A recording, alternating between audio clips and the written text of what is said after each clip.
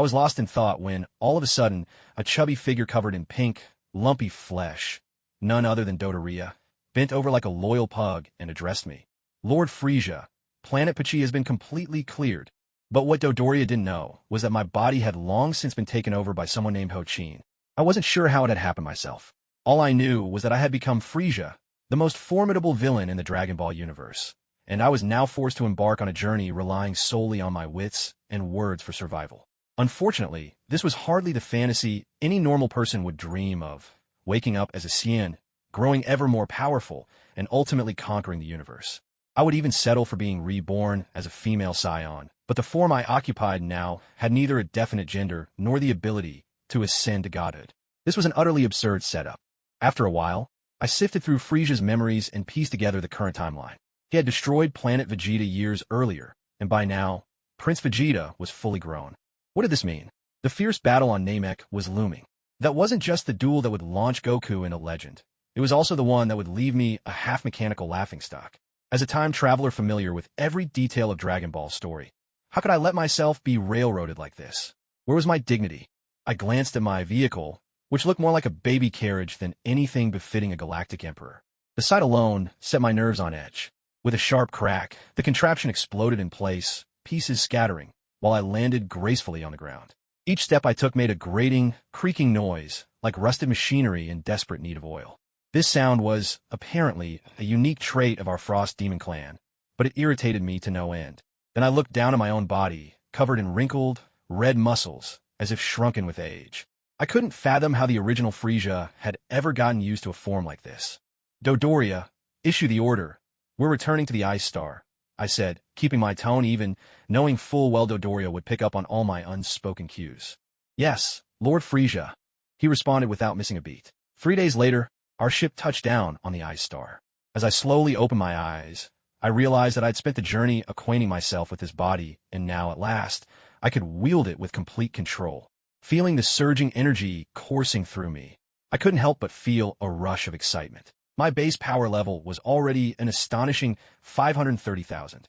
If I released my transformation restraints, I'd become even more powerful. It was like cracking open a rare, mystery box and finding a treasure inside. Lord Frieza, we've arrived at the Ice Star. King Cold awaits your presence in the palace, Dodoria reported, his voice trembling with caution. I merely glanced at him, and that was enough to make him nearly forget how to breathe. Tell him to stop meddling in my affairs. No sooner had the words left my lips than a flicker of crimson flashed in my eyes, and a massive breach was blasted open in the side of the spaceship. The freezing wind rushed in with a savage force. Dodoria shivered uncontrollably from the cold, but I felt an unparalleled sense of comfort and familiarity. Ignoring Dodoria, who was nearly frozen stiff, I darted straight out of the ship. I moved so swiftly that only a fleeting shadow was left behind as I vanished from his sight. I headed straight for the coldest region of the planet of ice, reveling in the exhilarating chill that surged through me, unable to hold back a ringing laugh. Oh ho ho ho ugh! The moment that laugh escaped me, I immediately felt a twinge of regret. How ridiculous I must have seemed. My good mood was instantly tempered. Here, I realized, was the perfect environment for transformation, minimizing the strain on my body. So, I resolved to enter my most powerful form in this place. Though it made me a bit shorter, this was the shape I favored most. My first form is tall and muscular, reminiscent of King Cold. My second form has an elongated head and reddish muscles, closely resembling an alien. But the final form, sleek and fierce, with ears shaped like inverted bowls and 2 vertical lines across the face suggesting tears, carried an undeniable wildness that could easily unsettle onlookers. My entire physique, from the crown of my head to my shoulders, abdomen, arms, and calves, was adorned with gem-like purple musculature. My tail was long and powerful, every line of my body flowing with contained strength. It's a shame that our Frost Demon race reproduces asexually. At times, I do feel a hint of regret about that. So aggravating, I muttered under my breath, feeling a touch more at ease. In my current state, I could unleash a power level of 120 million. Impressive, at least for now, though compared to the truly mighty, it is but a beginning. I pushed myself to the limit, channeling every ounce of my strength, determined to restore myself to peak condition. Now was no time for caution. I had to give my all to shatter my own limits. 60 million, 90 million, 100 million. As I broke through to 120 million, a A searing agony spread through every fiber of my being. My body was not yet fully capable of handling such a sudden surge of power. Yeah, I roared, gradually mastering this new strength as the pain began to subside. Breathing heavily, I murmured to myself, "At last, I've taken the first step. Now I must maintain this form and adapt as quickly as possible. Otherwise, there's no way to progress any further." If not for the planet's extreme cold, I might not have been able to complete my transformation so smoothly. But this was true power, a battle level of 120 million. I struck the surface of the ice with a single punch, and instantly, a deep, bottomless pit appeared before me. Out from the opening surged an even more piercing chill, which made me shiver with delight. Without a moment's hesitation, I leaped into the chasm. I understood that only in an even colder environment could I stabilize my new form, fully adapt, and elevate my power. A month later, I shattered the ice once more, my small yet powerful body emerging from beneath the surface. By then, my breathing had returned to normal. Not bad. No wonder the old Frieza got nowhere. He was far too lazy to endure even this little bit of hardship. A sharp electronic beep sounded from the scouter that had been tossed aside. Though these devices often malfunction in the presence of overwhelming power levels, as long as I don't actively scan data beyond its limits, it remains quite reliable. Vegeta, Raditz has been killed. However, before he died, he managed to send a crucial piece of information. There's something on Earth called Dragon Balls. They say they can grant any wish you desire. Nappa, shut off the scouter now. A sly grin tugged at my lips. Ah. Overwhelmed by the surging energy within me, Frieza was about to burst into laughter again. This habit is rather unbecoming. I must really work on quitting it. Maintaining his peak form, it took only moments before he returned to the palace. Frieza looked up at King Cold, who sat enthroned atop the dais, and an icy smirk played across his face. This lazy old fool is still using his first transformation to conceal his true strength. It's such thinking that led to your humiliating defeat at the hands of Trunks, right as you made your grand entrance. You brought disgrace to our family. So-called familial affection meant nothing to him, relying on that flimsy blood tie born of asexual reproduction to forge bonds of kinship within the Frost Demon race. Utterly laughable. In truth, the original Frieza always intended to one day overthrow him. Accepting the existence of multiple fathers was simply out of the question. Still, King Cold's power was formidable. Even at just the first transformation phase, he came close to 150 million. This was the real reason Frieza had long held back from making his move. Frieza, why have you shifted into your ultimate form so suddenly? That kind of power places a tremendous strain on your body. Hearing King Cold's words, Frieza responded only with a cold sneer. It was precisely these words that had stunted the original Frieza's growth, making it so arduous just to become his strongest self. He wouldn't be fooled by such lies again. Them. What do you want from me? Frieza was inwardly exasperated by his own uncontrollable bouts of laughter. Planet Parim has sent a tribute of top-tier red wine this time, and knowing your tastes, I set aside a portion especially for you. A slight twitch appeared at the corner of Frieza's eye. If not for the fact that he still couldn't best his opponent, he would have made his move long ago. Despite the turmoil beyond their borders, King Cold had become someone who seemed only to indulge himself. Even Cooler had already established a power far greater than King Cold's, and yet King Cold seemed utterly lacking in the vigilance befitting his station. That said, he wasn't completely without caution. King Cold had often contemplated killing the rebellious Cooler, but for the same reason, he couldn't win. He had never dared take action. Let Dodoria handle these matters. I'm leaving. Oh, good. This time his laughter slipped out only twice. At that moment, a disc-shaped spaceship was streaking across the cosmos at tremendous speed, carrying Frieza toward planet Yardrat.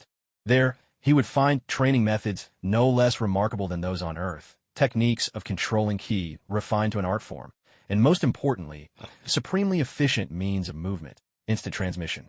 Frieza could barely tolerate the sluggish pace of interstellar travel. It grated on his nerves, a maddening waste of precious time and life. He spent an entire month on board the spacecraft, using the time to attempt sensing the presence of ki. With his extraordinary talent, as long as Frieza understood the principles of ki, mastering its use would hardly be a challenge. However, for lack of systematic training, he was only able to suppress his own ki to around 60 million. Lord Frieza, we've arrived at planet Yardrat. Shall we eliminate the native inhabitants? Once again, Dodoria was awed by the Emperor's chilling presence. One mere glance from Frieza invoked a fear he could not control. Return to base. You're no longer needed here. Frieza couldn't be bothered to acknowledge Dodoria's response. With a casual gesture, he blasted another gaping hole in the ship and launched himself towards the horizon. He spared not a thought for the ship's condition, nor for how anyone else might get back to base. Such trifles were beneath his concern.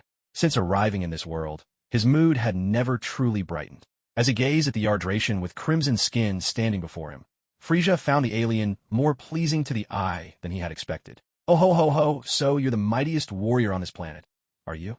At the sound of Frieza's laughter, Hyusu couldn't help but break into a cold sweat, yet dared show neither fear nor resentment. "Lord Frieza, your presence on our planet is a great honor. On behalf of everyone on Yardrat, I welcome you and thank you for sparing our lives." "Oh, but I never said I'd definitely let you all go." With those words, Frieza's tail lashed against the ground. In an instant, a chasm of unfathomable depth ripped through the surface, stretching almost all the way across the planet. "However, if you can teach me the secrets of energy manipulation and instant transmission, I might just consider sparing your lives." "Oh, though raging inside, Hyusen dared not let a hint of his anger show. In the face of the merciless Frieza, he could only restrain himself with all his might. "No problem at all. I will teach you everything I know, without holding anything back. Energy exists within all things. Every living being possesses it, and our cultivation is the art of mastering and wielding this very energy." 3 days later, Frieza successfully suppressed his own energy to its absolute minimum. The scouter now showed that his battle power was only 5.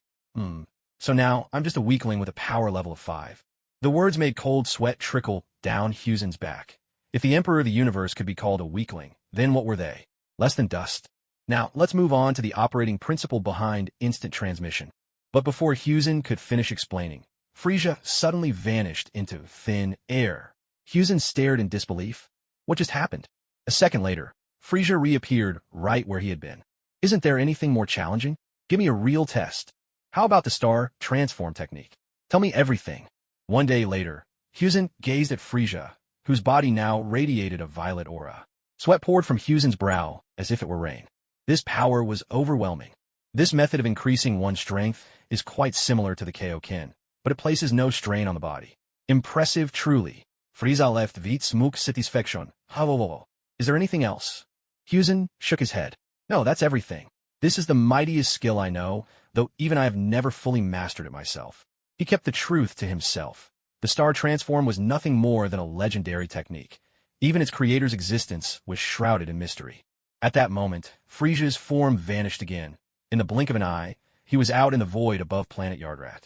At the tip of his index finger, a sphere of violet energy began to gather. He was preparing to unleash a planet destroyer. Hyusen instantly sensed the shadow of death looming over him, but faced with such overwhelming force, he could not muster any resistance at all. A few minutes later, that terrible, crushing presence finally faded. "I'm a new Frieza now. I should not slaughter on a whim. Even if Goku masters instant transmission, I still have every confidence in defeating him." Frieza, satisfied with his self-justification, used instant transmission and vanished once more. His next destination, Namek. Frieza had no intention of sitting back and allowing the story to unfold as it had. Now that he possessed the advantage of foresight, he was determined to make the most of it. At the same time, on a nameless planet, an elderly and frail green-skinned figure sat on a stone bench, lost in sorrow.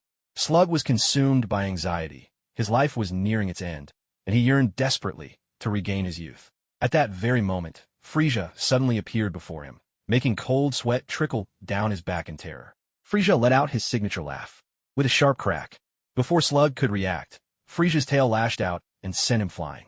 In an instant, he was sprawled on the ground, leaving a deep furrow in the earth where his body skidded to a halt. Judging by the atmosphere here, this should be Namek. The energy is similar to Slug's, but lacks that sinister undertone. Left behind on the ground was only the unconscious Slug, felled by a single blow from Frieza. A heartbeat later, Frieza vanished and reappeared right beside Nail. Nail was swinging his hoe, the blade passing a mere fraction of a centimeter from Frieza's head. Had Frieza been even a hair taller, he would have gone down in history as the first traveler to be struck by a hoe. It's worth noting, Nail was the mightiest warrior on Namek, and even the tools he used for farming carried immense power. Nail swore that never before had anyone dared to approach the business end of his hoe. Yet, before him now stood this small, foreign being, the very first to do so. Frieza couldn't help but let out his trademark laugh once more. He tried to break this habit. but in the end, gave up. Namekian, that's quite an unfriendly welcome from you. That wicked visage, that gaze sharp enough to make anyone tremble. Frieza's cruelty was written in every feature. Who are you, and why have you come to Namek? Without warning, Nail was struck by a swift blow from Frieza and slumped to the ground, unconscious. How dare a weakling with only 42,000 in combat strength act tough before me? Consider this a small lesson for your insolence. Oh, what a laugh. By now, I've grown used to that peculiar laughter. I must admit, it fairly brims with mockery. Frieza touched down lightly and lazily floated toward a massive nearby building. The structure looked a lot like a gigantic worm, its shape evoking a faint sense of revulsion. Emperor Frieza of the universe, may I ask what brings you to Namek? The Grand Elder recognized Frieza immediately, though this moment had come much sooner than he'd foreseen. According to his predictions, Frieza shouldn't have arrived for another year and a half. Grand Elder of Namek, you're actually uglier than me, and so much fatter too. The Grand Elder froze, sweat breaking out across his forehead. He hadn't expected words like these from Frieza. They were not only an insult to himself, but also an unflattering comparison to his adversary. Lord Frieza, please forgive Nail's rudeness, and also pardon my appearance. How may I be of service to you? Oh ho ho ho, you certainly know how to speak politely. In that case, gather all the Dragon Balls for me. That shouldn't be too difficult, should it? Only those who pass the trial of our warriors can. Ah, your request is quite simple. I'll have someone bring the Dragon Balls right away. Feeling the chill in Frieza's gaze, the Grand Elder immediately abandoned any notion of testing him. Those so-called trials were now utterly meaningless. Nail? Nail, you'd better send someone else to collect the Dragon Balls. That useless fool has already been knocked out by me. He won't be waking up for at least 10 days, probably longer. For once, Frieza didn't wear his trademark smile. After all, it was he himself who caused all this. Cassius, bring all the Dragon Balls here at once. Our esteemed guest requires them.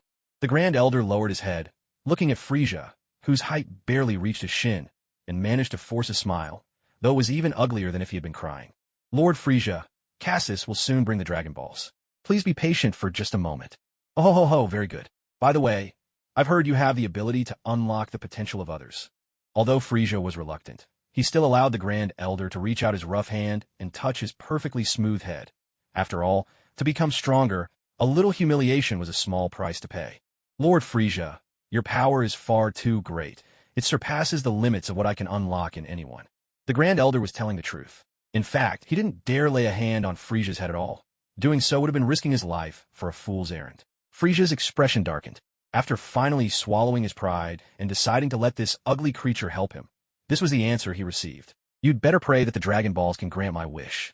Otherwise, you and this entire planet will face a terrible end. Oh ha ho ho ho. Frieza's laughter grew even more unrestrained and haughty, brimming with self-assurance. The Grand Elder forced a strained smile.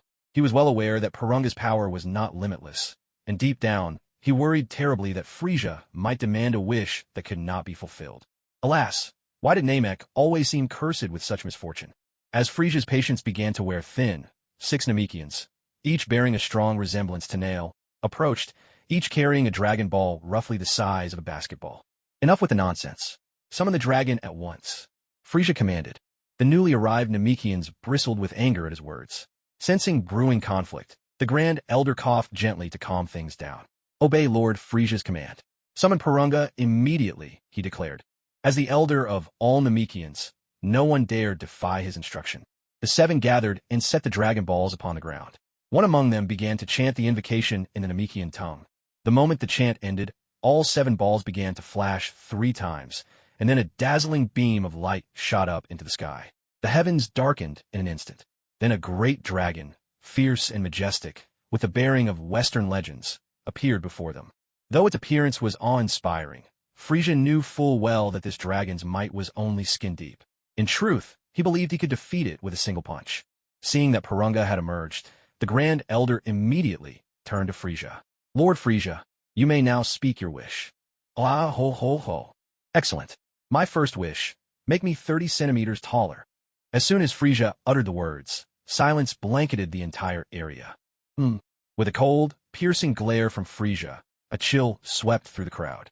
Cassius, the Namekian responsible for summoning the dragon, wasted no time and nervously translated Frieza's wish into the Namekian language. That wish is simple. It is granted. Please state your second wish. A column of light enveloped Frieza. When the radiance faded, his height had shot from just under 1.5 meters to nearly 1.80 meters. At last, he could look down upon others. The sensation brought him a fleeting sense of satisfaction. He glanced around, only to discover that the average Namekian was still taller than him, which irked him. My second wish. I want a clear, definite gender. I wish to become male. Once again, the air grew heavy and still with silence. Several seconds ticked by before Cassius wiped the nervous sweat from his brow and warily repeated Frieza's desire. That wish cannot be granted. The Frost demon race is far too powerful. Your physiological traits cannot be altered. Frieza's expression darkened in an instant.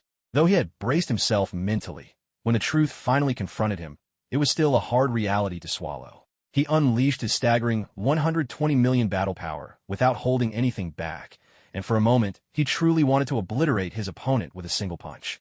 Calm down. Stay calm. No rash moves now, oh dear. Frieza forcibly suppressed his anger, restrained his murderous intent, and reined in his energy. Then, grant me a human-like appearance. He was deeply annoyed by how exposed and alien he looked at that moment, but Shenron's voice remained cold and indifferent. This wish cannot be granted. Please make another. Frieza, in truth, had already anticipated this outcome. He had merely voiced the wish on a whim, never truly expecting Shenron to fulfill it. In that case, unlock my full potential.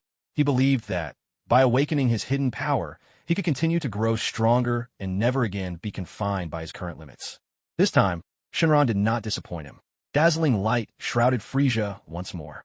Your potential has been unlocked. State your next wish. Frieza paused in thought, but in the end, he did not ask for immortality. He knew such a wish could not be fulfilled.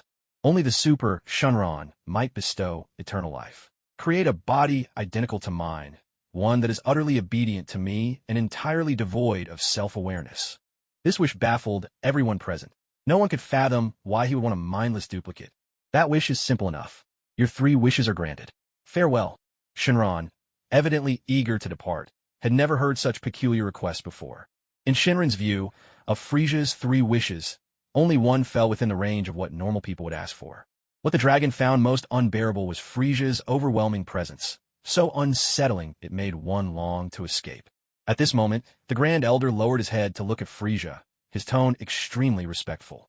Yet Frieza found that, in order to meet the Namekian Elder's gaze, he had to look up, something that greatly displeased him. Frieza gently rose into the air, gazing down at the Grand Elder from above. Only now did he truly feel comfortable. I've heard that your Namekian people possess all manner of strange and wondrous magic. Can outsiders learn any of it? Frieza's interest had been piqued by Den's healing ability. As for Dragon Ball creation, he hardly cared. Creators of Dragon Balls were denied their own wishes, and besides, only the Super Dragon Balls held any real value for him. Our Namekian magic awakens naturally as we come into our own bloodline. As for whether outsiders can learn it, we've actually never tried. Sensing a hint of impatience in Frieza's gaze, the Grand Elder hurried to clarify. Honorable Lord Frieza, you are more than welcome to try learning these forms of magic. I firmly believe, with your talent and power, mastering these techniques shouldn't pose any real challenge. Beads of sweat as large as beans broke out on the Grand Elder's forehead. He was deeply worried that Frieza might destroy the planet in a burst of anger, erasing their entire race from existence. Well then, tell me about the magic you possess, so I may pick and choose as I please. Hearing Frieza's words, the Grand Elder did not dare hesitate for a moment and quickly began to list the spells their people excelled at. There's the art of sensing, the healing arts, body extension, unlocking potential, life renewal by egg-laying, spatial storage. At the mention of life renewal by egg-laying, Frieza immediately pictured an egg being slowly forced up from someone's throat, dripping with mucus, an image so revolting that it made his skin crawl. Healing and spatial storage, those two, I'll take. After a moment's thought, Frieza decided that body extension, while a bit disgusting, might actually prove useful in some capacity, so he included it among his choices as well. As for the art of sensing, he'd heard it could directly measure combat strength, which was certainly a practical skill to possess. Brew, Cassis, Aruk, and Beach, you four are responsible for teaching these 4 techniques to Lord Frieza. Lord Frieza, these 4 are the most skilled practitioners of each respective spell. As Frieza gazed at the 4 nearly identical Namekians before him, he couldn't help but wonder how they could possibly tell each other apart. Was it only the stripes on their bodies that differed? One day later, Brew and the others lay sprawled in 4 great craters on the ground. Had they not still been breathing, anyone would have thought them dead. The truth was, Frieza had mastered every spell. Not only learned them, but wielded them with ease and power that outstripped even the Namekians themselves. What truly infuriated him was that the healing arts only worked on others, never on oneself. Spatial storage, too, was limited to a paltry 2 cubic meters. As for body extension, Frieza hadn't even bothered to try it. He had no interest in self-mutilation and doubted any true value in it. And so, Frieza felt he'd wasted an entire day for skills that seemed more or less useless. Still, on reflection, perhaps they weren't entirely pointless. After all, with duplication, he could at least store extra bodies, and the art of sensing could prove handy in plenty of situations.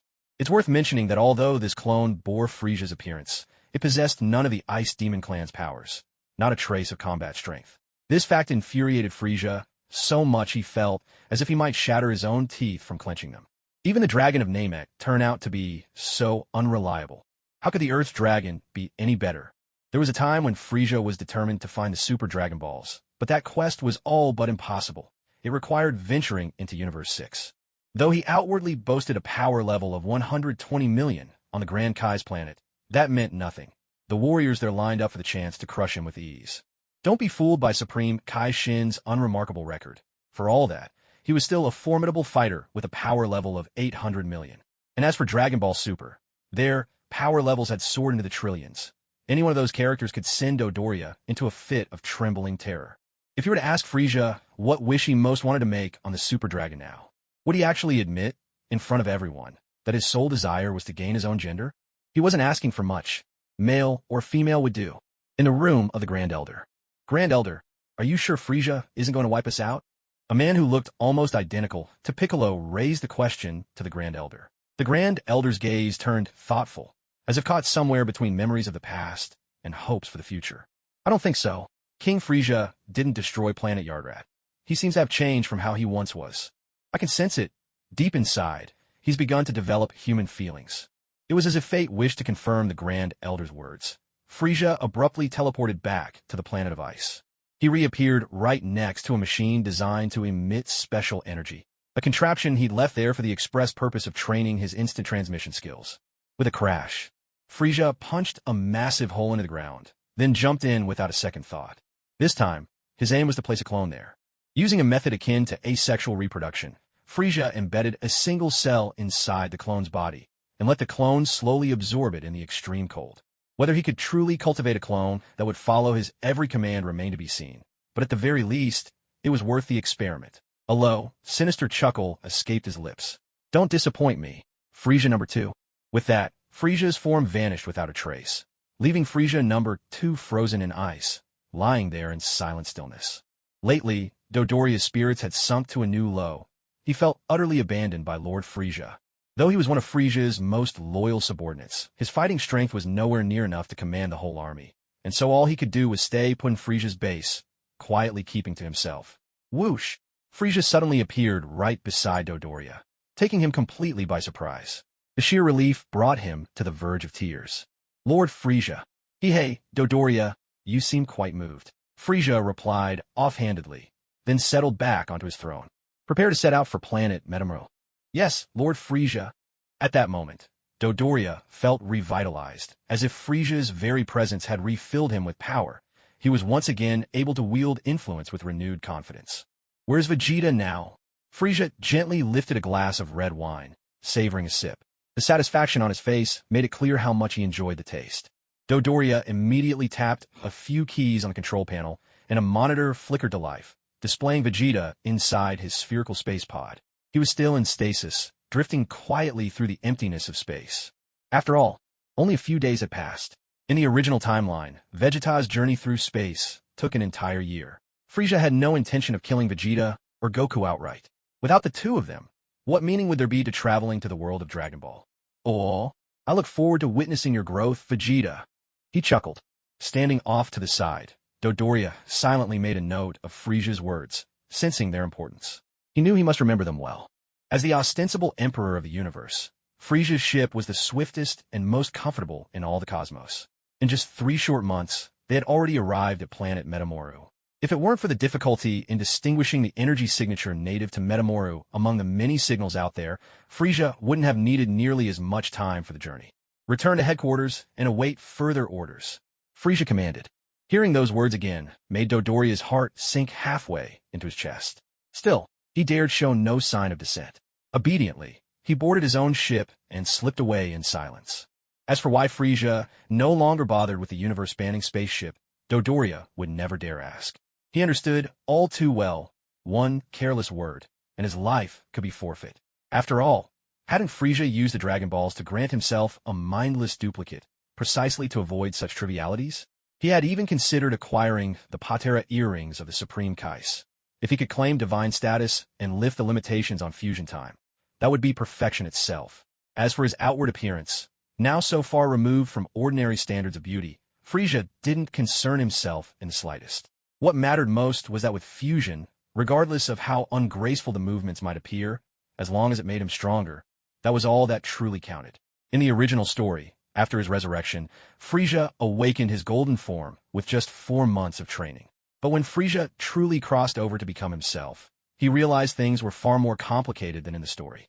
To reach that realm, one must first completely master their strongest form, then go through prolonged mental torment, constantly igniting their potential and rage. Only under these extremely demanding conditions can one achieve a qualitative leap, taking the first steps toward mastering that golden transformation. He had no intention of ending up like in the original, trapped inside a mechanical vessel, his body strapped to a tree, surrounded by little angels singing nursery rhymes every day. As for the potential supposedly granted by the Namekian dragon, what a joke that turned out to be. Every time he thought about it, he could hardly stop himself from wanting to return to Namek and erase that sly dragon for good. This so-called potential merely allowed him to keep getting stronger, but the rate of improvement was far less impressive than he expected. During his meditative training aboard the ship, his combat power only increased by a mere million, climbing from 120 million to 121 million. In contrast, Goku's power as a Super Saiyan soared by hundreds of millions, sometimes even by several billion, making Frieza's incremental million look pitiful by comparison. Teach me the fusion technique. Frieza stood before 2 Metamoran warriors, his tone cold and commanding. The 2 before him had a mere 100,000 in combat power. They wore short vests and loose trousers, with disproportionately large heads atop their bodies. Hey, are you an alien? If you want to learn our fusion technique, you'll have to defeat me first. Without any hesitation, Frieza swung his tail and slammed the talkative Metamoran deep underground. What a ridiculous demand. That's the strangest request I've ever heard in my life. Another Metamoran witnessed the scene. His eyes bulged, bloodshot with disbelief, as shock froze his face. Well, can you talk now? Frieza's gaze was icy cold, sweeping over the peculiar-looking alien who remained. His tone was laced with impatience. I can explain, but you'll have to wait until ADEA wakes up. The fusion technique requires 2 people to perform. With that, he quickly leapt down into the pit, carrying his unconscious comrade back up. He's not going to wake up for days like this. Should I wake him up with a little force? Ha ha ha. Frieza's trademark laughter sent chills down the Metamoran's spine, almost bringing him to tears. It was truly terrifying. With a loud splash, ADEA was hurled into the nearby lake. The icy water rushed into his nose, shocking him awake in an instant. With a sudden burst of energy, ADEA shot out from the water, glaring warily at Frieza. He'd barely had time to register that attack before he'd lost consciousness. Hurry up and begin the fusion. Don't disappoint me. Frieza's eyes were sharp, his voice brimming with urgency. The look alone made ADEA tremble involuntarily as he nervously jumped back onto the ground. ADEA, don't be afraid. Once we combine, we'll be strong enough to defeat him. Right, let's start the fusion now. So, the 2 Metamorans began their elaborate fusion ritual right in front of Frieza. Frieza, watching from the sidelines, couldn't help but think. As expected, those moves looked absolutely ridiculous. With a thunderous burst, a warrior emerged, clearly defined abs, golden markings, and a tight black vest. He looked surprisingly distinctive. Frieza gauged the fused warrior's energy. It was roughly 5 million. That meant the fusion technique multiplied their power 50-fold, on par with the boost granted by a Super Saiyan transformation. Impressive indeed. Frieza quietly considered. If his own clone could master this skill and then use the fusion technique, his power could soar instantly to 6 billion. Not even the most terrifying adversary could stand in his way then. Of course, this was all based on reference to the fusion between these 2 right now. Whether there was an upper limit to the technique remained to be seen. Now I am neither ADEA nor Amit. I am Media, alien. Prepare yourself. Witness the true power of our fusion technique. But the side effect showed quickly. With their newfound strength came an overdose of confidence and arrogance. With a sharp crack, Frieza swung his tail once again, sending his opponent crashing into the depths of the earth. Yamete, butterfly of demise. Why not just call yourself Yamete, my butterfly? The principle behind the fusion technique is actually quite simple. You can catch glimpses of it even in the original story. Frieza merely wanted to see for himself, to confirm whether things worked exactly as depicted in the original. The result? Absolutely no difference. Just like that, 3 months of space travel were wasted for nothing, which left Frieza rather furious. To let off some steam, he instantly teleported to the just-awakened Slug and stomped him deep into the ground. After making sure Slug was merely unconscious rather than dead, and that he wouldn't be waking up anytime soon, Frieza finally felt a little more at ease. Poor Slug had barely regained consciousness, his mind still a jumbled mess, when Frieza's kick knocked him out cold again. 5 months later, a scion who looked almost identical to Goku arrived on Slug's planet. He paid no mind to the deep crater that marked Slug's unconscious downfall. This planet is perfect for planting the mystical tree of might. There are no powerful enemies here, so this will do nicely. Frieza, however, knew nothing of this, for by that time he had already returned to the ice planet, retreating into its even frostier depths to devote himself to secluded training. As for management of the Ginyu Force, he left that in the hands of King Cold, who was always idle anyway and needed something to keep himself occupied. For the sake of his own future survival, Frieza had no choice but to push himself to the limit. His first order of business, to get on good terms with the Supreme Kai. After all, how else could he hope to get those fusion earrings? As for the God of Destruction, Frieza was fully aware that he had no place to negotiate. His only option was to carry out whatever unsavory errands the god assigned him. Time slipped quietly by while Frieza trained in seclusion, and meanwhile, Vegeta finally arrived on Earth. The story unfolded just like the original. From Vegeta's initial arrogance to his ultimate defeat and retreat, almost everything happened exactly as before. Only one thing had changed. When Vegeta returned, he didn't hear news of Frieza heading to Namek. Instead, he learned that King Cold, full of enthusiasm, was setting out for Namek himself. Vegeta had no recollection of King Cold, nor did he have any sense of his power. He only heard from Chui that King Cold was Frieza's father, and that his strength far surpassed Frieza's. What was even more astonishing was that King Cold had brought along his own elite force, the Cold Five. Even the weakest among them could easily defeat Ginyu. Dodoria and Zarbon had become squad captains under King Cold's command. Dodoria, in particular, looked constantly downcast, as if he wept himself to sleep every night. He looked just like a consort who'd fallen from favor and been banished to the Cold Palace. Vegeta's heart brimmed with anger. In his mind, the image of Dodoria's fat, resentful face surfaced again and again, sending an involuntary chill through him. He decided he would go to Namek and give Dodoria a punishing lesson. And if he could snatch a Dragon Ball amid the chaos, all the better. Vegeta's and Shui's spaceships landed one after another on the surface of planet Namek. This time, Vegeta's sole target was Dodoria. Now that his own power level had soared to 24,000, while Dodoria's was only 20,000, Vegeta brimmed with confidence. Dodoria remained completely unaware. He was still at the front lines, leading his men, wiping out Namekians one by one as he awaited Frieza's prompt return. He deeply missed his days under Frieza's protection, when he did as he pleased. Even knowing it was only borrowed power, he'd gladly accept that over being hunted as prey now. Just as these thoughts flashed through Dodoria's mind, a fierce battle erupted near the spot where Vegeta and Chui had landed, right within his line of sight. Only moments earlier, he had watched 2 children rescue a Namekian child, and was now growing ever more frustrated as he searched for them. He quickly activated his scouter and soon locked onto one of them, Chui, with a power level of 18,000. The other presence felt oddly familiar. It had to be Vegeta, also reading at 18,000, obviously suppressing his power. Oh, so those two are here as well? Perfect, just what I need to let off some steam. Dodoria thought to himself. He only allowed himself a soft chuckle, though. Anything louder was reserved for Lord Frieza's exclusive use. Surrounded by a burst of white energy, Dodoria launched himself at full speed toward the battle. No sooner did he arrive than he saw, from a distance, Vegeta wipe out Chui with a single energy blast. The scouter now displayed Vegeta's true power level, a daunting 24,000. Dodoria immediately slammed on the brakes and turned to flee. He hadn't come here to clash with an opponent this strong. He was only looking to throw his weight around, not to court his own doom. Dodoria, don't you dare run. I came here today just for you.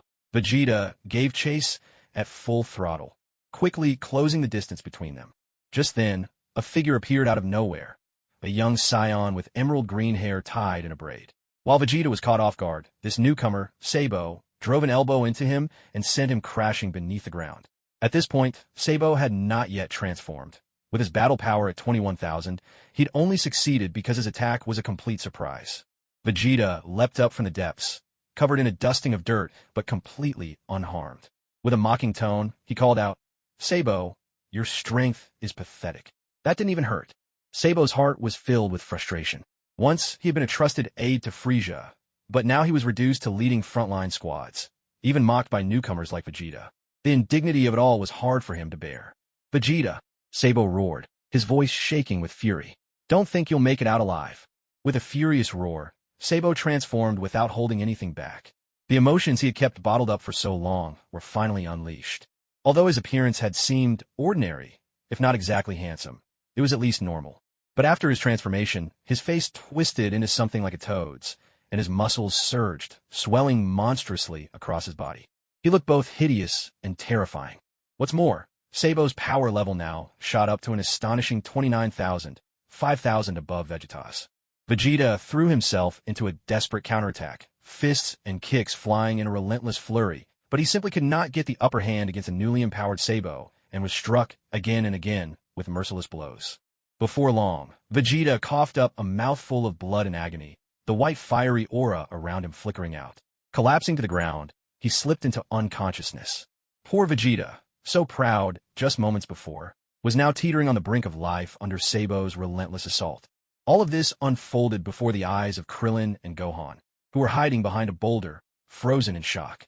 They had arrived on Namek a little before Vegeta, yet as soon as they landed, they'd sensed so many powerful and malevolent presences that they hadn't dared make a move. The only time they had intervened was when they'd absolutely had to, saving a child in distress. But now, not even the formidable Vegeta could withstand the enemy's onslaught. The prospect of revealing themselves felt even more terrifying. All they could do was pray in their hearts, wishing for Goku to reach Namek as soon as possible and save them. "Goku, please hurry and get here. This planet is far too dangerous, and your best friend is barely hanging on." "Dad, where are you? I'm so scared." Bulma stared into the sky where streaks of laser fire would occasionally flash, her nerves taut as a stretched string. Meanwhile, what was Goku doing? He was curled up inside his spaceship, crawling forward with difficulty, striving to reach a small pouch of senza beans lying in the corner of the cabin. The Ice Star, a wasteland of endless frozen plains, cold and forbidding, intimidating to behold. Suddenly, a deafening explosion shattered the stillness. In one part of the planet, the ice buckled and cracked open, creating a massive hole as razor-sharp winds howled up from the depths. In that moment, a figure appeared, about the same build as Goku, his skin pale with streaks of purple across his head, shoulders, and a few other patches. His pupils glowed a vivid, blood red and were chillingly small, sending a shudder down the spine. Oh. Scanning function activated. Battle power, 250 million. Not bad at all. So this is what it feels like to take things to the next level. It truly is delightful. But this isn't quite the delight I'm after. He ran a hand over his smooth, seamless outer shell. Not a single bump or crack marred its surface. Then, suddenly, beams of crimson light flashed from Frieza's eyes. With a sound like the air being sliced in two, the Ice Star was almost cleaved in half by a single, terrible strike. Having just vented his anger, Frieza took a communicator out of his storage space and placed it on his ear. A glass lens slid over his left eye. The shape of this ear is truly strange, rectangular of all things. I just can't wrap my head around it. Beep, beep, beep. Dodoria, where on earth have you run off to? Dodoria, who was flying toward King Cold's spaceship alongside Sabo, suddenly came to a halt. The sound, the voice he hadn't heard in so long, made him so emotional he was nearly in tears. Sabo, puzzled by Dodoria's abrupt behavior, stopped as well and asked impatiently, "Hey, what's gotten into you all of a sudden? We need to hurry up and bring Vegeta back to King Cold." Dodoria ignored Sabo. Instead, he bowed deeply to the empty air, his form impeccable, every gesture precise. "Lord Frieza, I'm on Namek right now. King Cold wants to collect the Dragon Balls from Legend, the ones that can grant any wish." "Lord Frieza, I really am so unlucky. Once your personal secretary and confidant, now I've ended up as nothing but a lowly squad leader. Oh, woe is me. Listening to Dodoria's sniveling, Frieza was struck with an overwhelming wave of goosebumps. At least, that's how it felt. In truth, his body had no hair and couldn't get goosebumps at all. But when he realized King Cold was doing something that Frieza himself should rightfully be doing, his mood soured dramatically.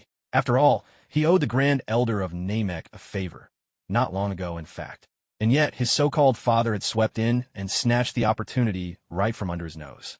As for the fate of the Namekians, Frieza didn't really care. No, the main problem was that King Cold had no business meddling in these affairs. He could have just stayed put on planet Ice, living out a comfortable life, but instead he insisted on showing off.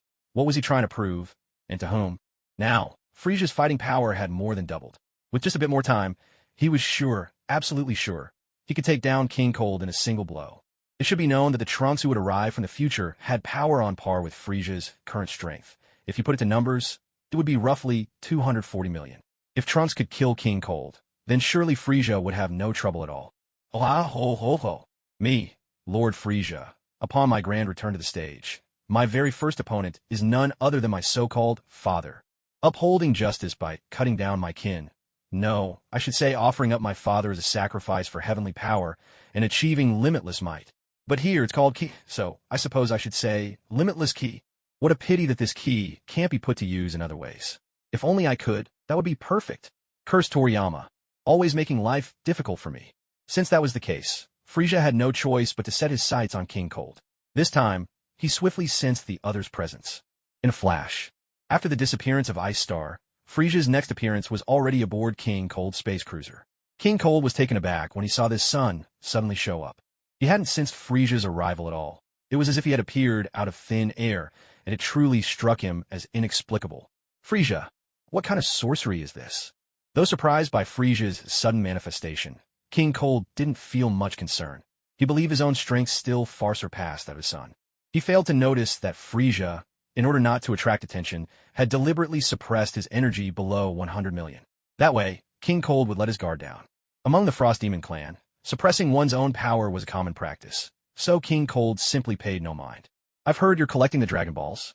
Frieza looked around and spotted 6 Dragon Balls stashed in a corner of the ship, almost exactly like the ones he had seen before, ranging from the 2-star ball to the 7-star ball, just missing the last one, which was in the Grand Elder's possession. He quietly breathed a sigh of relief. As long as the Grand Elder remained safe, Frieza's actions were still justifiable. He hadn't completely betrayed his people. Though, in truth, Frieza hardly cared about his reputation. His infamy was already legendary, and one more misdeed wouldn't matter. Still, certain tasks just had to be handled personally, letting King Cold claim victory while he himself bore the blame. Dream on. Frieza, very soon I will attain eternal life, and I have your capable subordinates to thank for that. King Cold took a sip of red wine, maintaining his usual elegant demeanor. Earlier, our scanners picked up an energy signature from your subordinate Vegeta. It seems that Scion isn't entirely loyal to you after all. On board, there was also a 5-man squad, the Cold Squad, King Cold's most elite special unit. Even the weakest among them could easily defeat the captain of the Ginyu Force. The strongest boasted a battle power of 3 million. But for Frieza, such power no longer posed any threat. You know, Frieza said, making no effort to hide his annoyance, the fact that you acted before me and stole what should have been mine really irritates me. The displeasure in Frieza's voice was plain, rousing anger, yet helplessness, among the Cold Squad's members. They all knew that while they might reign supreme elsewhere in the universe, Frieza was not an opponent they could defy. Had he still been the baby cradled in that hovering stroller, perhaps the leader of the Cold Squad might have looked down on him. But now, strange, why had the sky outside turned an eerie shade of green? Frieza, do not forget, I am your father. King Cold's posture remained as refined as ever. Whatever anger he might feel in his heart, only he himself could know. That was only a father-son relationship in name. The blood of the Frost Demons has never been above 0 degrees. Besides, haven't you always dreamed of killing Cooler 2? Or are you going to claim he's not your son? Step by step, Frieza approached King Cold. Casually, he summoned a glass of red wine from the distant bar with a flick of his power. Frieza, what do you think you're doing? You should know that my strength far surpasses yours. King Cold still hadn't realized the gravity of the situation. Deep down, he was still the same fool who hadn't even managed to transform before being instantly dispatched by Trunks. Oh ho ho ho, how utterly foolish you are. Huh. At that moment, Frieza's aura suddenly flared, a violent surge of energy tearing through the room and blasting the 5 elite members of the Cold Force into the air, their bodies sent crashing hard against the spaceship. Although this craft was state-of-the-art and solidly built, it was no match for the volatile energy Frieza released in that explosion. Fierce impacts rang out.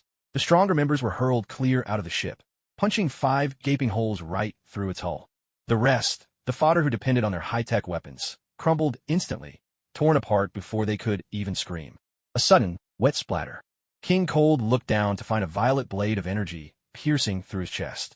A guttural moan escaped his lips, and a mouthful of blood spilled forth, freezing into glistening crystals the instant it struck the ground. It was yet more proof. The blood of the Frost demons was unimaginably cold. The sight only deepened Frieza's irritation.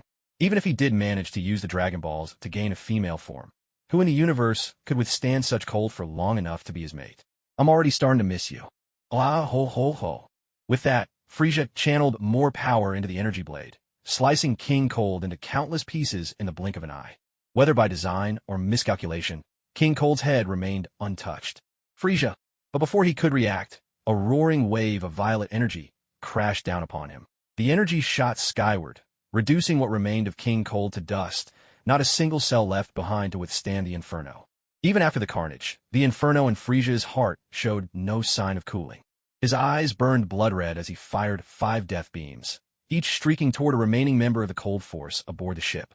I could have let you live, but you chose to run, and that's a crime I cannot forgive. The 5 cried out, voices sharp with indignation. We weren't running away. You blasted us out of here. You've already killed your own father. Are you really going to hunt down the likes of us as well? Please, not us. Thunderous blasts tore through the silence, one after another, until all was still. Only the hush of emptiness remained. The wine glass in his left hand remained intact, and Frieza drained the drink in a single gulp. What a rush! This feeling was truly intoxicating. Indeed, the best way to dissolve displeasure was through destruction. Should I just go ahead and wipe out Namek as well? But on second thought, perhaps not. After all, this was the pivotal moment of Goku's transformation in Dragon Ball. The Super Saiyan, golden hair, emerald eyes, sharp and commanding gaze, a presence brimming with unshakable confidence. They were once my childhood heroes. Yet now, I've grown so powerful that it feels as though I could defeat them with ease. Come to think of it, Slug should be awake by now. His strength might be lacking, but he's useful enough to help Goku unlock his true power. Since the idea struck, there was no reason to hesitate. Meanwhile, Dodoria, filled with anticipation, helped Sabo drag the barely conscious Vegeta back to the ship, only to discover that Frieza had vanished once again without a trace. Lord Frieza, please, don't abandon your most loyal subjects again. Dodoria's heart twisted with grievance. This ache was even harder to swallow than the bitterest medicine. At the moment of Frieza's disappearance, Dodoria couldn't hold back tears. They streamed down his face uncontrollably. Sabo, on the other hand, found this unbearably awkward. With a sharp thud, Sabo kicked Dodoria's bloated body. Out of my way! The pink figure was sent flying straight out of the ship. Sabo, when Lord Frieza returns, I'll make sure you regret this. In reply, Sabo spat thickly in contempt. TCH, you're nothing but a bully hiding behind his master. Just then, someone suddenly appeared right in the path of that expectorated spit. In the beginning, Turles planted a spirit tree on an uninhabited planet. The spirit tree is a mystical plant capable of drawing energy from a planet itself. Once it reaches maturity, the planet's energy will be utterly depleted, and in the end, the world is doomed to destruction. Whenever a spirit tree withers, the planet it claimed fractures apart, disintegrating into cosmic dust. On one occasion, Turles stumbled upon a spirit tree already beginning to sprout, and without hesitation, he took it for himself. This marked his 4th attempt at cultivating a spirit tree. At this point, Turles' fighting power was approaching 30,000. That number surpassed every Saiyan in existence. In fact, back before Planet Vegeta was annihilated, even the Saiyan King's fighting strength only hovered around 10,000. Turles took immense pride in this achievement. Even his 5 subordinates were more powerful than King Vegeta himself. In Turles' eyes, he had become the sole hope for restoring the lost glory of the Saiyan race. Yet reality showed him no favor. Had he discovered Lord Slug's presence upon landing on this planet, he would never have chosen to stay. But at the time, Slug had been driven underground and stripped of consciousness by Frieza's attack. His fighting ability was reduced to almost nothing. All that changed when the spirit tree took root and began siphoning the planet's energy, a disturbance that roused Lord Slug from his dormant state. As Slug opened his eyes, he was first bewildered, then swiftly became aware that tree roots were leeching energy from his own body. This was intolerable. He was the king of the Super Namekians, Lord Slug. With a tremendous roar, Slug's aged, weathered form emerged from the shadows. Even with his strength greatly diminished by old age, Slug was still far beyond what Tolls or his men could ever hope to match. At his prime, Slug's base fighting power had reached an astonishing 60 million. Though age had eroded much of that, even if his strength had fallen below 10 million, he could still muster several million with ease. Very quickly, Tolls found himself in dire straits. After losing all 5 of his subordinates, he barely had time to retrieve his spirit tree seed before fleeing the planet in a spacecraft. Slug, gravely wounded from Frieza's previous assaults, lacked the strength to pursue him. When Lord Slug finally beheld the spirit tree, towering high on this once barren planet, its boughs heavy with clusters of vibrant red fruit, he was utterly elated. A spirit tree. It truly is a spirit tree. Ha ha ha. The era of Lord Slug is about to rise again. Slug could hardly wait. He eagerly picked the fruits and devoured them in great gulps. In no time, he had eaten nearly half of all the fruit. Even though his fighting power only rose slightly in this state, from 60 million to 65 million, he had regained a young and vigorous body. If Dales were to learn of all this, he'd probably pass out from sheer regret. Ha ha! All I need is to finish the remaining fruits, then plant the tree of might on other planets. Eventually, the whole universe will be mine. What's Frieza compared to that? Just you wait. Full of newfound confidence, Slug vented all the humiliation he'd previously suffered. But at that very moment, a chilling, taunting laugh echoed behind him. Oh, congratulations, Lord Slug. Slug turned around with difficulty, his movements stiff and sluggish, as if time-worn machinery straining to work. F-ia! F-ia! Frieza! He shrieked in shock. Frieza hovered in midair. Despite Slug being much taller than he was, a detail that Frieza found highly irritating. He silently lamented, not asking Shenron for a few more inches of height. Come now, show me what you can do. Make me tremble in fear. Oh-ha-ho-ho-ho. With a casual flick of his wrist, Frieza swept all the fruit from the tree of might into his personal storage, taking even the seeds for good measure. Instantly, the tree began to wither before their very eyes, and the planet itself showed visible signs of decay. No, you can't do that, Slug cried out desperately. After all, he couldn't survive in the vacuum of space. Flushed with panic, Slug made a desperate dash toward his personal spaceship in the distance, a vessel shaped much like the insectoid pods Piccolo once used. But Frieza never intended to let him escape. With hardly any effort, he burst forward, overtaking Slug in an instant and grabbing him firmly by the antennae. Don't even think of running. Before the words had finished leaving his lips, both of them suddenly vanished from the spot. The next moment, something dark yellow and viscous shot straight at Slug's face. By pure instinct, he clenched his mouth shut, only to accidentally suck the goo right in. The sight of it made Frieza visibly recoil, veins throbbing on his forehead in disgust. With a sharp crack, Frieza's long tail lashed Slug across the head, smashing a gaping hole in the spaceship and sending Slug hurtling deep underground. Slug trembled all over from the blow, involuntarily choking down the goo. Instantly, he felt a wave of utter misery wash over his entire body. A beating from Frieza was something he could half accept. After all, what choice did he have given the power gap? But what was this disgusting slime supposed to be? Slug, burning with rage, suddenly grew enormous and shot up into the sky. He clawed desperately at his own throat, trying with all his might to cough up the thing stuck inside him. Without warning, something heavy yet oddly soft struck him on the head. Whatever it was tumbled down his body and slid unceremoniously into the spacecraft. Frieza watched the entire scene, an involuntary twitch at the corner of his eye. So that was Dodoria, falling from the sky. Could this be what they call the ultimate lackey? Honestly, it was a spectacle hard not to be embarrassed by. All right, enough of this. Shrink back down a bit, and let's have a proper conversation. Even at his biggest, Slug's fighting strength was only about 100 million, hardly a thread in Frieza's eyes. But an opponent at this level? Just right for sharpening Son Goku's skills. After all, without worthy adversaries, even Lord Frieza would get bored. And besides, Goku's growth would set off a series of events. Androids, Cell, Majin Buu, that were all crucial milestones on Frieza's own path to power. Having just regained his youth, only to be humiliated by Frieza, Slug could hardly contain himself. He roared with fury, gearing up for a do-or-die battle. If you want to talk, you'll have to beat me first. With a crash, Slug landed face first, shaking the entire planet. Cracks spidered across the surface under the impact. Such an interesting demand. I'm happy to indulge you. Oh. Smack, smack, smack. Frieza stood triumphantly on Slug's back, his tail whipping down repeatedly on Slug's bald head.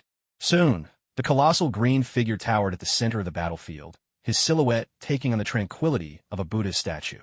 Add a halo behind his head, and the resemblance would be uncanny. Just then, Dodoria bellowed, "Lord Frieza, you're finally back. I missed you so much."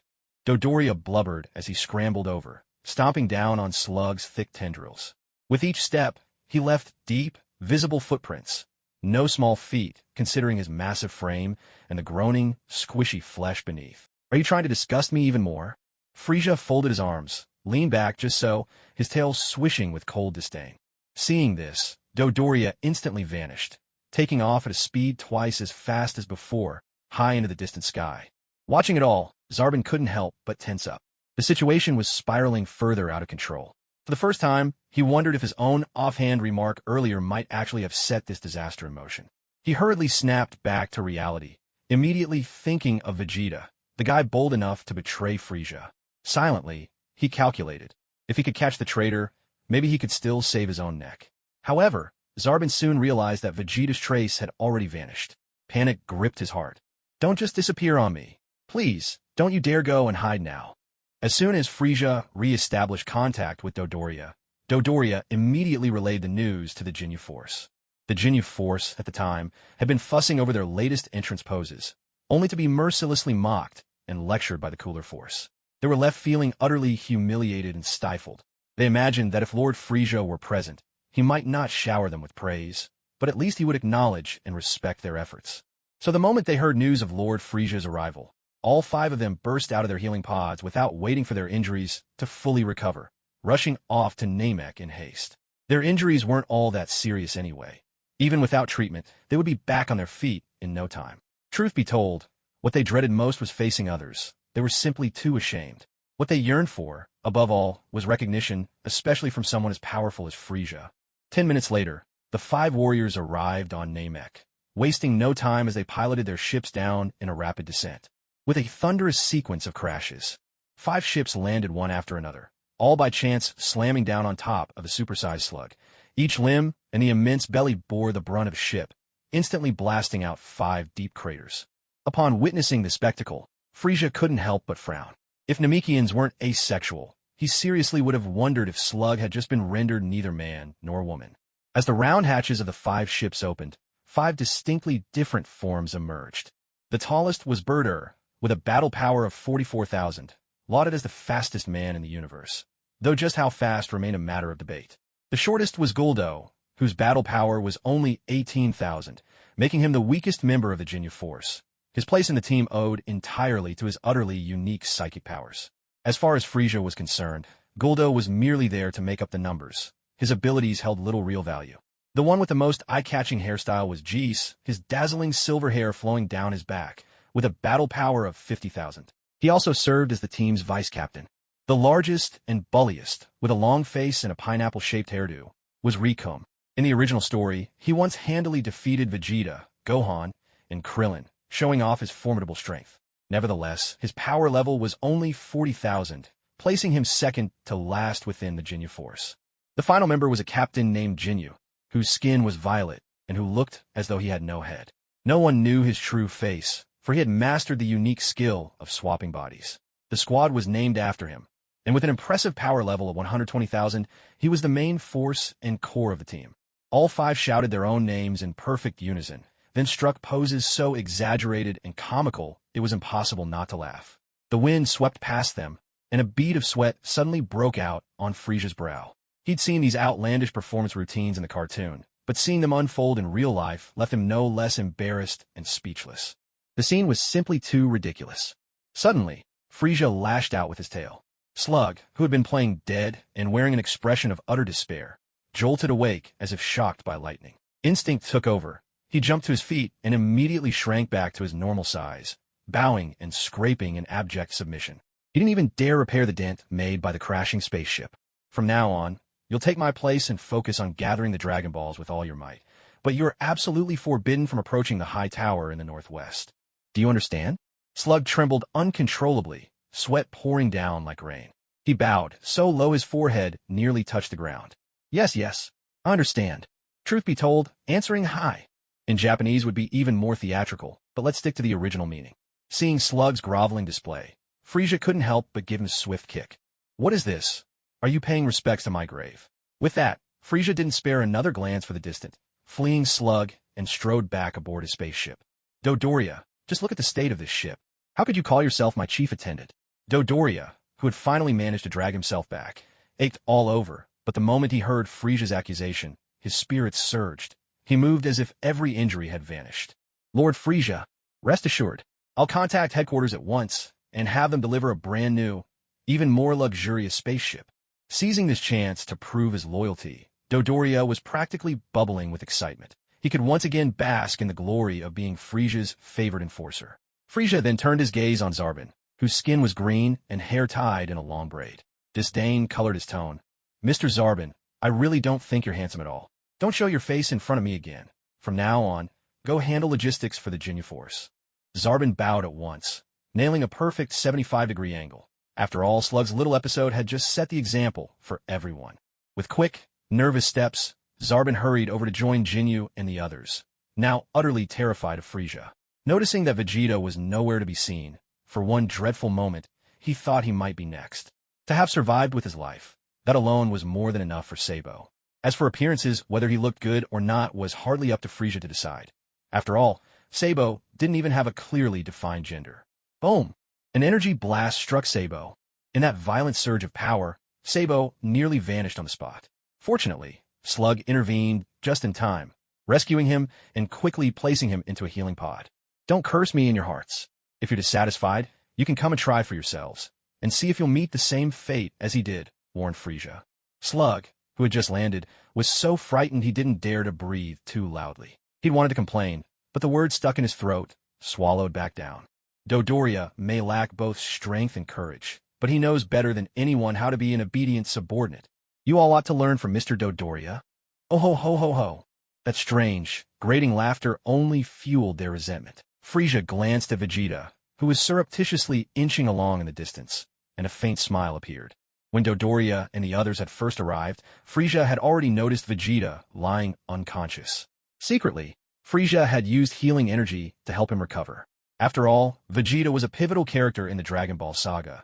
Without him, the fun would diminish greatly. Oh ho ho ho. Vegeta, don't let me down. Don't die too early like you did in the original story, Frieza muttered to himself. The twists of fate in this story really did feel strange sometimes. Though King Cold's men were collecting the Dragon Balls, the Namekians wiped them out one after another. As for the Namekian who could heal, Dend, he managed to escape with help from Krillin and the others. Frieza sensed this easily and took note.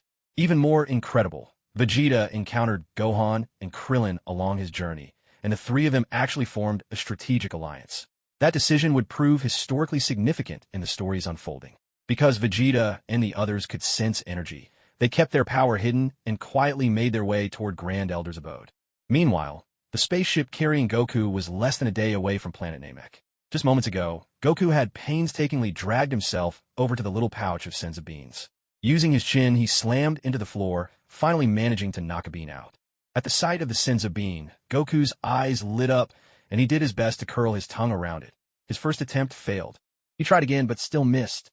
Time blurred as he struggled, and just as hope was fading from his eyes, he finally managed to roll the senzu bean into his mouth. Crunch, crunch. Clang, clang, clang. Sun Wukong raised his hands high, returning once more to his peak condition.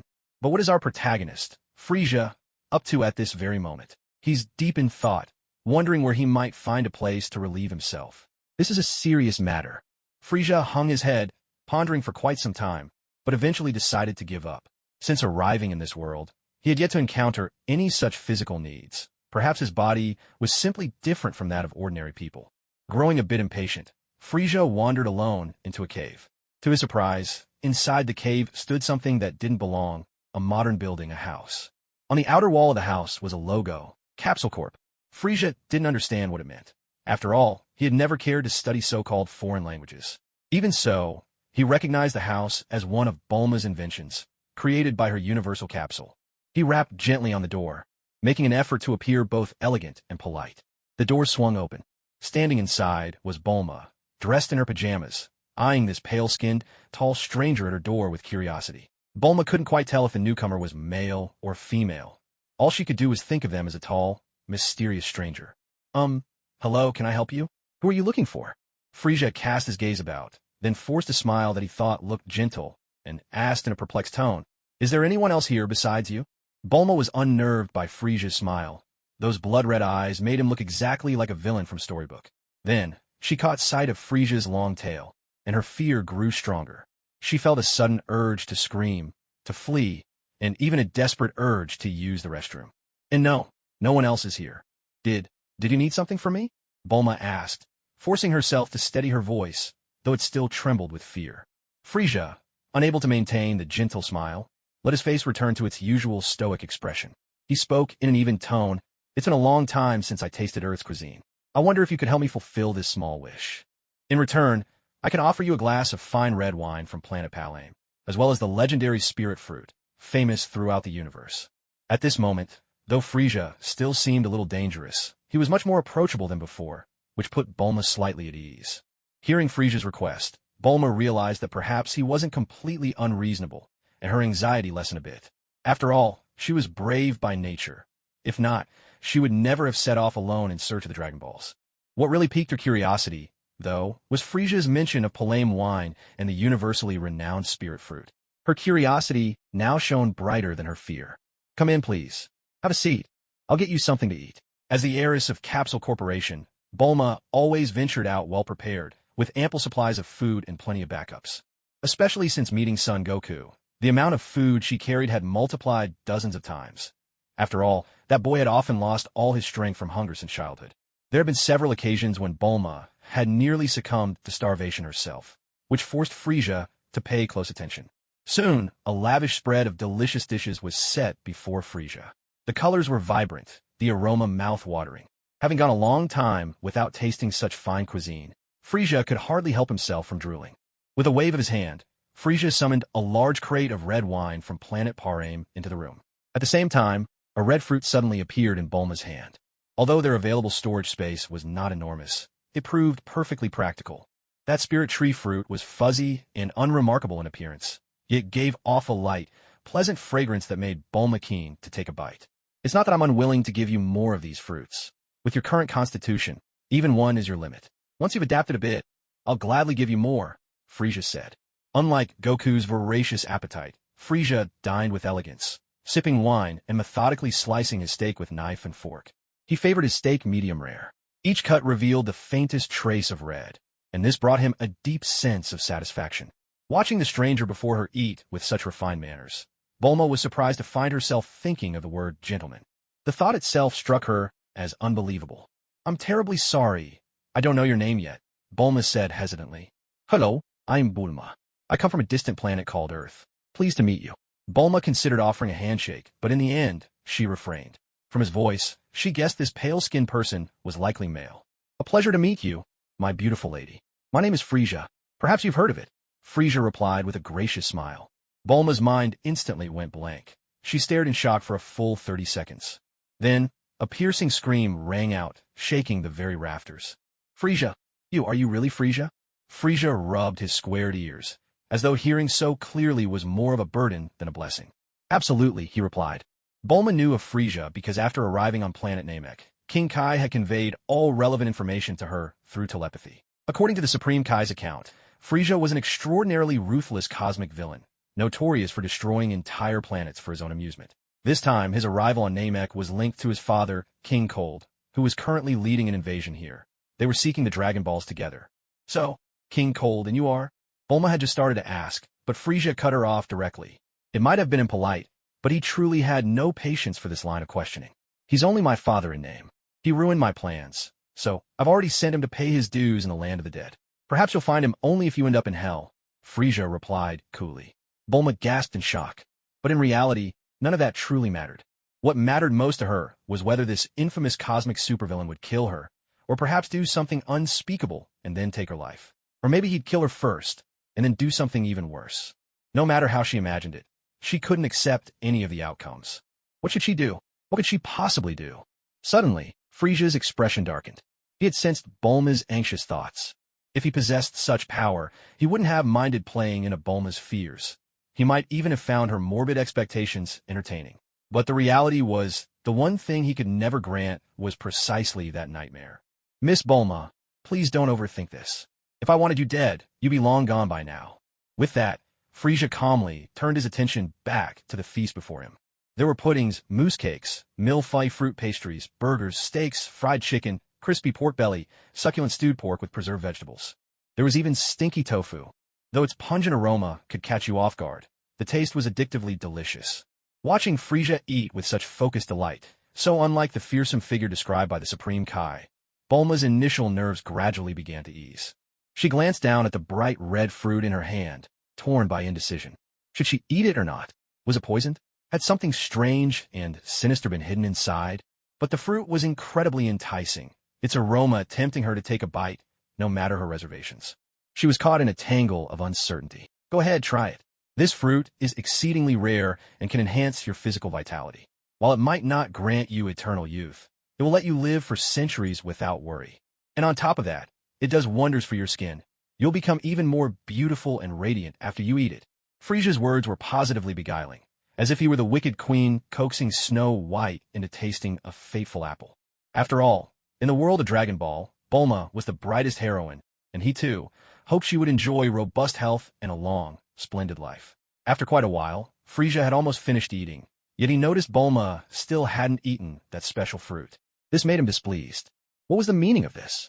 Did she really find him that untrustworthy? Sure, he wasn't a eunuch, but he was no different from them. Back in ancient times, the emperor would place his greatest trust in people like him. So what was a young girl like her worried about? Now that I've given you the fruit, why aren't you eating it? Are you refusing to show me any respect?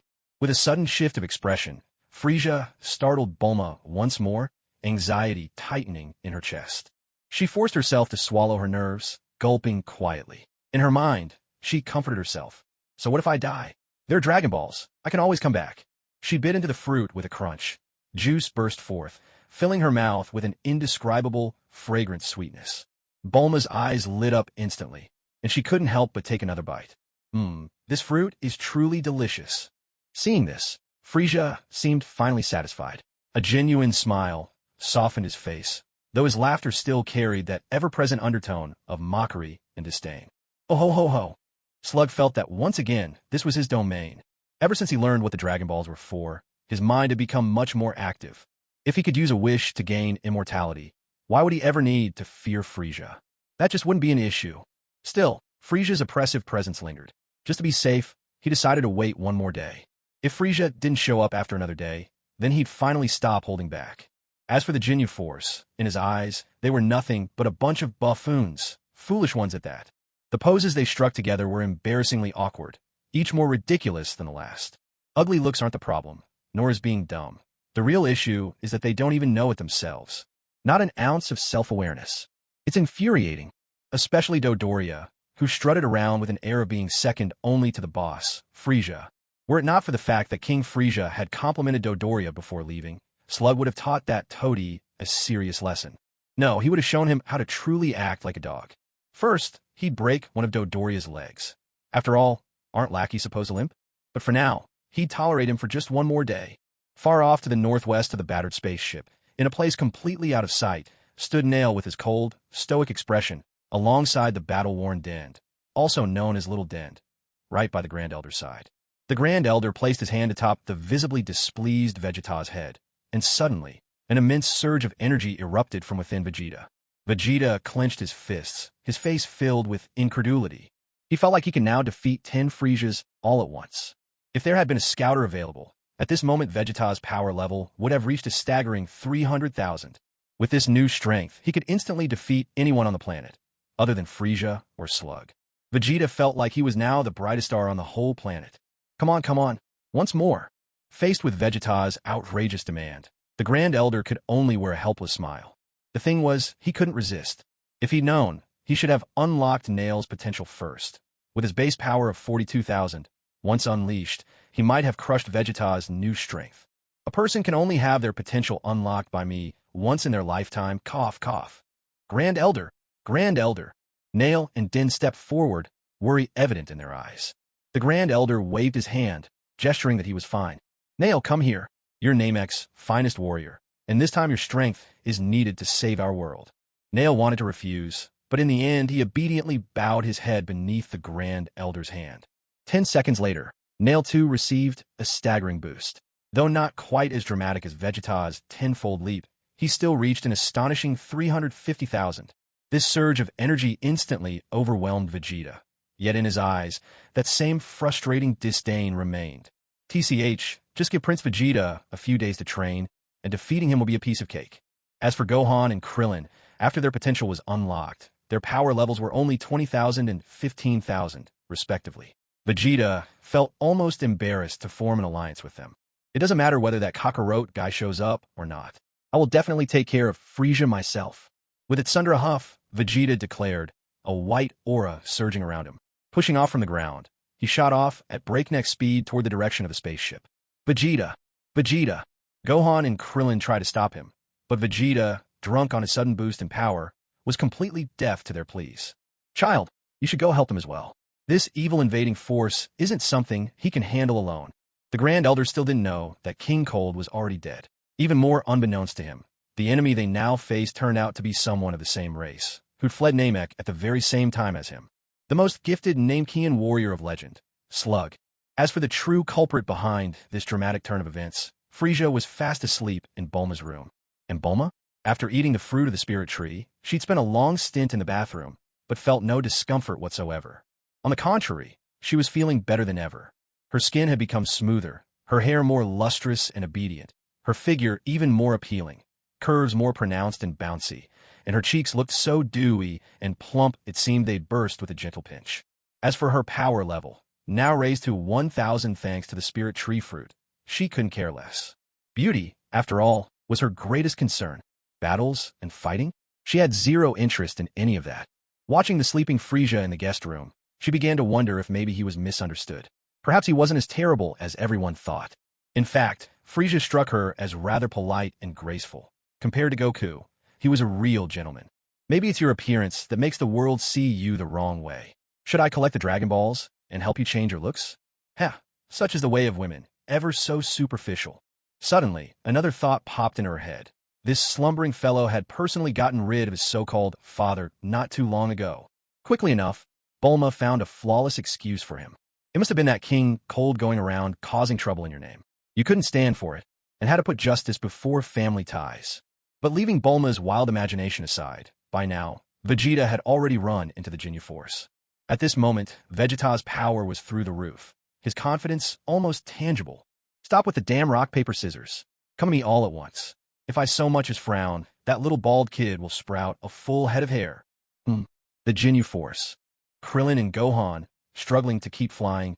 As for Nail, he'd already cut and run. He put it nicely. As the Grand Elder's bodyguard, his safety comes before anything else. The rest of the fight is all up to you now. On the surface, Krillin fully supported Nail's decision, but behind his back, he couldn't help but give him the finger. You coward. If he weren't utterly outmatched, and if that one-star Dragon Ball weren't in his possession, he'd be flipping him off with both hands. And he'd add, shameless jerk. The battle began, and just like that, the battle ended.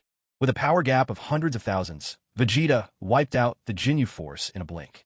Even though Captain Ginyu had a power level of 120,000, under Vegeta's ruthless assault, he didn't get a chance to swap bodies before he was blown to pieces. As for Sabo, who had just recovered after emergency treatment, he only survived unscathed because he was mixing cocktails for the group in the back. Vegeta isn't Son Goku. His personality now, and in the future, is totally different. If he can finish you off in an instant, he won't waste another second. Reckless bravado always needs power to back it up. After this fight, Vegeta's confidence swelled to unprecedented heights. It was almost as if triumphant background music blared through the skies. I am the sharpest and flashiest on this street. When I walk, I swagger with style. With shades on and hair flicked, I'm simply dazzling. Wherever I go, heads turn in awe. What can I say? Born this way, born this cool. With power like mine, I just can't keep a low profile. Shenron, all I want is to be 20 centimeters taller. Immortality?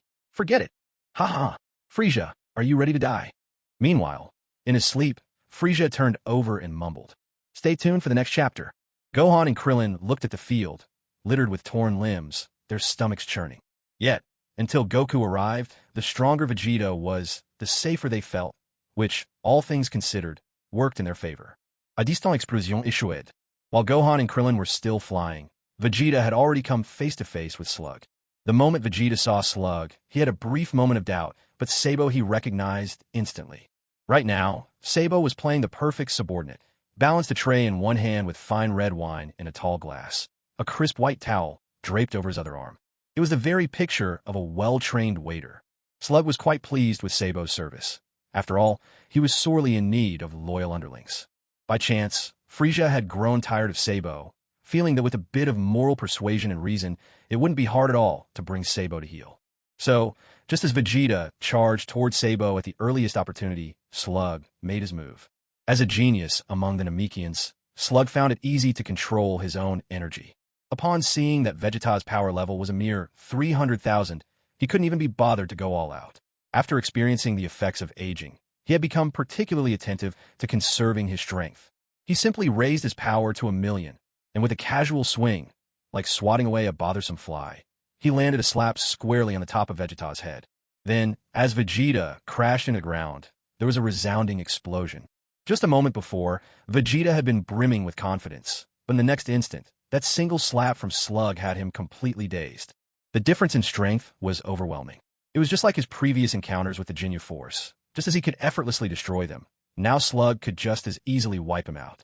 The fact that he wasn't instantly killed by that blow was thanks only to the inherent toughness of Saiyan physiology. Even so, Vegeta was now utterly powerless. The fact that he didn't lose consciousness outright was enough to surprise Slug. Mr. Sabo, that Saiyan monkey is the traitor from Lord Frieza's forces, isn't he? Go and finish him off. Yes, most honorable Lord Slug. Sabo placed a clenched fist to his chest and bent forward, showing his respect for Slug. With a sharp exhale, a white aura burst forth around Sabo. Before the arrival of Super Saiyans, a white aura was the most common sign of power, its intensity a clear measure of strength. With a power level of 21,000, Sabo shot toward Vegeta at high speed. His grudge ran deep. It was Vegeta's actions that had led to Sabo being abandoned by Lord Frieza. Suspended above Vegeta, Sabo bent both knees, intending to slam down hard on Vegeta's chest. A finishing blow. Sabo's descent was lightning fast, while Vegeta could only watch helplessly. Utterly drained, unable to muster even a trace of energy, he was completely defenseless. If that blow landed, it would almost certainly mean his end. But at the very last possible moment, Gohan arrived first. After having his potential unlocked, Gohan's power level had reached 20,000, not much less than Sabo. Upon seeing Vegeta's miserable state, and with his own power fully unleashed, Gohan didn't have time for second thoughts. He launched a fierce side kick directly at Sabo. With his scouter destroyed, Sabo had no idea Gohan was approaching. By the time he realized, a pair of small feet had already sent him flying. A thunderous crash followed. Sabo's luck was no better than Vegeta's. He crashed right into a hillside, sending a cloud of dust billowing into the air. Solar flare. Krillin, whose fighting power was a bit weaker, arrived a step later than Gohan. The moment he sensed Slug's overwhelming and sinister energy, he wasted no time in unleashing his signature escape technique. Gohan run. With one hand, Krillin grabbed hold of Vegeta's ankle. Without sparing so much as a glance toward Slug, he dashed madly toward the northwest, dragging Vegeta with him as fast as he could. Not far behind, two figures were slowly flying in their direction. One of them was Frieza, who had already destroyed King Cold the moment he appeared and had even dragged Slug out to take the blame. His smooth, sleek body, elegant lines, and those blood-red eyes all marked him as a born villain. Yet, beside him, there was a woman flying unsteadily. She shielded her eyes with one hand, struggling all the while to keep herself airborne. This woman was Bulma. The ability to fly was something she had learned from Frieza himself, though it had cost him quite a bit of patience and time. So much so that he'd missed the entire battle between the Ginyu Force and Vegeta. As she flew, Bulma couldn't help but shout at the top of her lungs, as though she feared her voice might be lost to the rush of the wind if she didn't. Mr. Frieza, was that blinding flash just now Krillin's solar flare? It really sounded just like him. Hands tucked behind his back, Frieza matched Bulma's pace effortlessly, as though it took no effort at all. Oh ho ho, Miss Bulma, you're quite correct. There was indeed a little bald fellow and a child who showed up on the outskirts of the battlefield. They even managed to rescue a badly injured Vegeta. That sly, oily laugh of his always made Bulma's skin crawl, but she didn't dare complain. She certainly didn't dare say anything openly about Frieza's laughter. Wait a second, had she just heard something important? What did you say? Krillin and the others are with Vegeta now? Huh, isn't Vegeta one of your men? Smart as she was, a bona fide genius in the world of Dragon Ball, even Bulma found herself at a loss over this strange turn of events. After all, Vegeta was the notorious villain responsible for devastating rampages on Earth. Yamcha, Ken, Kaiatsu, even Piccolo, all of them had been killed by him. Vegeta, hey, stop spreading lies. That was Nappa who killed them. I didn't actually kill anyone myself. I'm not taking the blame for this. Just thinking of Yamcha brought tears to Bulma's eyes. Mostly, though, it was because dust from the distant explosions had blown right into her face. Her eyes, still unused to flying, watered uncontrollably. Of course, at this point, Bulma was still rather fond of Yamcha. After all, she hadn't yet discovered just how much of a flirt he truly was. It should be a strategic alliance, right? After all, my team is collecting Dragon Balls, and you're collecting Dragon Balls too. They always say the enemy of my enemy is my friend. Bulma's lips twitched involuntarily. She couldn't quite fathom how this man, who carried himself with such an air of gentlemanly manners, had become the emperor of the universe. And not just any emperor, but one whose infamy spread like wildfire, an outright villain. Surely, it was King Cold who dumped all the blame on his own son. Someone like that hardly deserved pity. Yes, that must be it. If Frieza could go so far as to sacrifice his own kin for justice, then perhaps he really was on the side of righteousness. Otherwise, why would he give her such delicious fruit to eat? Or even teach her how to fly in the sky? Speaking of which, she'd always wanted to soar through the air like Goku and the others. But whenever she remembered their grueling training methods, she gave up on the idea immediately. Frieza really understood her well. Let her fulfill her wish just by eating a single fruit. It was just too perfect, exactly what she wanted.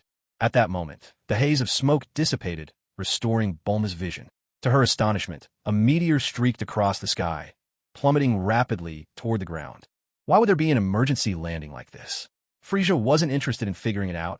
After all, it had nothing to do with him. But the direction of that descent was certainly intriguing. It was heading straight toward that hideous green monster, Zarbon. Zarbon burned with fury. He no longer cared about his beautiful appearance. Frieza had already degraded him beyond redemption. Transformed, his power level surged to 29,000. With a speed far greater than Gohan and the others could manage, he gave chase, completely oblivious to the fireball hurtling straight at him. 1 second, 2 seconds, 5 seconds later. Boom!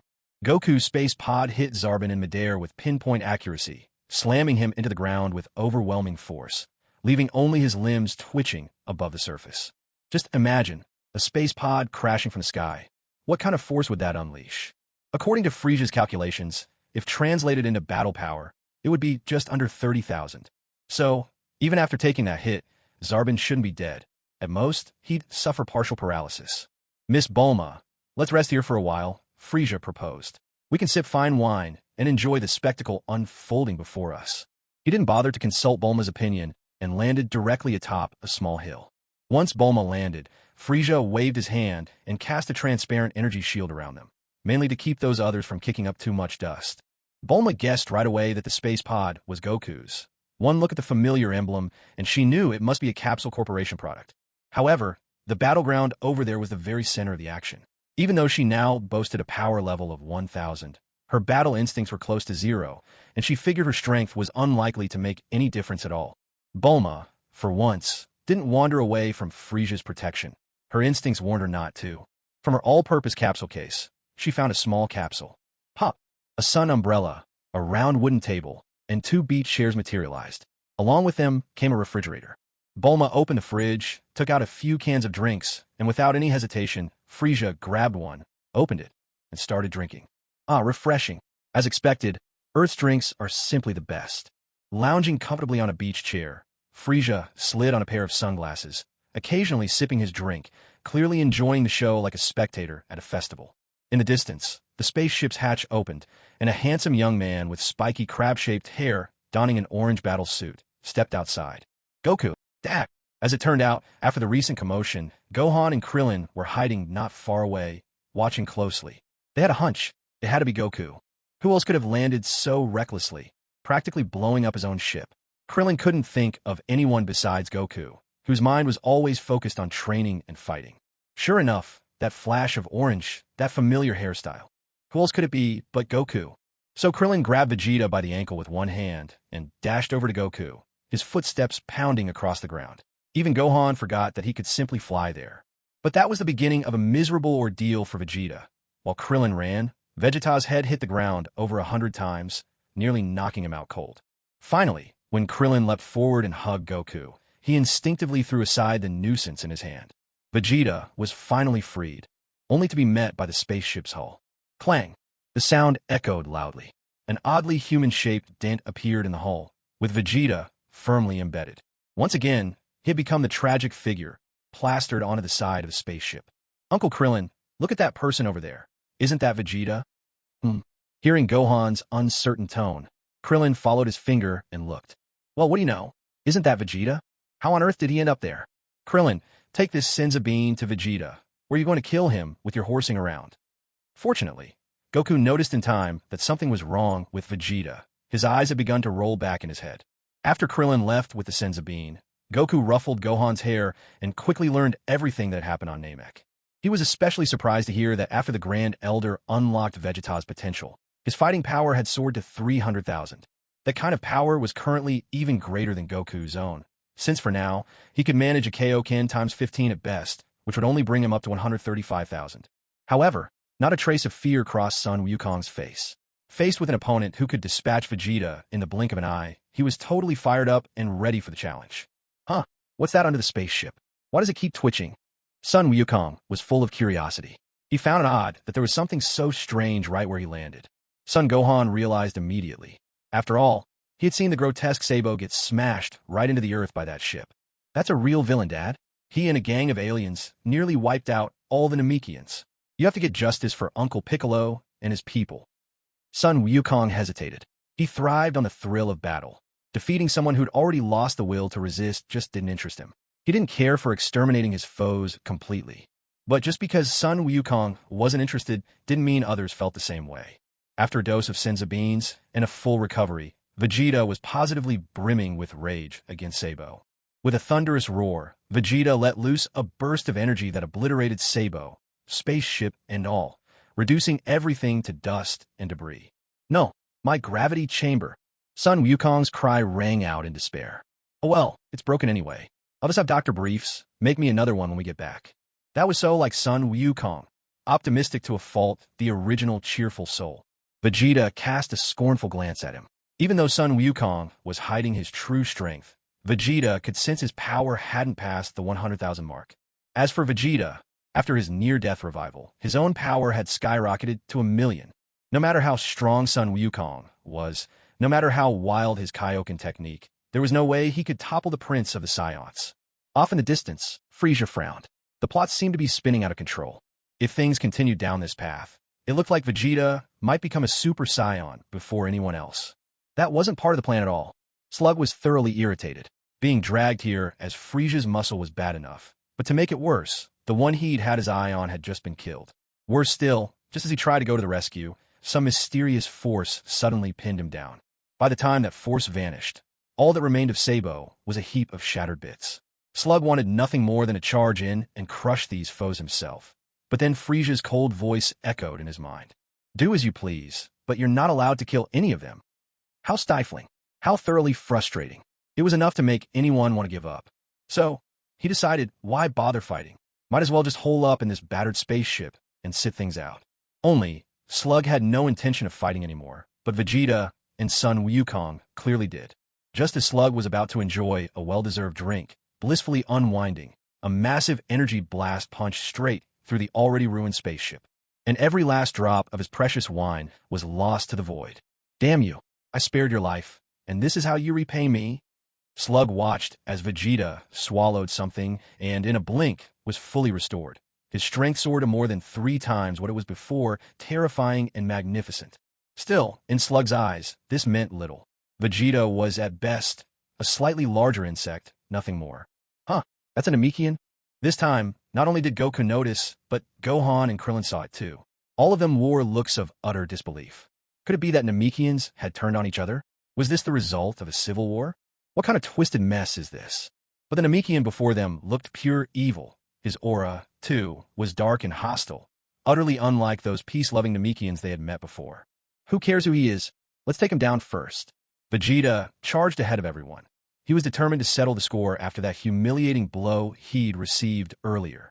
A sharp slap echoed, then a swift whoosh, followed by a metallic clang. Frieza's sharp eyes caught sight of the figure sailing through the air. It was Vegeta, a measly battle power of 1,000,000. Yet he dared to attack Slug? The fool clearly didn't appreciate the consequences of challenging death. Were it not for Frieza's instructions to hold back, and for Slug's careful restraint of his own strength, Vegeta would have been reduced to a smear on the ground with a single slap.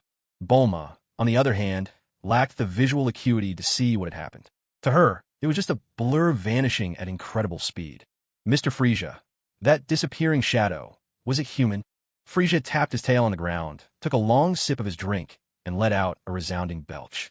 That's right, the one who just went flying was Vegeta.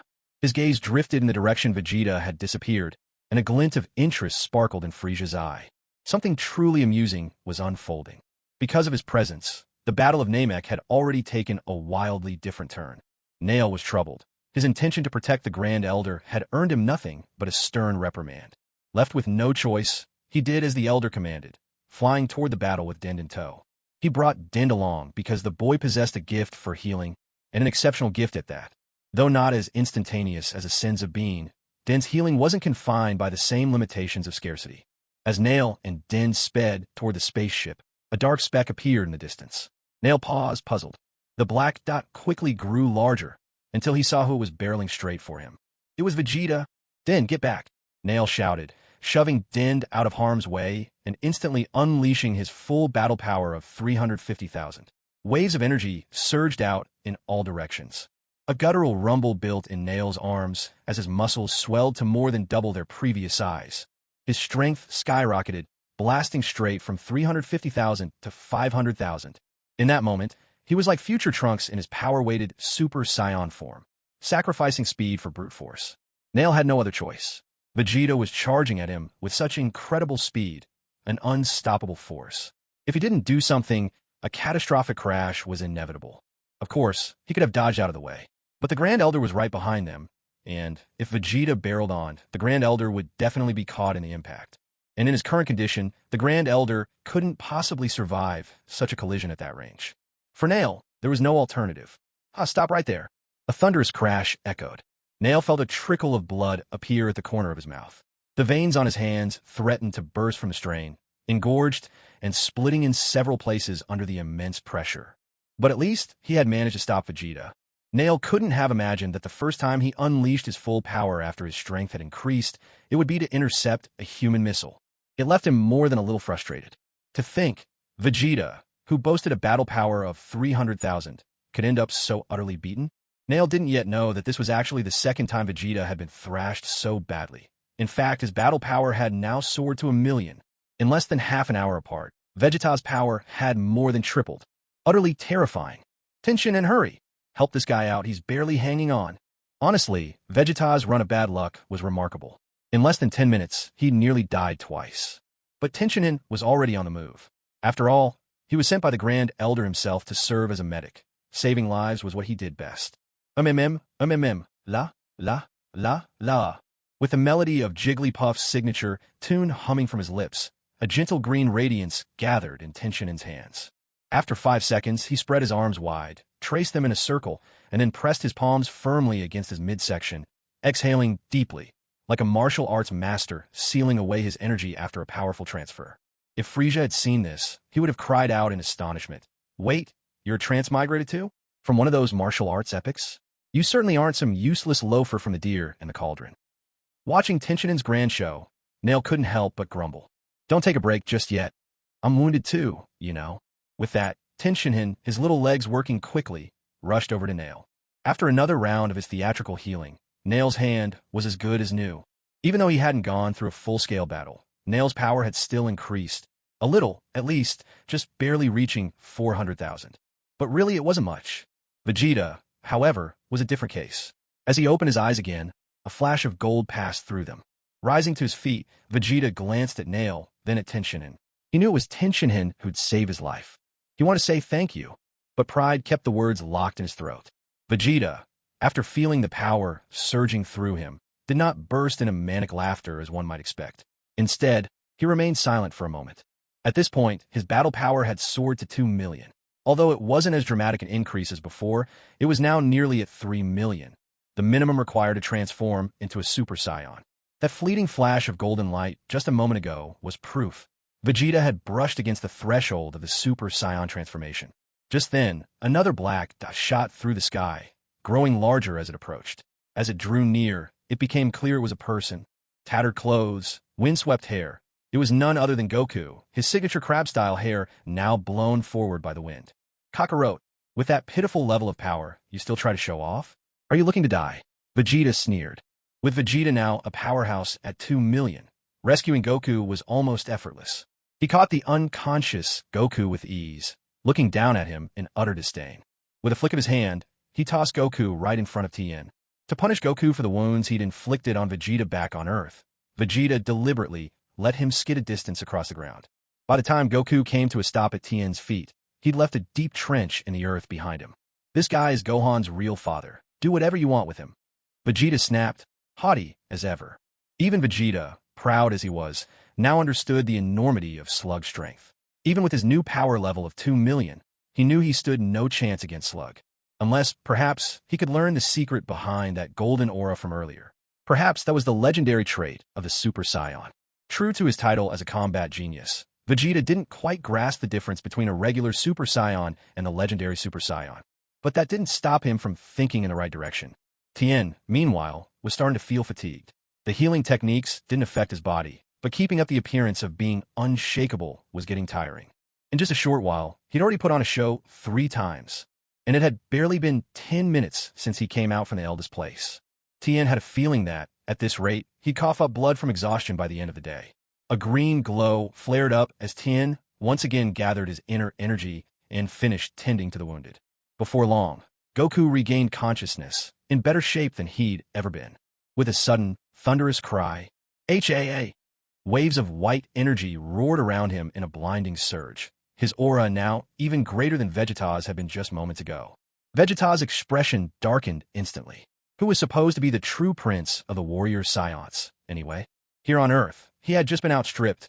At the very moment Goku unleashed the Kaioken ×4, his power exceeded Vegeta's. Now, after surviving 2 near-death experiences, Vegeta had barely managed to reach a power level of 2 million, and yet Kakarot, this absolute aberration, only went through it once, and his strength had skyrocketed to 2 million as well. Utterly incomprehensible. Damn it. Are you blind up there, Fate? Don't you know who the true combat genius is? Meanwhile, Nail was already grumbling in his mind, as a stampede of wild horses thundered back and forth in his thoughts. Now that he had touched upon a hint of the path to becoming a Super Saiyan, as long as he could achieve that transformation, what would Kakarot amount to in comparison?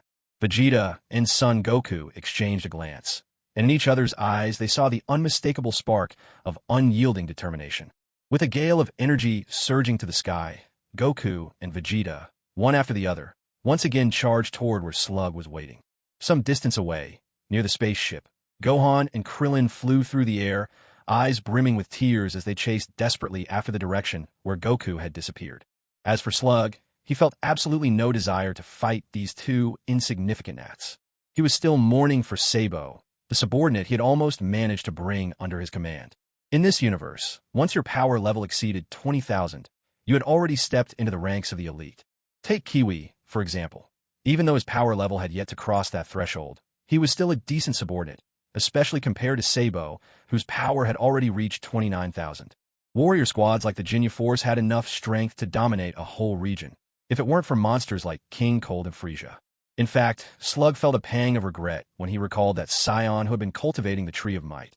He'd actually let that one slip away. That would have made for an excellent addition to his ranks.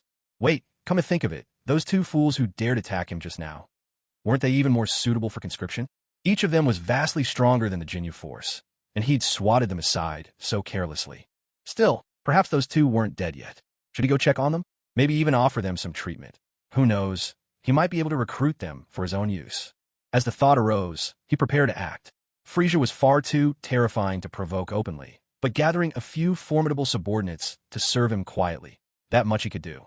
After all, wasn't he still known as one of the great overlords of the universe? Yet just as he was about to get up and investigate, the two he'd swatted away came striding back. Not only were they unharmed, but they looked even more vigorous and energized than before. What sort of absurdity was this? Their fighting power seemed to have grown even stronger. Did Scions truly possess such a talent? In that moment, Slug felt a genuine and overwhelming sense of threat. Just a moment ago, the spiky-haired one in orange, when his aura transformed into a fiery red, his power had increased 15-fold. He was still an ant to Slug, perhaps, but what a terrifyingly fast-growing ant he had turned out to be.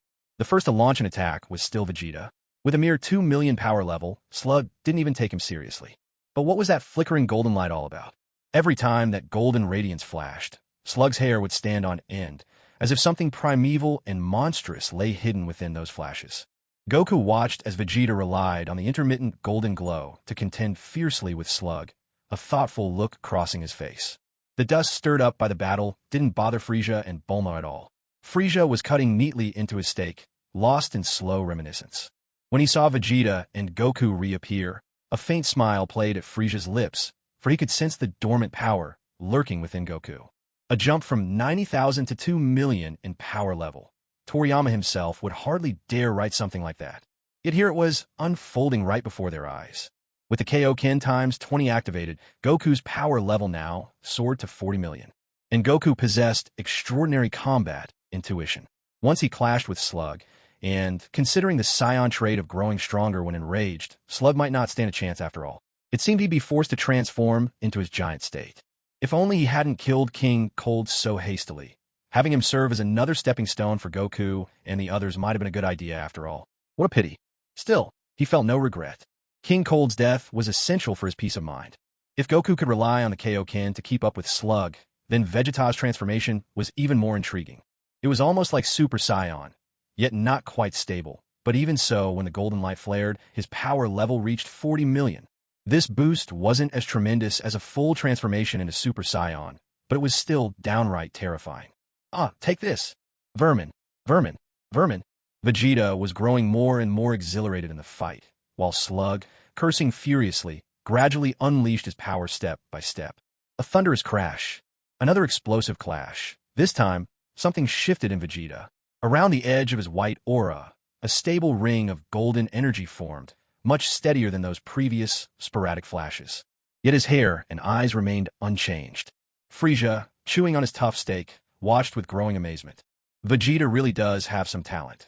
In a stable emotional state, he's managed to simulate the Super Saiyan form, holding his power steadily at 40 million. Not bad at all. Bulma watched the projected battle on the screen, nerves stretched taut. She didn't know what a simulated Super Saiyan was, but it was clear to her that Vegeta was still on the losing side. That's right, Vegeta was indeed outmatched. With Slug unleashing his full power, an astonishing 65 million, Vegeta simply couldn't hold his ground any longer. Moreover, Mimic Super Saiyan is incredibly draining, almost as exhausting as the Kaioken. This transformation was never something Vegeta could sustain for long. What a pity. He hasn't truly mastered the art of transformation yet. Looks like Vegeta is about to lose. Frieza shook his head, popping the last morsel of steak into his mouth. Come on, let's head to the arena ourselves. Doesn't your neck hurt from craning up like that? Ignoring yet another scowl from Bulma, Frieza led the way towards the battlefield, gliding unhurriedly through the air as if out for a casual stroll. Boom, boom, crack, bang. Thunderous impacts reverberated across the sky. Vegeta was still forcing himself to keep going. He traded punches, clashed knees, swung his legs with sweeping strikes, going head-to-head with Slug in an all-out brawl with nothing held back. The golden aura crackling around him was truly spectacular, but battle power is battle power. Slug was no rookie. Every punch and kick of his had been forged in countless battles. With a difference of 25 million, the scales of victory were tilting overwhelmingly in Slug's favor. And Slug hadn't even drawn on his giant form yet. In this fight, Slug couldn't have been more confident. Da. After another head-on clash, Vegeta used the rebound to launch himself high into the air. The prince's signature style appeared at last. Up until now, Vegeta had either dealt out instant defeats or suffered them, never really getting the chance to deploy his signature barrage, which had built up his frustration to the boiling point. Now, Energy blasts fired from Vegeta's hands as if cost meant nothing, streaking the sky faster than a Gatling gun. Krillin and Gohan didn't stand a chance of seeing them clearly. They were just blurs of terrifying energy cascading from above, illuminating Krillin's bald head with a dazzling brilliance. Bulma, drawn just a bit closer, was instantly overwhelmed by the sensation of imminent death. She couldn't even keep herself aloft any longer. Worse yet, she was suddenly seized by an overpowering urge to pee. Saturating Canon. For a good half-minute, Vegeta kept up his relentless assault before unleashing his ultimate move with a resounding shout. The blast bore a striking resemblance to the Kamehameha wave. Never mind the power of the blast itself. It was Vegeta's roar that truly stunned everyone, even scattering the clouds above with its sheer force. Goku looked over at Vegeta's position and was instantly alarmed. Vegeta, stop. Are you trying to blow up planet Namek? He couldn't imagine what kind of disaster might unfold if Slug stopped standing his ground and simply dodged away. Energy burst from the mouth. From the heart of the explosion, Slug's voice rang out, and then a beam of energy, even broader than Vegeta's, arced through the air and collided head-on with Vegeta's attack. Sun Wukong breathed a sigh of relief. It seemed the other side didn't want planet Namek to be destroyed either. Wait a second. Come to think of it, does even Vegeta know the name of their opponent yet? Not even Sun Wukong has heard it. Just what kind of battle are they fighting here? Oh well, as long as there's a fight, that's enough. Huh, is that Bulma, falling headfirst toward the ground? With a swift motion, he wrapped his energy around Bulma, saving her from being smashed to a pulp. Halfway through his flight, Sun Wukong came to a halt, for he saw someone with ghostly pale skin and a long tail trailing behind, who had already rescued Bulma. Sun Wukong could sense this newcomer had no ill intentions towards Bulma, so he stopped worrying about her and turned his attention back to Slug and Vegeta, who were locked in their energy clash. Oh ho ho! The pale-skinned figure let out a gleeful laugh. Miss Bulma, how could you be so careless? Falling from such a height, even with a power level of 1,000, you wouldn't lose your life, but your face-first landing would be terrible for your looks. For reasons she couldn't quite explain, that laughter actually made Bulma feel a fleeting sense of security. I need to take a shower. Frieza was just about to burst out laughing again, but Bulma's words caught him so off guard that he paused and sniffed at the air. Huh. Raising a single finger, Frieza pointed at Bulma from a distance. A ripple of strange energy shimmered out, and in an instant, Bulma found herself clothed in a fresh set of clean garments, made in the same style as before, but of a different color. Even her body felt completely cleansed. Frozen in surprise for a moment, Bulma's face then flushed with anger. You, she stammered, unable to finish her sentence. How in the world could she say something like, how dare you change my underwear too? Impossible.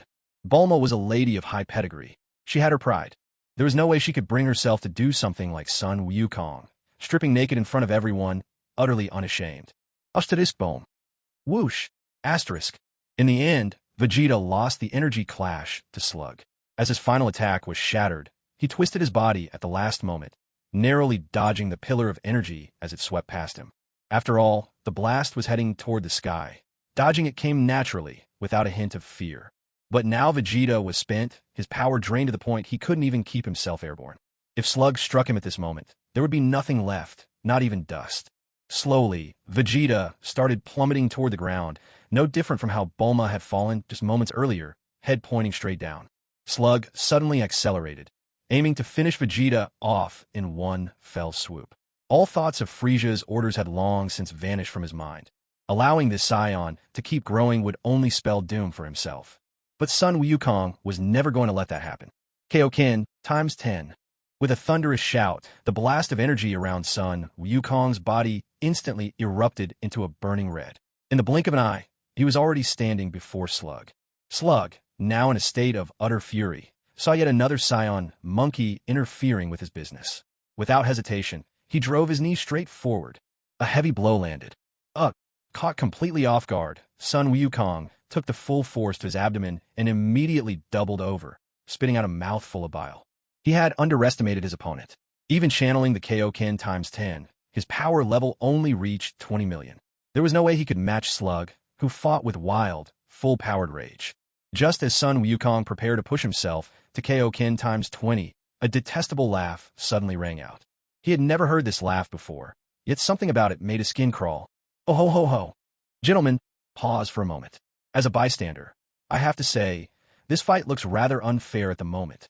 Slug visibly shuddered at the words and dared not make a move.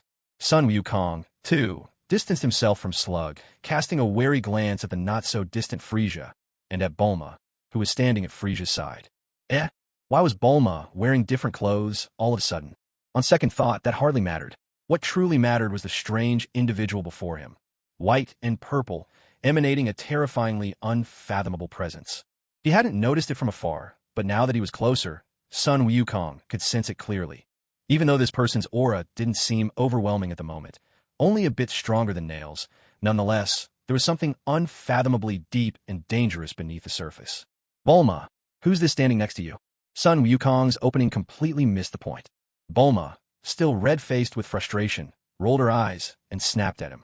Sun Wukong, how could you show up and not come find me first? Do you have any idea I nearly fell to my death just now? Frieza could only endure her outburst. With a flick of his finger, Bulma shrieked and went flying toward Krillin and the others. Oh ho ho ho! Lord Slug, your energy has dropped quite a bit. Looks like Vegeta really gave you a taste of defeat. Sun Wukong, isn't it? Would you like the chance to face Slug at the height of his powers? Slug was slightly out of breath, but he still had some formidable tricks up his sleeve. He remained confident that he could take on this spiky-haired fellow. Sun Wukong's eyes lit up with anticipation. Of course, but I'm all out of sins of beans, and Din won't agree to heal this guy, right? He glanced down at Nail and Din on the ground. Those two looked completely dumbstruck, so stun-locked they'd forgotten to go help Vegeta. Oh well, Vegeta wouldn't die that easily. If he didn't get treatment, so be it. Oh ho ho ho, allow me to grant your wish. But in return, give me a splendid fight to enjoy. As Frieza uttered those final words, his eyes narrowed with a predatory glint. Slug couldn't help but shiver. Even Sun Wukong sensed a chilling, sinister aura settle over the air. Lord Frieza. Dodoria, who had been hiding for ages to escape the aftershocks of the battle, suddenly lurched out of the water, his whole body wobbling with excess flesh. Dodoria was feeling stifled, aggrieved, terrified. At last, he'd found his pillar of support again. Dodoria was so overwhelmed that he nearly barreled straight into Frieza's arms. Frieza, on his part, wore an expression of absolute resignation. Dodoria might be a burden, but his unwavering loyalty made him uniquely useful. Frieza always needed someone to relay messages and run errands. After all, suppressing his irritation, Frieza flicked his finger, a crisp snap landing squarely on Dodoria's forehead. In an instant, Dodoria shot out of sight like a rocket. Don't come out until the spaceship arrives. Stay out of trouble. What headache? All Frieza wanted was to heal the two of them. Why did things always have to be so complicated? Two streaks of green light shot towards Slug and Goku as Frieza turned away, flying straight towards Bulma. Mostly, it was because Bulma had plenty of delicious food on hand, and just drinking wouldn't do much good. Besides, what's a show without some snacks and a fine drink? One must live with a sense of ceremony. Suddenly, Vegeta's voice rang out, sharp and urgent. Everyone be careful. He is the real Frieza. Frieza, the Emperor of the Universe. The most evil Frieza in history. With that shout, Krillin and Gohan instantly snapped into combat mode. But Bulma simply pulled out a capsule, revealing a bounty of fine food inside. At that moment, Nail and Din too regained consciousness. Neither of them recognized Frieza. Nail had glimpsed Frieza once before, but had fainted soon after. Din only knew of Frieza from the Elder stories. He'd never seen the tyrant in person. But both of them knew from the Grand Elder's words. Frieza was not needlessly cruel. As long as you obeyed, you'd be safe. Frieza, hearing Vegeta's string of descriptions, actually let out a faint smile at the corner of his mouth. Thank you for your hospitality, Miss Bulma. Settling back on a beach chair, Frieza grabbed a handful of sunflower seeds and took a delicate sip of red wine, completely ignoring Vegeta's warning. Hey, aren't you two going to start? Everything's ready on my end. A shimmering energy shield appeared, neatly enveloping Frieza and his table of delicacies. And, since she was standing close by, Bulma as well. Vegeta froze, and Gohan and Krillin also stood rooted to the spot. Were they supposed to fight or not? Truth be told, that was the question on everyone's mind, not just Nail and Din. Even Vegeta and Goku were burning with curiosity. Oh ho ho ho! Lord Slug, aren't you going to introduce yourself? With that, every gaze turned skyward, locking on his Slug. Even after Dodoria vanished into the distance, he still glanced this way. But of course, he couldn't see anything at all. My name is Slug. Everyone. That's it. That's your whole introduction? Oh ho ho ho. I am very satisfied with this self-introduction. If you want to know more, Go ask the Grand Elder of Namek. Now then, let the show begin." As he spoke, a deep, booming power erupted from Slug. He was first to unleash his full energy, keenly sensing that just moments ago, Goku hadn't been using his true strength. Seeing Slug get serious, Goku's sense of curiosity instantly faded away. "My name is Son Goku. Let's fight." Goku, too, unleashed his full power, immediately pushing himself to the limit with a 20-fold Kaioken. Slug's expression became grave, because he realized that the Goku standing before him possessed energy on par with Vegeta's. 40 million.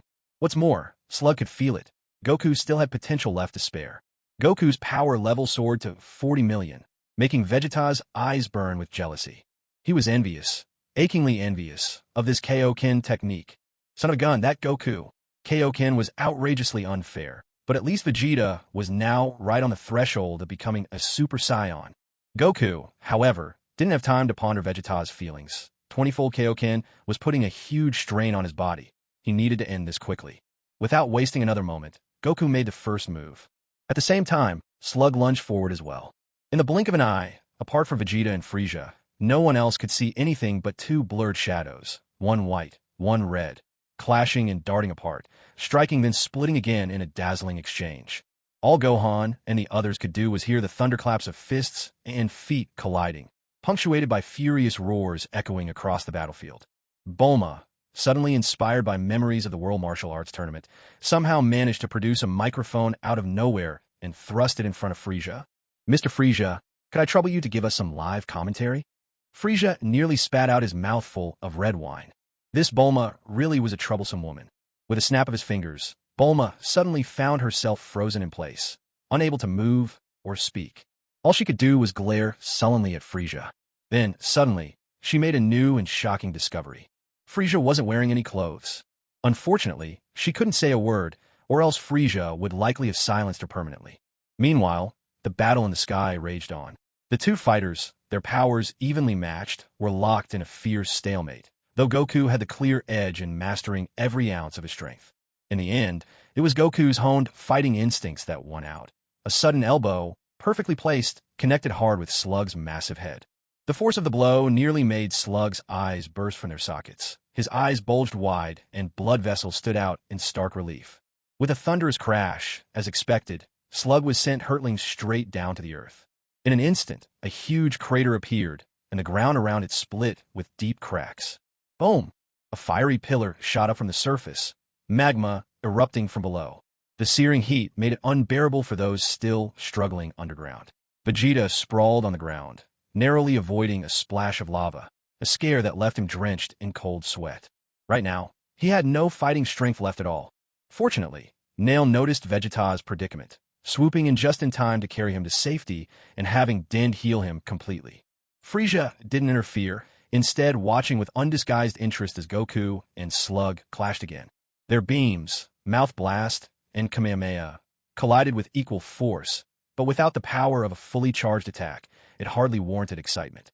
Fists and kicks flew, echoing with the raw power of flesh meeting flesh, a far more gripping battle. Goku landed a solid punch to Slug's abdomen, and Slug responded with both fists hammering down on Goku's back. Goku whipped his leg around in a sweeping kick, striking Slug's head, but Slug stretched his arm, slamming Goku into the ground, so close that Goku almost tumbled into the seething pool of magma. Ow, hot! Hot, hot, hot! Luckily, Goku's aura shielded him, and though he could feel the scorching heat, he was unharmed. Fist for punch, kick for blow. They exchanged complaints and taunts, neither gaining the upper hand. It was a true clash between equals, rivals who refused to give in. At last, Slug grew tired of this endless back and forth. Despite being far stronger than Goku, he'd taken more hits, a blow to his pride. He decided to transform, enormous. In an instant, Goku realized he was now no bigger than the palm of Slug's hand. With Slug's transformation, his power skyrocketed to 100 million. If Slug's increase had only been in brute force, Goku might have stood a chance, as an enemy unable to land a hit isn't much of a threat. However, every aspect of Slug grew stronger, his speed, power, everything. Though his body was massive, making him an easier target, Goku simply found no opening.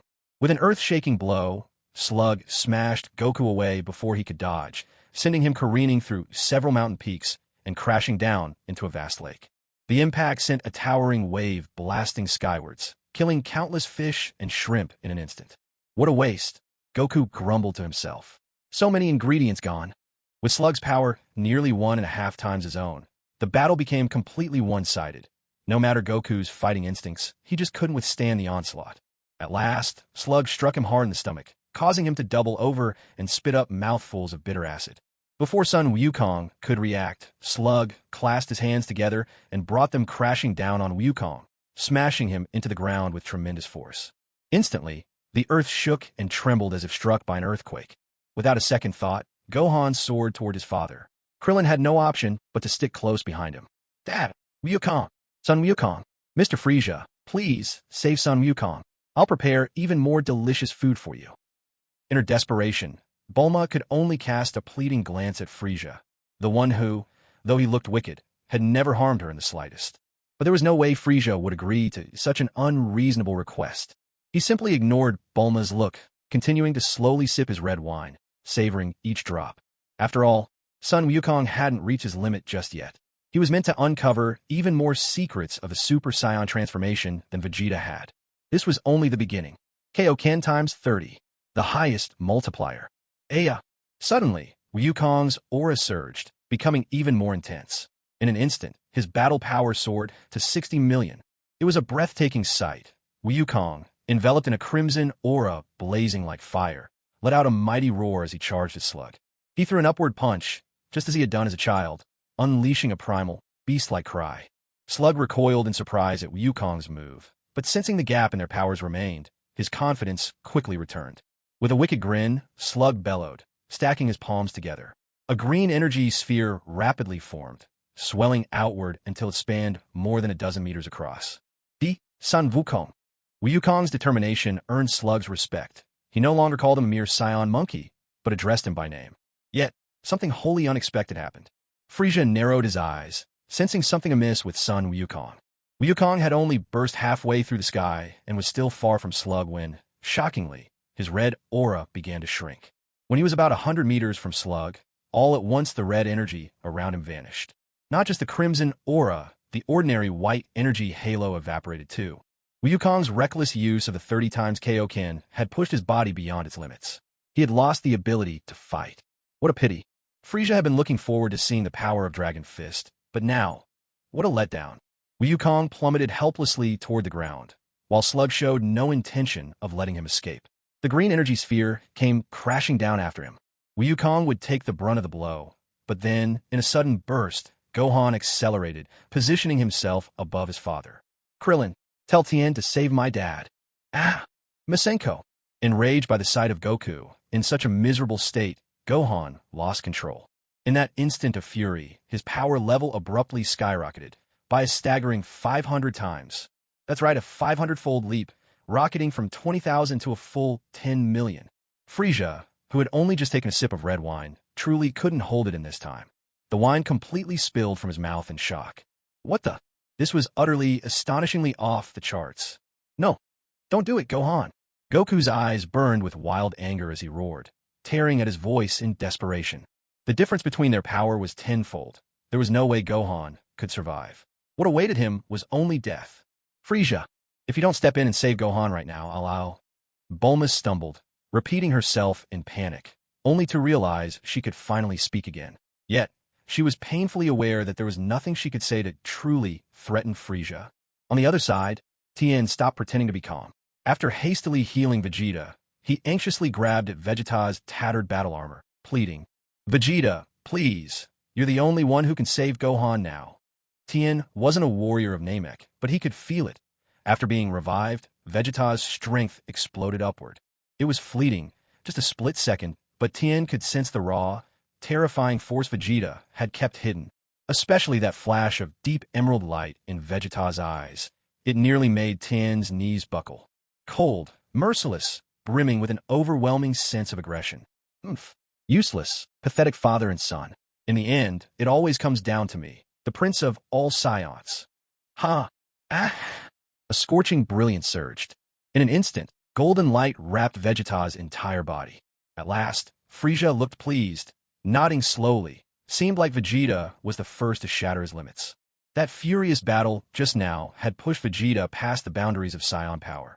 His strength soared from 2 million to 3 million, and, more crucially, he caught hold of the moment, the opportunity to transform. Having narrowly escaped death 4 times in a single day, Vegeta's pride had been pushed to the edge of humiliation. It was this absolute, burning pride that finally triggered his transformation, Super Saiyan. The Super Saiyan form was a constant amplification, 50 times stronger than his base power. In an instant, from 3 million to 150 million. Now, he towered over everyone present, second only to Frieza himself. Flames of golden hair shot skyward, his once arched eyebrows now transformed into a sharp, sword-like gold. The energy swirling around him was pure, untainted gold. No trace of white remained. And those shimmering emerald eyes, at the sight of them, Tien collapsed to the ground in shock. Thud! With a single stomp, Vegeta launched himself into the air, so fast he seemed to become a blur, appearing instantly at Gohan's side. At this moment, Gohan had already unleashed the Masenko, but he was unable to slow the descent of the green energy sphere. His attack shattered instantly. Having exhausted himself, Gohan was left weak, barely able to keep himself in the air. He resolved to use his tiny body as a shield to protect his father from the energy ball. Go join your worthless father down there. Take a good look at what a true Super Saiyan is. Vegeta pressed a single hand against Gohan's stomach, and as if fired from cannon, Gohan plunged down toward the ground. Had Vegeta truly wanted to kill him, Gohan would have been blown to pieces in an instant. Vegeta's cold eyes swept up to the green energy sphere above. The corner of his mouth curled into a smirk, a clear expression of his disdain for Slug. Huh. Vegeta lifted his leg and launched a flying kick at the energy ball. With a resounding crash, the energy blast was sent hurtling through the air by Vegeta's kick, exploding in midair moments later. Huh. So much for King Slug. Don't you see? I'm a Super Saiyan now. In my eyes, you're nothing but trash. With a sharp burst, Vegeta erupted into action. At last, a look of terror appeared in Slug's eyes. He should have realized, he should have guessed all along. The Saiyan bloodline is nothing short of a glitch in the universe. Every time they come back from the brink, their power takes a colossal leap. It's as if they were born, destined for battle. No, Lord Frieza, save me. Now Slug's fear was genuine. Vegeta's gaze was utterly terrifying, a look that pierced everything, brimming with murderous intent. Slug no longer had any will to fight.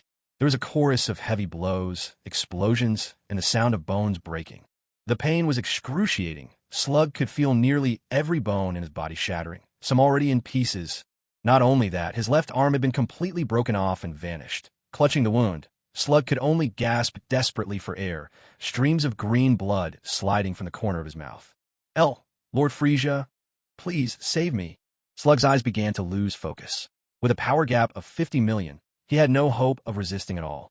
All he could do was call out repeatedly for Frieza. He'd been brought here to take the fall for Frieza's schemes. Surely Frieza wouldn't just leave him to die. The distinctive, chilling sound of footsteps echoed. A rhythm as signature to Frieza as the villain's own theme music. Slug had put on quite a show for Frieza. Frieza truly didn't want him to die just yet. And so, Frieza stepped out. Vegeta, don't forget Slug helped make you the very first Super Saiyan. Is this how you repay such a favor? Vegeta, facing Frieza, who was taller than him, regarded him with utter scorn in his eyes. Planting his feet firmly, he kicked Slug away, ultimately choosing not to kill him. Frieza, it was you who destroyed planet Vegeta, yet you lied and told me it was hit by a giant meteor. Do you really take me for a child of 3? Vegeta's emotions grew even more intense, the golden aura surging violently around him. Judging by the sheer force of this energy wave alone, Vegeta's presence now far surpassed Frieza's. But in truth, his fury had given him only a scant increase in strength. If Vegeta's battle power had been 150 million before, now it barely reached 160 million at best.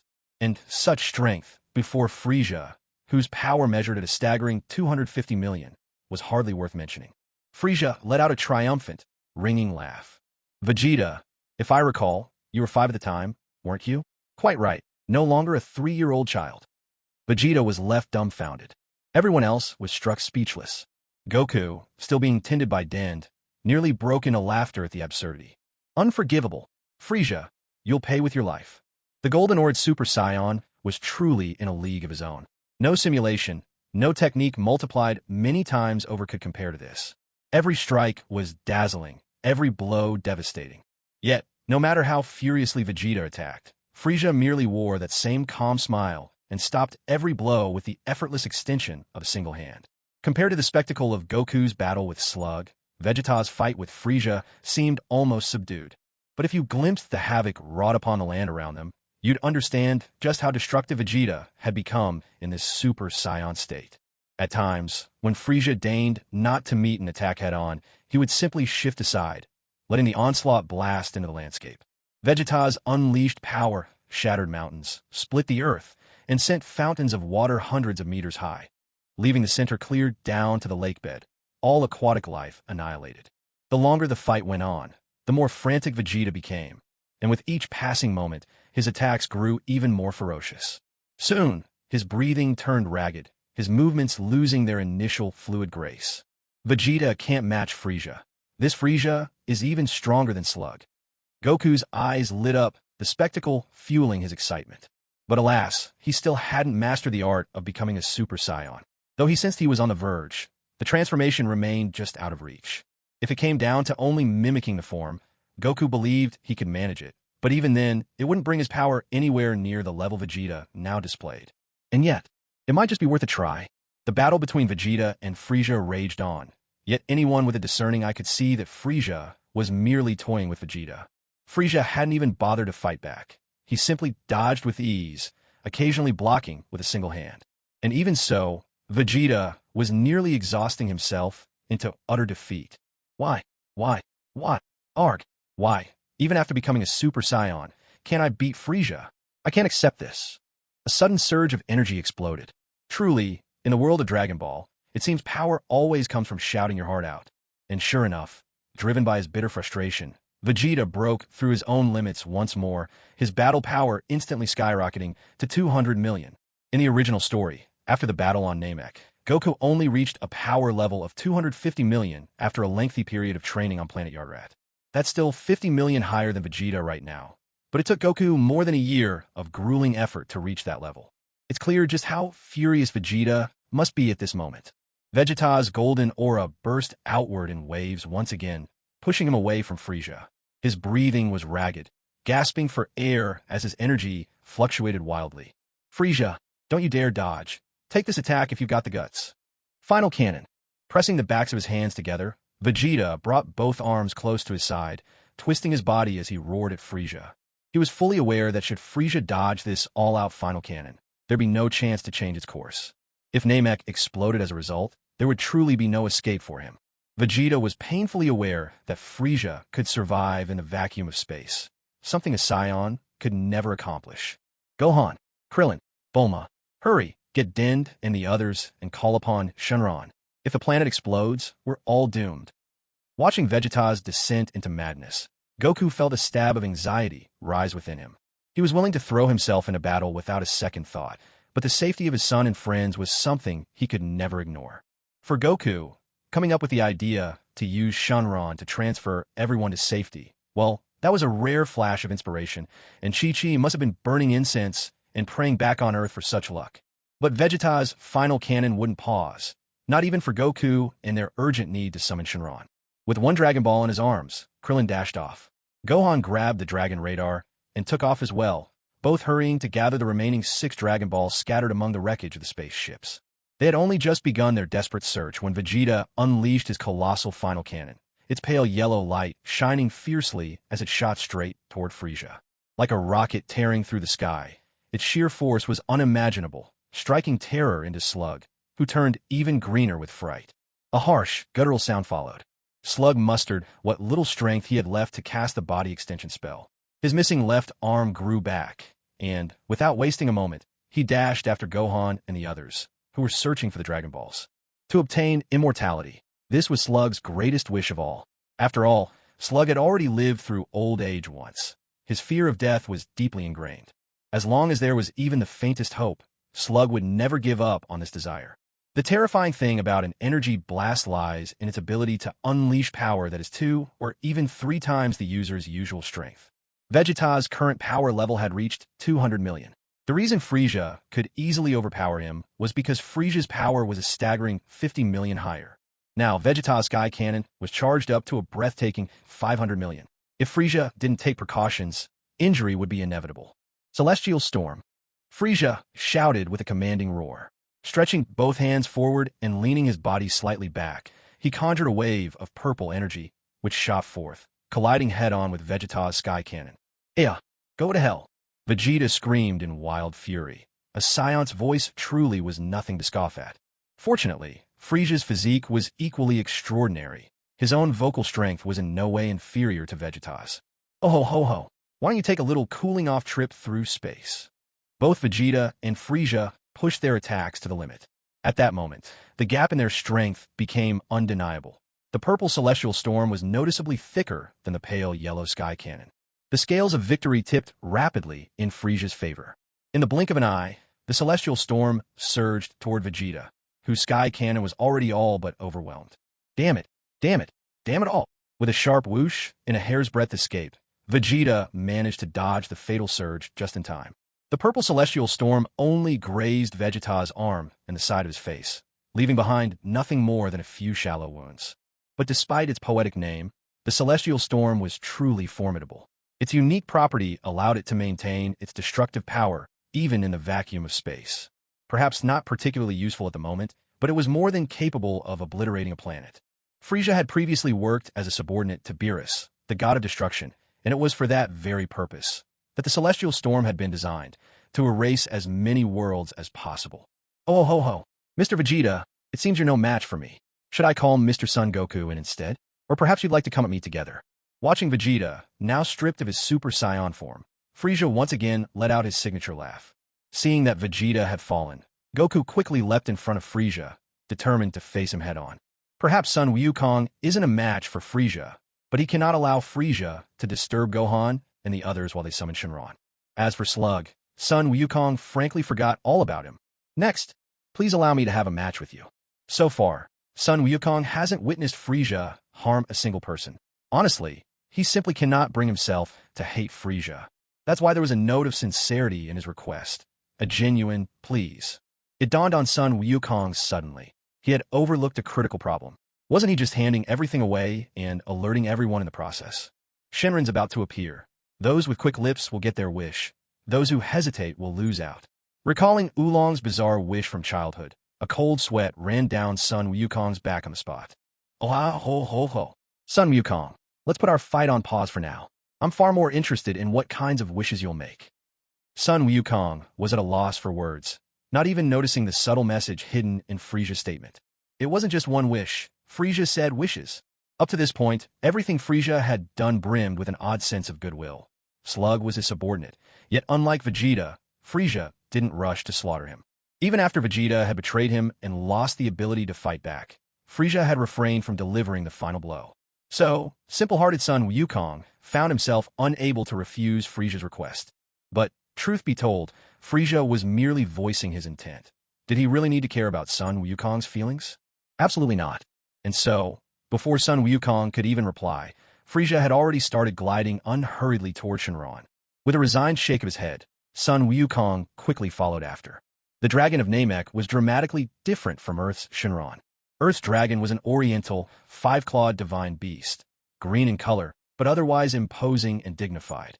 By contrast, Namek's dragon also had a long tail, but possessed features reminiscent of a western lizard-like beast. When set side by side with Earth's Shenron, Namek's dragon was not only much larger, but, truth be told, a good deal uglier. Below the towering dragon, Nail, Din, Gohan, Krillin, Bulma, the weakened Slug, and a slightly recovered Vegeta had already gathered together. Krillin was the first to shout, "Shenron, please bring back to life all the Earthlings killed by Vegeta." "Shenron," Vegeta bellowed, "Dragon, grant me immortality." After the previous battle, Vegeta decided that eternal life was a better choice than growing taller after all. "Shenron." Slug, overwhelmed with excitement, subconsciously blurted out in his native tongue, "Shenron, grant me eternal life and immortality." Everyone else, who couldn't understand Namekian, was left speechless. This time, Shenron finally responded. It opened its great maw, its blood-red eyes settling on Slug, and delivered a reply that left everyone utterly dumbfounded. "Your wish is beyond my power. Please choose another." Tien immediately called out to Gohan and Krillin. The Namekian dragon can only grant wishes if they're spoken in the Namekian language. Otherwise, the dragon won't respond. And also, you can ask for 3 wishes. Vegeta was furious and nearly slapped Tien. Then what are you waiting for? Hurry up and state my wish. Krillin grew anxious and shouted to Tien. Don't listen to Vegeta. First, revive the people he killed. Suddenly, a sly, chilling laugh filled the air, making everyone's skin crawl. Everyone turned to see Frieza, with his deathly pale complexion, entering with Goku at his heels, his orange martial arts uniform battered and torn. Vegeta gritted his teeth and shouted in anger, Frieza, I'll never forgive you. Frieza ignored him completely, treating his threats like the barking of a dog. His crimson eyes glimmered with wickedness, and with a single glance at the dragon, the mighty beast trembled in terror. Respected Lord Frieza, it's been a year since we last met. A sharp gasp swept through everyone present, not just Goku but the entire group. Slug was utterly stupefied. What was going on here? Was the dragon actually an old acquaintance of Frieza's? It was as shocking as seeing the impossible right before your eyes. You go ahead and get to work. The little green one down there. You can ignore him. Oh ha ho ho ho. Only someone as absurdly arrogant as Frieza would tell the dragon to get started. Goku, Vegeta, and Slug were all stunned. Was Frieza really not going to make a wish? Slug was seething with rage, but all he could do was swallow it down. The dragon had already declared that his wish couldn't be granted. To further provoke, Lord Frieza would be courting disaster. Bulma was the first to recover, and frankly, she was the least afraid of Frieza among them. Of course, Goku wasn't scared either. He simply saw Frieza as an opponent. Tien, tell the dragon to revive the Earthlings Vegeta killed first. Bulma prompted. Reminded by Bulma, Tien immediately complied. However, that wish is beyond my power. I can only bring back one person at a time. Please make another wish. Gohan, Krillin, Bulma, and Goku were all dumbstruck. For all its size and majesty, this dragon seemed underwhelming. Much less impressive than expected. It was even more disappointing than Tight's lackluster writing. Gohan, bring me back first. If I'm revived, so is the Kami, and then Earth's dragon will return as well. Suddenly, a voice unfamiliar to Tien and the others echoed through this space. Uncle e Piccolo. Gohan shouted. But, weren't you dead? Piccolo's face darkened with frustration. Was this really the time to dwell on that? Don't you have the slightest clue whether I'm dead or not? Do you even realize you're mainly responsible for how I died? Calm down, calm down. Inhale, exhale. Gohan, make your wish first, okay? Gohan immediately snapped to his senses and hurriedly looked at Tien. Tien replied promptly. I already made the wish according to that voice before, and Shenron accepted it. Gohan looked up at the sky once again, though Piccolo's figure was nowhere to be seen. Uncle Piccolo, are you still alive? Piccolo had no desire to respond to this fool, but he still had a wish left, so he forced himself to stay calm. Good boy, Gohan. For the second wish, send me to Namek. You had to hand it to Tien. He wasn't just quick-witted, he was quick-tongued too. Before Goku could stop him, the wish was already granted. From the sky descended a figure draped in a cape, his green skin making him almost identical to Nail, Piccolo himself. Originally, the cape gave him quite a grand appearance, but had his head not landed straight into the ground, the scene would have been flawless. Gohan rushed forward as soon as he saw Piccolo struggling to yank his head out of the dirt. Without hesitation, Gohan grabbed Piccolo by the leg and pulled him out of the ground as if harvesting a stubborn radish. Piccolo had no words. He was on the brink of a meltdown. Gohan, could you let go of me now? Dangling upside down by the leg, this was mortifying, and cursed that Shenron. He revived me, but didn't bother to restore my strength, leaving me utterly drained. Tien picked up on Piccolo's weakened state right away. With his short legs pumping, he ran over and placed both hands on Piccolo, releasing a warm green healing light. 5 seconds later, Tien struck a flashy pose to signal he was done, shooting a sidelong glance with a showy air. Frieza, witnessing all this, could barely restrain himself from asking, Hey, just what martial arts world did you come from? Besides, he had an odd feeling. Was this really the Dragon Ball world? In Dragon Ball Z, these people were never this absurd. Unable to hold back anymore, Goku called out loudly, I'll take the third wish. It wasn't unreasonable for Goku to want a wish, but Vegeta wasn't having any of it. Vegeta had reached his breaking point. The third wish had to be his. No, that last wish is mine. Grant me immortality. Shenron gave Vegeta a withering look and, for once, deigned to explain. You're asking for too much. If I had that kind of power, would I still need to fear Lord Frieza? Vegeta was dumbstruck. What a useless dragon. You're good for nothing. An aristocratic laugh echoed, smooth and chilling. Everyone's skin crawled yet again, as Frieza reveled in the delicious discomfort he brought, loving the way no one could do a thing about him. One word, damn, that felt amazing. But let's set aside the small talk for now. Since Vegeta's wish had been rejected by the dragon, the responsibility naturally fell to Goku to make a wish. Goku faced the dragon and shouted, "Send everyone on Namek, except for me and Frieza, to Earth." Piccolo. Piccolo was just about to object, but to his astonishment, the dragon didn't follow the usual procedure at all. He didn't even have Din repeat the wish in Namekian. This wish is simple. The dragon let out a haughty, booming cry, its gigantic eyes glowing red. In an instant, everyone on Namek except Goku and Frieza vanished. Even the Dragon Balls themselves disappeared, having been whisked away to Earth. One can only imagine the psychological trauma Piccolo must have felt at that moment. The sky over Namek suddenly cleared and brightened once more. A figure tumbled from above. Goku saw Vegeta land head first in the exact crater Piccolo had just made, and looked on in curiosity. Vegeta refused. From above, the dragon's voice sounded resigned, and then faded away completely. One can only imagine the psychological trauma Piccolo must have felt at that moment. Truth be told, Piccolo had wanted to refuse as well, but with his fighting power not even reaching 80,000, there was no way he could resist the dragon's magic. Bah, Kakarot, don't think I'll let you take all the glory. Frieza can only be defeated by me. Vegeta spat out a mouthful of dirt, planted his hands on his hips, and glared up at Goku with deep irritation. Oh, you got your wish. Now how about showing me what you've got? If you're still relying on that plain Super Saiyan form, you don't stand a chance against me. Vegeta felt like Frieza's words hit him right where it hurt, 10,000 times over. But the truth was, he really couldn't beat Frieza right now. His strength hadn't recovered. All he could do was fold his arms and scowl, full of frustration. Goku began to gather his energy, his aura rapidly climbing to its peak, his power level surging to an unprecedented 3 million. But Goku didn't stop there. He let out a pained, guttural scream. Rocks and boulders all around started to rise into the air, swirling in the growing maelstrom of his power. With a fierce burst, a blazing white aura exploded from Goku, quickly layered with golden energy. He shifted into his Super Saiyan-like mimic state, and his fighting power shot up to 60 million. To Frieza's disappointment, even with emotions running high, Goku's base power had reached 3 million, and yet, he still hadn't broken through to true Super Saiyan. It was a bit of a letdown. TSK. That kind of power just won't cut it. Compared to Vegeta, you're still way behind. Oh, Sun Wukong exhaled slowly, then shouted in a commanding voice. It's not over yet. Five-fold KO Ken. What? Frieza was stunned. Wasn't it said that a Super Saiyan can't use the Kaioken technique? Did the original story lie to me?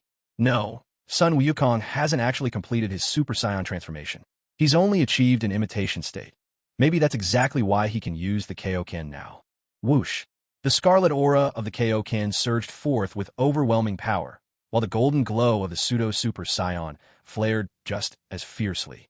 The result was Sun Wukong, surrounded by an inner red and outer gold energy storm. To be honest, he looked absolutely dazzling, far more spectacular than Frieza's purple energy aura. Vegeta was so shocked, his jaw dropped in disbelief. In no way. This has to be a trick. Although Sun Wukong's expression wasn't yet as cold as a full-fledged Super Saiyan, at this moment his brows were sharp and his eyes blazed with murderous intensity. Let's finish this quickly. I can't hold this state for long. Boom. Crash. Bang. Smash. At this moment, Sun Wukong's power level soared to 300 million. He'd just surpassed Frieza by a full 50 million. This is what it means to be a Saiyan. Give them a chance, and they'll create limitless possibilities. Caught off guard, Frieza could do nothing but defend himself. Until his power level broke the billion mark, a 50 million gap was more than enough to decide the battle's outcome. Yet Frieza wasn't one to back down. His prodigious talent and an almost Saiyan-like resilience allowed him to gradually catch up to Sun Wukong's speed. Frieza's power kept rising, and within just a minute, he was nearly at the 300 million mark himself. The battle raged on, every blow shaking planet Namek down to its core. Lightning danced across the sky, thunder roared, and the oceans were whipped by colossal tsunamis. As the two warriors fought their way across the landscape, mountains crumbled before them, stones split apart, and the seas erupted with zones of vacuum where their power struck. Planet Namek had already taken a beating from earlier clashes, But now, the ground split wide open. Streams of magma gushed up from deep below. Bolts of lightning crashed endlessly from the sky, shrouding the planet in a blanket of storm clouds. The heavens themselves had been stained black, heavy clouds covering every corner of the world. It was as if all signs pointed to an impending apocalypse. And to think this devastation was just the result of Frieza and Sun Wukong's battle in midair. Energy blasts shot out in every direction, carving out craters like meteors striking the land. Every so often, a pained cry rang out. One moment, Frieza was hurled into the sea. The next, Sun Wukong was blasted deep into the earth. 3 minutes passed, and Frieza's power level had reached 350 million, and it kept rising steadily. At first, Frieza had thought he'd finally be forced to use his ultimate move today. Who could have guessed that his physique had grown this monstrous? What Frieza didn't realize was that by mastering the control of his energy, and through long, secluded training deep within the Ice Star, an enormous reservoir of potential had gathered within his body. It was Goku's relentless pressure that finally awakened this dormant power. Once these hidden reserves began to erupt, they would not slow or stop just because of an opponent's strength. It would only stabilize once all that power had burst forth completely. 400 million. When Frieza's power soared to 400 million, at last the climb came to a halt. Frieza was exhilarated. His battle power nearly doubled within 5 minutes. But for Goku, things had taken a turn for the worse. Even though he was only in a pseudo-Super Saiyan state, it was still far more brutal than his base form. With Kaioken amplifying things further, Goku's body had been pushed right up to its breaking point. His breath came in ragged, explosive gasps, his chest feeling as if it might just burst apart. His energy flared and faded unpredictably, one moment fierce, the next feeble. Even his hands had started to shake. It wasn't fear overtaking him. Goku's body had truly reached its very limits. With a howl of frustration, Goku poured out his unwillingness to yield. If only his body could bear it, he would have pushed the Kaioken to even greater heights. A fight this exhilarating. How could he be satisfied with just 5 short minutes? Suddenly, the red aura swirling around Goku faded. The Kaioken state had ended. Frieza was convinced that Goku would barely be able to keep himself aloft any longer. And yet, reality proved otherwise. Though Frieza had achieved a rebirth, Goku's protagonist's aura still blazed around him. In a sudden surge, as the Kaioken vanished, Goku, driven by raw resentment at his own limits, transformed into a Super Saiyan. And because he'd already tapped into power levels near 300 million, his new Super Saiyan form instantly brought him up to that same threshold.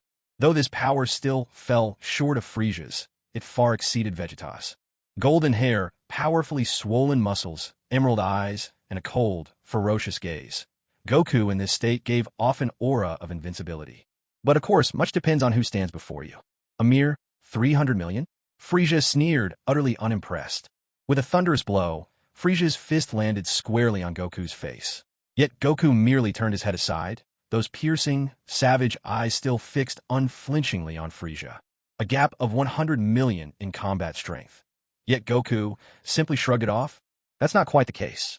In fact, because Goku was using the Kaioken technique while in his pseudo-Super Saiyan state, he could no longer feel any pain at all. It was precisely this numbness to pain that made Goku, at this moment, seem utterly invincible. With a powerful upward punch from his sturdy arm, he struck Frieza right in the stomach. Even with a power gap of over 100 million, Frieza still felt as if his abdomen was engulfed in searing flames. Aya! Clutching his stomach, Frieza staggered back a few steps. He'd let his guard down. He'd actually let that damned monkey land a full hit, and caught him completely unprepared. Tui. Frieza spat out the bitter taste from his mouth, and a shockwave of energy exploded around him with a roar. Boom! Bang! Bang! Bang! Once more, Frieza and Goku unleashed a brutal exchange of fists, their blows landing with raw, shuddering impact, neither of them resorting to energy blasts, just a frenzy of close combat. Each punch sounded like a thunderclap. Vegeta was already struggling to keep up with their sheer speed. Gulp! Swallowing hard, a sudden thought popped into Vegeta's mind. These two are absolute monsters. Another 5 minutes passed. Suddenly, the heart of the battlefield erupted with a deafening explosion, as if a great hole had been torn open in the sky, sending chills racing down everyone's spine. A figure plummeted at lightning speed toward the ground, right where Vegeta happened to be standing. Startled, Vegeta summoned every ounce of strength he had left, scrambling, stumbling, and ultimately diving headfirst into the water to escape. Boom! A colossal crater, miles wide, tore open the landscape. Goku's bare torso and ragged battle-worn pants still clung stubbornly to his legs like tatters of cloth. He'd managed to hang onto the last fragment of his dignity as a man, but Goku's eyes were glazed over, his entire body seized by spasms, instinctively curled up in a ball. The Super Saiyan form had faded away. Aside from not being unconscious, Goku could barely feel his own body anymore. Even for Frieza, an enemy unable to feel pain like Goku was a troublesome opponent. But in the end, he managed to beat Goku down. Frieza's own breath was uneven, his panting sharp and rapid. Slowly, step by step, Frieza descended to the ground, moving inexorably toward Goku. Creak, creak. His every step echoed with its own chilling effect. Splash. Gaugo. Hut, hut. Vegeta burst up out of the water, coughing violently as he hauled himself onto land. Frieza's and Goku's battle had driven Namek to the very brink of destruction. This planet had already suffered irreparable damage, especially after Goku's final crash to the surface. He had completely destroyed the planet's core. Now, at most, there were less than 3 minutes left until the entire world would explode. With a single sweep of his hand, Frieza summoned several orb-shaped spaceships from the Ginyu Force, drawing them toward himself effortlessly. With a casual flick, he let them drop onto the battlefield. He knew that Son Goku was not dead, and that Vegeta had not taken any serious wounds. Indeed, Vegeta was in far better shape than Goku at the moment.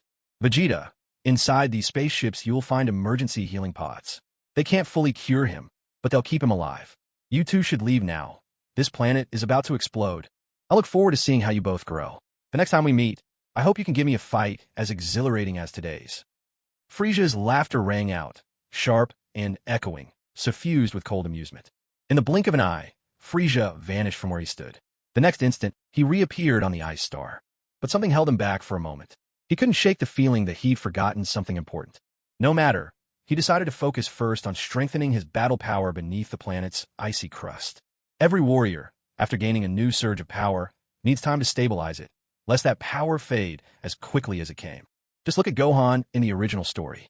After the Cell Games, Gohan lost his way. By the time the Majin Buu crisis came, his strength at first wasn't even what it had been as a child. Such a pity. Back on Namek, Vegeta finally reached Goku's side. Staring down at Goku in his agony, Vegeta felt the urge to finish him off right then and there. An energy blast took shape in his palm, but after 30 seconds, Vegeta let it flicker and fade. In the end, he couldn't deliver the killing blow. You spare me once back on Earth. This time, I'll return the favor. But next time I'll surpass you. I'll defeat you and kill you. With a grunt, Vegeta landed a harsh kick, booting Goku into the nearest spaceship, then hurried over and strapped him into the emergency healing pod. Finally, he hit the launch button. With a deafening roar, a dragon of molten lava shot skyward. The countdown to Namek's destruction had begun. Vegeta dared not waste another moment. He sprinted to a second spaceship, engaged its systems, then leaned back, closing his eyes at last to rest. He hadn't had a decent night's sleep in days. Fatigue pressed heavy upon him.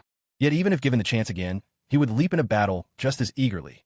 For this time, not only had his power skyrocketed, he'd taken his first step as a Super Saiyan. Moving forward, he would train even harder. One day, he would surpass Goku. No, surpass Frieza as well. I am the prince of all Saiyans, the most gifted warrior. I will not lose to any of you. Not now, not ever. With a hiss, the hatch sealed shut. Vegeta's ship blasted off, right behind Goku's, streaking into the vastness of space. Not long after they escaped, Namek detonated with earth-shaking force, obliterated forever. In the vastness of space, no sound can travel, yet that brilliant burst of fireworks bore silent witness to the unspeakable fate that had befallen planet Namek. Back on Earth, Dodoria had been anxiously dodging streams of magma erupting from the ground when he was suddenly whisked away to this unfamiliar place. Taking in the tranquil scene of trees and undisturbed peace around him, he found himself utterly confused. Who am I? Where am I? And where is Lord Frieza? His questions barely had time to swirl before he spotted a group of people not far away. Among them, lying on the ground with eyes tightly shut, was none other than Slug. In front of Slug loomed a green mountain. No, wait. It was a Namekian, so large he seemed mountain-sized. Beside this giant, a tiny Namekian was crouched, hands emitting a shimmering green energy. Nearby, two other Namekians who were identical in appearance stared at each other, their intense gaze hinting at some unspoken tension in the air.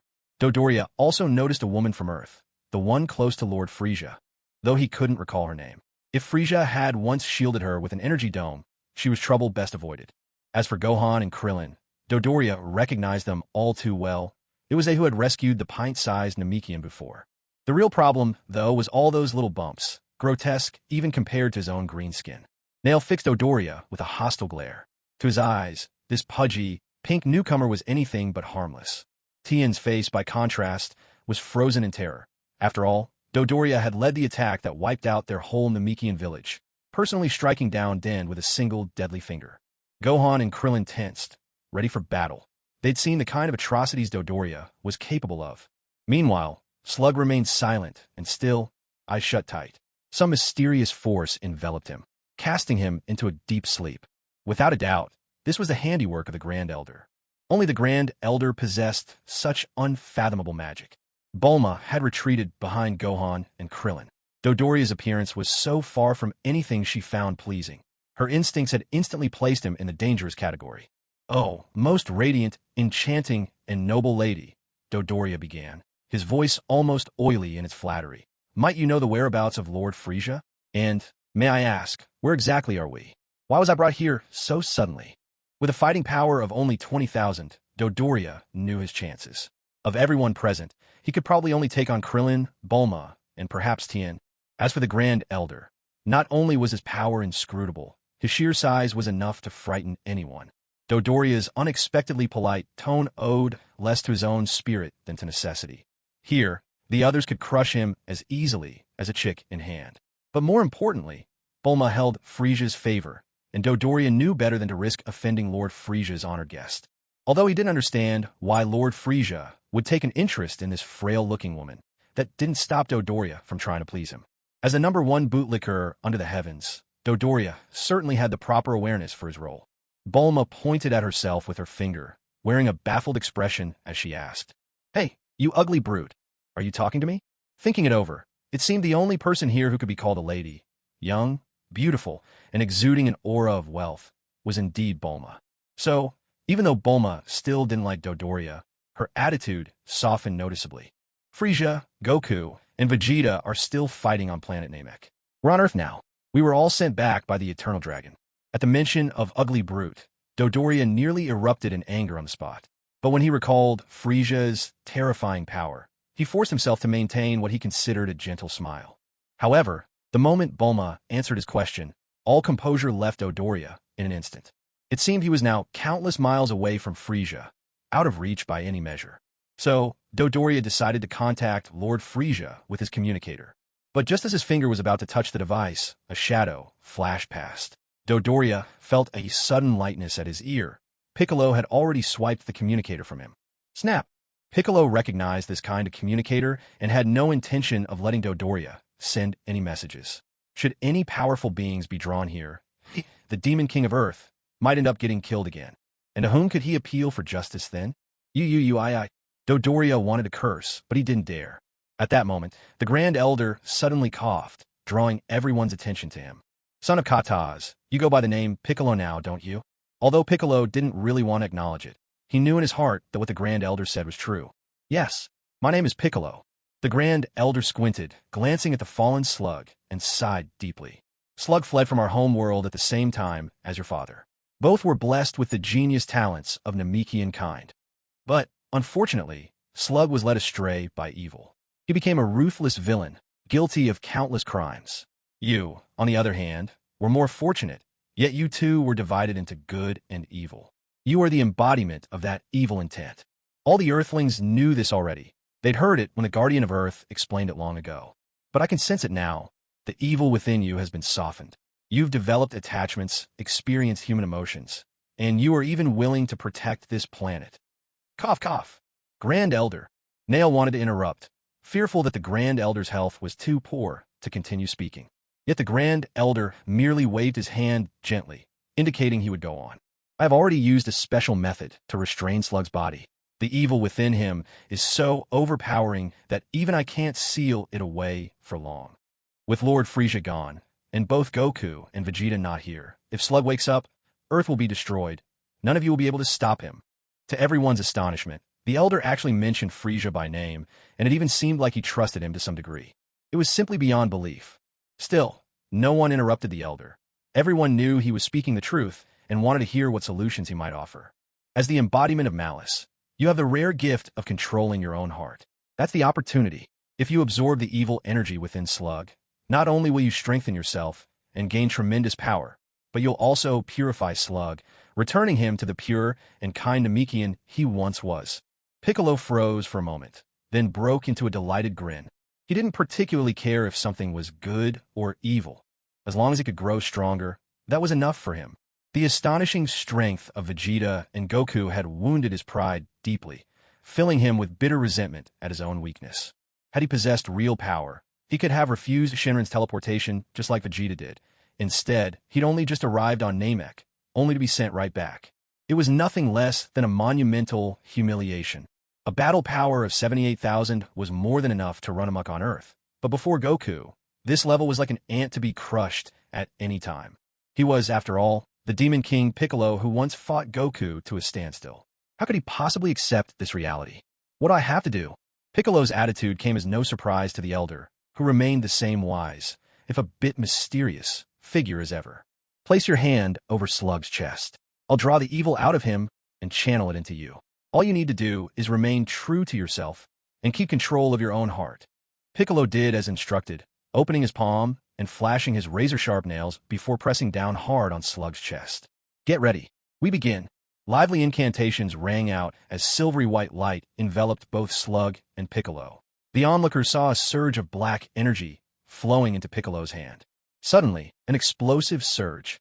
A torrent of power burst out, whipping up a hurricane that bent the trees of the forest nearly to the ground. After 30 seconds, the wind died down. Slug, now much smaller and closer in size to Nail, radiated not a trace of evil, his presence now calm and serene. But Piccolo was another story. Black energy swirled around him as guttural roars erupted from his throat, leaving him wild, consumed by an uncontrollable, furious power. Control that evil force inside you. Picture the one you want to protect. Remember how you felt when you once sacrificed yourself for him. No, I don't want to hurt Gohan. No, no, no, no.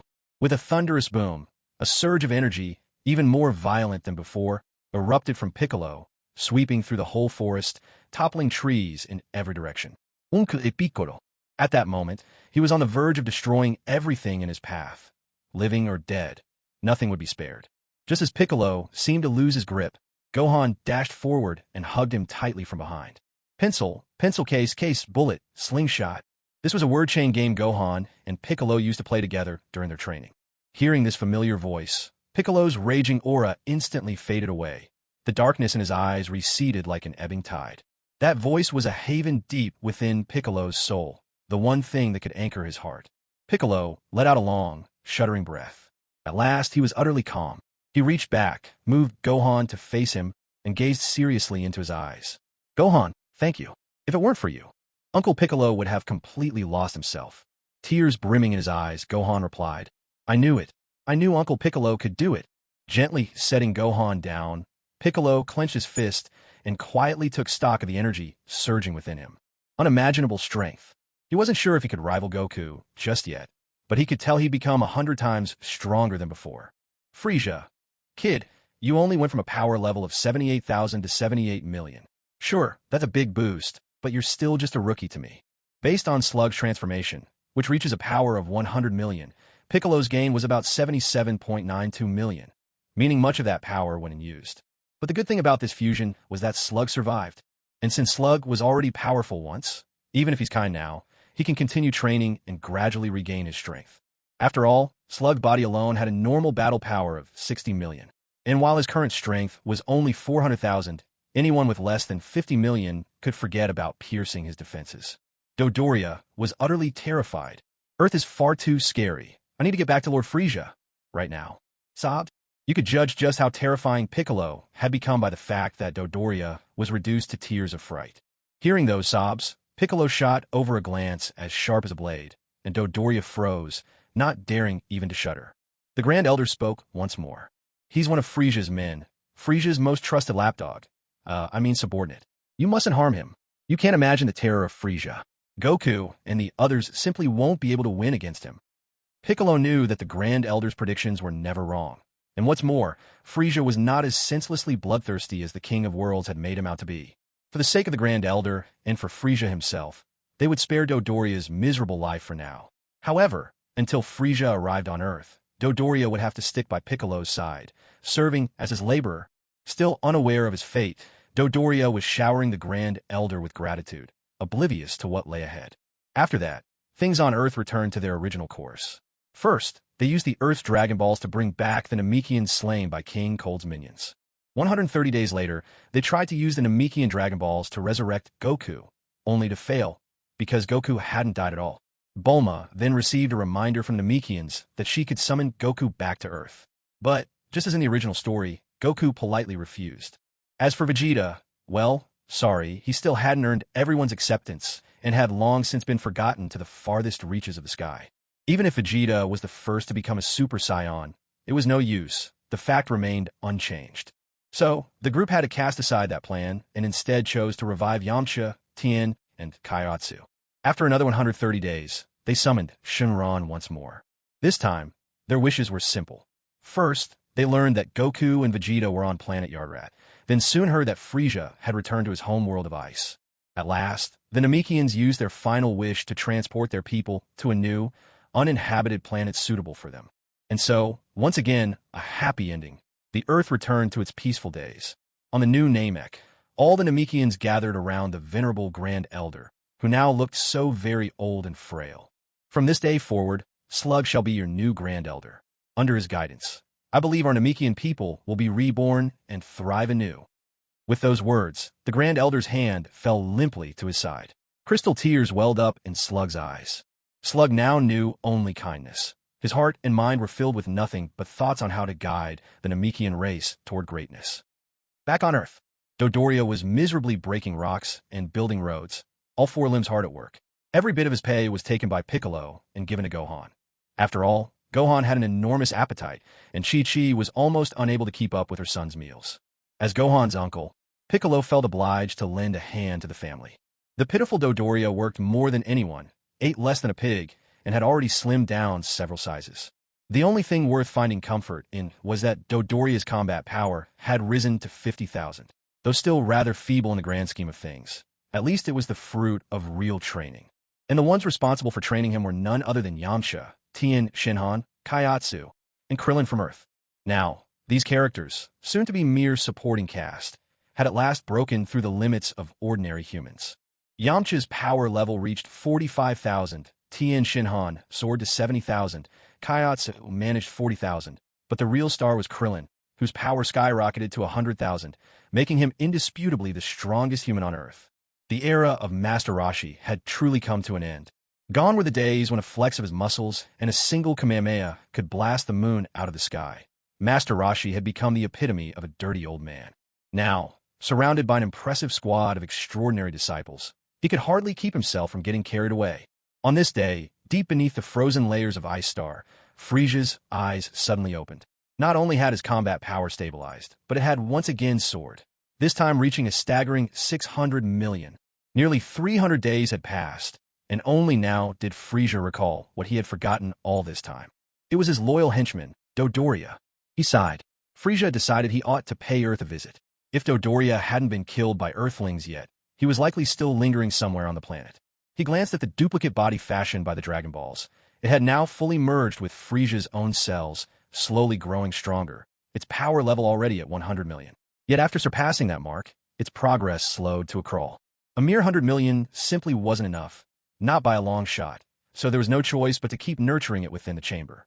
Frieza's own growth was so rapid, it seemed the duplicate had no hope of catching up. It was a regrettable oversight. Without matching power levels, true fusion was impossible. And if he lowered his own strength just to fuse with the duplicate, what would be the point? What if after merging, the result was actually weaker than Frieza himself? Forget it. Better to keep raising its strength. Perhaps, one day, a miracle would occur. With a shimmering sound, Frieza vanished from where he stood. Instantly, he reappeared on Earth, right at Piccolo's side. The distance had been immense, but on Earth, Piccolo was the only energy signature strong enough to sense. During this time, Piccolo hadn't slackened in his training either. Now, his power was verging on 100 million, a force still insufficient in the grand scheme of things, but vastly surpassing his counterpart in the original story. For that, he had Slug's contribution to thank. When Frieza caught sight of a now much trimmer Dodoria, he almost failed to recognize his top-class lackey. Can you picture it? The once bulky, round Dodoria had been transformed into a chiseled bodybuilder boasting a full set of 8-pack abs. If not for Dodoria's distinctive skin tone and those stubborn little bumps on his body, now just a fraction of their former size, Frieza never would have guessed this was his old subordinate. The moment Dodoria saw Frieza, all the pent-up grievances surged in his heart, and tears began to fall onto the ground as though there was no end to them. He tossed aside his corn bun in an instant, eager to rush over and report everything to his master. That corn bun, by the way, was only added to Dodoria's meager rations after Gohan, unable to bear the sight of Dodoria's miserable diet, asked Piccolo to do something about it. Otherwise, Frieza would have found Dodoria gnawing on literal pig slop, leftovers from what actual pigs wouldn't finish. Oh ho ho ho ho. Dodoria, you look far more presentable than before. Those abs are quite impressive. Seems you've really been working hard on your training here on Earth. Dodoria was struck speechless, as was Piccolo. But Piccolo's shock had a simple cause. He was overwhelmed by Frieza's aura. Having just finished a round of training, Piccolo hadn't expected Frieza to reveal his true power so openly. A battle power of 600 million nearly left Piccolo in despair. He had believed that, even if he was still weaker than Goku, the gap couldn't be that wide. Yet Frieza's presence was like a wave crashing down, utterly overwhelming. Unlike Frieza, who could sense power levels directly, the rest could only gauge strength based on instinct. But there was no need for precise numbers. Piccolo could feel the vast gulf between them immediately. He was thoroughly crushed by Frieza's overwhelming might. As for Dodoria, his shock was reserved for Frieza's unexpected words. Ever the consummate bootlicker, Dodoria instantly caught the note of approval in Frieza's tone. Lord Frieza, I am your most loyal subordinate. I've given my all in training on Earth, just so I wouldn't bring shame upon you. Not only did I volunteer for all the toughest chores, I also fought different people every day. I slept barely 3 hours a night and ate the coarsest, most unpalatable grains. After nearly a year of relentless effort, I finally built up this fit and sturdy physique. But seeing you again, Lord Frieza, I realize, if you are the sun in the heavens, I am but a wild blade of grass on the ground. It is your glorious light that lets humble grass like me thrive and flourish. If I keep writing like this, even millions of words wouldn't be enough. For the sake of not ending this story too soon, let's just summarize Dodoria's flattery for now. Piccolo was once again dumbfounded by Dodoria's shamelessness. No wonder the Grand Elder always said Dodoria was Frieza's #1 sycophant. When it comes to brown-nosing, even a spaceship couldn't keep up with this guy's speed. Frieza, merrily basking in flattery that could easily stretch on for millions of words, suddenly noticed a mechanical insect approaching him. He considered a certain possibility. Perhaps Frieza hadn't crushed that flying insect right away. Instead, he'd allowed it to collect some of his cells before finally shooing it away. None of the others noticed the little bug. They only saw Frieza's gaze suddenly sharpen, and then, after a nonchalant wave of his hand, his energy quickly diminished. Piccolo thought Frieza was about to start a fierce battle with him. He was already contemplating how to contact Elder Slug. Surely, the Elder would have to figure out some way to use the Dragon Balls to bring him back to life in case things went south. But before he could settle on a plan, Frieza's power plummeted rapidly, dropping to a level that was barely higher than Krillin's. Piccolo let out a long, silent sigh of relief. He turned to Dodoria and said, Mr. Dodoria, now that King Frieza is here, let's call a pause to your training for now. I'm sure King Frieza will need your assistance. Piccolo played along so smoothly that Dodoria almost burst into tears out of sheer frustration. After suffering nearly a year of inhuman treatment, to hear this shameless line, as if he should be grateful for such abuse, was almost too much to bear. Dodoria bristled with resistance. Of course, Frieza knew exactly what was going on, and found Dodoria's reaction rather amusing. Now he realized that Piccolo was amusing in his own way too. So, he decided to join in on the fun. Dodoria, where are your manners? You're my subordinate, aren't you? Are you trying to make people think I can't keep my men in line? Frieza's gaze turned chillingly dark. A cold aura wafted from him, sending about a dozen shivers down Dodoria's spine and nearly cramping him up on the spot. With a sharp smack, Dodoria snapped his legs together, bowed to Piccolo at a precise 90-degree angle, and shouted his thanks. Thank you so much, Mr. Piccolo, for devising this training regimen. Please accept my most sincere gratitude. Piccolo was dumbfounded. Sure, he'd entertained some far-fetched thoughts, mostly just to mess with Dodoria, but he never truly believed Frieza would go along with it. Whether Frieza was really fooled, Piccolo couldn't tell. But he knew one thing for certain. Frieza had played along perfectly. Honestly, King Kai is such a trickster. Bulma, that unreliable and dramatic girl, suddenly seemed much more trustworthy by comparison. She was right after all.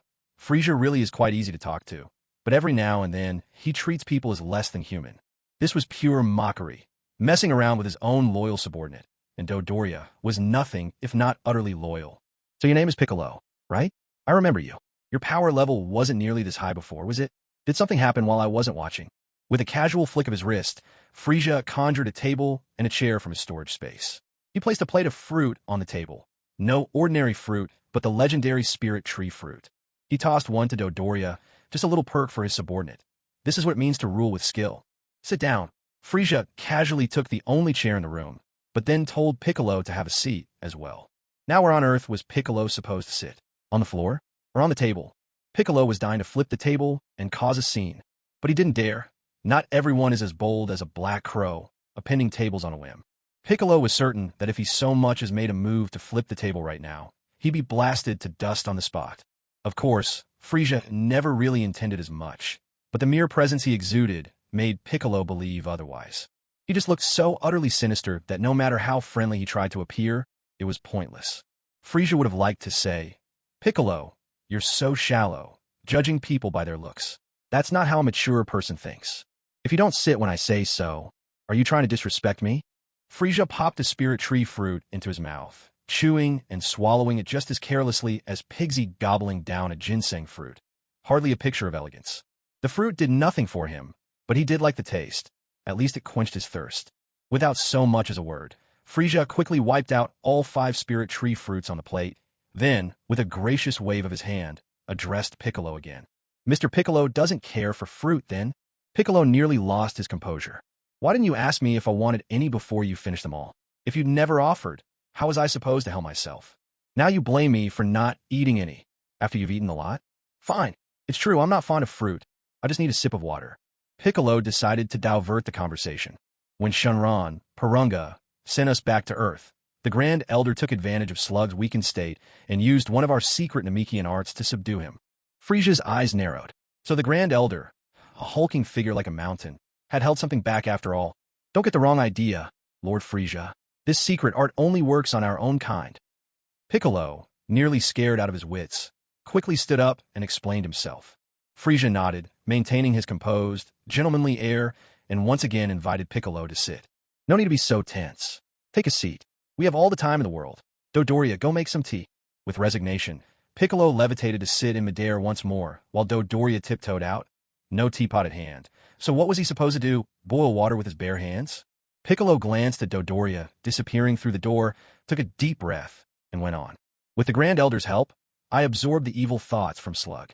Since Slug's fighting power came largely from those wicked thoughts, I gained a tremendous benefit from it. Later, with the help of Shenron, we brought the Earthlings who had died back to life. Peace returned to Earth, and after some time spent training, I finally reached my current level of strength." Piccolo never breathed a word about Dodoria. Since Frieza had already let it go, there was no point in bringing it up and inviting trouble. Frieza nodded. Although the story had taken a few twists, overall, without his direct interference, things hadn't changed much. Judging from that mechanical insect that had just shown up, it wouldn't be long before future Trunks appeared, and 3 years later, the androids should make their entrance as well. Frieza had originally thought to ask whether some guy named Garlic Jr. had shown up during this time, but decided against it. Trash like that really isn't worth the effort. Have Goku and Vegeta returned yet? Piccolo shook his head, explaining that even after summoning Shenron, they hadn't been able to bring the two back. All they'd learned was that the pair were on a planet named Yardrat. Frieza paused and thought. He had been the one to suggest Goku and Vegeta go to Yardrat in the first place. It seemed both of them must have learned instant transmission there. Well then, thank you for telling me all this. Since you've been so honest, I won't hold the Dodoria incident against you. With a wave of Frieza's hand, all the tables and chairs vanished. Oh, come on. He even took away my chair. How are you still sitting? But before Piccolo could react, Frieza was already soaring away, heading west, presumably towards West City.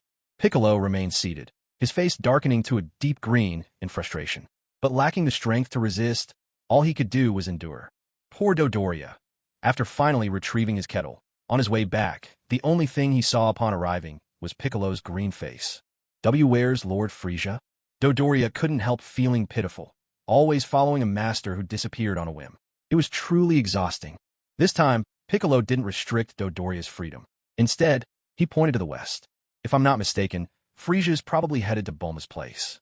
Didn't everyone say that, back on Namek, Frieza and Bulma actually got along pretty well? Delighted, Dodoria tossed the kettle aside and rocketed off towards Bulma's house. A few seconds later, he came back again. He grabbed the kettle he'd just abandoned and set off once more in pursuit of Lord Frieza. Watching all this, Piccolo's eye twitched helplessly. Bulma's home was in the city center of West City, a hemispherical building that took up almost a tenth of the entire metropolis. After all, her family was the richest on Earth. The sheer profit Capsule Corp generated was evidence enough of their staggering wealth. Bulma was at home, working on research involving the gravity chamber and the spaceship, topics currently occupying Dr. Brief's attention. As a prodigy surpassing even her own father, Bulma had naturally devoted herself wholeheartedly to these studies. But Bulma had one advantage over Dr. Brief's. She didn't need a ladder. She could simply float in the air, inspecting whatever she wanted from any angle she chose. Suddenly, a frightening face appeared right in front of her. Even though she could fly, Bulma was so startled that she fell straight to the ground. Frieza's face often haunted Bulma's nightmares. The more time passed, the more vividly she remembered every detail. This was not some strange, twisted affection. It was genuine trauma. Frieza's appearance and chilling gaze had truly unsettled her mind. Frieza? Frieza, why are you here on Earth? Realizing that the figure before her was indeed Frieza, Bulma found herself less afraid than she'd expected. After all, she had often been jolted awake by nightmares featuring Frieza. Facing him now, in real life, brought a strange sort of composure. She hurriedly scrambled up from the floor and grabbed Frieza's hand, studying his eyes closely, then inspecting his angular ears, and finally examining that long, unmistakable tail. There was no doubt about it. This was the genuine article. A wild Frieza. Oh ho ho ho. Miss Bulma, you seem rather excited to see me, don't you? Frieza remarked with smug amusement. Bulma rolled her eyes and shot back irritably. How could I not be? Tell me right now. Did you lock Son Goku up somewhere? Why else hasn't he come back? Frieza had imagined plenty of possible scenarios for their reunion, but none quite like this. For a moment, Frieza was visibly annoyed. Then he sighed. Never mind. You don't really seem like that kind of person. Is this your first time visiting my home? Come on, let me treat you to a feast. Lord Frieza, you mustn't leave me behind again. Before Frieza could respond to Bulma, Dodoria, his ever-loyal sidekick, came scurrying over in a panic. With clear disdain, Frieza glanced at Dodoria, but in the end, refrained from kicking him away. In truth, Dodoria hadn't had a decent meal in nearly a year. Feeling a rare surge of sympathy, Frieza decided to bring him along for a proper feast, considering it a reward for his loyalty. Bulma didn't object to Dodoria joining them. In fact, with her resources, she could have fed not just Frieza and Dodoria, both with modest appetites, but even a whole troop of hearty eaters like Goku himself. The three entered Bulma's spacious dining hall, where dozens of chefs bustled about, ensuring that the household could enjoy fine cuisine at any moment. Such extravagance was truly the mark of the wealthiest family on the planet. Dodoria's eyes lit up with hungry anticipation, practically glowing green with envy. He inhaled deeply, desperately fighting back drool, but remained rooted to the spot, frozen in awe. Before King Frieza made a move, he would never dare to eat before him. Go ahead, eat as much as you like, just don't lose those 8-pack abs. Hearing this was like receiving an imperial decree for Dodoria. He immediately bowed and showered Frieza with gratitude for such benevolence. Then, a pink-feathered storm swept through the dining hall. There was a reason Dodoria had managed to get so chubby in the first place. Frieza, though reluctant to admit it, truly benefited from these people's presence. Despite being rather unusual himself, along with Dodoria, they were not met with much hostility from others. Of course, this all depended on Frieza keeping his sunglasses on. Without them, quite a few people might be scared half to death at the sight of him. Pharmacies might run out of heart pills in a frenzy, and the police, zooming around on their flying motorcycles, would probably show up to charge him with the crime of being too frightening. That said, Frieza wasn't one to roam the streets anyway. Most of the time, he stayed inside the gravity chamber specially tailored for him by Bulma. The chamber went up to 1,000 times Earth's gravity, though at present, Frieza could only handle up to 500 times. This level happened to be what Vegeta used for his regular training during the Majin Buu saga. As for Dodoria, sorry, if he so much as set foot inside, he'd be crushed to a pulp in an instant. Even so, Dodoria's combat power had soared in these past days. Frieza often swatted at him with his tail in the name of Frieza-style training. Odd as it sounded, this approach yielded fantastic results. Dodoria now boasted a battle power of 300,000, no longer someone Krillin and the others could easily dispatch. With the aid of gravity training, Frieza's own strength grew at a blazing pace. By the time he sensed Trunks' energy, his battle power had already skyrocketed to 800 million. Not to mention, the gravity chamber had another major benefit. It helped Frieza maintain a stable combat power, sparing him the need to return to the Ice Star for balance. And so, Frieza settled down on Earth. Still, he couldn't neglect the Frieza army's affairs. After all, destroying a few worthless planets was a task personally assigned by Lord Beerus, the god of destruction. There was no way Frieza could afford to offend Beerus, so for the time being, he just let Dodoria handle things remotely. Especially since Dodoria, after savoring the fruits of Frieza-style training, would sooner die than leave Frieza's side for even a moment. Frieza simply let Dodoria have his way. After all, Beerus hadn't specified the details. The destruction just needed to get done. To be honest, Frieza truly got a bad rap. Every move he made was at Beerus' behest, yet the world only saw him as the ultimate villain. Today, Frieza finished his training. Having reached 800 million in battle power, he seemed to hit a bottleneck. No matter how hard he tried, he couldn't make any more rapid gains. After experimenting with even higher gravity, Frieza still had no solution for this bottleneck, so he decided to take a break for a while. It was precisely at this moment that Frieza sensed Trunks' energy. Though unfamiliar, it was unmistakably Saiyan. There could be no other explanation. It had to be Trunks. Frieza was not the only one to sense it. Everyone else on Earth felt it as well. So, as if by some silent agreement, all the warriors flew toward Trunks' location. Frieza could have simply teleported there instantly, but he was in no rush. He sent Dodoria ahead just to watch the excitement first. After finishing his training, a bath was in order, wasn't it? As for clothes, Frieza saw no need. His own skin suited him just fine. Once his power reached a certain threshold, a new skin would come naturally anyway. After a refreshing bath, a smooth, if imaginary, shave, and a bite to eat, only then did Frieza teleport to Trunks' side. Trunks was already in a daze. When Piccolo and the others told him that Frieza hadn't been defeated all those years ago and had actually been living peacefully on Earth, Trunks felt the ground shift under his feet. Especially when he saw his own mother flying through the air to join them. His worldview shattered completely. His mom knew martial arts, and her battle power was over 1,000? That was even stronger than Piccolo Daimao back in the day. Who am I? Where am I? What am I supposed to be doing? When Frieza appeared beside him, Trunks' confusion reached its peak. The day had simply been too overwhelming. He snapped on the spot. In an instant, he transformed into a Super Saiyan, drew the long sword from his back, and swung it furiously at Frieza. Frieza's crimson pupils flashed, firing twin death beams that shattered Trunks' sword into dust. Glancing over at Bulma, Frieza remarked coolly, "You've really spoiled your son. Let me handle his discipline for you." Bulma was left dumbfounded, while those around her exchanged meaningful glances. Trunks, consumed by both anger and shame, tossed aside the broken blade, clenched his fists, and charged at Frieza. Smash! Whoosh! Boom! With one swing of his tail, Frieza sent Trunks flying straight into a mountainside, smashing it to pieces. This isn't right at all. I care about the environment. I don't even step on the grass, let alone destroy mountains. How could I let this kind of destruction slide? Snap! This time, a swift kick to Trunks' back sent him soaring into the sky, turning into a distant, twinkling star as he vanished from sight. Now that Trunks has shown up, it won't be long before Goku arrives too. Back then, his power was already at 300 million. I wonder how much stronger he's gotten now. Whoosh! No sooner had Frieza finished musing than Goku appeared, gripping Trunks by the shoulder. As it turned out, Sun Wukong had sensed the energy from Frieza's battle with a stranger and, fearing the Earth might be destroyed by their clash, he couldn't help but use instant transmission. First, he rescued Trunks, who was about to break through the atmosphere, and with another instant transmission, he appeared right in front of Frieza. Frieza looked at Trunks, lying on the ground unconscious, and was thoroughly disappointed. A measly power level of 260 million.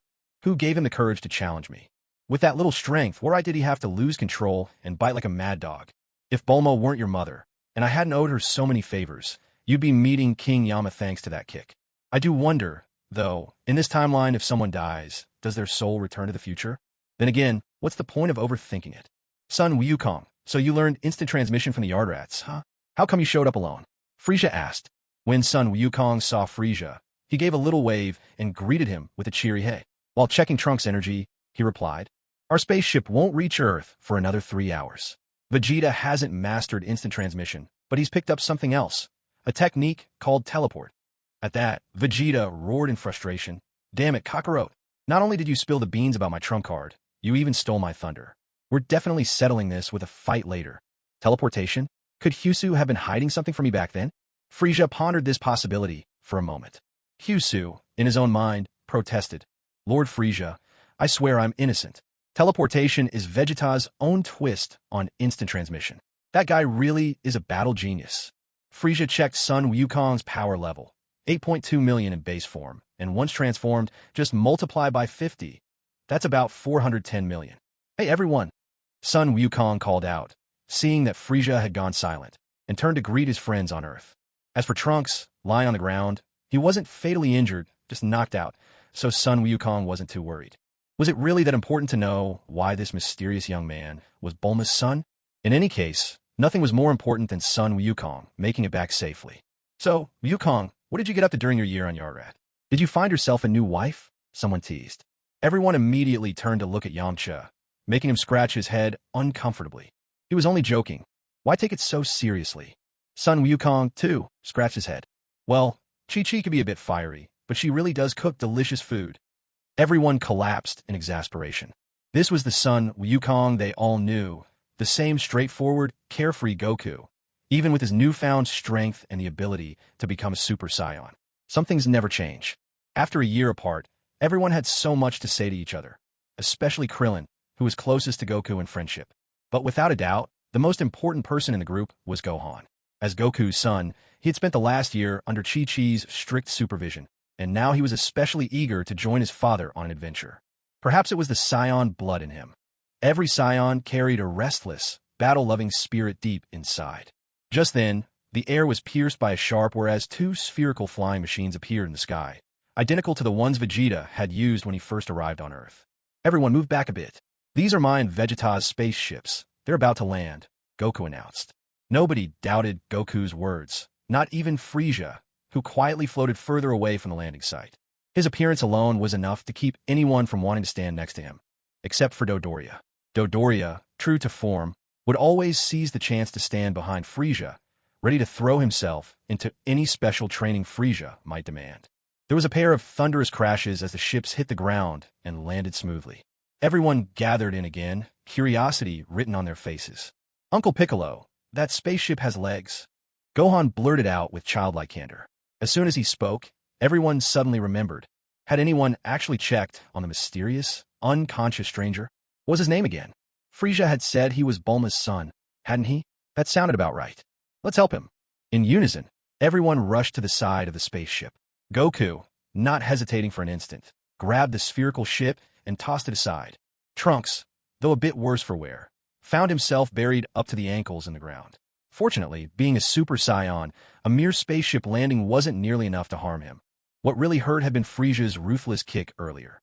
The ship Goku had thrown erupted in a spectacular explosion mid-air. Vegeta, meanwhile, was surrounded by a golden aura, his eyes blazing with murderous intent. Kakarot, he roared. In an instant, Vegeta vanished from sight, moving so fast that even Frieza, sharp as he was, couldn't catch where he'd gone. But then, following Vegeta's energy, Frieza noticed him suddenly appear behind Goku, hair blazing gold like fire, and without hesitation, Vegeta landed a powerful kick right at Goku's backside. Goku knew this move all too well. Vegeta had pulled this trick on him countless times before. At first, even though Goku could track Vegeta's energy, he'd never been fast enough to react. Over time, though, Goku developed an instinct. Whenever Vegeta suddenly disappeared, he knew he had to get out of the way immediately. Because with Vegeta, one could never be sure if the next sneak attack would target exactly the same spot. This time was no exception. The moment Vegeta vanished, Goku instantly transformed into a Super Saiyan and shot off into the sky. Goku managed to escape, but poor Trunks, who had just been pulled out of the crater by Goku, wasn't so lucky. His own father sent him flying with a powerful kick. Pitiful Trunks. He'd barely recovered from nearly being booted out of the atmosphere by Frieza, hadn't even had a chance to regain his senses, and now someone had sent him soaring high again.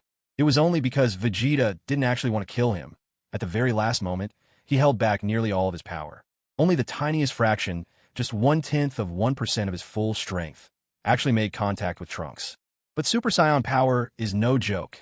Even a mere fraction is hundreds of thousands in fighting power, far worse than getting smacked by a falling spaceship. And so, that kick was forceful enough to jolt Trunks wide awake.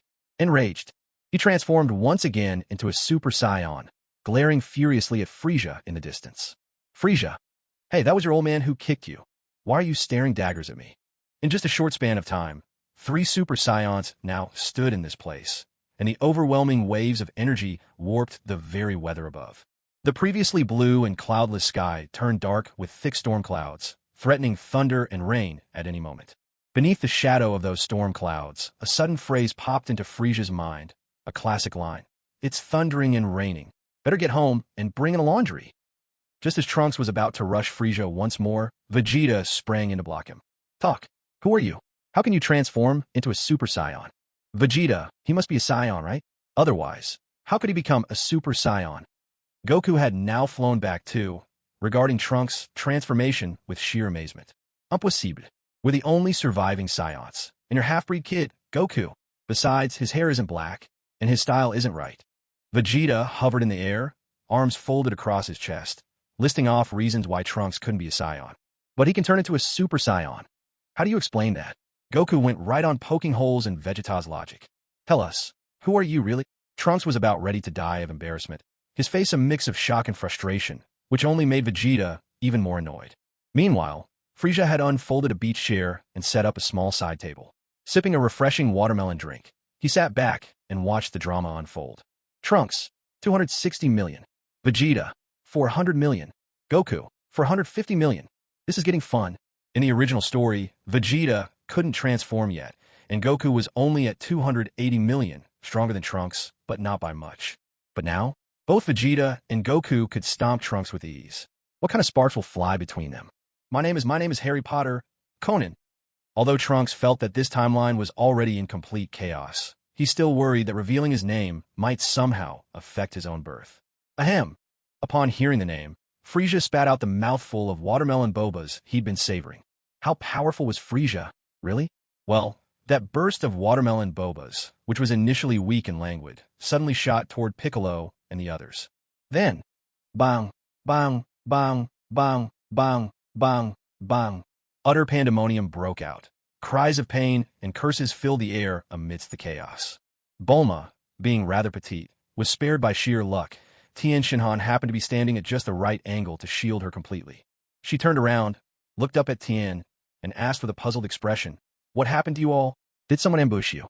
Huh? Did someone attack you with watermelon juice?" Having accidentally provoked everyone's wrath, Frieza had no choice but to give a quick explanation. The group glanced at Frieza, then down at their own sore, boba-battered bodies, and, wisely, decided to redirect their attention to the real show, the Saiyan monkeys, or rather, Goku and his friends. But Bulma was different. She was fearless, and more importantly, she was wealthy. With a practiced flick, she tossed out a capsule. Pop! Out came a refrigerator. She swung open the fridge door to reveal a tightly packed stash of watermelon bobas. Come on, everyone, give it a try. This is Mr. Frieza's latest invention. Quite delicious, if I say so myself. Gohan was the first to step up. He plunged a straw into the boba, took a hearty gulp, and then reached up to rub the bump on the back of his head, a souvenir from Frieza's watermelon bombardment. Glug! Goku glanced back, watching his friends gleefully sipping their drinks as they settled in to enjoy the show, and suddenly he grew a little envious. So, Harry Potter Conan, yeah, you play with Vegeta for a bit. I'll go grab a drink. Oh, Vegeta, don't worry. I'll save a cup for you. But hey, try not to hit too hard, okay? He looks pretty delicate, so don't accidentally finish him off. Trunks. Vegeta. As Goku turned and walked away, powering down from his transformation, Vegeta suddenly exploded. Kakarot! Goku turned back, puzzled, tilting his head in confusion.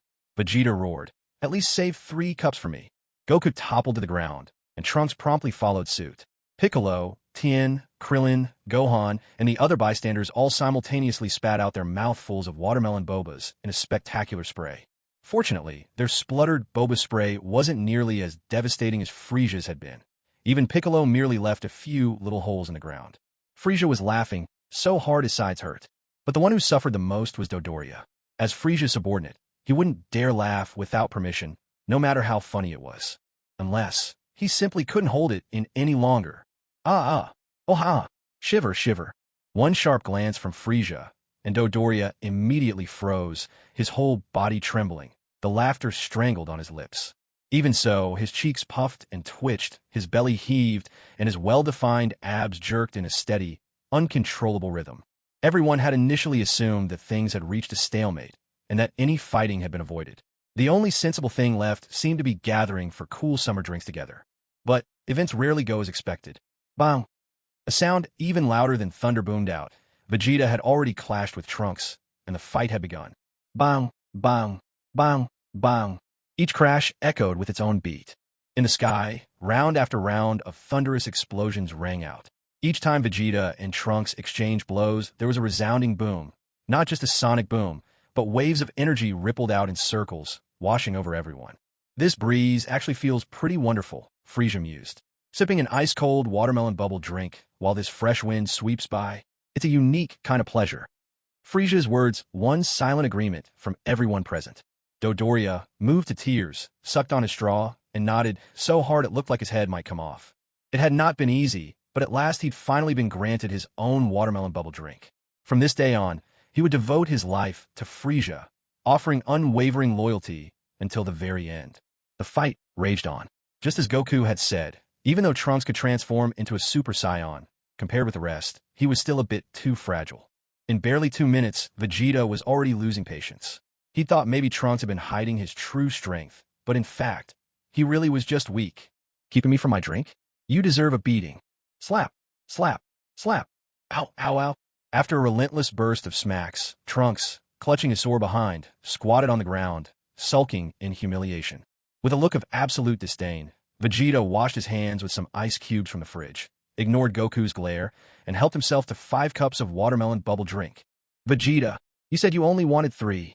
With a cup in each hand, Goku took a huge slurp. When he saw what Vegeta was doing, he downed the entire drink in one big gulp, his throat bulging with the effort. Don't think I didn't notice.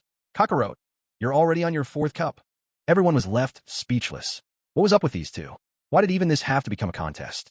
And so, Vegeta and Goku kicked off an all-out watermelon bubble drink showdown, to the collective embarrassment of everyone else. This was the difference in class. Even at their level, they each tried desperately to outdo the other. We gotta keep pushing ourselves too. Inspired, Piccolo and the others joined in the frenzy, and soon the entire stock of watermelon bubble drinks in the fridge was gone. Whoosh! A gentle breeze swept through. Forgotten by all, Trunks sat by himself, questioning his very existence once more. After enduring countless hardships to come to this time and place, what was it all for? Was it simply to get beaten up? Was it just to have my dad spank me? Or was it just to watch them fight over drinks? That watermelon bobo, it does look delicious, doesn't it? You must be thirsty too. Here, drink this. I saved it just for you. Bulma's gentle, sweet, understanding words made Trunks want to burst into tears. No one compares to my mom, whether in this timeline or my own.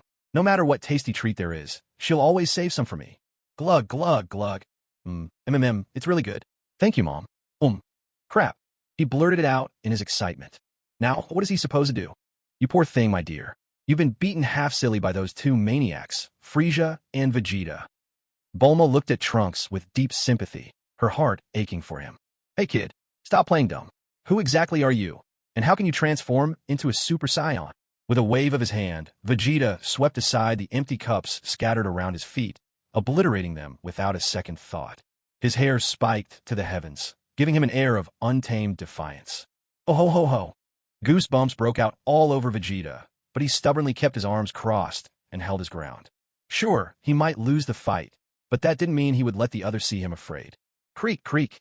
Frieza approached slowly, as if with his own theme music playing. The atmosphere thick with tension. Dodoria tagged along closely, holding his half-full watermelon bobo. After all, this was a reward from Lord Frieza himself. He couldn't bear to gulp it down too quickly. Frieza! Trunks grit his teeth so hard his watermelon bobo cup was nearly crushed in his grasp. Call me Harry Potter, Conan. Suddenly, all his bravado evaporated. Right now, Trunks only cared about making sure he'd still be born in the future. Everything else could wait. Creak! Frieza stopped, eyeing Trunks with a sly, almost mocking smile. A smile that made even the background warrior shiver. Bulma was used to it by now. It hardly fazed her anymore. But she knew. Whenever Frieza flashed that look, nothing good was about to happen. Though, come to think of it, she'd never seen Frieza actually up to anything like that, or running off to the bathroom for that matter. Everyone, even Frieza, froze, as if he'd wandered out of character. Ahem. Conan, isn't it about time you told us why you came here? The comic banter had gone on for quite a few chapters already, and if this kept dragging, not only the readers, but even Frieza himself was about to lose patience. Hey, I'm supposed to be the star here. These last few episodes, I've hardly even had a chance to show my face. There have been no real fights, no searching for Dragon Balls, not even any serious training. All this so-called power, just for posturing and playing the big bad wolf? My power level as Frieza is 800 million. Am I getting arrogant because of that? As Frieza, I could crush the three of you with one hand. Does that make me cocky? Even that watermelon bubble tea you all rave about. I only had a single cup. Have I, Frieza, lost my temper? Alright, fine. Maybe I'm a little angry. This was my invention, after all. Yet none of you can stop drinking more of it than I do. Ahem. Seems I've gotten a bit sidetracked again. Frieza, sidetrack my foot. I'm the main character here, and I'm entitled to my complaints. How does that make me off topic? Trunks scratched his head awkwardly. Though he couldn't quite make sense of this timeline. Everything seemed mostly the same, except that Frieza wasn't quite the enemy and Vegeta was able to become a Super Saiyan. Well, those were minor details. Trunks' real concern was whether he'd even be born in this timeline. Fine, forget it. Let's just get to the point. Hello, everyone. I came here today to tell you something important. Don't ask me how I know. There's no way I could possibly explain it. Everyone bristled with frustration. Then what is it you want to say? If you don't tell us, what are we supposed to ask? Just get on with it. Frieza's cold, sinister gaze revealed his clear annoyance. If you don't say something, how is the story supposed to move forward? Roughly 3 years from now, on the morning of May 12th at 10 a.m., on an island 9 kilometers southwest, a pair of extremely powerful enemies will appear. Vegeta interrupted Trunks' report, scoffing. Extremely powerful? Are they stronger than me? Trunks froze. The truth was, in the future, the androids really weren't much stronger than his father. Oh well, if we use my strength as a benchmark, then either of those two is just a bit stronger than me. As he spoke, Trunks' voice trailed off. He could clearly sense that his father, Vegeta, was much stronger than him, and Goku was probably even more powerful than his father. Not to mention Frieza, who was always wearing that sly, mocking grin. It seemed even his father was wary of him? Oh, right. Hadn't Frieza just given him a solid beating before? That being the case, Frieza's strength in this timeline was already beyond what was expected. With so many strong fighters on Earth, could the androids really cause much trouble? TCH, and here I thought it was something serious. I don't know how you know about events 3 years from now, but from the way you put it, this duo doesn't sound impressive at all. Bulma, however, seemed quite concerned. After all, this was happening on Earth, her home, so it was worth getting as much information as she could. Trunks, go on. Who exactly are they? Are they aliens? When aliens were mentioned, Bulma glanced at Frieza. The guy did seem like the ringleader of all aliens, after all. Don't look at me. Just remember to pay me a commission for that watermelon bubble tea later. Oh ho ho ho. Turning away, Bulma refused to look at Frieza's greedy, avaricious face any longer. Dodoria, being the #1 lackey, immediately flew into a rage upon seeing Bulma ignore his master. You dare, MMPH, MMPH. But before Dodoria could finish, his head was promptly buried in the dirt, leaving him able to utter only muffled groans. Frieza's tail gently came down, signaling everyone to disregard Dodoria's plight. Trunks was sweating rivers, but didn't dare to stay silent. They're not aliens. They're androids created by Dr. Gero. Their sole purpose is to destroy all of humanity. They killed Mr. Vegeta, killed Mr. Piccolo. When Piccolo died, Kami disappeared, and the Dragon Balls lost their power and turned to stone. Krillin, Tin, Yamcha, Master Roshi, and the others were all killed by the androids.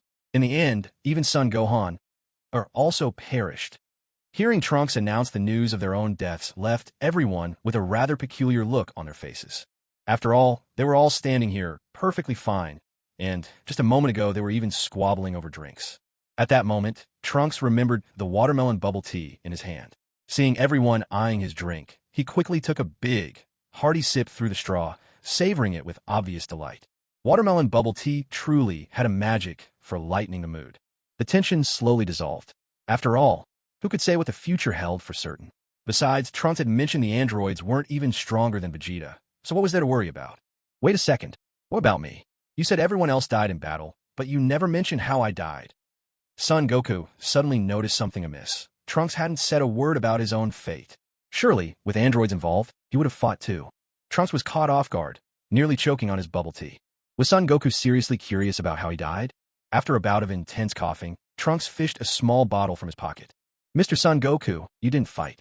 2 years from now, you'll succumb to a viral heart disease and die before you ever get the chance to join the battle. Having already sized up this group's eccentricities, Trunks hurried on before Goku could ask more questions. This is a special medicine for the heart disease. As long as you take it when the symptoms appear, you'll be fine. He rushed through his explanation, feeling like he was almost at his breaking point. This absurd timeline, he didn't want to stay here for even a second longer. He'd much rather return home and fight androids than keep wasting brain cells with this group. He'd had enough. That's it, I have to make a delivery. No, I have urgent business to attend to, so I'll be going now. Eager to leave, he whipped out a capsule containing his time machine and tossed it into the distance.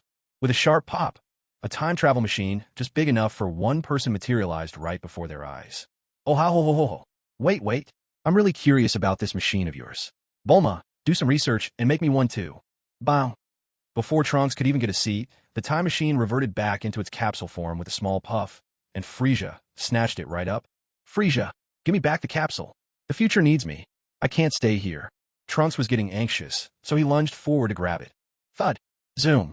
Clink. The whole world fell silent. With a powerful sweep of his tail, Frieza had sent Trunks flying, right out of sight. When Frieza wants something, it isn't your place to interfere. Here, you have 3 days.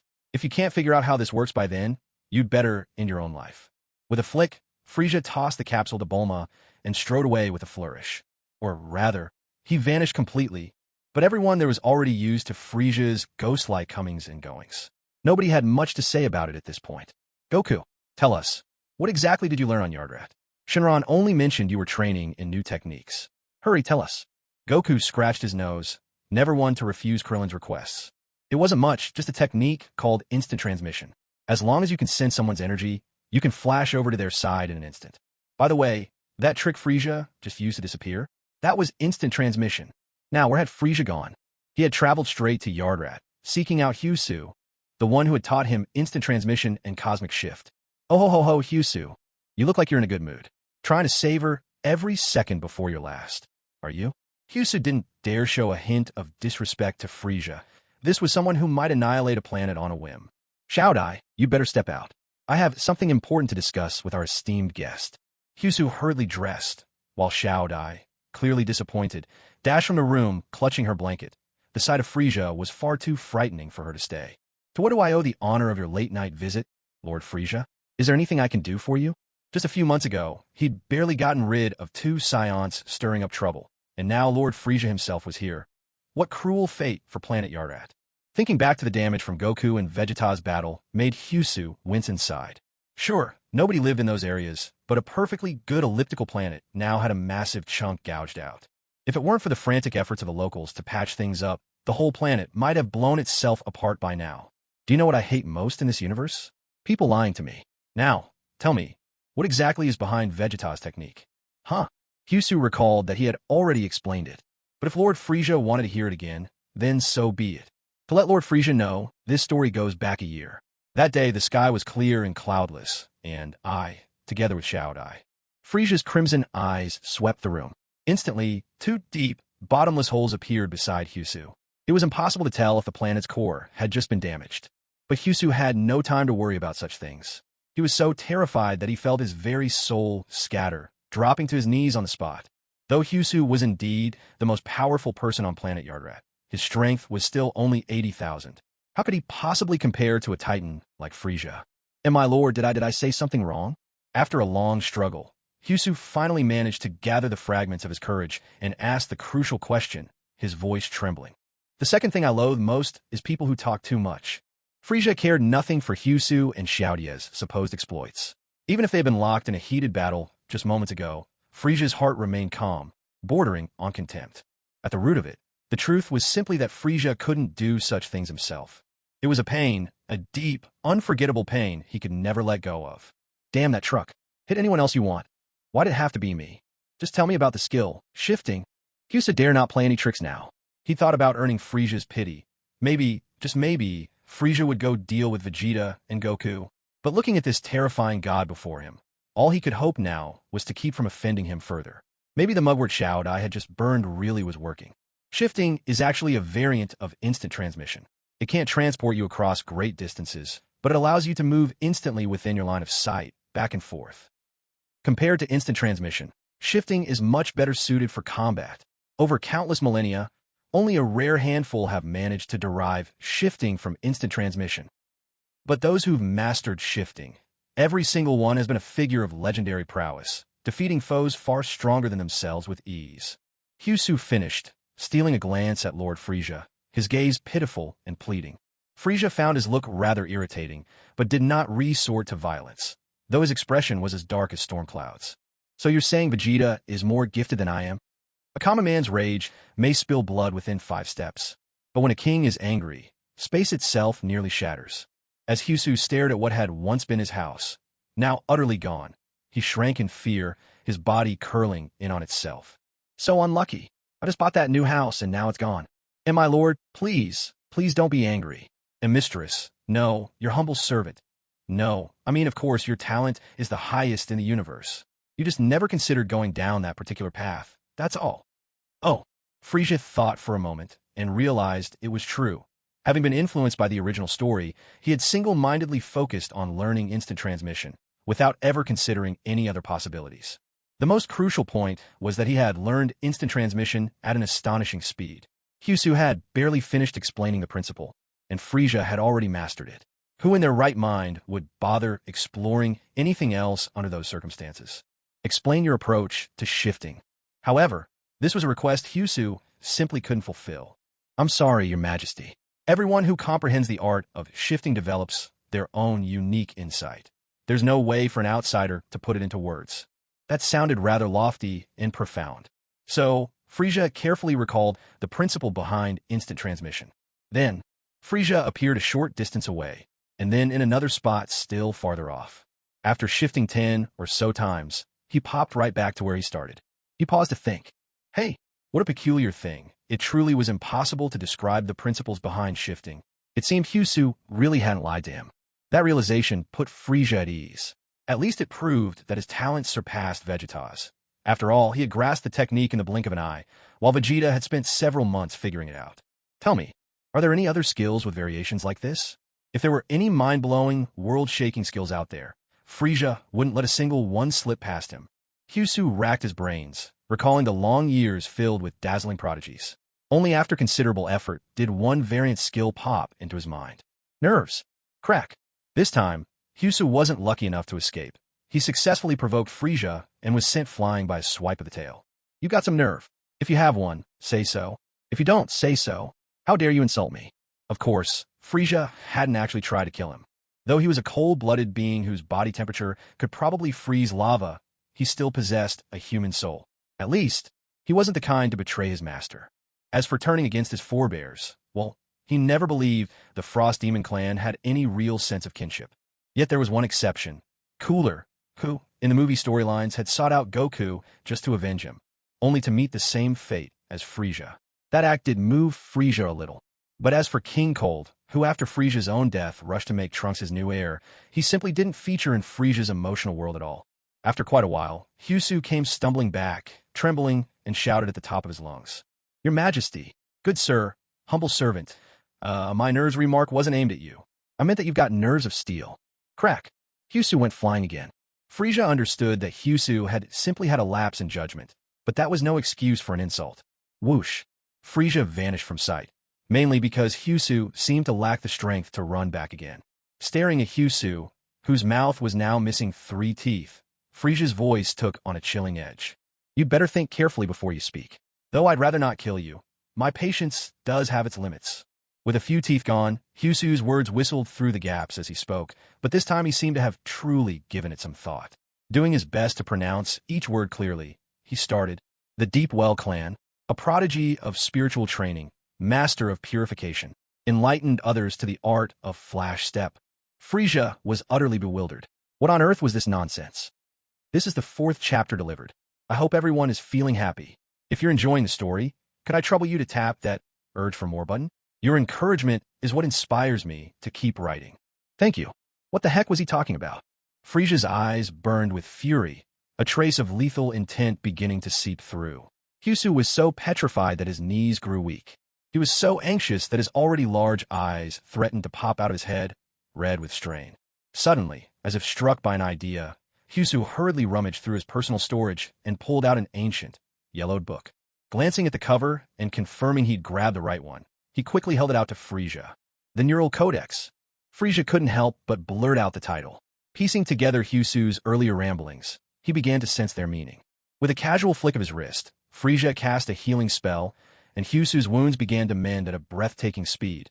Even the broken teeth regrew, as if he'd just downed a senzu bean. Though stunned by his sudden recovery, Hyusu knew this must have been the work of the green flash Frieza had unleashed moments before. Lord Frieza, this is the very Neural Codex I just mentioned. It contains the insights of an ancient master into the mysteries of the spiritual mind. There are tales that someone once gleaned the flash step technique from its pages. Flash step. At those words, Frieza's eyes shone with anticipation. This was no ordinary skill. It was a legendary combat technique, the very secret that allowed Hit to dominate Universe 6. In a heartbeat, the fated codex flew into Frieza's hand. But the moment he opened it, his confidence crumbled. The writing inside was an undecipherable jumble, utterly illegible. Are you sure you didn't just slap a new cover on some random book? Why is the title in the standard script used by 3 universes, yet the contents are scrawled in tadpole scribbles? At this point, Hyusu had regained his composure. His legs were steady, his hands strong, and his speech sharp and clear. The cover isn't my doing. It was my ancestor who put that on. Frieza's expression darkened. Just how is that any different? Lord Frieza, please don't be hasty. You don't need to understand the writing to use this book. Simply let your spiritual powers seep into its pages, and the knowledge within will reveal itself to you. Ahem. This book is truly bizarre, and deeply mysterious as well. It seems that whoever wrote it must possess uncanny mastery over the spiritual arts. Frieza said nothing, simply releasing his psychic power. Though he used only a trickle, it was more than enough to envelop the book completely. Meanwhile, Hyusu was thinking to himself, Lord Frieza is truly formidable. Even without systematic training in psychic control, he can instantly extend his mind beyond his body. Judging from Frieza's effortless demonstration, his command over psychic energy had reached an impressive level. But in truth, Hyusu had overestimated Frieza. If it weren't for the fact that the soul inside Frieza's body was one that had come through reincarnation, there was no way his spiritual power would be so potent. Frieza himself was unaware of all this. He simply knew that this strange book was indeed peculiar enough to drive an ordinary person mad with its contents. Fortunately, Frieza was no ordinary soul. Not only did he keep his sanity, he even managed to grasp new techniques from the text, Flicker Step and Lightning Surge. The Flicker Step was the very same move used by Hit. While Frieza had managed to comprehend it, he could only control time to less than 1,000th of a second at the moment, which left it somewhat underwhelming. Lightning Surge wasn't as overwhelming as Flicker Step, but it did make Frieza much faster. Now, he could move faster than lightning itself. Flicker Step and Lightning Surge were actually a set of combined skills. By hiding himself in the seams of time through Flicker Step and then launching attacks empowered by Lightning Surge, Frieza could strike so suddenly that even an enemy twice as strong would be caught completely off guard. In a battle between true masters, even the smallest edge could tip the scales. Well, given that this book is truly something, I'll spare you for your disrespect towards me. Hyusu had been guarding Frieza for a whole month. He'd barely dared to take a single step away, fearing that if Frieza woke and didn't see him, he'd fly into a rage. At long last, Frieza finally regained consciousness.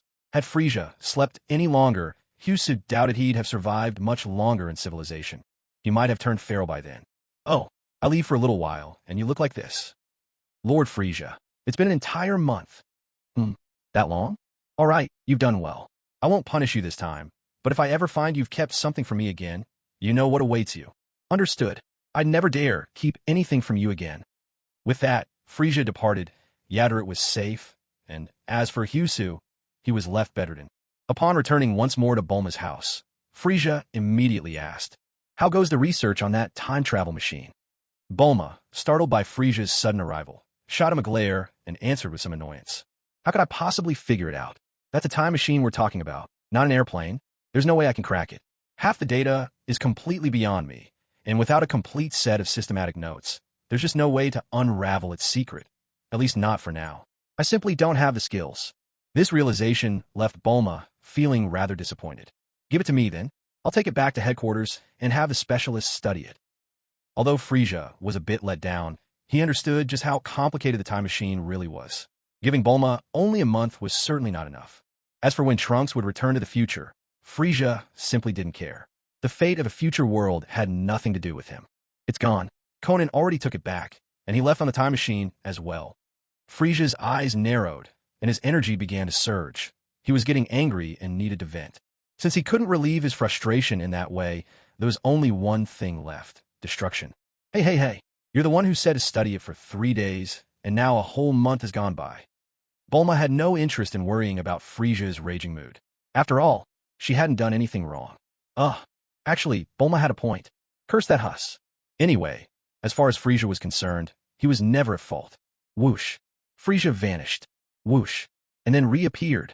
When he showed up again, Frieza felt much better, but Huss was in for a real disaster. He'd be lucky to get out of bed within a year or two. Prepare something exquisite for me to eat. Right now. Bossing Bulma around caused Frieza not even a trace of guilt. After all, she still owed him a bunch of unpaid patent fees. Why don't you just go to the cafeteria? It's open around the clock with people waiting to serve you. Bulma couldn't help but grumble inwardly. All he does is eat, and yet nobody ever sees him go to the bathroom. Where does it all go? Frieza was curious about that too. With all that food he devoured, just where did it end up? Whatever, strange things happen every year. This year, they're just happening in my house. Inside the cafeteria, Vegeta was gorging himself, and many of the dishes were already running out. Clearly, the kitchen was struggling to keep up. Frieza was at a loss for words. Fortunately, at least Vegeta, being a scion, wasn't picky about his food. He mostly went for the main courses, quite unlike Frieza's own tastes.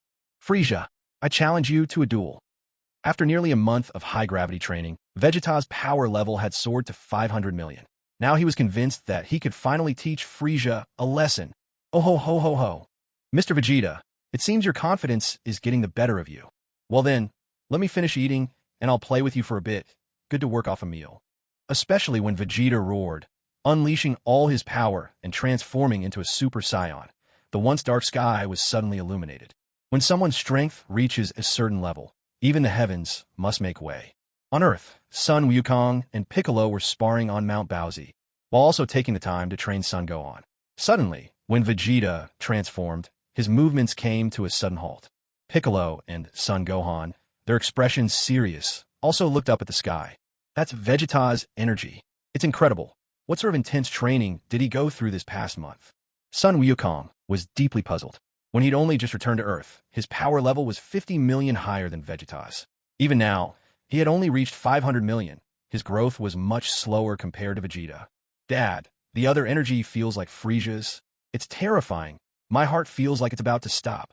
Come on, Gohan, Piccolo, let's go see what's happening. With a firm grip, Sun Wukong grabbed both of them by the shoulder, then instantly teleported them straight to the desolate planet where Frieza and Vegeta were facing off. Right then, Frieza was completely enveloped in a cascade of violet energy, each wave surging toward the heavens with a force enough to make anyone's blood run cold. Even from Earth, Gohan had struggled to withstand Frieza's presence.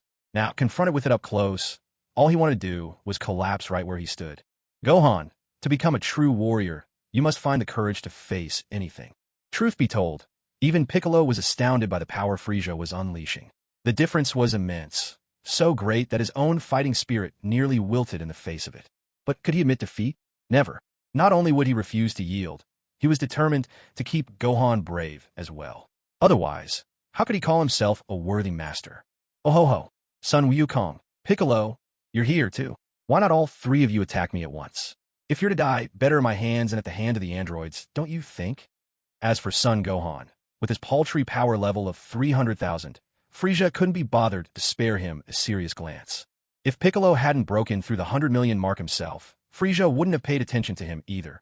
Even now, he clearly didn't see him as a threat. Vegeta's face clouded with anger. As much as he hated to admit it, Frieza's energy eclipsed his by far. Still, his immense pride would never let him accept Frieza's suggestion. No way.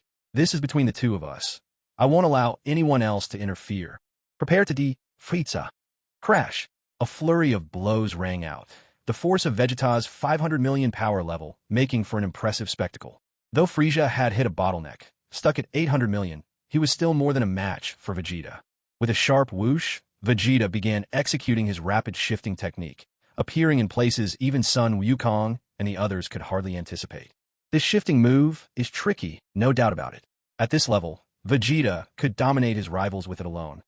Sun Wukong hated to admit it, but in the heat of battle, Vegeta's shifting was far more practical than his own instant transmission. However, Sun Wukong soon sensed that something was wrong. Not once had Vegeta succeeded in his teleportation technique. It was as if, no, it really seemed that Frieza could teleport too. How was this possible? Frieza knows how to teleport as well. What? Piccolo and Gohan were both appalled, but after observing a little longer, Sun Wukong slowly nodded his head. The battle between Frieza and Vegeta raged on, but with teleportation rendered useless, Vegeta was already struggling to keep up. Smash! Thud thud thud! Boom! Crash! Bang! Vegeta was now entirely at the mercy of his opponent's attacks, completely unable to fight back. This can't be. It's impossible. Why? What? With a tremendous crash, Frieza struck Vegeta with a single swipe of his tail, sending him hurtling to the ground. Instantly, a massive crater appeared on the battlefield. Oh ho ho! Mr. Vegeta, it looks like I've picked up your little trick with teleportation, and clearly, my power level is higher than yours. Looks like there's nothing you can do to me now. Impossible. It can't be. Vegeta lay in the center of the crater, still in his Super Saiyan form, proof that he hadn't truly suffered any devastating injuries. No, this can't be. I'm the strongest Saiyan in history, the very prince of all Saiyans. I won't lose, I can't lose. A fierce energy erupted from Vegeta once more, sending stones shooting upward from the ground, only to explode into dust midair. Oh ho ho! Saiyan power is all in their shouts. It really does live up to its reputation. In that instant, Vegeta's energy skyrocketed, 800 million, now on par with Frieza's. Incredible! Vegeta's power is now every bit as strong as Frieza's. Piccolo shouted in astonishment. For the first time, he truly understood just how terrifying Saiyans were. The speed at which their power could increase was nothing short of inhuman. No, Piccolo, you're mistaken. Vegeta has stepped into a trap. Look, all his muscles have swollen up. True, his power is greater now, but that doesn't mean he can actually defeat Frieza. Sun Wukong noticed something was amiss. He had a sense that Vegeta had traded certain attributes for power. Like speed. If your speed can't keep up, it doesn't matter how strong you are. Strength alone is useless if you can't hit your opponent. That's not right, Dad. You forgot. Vegeta can teleport. With teleportation, he could get up close to Frieza, and then his strength would finally make a difference. Gohan's eyes lit up and he turned to his father, feeling that Uncle Piccolo's point made sense. Still, Sun Wukong only shook his head. That won't work. Although I truly admire Vegeta for coming up with this strategy, combined with his teleportation, it does allow for tremendous maneuverability. But you're all forgetting something. Frieza, he knows how to teleport too, and his natural speed is even faster than Vegeta's. In the blink of an eye, Vegeta, spurred on by his overwhelming pride, transformed into the bulked-up Super Saiyan form. He then teleported directly to Frieza's back. Vegeta put every ounce of his strength into this punch. He was confident that he could shatter an entire planet with a blow like that. Whoosh. But reality turned out completely different from what Vegeta imagined. His punch struck only thin air. To be precise, he landed it on nothing more than the afterimage Frieza had left behind. TSK, TSK, TSK. Vegeta, you're only getting worse with age. Frieza materialized behind Vegeta. For once, he didn't wear that usual smug grin. Instead, he chopped his hand straight down onto the back of Vegeta's neck. Vegeta's whole body shuddered. A wave of weakness washed over him. He could no longer hold his Super Saiyan form and plummeted helplessly toward the ground. Judging from Vegeta's pose, he was about to crash into the ground headfirst. Again, I get it now. If Vegeta had used this technique on someone who didn't know instant transmission or similar moves, he could have caught them completely off guard. But against someone like Frieza, who understands teleportation, it's absolutely useless. In fact, it only makes the gap in speed even more obvious. Whenever a fight is involved, Goku's instincts are anything but dim. Everyone acknowledged this as a fact. Despite Vegeta's past, when he'd committed unforgivable acts on Earth, Goku nevertheless found a sense of kinship with him. That bond came from the half year they spent training together on Yardrat. They didn't just view each other as rivals. They shared a common goal they both longed to surpass: Frieza. For Vegeta, it was his fierce pride that would never let him be weaker than anyone else. For Goku, it was the simple drive to keep getting stronger. Their motivations were different, but that same straightforward determination set them apart, and that's exactly why their progress outpaced everyone around them. Yet even so, the person standing in their way was Frieza, a monster whose natural talent eclipsed even theirs, utterly crushing the both of them. Oh ho ho, so, Goku, Piccolo, are you two interested in a little after-dinner exercise? Gohan stared in shock, and a muscle twitched at the corner of Piccolo's mouth. You gotta be kidding, calling this kind of brutal battle a little after-dinner exercise? I haven't even eaten yet. That's Goku for you. Only he could have thoughts like that at a time like this. At this moment, it was Frieza's turn to be completely dumbfounded. What, I was only joking, and you took me seriously? Let's go to Bulma's place. There's no shortage of food there. Frieza might not have lost to Goku in terms of fighting strength, but when it came to common sense, he was hopelessly outclassed. There was no point in trying to explain anything to Goku. He simply went along with it and headed straight for the food. And so, the chefs at Bulma's house were on the verge of going on strike. Just dealing with Vegeta alone had already left them scrambling in a panic. And now, with Goku and Gohan, the famous father-son duo whose appetites were the stuff of legend, it was sheer mayhem. Especially Vegeta. He had just finished eating a meal fit for 100 people, and yet, in no time at all, he was ready to eat again. Please, I beg you all, show at least a sliver of humanity. Bulma took in the chaotic scene.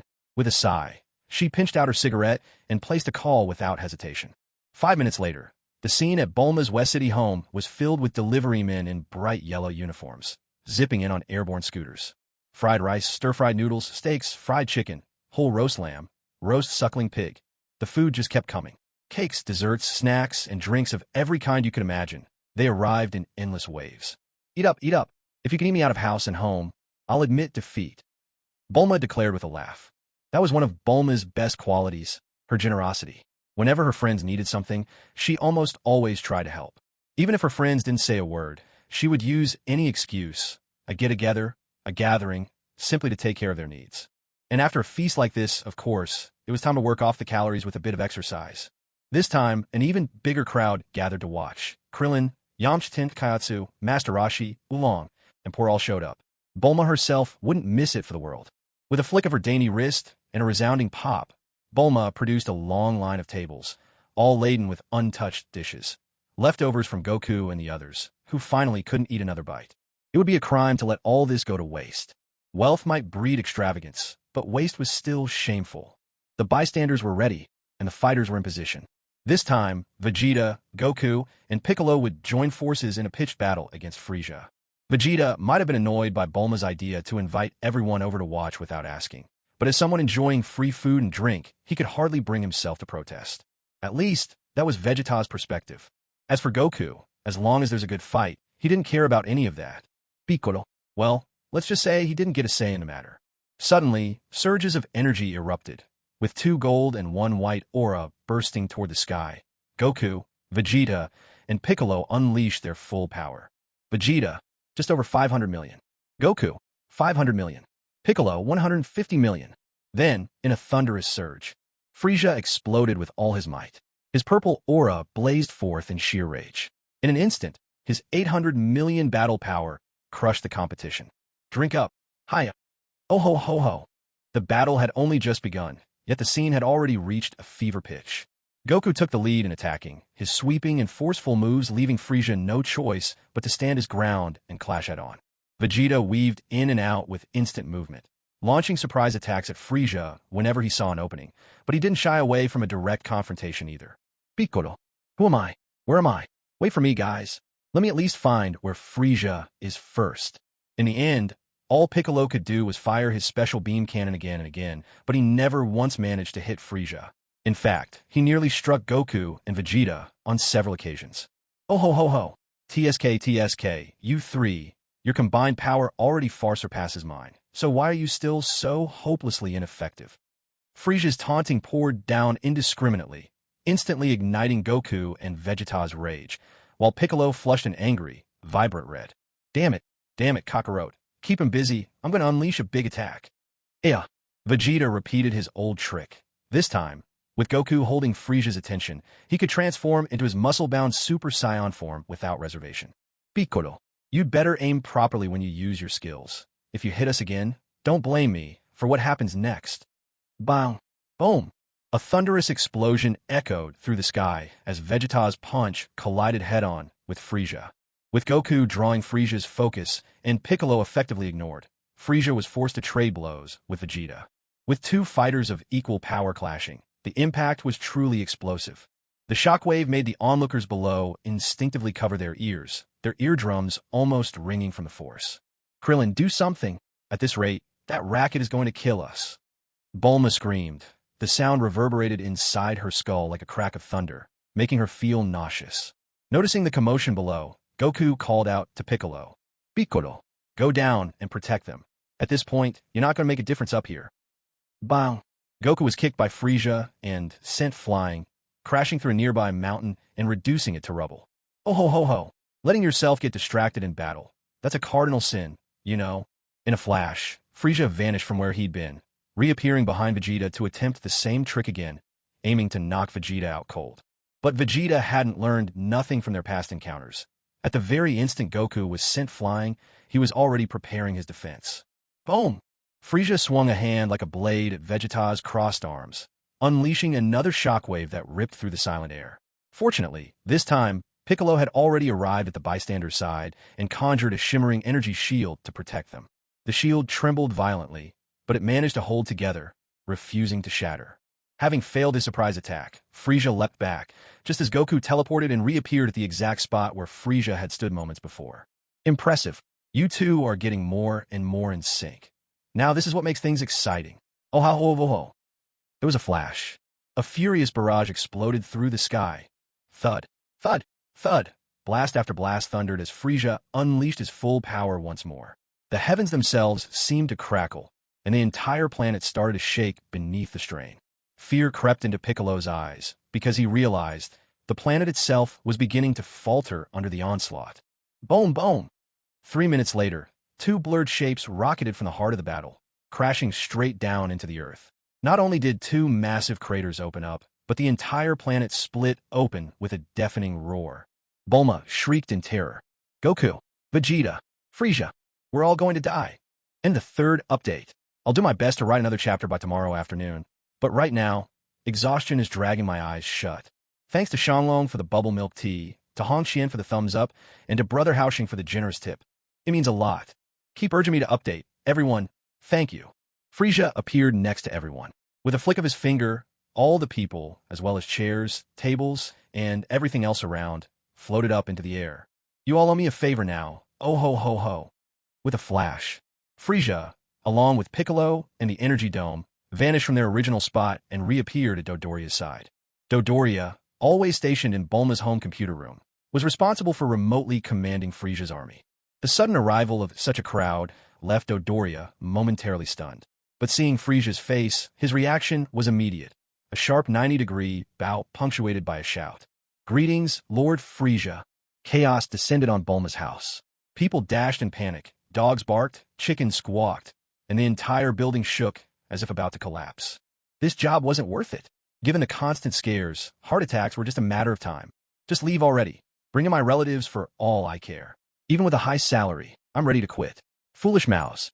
Yet, despite this, not a single employee actually resigned. Sometimes the power of money is just that simple, irresistible. Frieza gave Dodoria a few words of encouragement, urging him to focus and work well. Just as he stepped out of the computer room, Flash, Goku, and Vegeta materialized and promptly collapsed onto the floor. FR, Frieza, you're so strong. After Vegeta blacked out, Goku too finally reached his limit and fainted on the spot. Once again, the house erupted in frantic chaos, and Krillin didn't even look back before flying off at full speed. He was heading to Korin Tower to find Master Korin. The old cat was sure to have some sins of beans in stock. Sigh. What was meant to be a bit of post-meal exercise nearly cost someone their life, and ended up destroying an entire planet. In a way, he'd helped Beerus tick another item off his to-do list. Lord Frieza, we've just made contact with Cooler, and he's already on his way to Planet Ice. Just after Goku and his friends had lost consciousness, Dodoria came rushing out in a panic to report the news to Frieza. Everything else was manageable, but when it came to Cooler, Dodoria didn't dare take any chances. It was said Cooler's fighting power was unrivaled, whether in strength or in influence. Even the Frieza Force could only look up to him. I see. Tell him I'll be returning to planet Ice very soon. Frieza glanced in the direction Krillin had gone, thinking to himself that he was strong enough now, and with the formidable regenerative power of his Frost Demon lineage, he shouldn't have much to worry about. Still, everyone makes mistakes, and it wouldn't hurt to have a few Senzu beans on hand. And another thing, he couldn't let Yajirobe, that deadweight, waste another bean. Whoosh. Everyone gave a start. Frieza had vanished again. No one knew where he'd gone to walk off the meal this time. One could only hope that Earth would survive the aftermath. No one truly knew how long Corinne Tower had existed. Legend held that it dated back to ancient times, from the very birth of humanity on Earth. Corinne Tower had stood there from the very beginning. Above Corinne Tower stood a structure that was almost the mirror image of Bulma's house, only upside down, a bowl-shaped shrine known as the Lookout. The god who resided there, the Guardian, was the embodiment of good within Piccolo, a useless figure, really, with nothing to his name other than the creation of the Dragon Balls. There was also Mr. Popo, the Guardian's eternal attendant, skin as black as midnight, round eyes glimmering, dressed in garb reminiscent of a Native American, and his mount of choice, a flying carpet. Frieza could not help but wonder if there was a genie lingering somewhere as well. Putting aside the matter of genies, it was Mr. Popo who had always perplexed Frieza the most when reading the original stories. Without the later introduction of the angels in Dragon Ball Super, Popo would have been just another ordinary attendant. But with the appearance of those angelic beings, it begged the question, who exactly was Mr. Popo? Popo himself had claimed to have served not only the current Piccolo, but the previous Guardian as well. Piccolo now seemed to be aging rapidly, yet Popo was as spry as ever. Who knew how many generations of Guardians he'd attended? Whoosh! When Frieza reappeared, he was already inside Corinne Tower. Without so much as a glance at the chubby Yajirobe, he casually flicked his tail, sending Yajirobe hurtling off in the direction of West City, straight toward Bulma's house. If you dare come back here for Senzu beans again, don't count on leaving alive. Yajirobe had no control over his body at all, crashing straight through the outhouse behind Bulma's place, helpless to stop himself. When Yamcha discovered him, Yajirobe was burping and retching at the same time, looking thoroughly miserable and as if he had lost all will to live. All he did was eat a few Senzu beans. Who or what had he ever offended? Now look what happened. Not only were the precious beans wasted, they were also tainted. Did Frieza do this on purpose? Actually, he truly didn't do it intentionally. He never even needed to relieve himself, so he had no idea why Yajirobe had chosen that spot to land. Ahem, ahem, ahem. So you're Corinne, right? Hand over all your Senzu beans. Corinne had a pretty good understanding of just how bold Frieza was. Standing high above, watching from his vantage point, he naturally knew about Frieza's actions here on Earth. While it wouldn't be fair to call him pure evil, Frieza was certainly no saint. Go along with his wishes, and things will go smoothly. Go against his nature, and no amount of pleading will help you. Take Yamcha, for example, the poor guy. Ever since Frieza started living in his girlfriend's house, eating for free and all but leeching off them, how could Yamcha possibly feel at ease? He wasn't even sure if Frieza was interested in women or not. All he knew was that he felt like horns were about to sprout from his own head. So, he started making snide remarks, accusing Frieza and his lackey of mooching, eating their food for free, and bringing such trouble into his life. To be fair, Yamcha wasn't exactly wrong. But of all people, someone had to drag him up from the Earth's depths, barely clinging to life. With a weary sigh, Corinne could only feel helpless. If he hadn't guarded Yajirobe like a thief, doling out the Senzu beans one at a time, and making sure to quickly give Yamcha one, Yamcha's life might very well have ended right then and there. Corinne had no choice but to play along with Frieza's whims. Mr. Frieza, I only have 30 Senzu beans left. May I please keep some for emergencies? Corinne was telling the truth. These remaining 30 beans were all the harvest from the past year. Just give me 20. I just need them for emergencies anyway. And frankly, they taste awful. Frieza had tried one once.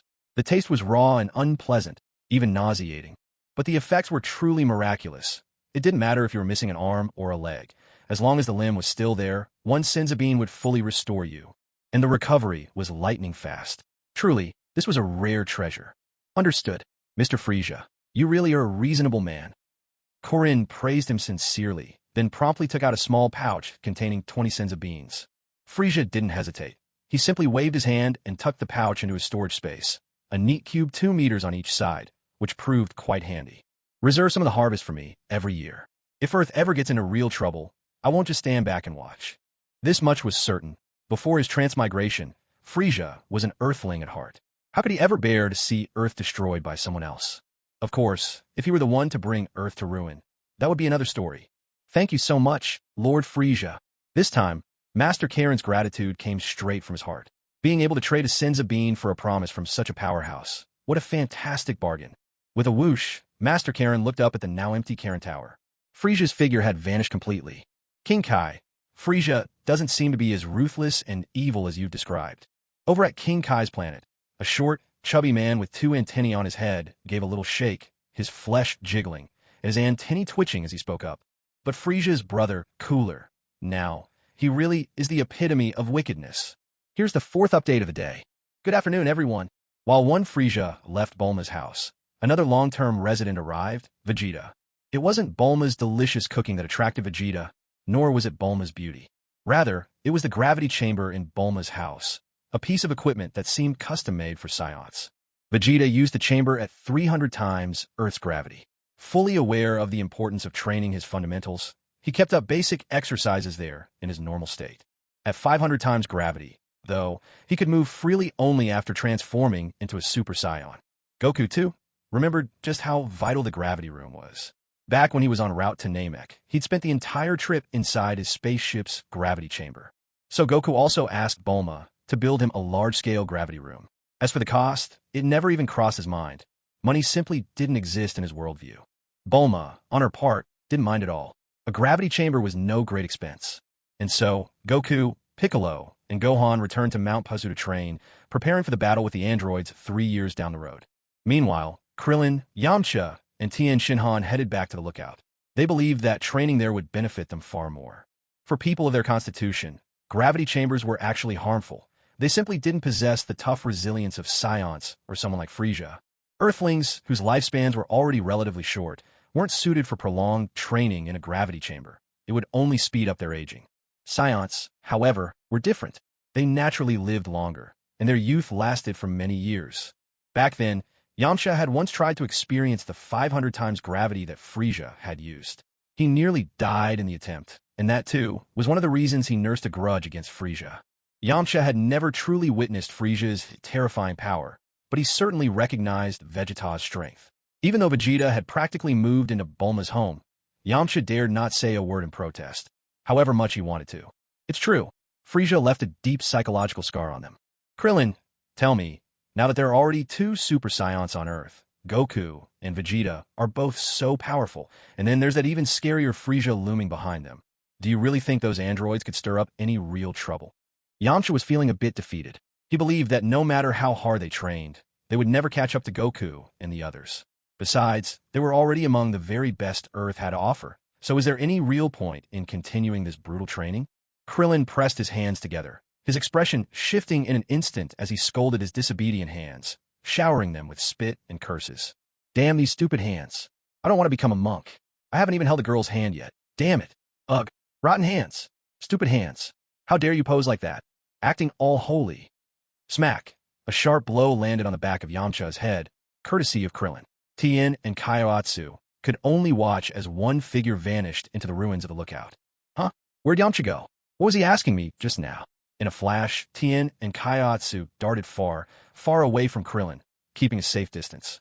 A bead of cold sweat rolled down Cammy's forehead, while Mr. Popo maintained his air of effortless composure, as if nothing could ever disturb him. Popo, what do you think? Can the temple withstand their antics? Popo's round eyes reflected the world's ephemeral truths, radiating that mysterious, otherworldly calm. Cammy, have you forgotten? Everything in the lookout can be restored by your will alone. There's no need to worry about any mess they make. Ah, well said. In that case, let the storm rage even fiercer. Elsewhere, deep in the jungles of Earth, a figure clad in battle armor stepped from the shadows. Dodoria, his head marked by several small bumps. After half a month of searching, he had finally completed the mission entrusted to him by Lord Frieza. He gazed at the time machine before him, its roof covered in moss and punctured by a gaping hole. Dodoria found himself awash in emotion. First, he marveled at Frieza's uncanny foresight. Only then did he allow himself a moment of pride. He had actually managed to find it. So, this is the time machine? Looks like it's seen better days. No matter, I'll bring it back and have Manaka deliver it to headquarters for analysis. Monaka was the universe's most reliable courier, never making a single mistake. Of course, Monaka had yet to cross paths with Goku and the others. Who could say what might happen if he did? Especially with those two mischief makers, Goten and Trunks. If Monaka ever ran into them, his luck would really have run dry. Oh, and then there was Beerus, notorious for being unpredictable. Today, Monaka had accepted a commission from someone to deliver a certain item to the Ice Star. Inside was a wooden box containing a set of videotapes. The sender, Cooler. The recipient, Frieza. To be fair, Monaka really is dedicated to his work. Despite the bone-chilling cold of the Ice Star, he actually managed to make the delivery. He nearly turned into an ice sculpture in the process, but his sense of professionalism is something we could all learn from. Frieza had only just returned to the Ice Star himself. The moment he appeared, he saw what looked like an ice statue, arms wrapped around a frozen block, slowly inching its way toward the palace gates. Naturally, the ice statue was Monaka, and encased within the block of ice was the wooden box from before. Before Frieza's rebirth, he'd spent some time as a delivery man, even enjoying a period of special recognition. He knew just how tough this line of work could be. So Frieza didn't give Monaka a hard time. In fact, he personally sent Monaka back to his spaceship, leaving the poor deliverman practically in tears of gratitude, bowing and thanking him over and over. Back in the royal palace, Frieza tapped his finger and shattered the icy package Monaka had delivered. To his surprise, the videotape inside the wooden box was perfectly intact. Dodoria, play it. Are you deaf? A sharp glint flashed in Frieza's eyes before he remembered. He'd left Dodoria back on Earth. You there, play this. A bald, gray-skinned soldier pointed at himself, then asked in a stiff voice, Lord Frieza, are you talking to me? My name is Tagoma. If it hadn't been for the chaos in the palace after King Cold's death, with almost no staff left on duty, Tagoma, being the only one still at his post, would have been drafted by Frieza for a round of sparring practice. Just do it. Play the tape. Frieza was both curious and expectant. Could it be that his big brother Cooler had compiled some risque, riveting videos? Even Frieza couldn't help but feel a twinge of anticipation. Tagoma might have been a little slow on the uptake, but his hands were quick enough. In no time, an image flickered onto the massive screen. Frieza blinked in surprise. The scene was oddly familiar. On screen, King Cold was enjoying a drink, and then, suddenly, Frieza himself appeared. What the? Frieza's eyes sparkled with alarm. Instantly, two beams of destructive energy lanced from his fingertips, obliterating both the player and the videotape, reducing them to dust. The picture vanished, leaving only the words, "Thank you for choosing Changhong Television." Frieza's face was a study in exasperation. That product placement. Unbelievable. Cooler. Fury welled up inside him. He never would have imagined that, aboard King Cold's spaceship, Cooler had installed surveillance cameras. His act of patricide, the ritual slaying, had been seen by Cooler, clear as day. If this had happened right after his crossing into this world, or just after he'd killed King Cold, Frieza might have feared Cooler, at least a little. After all, Cooler had always remained in his peak form, with a fighting power of 470 million, though this wasn't his final power level yet. Moreover, Frieza was well aware that Cooler had unlocked an additional transformation. As for the exact level of his power, even Frieza himself couldn't say for sure. However, the current Frieza no longer feared Cooler at all. Even if Cooler's strength were to double from his reputed 470 million, Frieza wouldn't be intimidated in the least. As for that so-called transformation of Cooler's, Frieza was fully capable of it as well. The only drawback was that, due to the unique traits of the fourth transformation, once he changed, he'd never be able to return to his present form. Sporting extra horns atop his head wasn't exactly appealing. Truth be told, Frieza found his current appearance far more pleasing to the eye. And there was another reason, a sense of nostalgia. This version of Frieza was the very image etched deep within his memories, as unforgettable as it was vivid. Luckily, in Dragon Ball, there was hardly anyone with eyebrows anyway. One simply got used to it. A heavy thud echoed from outside the royal palace, the unmistakable sound of something weighty hitting the ground. Frieza let out a quiet sigh. Cooler had arrived. Well, let him come. To kill one is a crime. To slay a million makes a hero. To slaughter all among millions, such a one is a hero above heroes. The scrape and crunch of footsteps sounded. Distinct from Frieza's own, these belonged to Cooler, striding into the palace with the trademark gait of their race. Frieza, oh my dear little brother, you've gone and done what I always dreamed of doing. Now tell me, how should your elder brother thank you? The moment Cooler saw Frieza, he put on the warmest of greetings, yet the air within the palace suddenly plunged, colder even than outside. Ah ho ho ho ho. That was simply something you wanted to do, but never dared. As for me, Frieza, what do I have to fear? It's you who's the disappointment. After all these years, your power's grown from 470 million to a mere 500 million? Frankly, I expected more from you. Ah ho ho ho ho. If Cooler hadn't entered radiating undisguised murderous intent, Frieza wouldn't have confronted him with such sharp opposition. After all, Cooler was the one who'd gone to avenge him on Earth, all on his own. But now, it was clear Cooler had nothing but the title for cover. There was no brotherly love in Cooler's heart. Or perhaps, the Frost Demons simply never knew such a thing as familial affection. Hearing Frieza's mocking laughter, Cooler's face twitched involuntarily. He simply couldn't understand his younger brother's bizarre tastes. Frieza, you certainly seem confident. Or do you not realize, I, too, can transform one more time? Cooler folded his arms, attempting to look down on Frieza, only to realize he couldn't. You've gotten taller? When did this happen? Cooler was incredulous. In their race, once one reached adulthood, it was impossible to alter one's physical form outside of transformation, let alone grow this much taller. Ah ho ho ho ho. If you want to fight, then fight. Spare me the endless chatter. In a flash, the battle erupted. Twin beams of deadly light shot from Frieza's eyes, piercing Cooler's chest in an instant. Yet there wasn't a trace of triumph on Frieza's face. Instead, his gaze slipped to the left. There, Cooler's figure was slowly materializing, while the one from a moment before was fading rapidly into nothing. Childish tricks. Cooler flicked his tail in disdain, slamming it hard against the ground. The ice split open with a deep, bottomless crack. On Ice Star, though, the ground was resilient, built to withstand a beating. In moments, the fissure froze over as if nothing had ever happened. Cooler was done with words. He gathered his energy, exploding in a surge of violent, purple aura. The blast sent Tagoma flying, vanishing from sight in a blink. Neither Cooler nor Frieza cared about Tagoma's fate, not even slightly. As Cooler's power rampaged, Frieza remained serenely unperturbed. Just 500 million in battle power, hardly worth taking seriously. Kulang, bang! Their fists collided, and Cooler was hurled clean out of the palace, his body smashing against the distant ice, sending sparkling shards flying everywhere.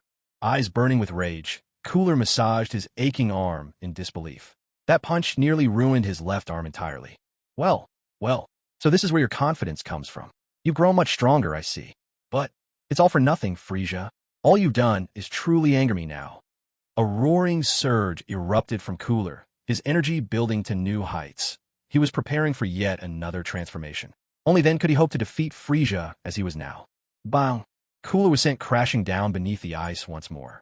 Frieza spoke in a calm, cold voice. You talk far too much. He extended his right hand, pointing a finger into the deep crater where Cooler had fallen. This time, the death beam that shot forth was 10 times thicker than the one from his eyes. Boom!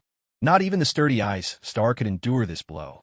The landscape itself was forced to change. The impact conjured up great blocks of ice, and jagged fissures snaked across the frozen world. Frieza, you're courting death. With a furious roar, Cooler burst from the ice again. Both of his arms now hung uselessly at his sides. Oh ho ho ho! I expected so much from my dear brother. Turns out you're just a pretty face and nothing more. Even Science could survive that level of attack. Cooler's combat strength was high, but he didn't understand how to wield his own energy like Goku and his friends did. To Frieza, this kind of fight was utterly meaningless. Transform. I'll give you the time. I want you to die without regrets. Back when Frieza instantly killed King Cold, his power level was only 250 million. King Cold, however, still had 2 transformations left. At the time, Frieza couldn't use his celestial transformation, so to be safe, he didn't give King Cold the smallest chance. Maybe it was the time he'd spent around Science, or maybe Frieza was just prone to showing off.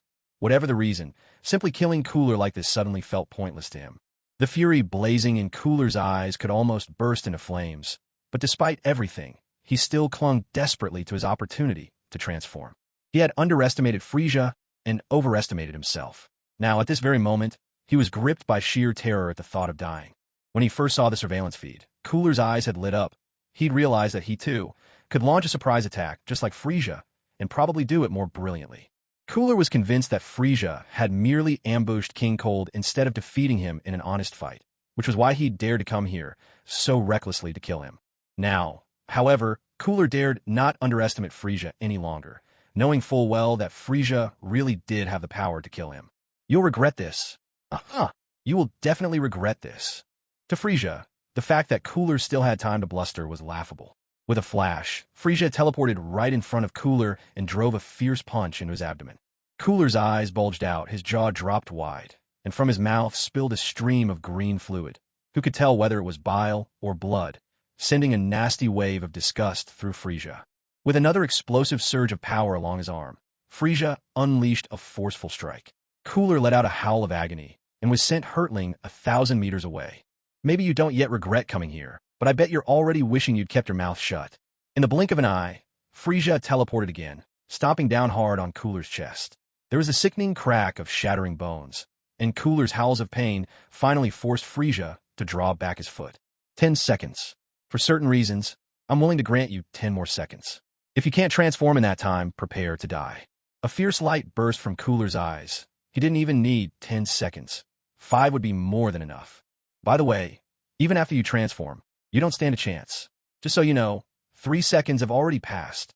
Cooler froze. Frieza was keeping up the banner just to throw off his concentration, and somehow he was keeping track of the time, too.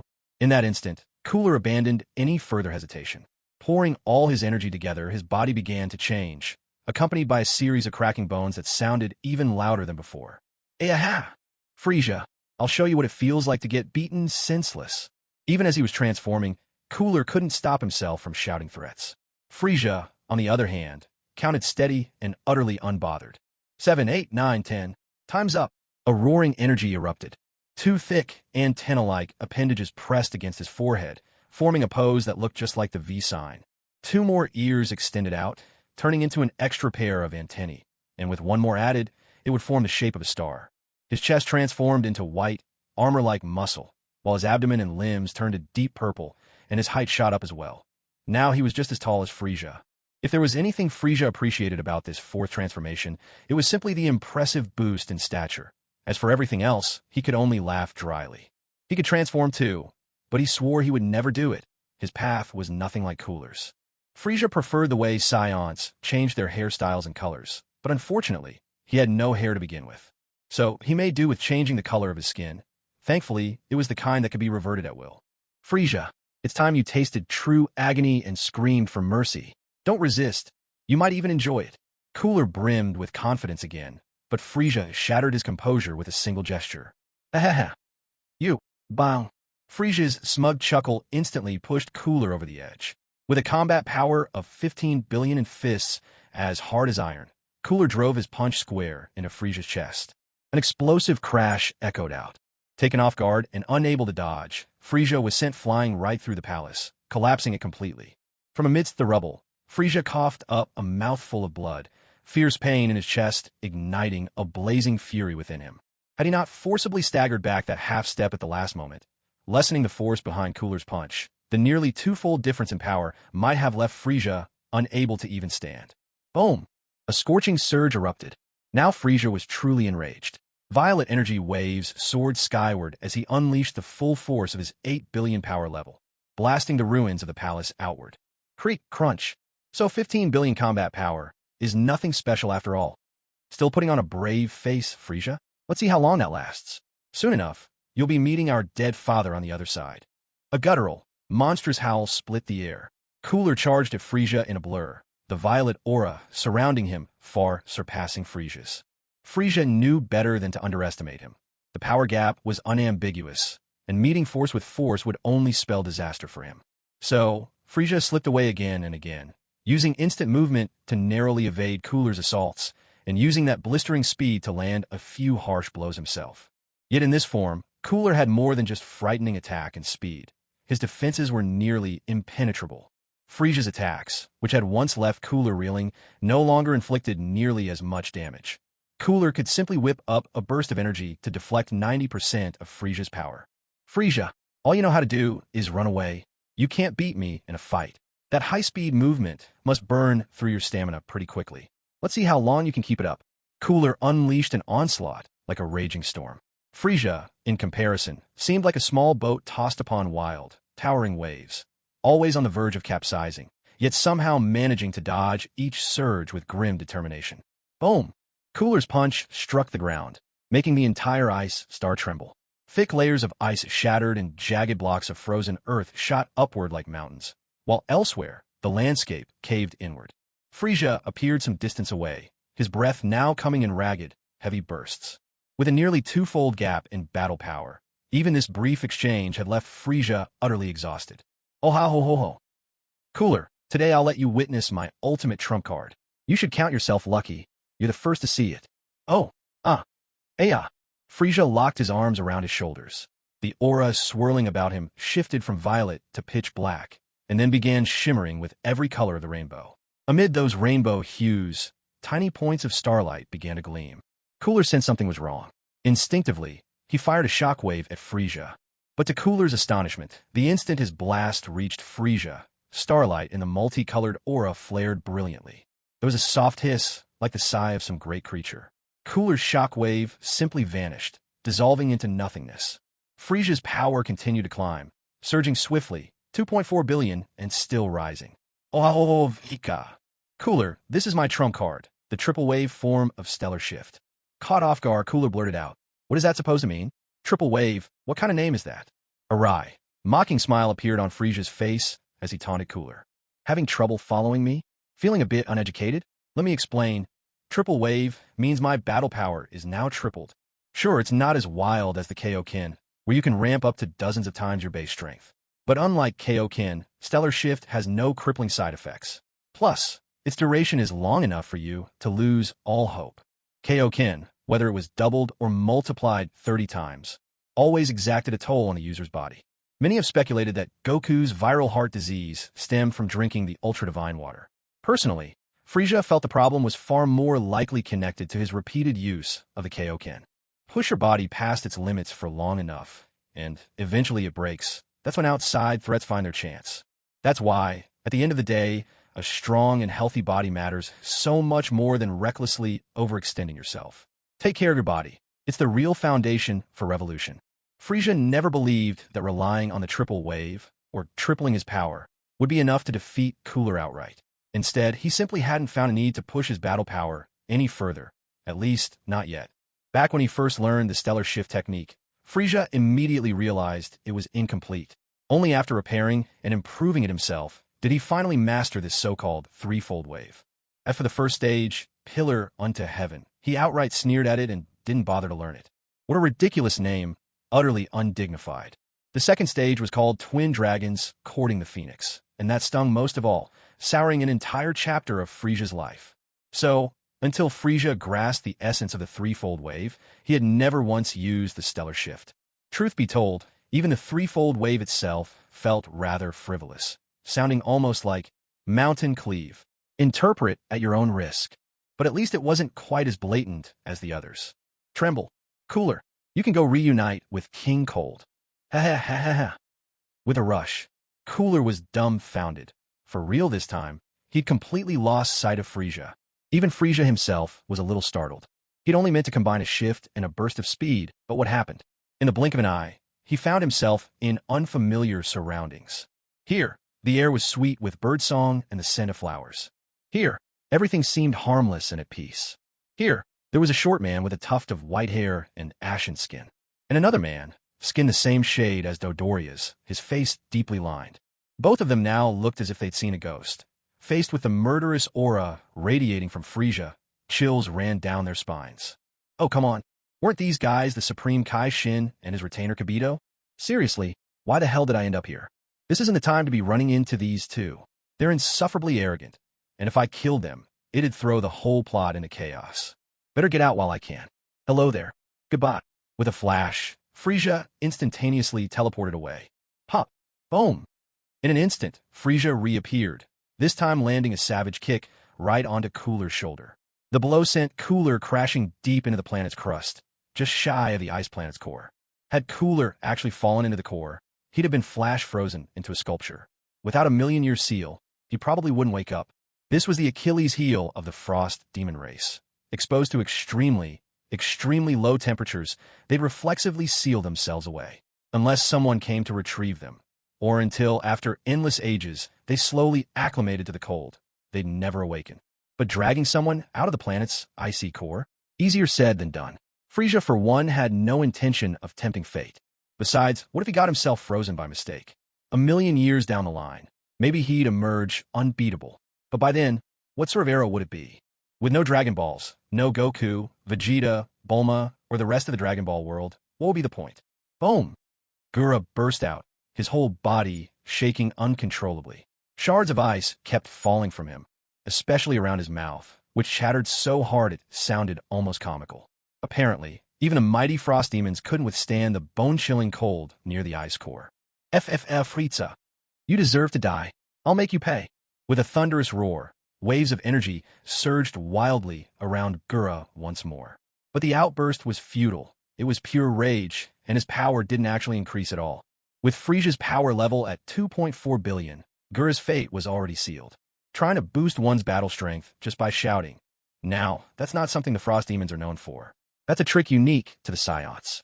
Back on Namek, even when Vegeta first transformed into a Super Saiyan, a single furious outburst sent his strength from 150 million soaring up to 200 million, a terrifying jump of a third in an instant.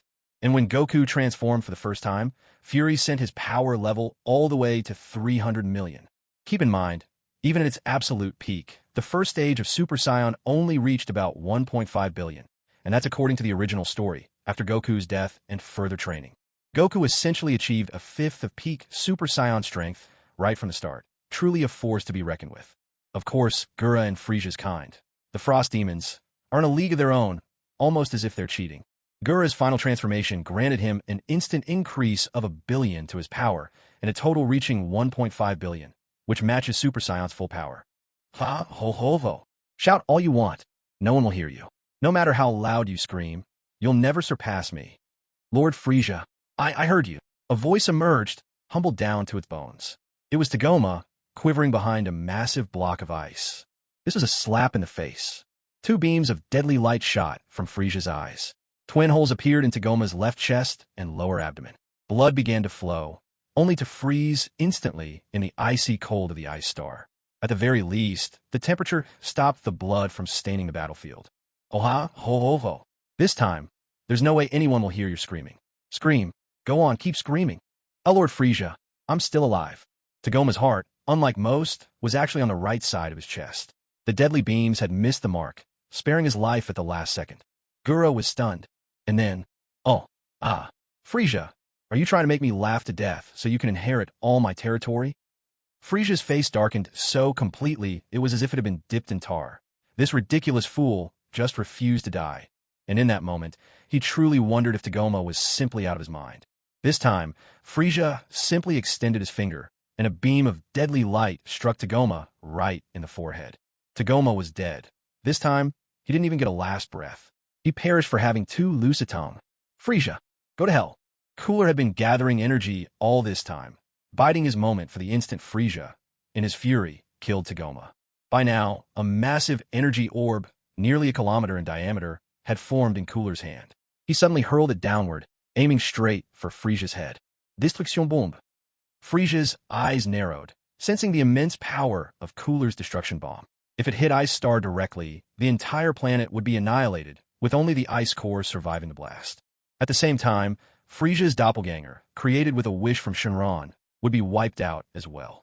Even though that doppelganger wasn't especially important, it still cost Frieza a wish. There was no way he was letting Cooler destroy it so easily. Did Frieza have no pride to uphold? Stellar. Energy Wave. A 7-colored beam of energy burst from Frieza's hand, streaking forward to meet Cooler's destruction bomb head-on. Though Frieza's stellar energy wave appeared much smaller than the destruction bomb, the moment they collided, the destruction bomb's descent halted instantly and was forced back upward by the energy wave. The difference in their power levels was overwhelming. Without even needing Goku's protagonist's luck, Cooler simply couldn't withstand Frieza's counterattack. No. Frieza, spare me. I'm your brother. Frieza. In an instant, the stellar energy wave punched through the destruction bomb, slamming into Cooler and launching him deep into the cosmos. Just like in the original story, Cooler was propelled out of the planet's atmosphere by the energy wave, sent hurtling through the depths of space. But unlike the original, there was no sun or star near Ice Star. Instead, Cooler faced a black hole directly ahead. The moment he entered the black hole, both Cooler and Frieza's energy wave vanished from sight, their destination unknown. Still, Frieza was certain. As long as the wave didn't strike an indestructible planet, something like the sun, whose extreme temperatures could vaporize the energy, Cooler would simply be worn away, bit, by the energy wave's relentless force. He actually got sucked into the black hole. Who knows if Cooler is dead or alive now? Frieza felt a flicker of discontent. In his fury, he'd used a bit too much force and failed to finish Cooler off directly. What a careless oversight. If he'd used a stellar energy blade like the one that killed King Cold, even 1,000 Coolers wouldn't have stood a chance, and he could have followed up with a shockwave to incinerate everything to ash. Forget it. Dead or not, Cooler will never be my match. If he ever dares to crawl back out, I'll just finish him off again. He let out a long breath. Frieza let out a slow breath, releasing the form of the celestial transformation. It was true that the celestial transformation could be maintained for a long time, and it was true that it placed no burden on the body. But even so, Frieza quickly reverted out of this state. Earlier, after using the celestial transformation for the first time, he had accidentally exerted himself and ended up on King Kai's planet in an instant. Something Frieza found truly astonishing.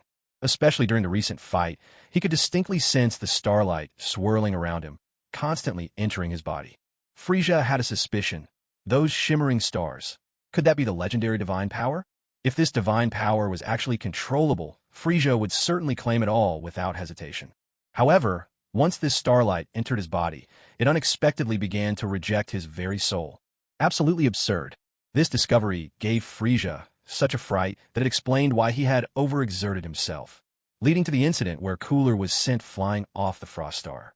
Could it be that, because my soul doesn't belong to this world, the divine power rejects me? This thought Frieza only dared voice in his heart. After the Tagoma incident, he was wary that other strange entities might appear on the Frost Star and overhear him.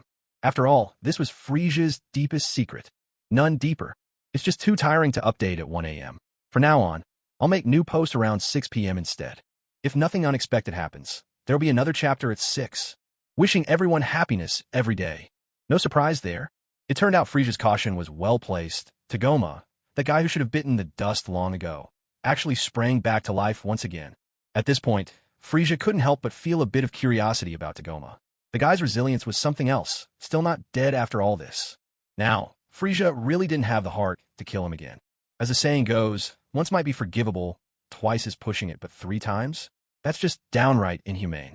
Frieza had already killed him twice. A third time would hardly be proper. Even though plenty of people considered Frieza less than human, he had always thought of himself as a person. Just an unconventional one. That's all. Yes, that's exactly it. Since Tagoma wasn't dead, and had even been killed twice by Frieza, yet still addressed him as King Frieza, his loyalty was truly commendable. And while his combat power was currently low, the potential for growth was enormous. In Dragon Ball Super, when he first appeared, he could go toe-to-toe with Gohan, and even had Gohan utterly outmatched. Granted, part of that was because Gohan had slacked off and lost much of his fighting prowess. But even so, his power level should still easily be in the tens of billions. Tagoma, despite looking scrawny and pitiful, actually had potential far surpassing Dodoria. It's just, he's not exactly the sharpest tool in the shed. A wave of green restorative energy swept out, healing Tagoma's wounds. Then, Frieza turned to him and gave an order. Restore the palace. Next time I return, I want to see an even more magnificent palace. Yes, Lord Frieza. That sounded nothing like someone who's missing a screw, after all. Well, never mind. These are all trifles. The main task now is to figure out why his soul gets repelled by divine power. Originally, asking Shinron would have been the quickest method. But since he just visited the Supreme Kai's realm and memorized the aura of Supreme Kai Shin, he might as well go ask him directly. The Supreme Kai Shin may not possess ki in the conventional sense, but that doesn't mean he lacks an aura. Gods have a unique presence. No matter the distance, Frieza could lock onto it without fail. Bringing his index and middle fingers together, he placed them against his brow, sensing quietly for a moment. With a swish, Frieza vanished right in front of Tagoma's eyes. Tagoma forced down his anger, keeping it bottled deep inside. Once Frieza disappeared, he began contacting Frieza Force headquarters, instructing them to send people to rebuild the palace. Not even Frieza realized that the blow to Tagoma's head just now had unexpectedly freed Tagoma's mind, letting his thoughts expand all at once. Wish. Frieza arrived once more in that serene, idyllic place where birdsongs danced through the air. The realm of the Supreme Kai. Supreme Kai Shin and his attendant Kibito wore expressions as if they'd just seen a ghost for the second time. Kibito recovered first and immediately shouted at Frieza. Frieza, how dare a mortal from the lower world invade the Supreme Kai's realm again and again? Oh, Kibito, this is only my second visit. When did it become again and again? You may be uneducated, and I won't hold it against you. But acting cultured when you're not, that's where you go wrong. And for that, you deserve 3 punches from me. Kibito scoffed, unmoved, while Supreme Kai Shin's face carried a mocking smile. Then, Frieza made his move. After battling Cooler and using his celestial metamorphosis, Frieza had finally broken through his limits. At this moment, his fighting power had soared to 1 billion. Bang, crack, bang, boom. A lightning-fast 3-strike combo sent Kibito flying into the mountains, obliterating not only his grotesque head, but even his oversized feet. Tough as the Supreme Kai's realm was, Frieza still managed to leave considerable damage on its surface. Gone were the bird song and blossoms. Tranquility and harmony had vanished. The battlefield now featured 2 craterous pits and a collapsed mountain. The mocking smile was still plastered on Supreme Kai Shin's face. What had transpired in that fleeting instant was too much for him to process. Since when did the Frost Demon Clan gain the ability to break into the Supreme Kai's realm? When did Frieza, that weakling, become able to defeat Kid with a single blow? Judging by the power Frieza just displayed, it seems he's already stronger than I am. Unfortunately, he's still far from being a match for Majin Buu. If not for that, I wouldn't care what Frieza did. In fact, I do my utmost to win over this bringer of carnage. Lord Supreme Kai, how long are you going to keep up that smile? Kid isn't dead, but he won't be waking up anytime soon. Just now, that final strike of his landed right at the base of Kid's neck. With a blow like that, Kid's not waking up for at least 10 days, maybe half a month. Mainly it's because Kid talks too much, and worse, he can't even tell how outclassed he is. Utterly exasperating. Frieza, I'll let you run rampant in the North Galaxy without interference. Just who gave you the guts to come here, to the Supreme Kai's realm, and challenge me? Shin cared about only one thing, Majin Buu. But paradoxically, that was also the one thing he feared to draw attention to. He was worried that his focus might somehow alert the wizard Babidi to Buu's hiding place, which would spell disaster for him. As fate would have it, Majin Buu was hidden right in the North Galaxy, so Frieza's every move was actually under Shin's watch. But with Frieza's pitiful power level, Shin had never considered him a threat, until now. The Supreme Kai's realm? In my eyes, it's nothing more than an oversized planet, hardly as mysterious as people make it out to be. My purpose in coming here today is simple. I need your help. If you agree, we'll have no problems. But if you refuse, I won't hesitate to pay the wizard Babidi a visit. There's something on a certain planet in the North Galaxy that Babidi would find quite interesting, you know? A shock raced through Lord Shin. He instinctively staggered back 2 steps, panic flooding his face. You, how could you possibly know about that? That's impossible. In this entire universe, no one but me knows where he's hidden. Tell me, who gave you this information? After the wave of shock, only fear and anger remained in Shin's eyes. Oh ho ho, Lord Supreme Kai, does it really matter who told me? Isn't the real issue whether I'll leak your little secret to Babidi or not? Frieza's words left Shin utterly speechless. That's right, that's what really matters. The terror of Majin Buu is something those who haven't witnessed it firsthand simply cannot comprehend. Shin forced himself to stay calm. Things hadn't yet reached the point of no return. For now, his only option was to keep Frieza in check. What do you want? As long as you agree to kill whoever tipped you off and swear not to reveal anything, I'll grant you 3 requests. As a Supreme Kai, Shin's willingness to compromise in order to prevent Majin Buu from plunging the entire universe into chaos could be seen as the mark of a qualified deity. Yet, his timid and evasive nature, especially how he loses all composure the moment anything involves Majin Buu, was undoubtedly the most useless approach one could take. He was a person full of contradictions, very real, yet very pure. Oh, excellent. I can tell you with absolute certainty that, in this universe, only you and I know where that fellow is hiding. Shin breathed a long sigh of relief upon hearing this. Everything was still within his control. I promised to deliver this by 6 o'clock, but I'm running late because I just drove out to the countryside. The 5th installment comes at dawn. Wishing everyone happiness. Is this good enough now? Frieza too was at a loss for words. He never expected Supreme Kai Shin would actually make him swear such an oath. How laughable. As if he'd care about the fate of his fellow members of the Frieza clan. The Supreme Kai must be half asleep. All right, now you may put forward your requests. No more than 3, and I have the right to decide whether or not I'll help you. Frieza couldn't care less about Shin's words. Refuse?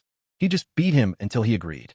I once fused with an unknown life form, and that's the reason my strength has skyrocketed lately. However, my soul doesn't coexist well with this being. Supreme Kai, do you have any way to rid me of this problem?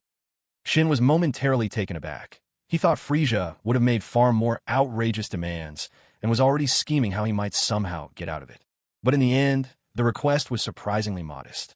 If Shin had known that Frieza's soul wasn't from this world, would he still have thought this way? Sadly, there was no if. In your situation, you must have fused with a new soul. It's normal for your body to show signs of rejection, but this problem is easy to fix. The first way, expel the soul that doesn't belong to you from your body. The second way, use the special property of the Patera earrings to forcibly merge your two souls into one, creating an entirely new soul. Now, it was Frieza's turn to be taken aback. He never expected the Patera earrings to have such a function. Then, allow me to borrow the Patera earrings. For Supreme Kai Shin, this request was hardly difficult at all. He extended his hand, fingers splayed wide, and a pair of earrings immediately appeared in his palm. They were yellow, just like the ones he wore himself. Ordinarily, mortals aren't permitted to wear Patera earrings, but since I promised you, I'll make an exception this once. Frieza ignored Shin's rambling. Without delay, he put the earrings straight on his ears. However, tragedy struck. It was bad enough that his ears were rectangular, but not even a single part of them stuck out. Just how in the world was he supposed to wear these? Grumbling at his own unfortunate appearance once again, Frieza still couldn't come up with any solution. Is there really no other way? You can see it yourself. My ears are rather special. Xian was at a loss for words. Just when he thought he'd seen it all, something like this happened. Life truly never lacked for freakish surprises, and this year seemed to be serving up extra helpings. No problem. You don't have to hang it on your ears. As long as it's attached symmetrically, you're fine. For example, you could hang on opposite sides of your body. Frieza was instantly furious. I'm an upstanding, dignified person, and you want me to do something so ridiculous? How could anyone tolerate this? Having reached the end of his patience, Frieza used instant transmission to teleport himself to a place where he was certain no one would see. To hell with it, I'm doing this. Oh damn, that hurts. The first one was finally in place, and Frieza broke out in a cold sweat from the pain. Oh wait, that's oddly satisfying. Before he had time to wonder why it felt so strange, a dizzying wave swept over him. Inside his head, a massive whirlwind spiraled into existence. Within that swirling vortex, two figures emerged. One was clearly Frieza, while the other was Ho-Chin. With the help of the vortex, their souls began to merge together. Very quickly, Frieza lost all consciousness. Xian, using his own abilities, easily found Frieza and witnessed everything he did from beginning to end. Then he laughed. He laughed with unrestrained delight, just like an overjoyed child. Consider this a small punishment for barging into the Supreme Kai's realm and showing me such disrespect. But I wasn't lying. The earrings really do let you fuse with the soul inside you. Kid, let's go play some Gomoku. Such was the Supreme Kai's simple, unadorned existence. Over the endless years, he relied on Gomoku to while away the tedium. Whenever Xian suggested a game of Gomoku, Kid would always respond with an enthusiastic shout, immediately brewing tea and getting the board ready. But this time, Kid's voice didn't ring out. It seems Kid got knocked out by Frieza. Oh well, I guess I'll count ants instead. Of course, the ants Xian spoke of weren't the earthly kind. No such creatures were permitted in the Supreme Kai's realm. What he meant was keeping tally of a newly formed planet where human life had just been born, counting how many new lives had appeared today. And so, the Supreme Kai went back to his relaxed, monotonous, yet quietly amusing daily routine. As for Frieza, he remained buried deep beneath the surface of the ice star, still as a corpse. The merging of souls was unimaginably difficult, for the original soul belonged to Ho-Chin, and Ho-Chin, after all, wasn't native to the world of Dragon Ball. As a result, the challenge of fusion was far greater than anyone had anticipated. Time, like an arrow shooting forward, never pauses merely because Frieza lies dormant in slumber. Soon, a whole year slipped by, and Frieza's fusion was at the brink of completion. Meanwhile, on Earth, a string of jaw-dropping events had unfolded. First of all, after one night of heavy drinking, Bulma actually ended up sharing her bed with Vegeta. The same Vegeta who'd trained her mind and body into a complete whirlwind. This time, Yamcha found himself well and truly cuckolded. One could almost imagine a herd of llamas nibbling away at the lush grasslands directly on top of his head. Yet truth be told, Yamcha was powerless to do anything about it. Who could he blame but himself? Every time his training was over, did he go seeking out Bulma? No, he'd always go off gallivanting with other pretty girls. Lonely, empty, cold. Those were the only words to describe it. Women need care and companionship. Despite the fact that Vegeta was a training fiend who would happily spend 24 hours a day locked in the gravity chamber, he nevertheless never once stepped a foot outside Bulma's house. And wasn't that exactly the kind of reliable, homebody man Bulma currently needed? Naturally, the two of them ended up together, and before long, Bulma started showing signs of pregnancy. These days, aside from diving into new research projects, Bulma devoted herself every day to looking after her health with great care. After all, she was carrying the wild and surprising creation that she and Vegeta had made together. Even Vegeta seemed to change a little. Maybe it was because things weren't as high stress as in the original story, but he actually agreed to go on vacations with Bulma. Vegeta's transformation made Bulma fall utterly in love with this man who'd never seemed to understand romance. To take even better care of his pregnant wife, Vegeta actually volunteered to get a driver's license, just so he could whisk Bulma away on a spontaneous road trip whenever the mood struck. After all, life needs a sense of ritual. They'd traveled everywhere by flying for so long. One could hardly blame them for wanting a change of pace. At the same time, Chi-Chi was completely losing her temper at Mount Pozu. The sheer volume of her voice made the entire house quake, time and again. Goku, you must get a driver's license. Do you hear me? Even that scatterbrain man married to Antly next door can take his wife on a road trip. So why can't you?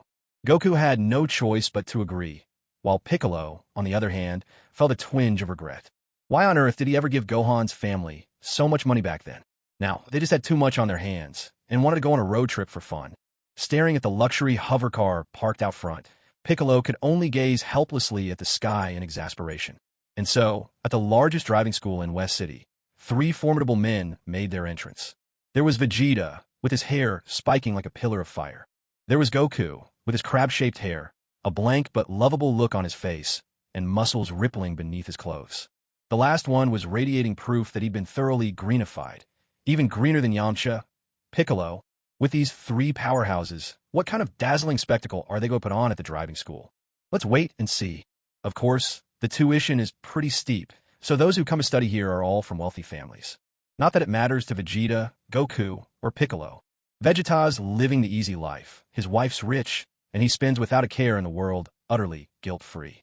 Goku couldn't care less about money. Besides, Piccolo once gave the family quite a sum, enough that it's practically impossible to spend it all. Back in the day, Dodoria alone built 3 highways around the world. The pay for that was more than generous. Let's spare 3 seconds of sympathy for Dodoria. After signing up, it's time to enter the actual learning phase. As for the written test, with tuition fees this high, there's no need for these 3 to bother with it. Vegeta's instructor is a muscle-bound man. Goku's is a frail old geezer. Piccolo's is a woman who looks quiet and refined. The instructors explain the clutch, brake, accelerator, gear shift, and so on, and even demonstrated everything for the 3 of them. Out of them, the muscle man's demonstration was the gentlest, the old man's was the most seasoned, and the lady instructor's move were the boldest and most exuberant. Soon, it was time for the 3 to take the wheel.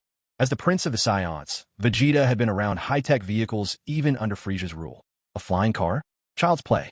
Piccolo, with his superior intelligence, picked it up with effortless ease. Goku, on the other hand, was a different story, his mind completely overtaken by thoughts of battle. Right at the start, he slammed on the gas thinking it was the brake, crashing thunderously into a blast-proof wall, wrecking his first training car in less than 5 seconds. Luckily, Goku was responsible enough to immediately scoop up the old instructor and pull him from the wreck, sparing him the tragedy of perishing in a car crash. In round 1, Vegeta and Piccolo utterly crushed Goku. Once the 3 had familiarized themselves with all the controls, it was time to hit the road. Vegeta, true to form, shot off at top speed, leaving his muscle-man instructor positively swooning. He was practically fluttering with excitement, and even his voice took on a syrupy, coquettish tone. Vegeta was absolutely disgusted. Piccolo drove with calm stability, but his lady instructor mocked him mercilessly. All that muscle and towering height, only to have the courage to match his grass-green skin. A true scaredy cat. Piccolo was furious. Under the old man's meticulous guidance, Goku eventually managed to mistake the gas for the brake once again, but this time he blazed past everyone, dominating the entire course. Vegeta, already on the edge from his instructor's antics, was about to lose his temper when Goku zipped by him in a blur, sending his anger through the roof. Kakarot, you even want to compete with me when it comes to driving? Fine, I'll oblige you. With that, Vegeta suddenly slammed his foot down with all his might. There was a thunderous crack. A gaping hole appeared right beneath Vegeta's feet. The gas pedal completely vanished into the car's interior. The car sputtered and died on the spot. Piccolo, also thoroughly provoked, witnessed Vegeta's breakdown and Goku's furious acceleration. Not to be outdone, he put his own masculinity on display, flooring the gas pedal with a determined stomp. After a brief stutter, Piccolo's car shot forward like a cannonball, catching up with Goku in an instant. Meanwhile, behind them, Vegeta, without missing a beat, tossed his wrecked vehicle aside. Spotting a training car speeding by, he stopped it single-handedly, yanked out the startled student at the wheel, and took the driver's seat himself. The muscly, flamboyant instructor was surprisingly committed to his role, hopping into the passenger seat with hardly a moment's hesitation. With a sharp whoosh, Vegeta launched into full racing mode. The sight of it sent the muscle-bound instructor trembling all over, screaming, "Mr. Vegeta, you're incredible. Let's party on my yacht tonight." Vegeta nearly exploded on the spot, activating a teleportation mode while inside the speeding car. The instructor's face went pale with terror. Was this even possible? Was this some kind of sorcery? At this point, the vast driving school was left with only 3 cars careening through the training course: Goku, Vegeta, and Piccolo. Their speed had soared to 580 miles per hour. Even outside the school grounds, the cars' roaring engines could be heard, mixed with excited screams from women, terrified shrieks from the instructor, and the pitiful cries of the old examiner. Meanwhile, the loudspeakers inside the school blared. "Attention, everyone! 3 students with acute mania are currently racing through the premises. For your safety, please evacuate the lanes at once and find shelter inside a sturdy building.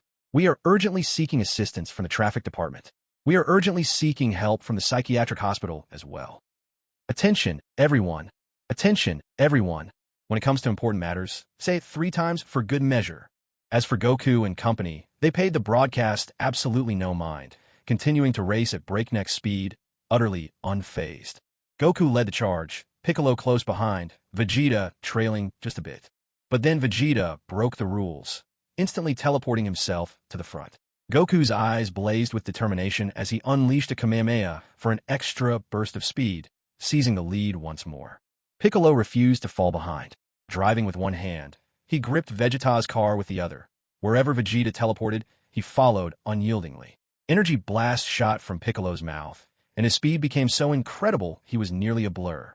In the chaos of their competition, even the reinforcements summoned by the school could do nothing but scatter, ducking for cover as the trio surged past. Out of fuel? Was that even a problem? At this point, who needed gasoline? Their energy attacks were far more effective than any fuel could ever be.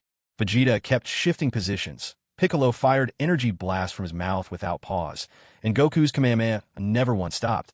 Goku had long since given up on holding the steering wheel anyway. Earlier, when the old man got worked up and told him to turn the wheel, Goku had complied, but now he'd totally let loose. In the chaos, the muscle-bound instructor simply fainted while the old man, just before passing out, downed an entire bottle of heart medicine. Literally the whole bottle, swallowing it bottle and all. The only one who didn't pass out was the female instructor. She absent-mindedly stroked Piccolo's elongating arm, utterly smitten and lost in a daze.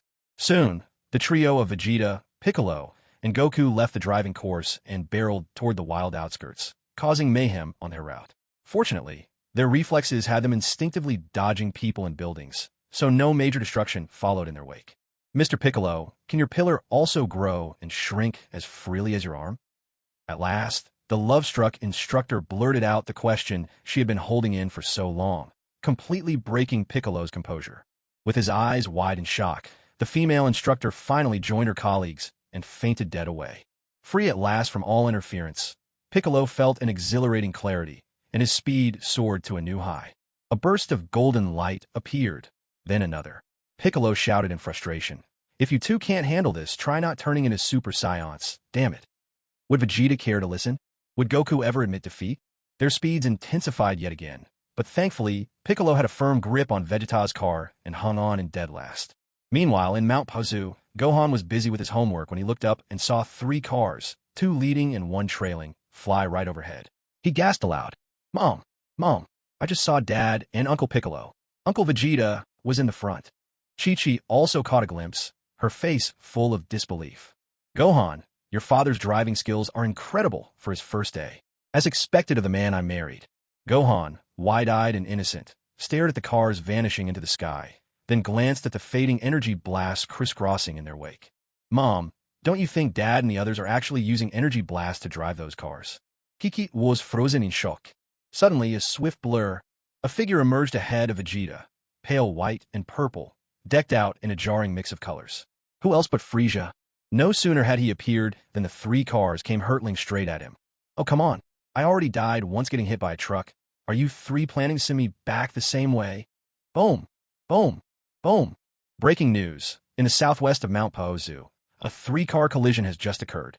The suspected drivers are three trainees suffering from acute mania, who were seen earlier today in West City. Fortunately, the instructors have already been safely admitted to Central Hospital in West City. Driving schools accepting new students must pay close attention to the physical condition of each trainee to prevent terrible incidents like this from happening again. The West City Police have officially issued a wanted notice. Sun Wukong, Vegeta, and Piccolo have been designated as mentally unstable fugitives. If anyone encounters these three, do not approach them. Call the hotline immediately. The 748 emergency line is on standby at all times. When Frieza heard this news, he laughed so hard his sides ached. This episode became a mark of shame for the three of them for a long time. Fortunately, training has a way of making one forget such trivial things, and over time, even the memory of those three lunatics causing a scene at the driving school began to fade. On this particular day, Frieza opened his eyes and sensed all the Dragon Ball warriors heading southwest. Frieza knew it was time for the androids to make their appearance.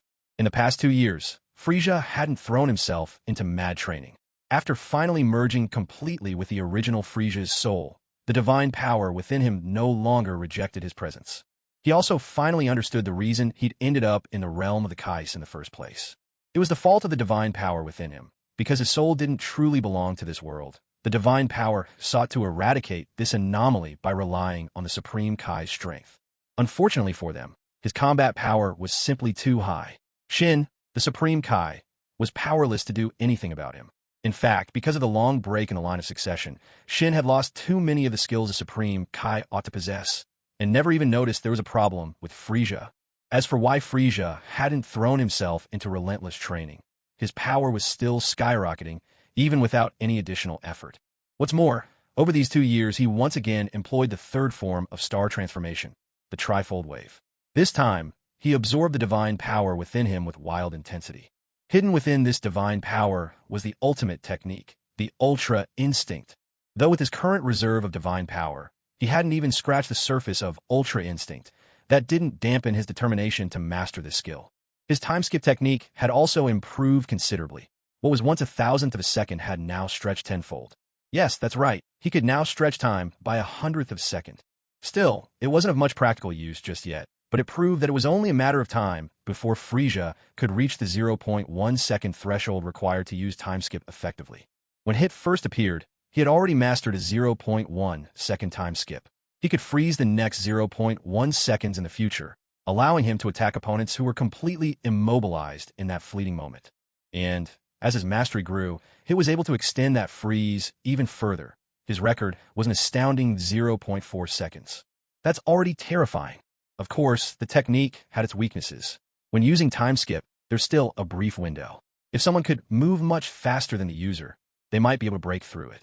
For instance, in the Tournament of Power, Dispo from Universe 11 managed to break through the time skip with nothing but supersonic speed. Feeling his power level growing even in his sleep, Frieza was in absolute bliss. 15 billion in battle power, and that's without even unleashing this stellar transformation. Even if Cell completed his perfect form right now, he would be absolutely no match for Frieza.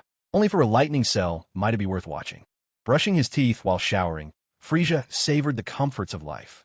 Although, given his current form, love was now an impossible proposition for Frieza. Even if such feelings existed, they could only ever take the shape of a platonic romance. How exasperating. But for now, Frieza couldn't change that fact. Life had to go on, and it ought to be a comfortable one at that. After breakfast in Bulma's dining room, Frieza instantly teleported to the group of Z-Fighters. It's worth mentioning that Vegeta was extremely displeased with Frieza living in his home for so long. And on top of that, he'd even lost the naming rights to his own son. Not that he didn't like the name Trunks, of course. Frieza's arrival caught everyone's attention, but only for a fleeting glance. Frieza's personality was cold and unpredictable, so few cared to get too close. And above all, Frieza never wore any clothes.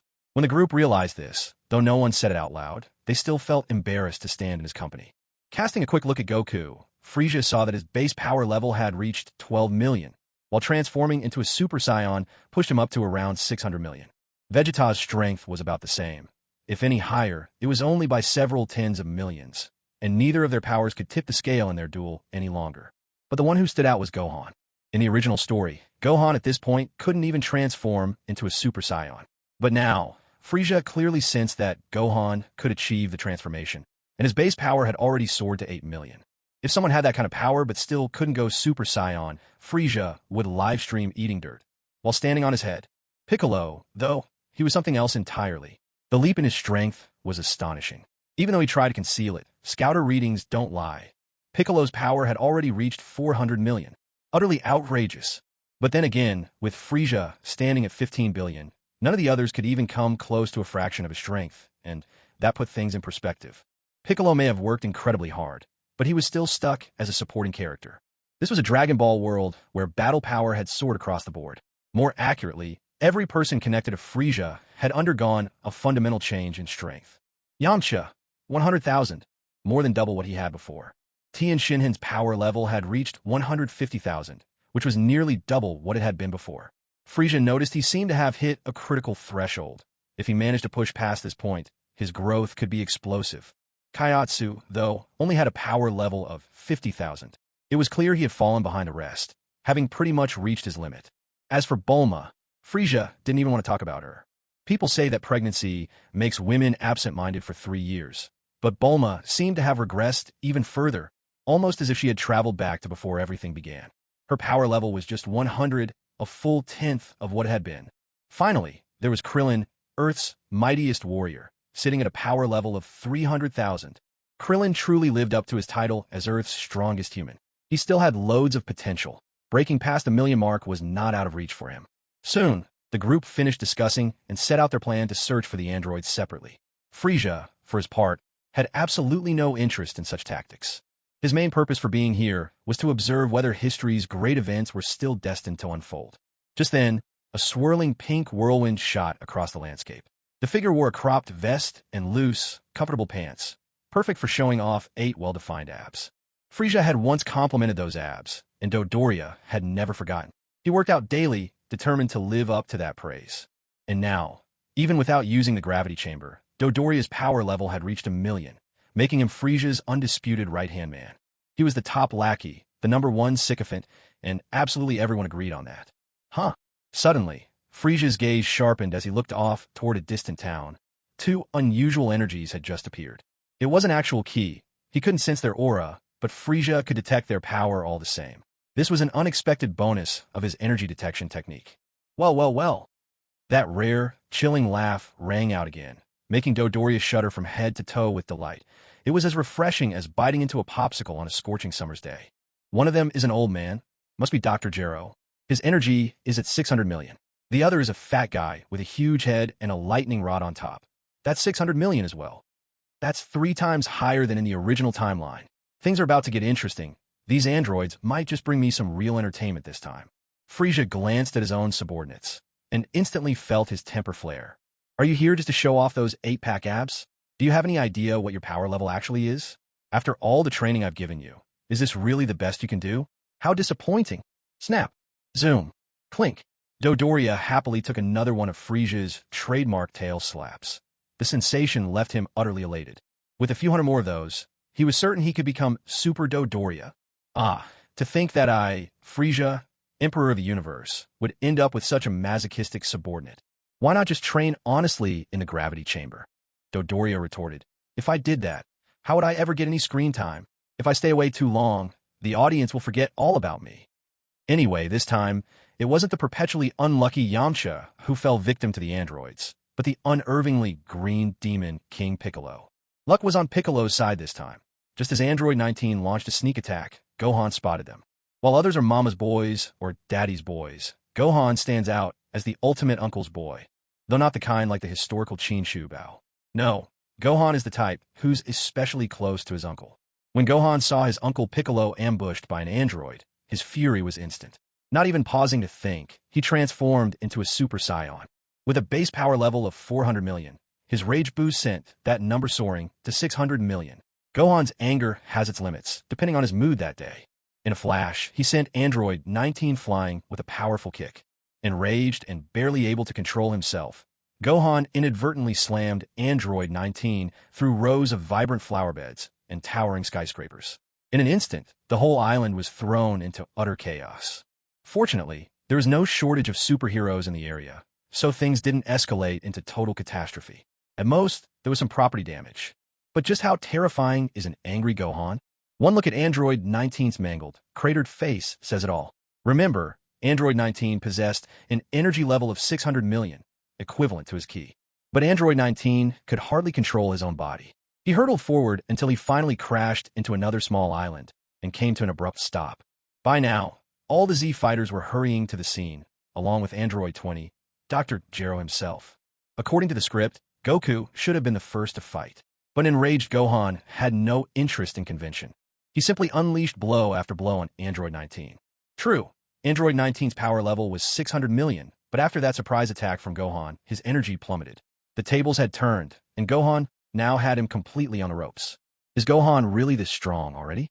That ki is incredible. I could swear it's even stronger than when Goku first came back to Earth. Tien said in awe. Yamcha and Kairatsu nodded in agreement, and Krillin beamed with pride at his junior. After all, Goku was Krillin's fellow disciple, making Gohan his honorary nephew. Take this, and this, and this. Gohan's fighting style set him apart from the rest. He liked to shout and call out with every strike, each cry making his attacks seem all the more unstoppable. As the battle dragged on, the energy reserves inside Android 19 were plunging rapidly. At this point, he had less than 400 million units of power left. He was beginning to panic. At the peak of his outburst, Son Gohan's power had soared to 600 million, but as his stamina waned and the explosive surge faded, even Gohan was down to less than 400 million. Despite appearances, Gohan had been on the offensive, fierce, and relentless. He knew very well that if the fight carried on like this, he'd be the one to run out of steam first. The android simply outlasted him. Masenko. Planting both hands on his forehead, Gohan unleashed an enormous energy wave, hurling it straight at Android 19. From a distance, Frieza watched the scene unfold and shook his head in disappointment. Gohan was digging his own grave. Sure enough, upon witnessing this, Android 20 broke out in laughter. Facing the incoming energy blast, Android 19 curled his lips into a wicked smile. Piccolo caught the look and felt a pang of unease. And then, Android 19 raised both palms to meet the Masenko. Each hand held a glass orb embedded in the center. A strange sight followed. Gohan's devastating attack was simply absorbed by Android 19. Gohan, out of breath and shaken, stared dumbfounded at the impossible scene before him. Android 19 burst into triumphant laughter. With a resounding yell, he sent a shock wave through the ground, scattering the rubble around him. Frieza watched as Android 19's energy spiked back up to 600 million. Evidently, 600 million was Android 19's upper limit. Unlike the original story, absorbing a blast didn't mean he could rise even higher. With a high-pitched whoosh, Android 19 launched his counterattack. Head down, he rocketed toward Gohan with astonishing speed, breaking the sound barrier with a thunderous boom. This is bad. Gohan, watch out. Move, Gohan, get out of the way. The panicked shouts from his companions finally snapped Gohan out of his daze. He tried to summon the last of his energy to dodge, but his body wouldn't cooperate. The exhaustion caught up with him, and distracted by shock, his reflexes lagged.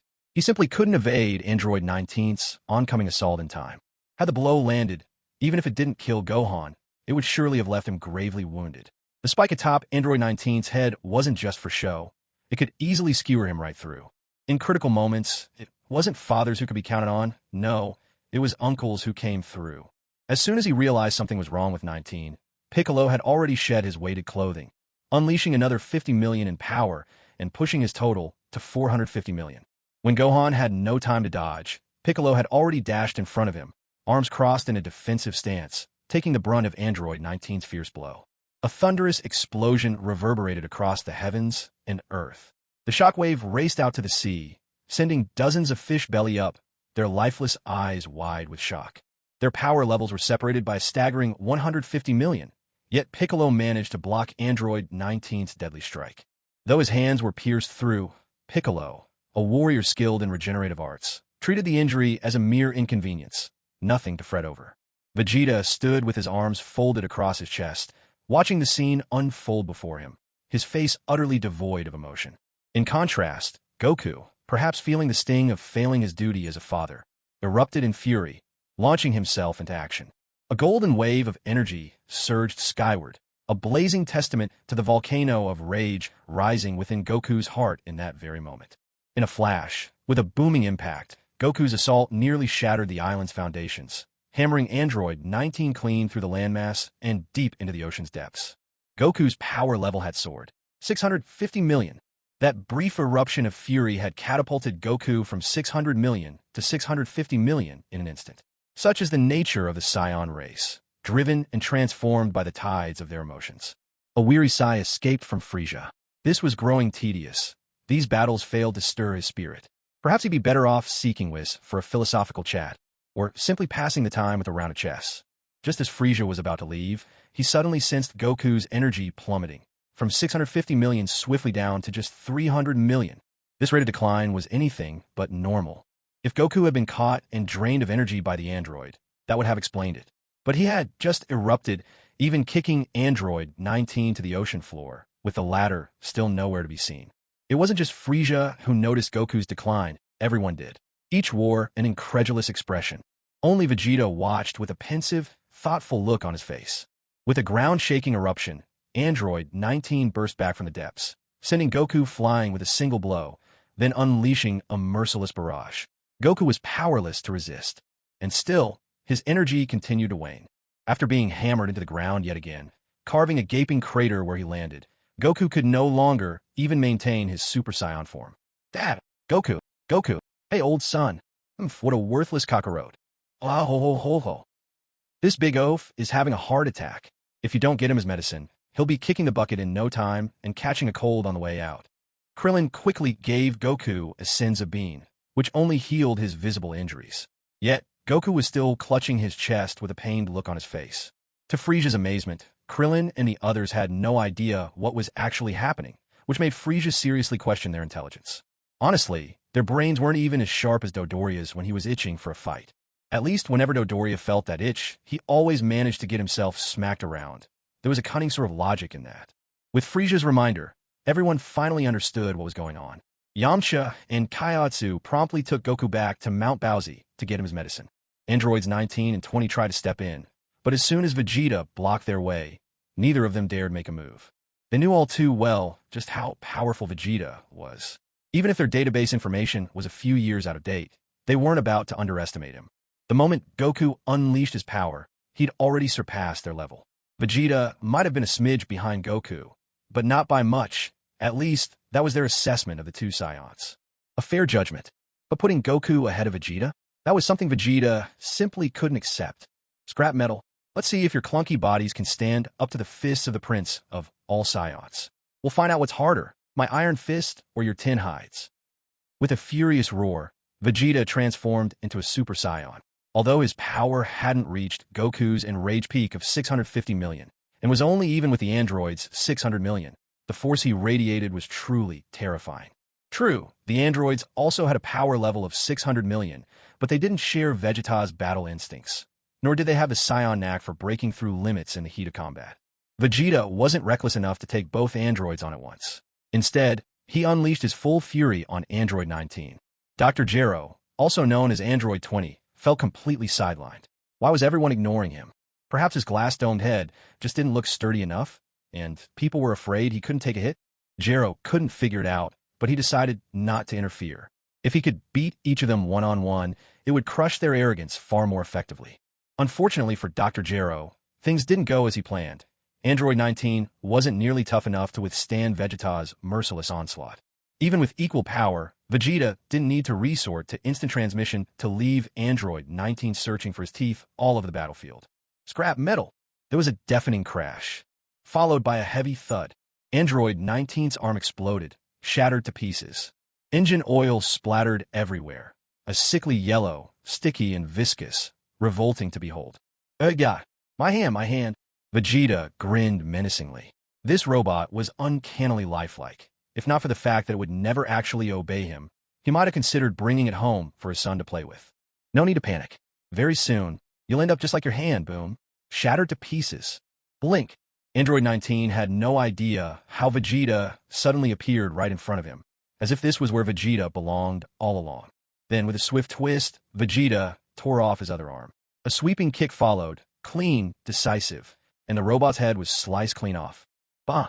A machine really is just a machine. Now my whole body's covered in engine oil. Vegeta powered up again, energy surging around him. He straightened his arms and pointed both palms at Android 19's body and head. After a brief charge, 2 energy blasts rocketed forward, striking with thunderous speed.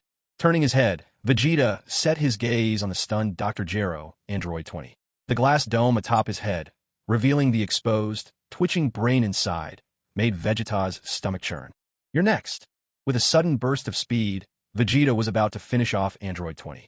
But just as he was closing in, a capsule-shaped flying pod suddenly appeared out of nowhere, abruptly forcing Vegeta to a halt. Vegeta glanced up. Hey now, wasn't that a familiar face? It was none other than that interdimensional visitor, Harry Potter Conan. Though this kid's timing was suspiciously off. Was it a coincidence, or something deliberate? Because of Conan's appearance, Android 20 managed to slip away. With no way to sense an android's energy, tracking him down would be an utter headache. Future Trunks was equally bewildered. Sitting inside his time machine, he saw an old man making his escape. But this wasn't any android he recognized. Clack!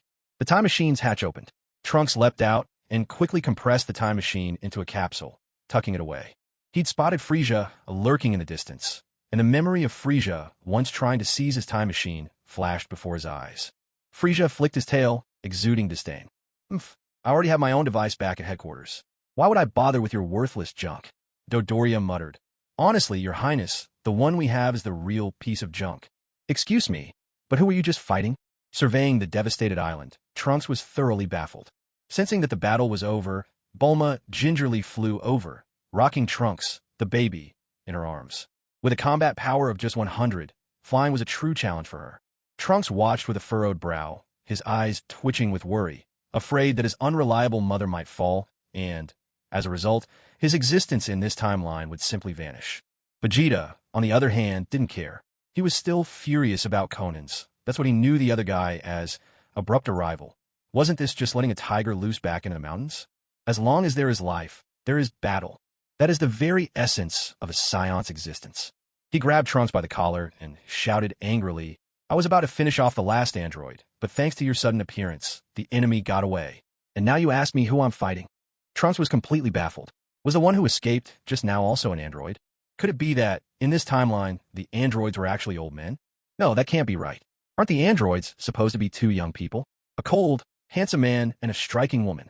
There's no reason for one of them to be a decrepit old guy. As for Android 19, Trunks couldn't recognize its true appearance anymore. It had already been reduced to a pile of shattered debris. And besides, Mr. Vegeta, your power is simply terrifying. At this level, you could absolutely wipe out those 2 androids in an instant. Piccolo, being a bit sharper, picked up on what Trunks was getting at. So you mean there are more androids than just these 2? 2 more? And they look young? But you just said Vegeta could easily defeat them. About that, you're mistaken. Though their power isn't quite at Vegeta's level, it's definitely not far behind. Piccolo understood all too well just how strong Vegeta truly was. After all, even Son Gohan stood no chance against him, and Piccolo could only manage a draw with Gohan at best.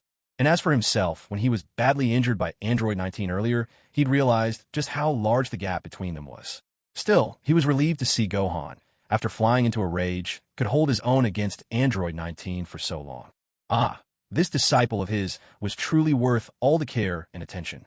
A sly laugh rang out. Oh ho ho, Trunks, it's about time you told us your real name.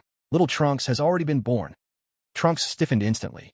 Sure enough, the baby Bulma was holding could only be his infant self. Though he found Frieza's laughter grating, Trunks had no intention of hiding things any longer.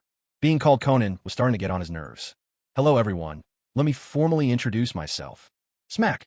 Vegeta slapped him straight to the ground, following up by spitting squarely onto Trunks' face. Who cares who you are? You babbled on so long. Now the androids are who knows where. Frieza burst out laughing. As expected, things always ramp up when Trunks steps in. Otherwise, even watching the drama unfold might just put you to sleep. Today marks a 5-chapter update spree, kicking off the first performance of this journey. Hope it achieves some nice results. Bob, blessings to all. May you enjoy the story, and may your days be full of flavor and richness. Good night. The key point is, it's not that he's afraid to fight back. He just genuinely can't win. For 3 years, Trunks had done his best to stand up against the androids, but even now his fighting power was just 290 million. In the face of Vegeta's 600 million, he didn't stand a chance. Utter defeat was all but certain. A sly, metallic laugh echoed. Vegeta, aren't you the least bit curious about the person you've just beaten up? That unmistakable entrance theme filled the air, accompanied by that insufferable little laugh. Across all 12 universes, no one but Frieza could make an entrance quite like this. Vegeta wore his signature look of pride. Losing to Frieza was one thing, but the prince's dignity was unshakable.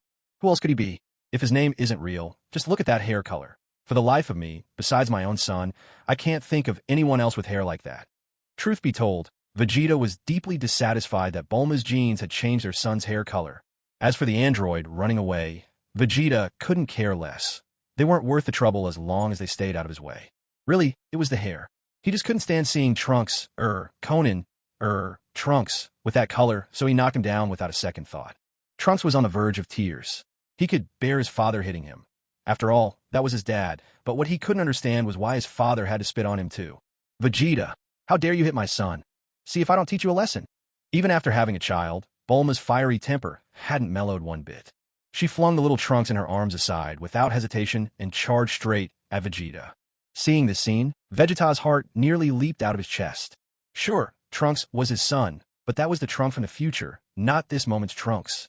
No matter how much he disliked that hair, the little Trunks was still his boy. With a whoosh, Vegeta rushed to save his son. But just as Trunks was getting to his feet, Bulma's palm landed right on his cheek, leaving him absolutely stunned. His own mother had hit him. In the span of barely 30 seconds, he'd received a double smackdown from both parents. He was so wrong he wanted to burst into tears.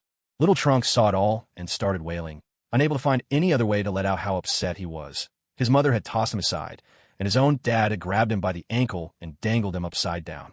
Bulma, this is our son. That one's the one from the future. Why are you making a fuss over nothing? Holding a squirming bundle. No, holding an upside-down Trunks by one hand, Vegeta strode over to where Bulma and future Trunks were standing, barking furiously at Bulma. Little Trunks didn't care what had happened, only that he was heartbroken and needed to cry it out. Then, with a delicate sound, a thin stream of water came down from above, landing squarely on future Trunks' face, washing away that spit in a blink. This time, even Frieza couldn't bear to watch anymore. Poor future Trunks, he really was pitiable. Every time he came, he was utterly humiliated. The first time, it was understandable. He simply wasn't strong enough and got beaten by him and Vegeta until he couldn't even care for himself. But this second time, first his parents slapped him one after the other, and then he ended up wetting his own face. Ugh, why did that feel so awkward? The more Frieza dwelled on it, the angrier he became. Damn it, so you can pee. You have your childhood innocence, you're special. Huh? Mocking me for not having any of that. Rumble. Frieza was seriously agitated. He needed an outlet for his rage. After sweeping his gaze over everyone present, he figured Vegeta could at least take a beating. Vegeta felt a chill run down his spine under Frieza's intense stare. It was obvious Frieza was up to no good. Free.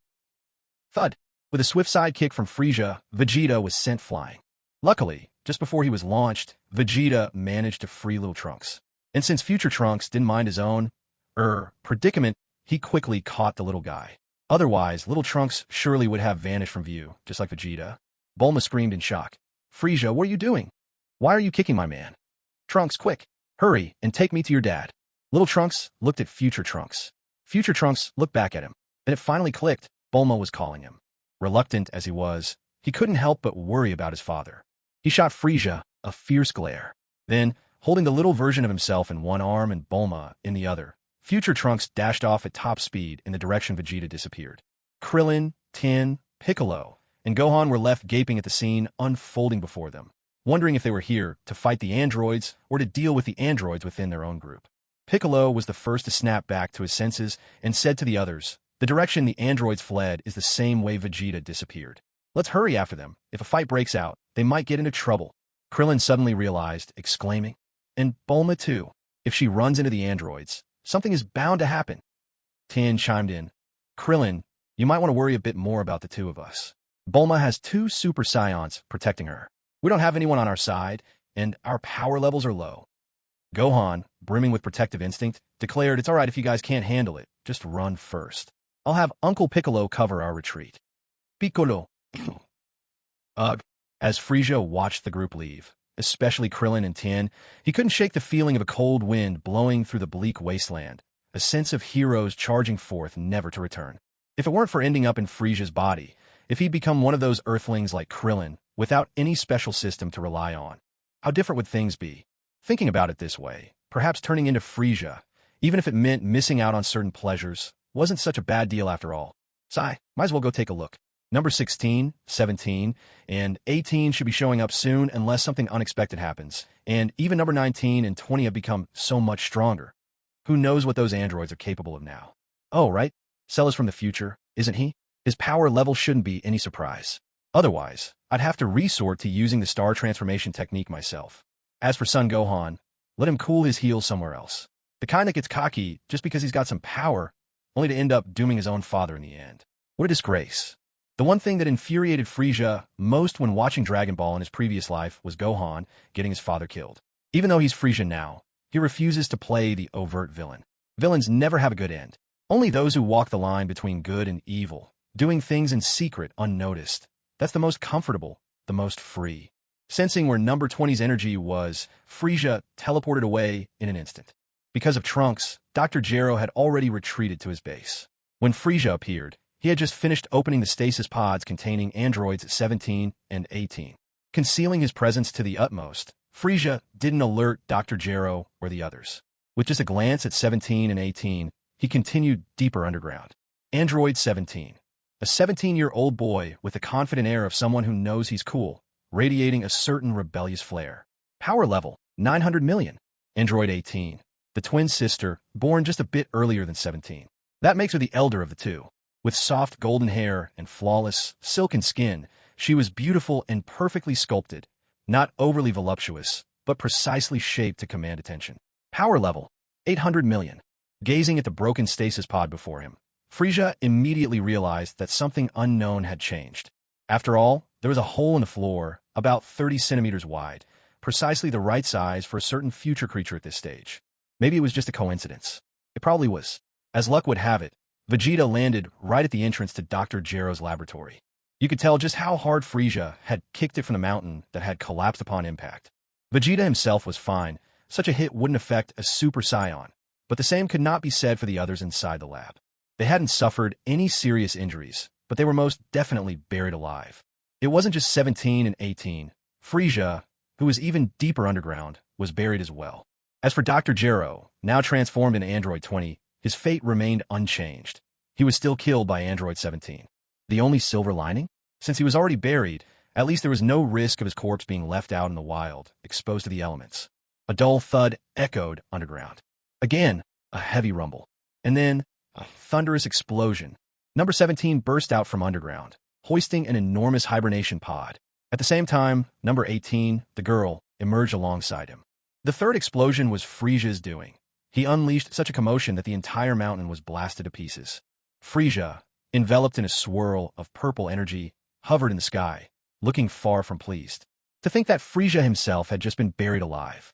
It hadn't really hurt him much, but it was a massive blow to his ego. When Frieza spotted Vegeta staggering out of the dirt, shaking the dust from his head, he immediately understood what had happened. It was more than a little embarrassing. That kind of luck, absolutely extraordinary. One after another, Trunks and the others hurried to the scene. Especially Trunks. The moment he laid eyes on number 17 and number 18, his fury erupted. But unlike Vegeta and Bulma, he forced himself to keep his composure. He gently set Bulma down on the ground, then carefully nestled little Trunks in her arms. Android 17, Android 18, prepare to meet your end. With a growl of unleashed power, Trunks flared up again, his fighting strength soaring to 300 million. His rage gave him a surge of confidence, and in an instant, he dashed straight at Android 17. A sharp movement, then a thunderous blow. A cry of anguish tore from his lips. But Trunks' misfortune was far from over. To challenge a 900 million strength foe with only 300 million, there could only be one outcome. This time, instead of vanishing with a metallic clang into the horizon, Trunks was caught by Gohan before he could fall. This can't be.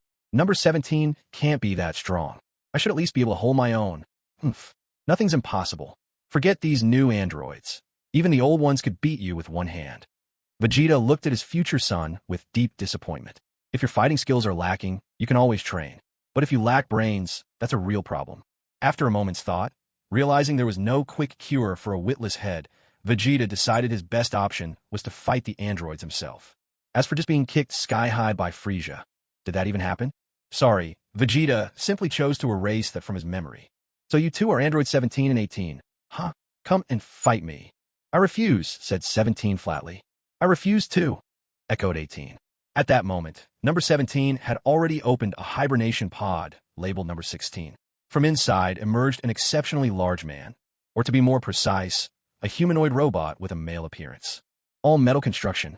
If Dr. Gero had this kind of ability, why bother turning us into cyborgs? Number 18 wrapped her knuckles against number 16's arm, producing a hollow metallic sound, her expression tinged with curiosity. Number 17 and number 18 were originally just ordinary humans, but Dr. Gero selected them for transformation into androids.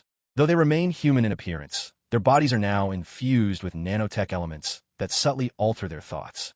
They also have emergency shutdown devices and self-destruction mechanisms implanted inside them. But most importantly of all, the process of their transformation was a living nightmare, a torment far worse than death itself. Is it any wonder they harbor such bitter hatred toward Dr. Gero? Why refuse to fight me? Weren't you created for the purpose of destroying humanity? Vegeta's distant voice rang out as number 17 lifted his head and looked back, his eyes full of confusion.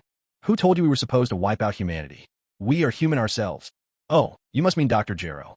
But wiping out humans was never the task he gave us.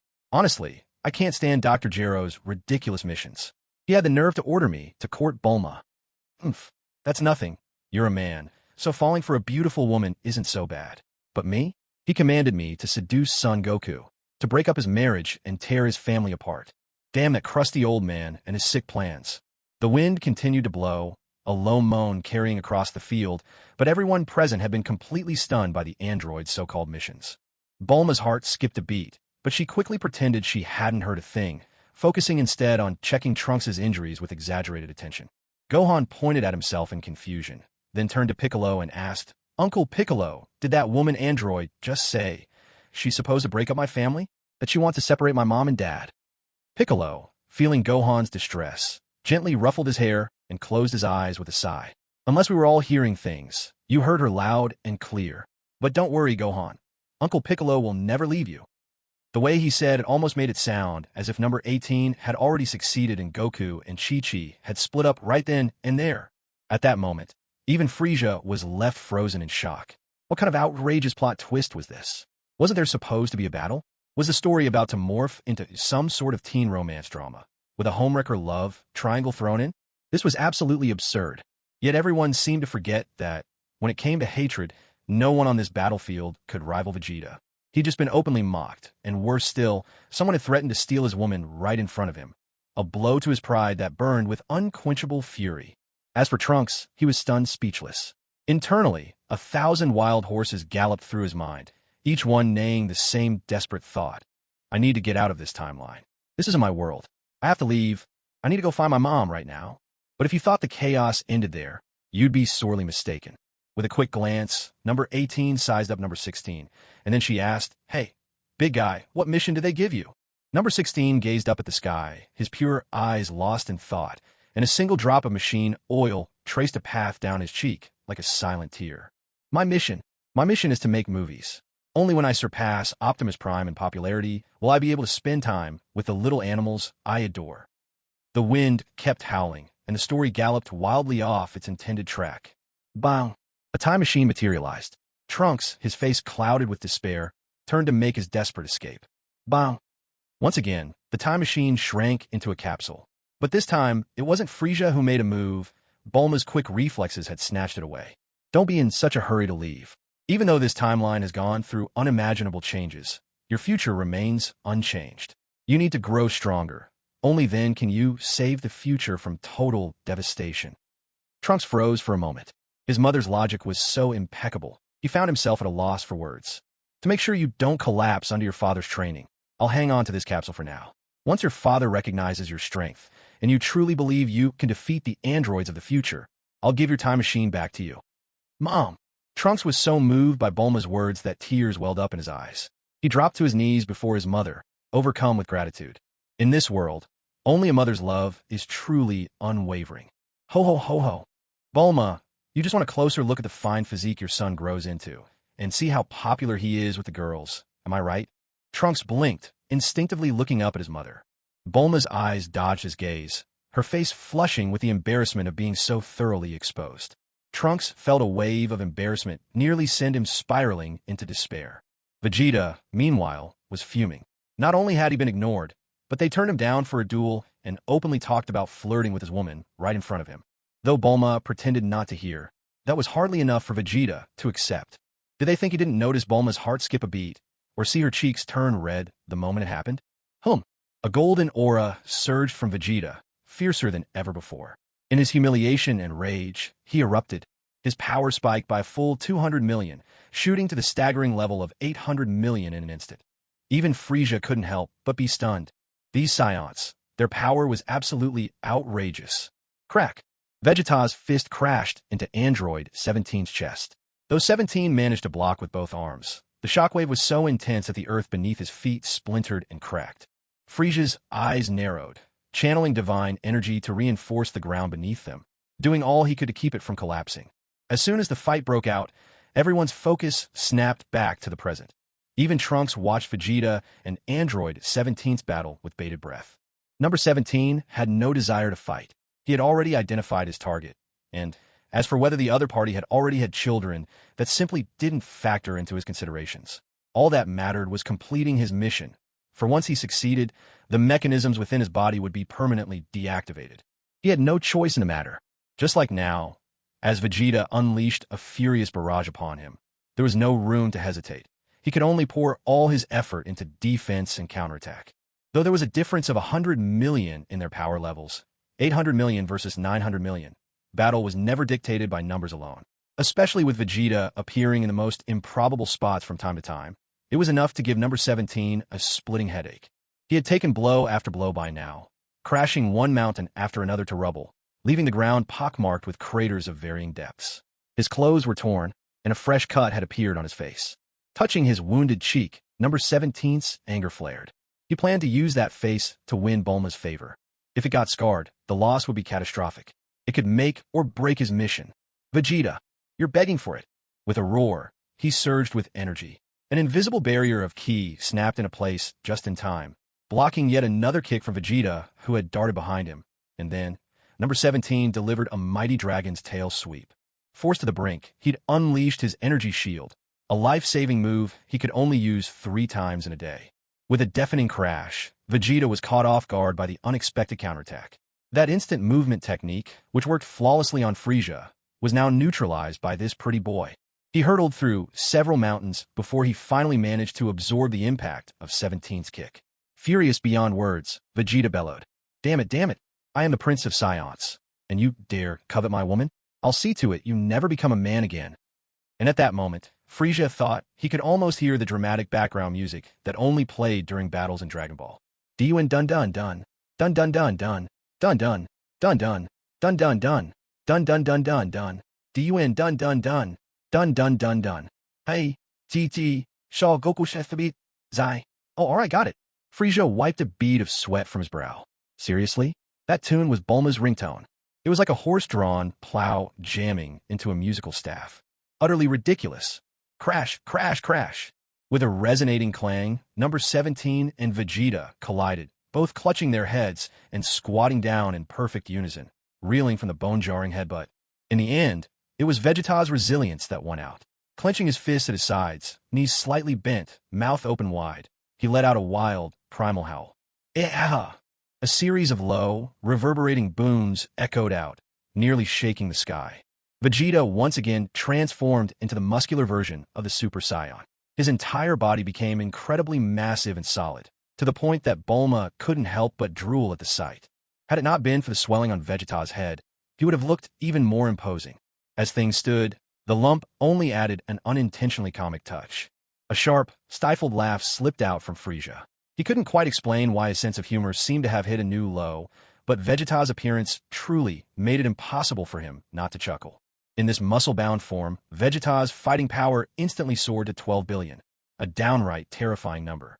With a whoosh, Vegeta, well aware of his lack of speed in this state, decisively utilized his instant movement technique.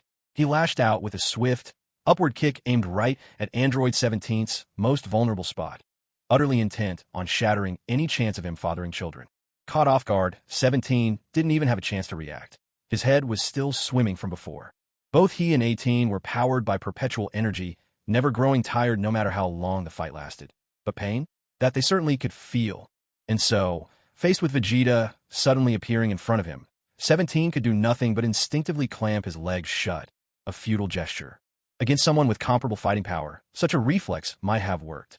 But against an enraged, muscle-enhanced Vegeta, this pitiful defense was absolutely useless. Number 18 had already covered her eyes, easily picturing the impending disaster.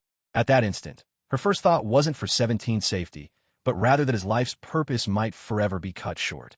Among all those present, only Frieza had the power to stop what was about to happen. But why should he? After all, ever since Frieza lost his physical attributes through reincarnation, he rather wished everyone could be just like him. Not only did he refrain from stopping Vegeta, he even studied the move intently, knowing he could use this trick himself next time he met someone who annoyed him. Take a look at that.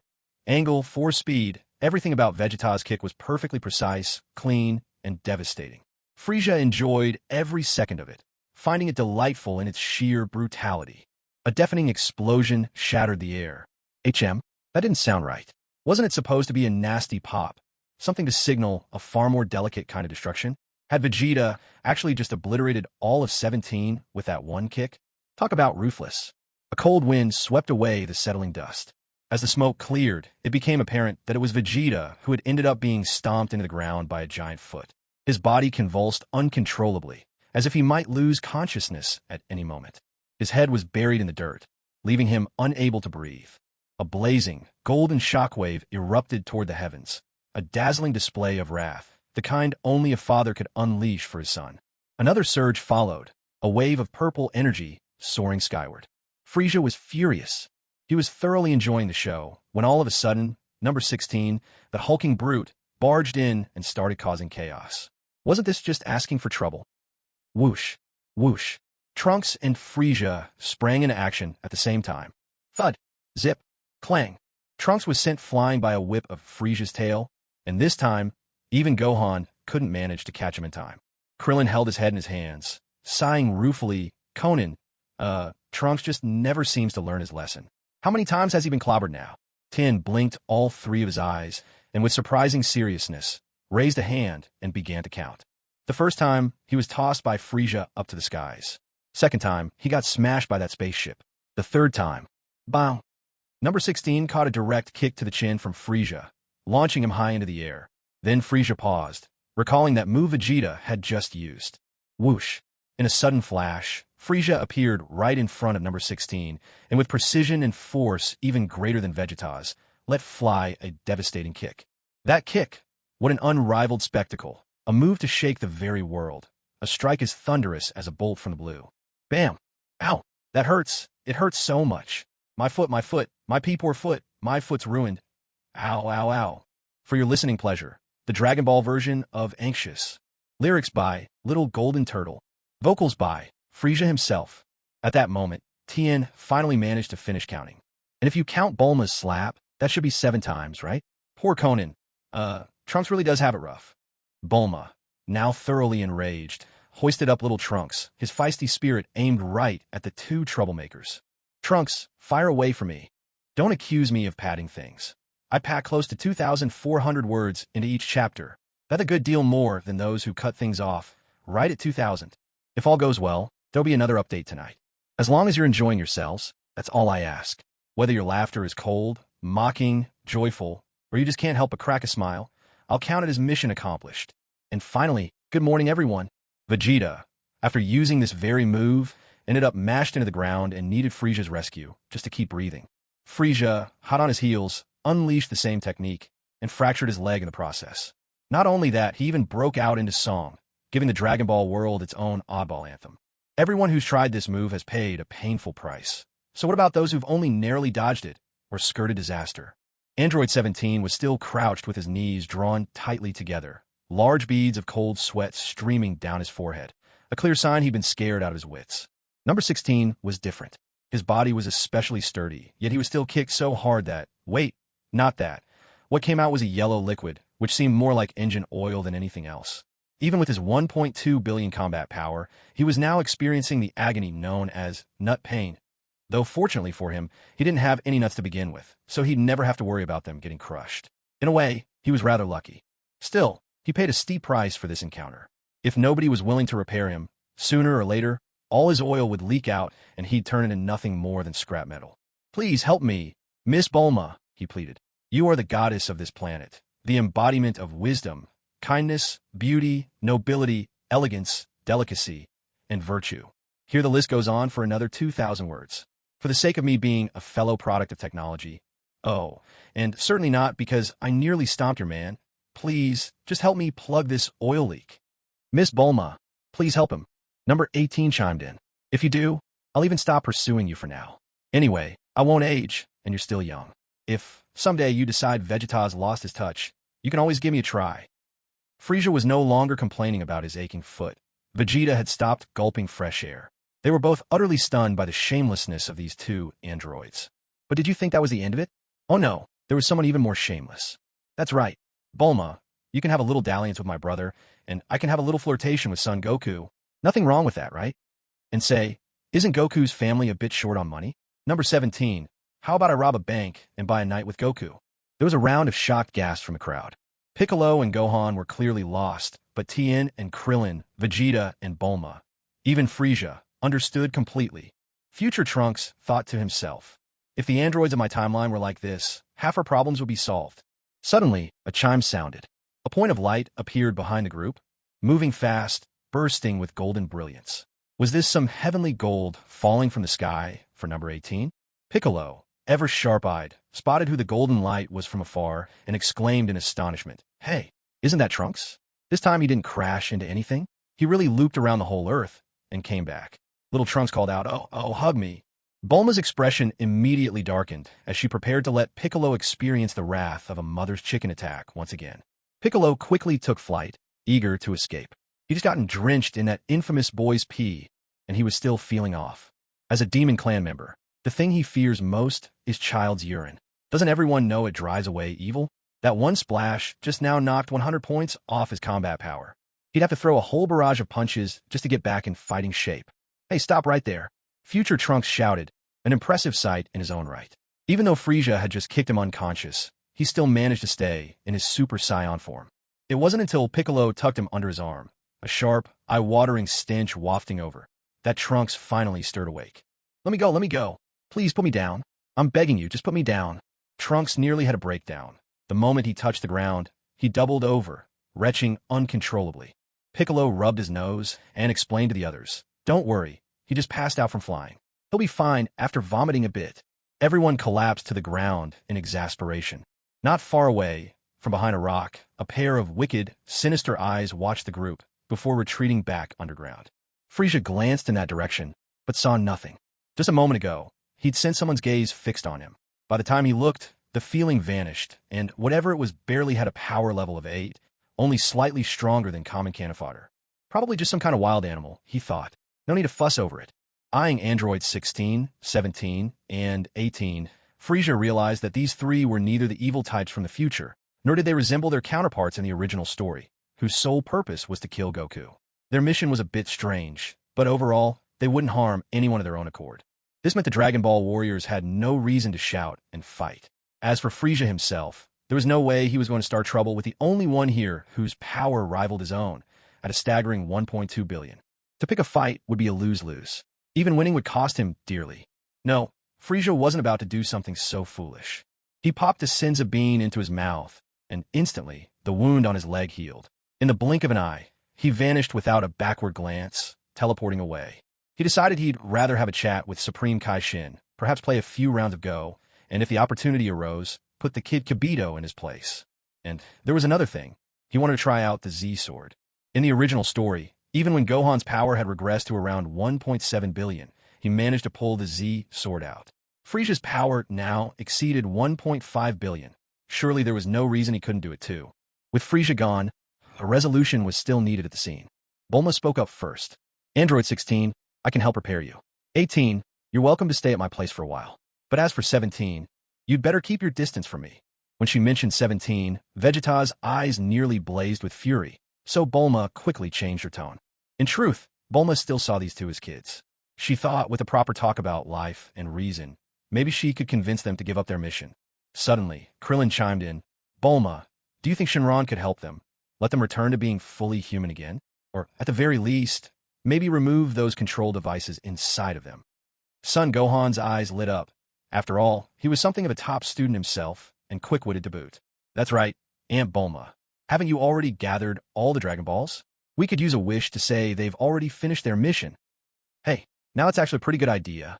For the sake of peace on Earth, for family harmony, to spare a promising young man the trouble of chasing after a married woman, and to save a girl determined to be the first to challenge Goku. Bulma made up her mind. She paid no more attention to Vegeta's look, and, waving her hand, declared, Everyone, come back with me to West City. I'll have Shenron sort out these dilemmas for you. Vegeta was visibly irritated. Just thinking about how a mere android had recently slammed him into the ground made his pride burn with humiliation, and now, having Bulma making decisions for him, his anger only mounted. With a cold snort, Vegeta shot a piercing, provocative glare at Android 16, then vanished in a blink. Android 18 couldn't care less what Vegeta thought. She smiled and readily agreed with Bulma's proposal, even giving Krillin, a bold, bald soul who had first suggested this plan, a deliberate kiss on the cheek. Suddenly, Krillin's face flared bright red. His hands instinctively wanted to clasp together while he began to silently recite a fragment of a well-known mantra. Then, startled, he snapped back to reality. Krillin quickly smacked his left hand with his right.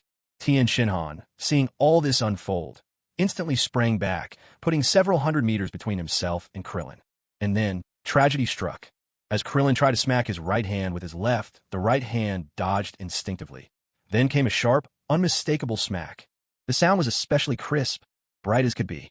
Krillin could even feel the bounce. Looking closely, wasn't that familiar? Glancing up, what a striking beauty.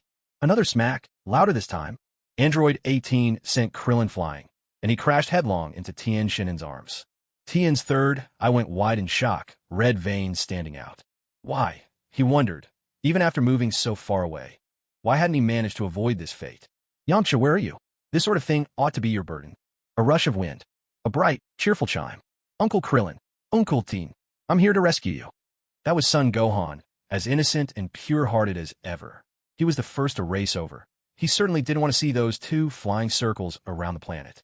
Piccolo could only pinch the bridge of his nose before flying off. Future Trunks and Kid Trunks stared at each other, wide-eyed. A hug. I've done my best, everyone. This is all I had in my drafts. Starting tomorrow, updates will be in the afternoon or evening instead. I hope no one minds. Thank you all for your incredible love and support. Here's wishing you happiness. May a smile take 10 years off your cares. Hugging yourself. It really is a strange feeling. Is Dad all right? When Trunks was still an infant, he lost his father and never truly understood what kind of man his father was. Everything he knew came from his future mother, Bulma, recounting stories to him. All he knew was that Vegeta was incredibly proud and fiercely determined to be the best. Though in this timeline, Vegeta was not defeated by Android 18, a delicate-looking young woman as in the original story, and had even nearly crippled Android 17 after unleashing his full power, fate still found a way to humble him. Vegeta had been crushed by a machine. Even if there was an element of being caught off guard, defeat was defeat, plain and simple. As Vegeta departed just moments ago, the frustration and anger in his eyes were obvious to everyone. As a fellow man, Trunks could feel the unwillingness that Vegeta buried deep within his heart. And the object of that fierce resentment was none other than Frieza. Trunks couldn't understand why this world had become so chaotic. He refused to believe his arrival was the cause. Even back when he first came here, Frieza was already on Earth, and his power was terrifyingly overwhelming. Trunks, don't overthink it, Bulma said gently. Yes, your father is very proud, but he's also one of the strongest people I know. Nothing can truly break him. Trust me, Vegeta will bounce back soon. Bulma, as Vegeta's wife, had never held a wedding banquet nor signed a marriage certificate, but none of that changed how deeply she understood him. Arrogance. That used to mean lonely pride, but now Vegeta had only pride left, never loneliness. His identity as Prince set him apart. The pride he possessed was beyond ordinary comprehension. He would prove with actions that he was the strongest of all. "Mom, can I go check on Dad?" Trunks asked. Bulma, however, shook her head slowly and spoke from the heart. "Trust me, son. Don't go. Let him calm down by himself. Let's go home for now. You're all dirty from head to toe. No girl would find that charming, you know?" Trunks blushed furiously. Whether it was his youthful mother or the Bulma from his own future, neither of them could ever be called normal. So with young Trunks riding on his back, one hand steadying him and the other arm around his younger mother, Trunks took off for West City, the three androids trailing behind as they all flew home together. Every now and then, Trunks would glance back at the androids, still baffled by just how different these versions were compared to the ones he knew from his own future. It was truly unbelievable. When they arrived home, to everyone's surprise, Vegeta was already standing quietly in the courtyard. "If any of you make a wrong move, I'll destroy you without hesitation. That goes for you too, big guy. If Frieza could defeat you, then so can I," Vegeta declared. Without waiting for a reply, he strode directly into the gravity chamber. This time, unlike the original story, he did not stand atop a lonely peak to brood. The blow he suffered today, while heavy, had not been insurmountable. "See that, Trunks? Your father is actually a very considerate man." "Dad, so he really cares about us after all?" Future Trunks felt deeply moved, finally beginning to believe what his future mother had always told him. "Your father truly does care about us. So it's all true. Trunks, get over here to the gravity chamber. Have you been playing in the mud all these years or what?" Vegeta's angry shout echoed from the gravity chamber. "Go on. If you really want to defeat the androids of the future, you'll have to rely on yourself. Let your father train you well. As Bulma's son, how could you possibly lose to Gohan, that golden child?" Trunks nodded firmly. Then, prying little Trunks, who clung to his neck, off and settling him into Bulma's arms, he answered resolutely, "Yes, ma'am." With that, future Trunks dashed towards the gravity chamber. Just before closing the door, he glanced one last time at the three androids. Only after making sure none of them showed even a trace of hostility did he finally shut the door. "All right, everyone follow me. Xiao Chong, you take number 16 to the lab first and run a complete check on his body." Bulma beckoned the androids to come inside as she gave instructions to a house robot. Number 16 followed the household robot, carefully holding his hands over his lower half to prevent the leaking machine oil from making a mess. Number 17 and number 18, meanwhile, were taken to the bath by Bulma. Fortunately, Bulma's bathhouse was roomy enough for both men and women, with partitions for privacy. "There's some clothes over there. Take your pick. Don't stand on ceremony." As the world's richest person, Bulma had more than enough of these things, high-end clothes in abundance. Number 17 and number 18 thanked her and then went into the bath. Bulma made her way to a safe, punched in the passcode, and opened it to find the 7 Dragon Balls glittering inside. These days, the Dragon Balls had pretty much become the Bulma family's private collection. Even Kami could only watch from a distance. He wouldn't dare stir up trouble here. It wasn't about maintaining balance in the world. It would be like an old man drinking poison, asking for trouble. Inside the gravity chamber, Trunks was up against 300 times gravity, struggling to take even a few steps as he hadn't adapted yet. No transforming into Super Saiyan. Move freely in here in your base form first. Only when you can move like the wind at all times will you have met the minimum. Your fundamentals are nothing short of disappointing. It's a miracle you can even transform at all. I'm sorry. Trunks bowed his head, accepting Vegeta's scolding without a hint of resistance. Raise your head. You're the son of Vegeta. Scion pride runs in your veins. I am a prince, and so are you. There's no room for a Scion prince to hang his head in shame. Yes, deep in Mount Baozi, Sun Wukong was no longer in pain. By the time Son Gohan, Piccolo, Tien Shinhan, and Krillin arrived, they could already hear him snoring softly. Everyone breathed a collective sigh of relief. So long as Sun Wukong was all right, they believed the Earth would remain safe. Now that the androids have been proven harmless, what could possibly be more important than Sun Wukong's illness? It turned out there really was something more pressing. At this very moment, on the sanctuary, Kami was deeply troubled. Just now, a small town had been ambushed by a monster. Every resident had vanished without a trace, leaving only a scattering of empty clothes. This scene was a recent discovery for Kami as well. The creature's growth was astonishingly fast, its aura radiating pure evil. A cold sweat gathered on Kami's aged brow. Popo stood quietly beside the old god, his expression as calm and unfathomable as a still pond, as if nothing in the world could stir his emotions. "Popo, I can sense it. An immense catastrophe is about to befall Earth. This feeling is so intense. I fear that this time, I myself may have to leave for good. At last, Popo's eyes flickered, a rare trace of tenderness appearing in his gaze. Cammy, you'll be all right. Earth has Sun Wukong. It has Vegeta, and now Piccolo too, whose power has grown beyond imagination. They will protect our world. Cammy glanced to another spot below, where people were vanishing one after another. So quickly, it was scarcely believable. I hope you're right. But my sense of foreboding is overwhelming. This time, not just Piccolo, even Sun Wukong and Vegeta might not be enough to fight back this evil. Maybe Frieza could, but he's nowhere on Earth. Who knows if he can make it back in time? Popo's eyes narrowed, an unprecedented ripple of emotion passing through them. He will. There is goodness in Frieza's heart. He is not as irredeemable as the Kais claim. Frieza isn't wholly villainous. He has his own code of honor.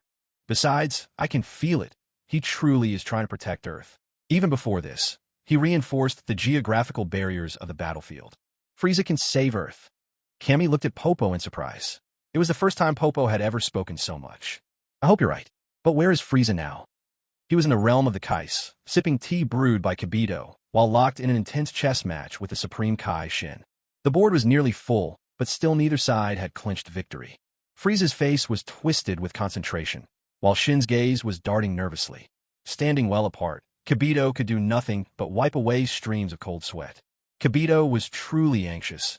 If Frieza failed to win again, he might end up as Frieza's next target for venting his frustration. He really had enough. Every single time he'd get beaten half to death. That pain was real, not an exaggeration. Oh, Vika. Kid, come here for a moment. This time I promise I won't hit you. Kid's eyes lit up. Could it be that Supreme Kai Shin was finally taking pity on his faithful servant? Maybe he let Frieza win on purpose for his sake? Kid trotted over eagerly, even offering his congratulations as he approached. Congratulations to Frieza for finally winning a round after 361 matches. Bang. Whoosh. Boom tilde. Oh ho ho ho. Yes, I finally won. But why did you have to mention which round it was? I really wasn't planning on hitting you this time. Shin. Kid? Oh, he was already out cold. Hey Shin, I heard there's a legendary Z sword in the Sacred Land. A sword that none of the Supreme Kais through the ages have ever managed to pull out? Chirp chirp. Kid's ears twitched. Boom. Who knows? Maybe Kid had gotten used to being smacked so often that his resistance had built up, or maybe hearing Frieza mention the Z-Sword stirred something in him. But unbelievably, he sprang right back to life. Frieza, don't even think about going after the Z-Sword. That's the greatest treasure of the Supreme Kai's realm. Snap. Silence fell over the world once more. Frieza, shifting himself to stand before Supreme Kai Shin, glared down with a clear advantage, looking down his nose at him. This was the way to assert dominance. Supreme Kai Shin awkwardly wiped the cold sweat from his brow. To be honest, Shin couldn't even explain why, but he felt almost grateful that Frieza always spared him some dignity. Anytime Frieza lost, he would only take it out on Kid, never laying a finger on him. The Z-Sword does exist, but it's lodged in the hardest boulder in the Supreme Kai's world. Pulling it out is nearly impossible. Just as you said, not a single Supreme Kai throughout history has managed it. They say if someone ever does, that Supreme Kai will be the strongest in the whole universe. Shin sounded sincere, and for the first time, maybe exaggerated a little, just to dissuade Frieza from coveting the Z-Sword. But Frieza fall for that? What a joke. Enough talk. Take me there. If I can't even touch a woman, you really think I won't manage to pull out a chunk of scrap metal? Shin seethed with anger. How dare Frieza insult the Z-Sword like that, comparing it to some worthless junk, and then even bringing women into the comparison. Unforgivable. He glanced at Kid. This time, he probably wouldn't come around so quickly, would he? Frieza, I challenge you to a duel. A cruel smile curved Frieza's lips. His already narrow eyes narrowed to vicious slits, and that look alone scared Shin into stumbling back 3 steps. I'll give you one more chance to rephrase that. Shin calmed himself down. He had long since accepted the gulf between their powers. In any case, there was no way he could treat Kid like some plaything. Frieza, if you've got the guts, let's go face to face, just you and me. Frieza was taken aback. This Shin truly had no shame at all. I'll grant your wish, but if you lose, you have to take me to the Z-Sword. If it weren't for the sheer vastness of the Supreme Kai's world, Frieza would never have let Shin take him. Searching for the Z-Sword, of which only the hilt stuck out of the ground, on such an enormous and deserted planet. What a hassle. In a flash. Even instant transmission was useless. Frieza's entire body shot forward like a cannonball, his power level now soaring to 1.6 billion as he lunged at Xian. That's right, it was indeed 1.6 billion. After kicking number 16 and playing Gomoku for 2 days, his battle power had gone up by 100 million. Xian braced himself, as if preparing to face a deadly enemy. Frieza's speed was so incredible that Xian couldn't even catch a glimpse of his silhouette. Utterly exasperating. Even Supreme Kais have their weaknesses, and he knew all too well how it felt. And if he didn't, Frieza would gladly let him experience it firsthand. Just ask number 16, who found out the hard way. Crack. Frieza's famous third leg, that long tail of his, lashed out and struck Xian fiercely. Even though Xian had put up his full defenses, the difference in their power levels was simply overwhelming. A gap of 800 million, double his own strength. It was never going to be a contest. Xian was sent flying through the air, and even before he hit the ground, his mind was already slipping into unconsciousness. Frieza had finally come across an honest, above-board opportunity to beat up Xian. There was no way he'd let him pass out so easily. Out of 361 board games, Xian had only managed to win the very last round. With a flick of his finger, a wisp of green healing energy glowed and surged into Xian, snapping him back to consciousness in an instant. Huh, am I fine? Turns out Frieza isn't all that tough after all. Frieza, prepare to die. Looks like you're all show and no substance. Smack. Xian slipped right back into a daze. Another wisp of that green healing energy. Wait, what? Oh, haha. Frieza, keep going, come on. Hit me again, I dare you. Whack. After 36 rounds, Frieza was panting, his breaths coming hard and fast, beating and healing Xian over and over. This was pure madness. By now, Xian had completely come around.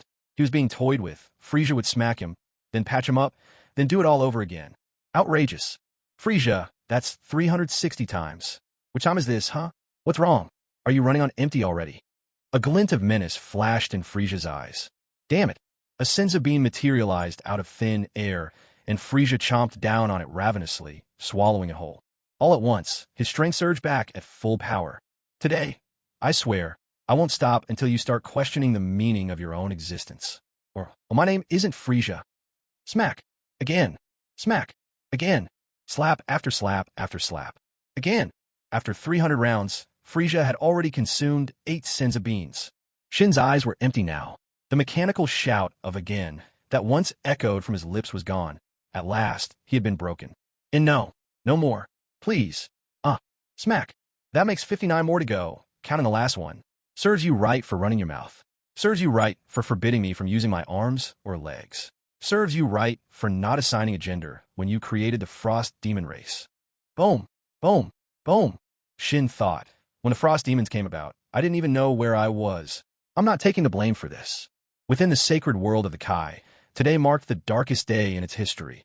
A chorus of heartbreaking wails rang out, echoing through the entire realm. Kibito had already been startled awake, but he dared not move, let alone speak. He feared Frieza, of course, but even more, he dreaded embarrassing the Supreme Kai because of his own actions. The 360th round. Shin, your task is complete. Bang. Crash. Even the unyielding realm of the Supreme Kai now bore a crater a full 10 kilometers wide, right at its center. Here, Supreme Kai Shin had truly passed out cold. Frieza was exhausted too, mainly from swinging his tail so incessantly. Even with a body as powerful as his, he was left gasping for breath, all the while rubbing his sore tail nonstop. Downing his 10th senza bean, Frieza finally began to feel less weary, though his spirit remained a bit drained and sluggish. With a flick of his wrist, he summoned a fruit from the Tree of Spirit, a miraculous remedy for mental fatigue, unmatched by anything else in existence. As for using it to boost battle power, that would be the absolute most wasteful way to use such a treasure. Exhaling a deep, heavy breath, Frieza felt as if he had been reborn. Though this kind of fighting was exhausting, pure one-sided pummeling grew tiresome and bland over time. The prolonged exercise was an excellent form of training in itself. 1.8 billion in battle power. Without any structured training, just by venting his frustrations through beating someone up, he'd still manage to gain 200 million in power. Piccolo would probably faint in the bathroom weeping if he heard. And Trunks? Poor Trunks had already collapsed in the gravity chamber, sobbing. For 2 whole days, he had endured Vegeta's hellish special training. Yet even after all that, his transformed battle power was still only 400 million. But the suffering and torment Trunks went through put Frieza's to shame. It was so much worse. Dad, please, can I take a dump? If you keep hitting me like this, you'll beat it out of me. Get out. Finally, after managing to patch up Android 16's wound for now, Bulma was just getting ready to summon Shenron when a commotion from the gravity chamber gave her a fright. Not bothering with father and son for the moment, Bulma handed little Trunks to Android 18. She noticed how much he liked to reach out and touch her. Touch her where?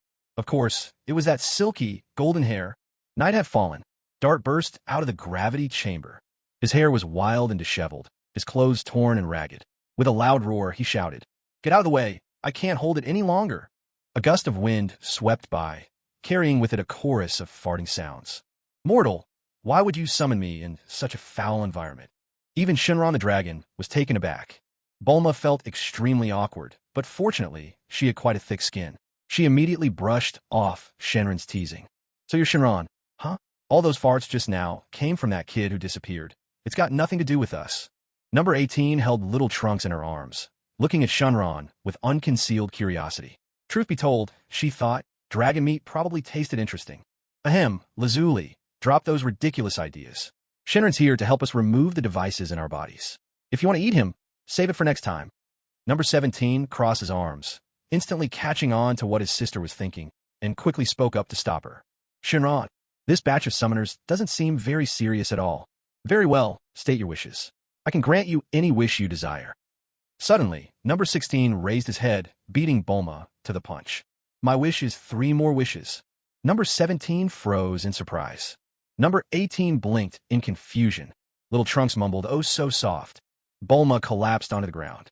A single sweat drop rolled visibly down Shenron's brow. "I cannot grant that wish." Number 17 immediately interjected, "Then let Lazuli and me become normal humans again." "Chamon replete. Impossible. Impossible. Can you not ask for something I'm actually capable of? Good heavens. You're driving this dragon to the brink of madness. How about we start over from the beginning, all right?" Everyone stumbled over themselves in exasperation. Bulma finally got to her feet and apologized earnestly. "Sorry, Shenron. Don't pay any attention to these 3 country bumpkins. I'll make the wish myself." Shenron huffed.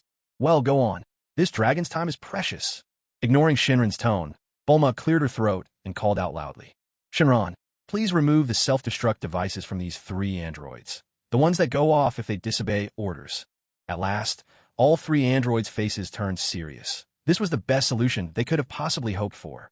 But they quietly worried that this useless Shenron might just answer with, "I can't do that. That's a simple wish." Shenron's eyes flashed, a crimson light bursting forth. "It's done. Your wish is granted. Farewell." Bulma immediately yelled, "Number 17, quick! Make sure you keep all the Dragon Balls for me." Swish! Number 17 vanished instantly, reappearing right in front of Shenron's colossal head. "Why haven't you disappeared yet?" Number 17 gazed into the dragon's immense eyes, puzzled. Shenron remained silent. "Forget it. This one is trouble. Better not provoke him." Shenron faded away, and as his enormous form disappeared into the distance, the 7 Dragon Balls he shot out were swiftly gathered into 17's hands. "Here you go. They've turned back into ordinary stones. I swear I didn't switch them out, and I have no idea if Shenron's behind this trick." Bulma was sweating bullets. It's fine. They'll be back to normal in a year." "How are you both feeling?" Bulma was still most concerned about this. She did feel for 17 and 18. As for 16, a pure robot, he didn't really fall within her range of sympathy. 17 touched his lower abdomen and nodded. "I feel great. Especially when I see you. I feel full of energy." Bang! The gravity chamber exploded. Vegeta, furious and wild-haired, had already transformed into his ultramuscular Super Saiyan form. No. I'm just messing around. I'm perfectly fine now, and the self-destruct device is gone. Couldn't be better." 17 was drenched in cold sweat, for that infamous kick had left him with quite the trauma. "But rubbish, sure. The bomb inside me's gone and I've got no more missions, but honestly, I still want to hang out with Goku and stir up some trouble. Don't you feel the same?" 17 exploded. "If you don't have anything sensible to say, just zip it. And don't call me rubbish. I'm your brother. My name's Lapis. No matter if you're called rubbish or Lapis, if you ever flirt with my woman, you're finished." Crash! Despite his power level of 900 million, number 17 was no match for Vegeta's 1.2 billion in his bulked-up form. With no chance to resist, he was sent flying, vanishing beyond the horizon in an instant. Vegeta was ready to chase him down for another hit, but 17 had already disappeared without a trace. He glanced over at 18, who was happily cradling little Trunks, so he decided to let it slide. Then he turned to look at 16, the towering android, spotting a huge steel plate covering his groin. The odd sight abruptly brought to mind Frieza's infamous theme song. Suddenly, Vegeta lost all motivation to fight. Tell Briefs to build me a new gravity chamber. Trunks still needs a lot more serious training. With that, Vegeta planted his hands on his hips, didn't so much as glance at anyone else, and strode straight to the shower room. Don't mind him, everyone. Vegeta's always like this. He really means no harm. Yet with number 17 still nowhere to be seen, Bulma's reassurance sounded rather unconvincing.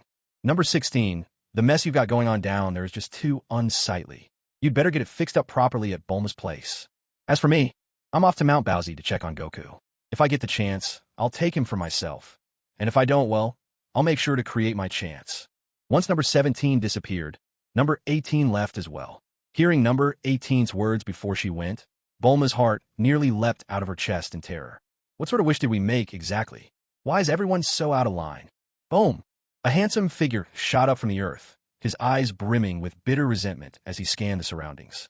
When he realized Kid was still unconscious, Supreme Kai Shin finally breathed a sigh of relief.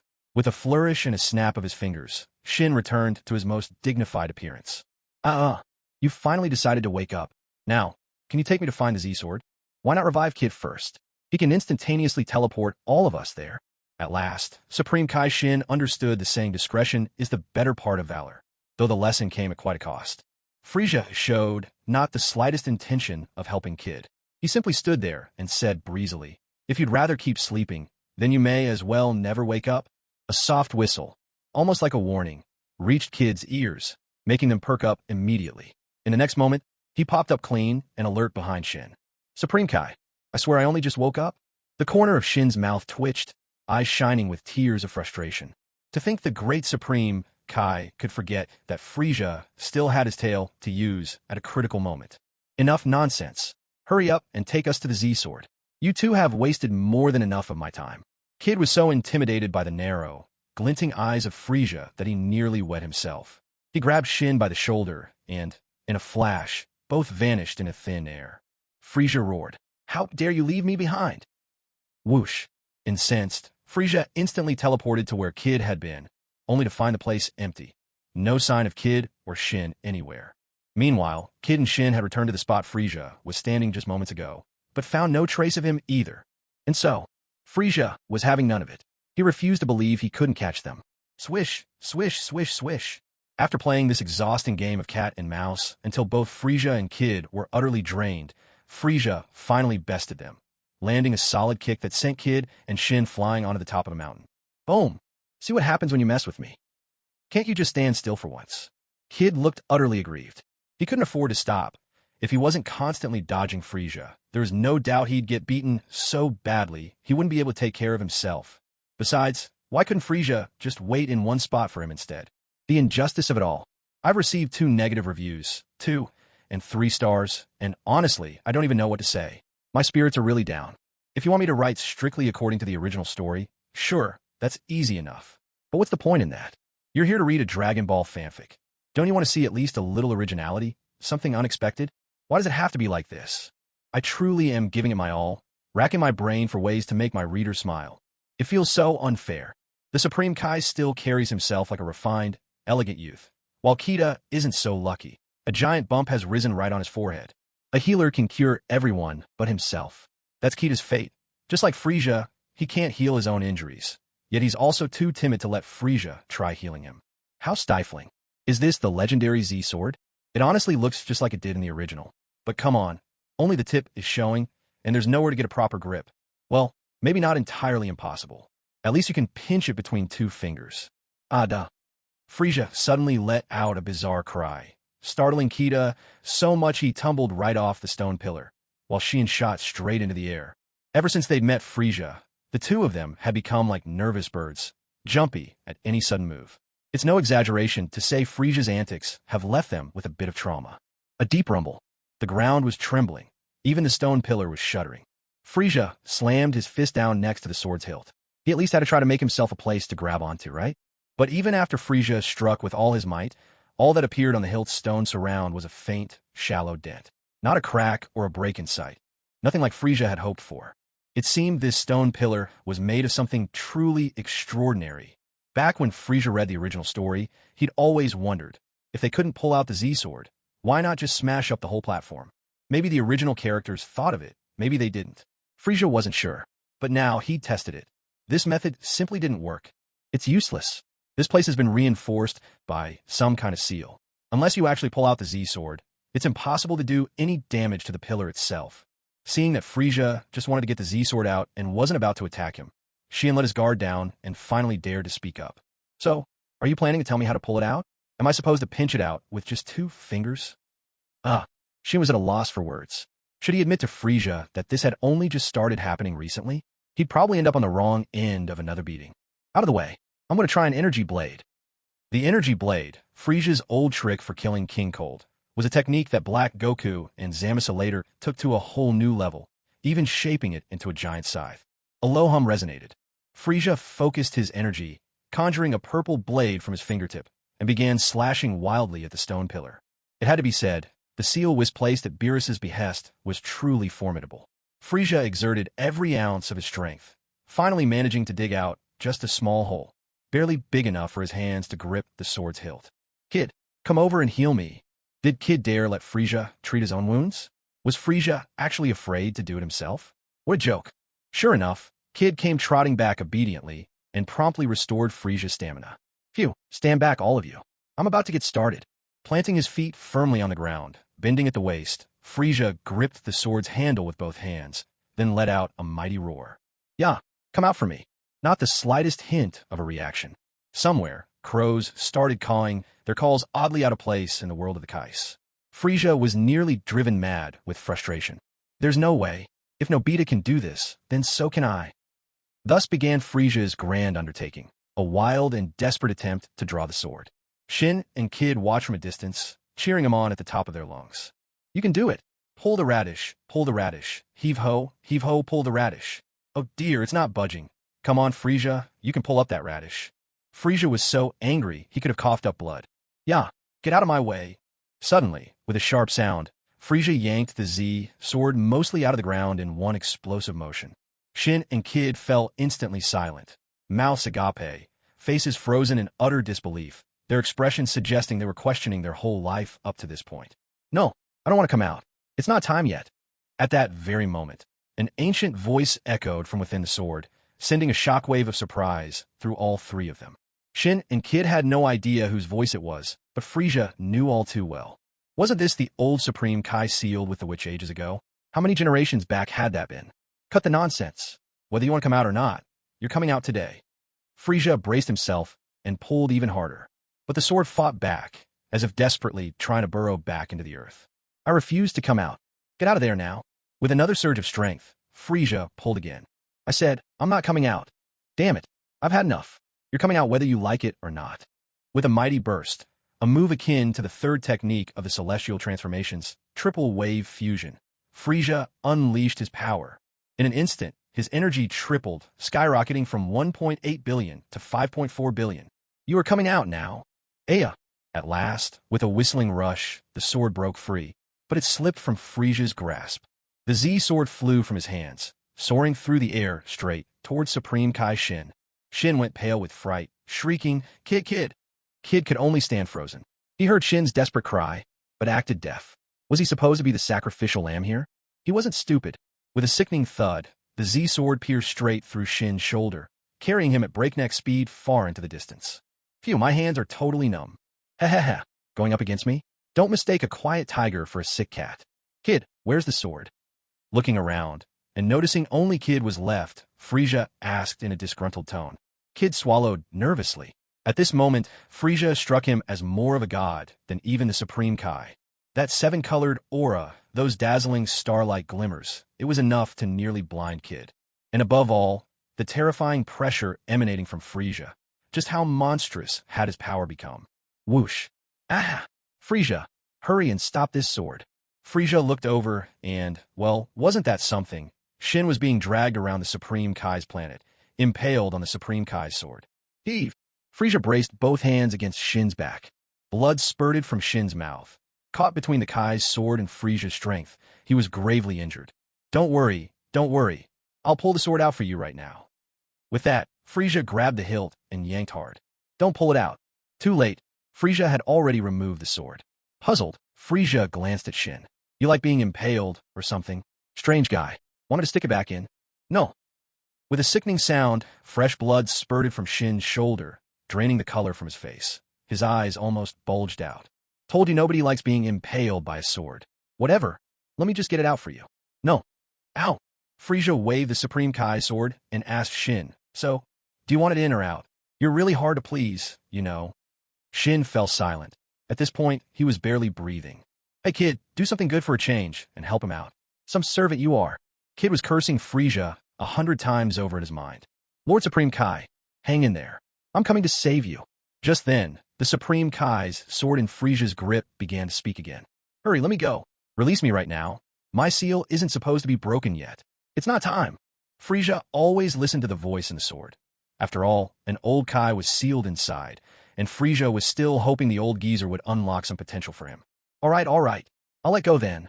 With a swift motion, the Supreme Kai's sword once again plunged straight into Shin, this time piercing his abdomen at a perfect angle. Ugh, Frieza, I've had enough of you. Finally at his breaking point, Shin prepared to go berserk. No, not there. Put it back where it was before. Once again, the old Kai's voice echoed from inside the sword.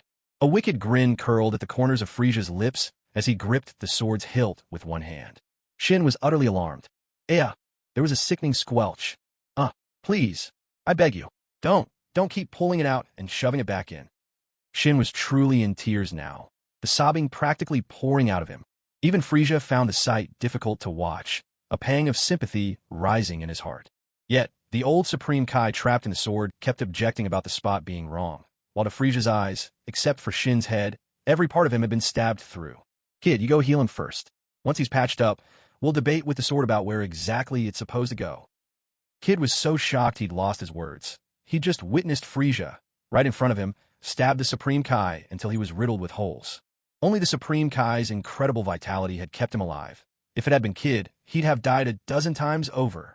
No time to waste. Kid placed his hand on Shin's body. Waves of healing light flashed, and finally, Shin's breath steadied. Had it not been for the countless rips in Shin's clothing, no one would have believed that moments ago. He was full of bloody wounds. Still, the old Supreme Kai within the sword continued to gripe that the location was wrong. Healed up yet? I'm going for another round. With a swoosh, Shin vanished from sight. He was truly terrified now. This Frieza guy, does he have no sense of decency at all? Frieza, you misunderstood. What the Supreme Kai sword meant was, you should return the sword to that stone pillar. Boom!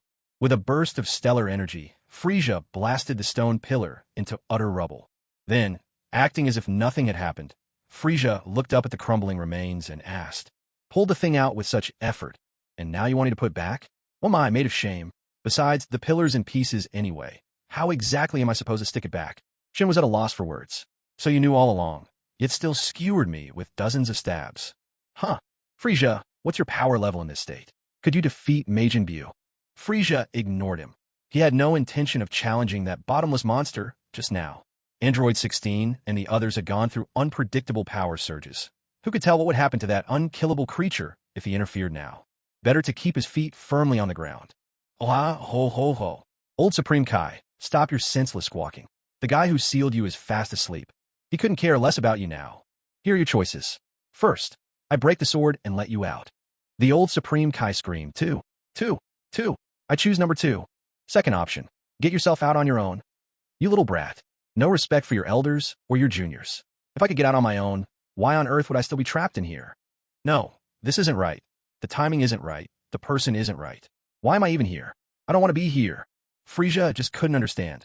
How could the timing be wrong, or the person be wrong?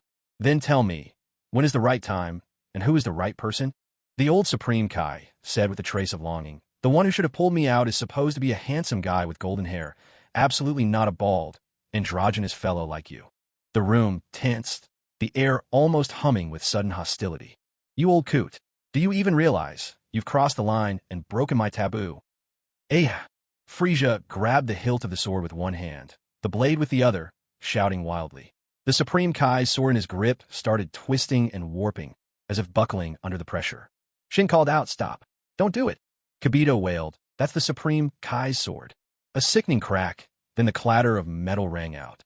Shin and Kibito froze, utterly petrified by what they'd just witnessed. Panting heavily, Frieza tossed the broken blade onto the ground. With an exaggerated look of contempt, he spat on the severed sword. "You old relic. Get out here now." With a sudden pop, an old man burst onto the scene.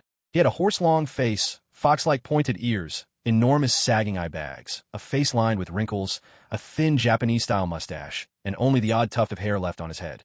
This was the Supreme Kai from before the 15th generation, known for his unique magical ability to unlock hidden potential. Frieza sneered, "Old man, don't go acting all high and mighty. You want someone with golden hair to let you out, huh? You sure don't set the bar low. Maybe you want him riding a rainbow cloud, too." Ahem, ahem. Well, since I'm out, I suppose it was destined to be. Now, the old Supreme Kai was back to his placid, serene self, completely different from his previous outburst. Frieza couldn't help but wonder if the old guy was just playing games with Shin the whole time. "Enough talk. I know you can unlock potential.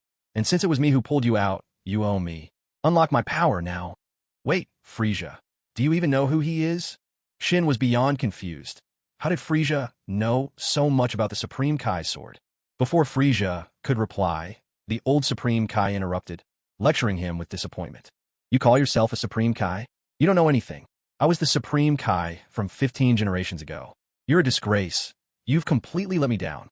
Shin's jaw dropped. His disbelief was written all over his face as he stammered, "Supreme Kai, from 15 generations ago?" Frieza was impatient. He'd been humoring the Supreme Kais for long enough, and he certainly didn't want to drag this out and risk annoying the readers. "Let's speed this up. My patience is running thin." The old Supreme Kai let out a resigned sigh. "Fine, I can do it, but you have to meet one condition first." Suddenly, Frieza had a bad feeling. There was no doubt about it. This old Supreme Kai was every bit as lecherous as Master Roshi. "It seems you've already figured it out, so don't make me spell it out, all right?"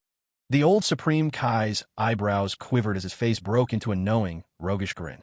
Frieza saw right through this old pervert's thoughts, but he had come seeking a favor, so he could only hand over something he had prepared long ago. After all, one can't always be domineering and resolve things through force. Sometimes you have to be a bit softer. With a swift motion, a huge stack of magazines appeared, each one filled with pictures of scantily clad young women. The old Supreme Kai was beside himself with joy, unable to contain how delighted he was. Shin and Kibito were so shocked, they nearly coughed up blood and collapsed in despair. "Excellent, excellent. Have a seat, have a seat. Let's get started with that power-up right away." Tucking away most of the magazines, the old Supreme Kai kept just one, flipping through pages with relish, occasionally dabbing at the drool on his chin. Meanwhile, Frieza at last got what he wanted, and back on Earth, things were getting lively as well. Android 17 had already been knocked sky-high by Vegeta no fewer than 10 times. In other words, 17's resolve was rock solid. Bulma was almost moved to tears by his sheer determination. Just then, Goku came to. Opening his eyes, the first thing he saw was a beautiful blonde woman standing over him. But Goku was always Goku. He didn't even spare the beauty a glance. Not only did he brush her aside, he shouted, "Chi-Chi, I'm starving. Do we have anything to eat?" This left Android 18 feeling downright dejected. She dashed to the mirror, checking herself over and over, still convinced she was utterly gorgeous. Chi-Chi, meanwhile, had long since been lulled to sleep by 18, while Gohan and Piccolo had been tricked into heading to Bulma's place. Naturally, no one was left to answer Goku's plea. After sleeping for 3 days, Goku's stomach was growling in protest. He wasted no time and teleported straight to Vegeta's. After all, at the Brief's household, gourmet food was always on hand, 24/7. "Hey, Conan, how's it going?" said Goku cheerfully. Trunks, the older one, was having a meal with Vegeta. But at that, he choked, and noodles shot right out his nose. "Kakarot, this is my son Trunks. He's not some Conan." Goku was stunned. "No way. What have you been feeding your kid? Some kind of growth hormones? Since when did Trunks get so big?" Whoosh. Vegeta nearly shot a chicken drumstick out of his nose. With both Vegeta and Trunks busy coughing and sputtering, Goku pounced on the food, devouring it like a whirlwind, not holding back in the least. Watching Goku at work, both Trunks and Vegeta had the exact same thought. Mr. Son Goku, or rather, that Kakarot, is definitely doing this on purpose. This is Fark City. Everyone in the city has vanished. It's the 13th city on Earth where people have disappeared without a trace. This is Beach City. Overnight, every resident disappeared, leaving behind only their clothes scattered everywhere.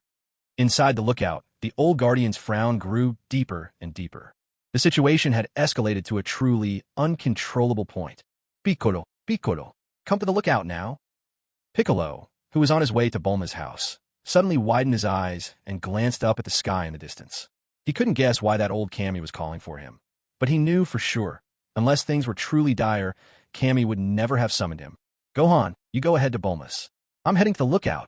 Whoosh. Piccolo accelerated and shot toward the lookout. Lacking instant transmission, he could only fly the old-fashioned way. Fortunately, he wasn't lacking in fighting power, and soon arrived above the lookout. Piccolo brought with him some truly shocking news. The real evil was not these so-called androids, 16, 17, 18, 19, or 20, at all. The true menace was an unknown being, constantly evolving. It wasn't just Kami who had impressed the seriousness of the threat upon Piccolo. Even the news was reporting on the unfolding disaster. During the time Goku was finishing his meal, yet another city had vanished without a trace. Wait a second. I know about androids 19 and 20, but who the heck are 16, 17, and 18? A sudden hush fell. Everyone had forgotten. Because of his heart ailment, Goku hadn't been around and was still in the dark about everything that had happened. Just then, Android 18 entered from outside, carrying Chi-Chi in her arms.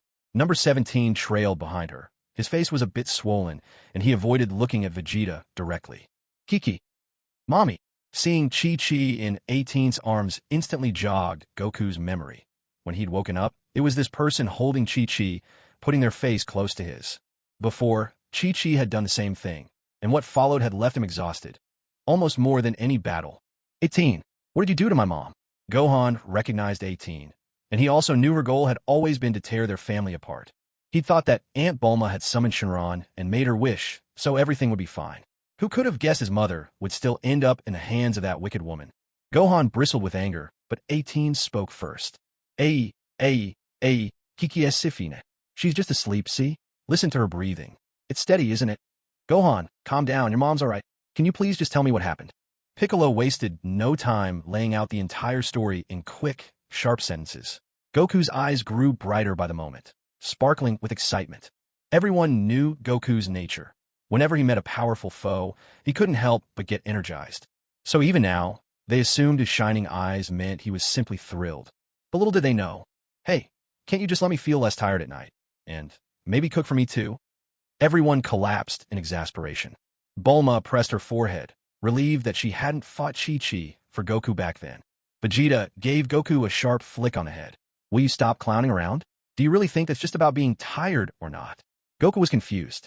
Don't you ever feel tired? Honestly, I'd rather go fight a battle. Vegeta was at a loss for words, while Android 18 finally reacted as well. I have no idea either. Krillin fell silent. Then why did you kiss me that time? Enough. Bulma exploded. She really couldn't take it anymore. These relationships were an utter mess. Right now, let's get the conversation back to the monster that's making humanity vanish. Bulma's lion's roar was no joke. Vegeta's woman could not be underestimated, especially when her authority in this battle was getting an added boost. If you accept people's generosity, you got to listen to their wishes. Everyone here was living off Bulma's hospitality. Naturally, her opinions needed to carry extra weight. Goku's expression turned serious too. He tightened his belt and said, fine, we'll talk about being tired later. Right now, let's focus on that mysterious creature. On this topic, Piccolo was unquestionably the one with the most say, so he stepped up as if he were holding a microphone. Ahem, ahem. He cleared his throat. According to Kami, that unknown life form has already become terrifyingly strong. Well, everyone waited intently for more. Ahem, that's all. Thud. Bulma's floor took a critical hit.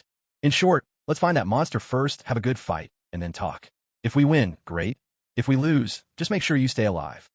Goku's plan was as simple and direct as ever. It was effective, yes, but incredibly dangerous. Vegeta didn't object, but his gaze shifted to Android 17. You, stay by my side. Try leaving my sight this time, and you won't get away again. 17 felt a chill run down his legs. He had no choice. He couldn't win in a fight. That muscle-bound mode was just too terrifying. If not for that mode's speed dropping with every kick, 17 would have had no options at all. Can I stay close to you? Android 18's voice was soft and timid, clearly wanting to stick with Goku. She didn't want things to turn out like this. It was all Dr. Gero's fault. Seeing this, Gohan, supporting his mother, burst out in anger. No way. Goku was curious. Why not, Gohan? Gohan was speechless. He wanted to cry, but there were no tears. Anyway, in the end, a huge crowd set off to hunt down the mysterious creature that had ambushed the humans, leaving only Bulma and Android 16, who was still diligently sprucing up his metal shell, behind in West City. Oh, and Chi-Chi, who had swallowed more than a few sleeping pills, was still there as well. Only then did Vegeta finally relax, but this time it was Gohan's turn to grow suspicious and anxious. Meanwhile, on a small island city, Cell had just devoured everyone on the island. He felt satisfied, brimming with energy. No longer seeing any need to hide his power, he let loose, his rage erupting in a furious, earth-shaking roar. The moment his energy flared, Goku and the others sensed him immediately and hastened towards the island at top speed. Goku arrived first. Nothing beats instant transmission for speed. He was joined promptly by Android 18 and Gohan. There was simply no shaking off 18. She stuck to Goku like superglue, refusing to let go. As for Gohan, he kept a watchful eye on both his father and 18, fearing something indecent might happen, though to be honest, he wasn't even sure what that could possibly be. There was nothing he could do except tightly clutch Goku's other hand in silent protest. Vegeta and 17 were also racing towards the scene, and along the way, Vegeta couldn't hold back any longer and broke the silence. It was Goku who destroyed the Red Ribbon Army, right? So why is Bulma your target, and not Chi-Chi? 17 merely shrugged his shoulders, looking equally helpless. Can't help it. The system said that back then Chi-Chi wasn't with Goku yet. The woman closest to him at the time was Bulma. Vegeta was absolutely livid. It felt like he'd been handed sloppy seconds. Wait, no. Bulma was his first.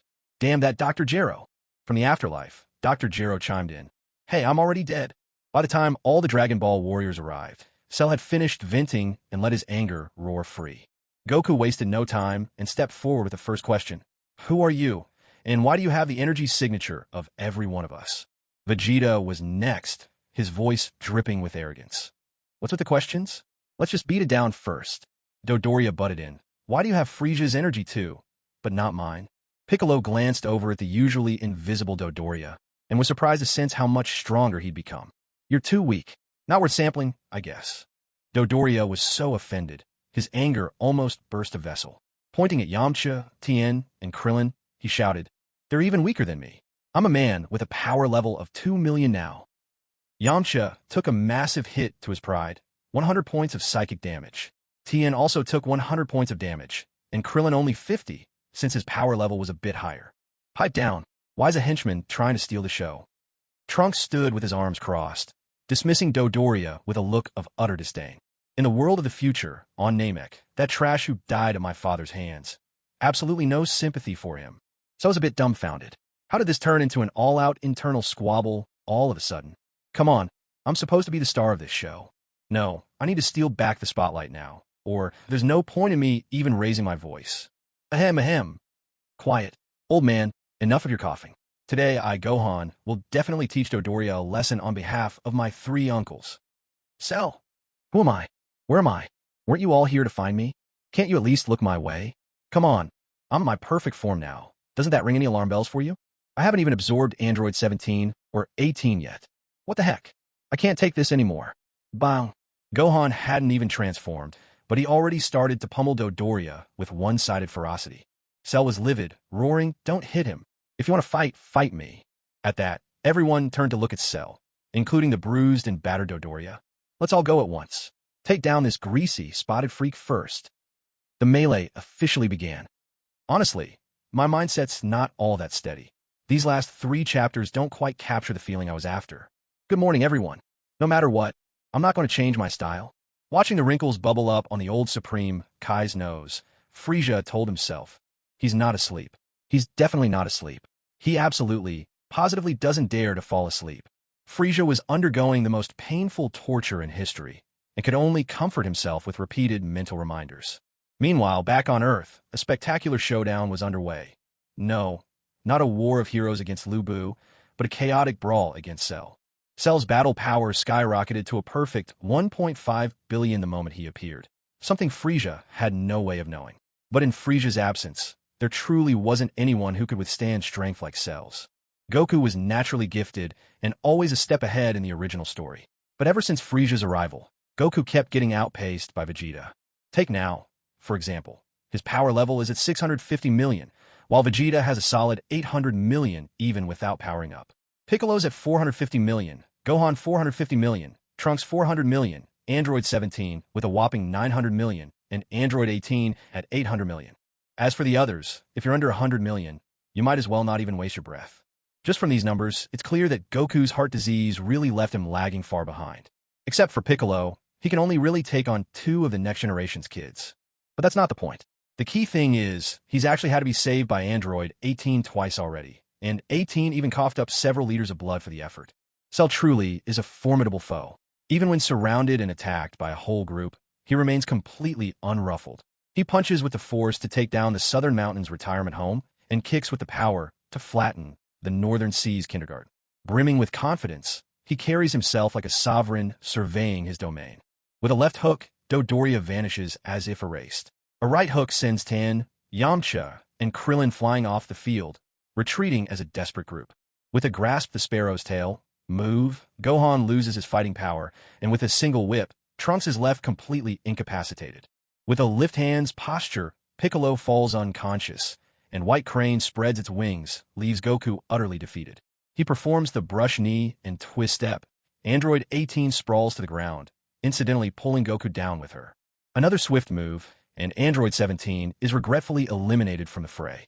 Vegeta endures with sheer force in the press and squeeze stance, transforming into his ultramuscular form.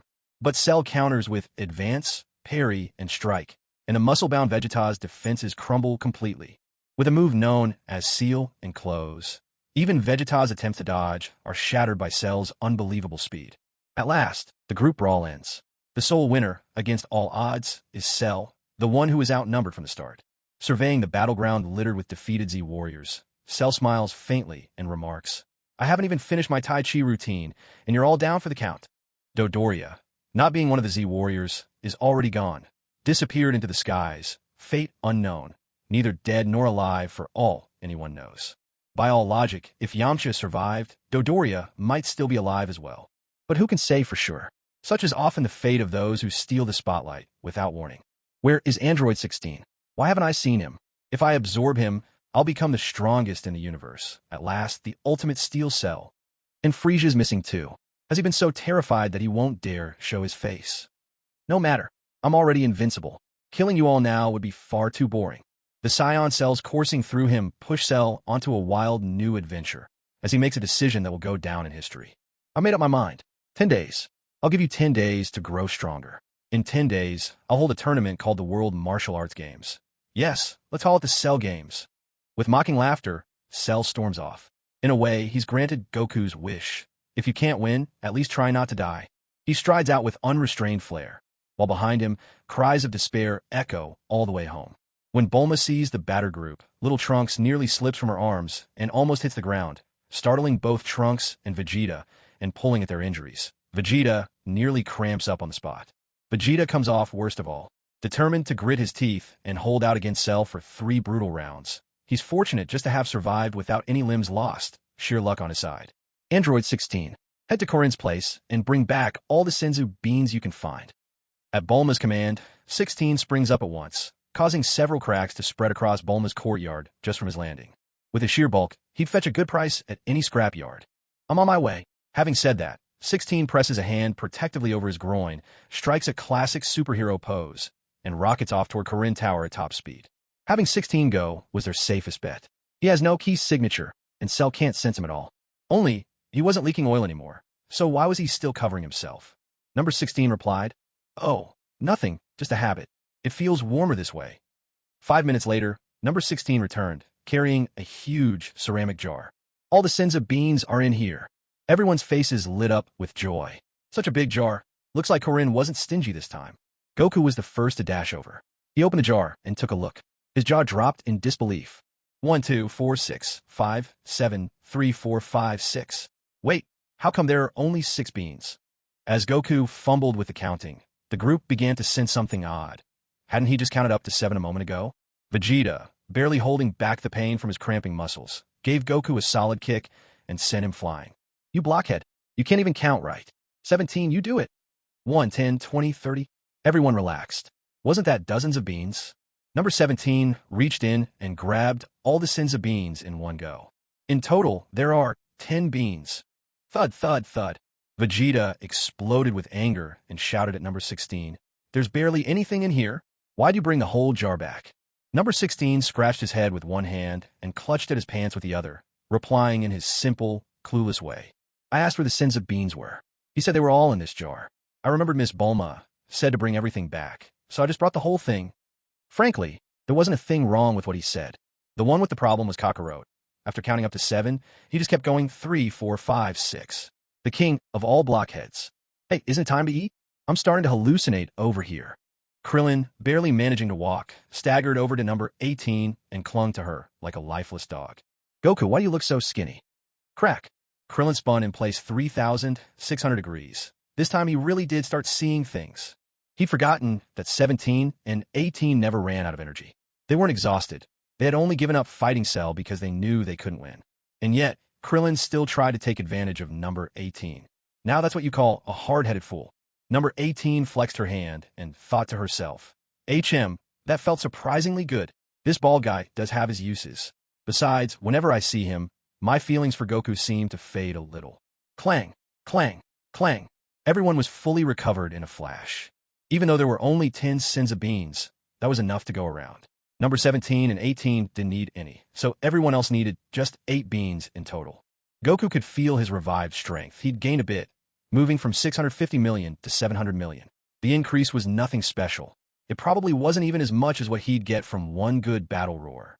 Hey, Bulma, better stock up on some throat lozenges. I might be shouting a lot from now on. Vegeta responded with a swift kick. Let Chi-Chi get them for you. And no one is allowed within 3 meters of Bulma. Vegeta was on edge. Number 17 had put his nerves on high alert. Meanwhile, Bulma felt sweet inside, as if her heart were full of honey. At last, everyone managed to compose themselves and get serious, turning their attention to how they'd tackle Cell's games, coming up in 10 days. Vegeta, I know a place. Time moves differently there. 1 day inside equals a whole year. Want to check it out? Goku suddenly remembered the hyperbolic time chamber. He thought, this is the perfect moment to use it. Vegeta cast a sidelong glance at number 17, barely reining in his urge to say yes. Through clenched teeth, he growled, not going, unless you help me take down number 17 first. Number 17 was utterly speechless. Everyone else promptly collapsed to the ground in exasperation. In the remote, frigid Arctic, a world away from these events, a muscle-bound man with pink skin and a chiseled 8-pack was desperately crawling forward, tears of regret streaming down his face. Damn that author. If I didn't cause trouble, you'd never even remember me. But the author reigned supreme, so he could only grit his teeth and endure. Frieza, however, couldn't care less about all that. His patience was running dangerously thin. Shout out to Broly's fan for sending over a happy vibe. Big thanks to Hong Qian, who loves marinated edamame, for sending knife. Careful, don't cut yourself. Here's a bonus chapter, wishing everyone joy. Good afternoon.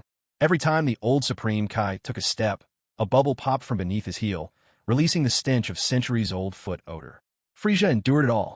The old Supreme Kai chuckled to himself, reading a magazine, then dozed off, bubbles rising from his nose. Frieza put up with that, too. After all, Gohan had gone through this routine once in the original story. Frieza saw no reason he couldn't handle it. But there are lines you don't cross. Ah, Frieza, you possess the power of a god within you. My ability to unlock potential is useless on you. So that means all those hours were for nothing. There's only so much a man can take. His rage erupted with a wild shout. With a sharp smack, a burst of energy, and a piercing tone. In a fit of fury, Frieza didn't just send the old Supreme Kai flying. He blasted Shin and Kibito, who had been trying hard not to laugh, out of the way as well. In a flash, Frieza teleported to the old Supreme Kai's side, darting around the world of the Kais with him in tow. Let's hear it. What's the deal with the godly power inside me? The old Supreme Kai, advanced in years and never much of a fighter, especially after merging with the witch, was now weaker than ever. Dragged along at high speed, he couldn't even open his mouth to speak. When he finally managed to open his mouth, all that came out was a series of unintelligible cries. Nobody could guess what he was trying to say.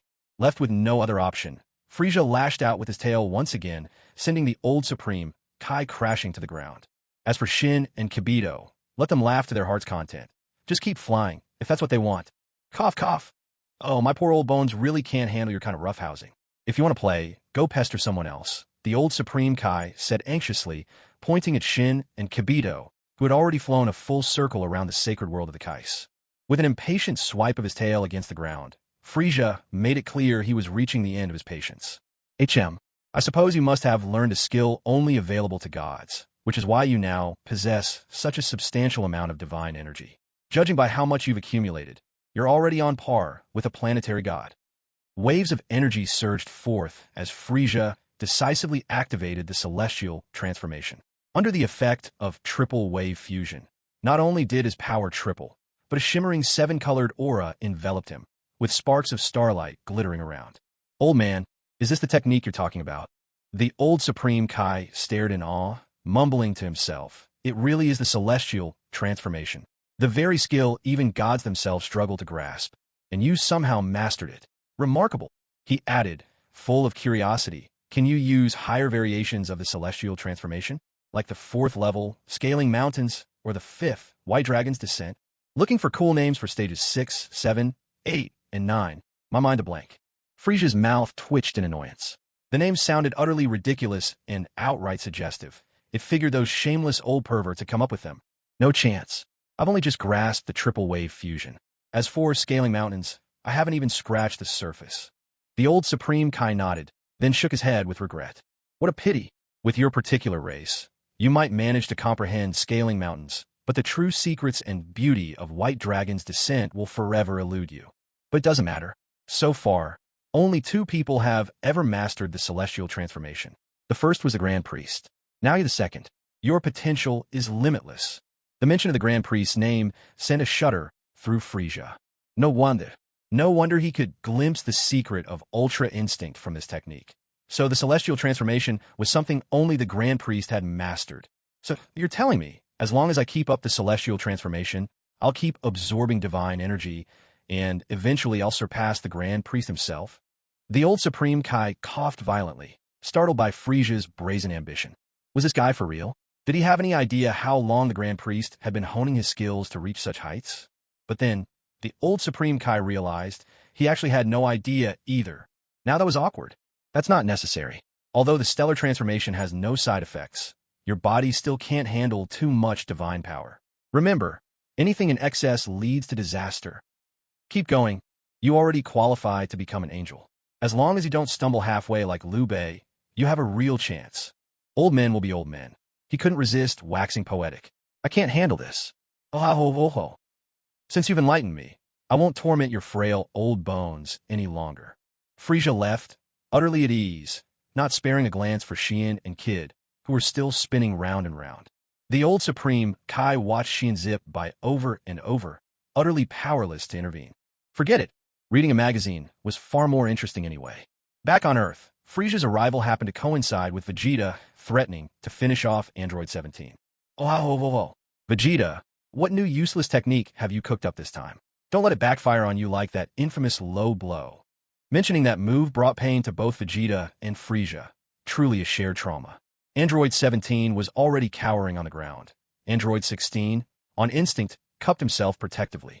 Both wore an expression of utter disbelief and exasperation. Bulma was fuming, nearly seeing smoke come out of her ears. She had barely managed to steer the conversation back on track, and now off it went again within minutes. Will you two ever stop? Cell only gave us 10 days. If you can't beat him by then, Earth is finished. Frieza perked up at the mention of Cell. Who better to test the infamous low blow on than Cell himself? So Cell is out already? But 17 and 18 look just fine.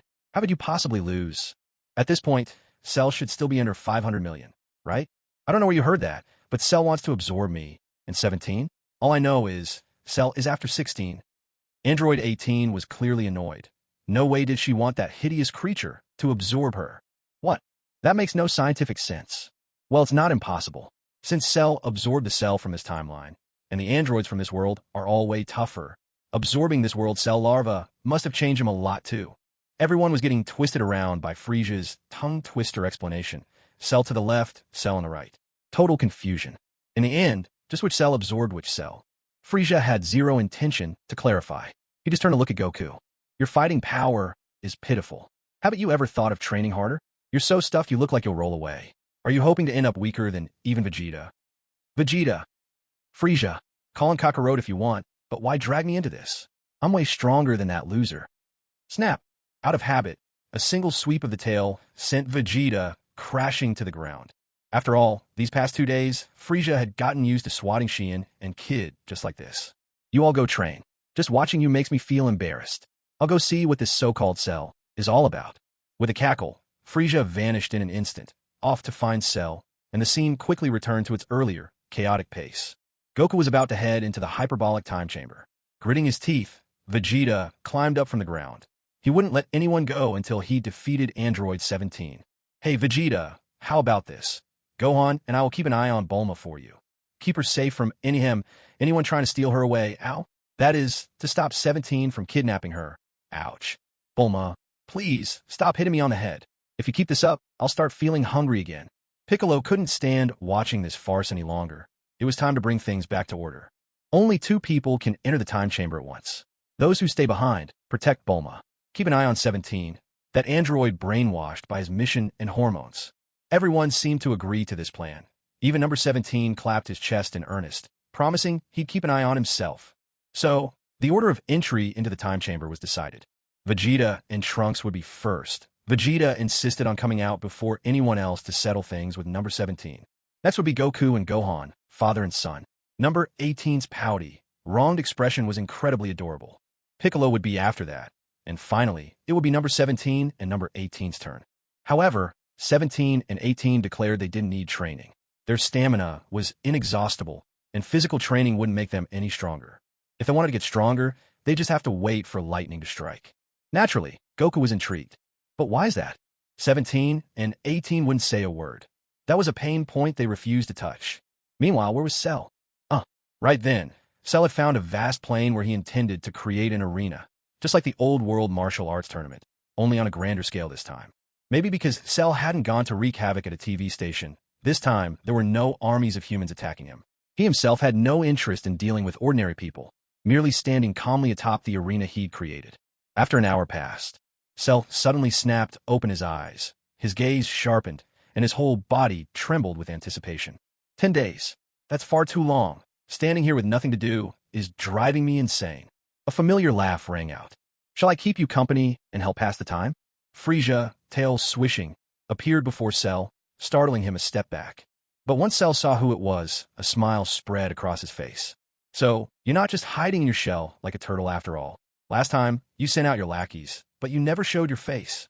Frieza raised an eyebrow, then acted as if he'd suddenly realized something. Oh, you mean Dodoria? Huh? What's he doing all the way up in the far north? Cell curled his lips into a sly, infuriating grin. I sent him there on purpose. Frieza wasn't fazed. Dodoria was a glutton for punishment anyway. Let him crawl his way back at his own pace. It doesn't matter. What really surprises me is that you've already reached your perfect form. I wasn't expecting that. Yeah, after fighting through 1.5 billion power levels, it's just like in the original story. Cell was thrilled. At long last, someone actually recognized that he had achieved his perfect form. Not an easy feat. Cell yelled in excitement. Frieza! Frieza looked skeptical, puzzled by Cell's enthusiasm. Cell, still overflowing with excitement, continued, Let's become sworn brothers. You're the only one in this world who truly understands me. Frieza stared more closely at Cell, covered mainly in green, dotted with black spots, his head shaped like a pistachio, wings on his back resembling melon seeds. And this Cell wanted to become his sworn brother? Was Cell unaware that he himself was a hybrid creature? This thing actually dared propose brotherhood with the Emperor of the Universe? Cell, are you looking for trouble? Insult yourself all you want, but don't you dare insult me. With a sudden surge, Frieza sent a wave of crackling purple energy roaring skyward. His power level exploded to 20 billion in an instant, shattering the arena Cell had only just finished constructing. Just by drawing the Z-Sword, his power had shot up by another 2 billion. That was Frieza for you. Unrestrained and outrageous. Goku and the others, who were keeping an eye on Android 17, were instantly overwhelmed by Frieza's unleashed aura. Gohan gasped, He's so strong. Yamcha echoed, Unbelievably strong. I don't even have the slightest urge to resist. Goku, I can't just stand here. I have to see this fight for myself. Android 18, don't leave me behind. Android 17, yeah, let's go now. Piccolo shot 17 a sidelong glance. Relax. If we go, you're coming with us. Krillin, 18, I'll go too. Android 16, in a small voice, I'm scared. So the decision was unanimous. 16 would stay behind to guard the house, while everyone else with fighting ability followed Goku, using instant transmission to rush to the scene. Cell was furious. He had meant the whole Brotherhood thing as a mark of respect for Frieza, only to be looked down on in return. The Buddha supposedly taught not to be angry. What nonsense! Consumed by rage, Cell tapped into the true nature of the Science, the battle cry. Ahak! How dare you insult the greatest Cell in history? I'll kill you! With an explosive roar, a golden aura, identical to that of a Super Saiyan, towered skyward. Driven by fury, Cell's power level shot up another 2 billion in an instant. If Frieza's extra 2 billion was drawn out by sheer will from training with the Elder Kai, then Cell's was born entirely from the might of a lion's roar. The difference between 1.7 billion and 2 billion may not seem huge, but that gap of 300 million can be enough to tip the scales in a battle. Anyone with a keen mind for math could turn this disparity in strength to their advantage. But forget about Sun Wukong. He can't even count from 1 to 10 correctly, let alone handle numbers in the hundreds of millions. He's simply not equipped for this kind of calculation. Oh ha ho ho ho. Now, this is starting to get interesting. A low hum fills the air. And then, the clash. An explosive exchange, blow after blow, echoing through the battlefield. The fight erupts in full force. Frieza and Cell are exchanging punches and kicks, their fists colliding, legs locking, tails whipping against wings. From the very first moment, the battle is fierce and deadlocked, neither able to gain the upper hand. Crash! They strike each other again, sending shockwaves radiating outward in rings. Sun Wukong and the others are forced to step back by the intense pressure. Sun Wukong's blood is boiling with excitement, but unfortunately, he's pinned in place. Number 18 has her arms locked tightly around him, and he's utterly unable to break free. Dad, I'm not stopping number 18 from holding you back this time. You can't be a part of this fight. They're playing in a league beyond your reach. Sun Wukong takes a massive emotional hit, feeling utterly crushed by his own son's words. Open and close stance, single whip to the right, elbow strike beneath the arm, turning palm push, weaving hands like a jade maiden, left and right kicking legs, covering hand with forearm strike, wild horse turning to lotus stance, bending bow to shoot the tiger, left ward off to catch the sparrow's tail, crossing hands. This time, Cell executes a full set of the 42 form Tai Chi, each move precise and fluid. Against Vegeta and the others, this technique had always proved invincible, but now, against Frieza, it seems to have little effect. Oh ha ho ho ho. Did you think an amateur like you could truly grasp the secrets of Tai Chi? Dream on. Watch carefully. Tai Chi's essence lies in the endless cycle of yin and yang, transforming weakness into strength, balancing with perfect harmony. It flows without end, seamless and intact. As the saying goes, emptiness is form. Oh wait, wrong story, my apologies. Frieza launches a dazzling flurry of movements, each one smooth and harmonious, striking with a rhythm like clapping, decisive footwork, and resounding impacts. It's worth noting, Frieza had journeyed through worlds. His Tai Chi was learned from none other than the legendary Zhang Sanfeng of Wudong. He had watched the Heaven Sword of Dragon Saber at least 10 times. With this mastery of Tai Chi, Frieza moves with astonishing grace and power, leaving Cell stumbling and floundering with nowhere to run. That's incredible, utterly amazing. This is true Tai Chi, the ultimate secret technique. What Cell was doing before was a pale imitation. I want Frieza to be my master. Sun Wukong, ever the martial arts fanatic, falls for the bluff. He takes the banter between Cell and Frieza seriously, holding it as the highest martial achievement. And it isn't just Sun Wukong. This time, even Piccolo is left perplexed. Is drawing those circles really that powerful? Yet, if it's just an illusion, why is Cell completely unable to defend himself? How do you explain that? In the end, it's number 18, the girl whose head is forever filled with thoughts of blood donation, who keeps her wits about her and raises an important, pointed question. Based on the numbers, with Frieza's power at 2 billion and Cell's at 1.7 billion, isn't it only natural that Cell can't beat Frieza? The battlefield erupts with another volley. Blow after blow. A deafening crescendo of crashes and roars. Ah, here it comes. Cell had already given up on close combat and switched to throwing energy blasts. In fact, he was using the classic royal fighter style from the very start. Frieza wasn't outdone in the slightest. With hands forming a perfect circle in a Tai Chi finishing pose, he suddenly grabbed his own tail, aiming it right at Cell.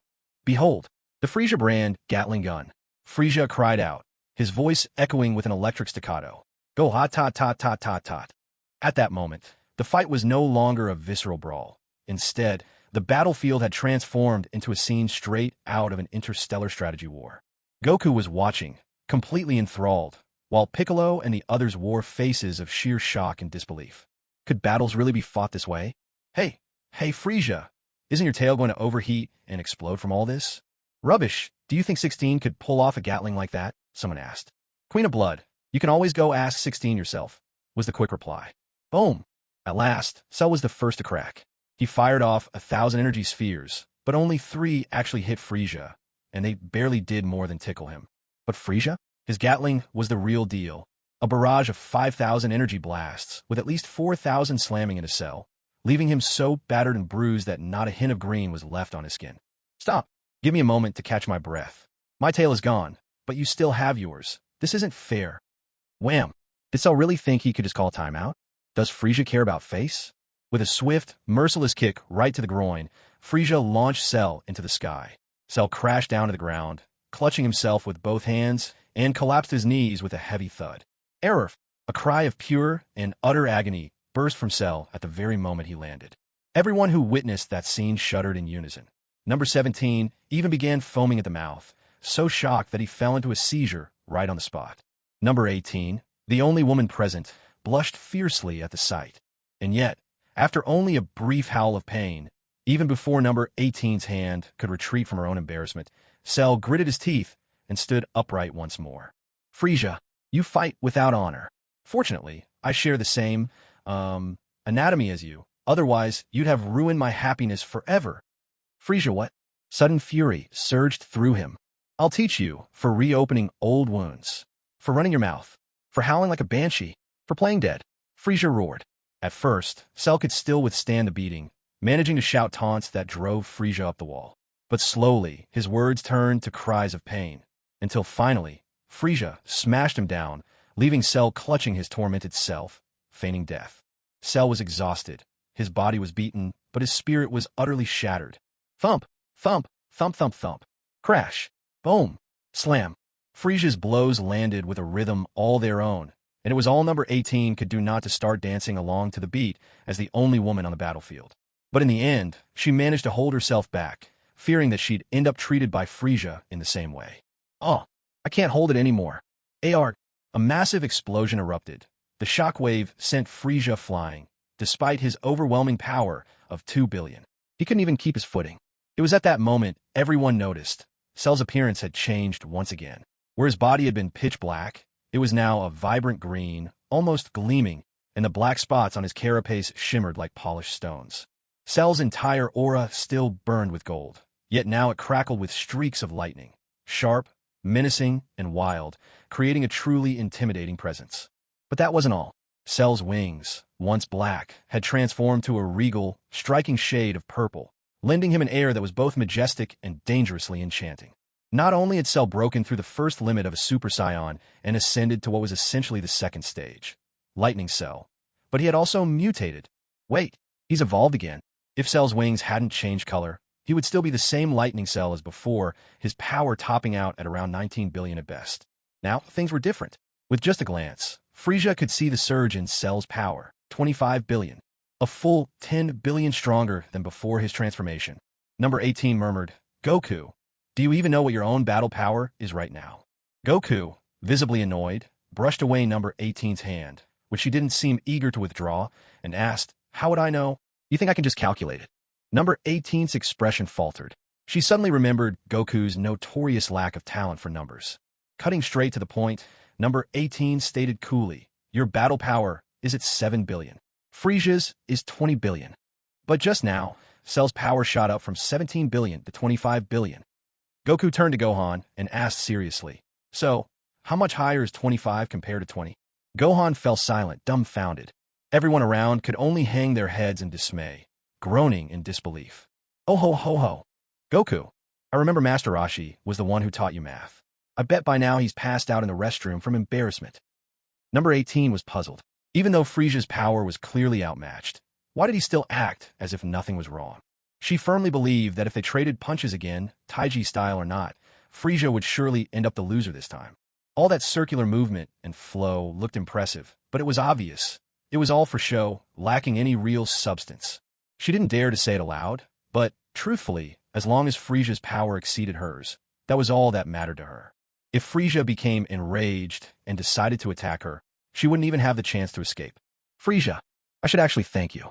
It turns out that this body of mine possesses a near-death regeneration trait, and now I've reached my perfected lightning form. Are you scared now? Could Frieza ever be afraid? That's simply impossible, let alone the fact that he still has the power of the celestial transformation at his disposal.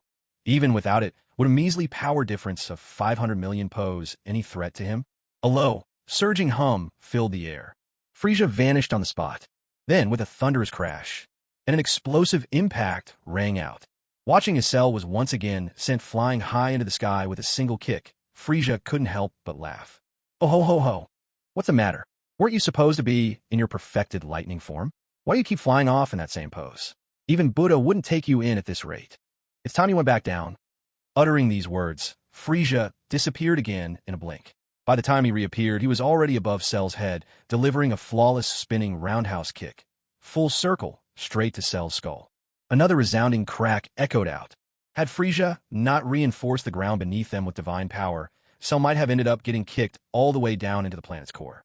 Of course, channeling divine power to strengthen the ground did nothing to hinder Frieza's combat abilities, and, as of yet, he hadn't quite figured out how to apply godly force directly in battle. Cell crashed down on his knees, both hands clutching his head, which now looked like a pistachio jammed halfway into his neck. His eyes bulged, face twisted in unwilling rage and humiliation. Letting out a powerful shout, his head snapped back out into place with a cracking pop, and he once more returned to his dashing, heroic posture. Frieza, I admit you move fast, but it makes no difference. The gap in strength between us is too vast. There's no way you can beat me. This time, Cell resolved to seize the initiative. He couldn't afford to be on the defensive forever. He lunged forward, driving a knee toward Frieza. As Frieza blocked it with both hands, Cell suddenly swept his leg in for a surprise side kick, catching him off guard. Even though Frieza reflexively raised his left arm to shield himself, the sheer force of the blow sent him staggering back. Cell pressed the attack, charging forward and raising his size, 48 foot, hurling another savage kick straight at Frieza. Just as Frieza had humiliated him before, now Cell meant to repay him in kind. But with a sharp swish of movement, Cell's fierce, ruthless kick met only empty air. Frieza had already shifted away to a distant spot. Now, Frieza shed every trace of his former playful facade.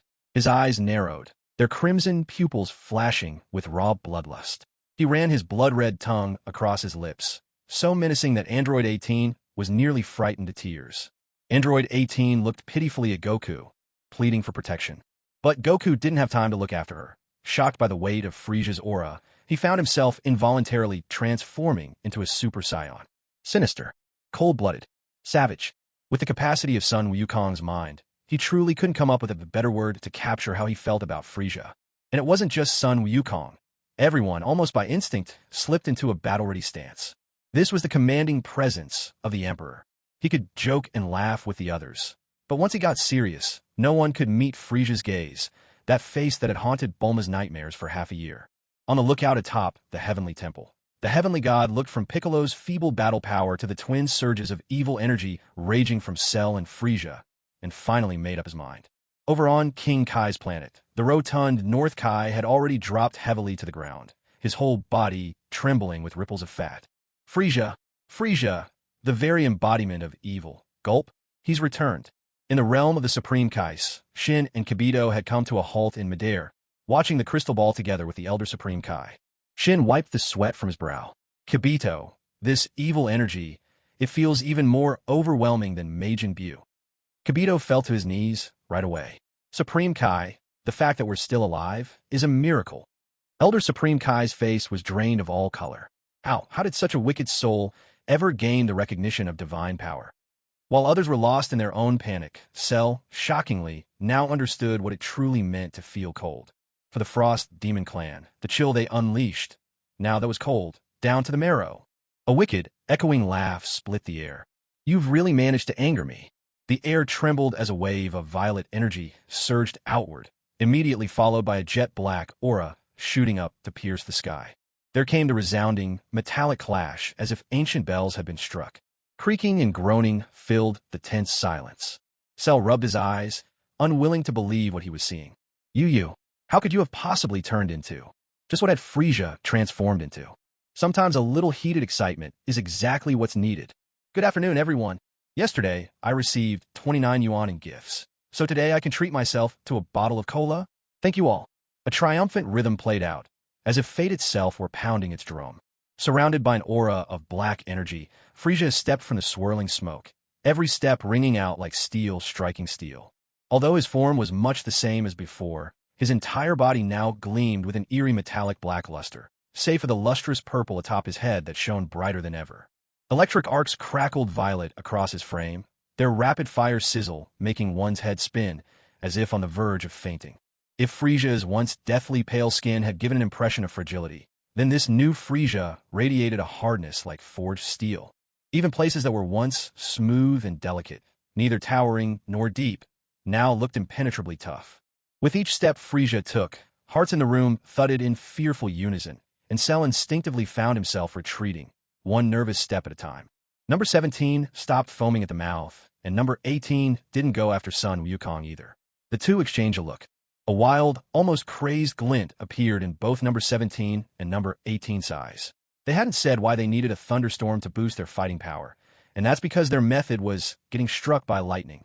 How could they possibly admit to that? A physique made for attracting lightning? Even though they were androids, they still cared about their reputation. As for one wanting to court Bulma and the other yearning for their first kill, that was all because of Dr. Gero's twisted programming. He had brainwashed them in order to issue these bizarre missions.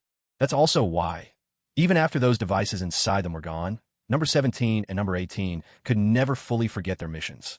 But that's getting off track. When number 18 saw the crackling purple currents coursing around Frieza's body, a greedy light flashed in her eyes. She was tempted. Maybe if she fought hard enough and got struck by that power, could she get even stronger in the heat of battle? But reason, just the tiniest shred, kept her in check. After all, she was a woman. She had to maintain some decorum. Number 17's eyes lit up too, but the memory of Frieza's devastating low kick quickly put an end to any urge to charge ahead for a recharge. Oh. Mr. Cell, transformation isn't your exclusive trick, you know. So, are you getting scared now? Was Cell afraid? He absolutely was. Just from Frieza's sheer presence, it was clear his fighting power now utterly dwarfed Cell's, a crushing, overwhelming aura. Stomp, stomp, stomp, stomp. Cell swallowed nervously, inching backward step by step. Whoosh. Suddenly, Frieza sprang into action. No teleportation, just pure speed, slamming into Cell's chest with a brutal shoulder tackle. But the gap in their power was simply too vast for Cell to even react. Foom! A shockwave exploded across the area, forcing everyone back. Tien had a latch on at number 17 just to stay on his feet. Someone went flying, and Tien couldn't even spare the effort to care. Terrifying beyond words. 18. What's Frieza's current power level? Piccolo shouted at number 18. She shielded her eyes with one hand, struggling to speak above the chaos. 5.3 billion. Shock exploded across the group. Not just the onlookers. Even Supreme Kai Shin's jaw dropped in disbelief. Suddenly, Shin leapt up, ecstatic. It's incredible. If Frieza's power combines with the power of star transformation, he might actually be able to defeat Majin Buu. Wham! Frieza drove a fist into Cell's stomach, doubling him over and sending him staggering backward, clutching his gut and groaning in agony. Cell was bitterly unwilling to accept it. No. If only I could absorb number 16. If I could reach my ultimate form, I wouldn't be afraid of you. Frieza's advance came to an abrupt halt. The wicked gleam in his eyes slowly subsided, replaced with an unexpected calm. Just as Cell thought Frieza had decided to spare him, Frieza vanished. Bang! Cell's eyes flew wide open, nearly bulging out of their sockets, his whole body convulsing as he was sent hurtling into the sky. This time, Cell didn't even have the strength to cover himself anymore. He was already falling apart. Frieza, not another one of your moves. It's not fair. It's just not fair. Why can you achieve a metal form, while I can't even absorb 16? When Cell crashed back to the ground, the lower half of his body was nothing but a mess of ruined flesh. But even so, he howled and raged, refusing to give in. With a wet squelch drawing on the genes he'd inherited from Piccolo, Cell regenerated his lower body. Yet his ki was even weaker than before. You sure can take a beating. I knew it. You're the perfect candidate for me to practice this technique on. There's absolutely nothing wrong with that. Ha ha ha. 1 kick, 2 kicks, 4 kicks, 8 kicks, 3 kicks. Goku, is your math talent contagious or something? Goku stood there utterly bewildered. Once again, everyone collapsed to the ground in a heap. Frieza was seething with rage. He just couldn't accept that he, too, was a high EQ tough guy who couldn't count to 10. Bang! This time, Frieza abandoned the groin kick and went straight for a powerful side kick, the kind that could unleash the greatest force. And then, Cell exploded. Yes, exploded. Blood rained down from above. Chunks of flesh scattered across the ground. One particularly gruesome piece still sported one of Cell's wide-open eyes, blinking as if asking, what in the world just happened? The sound of retching filled the air. 18, being a woman, was the first to lose it. Krillin fared no better, but he still managed to find something for 18 to use as a vomit container. Tien brushed off his bare chest, genuinely puzzled. Why is my perfectly sculpted body on display again? Where did my shirt go? Gohan lost it as well, retching noisily. Goku could only pat his son's back gently, wiping away what splattered onto Gohan as best he could. Piccolo had seen enough. His eyes flashed, and in an instant, Gohan found himself whisked into Piccolo's arms, where the Namekian gently rubbed his back. It's all right, just let it out. You'll get used to it in time. 17 recalled Vegeta's bold vow before entering the hyperbolic time chamber, to come out and land a devastating kick. Suddenly, 17 wondered, would he end up just like Cell, blown to bits? At the thought, 17's eyes rolled back, froth bubbling at his lips. Ho ho ho. I barely used any force, and you already blew up? Your body's just not up to par. A gust of wind howled through. Fine rain began to fall from the sky, its steady patter starting to wash away the heavy stench of blood from the brutal scene. Cell finally closed his last eye, fully aware that this time, he wouldn't even have the chance to use his regenerative technique. Though Frieza spoke in an extremely mocking tone, he did not revert from his transformed state. After all, according to the original story, Lightning Cell was never one to die so easily. As long as a certain chip wasn't destroyed, Cell could always come back to life. Frieza hadn't used his destruction orb to utterly obliterate Cell, because he wanted to see just how far Cell could grow. In fact, if possible, even letting Android 16 get absorbed wasn't out of the question. Just as expected, although Cell's remains were scattered across the ground, he abruptly and inexplicably reappeared. With a thunderous impact, Cell was resurrected once more, making a dazzling entrance. This time, though his power level had only increased by 500 million, from 2.5 billion to 3 billion, it was still a significant leap, outpacing even Frieza's rate of improvement. But it was all for nothing. Cell was still no match for Frieza. Fortunately, Frieza didn't seem interested in finishing him off completely. Ho ho ho ho. Mr. Cell, you truly are persistent. Cell fought back his rage, growling in a low voice, Frieza. Suddenly, Cell's face twisted in an expression of pure ferocity, his entire body surging with astonishing energy. A 3 billion power level was no joke. Other than Frieza, everyone present was, in comparison, utterly insignificant. I beg you, let me finish hosting the Cell games. His imposing aura was undeniable, but the words he spoke left all the bystanders utterly dumbfounded. Those who had just struggled to their feet all collapsed again, floored by the absurdity. Here was someone wearing the fiercest scowl, spouting the most humiliating plea. Was everything they believed in now appended? Ah, ho ho ho. Give me one reason. A single reason not to kill you right now. Cell jerked his head up, a glimmer of excitement in his eyes. I'll give you 3 reasons. First, when Dr. Gero created me, he assigned me a mission, to host a world martial arts tournament that would decide Earth's fate. Second, I can still evolve further. You, Lord Frieza, are the Emperor of the universe. You must be eager to face me in my ultimate form, aren't you? Only then would it be worthy of your noble status. Third, I have your peerless genetic cells within me. In a way, I'm actually your child. A stunned silence fell. Even the bravest were caught off guard. Frieza was speechless. Goku was speechless. Piccolo and his son were speechless. Krillin was speechless. Android 17 stopped frothing at the mouth. He discovered a new world. Android 18 also stopped, casually dropping Tien's shirt, staring in a daze at Cell. Krillin's eyes were fixed solely on 18, while Tien continued to admire his own physique. Yamcha, seems like he hit his head on a rock and passed out. Good evening, everyone. Each of my chapters is over 2,400 words. There are still 2 chapters during the day. Thank you all for your ongoing support and affection. Seriously, all these androids, one after another, created by your own hands, and the missions they get assigned.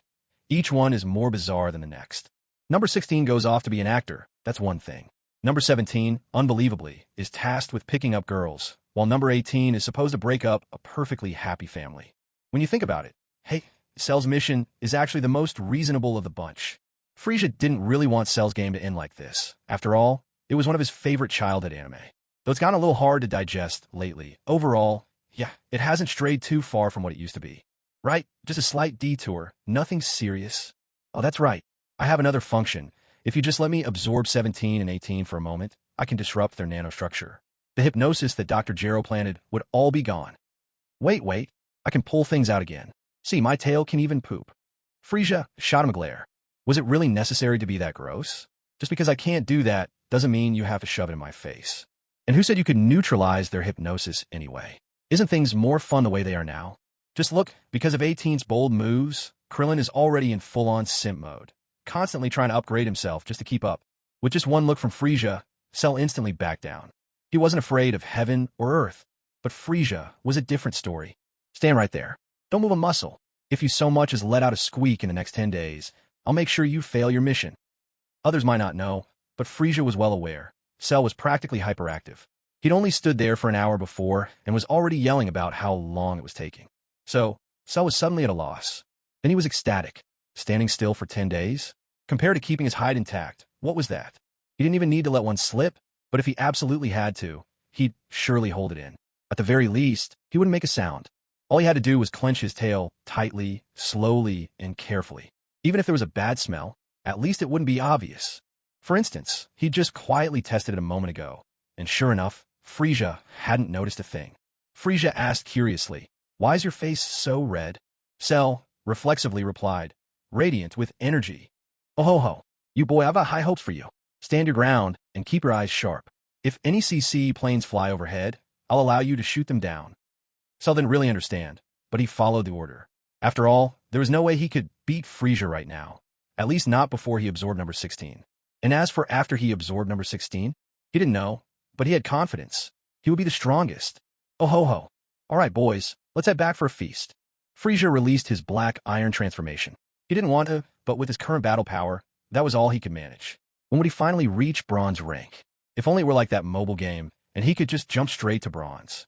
Damn, that little gold turtle, forcing everyone to use black iron rank. The worst part was, even with his form, his battle strength barely increased, just a little more than doubled. What a letdown. Frieza swore to himself. Not again, never again would he transform into this ugly, pitch-black form. It truly fit the saying, straight out of Africa. With that, Frieza left, leaving behind a chaotic mess at the scene. Cell stared at the group in the distance. They had all witnessed his most embarrassing moment. He genuinely wanted to silence them for good. Too bad Frieza wouldn't let him make a move. He really didn't dare move. 17 pointed to himself. Boys? Was he talking about us? 18 nodded earnestly. With our combat power? What else could we be but the underlings? Look at that one who's still knocked out. Not sure if he even qualifies as one of Frieza's lackeys. Yamcha suffered a devastating blow from 18's sharp words. Hey, Baldy, can you stop following me around? How am I supposed to focus on my mission like this? Krillin felt bitter inside. He didn't realize 18 was always supposed to be his wife, but that one kiss had stolen his very soul. Then, can you give up the mission? He asked. 18 molded over, glancing at Cell, then at Krillin, a plan forming in her mind. Tell you what, you go and give Cell a kick to the groin, and I'll drop the mission. Deal. She was certain Krillin wouldn't dare. But how could she understand the madness of a love-struck fool? Suddenly, Krillin's eyes turned bloodshot, veins bulging along his arms. The sight made Tien absolutely terrified. After tasting Krillin's wrath once, Tien wasn't sticking around this time. 100 meters wasn't far enough. He was determined to get as far away as possible. Whoosh! Tien flew off toward West City, shouting as he went, "Krillin, I support your quest for love. I'm rooting for you to do it. Mentally, of course." Piccolo called out as he was leaving, "Krillin, if you don't kick him, you're not a real man." Goku, having realized what 18 was after, considered stopping Krillin, but finally could only sigh. "Krillin, I'm with you. After you kick him, we'll use instant transmission to get out of here." Gohan was left speechless. 17 covered his face with both hands. No, please, Don't let me witness this actually happening. I'm begging you. Whoosh. Number 17, whose mental state was seriously unraveling, fled as if his life depended on it. But he didn't run wild. Before Cell was destroyed, he didn't dare leave everyone's sight. Who knew what torment Vegeta might cook up for him otherwise? Step by step, ever so slowly, Krillin edged towards Cell. He was scared, too, but he was betting on one thing, that Cell wouldn't dare defy Frieza's orders. As Cell watched Krillin inch closer, his temper flared to the point he felt he was about to explode. Come on already. Why are you dragging this out, playing with my nerves like this? Cell nearly wanted to shout, I'm ready. Just do it already. I swear I won't fight back. Step by step by step. At last, under 18's shocked gaze, Krillin reached Cell with Goku dragging him along. Goku urged impatiently, hurry up, would you? If we don't get back soon, I'm starving over here. Cell interjected, thank you. Goku looked stunned. Huh, Krillin almost lost control right there. What the heck? Why did Cell just thank him? But then he remembered 18 was watching, and Goku had promised to use instant transmission to get him out. Forget it. No backing down now. At worst, he'd lose his head and gain a scar the size of a bowl. 18 years later, he'd be a hero all over again. Krillin raised his foot, replaying Frieza's majestic stance in his mind. The perfect angle, the ruthless kick. With a shout, he summoned every ounce of courage. That kick, graceful and fierce, rivaling even Frieza's own, struck its mark. Clang. Ow, ow, ow, ow, ow, ow, it hurts. Client un wittingly échoué Frieza's infamous signature tune. Pure, agonisé anxiété. Wait, where was Goku? Gohan too gone. 18 was nowhere to be seen. Why was it just unconscious Yamcha left lying there? Krillin stared at Cell, whose face was dark with rage. Ignoring the pain in his leg, Krillin immediately dropped into a panicked roll, just like a scrappy mutt, tumbling hastily over to Yamcha and pulling him up as a human shield. Yamchu, how kind of you. Really? At Bulma's house. Gohan glared at his father, exasperated. Where's Uncle Krillin? Goku froze. Oh crap. In a flash, he vanished and reappeared at Krillin and Yamcha's side. He glanced at Cell, still frozen in the distance, then at Krillin's leg, now swollen like a pig's hoof. He couldn't help but laugh. Did Cell have some secret armor on? Looks like you hurt yourself more than him. Krillin roared, Goku, you promised to use instant transmission and take me with you. Why didn't you do it? Son Wukong scratched his head and replied sheepishly, sorry. I was in such a hurry, I only managed to grab your head, but it was so slippery. I just couldn't get a good hold. Krillin nearly coughed up blood in exasperation and swore to himself he'd grow his hair back. Infuriated, Krillin gave Yamcha, who was fast asleep, a swift kick. Ow, ouch, ow, that hurts. Yamcha yelped, jolted from his dreams. What a woeful tale indeed. Meanwhile, Android 18 was flying toward Bulma's house. Since she hadn't gotten a ride from son Wukong via instant transmission, she'd been forced to make a quick escape on her own. Yet, all she could think about was the heroic image of Krillin that had just played out in her mind. Krillin, you were so cool. If you grow your hair out, I'll abandon my mission and follow you with all my heart. Cell, at last, I can have a moment's peace, can't I? He realized just how wonderful solitude could feel. Number 16, 10 days from now, you'd better show up. Goku, I've made up my mind. I'm gonna let my hair grow out. Next time, make sure you don't lose your grip. Son Wukong looked at number 18 and asked, wait, are you talking to me, or to her? 18 turned a glance at Son Wukong.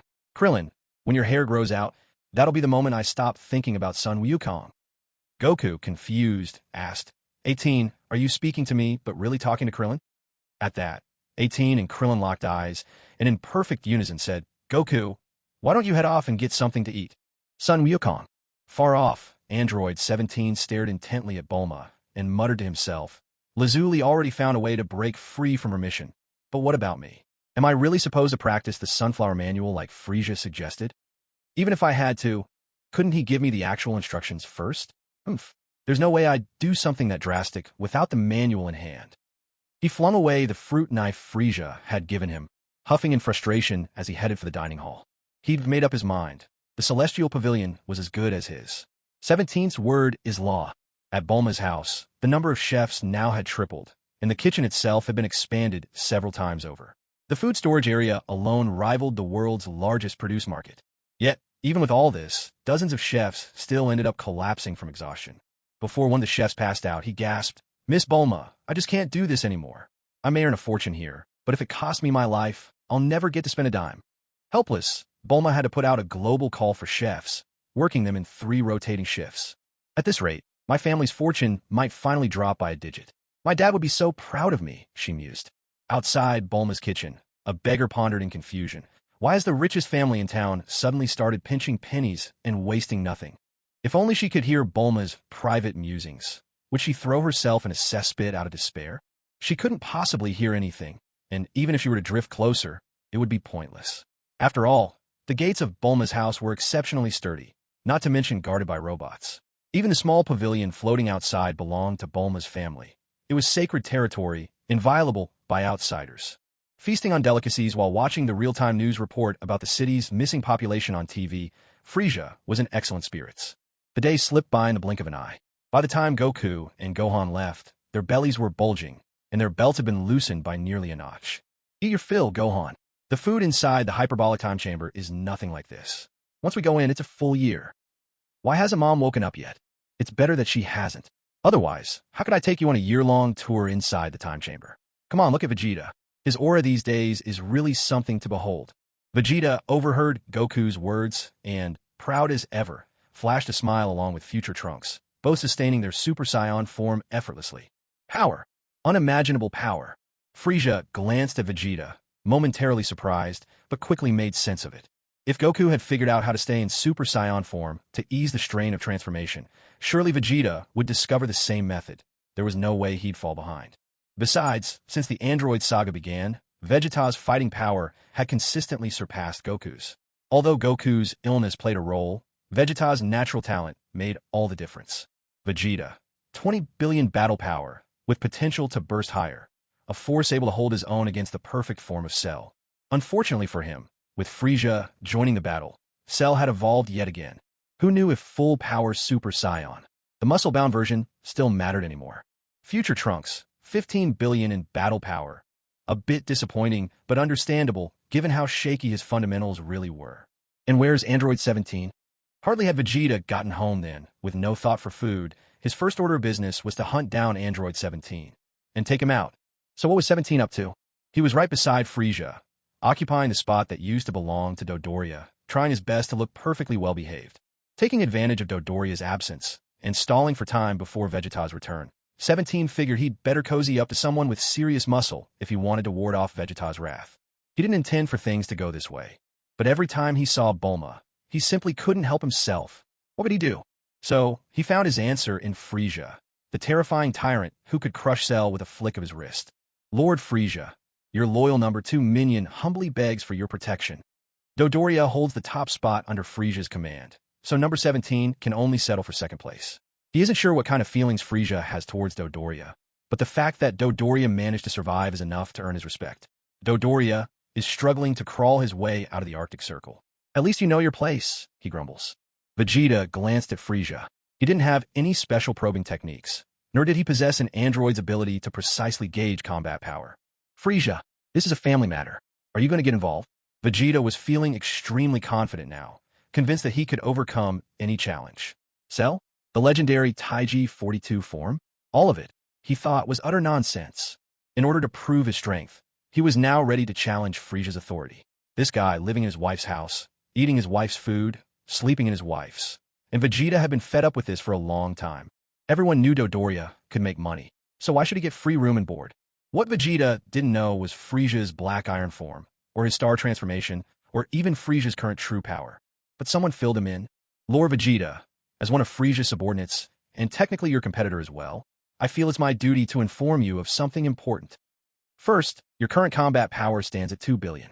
After fighting Cell, Lord Frieza's power has stabilized at 2.8 billion. With an 800 million gap, you simply cannot defeat him. And second, this isn't a family matter, because neither I nor Bulma is your family. You and Bulma never held a wedding banquet, and there's definitely no marriage certificate. Number 17's words were razor sharp. It was enough to leave Vegeta nearly speechless. Nonsense. Bulma and I already have kids, 2 of them. That was too much. Frieza couldn't help bursting into laughter at Vegeta's response. Ah ho ho ho ho. Well then, besides Trunks, who else is there? Bulma hugged little Trunks, looking totally bewildered. When had she ever had 2 children? How come she didn't know about it? It's me, Mom. And me. Future Trunks couldn't stand being left out and spoke up, eager to remind everyone he was there. That's right. Big Trunks and little Trunks. Both of them, they're mine and Bulma's. Well, it sounded sort of reasonable in its own way. Wow, ho ho ho. So, Mr. Vegeta, are you challenging me to a fight? Frieza's eyes narrowed ever so slightly, a sure sign that the thought of a battle was starting to excite him. After all, with Vegeta's combat power at 2 billion, and if he pushed himself even further and used some fancy moves, the fight might actually be interesting. A little exercise after a meal is good for both body and mind.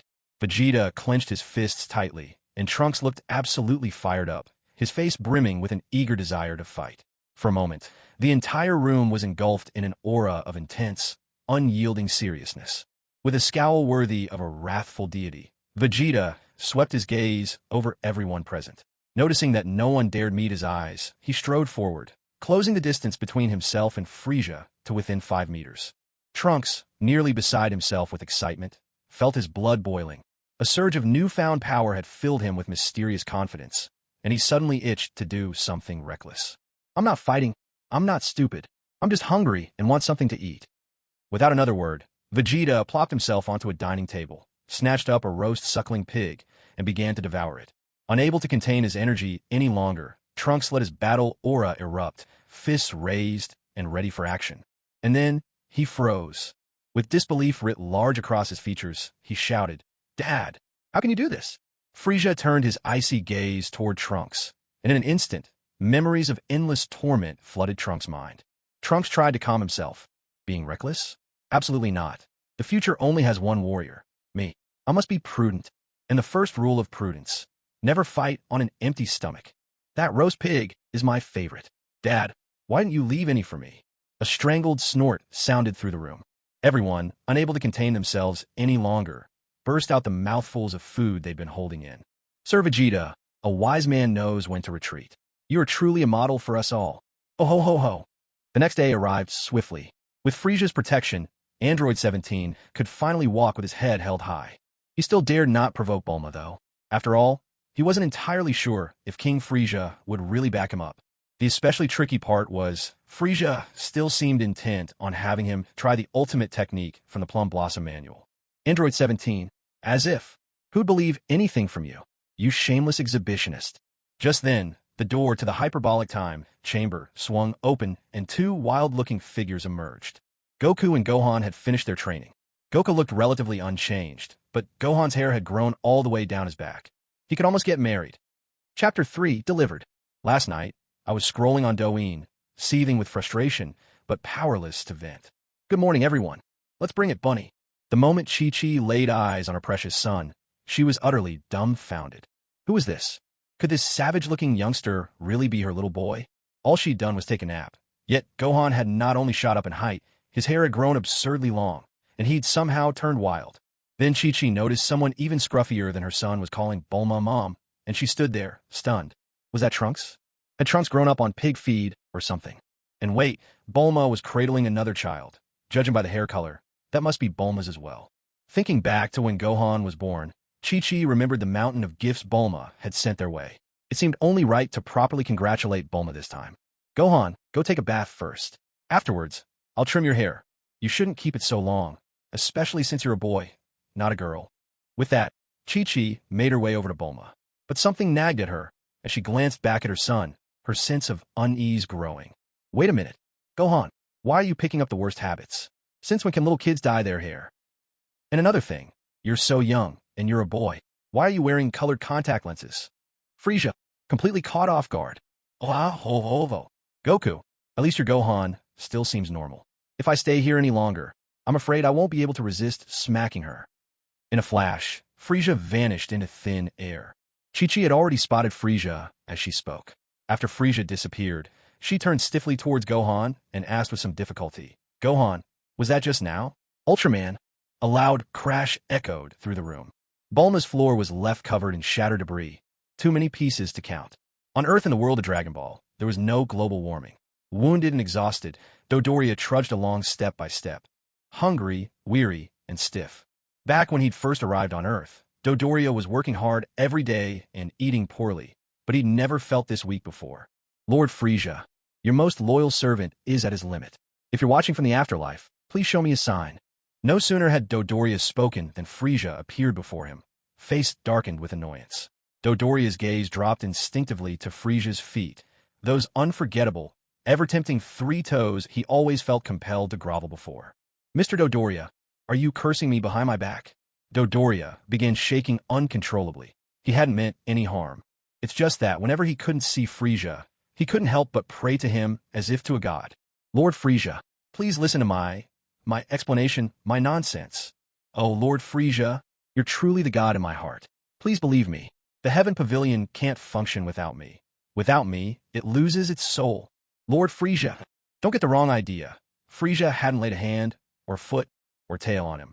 Dodoria simply got too worked up, aggravated his injuries, and with hunger gnawing at him, fainted right then and there. Sigh, am I really that terrifying? Dodoria should have been able to hold out another half a day, but the moment he saw me, he just blacked out. A stream of green healing energy flowed from Frieza's fingertip, quickly sinking into Dodoria's body. Dodoria's injuries healed quickly, but the hunger remained, and the anxiety from the ordeal lingered as well. So Dodoria was still unconscious. Wrapping Dodoria's body with his tail, Frieza vanished from the spot with him. When they reappeared, Frieza had already arrived in the sacred world of the Kais. Just a moment ago, Shin had sent him a telepathic message, hoping for a face-to-face discussion. Frieza had little interest in deep conversations, but he had even less desire to see that jumpy woman Chi-Chi. So he accepted the invitation and came to the sacred world of the Kais. "First, give my subordinate something to eat." Before Shin could say a word, Frieza tossed Dodoria straight to Kibito. Kibito was neither a skilled fighter nor particularly bright, but his talents in instant transmission and healing were unmatched, a supercharged version of Dend, some would say. On top of that, as a divine attendant, Kibito could conjure countless delicacies with a snap of his fingers. This only went to show that money isn't everything. Divine power truly reigns supreme. Let's not talk about anything else now. Best 2 out of 3. Let's play 3 rounds ago. If you win, I'll leave this place. If I win, you'll have to put up with a few of my words. Faced with Frieza's challenge, Shin agreed on the spot. Winning against Frieza, who played like a complete amateur, would be a breeze. "Deal. You've got no chance of winning against me." Frieza flashed a smile, but before Shin could react, the old Supreme Kai leapt up and landed a sharp smack on Shin's head, leaving him frozen as he was setting up the table and go board. "You impatient blockhead. Did you really listen to what he said? And you think you could win?" Shin carefully replayed Frieza's words in his mind and suddenly realized what was going on. It wasn't that he was slow or hard of hearing. It was simply because Frieza had beaten him so many times recently that his mind was still clouded with those dreadful memories. Those were times best left unremembered. "I get it now. I won't lose, I swear." A resounding slap. Shin, exasperated, shouted, "What now?" The old Supreme Kai, even more frustrated, retorted, "You're supposed to lose." Meanwhile, Kibito made himself scarce, running as far away as he could. A true little trickster, that one. Frieza shook his head and sighed. Ever since the old Supreme Kai, that ancient monster who had lived thousands of years, got involved, things had become decidedly less entertaining. With a wave of his hand, Frieza produced a tablet with a whopping 10 terabyte memory and set it before the old Supreme Kai. This is much better than magazines. Sound, animation, much more exciting than still pictures. The old Supreme Kai's eyes lit up in an instant. He stretched out both hands, shouting, "Give it to me. I want it." Frieza shivered at the sight, then casually tossed the tablet. The old Supreme Kai scrambled across the floor after it on all fours. "If I don't call for you, don't you dare come back." Woof, woof. Xian was utterly at a loss for words. Who else but Frieza would treat the Supreme Kai like a dog for their amusement? Probably no one. What Xian didn't know was that, if the old Supreme Kai could hear his thoughts, he would have set the record straight. Frieza is actually the second person to do this. The first not only toyed with him like a pet, but also locked him up as a prisoner for several thousand years. The epic battle of Gomoku was about to begin. Frieza versus Xian. First round. Frieza placed the 8th black stone, creating a row of 5. Victory was his. Second round. Frieza glanced warningly at Xian, signaling not to let him win too obviously. But caught off guard, Xian ended up taking the win. Third round. The match heated up from the start. Frieza agonized over every move, and Xian was drenched in sweat, terrified of accidentally winning again. Meanwhile, on Earth, after finally venting all her pent-up frustrations, Chi-Chi turned to face Bulma, and her mood became instantly sunny, like a fresh spring breeze. "Miss Bulma, is this your second child with Vegeta? How adorable. Have you picked out a name yet?" Bulma was still in a daze, not yet recovered from Chi-Chi's post-nap antics. She answered instinctively, Trunks. Chi-Chi immediately clapped her hands and cheered. Trunks, huh? That's such a great name. Miss Bulma, you always give your kids wonderful names. What did you just say his name was? There was a noisy crash as the floors of Bulma's house once again took a beating. Luckily, Bulma didn't mind. Dr. Briefs was indifferent, and Bulma's mother somehow still wanted to ask Tien Shinhan, with his body of bulging muscles, out for a date. Would Tien Shinhan ever agree to that? When Launch was in her blue-haired, calm mood, she was easy to talk to. But the moment she sneezed, heaven help anyone nearby, Tien especially, who'd end up with even more battle scars. Gohan covered his mouth with one hand and quietly murmured to his father, Dad, all that special training we did to impress everyone. It seems Mom has completely stolen the spotlight. No one's even asked about our power levels. Goku pressed his forehead and sighed. Didn't I tell you? It's better if your mother gets a little more sleep. Piccolo, arms folded, nodded in agreement. He'd experienced enough to know. Gohan was puzzled. Why was Uncle Piccolo agreeing about his mom getting more sleep? And yes, Big Trunks did look remarkably similar to Little Trunks, except one had lilac hair and the other was a mischievous blonde. Not to mention the great difference in height and build. As for the hair color, Chi-Chi understood. After all, the two men in her house could change their hair color at will. It was hardly surprising anymore. Still, from the future, what exactly did that mean? Her brain just couldn't process it all. But Goku had his own way of dealing with Chi-Chi. Kiki, I'm hungry. The food here just doesn't compare to yours. Won't you make something delicious for me? As expected, Chi-Chi's attention was instantly diverted. She turned to look at her son. Though that long, golden hair was a bit striking, this was her own child. How could she ever truly dislike him? Son Gohan nodded vigorously. At times like this, he had to cooperate, or it would never end. Chi-Chi, now in high spirits, sang cheerfully as she hurried off toward Bulma's kitchen. She ignored the ordinary ingredients and went straight for things like lizards, frogfish, and even pythons, Son Goku's absolute favorites. At last, the mood in the dining room returned to its usual state. Well, as usual as things could be these days. True normalcy? How could there possibly be a 17 or 18 sitting here if everything were truly normal? If things were really normal, they would all be up in the lookout by now. Piccolo made his exit. He'd wanted to leave during Chi-Chi's episode, worried that Gohan might get scolded. He felt responsible for keeping watch over the boy. Now that Chi-Chi had gone, he seized the chance to head to the hyperbolic time chamber at the lookout. Vegeta eyed the Son Gohan and Son Goku duo, both maintaining their Super Saiyan forms. A faint look of disdain crossed his face. Copying my moves, that's all they've got? Kakarot, you know different after all. Number 17, he called. Here. 17 answered promptly. Ever since Frieza left, 17 had behaved impeccably. Vegeta could trust him with the food, but there was no way 17 would dare serve drinks. If he asked him to clear plates, 17 wouldn't dream of wiping the table without permission. So, tell me, what's Kakarot's power level now? Before anyone's aura exploded, it was impossible to sense their true strength just by feeling their energy. That's why Vegeta needed 17, who had a virtual calculator built into his body. 17 didn't even have to think. In fact, he'd already done the math some time ago. Son Goku, 2.2 billion. Son Gohan, 2 billion. At this, Trunks accidentally spat out a huge mouthful right into Vegeta's face. Only moments ago, he'd been proud. After all, he now had a power level of 1.5 billion. But even Gohan, who was much younger than him, was already on par with his own father. And Son Goku had surpassed Vegeta entirely. As for Frieza, there was just no point comparing. That way only led to tears. If Vegeta's full-powered Super Saiyan hadn't yet reached the absolute limit, Son Goku's Super Saiyan was already at 100%. If he really let loose, his power would soar even higher. Trunks' excitement got the best of him, and his Super Saiyan form lapsed. He'd been struggling to maintain it ever since leaving the hyperbolic time chamber. A power level of 1.5 billion wasn't enough to hold that form for extended periods like Vegeta and the others. Vegeta was in a foul mood about all this. Kakarot was such a cheater. Back on Namek, it was just the same, suddenly catching up, and then even overtaking him. Once again, the same thing was happening. Not long ago, their power levels had lagged by 200 million. Yet in the space of a single day, the gap was not only closed but surpassed by another 200 million. Such a turnaround was truly disheartening.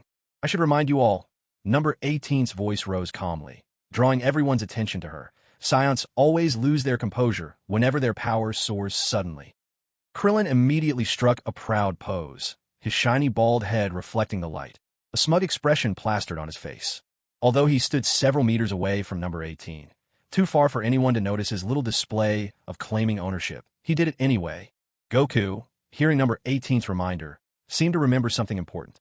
Before he saw Chi-Chi, he could recall it perfectly. But now, that memory had completely slipped away. Cell. Actually, calling him Lightning Cell is more accurate now. Yes, the very same Lightning Cell who took a kick from Krillin. Vegeta rolled his eyes and snapped with irritation. If you've got something to say, just spit it out. Nothing's more annoying than a dithering woman. Bulma puffed up her cheeks in annoyance. There was an awkward shuffling in the corner. The mountain-sized Yardrat scratched his head bashfully and apologized. Sorry. Old habits die hard. When a man of the house asks for something, I just instinctively respond. 10 immediately clamped a hand over Yardrat's mouth. How could he say such things? Did he not notice the look on Vegeta's face? Vegeta was a Super Saiyan right now. A flick of a finger could finish him off. Scrounging meals and still unable to hold his tongue. Honestly, enough was enough. Number 18 waved her hand disdainfully in front of her nose, making a face of disgust. Hang in there, Vegeta. Lightning Cell's power level is now 3 billion. A whole billion higher than yours. Vegeta, you weren't there at the time, but Goku, you should know, right? For once, Goku didn't crack a joke or play the fool. He nodded solemnly. He remembered. When he'd left the hyperbolic time chamber, he'd intended to warn everyone. Their combined power still wasn't enough to take on Lightning Cell head-on. If they didn't want a repeat of last time, when Cell sent them flying with a single burst of energy, it meant more training was absolutely necessary. This made Krillin curious. Weren't you supposed to be able to stay in the hyperbolic time chamber for up to 48 hours in your whole life? Why did Goku come out after just one day, especially knowing he still wasn't a match for Lightning Cell? Once he realized this, Krillin spoke up. Goku answered him seriously, spending 2 years straight in that empty void. Never mind surpassing Cell, you'd be lucky to make it through without losing your mind. At the mention of losing your mind, Krillin instinctively pressed his palms together like in prayer. But, for once, there was no comic aftermath. The others immediately drifted away from him, except for Gohan, who grabbed Krillin's hands, stopping him before he could stir up any more trouble. Vegeta believed what Goku said.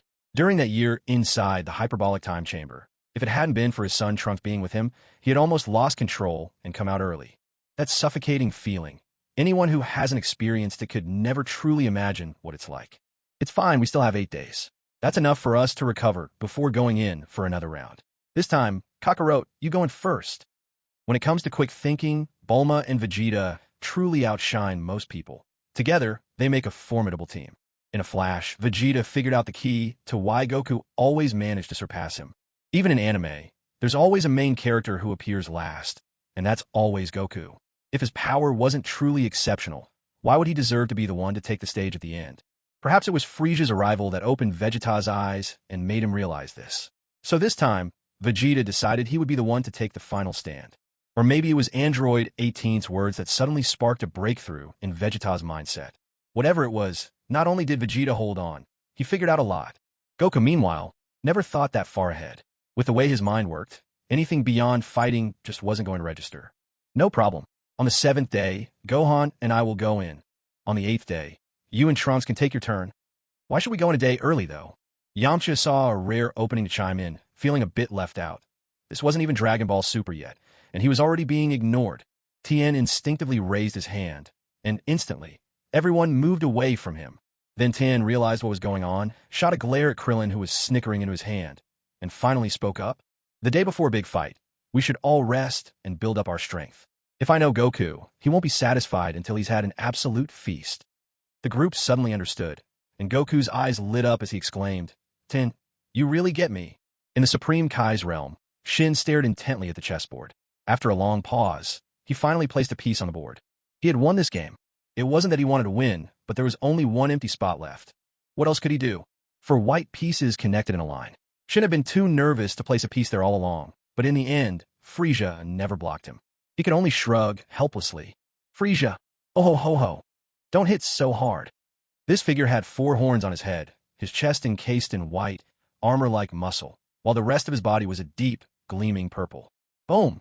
A planet standing in the path of the rainbow-colored energy beam exploded with a thunderous crash. This was the only planet in the area. A perfect hit. Cooler finally broke free from the rainbow energy's grasp and managed to escape. Gula is one of the elites of the Frost Demons, so surviving in the vacuum of space is no problem for him. He glanced around, mouth opening and closing in silent fury, his expression contorted into something savage and terrifying. But unfortunately, Sound cannot travel in space. All of Gula's venomous curses faded into absolute silence. Not a soul could hear them. Narration. Damn it all. Sure, I can survive in space, but I'm not a spaceship. There's not a single planet nearby. What do you want me to do? Drift endlessly until the end of days. Ugh. Surprisingly, Gula wasn't cursing at Frieza, but rather complaining about how far the journey was. He should consider himself lucky just to be alive. Of course, whether Gula would grow old and die drifting through the endless void was none of Frieza's concern. After agreeing to Xian's request, Frieza finally stretched his muscles. He'd been sitting still for too long, locked in the poised position of a chess master. Time to get the blood flowing again. And since Xian had so proactively asked for a beating, how could Frieza possibly disappoint him? True, Frieza might not grant wishes as readily as the Super Shenron, nor be as inflexible as the Namekian dragon that always seemed to refuse everything, but a small request like Xian's was well within his means. The process, however, was simply too brutal, far too savage and bloody. For the sake of the younger generation, let's spare the detailed description and use 6 ellipsis dots instead. Suffice it to say, for 3 whole hours, Xian's cries echoed throughout the sacred world of the Kais, a clear sign that Frieza never went overboard, at least not enough to silence his opponent completely. Sigh, you really are a handful. Force me to heal you even as I beat you, what a pain. Next time, don't ask for anything like this again. I'm not here, just to idle away my time. The old Supreme Kai was dumbstruck. Jeed was speechless, and Dodoria, comfortably stuffed from his last meal, could only stare in wide-eyed shock. As for Xian, he was utterly a loss for words. He wanted to talk to Frieza about Majin Buu, but after all that screaming, his voice was completely gone. What a miserable feeling. Frieza turned to Xian. Didn't you say you had something to tell me? I gave you a chance, and now you're staying silent. What exactly is the deal here? The old Supreme Kai's alarm bells went off at once. He hurriedly put away the tablet and pointed at Jeed. You, go heal Xian. Looks like Frieza forgot to restore him. Jeed quickly caught on. He didn't mind using a holy healing spell. After all, he still had Flash of Light and the like at his disposal. Just a healing spell, nothing to get upset over. There was no way he'd use Intervene that would grant the target invincibility at the cost of his own life. No way would he ever use such a boneheaded skill. Oh ho ho, if you don't speak up now, I really will leave.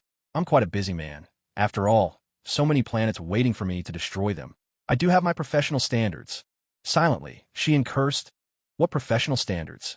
That was just Frieza's way of butting heads with the Supreme Kais. But the old Supreme Kai had picked up on the hidden meaning behind Frieza's words. Why you? Are you working for him? Ha! Old man, your knack for reading people is impressive, but make sure you never mention that name. If you do, who knows, it could be thousands or even tens of thousands of years before you're free. The old Supreme Kai gave in, determined never to touch on that topic again. Shin, though still confused, dismissed it as unimportant. What really mattered now was sending Frieza to deal with Majin Buu. Frieza, if you use your pitch-black form and the celestial transformation, do you think you could defeat Majin Buu? Thunk! Frieza bounced up and gave Shin a smart rap on the forehead. This guy really had a knack for blurting out the most clueless things. First off, that's not some pitch-black form. It's called the Black Iron form. I call it Black Iron Frieza. Second, barring any surprises, I wouldn't even need the celestial transformation to take on Majin Buu. I could definitely overpower him, but killing him? Now, that's another story. And third, there's no way I'm tangling with Majin Buu right now. That guy isn't someone you can destroy with ordinary power. No matter how much stronger I am, at best I could drive him into endless weakness. But actually killing him? Impossible. Frieza had no tricks like the Spirit Bomb, and was clueless when it came to destruction energy. His signature moves were the planetary destruction wave and his famous death ball. But honestly, even those weren't enough to completely annihilate Majin Buu. Majin Buu and Cell were different cases. As long as Cell's core chip survived, he could regenerate. But Majin Buu, as long as a single cell was left, he could resurrect. And Buu's individual cells were freakishly tough. He could even come back from vapor or smoke. Blasting him with energy alone just wasn't enough. What Frieza didn't say was that if he ever worked out Ultra Instinct, even at just 10% power, he'd have no trouble obliterating Majin Buu in a single punch. After all, the Ultra Instinct he'd learned from the Celestial Transformation was the complete version, far superior to the half-baked version Goku had worked out.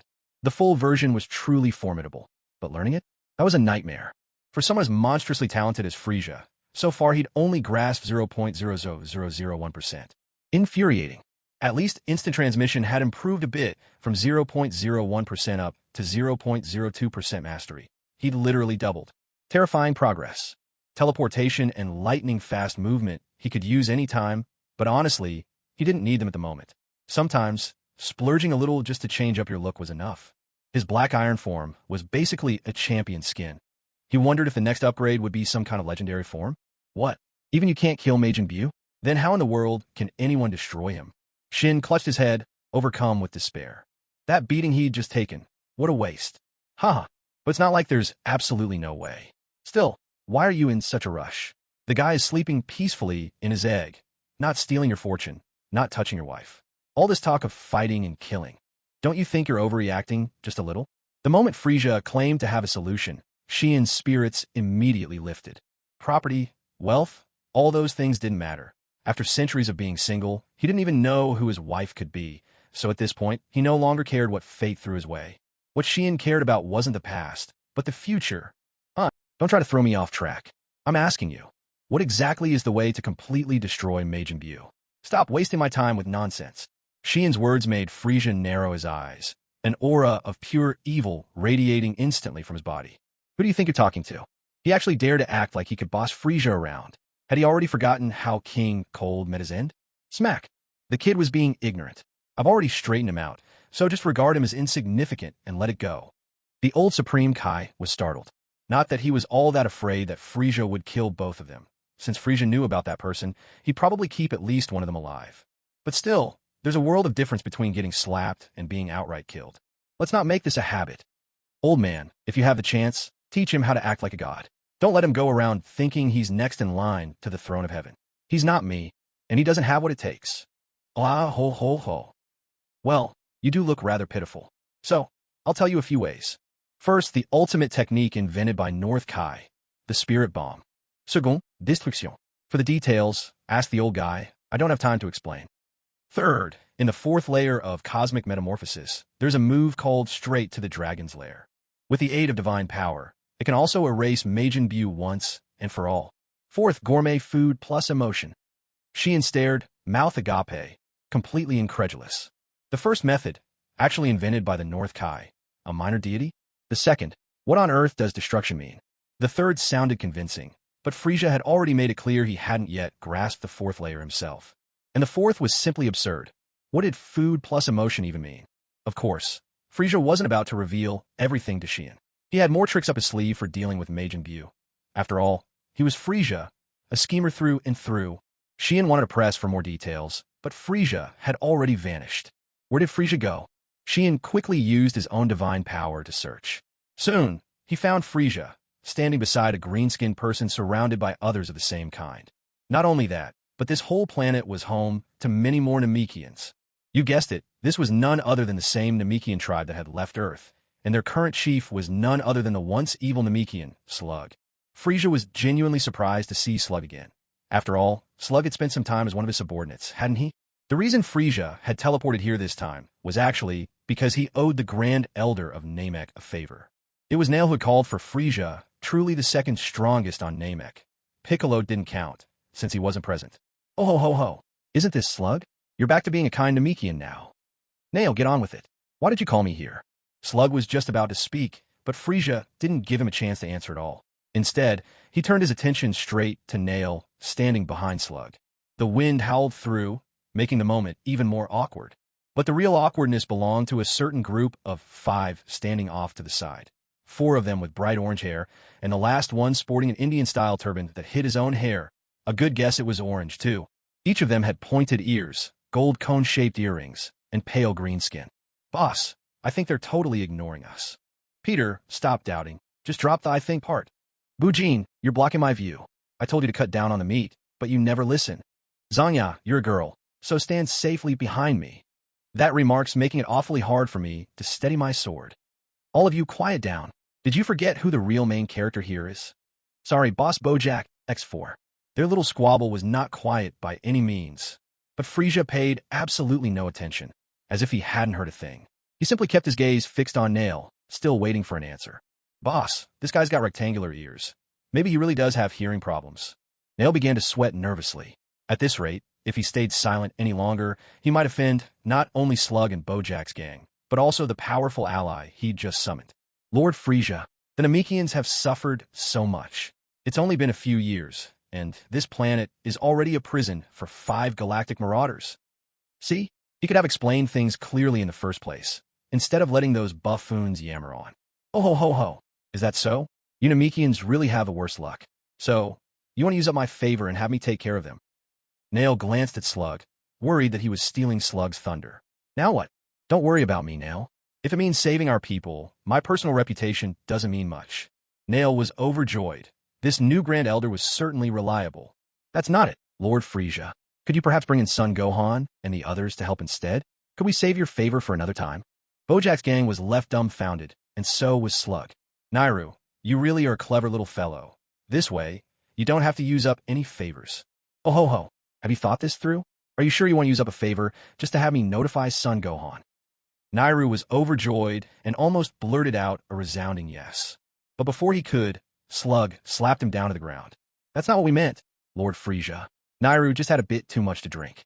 What we're actually asking for is for you to help Namek out of its crisis just this once. Slug had come to his senses. According to Frieza's rules, regardless of their approach, a favor would still be spent. If that was the case, what was the point in calling Gohan's group? What if those scions couldn't handle the enemy? Frieza was definitely the more reliable choice. After listening, Frieza decisively turned around, and only now did his gaze finally settle on the gang of 5 known as the Galactic Bandits. Oh ho ho. Very well then. After all, I'm a reasonable and trustworthy individual. So Bojack was it? How exactly did you manage to break free from your seal? Bojack pondered for a moment, then decided to reply, well, that's a pretty long story, sort of like a child abandoned by its mother, really. Frieza flicked his tail with a sharp smack and looked visibly displeased. Someone passed through a black hole and damaged a key node in the sealing formation. That's how we got released. Yes, that's about the size of it. A sudden gust of wind blew past, whisking away a bead of cold sweat from Frieza's brow. Was it really that long a story? Although it was baffling why Northkai was still alive, or how the seal had been lifted, none of that really mattered. These guys couldn't even match a Super Saiyan 2. Clearly, they were only good for a light warm-up exercise. Zanya. She really was pretty. The key thing was that she was adorable. Pale green skin, wavy tangerine hair, and that sweet smile. A smile with the charm of a first love. What a shame I'm just not up to the task. A quick scan with Scouter revealed everyone's power levels at a glance. Bido, the one with the ridiculous banana-shaped hair and the sword. He was the one Trunks finished off in the original story. Power level, 800 million. Bujin, the short one wearing the mysterious Indian-style hat. He had strange magic that could control people.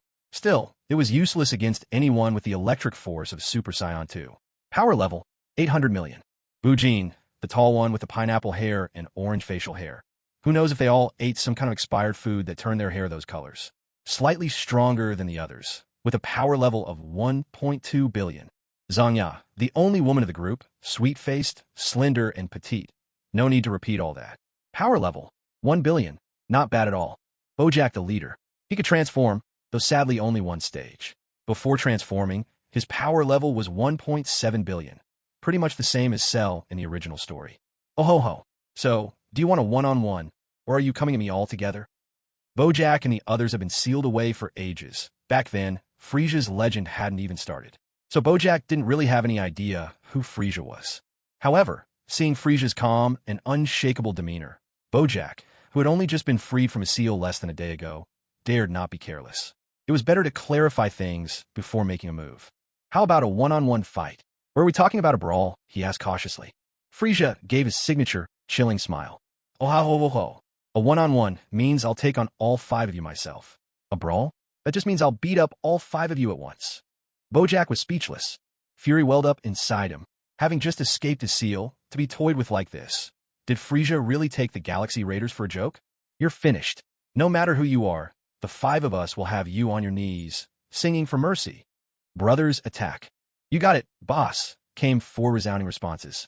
With a swish, Bido was the first to charge in. As a swordsman, his defining trait was simple, speed. There's an old saying, perfectly suited for swordsmen. Death is like the wind, always by my side. In a flash, Bido darted forward. But in just another instant, a thunderous explosion rocked the battlefield. In the distance, a mushroom cloud rose, billowing where the blast had occurred. There was nothing left of Bido, not even a trace. Bido! 4 voices cried out at once. When Bojack and his crew looked back at Frieza, a trace of panic flickered in their eyes. With a single flick of his tail, Frieza had utterly annihilated Bido, leaving not even ashes behind.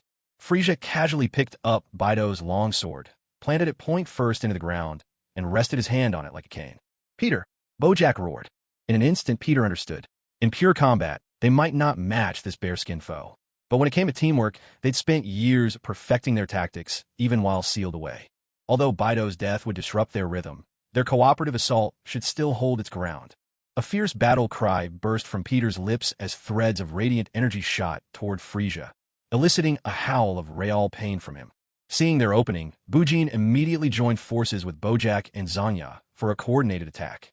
Bojack launched a punishing punch straight at Frieza's abdomen, while Zanya dove from above, aiming directly at the back of Frieza's head. Bujin, built like a juggernaut, unleashed a brutal headbutt to Frieza's chest, his sheer strength shaking the air.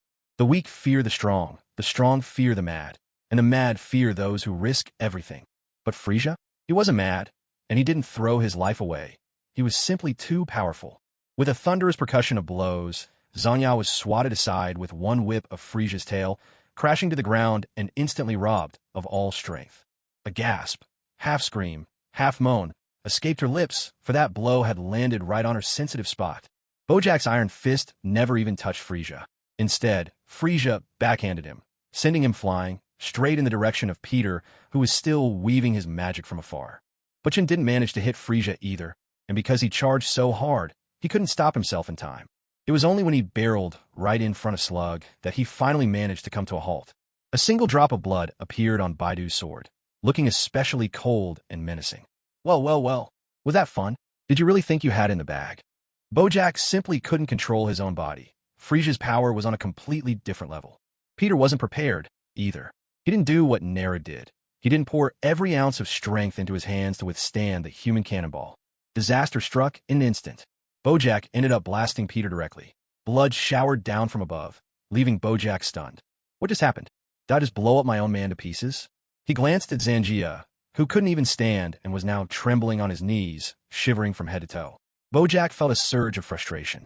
Then he looked at the team's tank, the towering Butchin, who was, of all things, posing in front of a group of Namekians as if he were ready to charge into battle. Butchin, what are you doing? This is no time to mess around. We need you to draw their attention. BB boss, did Peter pull aggro? Zangia's voice stuttered with each word, but what he said made Bojack angry and embarrassed all at once. Pull aggro my foot. Peter was just holding back. He hardly dealt any damage at all. And even if he did pull aggro, he's the strongest guy in our party. Butchin.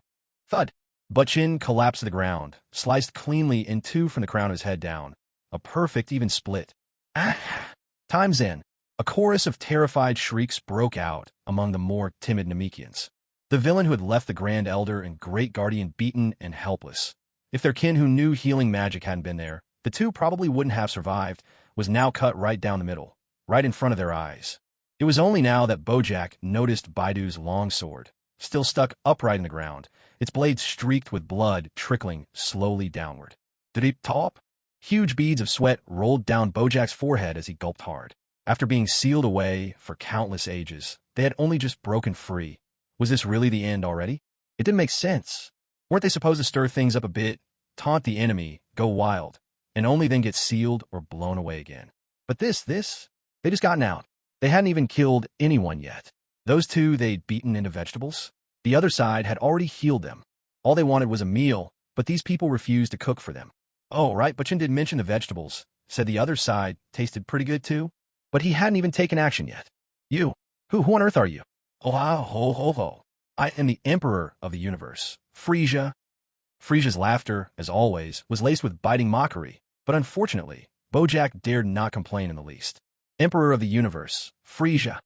Bojack suddenly shouted, whipping his head around to look at Zanya, who was now able to stand. Have you ever heard of him? A tremor rippled through the planet Namek, so pronounced that even Supreme Kai Shin broke out into a nervous sweat and hurriedly wiped his brow. Old-timer. No, Grand Elder. This Bojack is even more reckless than we ever were. Rubbing the spot where the Elder Supreme Kai had struck him, Shin was on the verge of tears.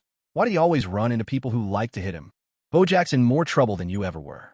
Frieza might not actually kill you, but he truly would crush him without a second thought. It's Bojack. Yes, I know. The one who's famous for being a wild horse. Gid landed head-first into the ground, instinctively cushioning Shin's fall. Zanya, at first, shook her head, but then hastily nodded with wild enthusiasm. She felt like the boss had nearly doomed them all. Wasn't it obvious at a time like this? Whether you've heard of him or not, you have to act as though you're an awestruck fan. You haven't heard of me? The voice sent a chill colder than winter across Namek, making even Lord Slug and the other Namekian sneeze as one. Did winter suddenly arrive on Namek? Would those freshly planted trees survive, or would they all freeze to death? Who was it that said the new Namek didn't have winters? Bojack was shivering too, but he refused to back down. Emperor of the Universe? What's that? Frieza? Who cares? I'm a galactic marauder. Let the whole universe tremble at my name. You've angered me now. Go berserk, Bojack, go wild. I'm gonna rip you to shreds. A deafening surge of energy erupted. Bojack's clothes exploded from his body. Not only that, he mimicked the seance and transformed, his hair changing color in the process. But instead of that dazzling gold that blinds the eyes, his hair blazed in deep, demonic red.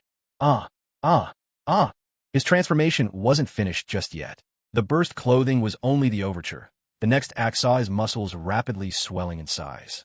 He wasn't quite as grotesquely muscular as Vegeta's superform, but he was well on his way, and it looked formidable enough.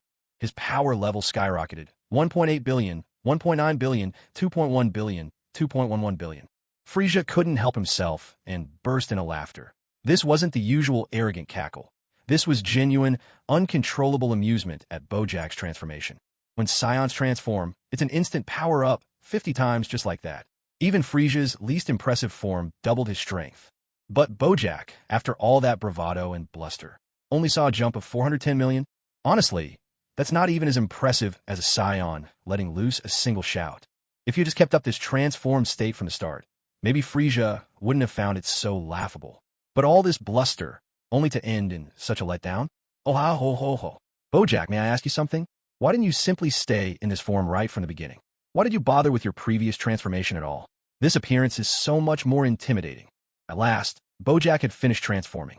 He was a bit out of breath, his throat dry and hoarse, and when he yelled earlier, his voice actually cracked. Ha, since you're asking so earnestly, let me magnanimously give you an answer. Ahem, Zanya, you tell him why. With a leap soaring several hundred meters, Zanya shouted back, because the team's hair color has to match. Wish. By the time Zanya landed, she was already far away from the battlefield. Lord Frieza, take down that poser. Whoosh. The wind whipped up again, leaving Bojack dumbstruck. What is going on? Am I not intimidating enough? This blazing red hair. Can't you see it? Are you blind or what? Oh ha ho ho ho. Bojack, are you a member of Team Rocket from Pokemon or something? Since you answered with such sincerity, let me show you, out of pity for your ignorance, what a real transformation truly is. Frieza's fists clenched tightly, veins bulging across his forehead. His power level was skyrocketing at a dizzying pace. 3 billion, 4 billion, 5 billion, 7 billion, 10 billion. A throbbing, thunderous blast of energy erupted, exploding outward with unstoppable force. In an instant, sand and rocks were sent flying, fierce winds sweeping across the battlefield, even blowing the Namekians off their feet. Even Zanya couldn't stand her ground. Her body was helplessly pushed backward, carving a deep groove into the earth beneath her. Boom! A wave of rainbow-colored energy shot into the sky, transforming the very atmosphere of Namek as tempestuous winds and earthquakes tore across the land. The once peaceful planet was splitting and cracking apart at every turn. Slug and Nail had already been blown far back, each wrapping their arms around a pale green jade pillar just to avoid being thrown any farther. As furious as Zanya was with these two shameless fighters, she simply couldn't spare the strength to deal with them at the moment. Truly, Frieza's overwhelming energy was so terrifying that her whole body had gone limp, leaving her utterly powerless. Bojack was already slack-jawed in shock, practically scraping the ground with his chin, not because he had a huge mouth, but because he had instinctively collapsed to the ground, unable to process what he was witnessing. Frieza, just what kind of monster are you? I've only been sealed away for a mere 1,000 years. Yet how has the world changed so much while I was gone? Now, this is the true aura of an emperor of the universe. This is what a real cosmic emperor should be. The so-called universe marauder? What a joke. Zanya, you were right. You were absolutely right. Frieza's forehead was beaded with sweat. He just pushed himself too far. All he meant to do was reach the Black Iron stage, But accidentally, he broke through that bottleneck entirely. Now, that was a little embarrassing. The grinding of metal echoed through the air, followed by the unmistakable clang of steel upon steel. His fighting power had leapt, more than doubling the black iron level. 12.8 billion. Hahaha. Bojack, this is what you call a transformation. This is what it means to be unrivaled in all the world. Like a wraith drifting in the sky, he floated out from the clouds. Not a single white dress or long hair in sight, but just as chilling all the same. Frieza. His entire body shimmered with a green light. Not the green of Namek's fields, but rather the metallic sheen of ancient bronze. This glow mingled with a seven-colored aura, and when paired with those cold, merciless crimson eyes, it was enough to make any child fall silent in fear. Suddenly, on Namek, a grand background score began to play, a soundtrack befitting only the arrival of a final boss. Picture the entrance of General Jiang in a classic ghost tale. But unfortunately, that smug little laugh from him scattered the music like smoke. Still, nobody cared. At this moment, Frieza reigned supreme. He was a god, gazing down upon all living beings with absolute authority. So, the first form of stellar shift wasn't useless after all. It's the key to breaking my own physical limits. A pillar reaching the heavens. How fitting. Look at that raging aura shooting skyward. Every ounce of energy perfectly contained, not a single thread wasted. Excellent. Bojack, now do you understand what a true transformation is? This is only my second transformation. There are others to come, though I don't know how many more. At the very least, my golden form is a sure thing. Frieza was in high spirits. Even though this new form was still unstable, it reminded him of how his son Goku looked the first time he transformed in the original story.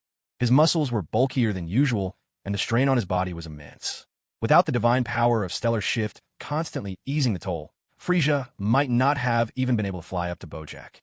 Frieza, Lord Frieza, I see the error of my ways. From now on, I am your humble servant.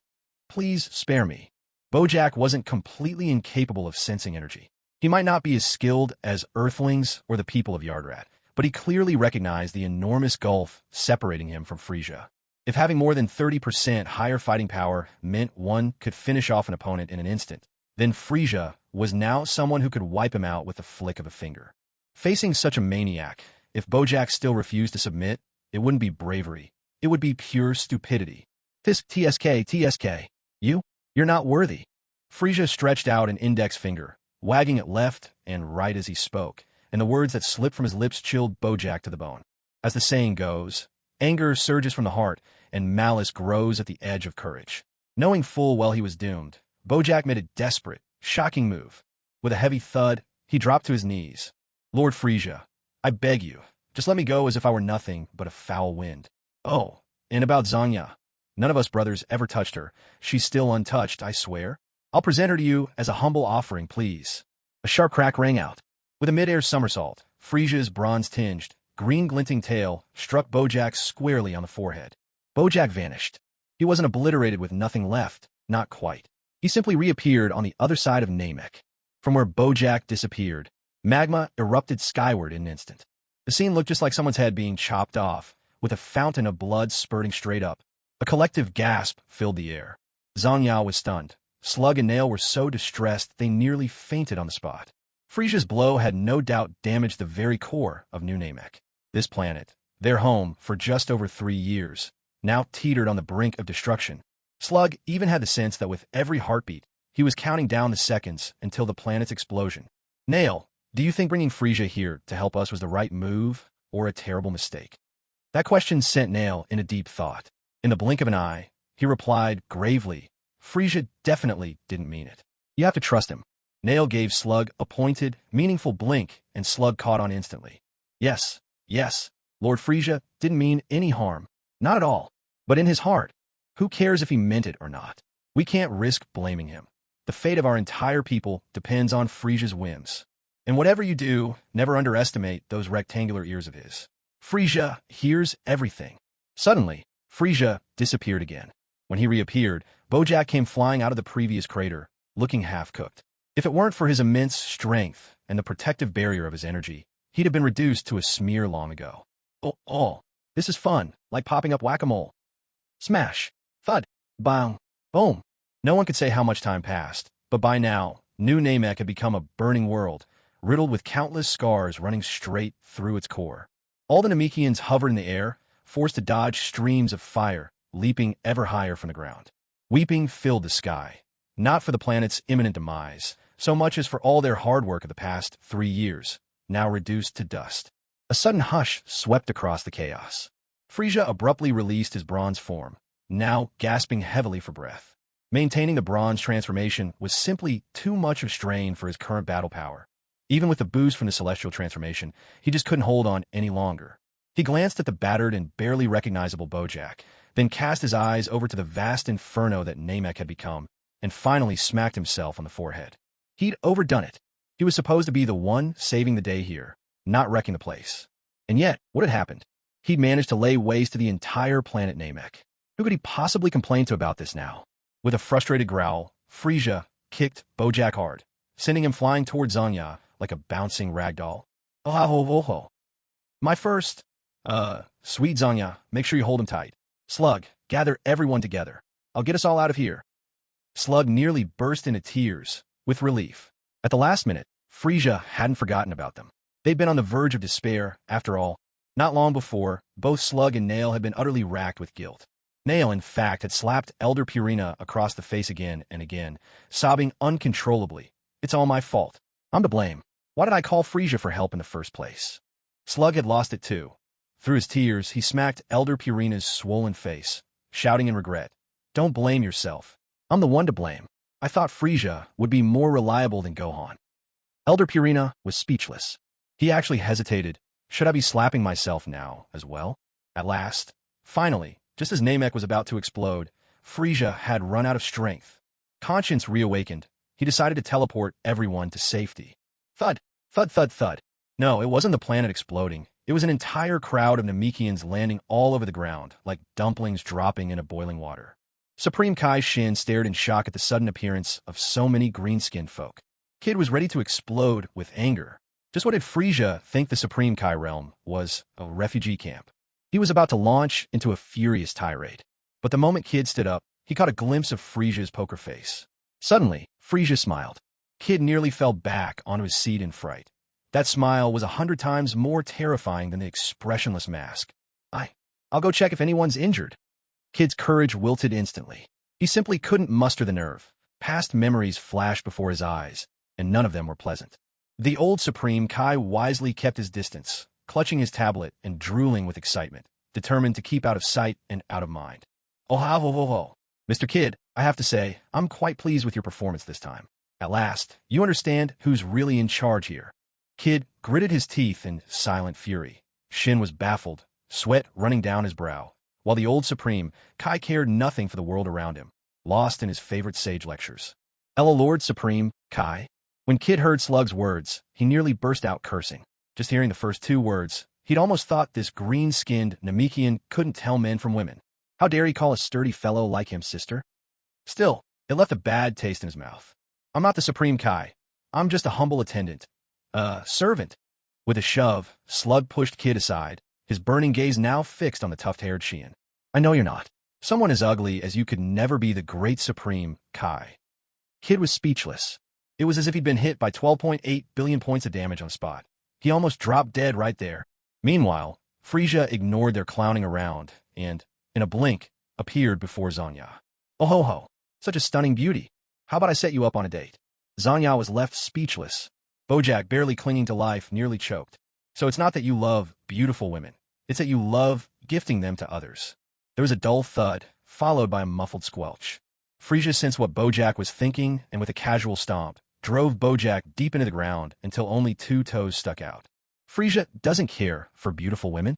Anyone who dares suggest that will trigger a 200% power surge from him. It's a sore spot, one no one is allowed to bring up. Not even little gold turtle. Cross him, and you'll get pounded just the same. Guess who Zanya's special someone is?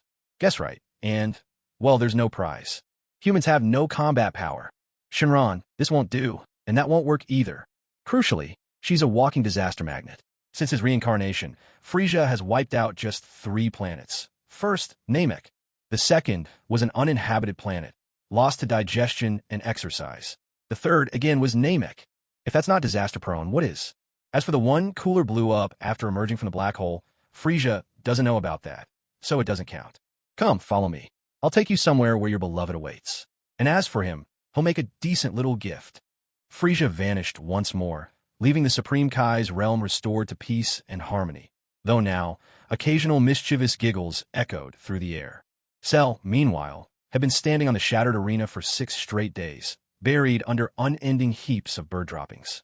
So when Frieza reappeared beside him, what he found was a Cell on the verge of a total breakdown. Oh ho ho, I forbid you to move, but surely you can at least use your energy to clean yourself off. Cell was fuming. Last time, Frieza wouldn't even allow him to pass gas.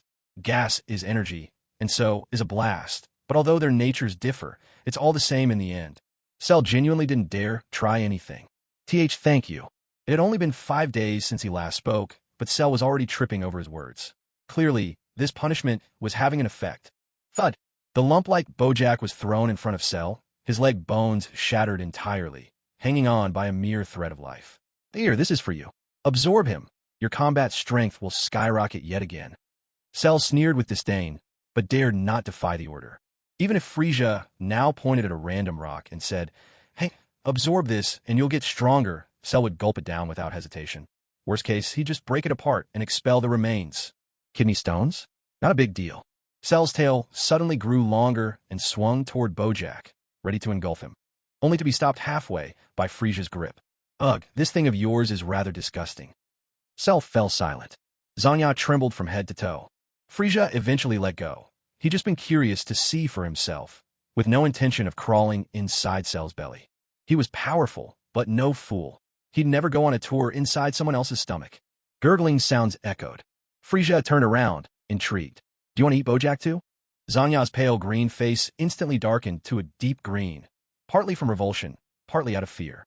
No, Lord Frieza, I eat normal food. I don't eat people. Frieza scoffed. He just heard Zanya swallow and thought she was tempted. In fact, she wouldn't have minded if Cell lost a thigh for her to roast. It would just grow back in no time, after all, at a staggering rate too. Wait a second. Cell, I've got a brilliant way for us to make money. We can set up a stall and sell your meat. You can just cut off a piece, grow it back, pure profit. Zanya instinctively took several steps back. Cell immediately shielded his tail in horror. He could barely breathe. No, that won't do. Your meat's green. People would think we poisoned it. Besides, you don't even have a health certificate. Come on, hurry up and swallow it. Or do you want to poke you with a stick? Frieza grinned again, his eyes narrowing in delight, which made cold sweat break out all over Cell. With a gulp, Bojack was finally devoured. Down to the last scrap, nothing remained. A tremendous wave of energy exploded outward, and Cell let out a howl of agony and rage. It was like a dragon's roar or a tiger's snarl, somewhere between a ferocious beast and a Cell's own scream. Cell's furious roar echoed, his anguish so overwhelming his body convulsed. His power level rose at breakneck speed, soaring to 3.5 billion, with no signs of stopping. Wonderful. My power level recently hit 4 billion. I was almost getting bored of feeling unbeatable. As expected, Cell, you never disappoint me. Come on, keep going. At this moment, the people of Earth erupted in terrified shrieks, while the Z fighters frowned deeply in concern. They recognized this aura all too well. It is now the 6th day. Neither Sun Wukong nor Vegeta has returned to the hyperbolic time chamber, but that doesn't mean they've stopped pushing forward. After all, their current fighting strength is still no match for Cell's. Several more gravity chambers have sprung up at Bulma's home, and, on average, 1 or 2 would explode each day. Thankfully, the Brief's family's wealth easily absorbs such losses. Otherwise, these training mishaps would be unbearable. But just now, every single gravity chamber exploded at once. From the smoldering wreckage emerged Sun Wukong, Vegeta, Trunks, Gohan, and Piccolo. Piccolo hasn't yet fused with Kami, though that's surely not far off now. This is Cell's energy. How can this be? How could it possibly become this strong? Piccolo gasped, veins rising on his forehead in shock, a mix of disbelief and helplessness overtaking him. Everyone's face was dark and tense. Sun Wukong's usual easygoing attitude had vanished, and Vegeta's confidence had taken a fresh blow. In a way, Vegeta's effort far outstripped anyone else's in the world of Dragon Ball. Yes, anyone.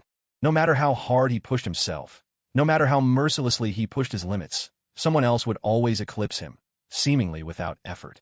If he had a choice, Frieza's very soul would choose to cross into Vegeta's body rather than that of his own sexless self. Frieza roared inside, burning with fury. Unbelievable. Not worth responding to. It's hard not to feel for Vegeta and everything he's faced. His pride commands respect, and his competitive spirit is second to none, not even Sun Wukong's. By birth, Vegeta outranks Wukong. And yet, the twists of fate and fortune have never swung his way. What a bitter irony. Vegeta's emotions were a tangle. Over the past few days, his power level had reached 2.3 billion, finally matching Sun Wukong's. This was the very limit of the first stage of Super Saiyan. Let's not split hairs, just go with it. Both he and Sun Wukong yearned to break through, to transcend Super Saiyan, but so far, all attempts had failed. Worth mentioning, Gohan now boasted a power level of 2.3 billion as well. Lately, he'd grown withdrawn and silent. No one knew why he'd changed so suddenly, though perhaps it was a side effect of becoming a Super Saiyan. Only in Sun Wukong's eyes was there still an unspoken glimmer of hope. Yet, when Cell's power suddenly erupted, multiplying at a frenzied pace, even Sun Wukong began to lose faith. Number 17. Speak. 17. What was there to say? 18, worried about 17's vacant look, quickly took over the conversation. Cell's power level is now at 3.8 billion, almost 3.9 billion, and there's no sign of it slowing down. The numbers 18 announced sent a chill straight through everyone's heart. They knew it very well. Right now, even the strongest trio of Son Goku and his friends had only reached 2.3 billion in power. Trunks had barely made it to 1.8 billion, gritting his teeth to hang on. At this moment, Android 17 snapped back to reality. Every time Bulma appeared, there was always a fleeting moment when he lost focus, which explained why he didn't catch Vegeta's meaning just now. 4 billion. No, 4.1 billion. And it's still climbing. Over on Cell's side, Frieza's laughter echoed endlessly, while Cell's furious roars never ceased.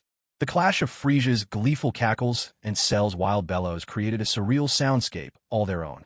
The whole earth seemed to shudder beneath Cell's rage. Storms raged without rest, torrents lashed the land, tsunamis crashed in relentlessly. The world itself echoed the terror of the end times. It was only thanks to Frieza's divine power, shielding the ground, that mountains didn't collapse and the earth didn't crack open. Without that protection, the casualties on Earth would have been catastrophic. At last, Cell's roars faded. Frieza stopped his brazen laughter. Xander's heart almost stopped as well. This was absolutely terrifying. Could it get any worse? Earth was far too dangerous. She desperately wanted to go home. Seal her away if they must. Anything would be better than dying from sheer fright like this. Heavy, raw breathing filled the air. Cell was panting like a wild beast, while Frieza lounged at ease. Oh ho ho. So you didn't quite manage to fully absorb Bojack, did you? Your power's only at 4.5 billion. That a bit they knew very well that, right now, even the strongest trio, Goku and his friends, only possessed 2.3 billion in power level. Trunks was barely at 1.8 billion, gritting his teeth just to keep standing. Number 17 snapped back to his senses as well. Every time Bulma appeared, he would always get distracted for that brief moment, which explained why he hadn't caught Vegeta's meaning just now. 40 billion. No, 41 billion. It's still rising. On Cell's side, Frieza's laughter rang out continuously, while Cell's furious roars echoed on and on. That dreadful contrast, Frieza's elegant, taunting laughter and Cell's thunderous rage, became a bizarre spectacle, a striking scene against the chaos. Because of Cell's furious howls, the atmosphere over the entire planet shifted. Howling winds, endless torrents of rain, tsunamis tearing across the seas. It was as if the world itself was ending. If not for Frieza sheltering the earth with his godly power, mountains would be toppling and the land splitting open. If it came to that, there's no telling how many would perish. At last, Cell's furious shouts faded. Frieza's mocking giggle fell silent. Zhang Yao's heart nearly stopped from dread. This is insanely terrifying. Earth is far too dangerous. She wanted nothing more than to go home. Even being sealed away sounded better than being scared to death right here and now. Cell took in great ragged breaths, like a beast worn out, while Frieza lounged about in utter ease. Oh ho ho. So you didn't manage to fully absorb Bojack. A power level of only 4.5 billion. How disappointing. Cell let out a chilling sneer. Though that last outburst had been excruciating, the payoff was exhilarating. A rush so intoxicating, it was almost explosive. Cell began powering up again. He refused to believe that, with his current power, he still couldn't best Frieza. This was the side effect of obtaining Scion cells. Indeed, the Scion signature flaw. Whenever their power skyrocketed, they became blindly confident. 17 cried out in amazement. Holy! Here we go again. Goku started trembling with excitement. Afraid? Impossible. At worst, he'd get beaten half to death. A single Senzu bean, and he'd be back on his feet, good as new. Vegeta's face was black as ink. Fear flickered in his eyes. And perhaps this was the most important difference between Vegeta and Goku. Goku was fearless, while Vegeta still nursed a shadow of dread in his heart. Just then, a pair of tiny hands reached out to touch Vegeta's trembling fist. Vegeta raised his head ever so slowly. You're the strongest. A charge of electricity flashed across Vegeta's mind. He suddenly grasped something profound. He looked at little Trunks and the woman he loved most in the world. Confidence surged back within him. For his wife and child, even if it meant death, he would stand and block all threats from ever reaching them. Shouting, making noise, these are the signature skills of Science, and now Cell had elevated them to an art. A guttural roar split the air, followed by the crackle of energy and the deafening snap of battle power unleashed. A golden wave of energy erupted skyward, while arcs of violet electricity crackled relentlessly through the air. Cell's eyes shimmered emerald green, and the spots on his skin began to glow a fierce red. His wings, still violet, appeared even more dazzling than before. Well, Frieza, what's my current power level? Cell's voice was magnetic and deep. If it weren't for that rather unfortunate skin, just by looks and voice alone, he'd easily be called a first-rate heartthrob. Suddenly, the Z fighters made their entrance. Goku simply couldn't hold himself back any longer and arrived at the scene, bringing everyone with him. Seeing the massive crater caused by Cell's eruption of power, Android 17's voice quivered as he spoke, yet he continued his role as commentator with remarkable diligence. See Cell? F 48 billion. Android 18 was nearly beside herself with frustration at her hopeless little brother. 48 billion? So what? Your master is right here. What are you so scared of? With Frieza around, do you want to lose your spot as the Emperor's number 2 lackey? Dodoria, the self-proclaimed top lackey, was about ready to cry. Lord Frieza, are you forgetting me again? Wait a minute. Android 17 was instantly invigorated. That's right, he belonged to someone now. 48 billion? Who cares? He was determined to plant one right on Cell's face. Brimming with bravado, 17 strode forward like a solitary, unyielding warrior, unfazed by the crowd behind him, step by resolute step toward Cell. A look of admiration glimmered in the Z fighter's eyes. If you're going to live like Android 17. He didn't move particularly fast or slow, but there was something about him that made Cell recall what that ball guy had done to him before. Without warning, Cell struck. He'd been holding back long enough. Today, he was going to fight with everything he had. If 17 dared step up, Cell would break him first, absorb him, and wouldn't let even a scrap go to waste. Frieza's earlier actions clued Cell in. Apparently, he could become endlessly stronger. As a result, 17 nearly wet himself in terror. Lord Frieza, your most loyal servant is about to get obliterated here. With that outburst, his earlier aloof bravado evaporated in an instant, and the Z fighters all toppled to the ground. Seriously? Turns out he was all bark and no bite. Android 18 stayed on her feet. Her heart now belonged to Krillin, and she didn't want to act ridiculous anymore. Instead, rubbing her forehead with a resigned sigh, she murmured, "That silly brother of mine, still as adorable as ever." Another sudden movement, and with a thunderous crash, an even bigger crater appeared as Android 17's body was sent flying like a rag doll, only to be kicked aside by Vegeta as he tumbled past, careening straight toward a woman with striking orange hair in the distance. At the spot where Android 17 had been standing earlier, Frieza was enveloped in a swirling aura of 7 different colors. Even though there was a difference of 800 million in power levels, Frieza still managed to block Cell's attack. However, when he tried to deflect the force, some of it hit 17, resulting in him performing an involuntary V-shaped flight across the terrain. This self-driving tour was entirely automated. It definitely wasn't something 17 could control himself. Zanja would never have imagined that standing so far away, she could get caught up in all this. Completely unprepared, 17 suddenly clutched Zanja tightly, and the two of them tumbled down the slope together. Right then and there, Zanja lost the first kiss she'd cherished for so many years. Just like that, gone forever. Get off me right now. Zanja roared with anger, while 17 looked more than a little embarrassed. It wasn't that he didn't want to stand up, but the powerful waves created by Frieza and Cell's battle made it utterly impossible for him to move. Crash! Slam! Boom! Bang! Frieza hadn't even transformed yet. He could slowly get accustomed to this gap in power. With his extraordinary talent, Frieza became stronger the longer he fought. Training? What's the fun in that, when roaming across the universe is so much more exciting? After all, he's traveled to every corner of the galaxy. Please, get off me. Zanja was almost in tears. She felt like she was being completely flattened. I just can't move. Then can you at least move your weapon? Are you trying to stab me to death? Zanja was so innocent. She had no idea what it was. 17 was mortified. He didn't want this either, but as a man, wasn't it perfectly normal to always carry a stick as a weapon? I can't move it. My arm's broken. Zanja was utterly speechless. Bang! Another deafening thunderclap erupted, as if it exploded right by Zanja's ear, pinning her newly raised hand back to the ground in an instant. And as if that weren't enough, she felt like she'd been whacked over the head again, her strength draining away. Oh, Mr. Rubbish, enjoy your beautiful wife for me. That's my special gift to you. No flunky in history has ever been treated so well. Wait a minute, did I forget to bring him back again? Cell was absolutely furious. Frieza was a monster. No, something infinitely more twisted than a monster. In just this short amount of time, Frieza had managed to match his speed, and now he was even able to fight and keep track of other things at the same time. Did he really need to rub it in so hard? Arg. Frieza, I'll kick. Fool. A geyser of 7-colored energy shot straight into the sky, so intense that anyone watching would have cowered in fear.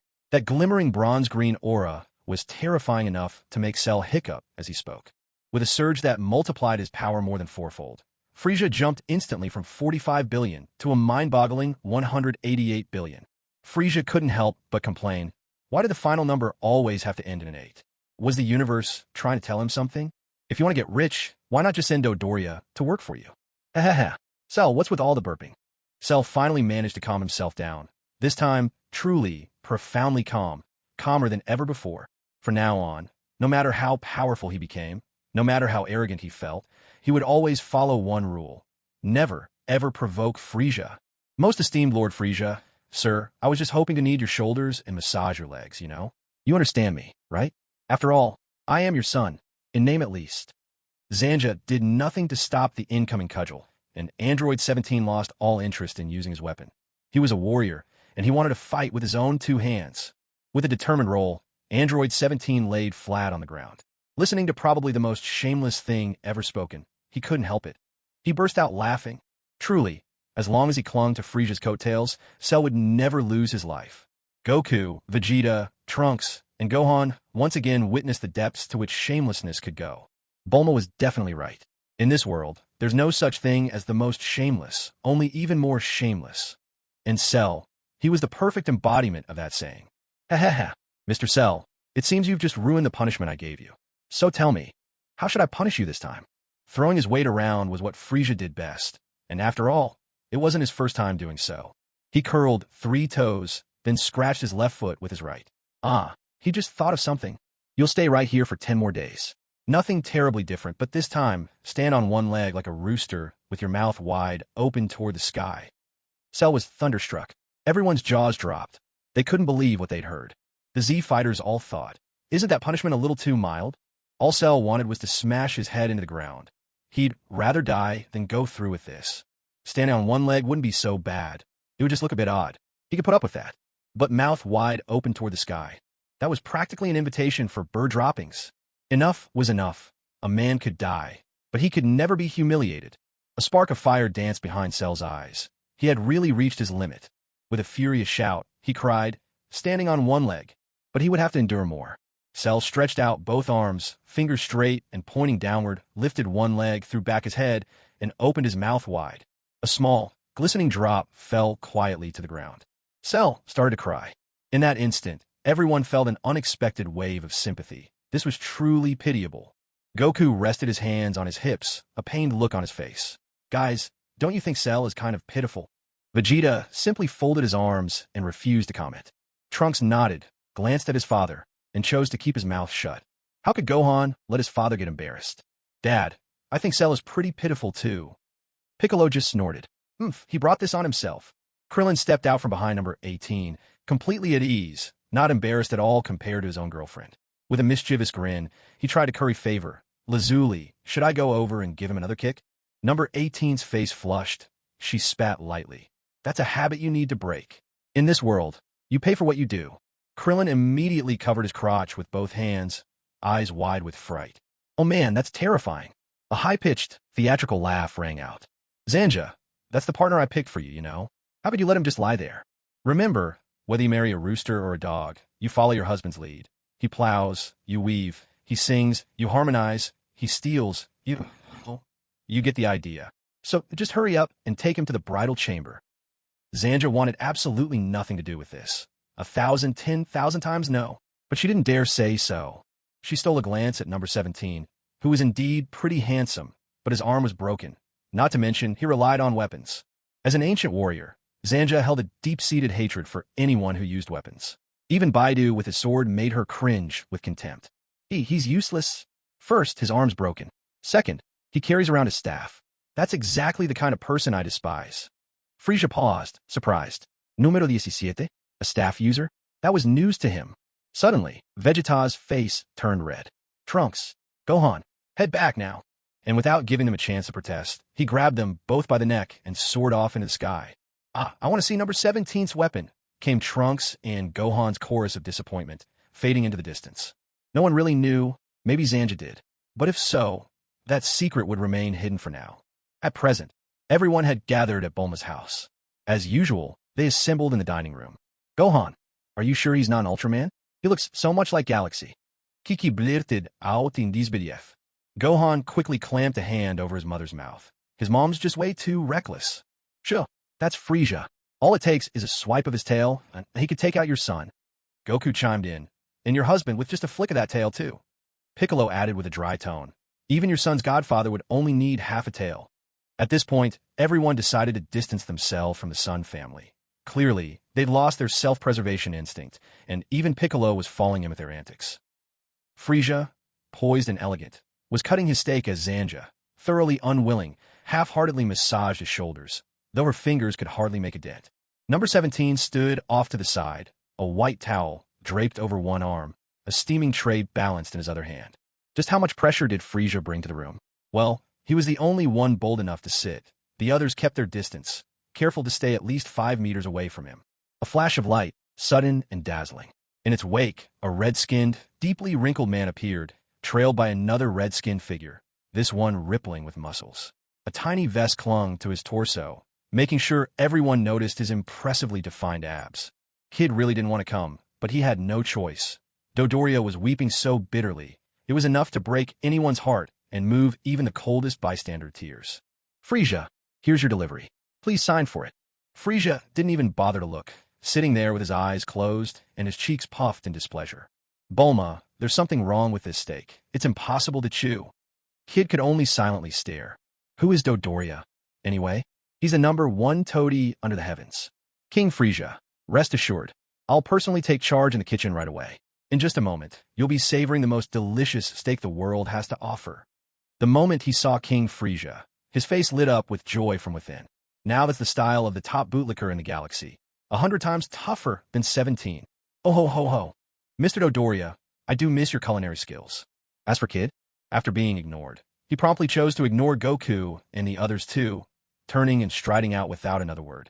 Bulma, holding baby Trunks in her arms, walked with elegance and took a seat right in front of Frieza. Her arm, fair as snow, reached out, revealing 2 capsules in her palm. Mr. Frieza, just a tiny token from me, a house and the latest model of Sky Car. Congratulations in advance to 17 and Ms. Zanja on your wedding. 17's expression turned dark, silent. Zanja blushed fiercely, but also kept quiet.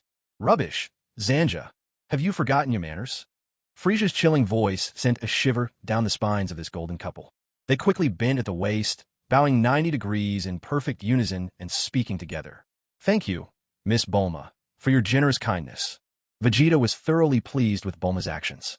With this, 17 wouldn't bother his woman again, and he could finally set off to have some fun with peace of mind. Good morning, ladies and gentlemen. This is World's Peace Television, bringing you live coverage of breaking news. Thanks to a tip from a concerned citizen, we rushed to the scene and discovered this bullet-shaped machine. Experts have identified it as a spaceship, but it must be said its capacity is rather limited. The sudden report playing on TV grabbed everyone's attention. Even Frieza's eyes flashed with a trace of surprise. This isn't in the original storyline. On the screen, a time machine was clearly visible. One exactly like the one Trunks had used, except this one had a shattered canopy, making it different from the one Cell arrived in. Cell had melted his way out of the glass cover. This one looked as though it had been blasted open. At that moment, Dodoria stepped forward, holding a plate of fresh, piping hot steak. Medium rare, not a second more or less, cooked to absolute perfection. He saw the scene on television as well, and the moment he caught Lord Frieza's gaze, his legs started trembling uncontrollably. Fighting the urge to relieve himself, he steadily placed the steak before Frieza and then dropped to his knees with a thud. Lord Frieza, I absolutely did have Monaka return the time machine to headquarters. Headquarters has records of this whole thing. Bang! Dodoria jolted in fright, for a second thinking he'd just exploded. He ran his hands all over himself. Everything was still in one piece, and Lord Frieza hadn't moved an inch from his seat. He turned around and, to his shock, saw a time machine just like the one on the TV. Apart from the top hatch, it was identical in every other detail. Trunks was stunned. Trunks, how many time machines did I end up making in the future? Bulma asked, her curiosity piqued. Despite knowing she built this contraption someday, her present self still couldn't figure out the principles behind it. It all felt wonderfully unreal. Trunks gave a bitter, somewhat sorrowful smile and replied, Mom, in the future, the world was nearly destroyed. It took everything we had as a country just to build a single time machine. Making more than one would have been impossible. Bulma felt a heavy pang in her heart upon hearing this. Suddenly, something occurred to her. She quickly rummaged through her little bag and pressed a capsule case into Trunks' hand. I almost forgot. This is something I prepared for you. Remember to take it when you go back. Inside you'll find not only a lot of lab equipment, but also plenty of food, clothing, and other essentials. Tears welled in Trunks' eyes, overtaken by emotion. On behalf of my mom in the future, thank you, Mom. Vegeta couldn't shake the feeling that he'd just been one-upped by himself. And the worst part was, he couldn't even pinpoint exactly where the problem was coming from. It was seriously frustrating. Ah ho ho ho. Can we set aside the heartwarming family moments for now? Don't you all realize something unpredictable is happening here? Think about it. A new time machine has suddenly appeared out of nowhere. Who could possibly have traveled here in it? Frieza's question pulled everyone sharply out of their sentimental reverie. Indeed, who could possibly be inside? The Z-Fighters and Frieza had different perspectives. Frieza knew someone named Cell was supposed to show up, but he didn't know who else might have arrived this way. The Z-Fighters, on the other hand, didn't even know that Cell was from the future. All they could wonder was, what on earth was going on? A tremendous rumble shook the ground. Suddenly, the whole planet began to tremble. Somewhere on Earth, a wild, savage, utterly emotionless Ki exploded into existence. This presence was massive, almost unbearable for any normal person. Out of habit, everyone turned to Android 17, the designated commentator in moments like these. And there, they found number 17, completely engrossed in an enthusiastic back and forth of mutual compliments with Dodoria. Hello, hello. You must be number 1 of the Heavenly Pavilion, right? I'm number 2. I've heard so much about you. Number 17, wearing a shameless grin, was standing there, flattering his so-called boss in the most obvious way. Yes, the Heavenly Pavilion is indeed a distinguished place. Even though you're only number 2, you must not disgrace our pavilion's renowned name. What Lord Frieza requires is absolute loyalty. You have already received Lord Frieza's reward, but that Zanja girl still needs a lot of training. She has yet to develop the right sense of belonging as a member of the Heavenly Pavilion. Number 17, babble, babble. Dodoria, babble, babble. Zanja, magic girl, transform. This scene left not only the Z-Fighters utterly speechless with exasperation, but even Bulma was at a loss for words. Frieza himself felt a rare twinge of awkward embarrassment. Well, that energy just now isn't listed in the database, but his power level is only 1.5 billion. Goku, still as thrilled as ever, was itching for battle.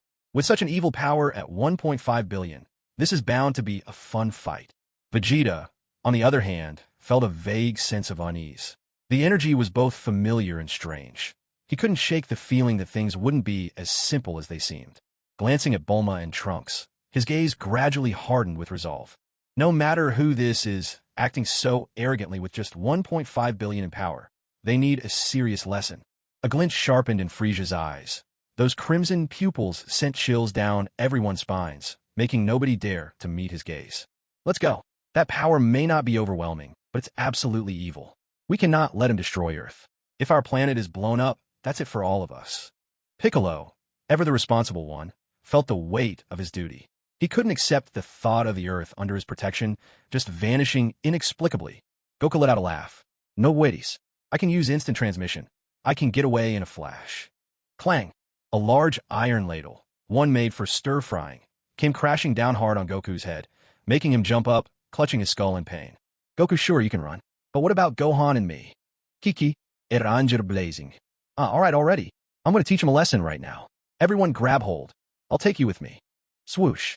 As Goku and the others departed, Frieza remained rooted in place, as did number 17 and Zanja.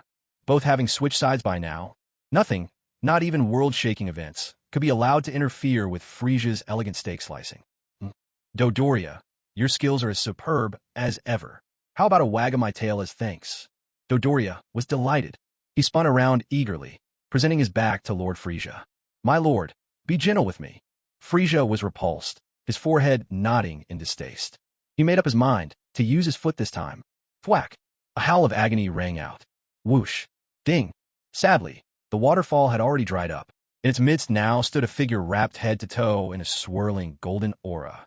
When that blazing wave of energy had just erupted, it had even split cracks across the sheer cliff face. This man's physique was outrageously powerful, muscles bulging even more impressively than a muscle-bound Super Saiyan. Thick veins stood out beneath his skin, every fiber radiating sheer strength. Someone gulped, the quiet sound breaking the tension. Krillin quickly stepped forward and called out, How come this guy looks like a Super Saiyan? Look, isn't his energy aura golden too? Suddenly, a thunderous crash.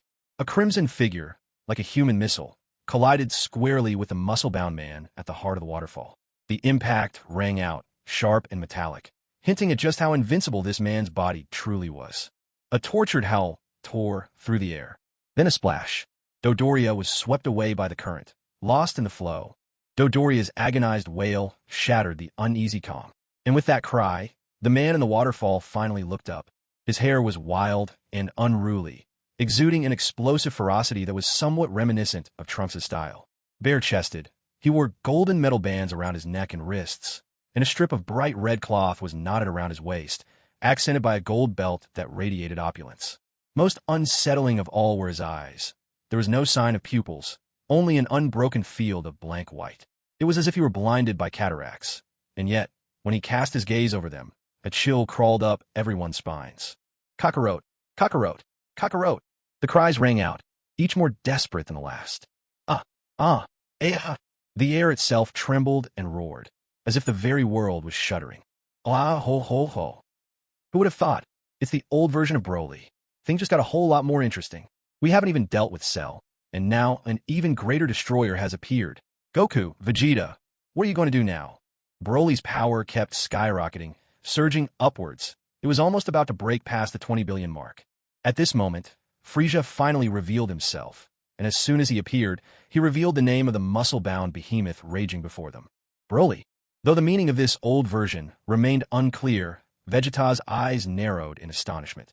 The name sounded unmistakably Saiyan. And hadn't this man just now shouted for Kakarot? Could it be? Vegeta. He's a Saiyan, one whose power level was 10,000 the moment he was born. Wow ho ho ho. Vegeta. He is the legendary Super Saiyan. Frieza's words left Vegeta stunned. Even Broly's rampant howls faded into the background.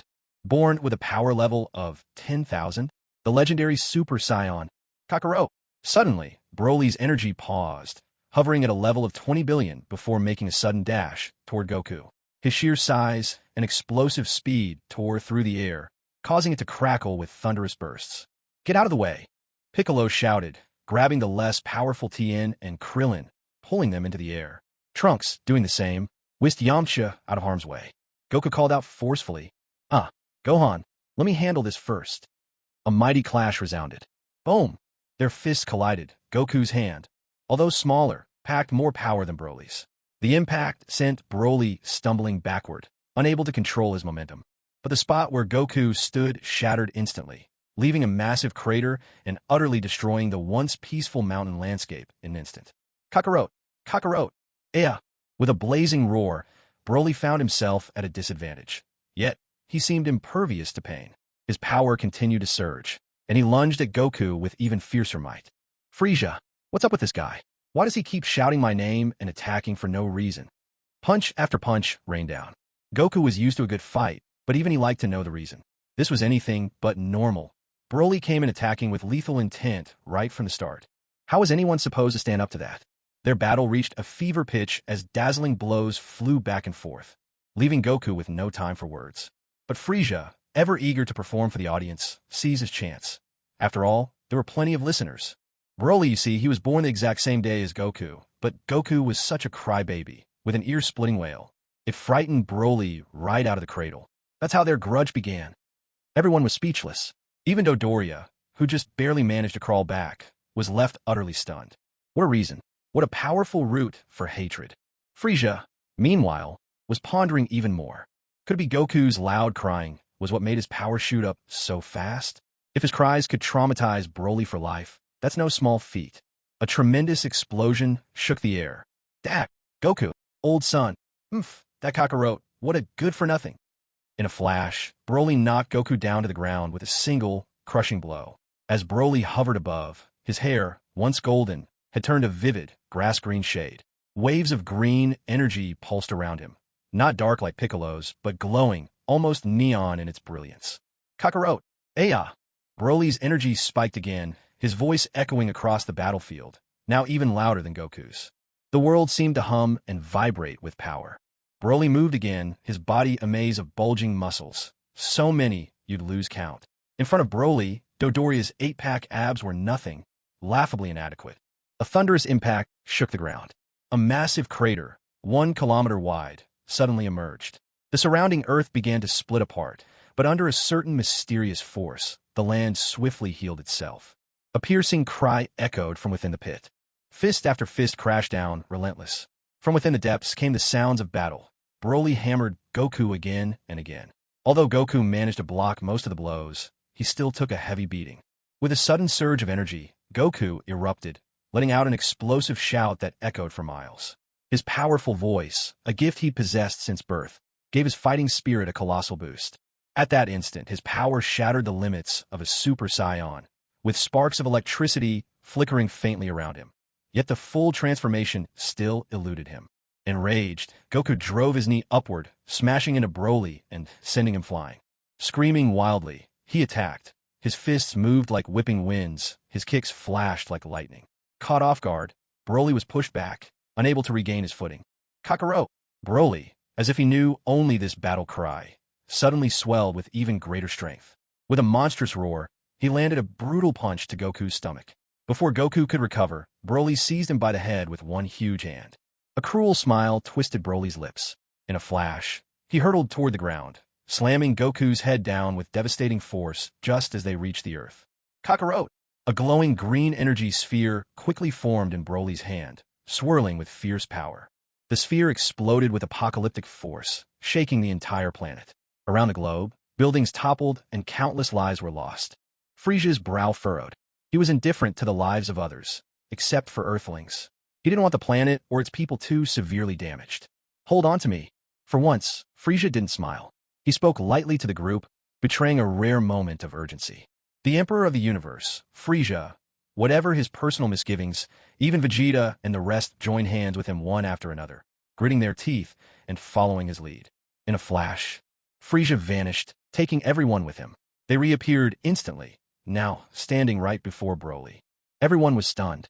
Yamcha let out a scream on the spot. I'm not ready to die. With another swift movement, the cries were cut short, and in the blink of an eye, everyone had disappeared from Earth. A clump of bird droppings fell. It landed squarely on Cell. He was beyond frustrated. He knew for a fact that Goku was fighting someone formidable, both warriors strong enough to catch Cell's attention. Unfortunately, he didn't dare make a move. Cell, time to leave. At such a pivotal moment, how could Cell, the one with Super Saiyan cells, possibly be absent? On this planet, there were no animals to be found. It was still in a primordial state, covered solely by plant life. But today, this place welcomed a group of creatures that by rights shouldn't have appeared here at all. Humans. And these humans had a peculiar habit. They liked to cloak themselves in a force called ki waves. Some were shrouded in white, others in gold, some in green, and among them stood one with flawlessly smooth skin, his aura shimmering in purple. Today, these warriors planned to settle things in an exhilarating clash. So let's meet the cast about to take the stage. The purple key aura could only belong to Frieza. At this moment, he hadn't yet activated the first level of his star transformation, standing proudly tall like a solitary pillar against the sky. This towering form didn't directly enhance his power, but let him transcend the limits of his own body. Frieza, wreathed in purple flame, now boasted a power level of 4.6 billion. In his previous appearance, he was at 4.5 billion. Just one good steak was enough to boost him another 100 million. Dodoria's cooking was truly something else, both in flavor and quality. The golden key auras belonged to the Super Saiyans. There was Goku, face battered and bruised from battle. Vegeta, arms folded, his pride unconcealed. The quiet and reserved Gohan. And the calmest of all Saiyans, Trunks, the older and more composed version. Goku's peak power was 2.4 billion, a level he'd only just broken through. However, now he was under 2 billion, mostly because he'd been hurt, and after a fierce fight, exhaustion was setting in. Gohan's peak stood at 2.3 billion, though within him seethed an even more astonishing energy. Vegeta, equally at 2.3 billion, had mastered the art of instant transmission, giving him an edge to punch above his weight. Trunks, steadfast as ever, peaked at 1.8 billion. His foundation was a bit shaky, his strength slightly lower, but his resilience was unmatched. The white auras were noticeably smaller than their golden and purple counterparts.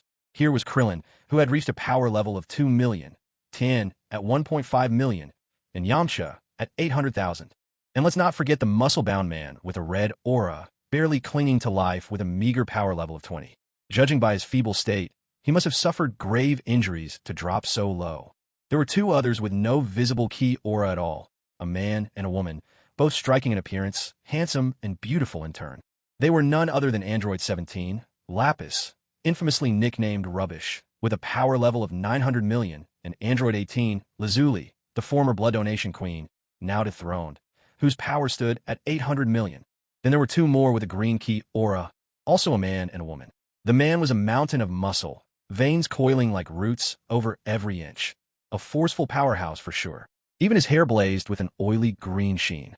He was none other than Broly, the main instigator of this looming brawl, whose power had already soared to 2.8 billion. By his side, the petite, endearing girl wore a trace of sorrow that even her wavy orange hair could not hide. She was Zangya, power level 1 billion, and unofficially 17th destined partner. As for that strange fellow who ended up being thrown to the ground, filthy all over, still retching as he lay there. His body was primarily green, covered in black spots, with purple wings on his back and a needle-like tail curled against him. He was, in fact, the main antagonist of this arc, Cell, the boss whose power soared to 4.8 billion, and thus concluded the Turtle Hermit's explanation of the combatants and their objectives. Now, let's welcome the first challenger to the stage. The hum of tension filled the air, but Broly wasn't about to let any commentary distract him. He had only a single goal, to destroy the man who had terrified him to the brink of insanity. Kakarot. Why else would he have gone through all the trouble of hijacking a time machine, if not for the fact that in the future timeline, Kakarot had already died from illness? Died from illness? Broly could never accept that. No, it had to be by his own hand. Goku's suffering was beyond words, a bitterness greater than swallowing pure gall. Yet, with his opponent barreling toward him, retreat was never an option. A thunderous collision seemed imminent, but their fists never met, for Vegeta leaped into the fray. Broly, I am the prince of all Saiyans. I am the strongest Saiyan. I am a true Super Saiyan. Roaring like thunder, Vegeta extended his right hand, for fingers curled into a fist, thumb sticking straight up and pointed at his own chest, loudly proclaiming his supremacy. Oreva, Super Saiyajin.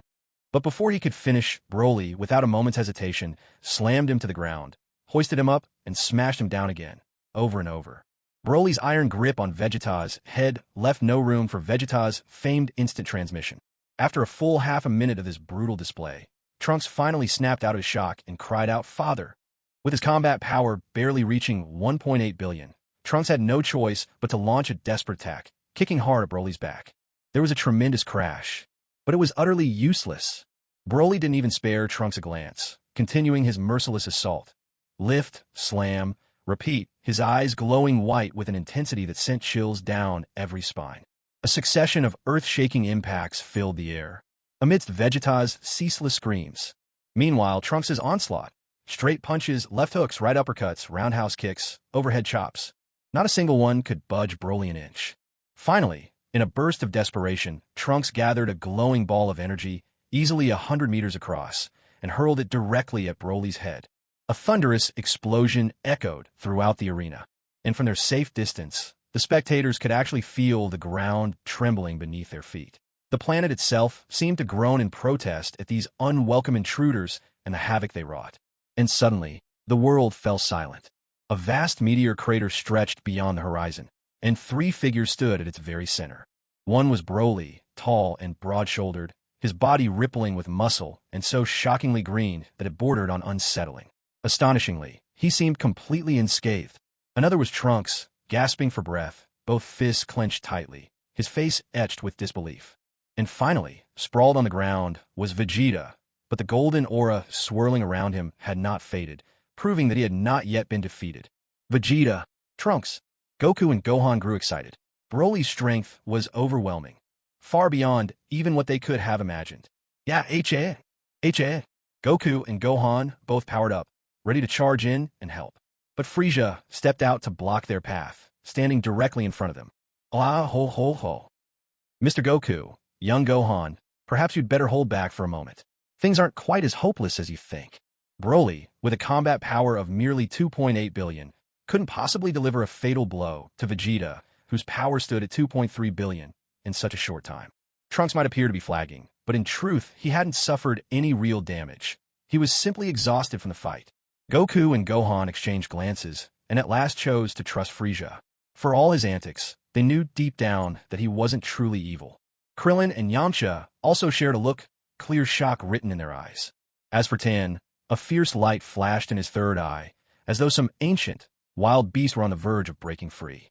Android 17 and Zangya quietly kept pace behind Frieza, with Dodoria being dragged along by his feet, whining and groaning all the way.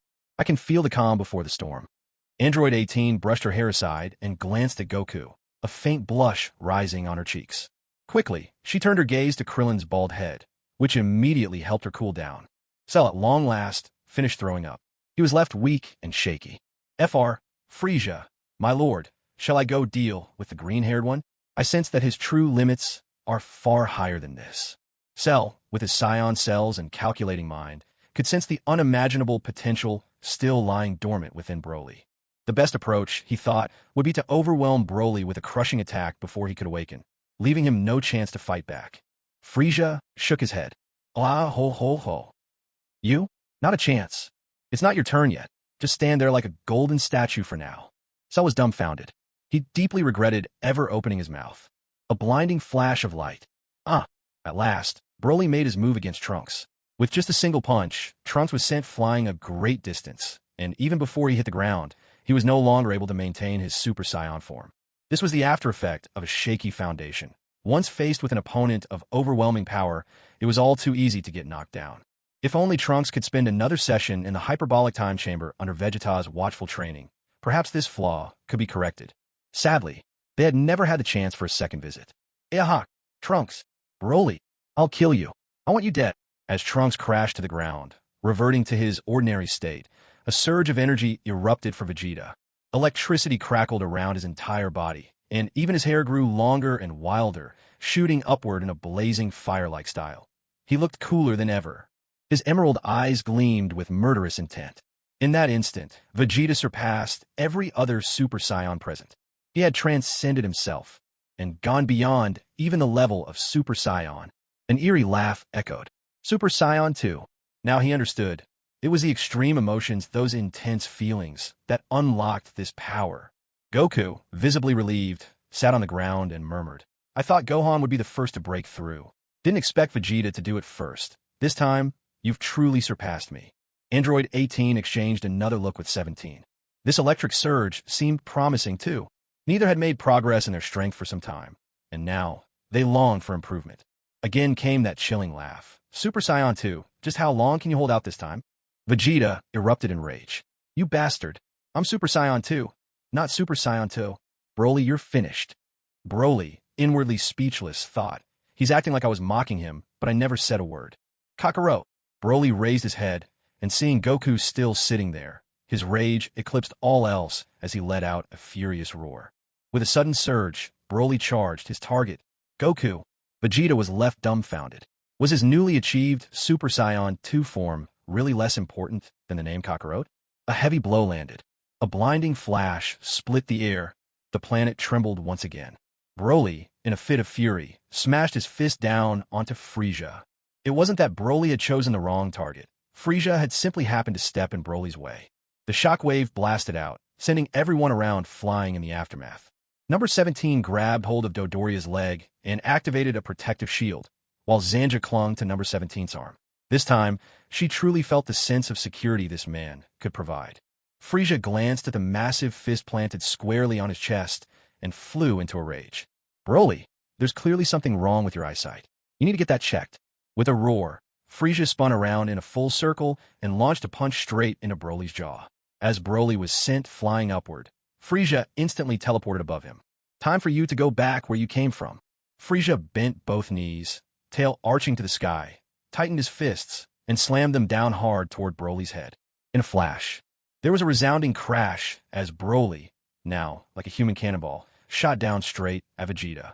Perfect. Today marks the pinnacle of my battles. Vegeta's ultimate showdown. With a primal yell, Vegeta powered up once more. The golden aura swirling around him now rivaled Cell's, and his fighting strength skyrocketed to 4.8 billion. Super Saiyan 2 is 100 times the base form, twice as powerful as a normal Super Saiyan. Cell, a hybrid as he was, found himself completely outclassed by a pure-blooded Saiyan like Vegeta. After all, Vegeta's incredible increase in power far surpassed anything Cell had achieved. Letting out a fierce battle cry, Vegeta first caught Broly's falling body with both hands, then hurled him skyward. His 4.8 billion fighting power erupted instantaneously. His fists moved so fast they blurred, accompanied by spectacular whip kicks and roundhouse blows, beating Broly so relentlessly that agonized screams echoed through the air. Kakarot! Kakarot! Suddenly, an explosive surge of green energy burst from Broly. His fighting strength, already at 2.8 billion, started soaring again. It seemed he had no limits at all, especially with his body tough as steel. Aside from those 2 blows from Frieza, which had barely scratched him, even Vegeta's attacks appeared to do little damage. Number 17 swallowed hard, unable to help himself. At first, he thought Vegeta was a monster. Then he realized Cell was crazier. But ultimately, he believed Frieza was the true freak. Now, Number 17 believed Broly was an absolute aberration beyond all reason. His skyrocketing power broke every rule of combat there was. Broly's height increased again, the green aura around him burning even brighter, and his already ridiculous muscles swelled further, almost defying belief. Gulp! Broly's power level now. Gulp, it's at 5.6 billion. Cell, who was currently balancing on one leg like a golden rooster, nearly burst into tears, but not from fear. He was genuinely moved. Cell thought to himself, so Lord Frieza really is protecting me, letting me balance here on one leg, rather than sending me to die. Kakarot! Suddenly, crisp slaps tore through the air, followed by another thunderous impact.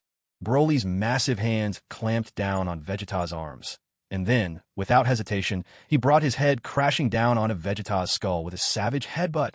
The impact sent tremors through planet Pars, so much so that mountains crumbled and rivers reversed their flow in terror. Arg! Vegeta's scream echoed out, agonizing and desperate. Their foreheads clashed, but while Broly remained utterly unfazed, Vegeta was left with tears and snot streaming down his face. He'd seen shameless fighting styles before, but this was pure madness. Mutual destruction with no regard for life. Thud! Even as Vegeta reeled in pain, a second headbutt followed swiftly, then a third and a fourth. The relentless sounds of those blows echoed through the battlefield. Everyone was left stunned by Broly's savage, unorthodox assault. It wasn't until Vegeta began to roll his eyes back, his hair fading back to black, that the onlookers finally snapped out of their shock. If they didn't intervene soon, Vegeta would likely find himself in the underworld after just one more of those violent strikes. Asterisk boom, asterisk. Asterisk boom, boom, asterisk. With the exception of Frieza, 17 and Zanja by his side, the unconscious Dodoria, and Cell precariously balancing on one leg, everyone else leapt into action. Come on! Fists and energy blasts rained down, bam, bam, bam, but nothing seemed capable of halting Broly's berserk rampage. Goku grew desperate, shouting, "I'm the real Kakarot. If you're tough enough, fight me one-on-one. A glint of recognition flashed in Broly's blazing pale eyes. He abruptly stopped pummeling Vegeta and lifted his head, completely ignoring the attacks hammering his body from all sides, focusing directly on Goku. Rage exploded again. Kakarot. Kakarot. Acting on pure instinct, Broly swung the unconscious Vegeta at Goku like a ragdoll. Goku was taken aback. What the? Hey, that's cheating. Fight with honor, will you? Whoosh. Thankfully, Goku's reflexes were as sharp as ever, and he dodged the flying Vegeta just in time using instant transmission. Broly tossed away his human punching bag, Vegeta, and his wild eyes locked once more on Goku, who'd reappeared in the distance, his anger intensifying. Kakarot. Asterisk boom. Asterisk. Bang. Bang. Bang. Bang. With just a surge of his energy, Broly effortlessly blasted away Piccolo, Krillin, and everyone else trying to surround and attack him. Piccolo was left seething with frustration. He had always been able to keep pace with Goku, ever since he was a boy, but now he found himself relegated to the sidelines, no better than Yamcha and the others. It stung his pride. He couldn't accept it. Special beam cannon. Gohan, watching, was horrified. Broly was just too overwhelming. Uncle Piccolo's attack, though powerful, stood little chance, and any misstep could trigger Broly's fierce retaliation. Crack! The special beam cannon hit Broly right at his temple. When the smoke cleared, not even a scorch mark remained. Buzz! Broly vanished, then reappeared. Boom! Piccolo lay sprawled in a pool of his own blood. The hands he'd used to shield himself from Broly's fist were nowhere to be seen. Uncle e Piccolo! Ah! Broly, I swear I'll end you. I'll kill you. I'll beat you to a pulp. Damn it! Damn it! Damn it! Unforgivable! A roar thundered through the air. Lightning crackled and sparks flew. Gohan erupted with fury, his emotions spiraling completely out of control. He transformed, ascending straight into Super Saiyan 2. A long strand of golden hair fell between Gohan's eyes, his gaze even more ferocious than Vegeta's. His rage surpassed anything they'd seen. You can hit my dad, you can fight Vegeta, and you can take on Frieza if you want. But never lay a hand on my Uncle Piccolo. Eahak! Gohan's energy surged with an intensity that was far more terrifying than Vegeta's rage just moments ago. This furious Gohan was a force even greater than an enraged Vegeta. In a burst of speed, crash! Broly, ready to finish off Piccolo with a final kick, was sent flying by a powerful blow from Gohan. This time, Broly's body actually caved in from the impact. Everyone knew how absurdly tough Broly's muscles were, yet Gohan's kick managed to deform them. There was no denying it. Gohan's strength had reached a level that defied all reason. In truth, Piccolo was already able to sit up and even regenerate his hands, but he chose not to. He pretended to be dead. Without this act, how else would Gohan have reached his breaking point?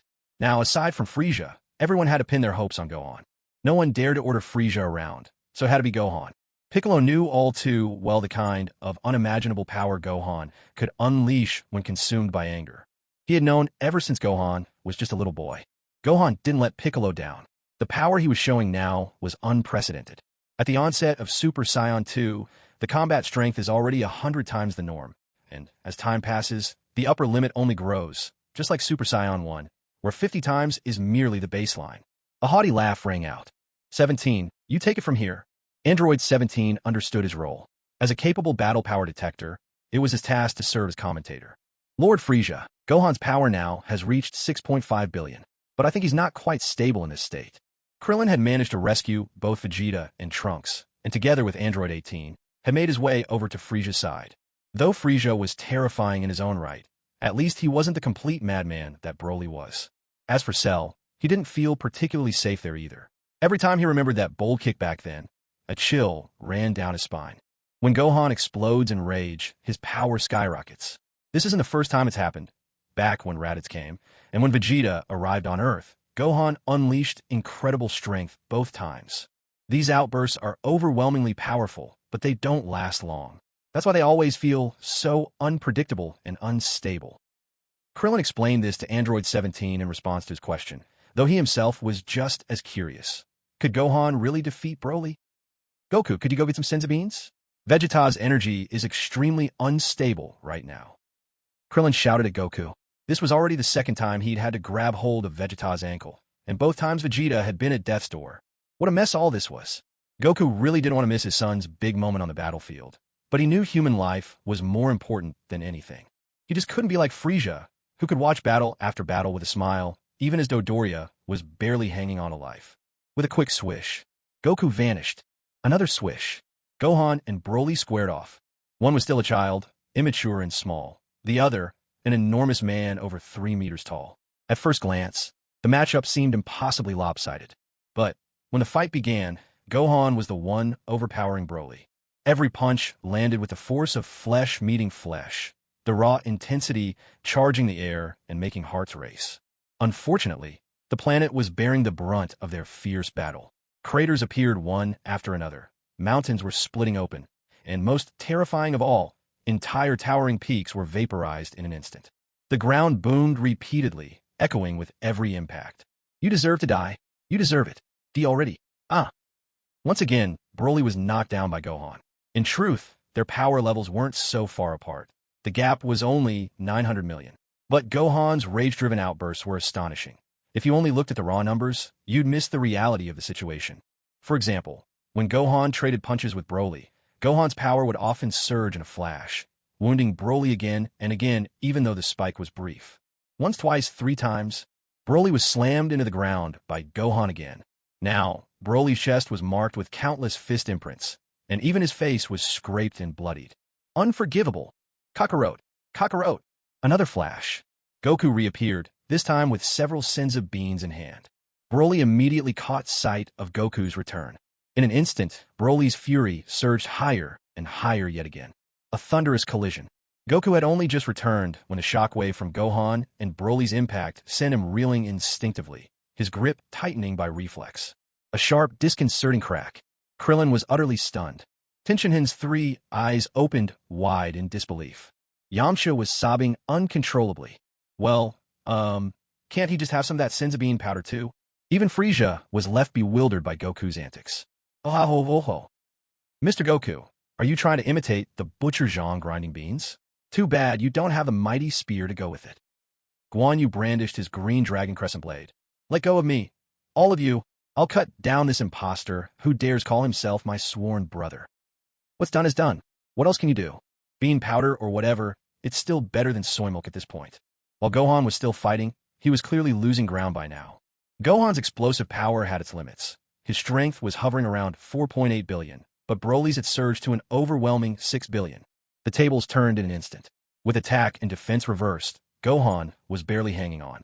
Unlike Broly, Gohan didn't grow stronger the longer the battle lasted. As the fight dragged out, his energy grew more and more erratic. It was only a matter of time before he became the next tragic casualty. Piccolo stopped playing dead and, with his arm fully regrown, rushed to Frieza's side, shouting, Goku, stop wasting time. Gohan can't last much longer. Broly's a complete monster. He just keeps getting stronger. Frieza had already seen what was happening. Gohan was fighting with nothing but short bursts of energy. He'd long since lost the strength to attack. Looking around, Goku still hadn't transformed into Super Saiyan 2. Jumping in now would be suicide. Even if he did transform, they'd just be handing themselves over on a platter. It seemed the only option was to send in the one-legged golden rooster. Frieza wasn't about to miss the show. This drama was better than anything on TV. Oh. Cell, why don't you warm up a little? Wouldn't want you to pull a muscle. Cell was furious, yet obediently started his warm-up exercises. Cell thought, damn that Frieza, making me do warm-ups. Does he think I'm some basketball jock? Then, oh. Careful, Cell. Don't overdo it, or you'll end up buried alive. With his strength at 4.8 billion, Cell's half-hearted warm-up exercises could practically bring down mountains. Before he knew it, he'd burrowed underground and was surrounded by towering stacks of earth. Suddenly, a small figure was sent flying from the heart of the battlefield, still wrapped in a golden aura. The agonized scream that tore out nearly caused Piccolo's heart to seize up in pain. Go on. Goku rushed in, catching his son in midair, his fatherly instinct kicking in. He gently ruffled Gohan's hair and pinched his cheek, his voice bursting with pride. Gohan, you did brilliantly. You've already surpassed your old man. I'm proud of you. Dad, Uncle Piccolo, Son Gohan eventually lost consciousness, his hair turning back to black, and he even started snoring softly. He was simply exhausted. If Son Goku fought Broly for 5 minutes, and Vegeta got pummeled for 10, then Son Gohan had been battling Broly for no less than 20. The moment Son Gohan saw Son Goku, he also caught sight of Piccolo rushing toward him, and relief washed over his heart. He could finally rest easy. A peaceful sleep awaited him. Kakarot! Piccolo was alarmed, and Goku winced, equally troubled. This Broly was a complete monster. He had no concept of taking a halftime break, didn't even care for swapping players or pausing the game. Hurry! Piccolo grabbed my hand. Let's get behind Cell. Yes, that's the plan. Piccolo quickly wrapped his arms around Goku's waist, and in a whoosh, the three of them suddenly appeared right behind Cell, who was catching his breath. The guy was seriously overdoing his warm-up.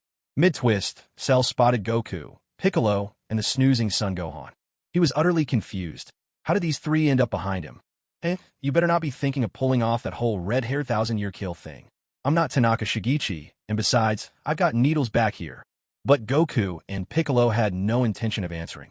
They just grinned mischievously at him. A cold shiver ran down Cell's spine. These people were unbelievable. If it wasn't a low blow, it was the infamous thousand-year kill. Couldn't they pick someone else to torment for once? Cell didn't bother finishing his stretch. He just wanted to escape this spine-tingling situation. Suddenly, he noticed the looks on Goku and Piccolo's faces had shifted, from sly smiles to expressions of pure terror. Terror? What were they so afraid of? He hadn't even thought about killing them yet. In a flash, Goku vanished. Whoa, that instant transmission is really something. I really need to learn. Boom! Before he could react, Cell found himself slammed deep into the earth, pinned by a hulking, green muscle man. Broly! Boom! With another punch from Broly, Cell was smashed further underground, only to blast back up through the surface. It was only due to the angle and the sheer size of this particular planet that the planetary core wasn't destroyed. Otherwise, that blow might have triggered the planet's destruction. Gulp. That was brutal. Thank goodness we dodged in time. This Broly really is a maniac. Piccolo gulped hard. The scene he just witnessed was terrifying. His slim physique would never withstand that kind of mayhem. No way, no way. As soon as he got back, he was going to fuse with that old fossil once and for all. After all, if he kicked the bucket, the old guy wouldn't last, either. Piccolo's thoughts drifted for a moment, when suddenly he felt a violent tremor beneath his feet. Oh no! Both Piccolo and Son Goku hurried to get away. At some point, Frieza and the others had already left the area. No one had even bothered to warn them. Some friends they are. Boom! Just as Piccolo took off, Cell was forced out by Broly, pinned mercilessly beneath him. Broly, you maniac. You brute. You've even knocked my stinger out of place. Splat. Ah, ho, ho, ho. Come on, Mr. Cell. You can do it. I'm cheering for you. If you can withstand his beating for half an hour, I'll personally see to it that you get to absorb number 16. Whoosh. Everyone kept their distance from Frieza. Only 17, and Zanja dared not move. Oh, and Dodoria didn't move at all. He had slipped into a deep coma. Frieza glanced at Dodoria, feeling that the punishment was sufficient. A single "my dear" wasn't worth taking his life over. With a wave of her hand, a green beam shot into Dodoria's body. 5 seconds later, Dodoria opened his eyes again. But during those 5 seconds, Cell endured a truly hellish pummeling. It was only thanks to Cell's extraordinary resilience. With his myriad cells fused together, his durability surpassed any normal being's. Thud! After 10 minutes, Cell's arms had exploded. By 12 minutes, even his legs had vanished. But none of that was a real issue. Cell prided himself on being a super being with regenerative powers. 15 minutes later, crash! Cell was finished. Kakarot. Kakarot. Having slain Cell, Broly's madness flared anew as he began hunting for Goku, so much so that even Goku himself felt a chill of fear. Damn it. Fine, give me some of that Senzu bean dust. Goku realized he couldn't hide any longer. Broly was coming straight for him, and unless he faced him head-on, this would never end. He gulped down the last bit of Senzu powder, his strength returning as he steeled himself, ready to risk his life for a final showdown with Broly. Dad, let me go. I think I can still hang in there a little longer. Kakarot, you're not up for this. Better let Vegeta handle it. Actually, let's have Gohan and me take him together. At this point, all pretense had vanished from Vegeta. It was abundantly clear that Broly was a threat far beyond what he could handle alone. Still, why were they all side-eyeing Frieza at the same time? Crash! A thunderous collision shook the earth. Everyone instinctively clapped their hands over their ears. The sheer force of it was overwhelming. Yamcha fainted on spot. Tien's third eye flickered a few times. Then he, too, followed Yamcha into unconsciousness. Some say that living off a woman is a skill in itself. Just look at Krillin. He was perfectly fine protected as he was by Android 18's energy shield. "Thank you, Lazuli," he said. Android 18's cheeks turned ever so slightly pink, but she quickly put on her fierce expression and snapped. "Call me 18. "Sure thing, Lazuli." A crisp smack rang out, followed by a heavy thud. A green figure shot out of the heart of the battle in midair and crashed hard into the ground. Broly didn't let up for a second. He launched himself downward, hurling a massive energy blast right at Cell, who was lying battered on the ground. That's right, the figure Broly had just slapped into the dirt was none other than Cell. He wasn't dead. Somehow, he managed to come back to life again. Granted, he hadn't gained much power this time around, but he was still a bit stronger than before. In the days before turning Super Saiyan, being near death and coming back was a way to boost your strength by massive leaps. Think about Goku, jumping from 90,000 to 2.5 million in a heartbeat. Those were some outrageous numbers. Now, though, the gains were much smaller. After this resurrection, Cell's power level rose from 4.8 billion to 5.5 billion. An increase of 700 million might sound impressive, but if you look at it in units of 10,000, it's just a mere 70,000, hardly worth mentioning. And that was only because Cell had been stockpiling his rage for so long. Even Vegeta, who nearly died earlier, jumped from 4.8 billion to just 5 billion after popping a Senzu Bean. In other words, Vegeta's usual power level is only 50 million now.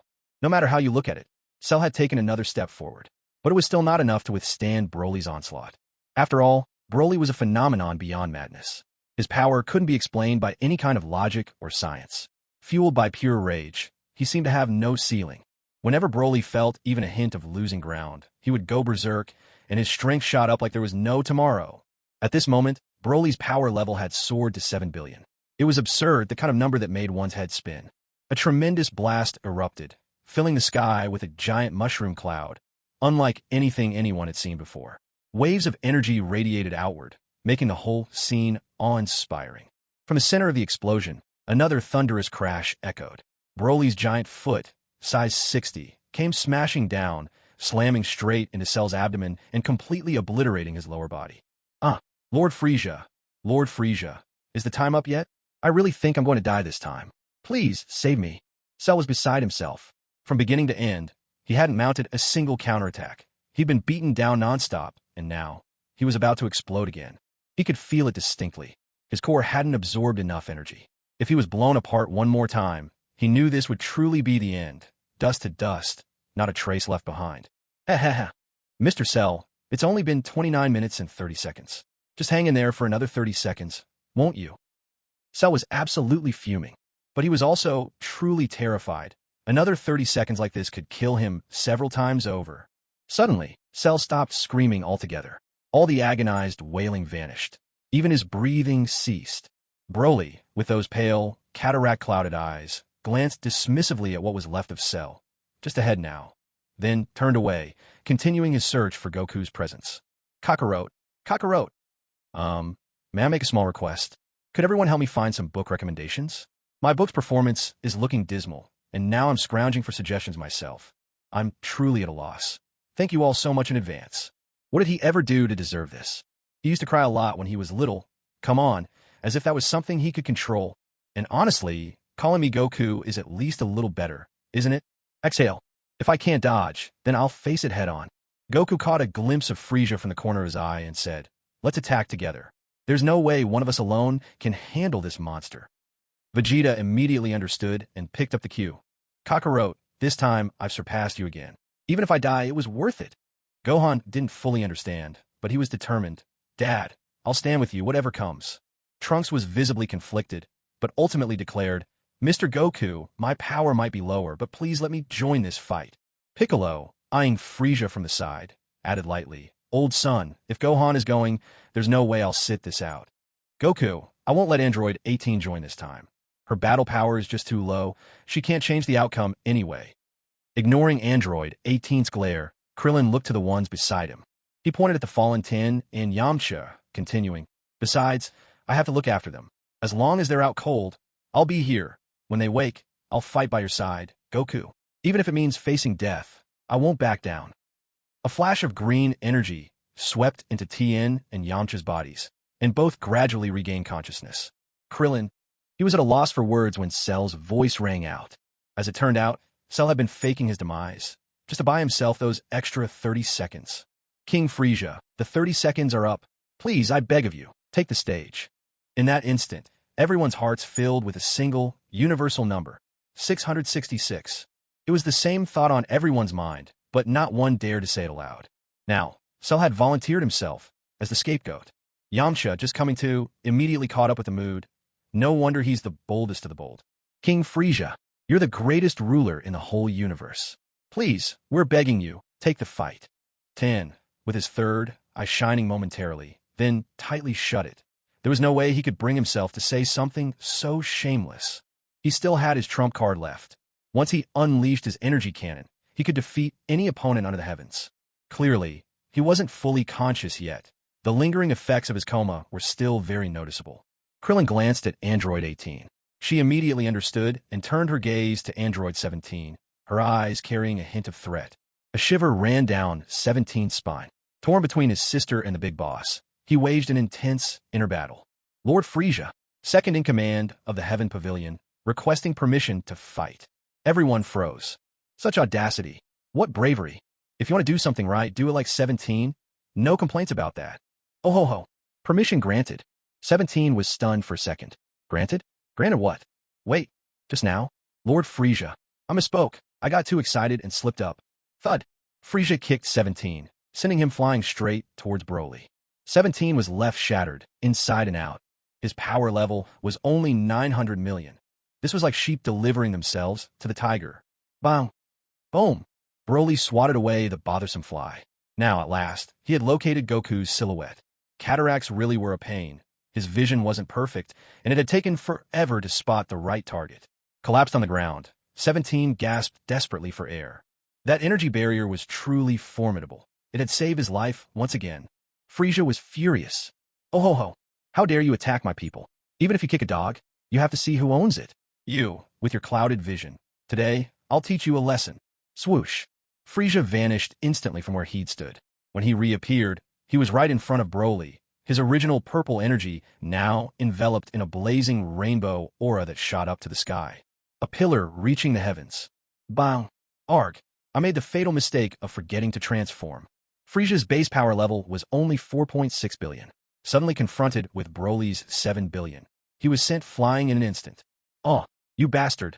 I will not let you go unpunished. Boom! Frieza erupted, his aura dazzling on the outside with rainbow colors, but burning black at the core. A sure sign he had transformed. Yet this time, he had only managed to turn into black Iron Frieza.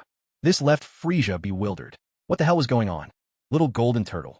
That's what you get for spectating all these chapters. A small punishment. Thud. Broly didn't care what form Frieza was in. Even if his eyesight was poor, he knew that if he killed every enemy in sight, Kakarot wouldn't be able to hide from him. As for Black Iron Frieza's power level, it was actually quite high, 11.8 billion. With that much power, he could have easily crushed Broly, if not for Broly's astonishing defenses. Otherwise, Frieza really might have finished him off in an instant.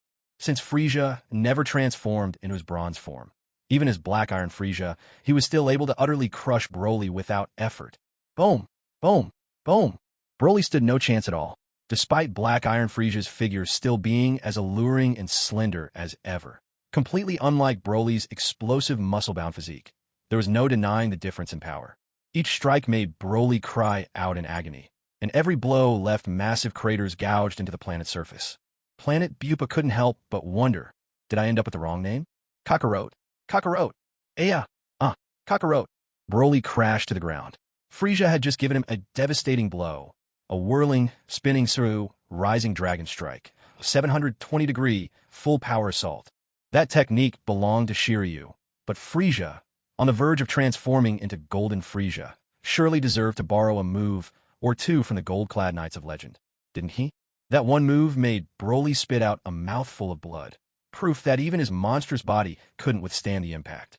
For the first time ever, Broly had been beaten so badly that he coughed up blood, and then something inside Broly snapped. This time, he went completely, utterly berserk. Kakarot! An earth-shattering boom echoed out. The atmosphere sizzled and cracked as Broly's power skyrocketed. His fighting strength doubled to an unbelievable 14 billion, igniting the battlefield in a surge that defied all logic or restraint. His body didn't balloon further, but his hair grew even longer and greener. Bolts of black lightning snaked around him, like ravenous serpents ready to strike. Terrifying. Goku and the others were left absolutely stunned. Was this even real? Did he really have to go this far, completely disregarding everyone else's feelings? Vegeta sank to his knees, murmuring under his breath, This is it. The true, legendary Super Saiyan. The pressure of that bloodline. I don't want to admit it, but I can't summon even a shred of fighting spirit. Trunks' heart ached for his father. For someone with such fierce pride, to be hurt this deeply. How painful it must be. Trunks, just leave him be. He needs to work through this on his own. No one else can help him, Piccolo advised, though his own expression showed little sympathy for Vegeta's plight. Yet, he too couldn't muster an ounce of will to resist. It wasn't just Broly. Compared to Frieza, even Piccolo felt hopelessly outmatched. Number 18. How big is the gap between Broly and Frieza now? Krillin had already given up on the thought of fighting, but curiosity still got the better of him. Number 18 glanced at Krillin, pursed her lips, and said, Do you really want to know? The answer is just going to hurt. Krillin glanced at Vegeta, who had lost the will to fight, steeled himself, and said, Speak up. Some people. Only after hitting rock bottom can they truly rise again from despair. Android 18 didn't know what was going through Krillin's mind, but she honestly reported, Frieza is at 11.8 billion, and Broly, well, he's at 14 billion. Goku was stunned. Over 10 billion already. He started counting on his fingers and toes. Still not enough. Gohan is 14 billion minus 11.8 billion equal to 2.2 billion. Gohan.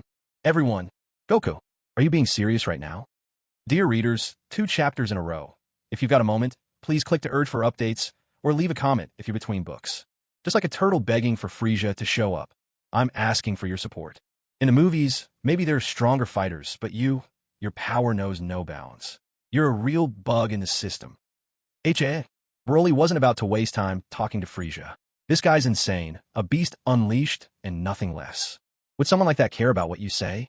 All he's got for you is a relentless barrage of fists.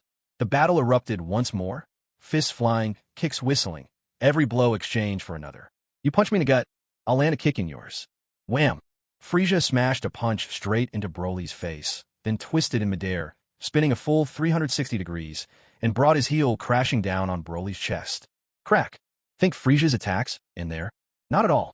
His jet black tail, hard as iron, swung fiercely and slammed right onto the crown of Broly's head.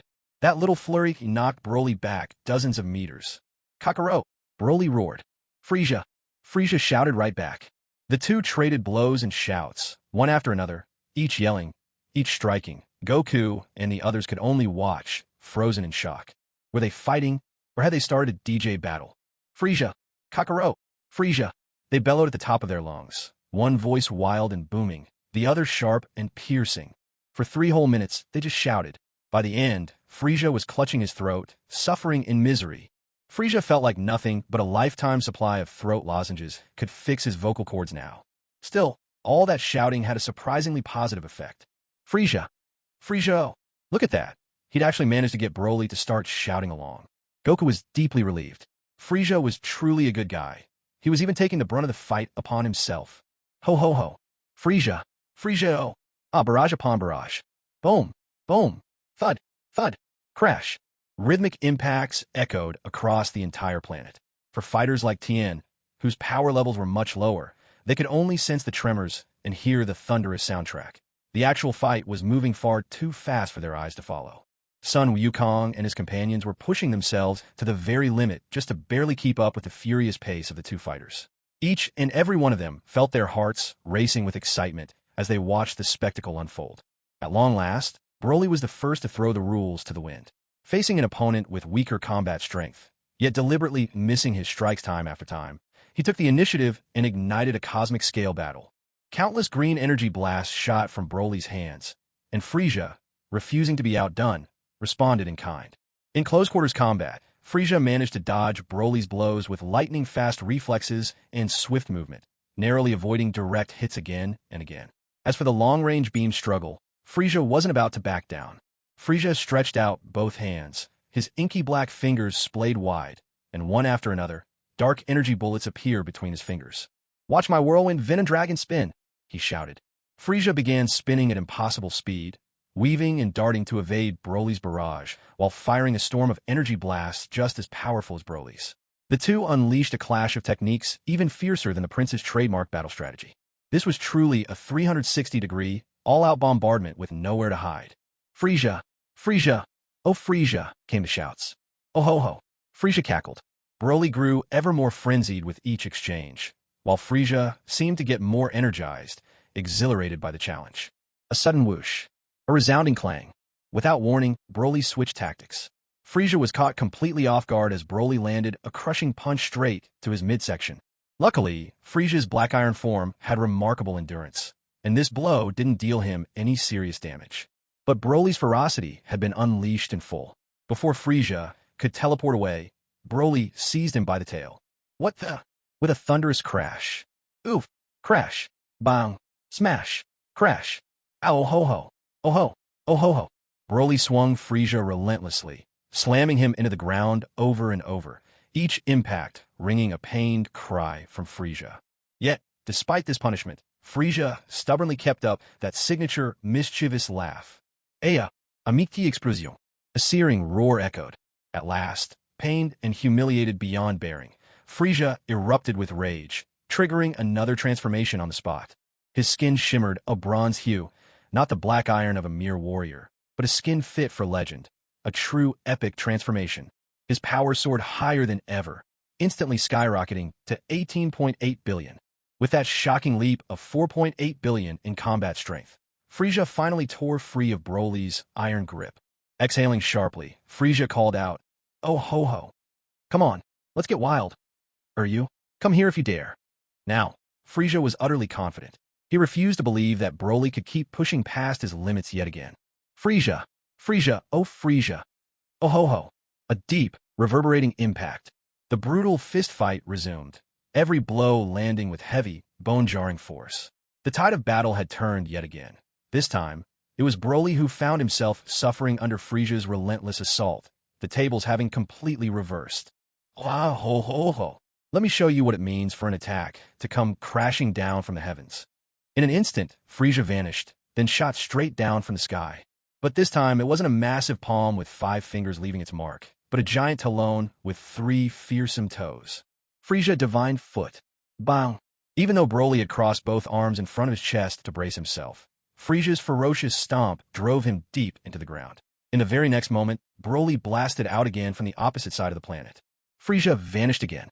Whack-a-mole mode activated. Oh-ho-ho-ho. Bang! Bang! Bang! Goku and the others were stunned, their eyes wide as they gaped at the ravaged, cratered surface of the planet, geysers of magma erupting skyward. Everyone's face went pale at the sight. Planet Buffas let out a cold snort. Humph. There's no way I'll end up like Planet Namek. I'm Planet Buffas, after all. Planet Buffas held on, immediately working at a breakneck speed to heal its wounds. Frieza! Oh, Frieza! Boom! Broly was very much Broly. Limits meant nothing to him. Once more, his overwhelming, wild energy erupted in full force. Thump! Thump! Thump! Thump! Broly's muscles bulged even larger, his height shot up again, and his hair exploded outward, wild and unrestrained like a berserk demon. Did you think it would end like this? Not even close.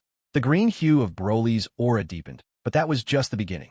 More importantly, a solid, spherical green shield encased him, and the shockwave of power soared to new heights. Gulp! All the Z-fighters couldn't help but swallow nervously. Well, not quite all. Tien and Yamcha were knocked unconscious by the shock once again. And this time, Krillin didn't escape the same fate. Android 18 was too busy to look after him now. Trunks' heart pounded violently. He struggled to accept how the monster that had appeared seemingly out of nowhere could spiral so far out of control. A flicker of dread filled Gohan's eyes. Never having possessed firm conviction in battle to begin with, he now felt a wave of discouragement wash over him. Vegeta still looked utterly broken, while Goku's excitement remained as irrepressible as ever. Piccolo, meanwhile, was clutching his head in utter agony. Zanya clung to Android 17's arm, trembling from head to toe. She could barely hold back the urge to wet herself. Android 17, having just tossed aside the newly unconscious Dodoria, raised a hand with theatrical flair and enthusiastically commented on the battle. Breaking news. King Frieza's battle power is at 18.8 billion. Broly, that filthy cheater, has broken through to 28 billion. Broly, his battle power just doubled again. Crack. Boom. The entire planet shuddered violently. Planet Buffa's unleashed a furious roar as massive bolts of lightning crashed down, each one radiating pure, bone-chilling power. Number 17's eyes lit up, and in that instant, number 18 turned to look at him. The two nodded at each other, flinging Zanja aside without hesitation, and dashed at breakneck speed towards the crimson lightning flashing across the sky. Cell stood there dumbfounded, his eyeballs practically popping out of their sockets in shock. He swallowed hard, then muttered blankly, "What the heck?" Suddenly, with a heavy thud, Frieza appeared right beside Cell, swatting him to the ground with a flick of his tail before vanishing again. All that lingered was a warning. Try babbling in that bird language again, and I'll rip every needle out of you. 3 chapters delivered. Wishing everyone a happy Monday. If you have a moment, do lend a hand. Hit that follow, save, and recommend the book to anyone feeling the drought. At this point, Broly has reached his most powerful form from the movie. Muscles bulged like layers of solid stone, exuding a wild dominance. His towering height alone bore an overwhelming sense of pressure. His twin eyes gleamed with a white light. His green hair flared out like a cascade of energy, and most striking of all, he was constantly shielded by a shroud of green energy, so dense that ordinary energy blasts wouldn't just fail to harm Broly. It was questionable whether they'd even pierce that energy barrier at all. With a sharp streak, Frieza decided to test the shield's strength, firing twin crimson beams of death straight from his eyes. Unlike normal energy blasts, these death beams were designed to pierce right through, the ultimate weapon for breaking defense at a single point. Yet, even Death Beam couldn't penetrate Broly's shield. The barrier merely wavered for a moment, then quickly settled, as if those deadly beams had never existed at all. Seeing this, there was only one solution left: close combat. Frieza's attack made Broly furious. In a flash, Broly's body moved, generating a series of sonic booms as he shot forward. Clang! Frieza's iron fist slammed into Broly's chest, but Broly calmly blocked it with crossed arms and immediately countered with a knee strike. In a swift motion, Frieza's tail wrapped tightly around Broly's neck. Take this! Frieza unleashed a flurry of punches, landing over 100 blows on Broly's body in the blink of an eye, forcing Broly to stumble back, step by step. But that was all, just a few steps. After all, when there's a gap of tens of billions in combat power, breaking through is no small feat. Bam! Thud, thud, thud, thud, thud. A barrage of impacts thundered across the battlefield, pocking the surface of planet Buppas with countless craters, casualty of the titanic clash raging above. Frieza! Frieza, look out! Bam! With a deep reverberation and a tremendous crash, Broly's fist crashed into the left side of Frieza's face, then followed with a spinning kick. Frieza didn't even have time to teleport. He was struck hard, sent hurtling down, and slamming straight into the ground. A crater even larger than any before it appeared, so massive that the entire planet Buppas began to warp out of shape. Scarlet thunderbolts still crashed down from the sky, but none struck the ground. Instead, 2 silhouettes darted beneath the rage of heaven, repeatedly parrying the furious bolts. Aerg! Damn you, you wild monkey! Damn you, Scion! Damn you all! Frieza shot upwards, clutching his own shoulders, his face twisted in a snarl more menacing than ever.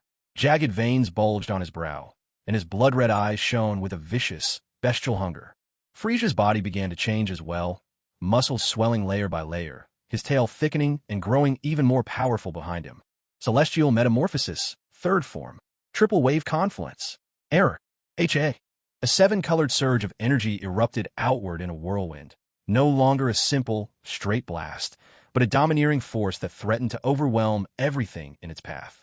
Frieza unleashed every card up his sleeve, all his hidden power.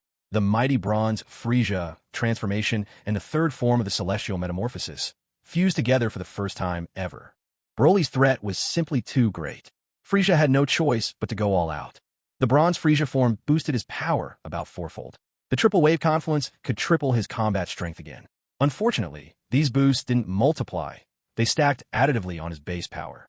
In plain terms, Frieza now possessed a 7-fold increase in his normal fighting strength. Truthfully, this wasn't exceptional. The real issue was that Frieza hadn't mastered the deeper secrets of the Celestial Metamorphosis yet. He'd only grasped a fraction of its true potential. Still, after the recent battle, Frieza's power level had risen from 4.6 billion to 5 billion. With a 7-fold boost, he shattered the 30 billion mark, surging to a staggering 35 billion. Every Z fighter was left utterly speechless. So, even their great king was a monster among monsters. almost as outrageously overpowered as Broly himself. This time, Android 17 and 18 weren't present.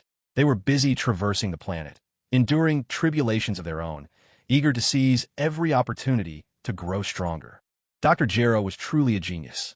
He mimicked legendary methods from ancient times, using heavenly lightning to temper the bodies of 17 and 18, unlocking powers even Frieza hadn't imagined. Watching 17 and 18 flip back and forth, Frieza was at a loss for words, yet utterly astonished. In scarcely any time, 17's strength soared from 900 million to 2 billion. The rate of increase was nothing short of incredible. Number 18 was doing well too. She originally had a power level of just 800 million, but now she'd surged to 1.8 billion. All it took was being struck by lightning. A shocking leap in her fighting power. A resonant hum vibrated through the air. Broly didn't care how powerful his opponent might be. The fact that he'd even waited for Frieza to transform was already surprising enough.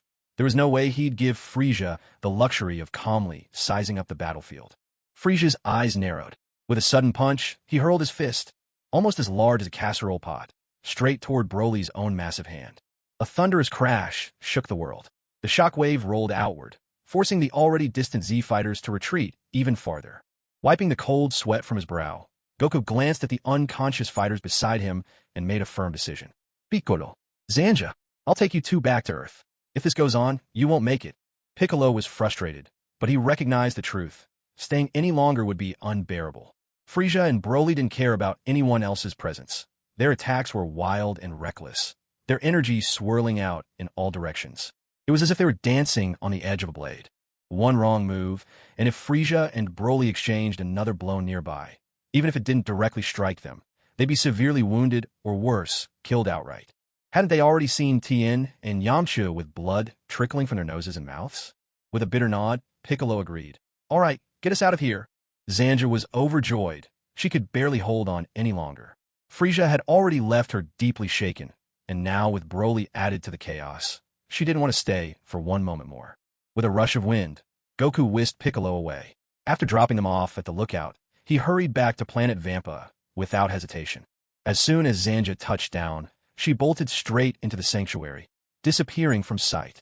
By this time, Broly was being pounded by Frieza, caught in a relentless flurry of attacks. Wolfang Fist, Paper Scissors Rock, 8 Trigram Palm, Tai Chi Fist, Arhut Fist, and even 18 Dragon Subduing Palms. A dazzling array of fighting styles, fists and palms flying. Lethal kicks followed in succession. The legendary Ghost Step from Foshan, the heavenly Crippled Kick, Soaring Tornado Kick, the 18 Tantue combos, the Shadow Kick, and Gale Kick, each move deadlier than the last.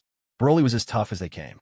Even as Frieza ground him into the floor, he didn't utter a single sound of pain. All he did was roar again and again. Frieza! Frieza! Frieza! Frieza grew annoyed. Was Broly the only one allowed to shout? Why should he stay silent and lose face? He let out a wild, flamboyant laugh. You can scream all you like. Even if you shout your throat raw, no one will come to save you. Frieza! Frieza! Frieza's mocking laughter echoed across the battlefield. Ha ha ha! Ha ha ha! That was too much for Broly. He was furious. This shameless rascal had hijacked the moment yet again. He was mad. Absolutely, irrepressibly furious. Oh, Frieza! Kakarot! Boom! Damn it, you sick freak! At it again! Thud! Unbelievably, Frieza was sent flying by a brutal head, but from Broly. Even with Frieza's nearly invulnerable body, he was left reeling, his head spinning. Whoa, whoa, whoa! Kakarot! Frieza! All of you have to die! Frieza was stunned. Goku was shocked. Everyone was in utter disbelief. Broly, of all people, had actually spoken a complete sentence. On planet Pars, the surface was devastated, 1/10 of it wiped out in an instant. Even lightning storms couldn't scare this monster away. I can't hold out much longer. With his sheer madness, Broly had just shown the true meaning of there's always someone stronger. In a matter of hours, his power level had skyrocketed from 1.5 billion to 56 billion. What kind of absurdity was this? Science? Could science even begin to explain this? However, perhaps Broly had finally reached his limit this time. The blazing white in his eyes now laced with streaks of red, casting an even more fearsome look. Maybe it was because he hadn't broken through to another level. His hair hadn't grown longer. But if you had to put his current state into a category, there was only one answer. The full-powered, legendary Super Saiyan 2. Mark my words, legendary, Not the ordinary kind Goku and the others transform into. Yet, even if Broly had hit his limit, Frieza was now going all out as well, which put everyone in a real bind. Whoosh whoosh. Android 17 and 18 had finally stopped desperately seeking lightning strikes for a power-up. After taking all those bolts, both reached their temporary peak, an astonishing 3 billion. Still not enough to keep up, but quite the harvest. Especially just now, when Broly unleashed his explosive power. The shockwave carried streaks of green lightning. That boost alone pushed their power from 2 billion to 3 billion. Clearly, the thunder born on this planet was nothing compared to the power these monsters could summon. The quality was worlds apart. Goku, stop gawking and let's get out of here. 56 billion. One hit from that, and we'll be turned to dust. 17 yelled. After all, he'd only just gotten stronger and hadn't had the chance to show off. To die now would be just plain unfair. Krillin really had a point. Sometimes, when you're pushed to your absolute limit, a miracle can happen. Vegeta sprang to his feet, roaring, "Run? There's no way I'm running. Trunks, hang on to me. Don't let me charge in there." Trunks, huh? What kind of tactic is that? Gently tugging at Vegeta's sleeve, it turned out that no matter how hard Vegeta tried, he couldn't break free. "Dad, let's go. We can't take part in this fight anymore. The gap is just too big. Shouting isn't going to close the distance this time."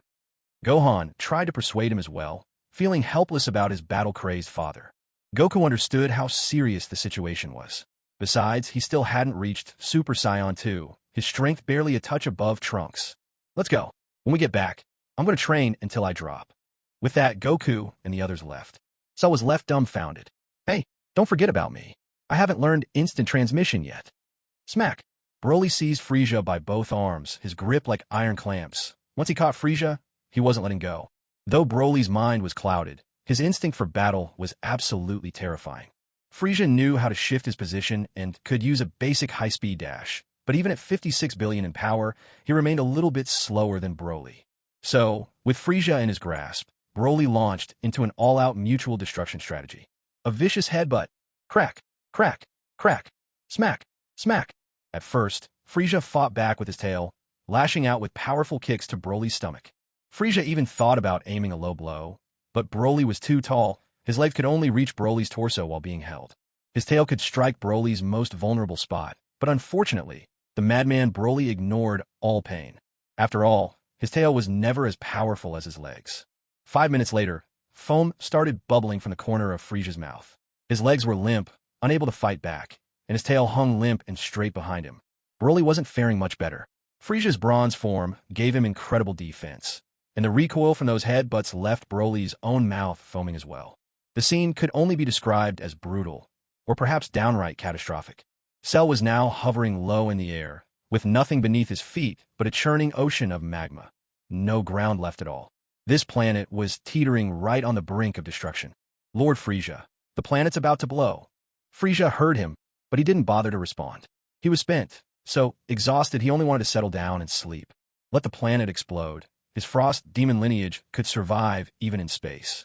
Cell was nearly frantic, bursting out with curses. "Damn you, Goku. Why'd you all have to run off? You could have at least brought me along, or left behind some senza bean powder. Heck, even the dregs would have helped." In this situation, Cell genuinely didn't want Frieza to lose.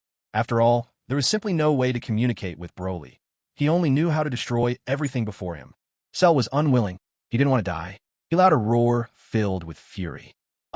Broly, let go of Lord Frieza now." A bone-crunching smack resounded. Once again, Broly smashed his head into Frieza. Frieza began to foam at the mouth, while froth sprayed from the corners of Broly's lips. In the end, Broly's fighting power was far superior. With a gap of 21 billion in battle strength, the fact that Frieza could last even 5 minutes was already beyond anyone's wildest imagination. Cell's fist struck true, landing on Broly's head. But it was useless. With a fighting power of 5.5 billion, Cell's attacks now felt to Broly like the tickling of an insect, not even worthy of being called a massage. Another earth-shattering crash. The very instant Broly and Frieza collided again, the explosion of energy blasted Cell flying. He was hurled through the air and landed in the lava below with a loud splash. "Senza bean? Senza bean." Frieza's eyes flared open, his blood-red pupils bursting with renewed determination. Wah, screaming while spitting out the foam from his mouth, Frieza desperately fumbled to retrieve the emergency senza bean from his storage space. But before he could, yet another shattering blow struck him. A groan escaped his lips as his consciousness wavered again. Repeated blows rained down, each one thunderous and merciless. Blood began to seep from the corners of Broly's mouth, while Frieza's own blood now poured from every orifice on his face. In his hazy state, Frieza caught sight of a figure. He couldn't see the face clearly, but this person radiated a multicolored aura, one strikingly similar to Frieza's own. Strange, incomprehensible symbols drifted out from the figure's mouth and settled gently onto Frieza's body, spreading waves of warmth through him. Ever since becoming Frieza, he had never known what warmth felt like. All he'd experienced was an icy chill that seemed to cut through to his very soul. And yet, those symbols made him feel it. Suddenly, a ray of crimson light shot through Frieza's forehead. In a flash of enlightenment, he finally grasped the true essence of the star transformation technique. The truth is always only one. Wait, that's from another story. Let's rewind. A deafening crash resounded. Broly left no time for Frieza to ponder or recover. He abandoned the headbutts and instead seized Frieza in a crushing embrace, hurling them both straight into the shattered earth below. In an instant, they plunged into the searing, molten magma. The intense heat of the lava couldn't harm Cell, let alone Frieza and Broly.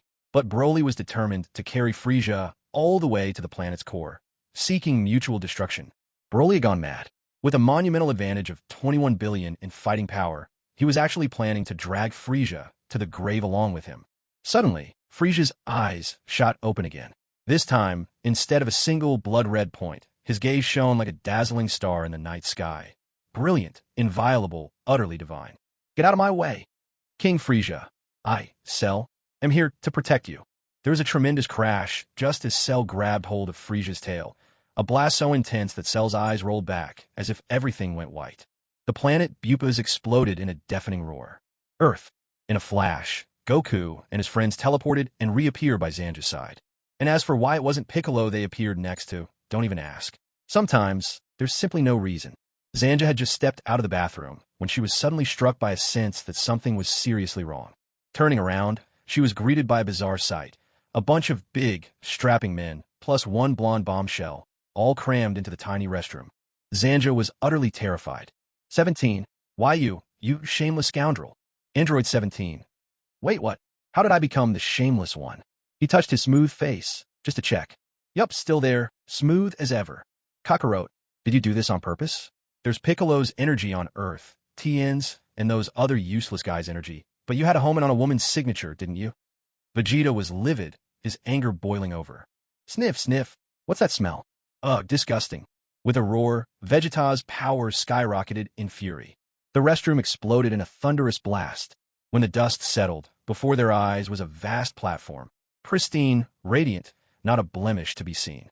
Yet now, here stood a ragtag group covered in filth, desecrating this sacred ground with their stench. Mr. Popo remained as expressionless as ever. Kami, their interests are certainly unique. Kami and Piccolo stood together, both breaking out in a sweat at this absurd spectacle. This unruly group. Kami couldn't bear seeing his sanctuary not only destroyed, but now defiled as well. With a swift motion of his staff, he summoned a surge of unseen energy. In an instant, the ruined palace was restored. Every trace of filth and rubbish swept back to where it belonged. But Kami overlooked one crucial detail. The misfits themselves hadn't left the cramped little space from before. Ah, you filthy perverts! Zanja shrieked. Another explosion thundered through. The restroom in the Kami's temple blew up once more. This time, everyone caught on fast, scattering from the scene in streaks of light so quickly that they vanished from sight. Kami was left speechless and could only restore the building yet again. What a calamity! That poor restroom suffered through torments it was never meant to endure. Piccolo, are you seriously saying this right now? Cut the theatrics. You're not good for anything but patching up buildings these days. Now hurry up and fuse with me already. Piccolo was growing increasingly impatient with the old Kami, who was stalling for time again and again. How could he be so clueless about the severity of the situation? Well, so be it. As the saying goes, if I don't enter hell, who will? Come on, focus your energy at your core. You must keep your mind as clear and unshaken as ice, even if the sky falls. Silently recite the mantra I taught you. Avalokitesvara Bodhisattva, Om Mani Padme Hum. Piccolo's face flushed with embarrassment. He spread his arms out to draw a circle, then placed his palms, facing downward, in front of his abdomen and muttered under his breath, Why, you old rascal! Excellent. It seems you have real talent in this. In that case, here I go. Kami finally made up his mind. He placed his withered, bark-like hand onto Piccolo's chest. With a thunderous voice, he declared, I, Kami, am here. Suddenly, darkness fell. The old Kami looked up at the sky in shock and immediately realized what was happening. This is bad. Inside Bulma's house, a colossal dragon with the majestic appearance of a legendary Eastern dragon spiraled into the air, radiating an awe-inspiring presence. But everyone in West City had grown accustomed to it. After all, anything bizarre was possible in Bulma's household. People kept singing, dancing, and enjoying themselves. Life is short, so why not seize the moment? The dragon's booming voice resounded. Speak your wish, O summoner. Whatever you desire, I can make it come true. Come on, you guys, slow down. The dragon, possessing perfect 2020th vision, had barely finished his impressive entrance when he spotted a group of grubby people rushing towards him. Startled, the dragon launched into a frantic display, twisting and undulating to dodge Goku and friends, who came hurtling at him like living missiles. Phew, why is it always you lot disturbing my slumber? Couldn't someone else take a turn for once? Bulma was momentarily speechless. Oh well, at this point, the dragon was really becoming rather relatable. Shinron, please bring back to life everyone who was killed by Cell this time. Bulma could hardly contain her excitement. No matter how many times she wished upon the dragon, this magical feeling was simply unmatched. That wish is simple enough. There was a rapid succession of 7 heavy thuds, as if hard objects were falling to the ground, leaving Bulma barely able to believe what she was witnessing. Daylight returned, the dragon vanished, and the Dragon Balls turned to stone, scattering where they fell. At Kami's lookout, Kami had just barely uttered, "This is bad," when he disappeared. Almost exactly at the same time as Shinron, Piccolo's power surged dramatically. Yeah, incredible.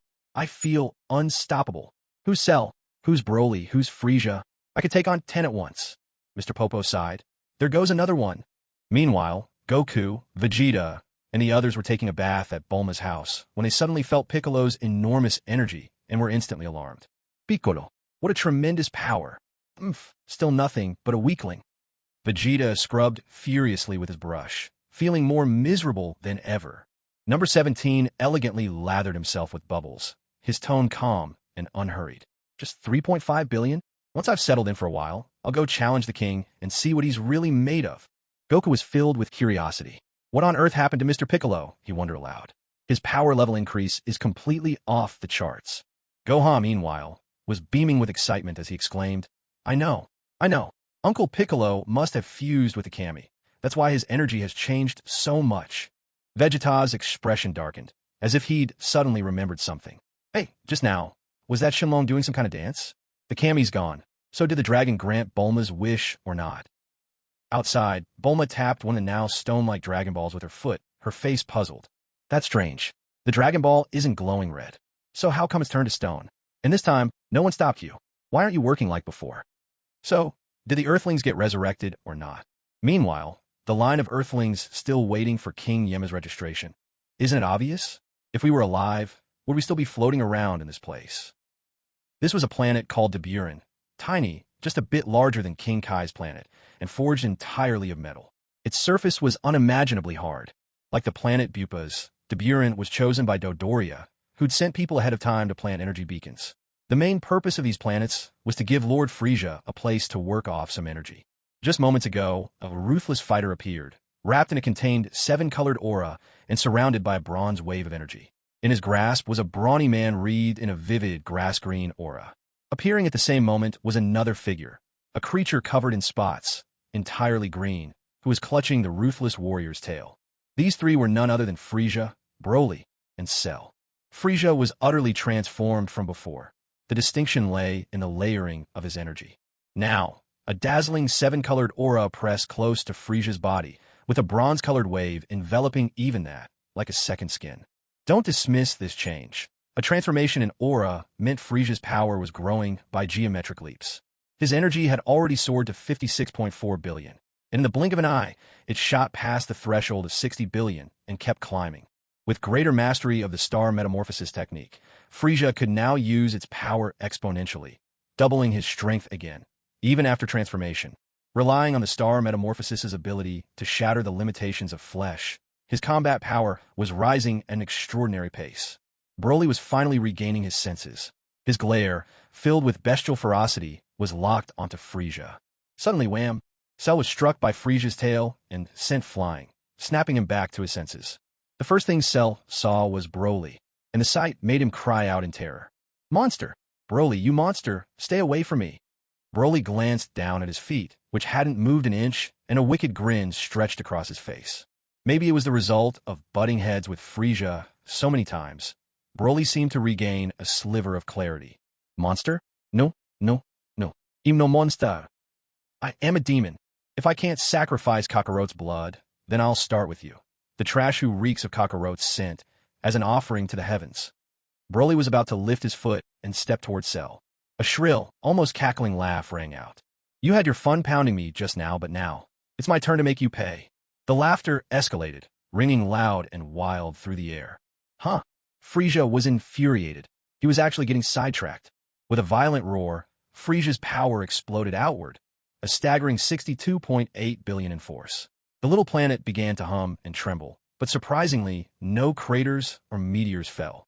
Broly had never known the meaning of fear. Of course, in his current state, he wouldn't know the meaning of any word at all. Two torrents of energy erupted into the sky and crashed together with earth-shaking force. The impact sent Cell flying in an instant. Sadly, the planet was just too small. Cell barely completed a lap around Dabura's planet before getting blasted away again by another shockwave from the two titans. Thud! Though the Dabura planet was tough as steel, Cell still got smacked into the ground by a single swipe of Frieza's tail, leaving a moderate-sized pit. Cell coughed up a mouthful of foam, and to make matters worse, he accidentally spat out 3 of his teeth. He was utterly miserable.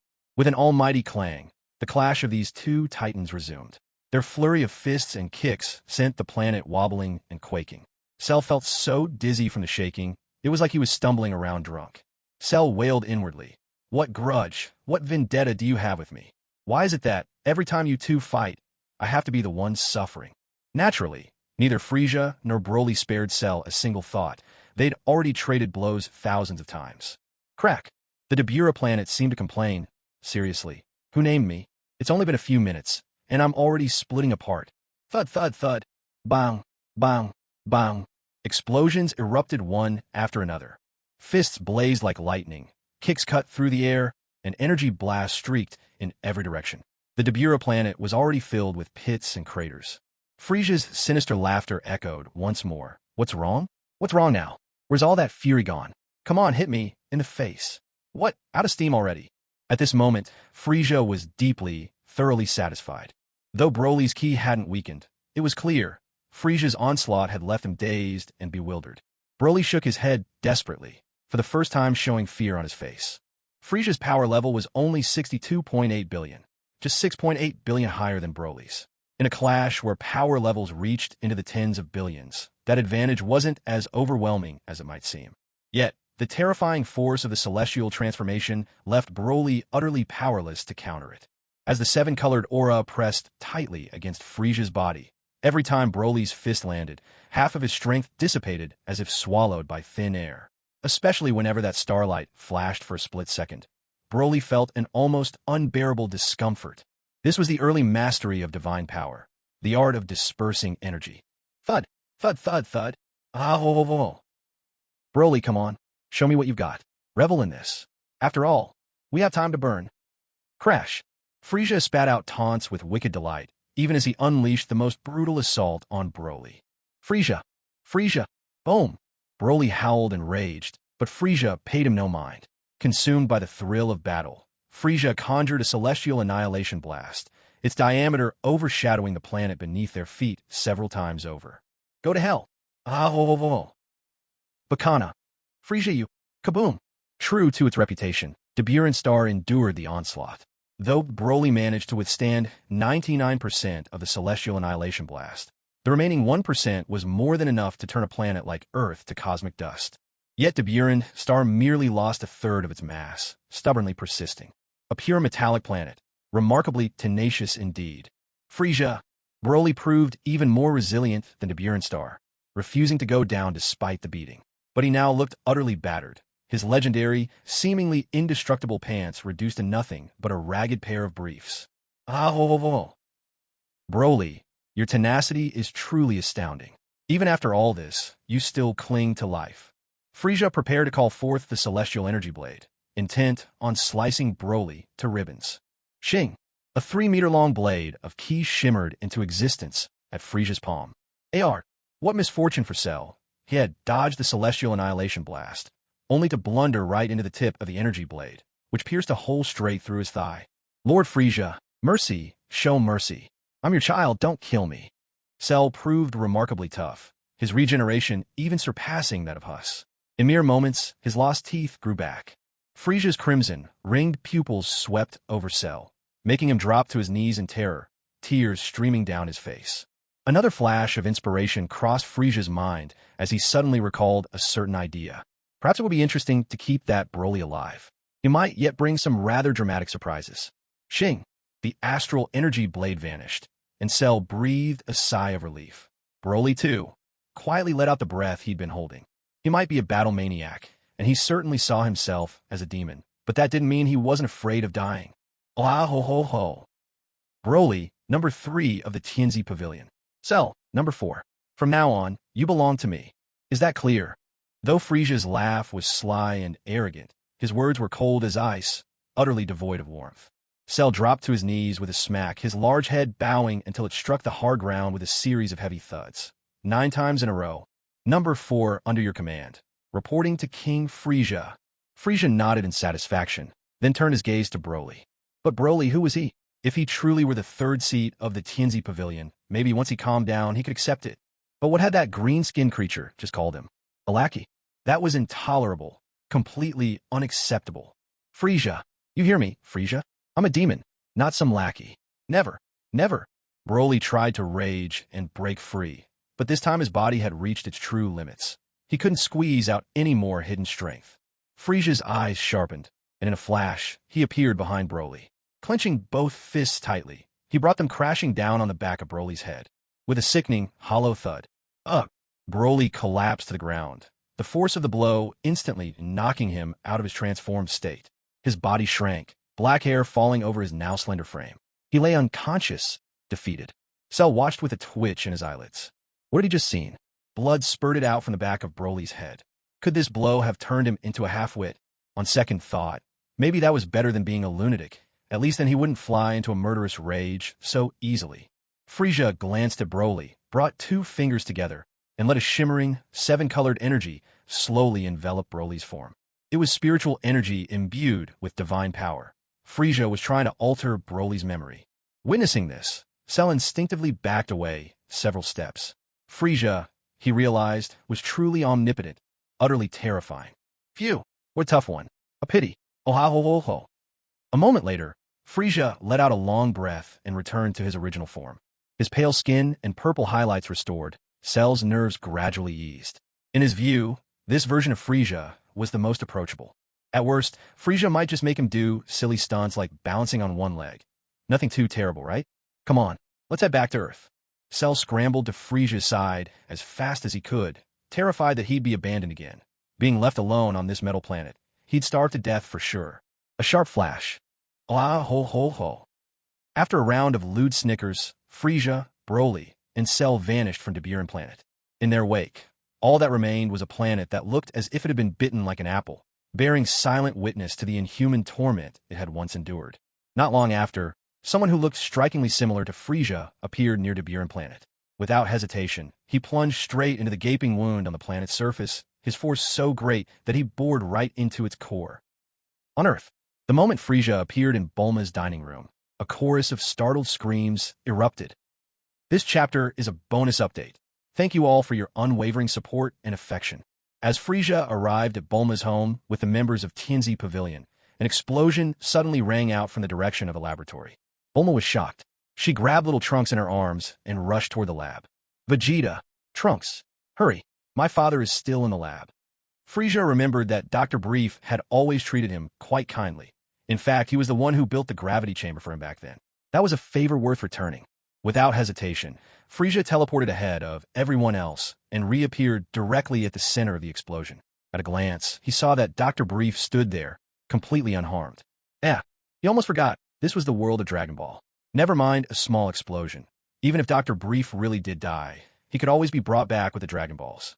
What's going on, old man? Vegeta was the second to arrive, having learned to teleport as well, though his reaction was just a fraction slower than Frieza's.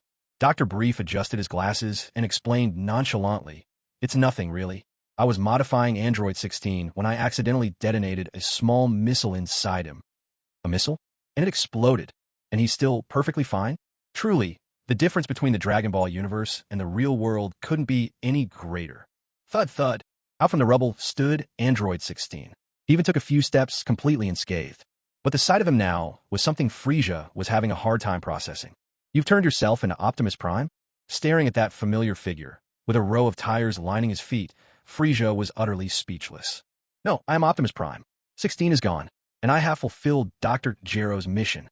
This. Frieza was at a loss for words. Just how long had Dr. Gero been gone?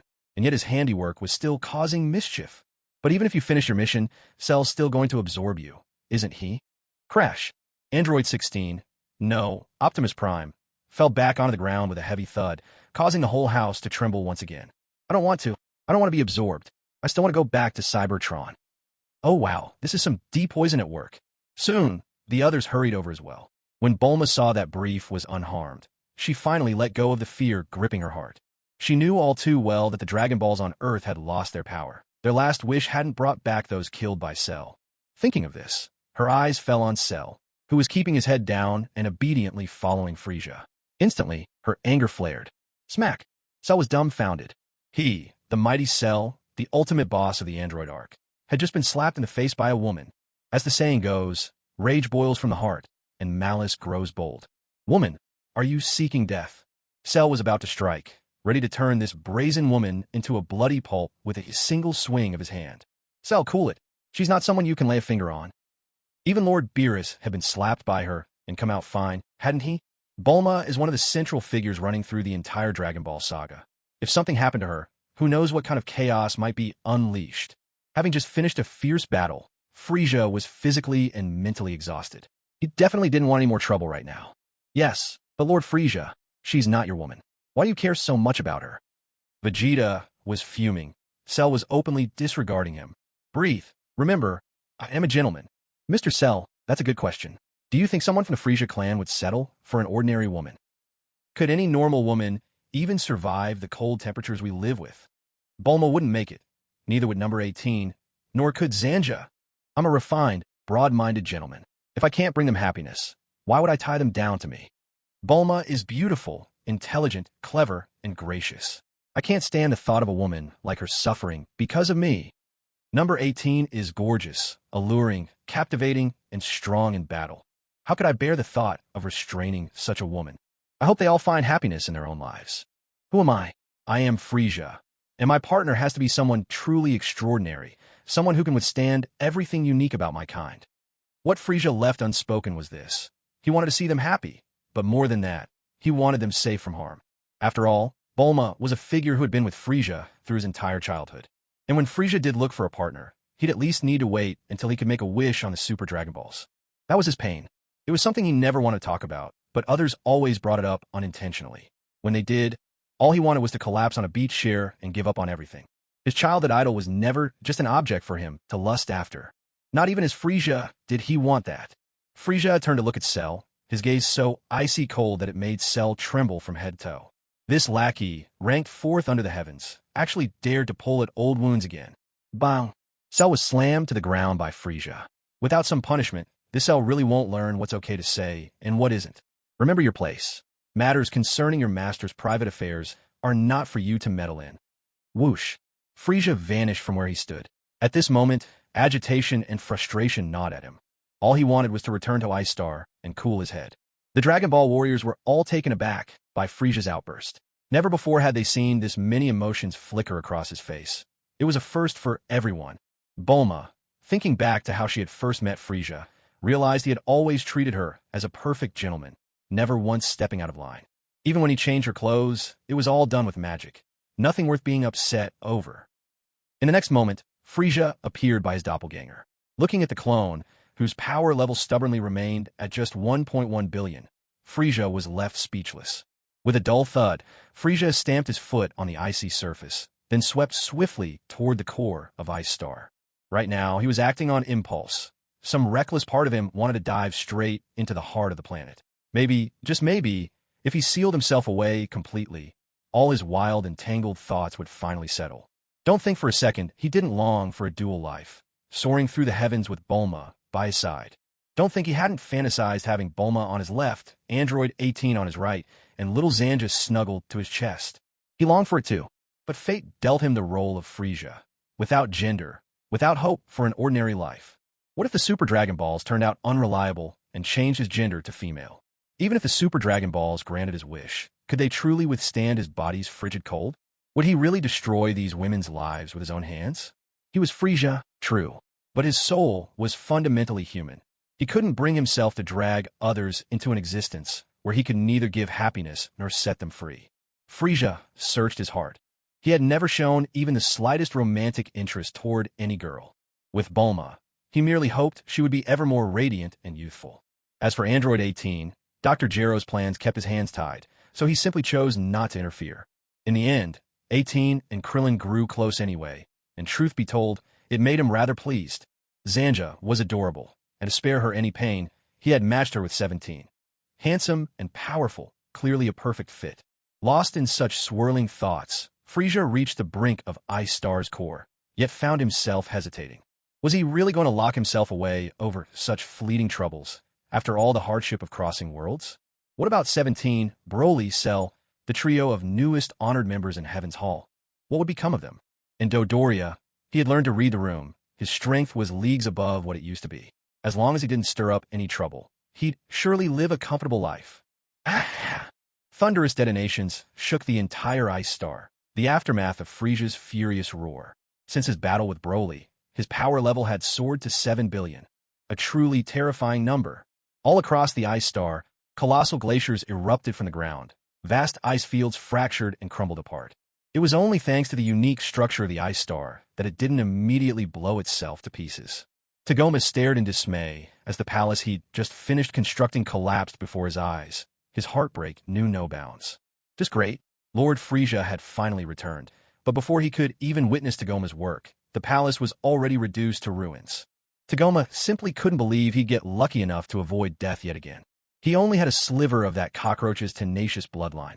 He certainly wasn't immortal. As it turned out, Tagoma's luck hadn't run out yet, because Lord Frieza never actually went back to the palace.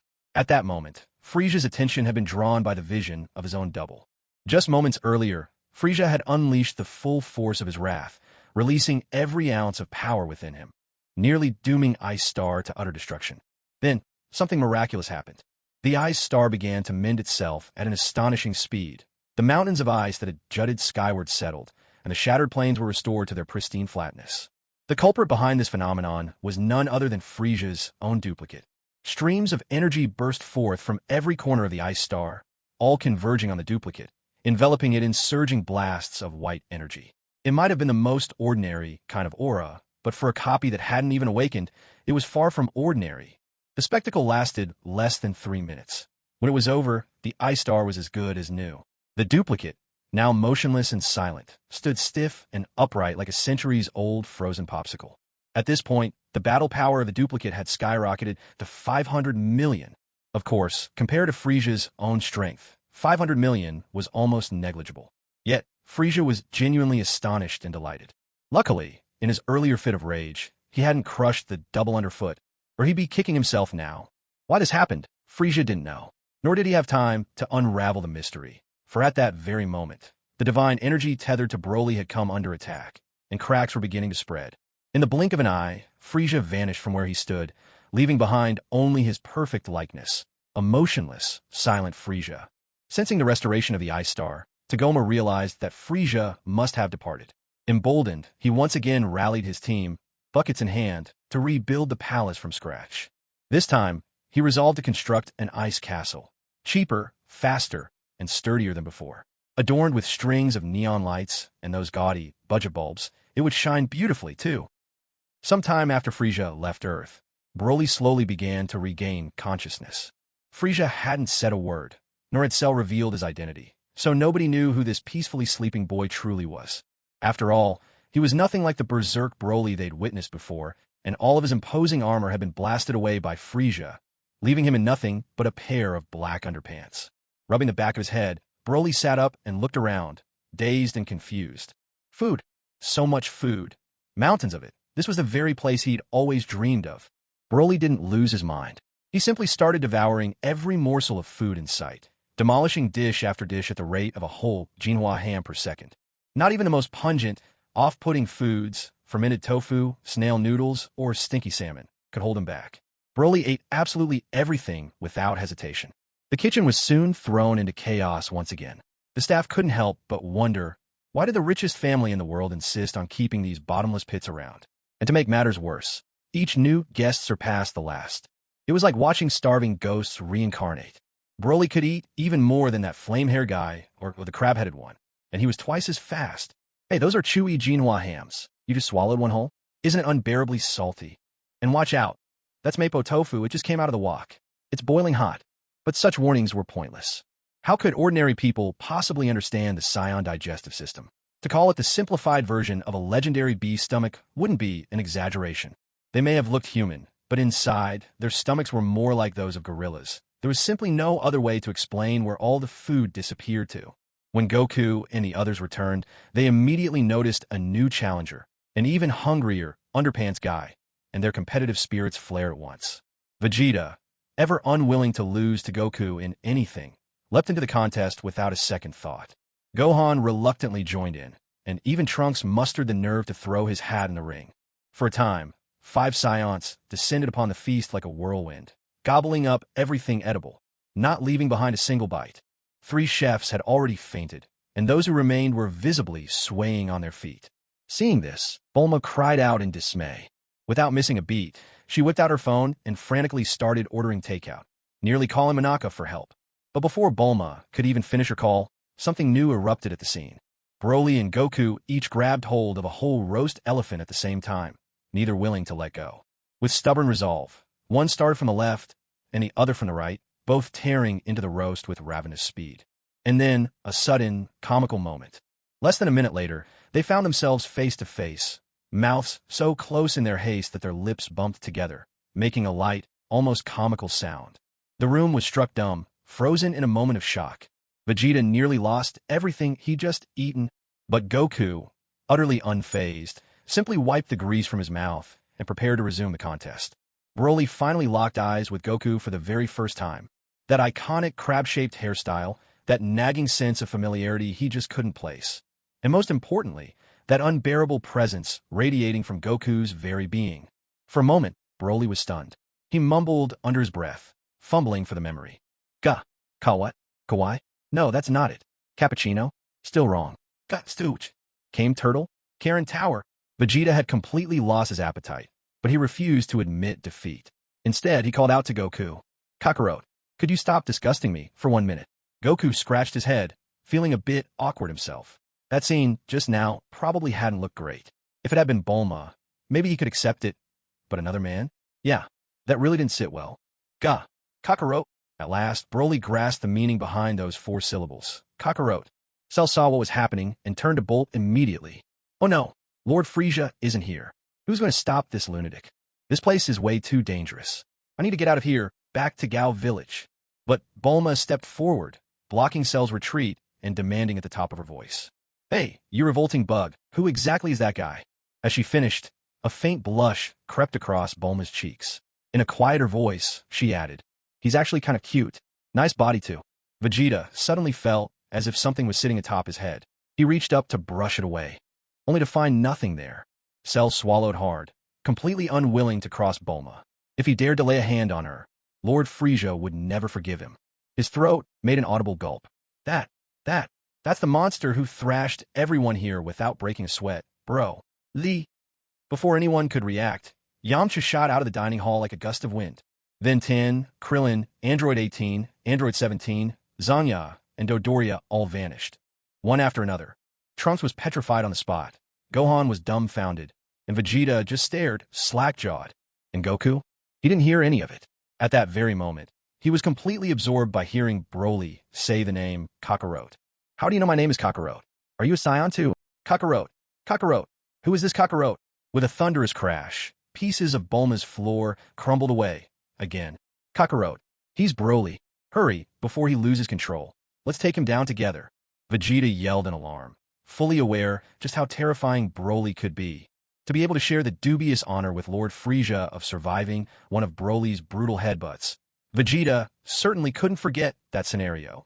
But as for experiencing that agony all over again, he never wanted that. Broly. Kakarot. Monster. No, call me a demon. Kakarot. The blood rite begins. I will see you sacrificed. Kakarot. Ea. A dazzling burst of 7-colored light flashed. The sound of cracking filled the air, relentless and sharp.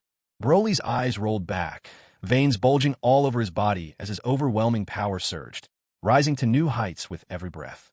Don't hold back. Everyone, attack together. Cell, you two, get in there. Vegeta was the first to transform into Super Saiyan 2, followed by Gohan, Future Trunks, and Goku, all of them unleashing their Super Saiyan might. Cell found himself blocked by Bulma and, having no other choice, unleashed his full power as well. Go for the back of his head, Cell shouted, darting straight for Broly's exposed nape. The others, unsure of his reasoning, didn't hesitate. Cell had survived fights with both Broly and Frieza. He surely had a knack for survival. In a single instant, Bulma's house in West City was reduced to rubble. Oh ho ho. You haven't heard my laugh for 2 whole chapters. Did you miss it? But nobody paid him any attention. The priority now was to restrain Broly, who was on the verge of total fury. For the first time ever, Frieza's dramatic entrance was completely ignored, leaving him decidedly annoyed. Do you take me for a sick cat, just because the king hold his temper? Out of my way, all of you. Thud wham. Bam. Bam. With a flurry of kicks faster than the eye could follow, Vegeta and the rest were sent sprawling, completely overwhelmed. It made the speed of the legendary Foshan Shadowless kick, or even the Wind Spirit kick, seem sluggish in comparison. There wasn't even a flicker of a shadow, and the force was devastating. Even the fabled handicap kick would pale in shame. Kicking everyone aside, Frieza paid no heed to the groans echoing behind him. He moved right up behind Broly. With one hand, he clamped on Broly's head, unleashing a pulse of radiant 7-colored light so brilliant, no one could bear to look directly at it. The light enveloped Broly entirely. Kawaii. Broly, who had been slipping into a violent rage, suddenly started to regain his composure under Frieza's rainbow-hued radiance. It turned out, Frieza had once again switched Broly's mental image of Kakarot for one of Kawaii instead. Oh ho ho. Excellent. With just 2 more times, I'll erase your fear of Goku for good. Everyone who witnessed the scene was utterly astonished. So, fighting wasn't always inevitable. Broly didn't have to lose himself to madness after all. Android 17 and Dodoria were the first to return. As the top 2 veterans of the Tianzi Pavilion, it was their duty to keep everything in order. Broly, you're now number 3 in the Tianzi Pavilion's ranks, understood? Kawaii, understand. With Broly settled, Frieza turned and mustered what he thought was an apologetic smile. Even if, to everyone else, it was nothing short of terrifying. Miss Bulma, I sincerely apologize. My men weren't exactly polite, and they destroyed your house. Bulma instinctively stepped back half a pace, but realizing it was a bit rude, she stopped herself from retreating any further. It's nothing, just a capsule. Ever since the gravity chamber kept blowing up, I've prepared several new houses. Frieza was stunned. Truly, that's the mindset of the richest person around. This kind of preparation is just unbeatable. Bulma asked everyone to leave, then had Vegeta sweep his palms, sending waves of energy that cleared away the rubble in no time. With a loud bang, a house identical to the one before appeared in an instant. Astonishing. Piccolo arrived, and in a flash he shot right up to Cell. Before anyone could react, he slammed a punch straight into Cell's face, knocking Cell's head a good inch to the side. Piccolo, did you really think you had a chance? With that measly strength of yours, you're trying to catch me off guard? Are you getting a bit too cocky? Or do you think my blade isn't sharp enough? Cell looked at Piccolo with utter disdain, his arrogance practically overflowing. It was as if Piccolo's all-out punch hadn't even scratched him. And in truth, it hadn't caused him the slightest bit of harm. Then, just as swift, Cell landed a punch on Piccolo's stomach with lightning speed. Guy, impossible. I could take on 10 Friezas, so why can't I withstand a single blow from Cell? With a splatter, Frieza, upon hearing this, spewed out a mouthful of his protein shake, showering Dodoria's face with it. Dodoria, unperturbed, immediately bent over in a deep bow and loudly declared, "Thank you for your generous gift, Lord Frieza." Frieza's mouth twitched, and he decided it was best to ignore this thoroughly brainwashed head elder of the Heavenly Pavilion. Ah, ho, ho, ho. Piccolo, come over here.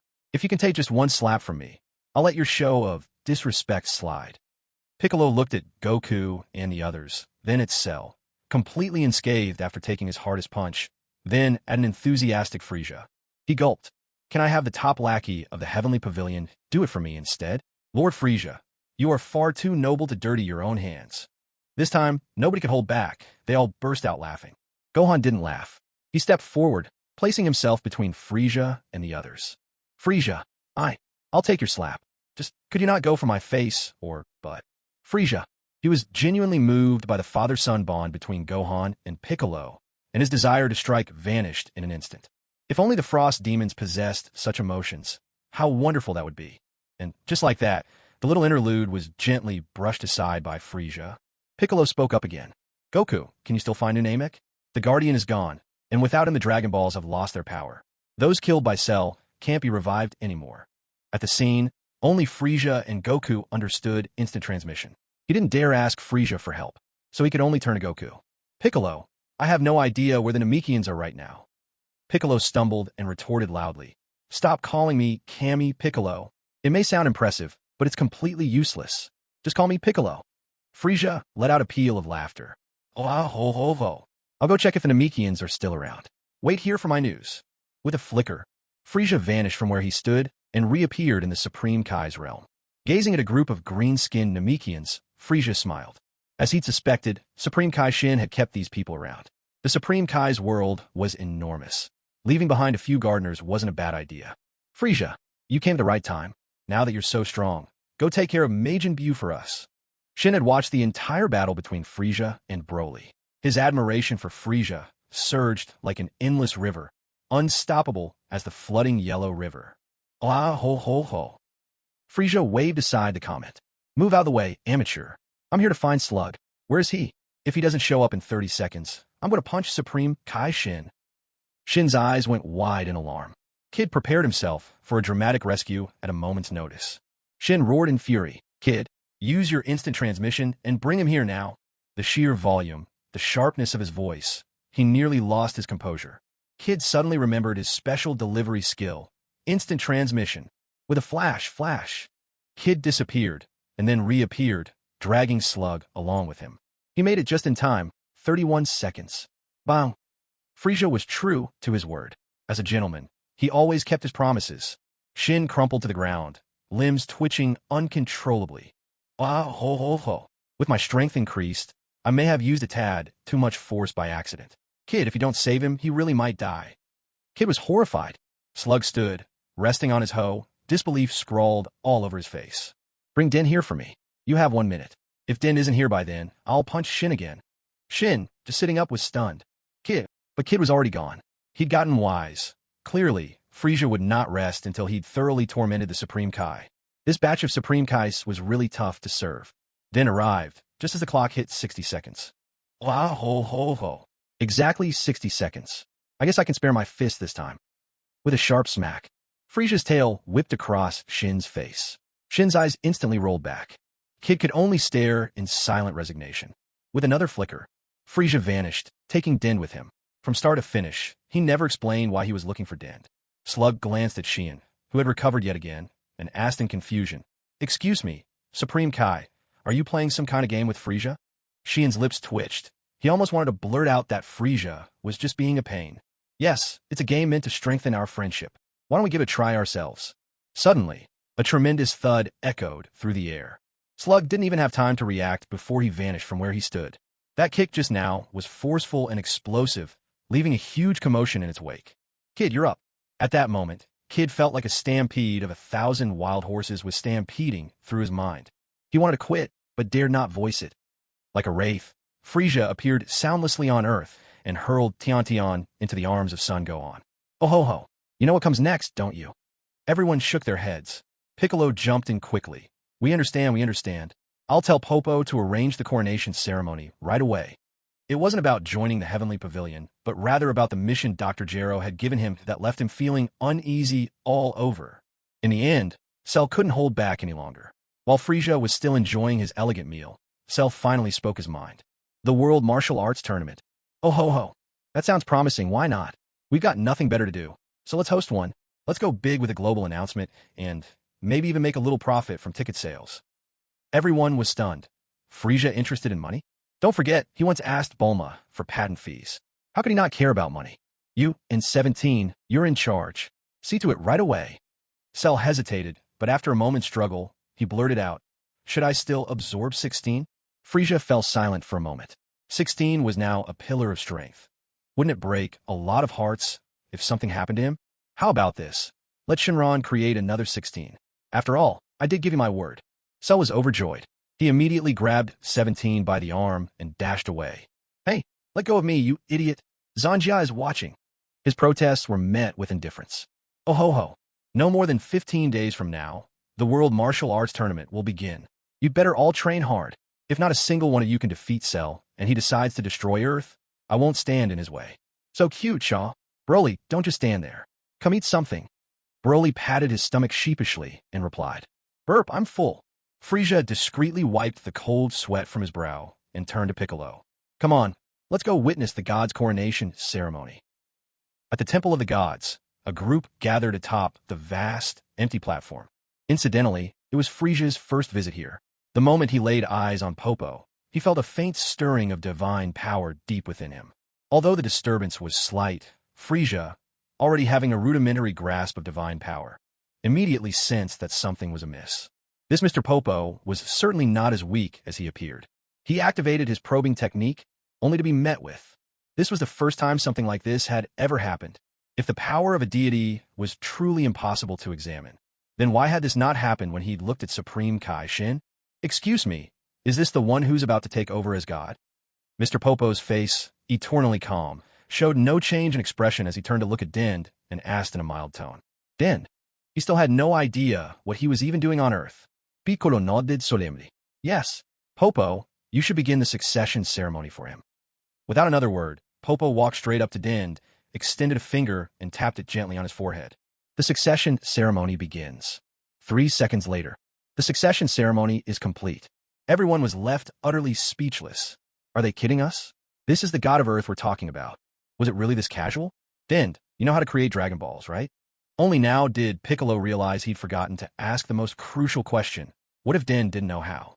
Fortunately, Dend didn't let them down. Edo, give me a year, and I'll definitely be able to make them.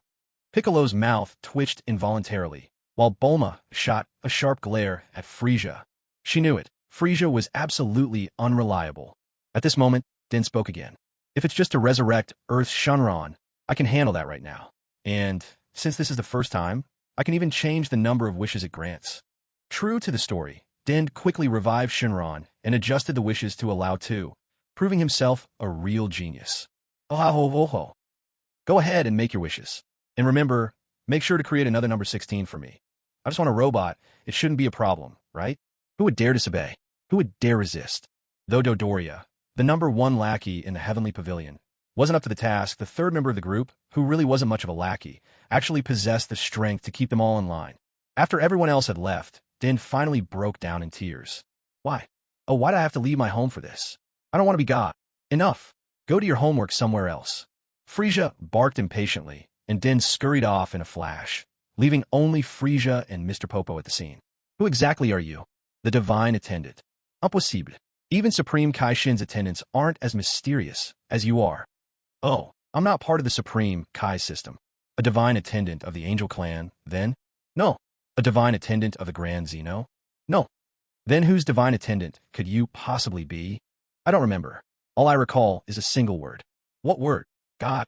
For a moment, Frieza was taken aback. God? Is this some kind of joke? You claim to be a divine attendant, yet your master isn't a god. What are they, for heaven's sake? Knowing too much won't do you any good. At this point, you are simply unworthy of such knowledge. With those words and the calm, unfathomable look in Popo's aged eyes, Frieza felt deeply wounded. He wanted to fight. To me, your so-called divine power is nothing but a farce. I can shatter it in an instant. Frieza was floored.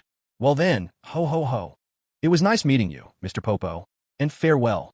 In a blink, Frieza vanished from sight. At least he now understood. Popo was truly a deep and bottomless old monster.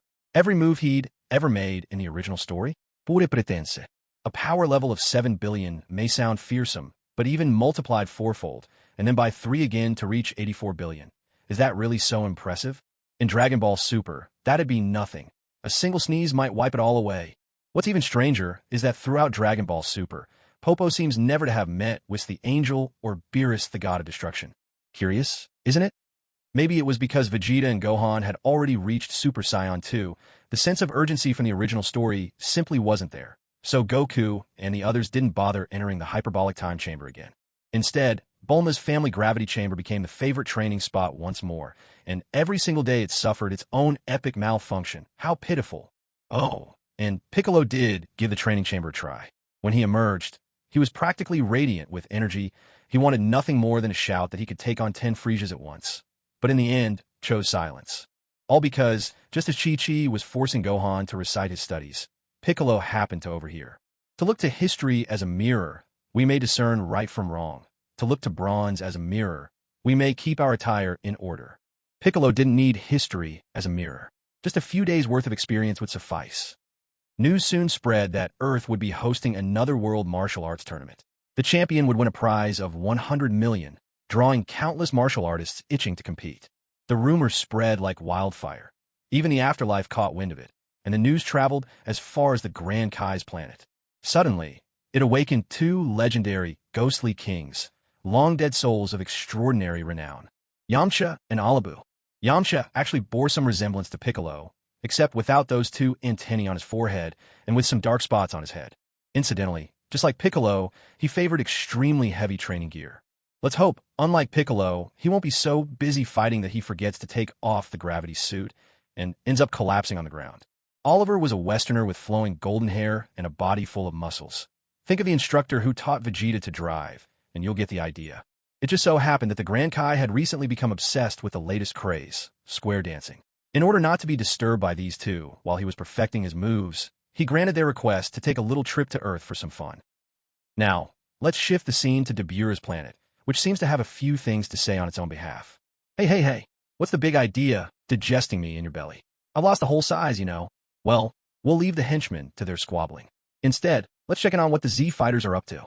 Yamcha, the creator of the Wolf Fang Fist. Though nobody really calls it by that name anymore, it remains one of the most frequently used techniques in battle. With a fighting power of 1 million, he's hard at work at the moment, trying to win over girls. Master Roshi, quick, change the camera. Show us what's happening. No problem at all. Tien Shinhan.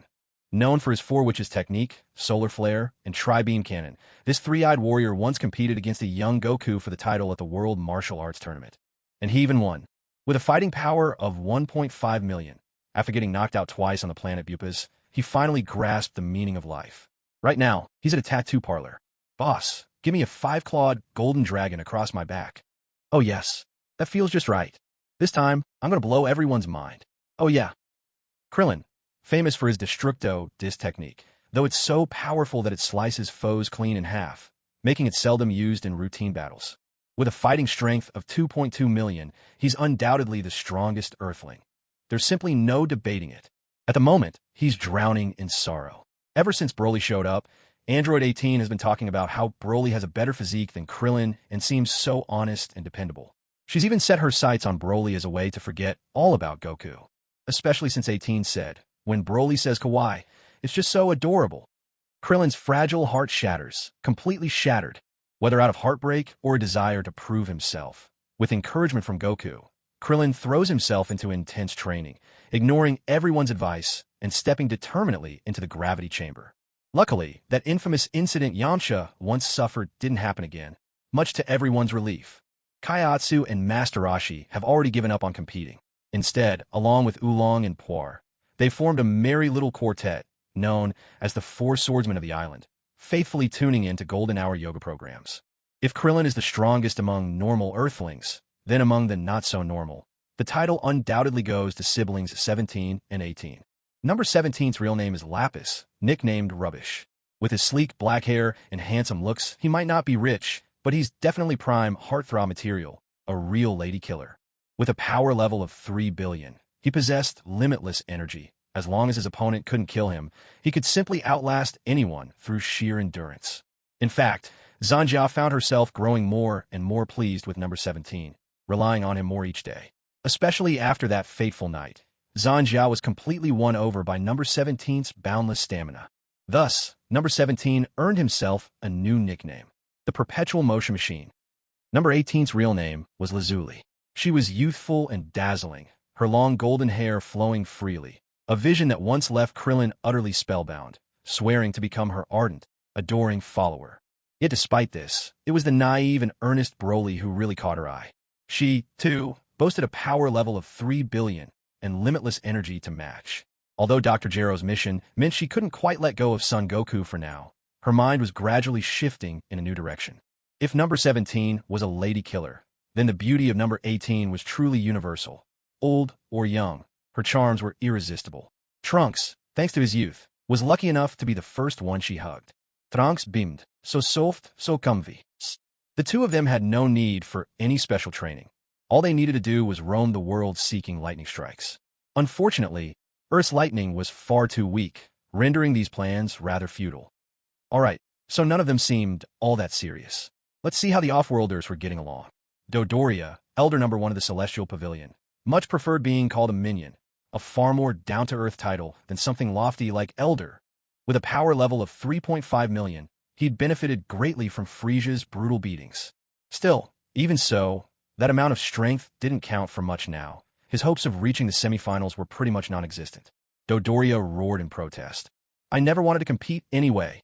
Perhaps it was his elevated status that had inflated his ego, making his temper as fierce as ever. A true rival to Piccolo in that regard. Zanjia herself was the very picture of kawaii. With her wavy, orange hair, she looked uncannily like Krillin's old green tea girlfriend Marin. The first time Frieza laid eyes on her, he exclaimed, "It feels just like first love." All because of that feeling, Frieza spared her and even paired her up with the Perpetual Motion Machine, number 17. By now the pair were inseparable. Right now, their attitude was crystal clear. Cultivating strength? What could be more important than falling in love? With a power level of 1 billion, Zanjia was nothing to scoff at. As Frieza put it, she had the strength of 9 Friezas, definitely worth paying attention to. Piccolo, the proud Namekian who styled himself Demon King, forever found himself stuck with nanny duty. He never needed fine cuisine, just water was enough for him to survive. It was for this reason that Zanjia's boss, Bojack, dubbed his entire species plant people with an affectionate chuckle. After emerging from the hyperbolic time chamber, Piccolo's power level had soared to 5 billion. At this very moment, he sat deep in meditation in the gravity chamber, radiating an awe-inspiring aura. Trunks, whose full name is Trunks, also known as Harry Potter Conan, is a lonely young man who traveled to this world in a time machine. Trunks is the future child of Vegeta and Bulma. Well, that introduction might not be entirely accurate, but let's go with it. As a hybrid with Saiyan blood who grew up on Earth, and having inherited his father Vegeta's S cells, becoming a Super Saiyan was far easier for him than it ever was for Vegeta. Unfortunately, because he never received Vegeta's training in his future timeline, his fundamentals were sorely lacking, and at this moment, he was busy doing all sorts of basic training in the gravity chamber. Sit-ups, push-ups, pull-ups, squats, rapid-fire punches. His daily routine was so intense that he would practically crawl to the dining hall for his meals. At last, his power level reached the very peak of Super Saiyan 1, soaring to an astonishing 2.3 billion. Now, all he needed was a breakthrough to hit 2.4 billion, and with a spark of anger, he would be able to transform into Super Saiyan 2. If all Saiyans are known for charging headlong into danger, then Trunks is by far the most cautious among them, perhaps the only Saiyan who isn't reckless. Yes, he's the most sensible one. Son Gohan, by rights, should be 10 years old, but after spending an extra year in the hyperbolic time chamber, that makes him 11. He was 5 when Raditz arrived, trained with Piccolo for a year. Goku returned after another year, and then there were 3 years before the androids appeared. Born and raised on Earth as a Saiyan hybrid, Son Gohan's prodigious talent revealed itself at a young age. His most terrifying outburst saw his power level skyrocket 500 times over, enough to scare the wits out of anyone. Gohan has not only pushed beyond Super Saiyan 2.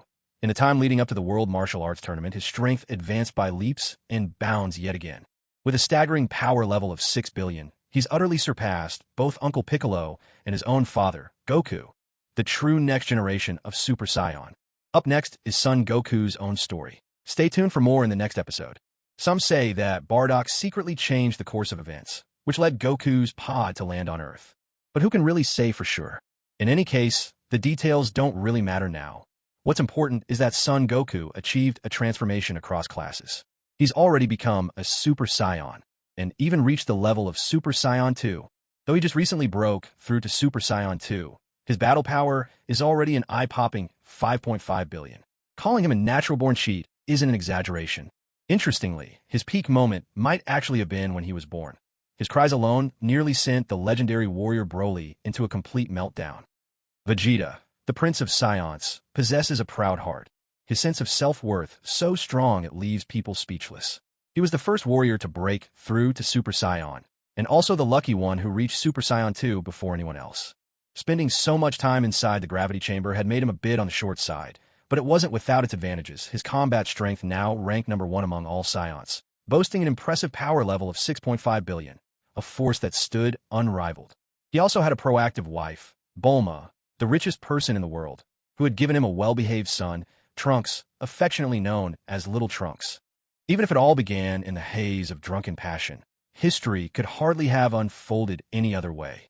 After all, Vegeta's love for Bulma was sincere, genuine to the last drop. Then there was Cell, a bizarre creature stitched together from the cells of many by Dr. Gero. He, too, had crossed over from a future timeline.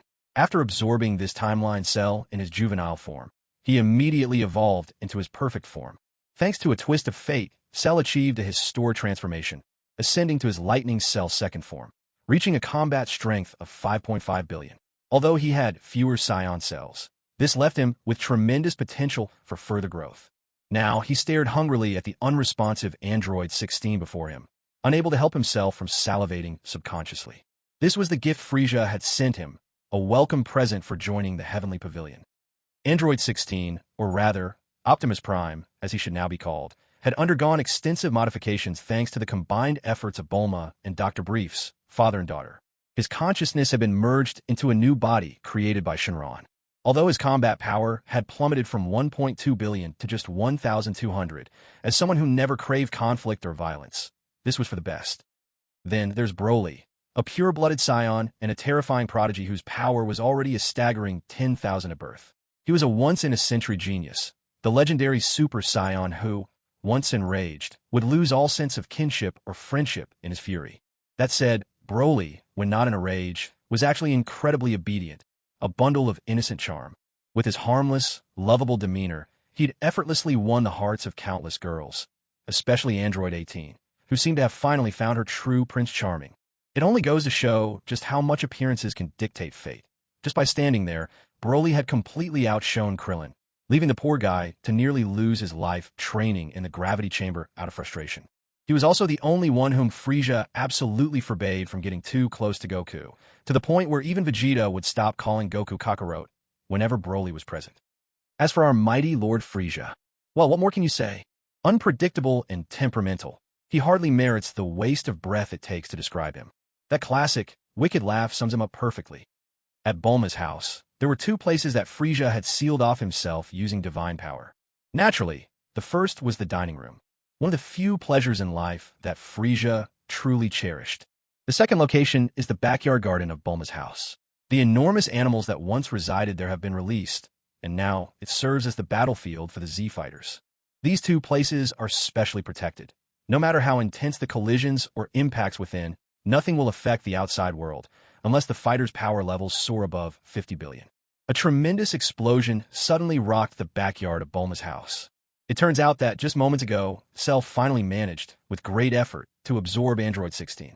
A surge of overwhelming energy burst forth, causing the backyard to erupt in a violent explosion. Billows of smoke rolled heavenward, but the protective barriers ensured it could not spread beyond. Nearby, Android 17 and Zanja, inseparable as ever, were caught up in their romantic moments, lost in each other's gaze and indulging in sweet nothings. Yet even they could not ignore Cell's astonishing new aura. At that instant, everyone dropped what they were doing and rushed to the scene. Whether they had just finished a tattoo session, were struggling in the gravity chamber, sparring inside it, or simply standing stunned by Android 18's antics, all arrived without hesitation. Oh, and let's not forget Frieza, that eccentric being whose daily routine of steaks and fruit juice somehow keeps pushing his power ever higher. With his number 1 henchman leading the way, Even he appeared at the scene. Cell's aura kept escalating, surging upward in massive leaps. It soon surpassed Frieza's previous 70 billion, and quickly approached Frieza's current 80 billion. Oh ho ho ho! Excellent, excellent. You truly are the hybrid I cultivated with such care. 78 billion in power. Quite an impressive leap. A bead of cold sweat appeared on every forehead. Wait, wasn't he supposed to be the fourth elder of the Heavenly Pavilion? When did he become hybrid instead? With such a capricious personality, how could the Turtle Hermit possibly introduce him? Would he have to write millions of words to tell the whole tale? Perhaps it would be called Dragon Ball, Frieza. Please, just be human for once. When the smoke finally cleared within the sealed backyard, a figure stepped forth slowly, golden energy crackling all around him. His skin remained green, but now gleamed with a metallic luster. The black spots had turned violet, adding a refined and otherworldly air.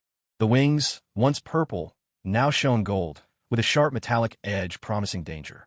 His tail's needlepoint was gone, replaced by violet armor, a likely consequence of trauma from a previous encounter. This marked his latest evolution. With every step, Cell's armor clanged with the sound of metal. At last, he stopped before Frieza, then dropped to one knee with a resonant crash. Heavenly Pavilion, designation number 4, Armored Cell. At your command, Lord Frieza.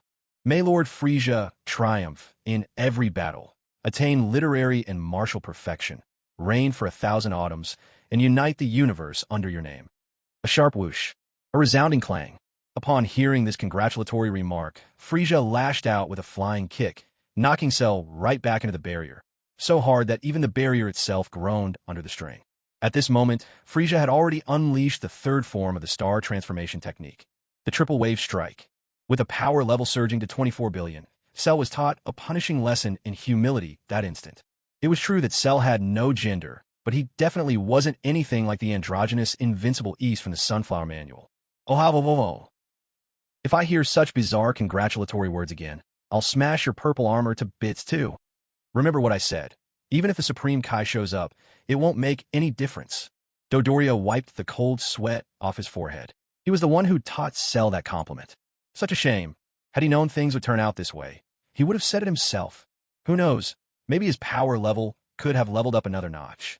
Tomorrow is the preliminary round of the World Martial Arts Tournament. I look forward to seeing all of you perform. Oh. A confident light appeared in everyone's eyes. Even Cell, though sprawled out on the ground in his armor, was no exception. Armored Cell. So, the day has finally arrived. Let me, Armored Cell, show you what it truly means to feel utter helplessness. Waha! The sky lit up with a dazzling burst of fireworks, splendid and colorful, underscoring the grandeur of this World Martial Arts Tournament. This time, the tournament was being held on a small island which, only half a month prior, was nothing but a barren stretch of land. Yet in just half a month's time, a massive structure had risen here. The World Martial Arts Tournament Arena. Designer, Frieza. Builder, Dodoria. Ticket seller, Dodoria. Culinary team, Capsule Corporation's kitchen staff. Prize sponsor, Bulma. The ground was smooth and flawless. The arena extravagant yet dignified. All of it thanks to Dodoria working overtime with tears streaming down his face. Today, this island had made a name for itself. People from all corners of the globe had gathered here. There were wolfmen, bearmen, dinosaurs, lizard folk, cat people, kobolds, but by far the most numerous were ordinary humans. The registration area was a lively scene, filled with faces that Son Goku had met in the past. Characters like King Chappa, Nam, Tao Pai Pai, UPA, and King Gappa, all those who had once graced the stage had shown up, with UPA joining such a tournament for the very first time. No need to mention the other minor characters. Next to sign up were the Dragon Ball warriors themselves. And finally, among the humans of Earth, the undisputed crowd favorite, a man with a voluminous, permed afro and a mustache shaped like jagged teeth, sporting the symbol of strength at his waist, a golden championship belt. His muscular build was simply formidable. He was the odds-on favorite to win all, Mr. Satan, a living legend capable of splitting 14 bricks with a single chop.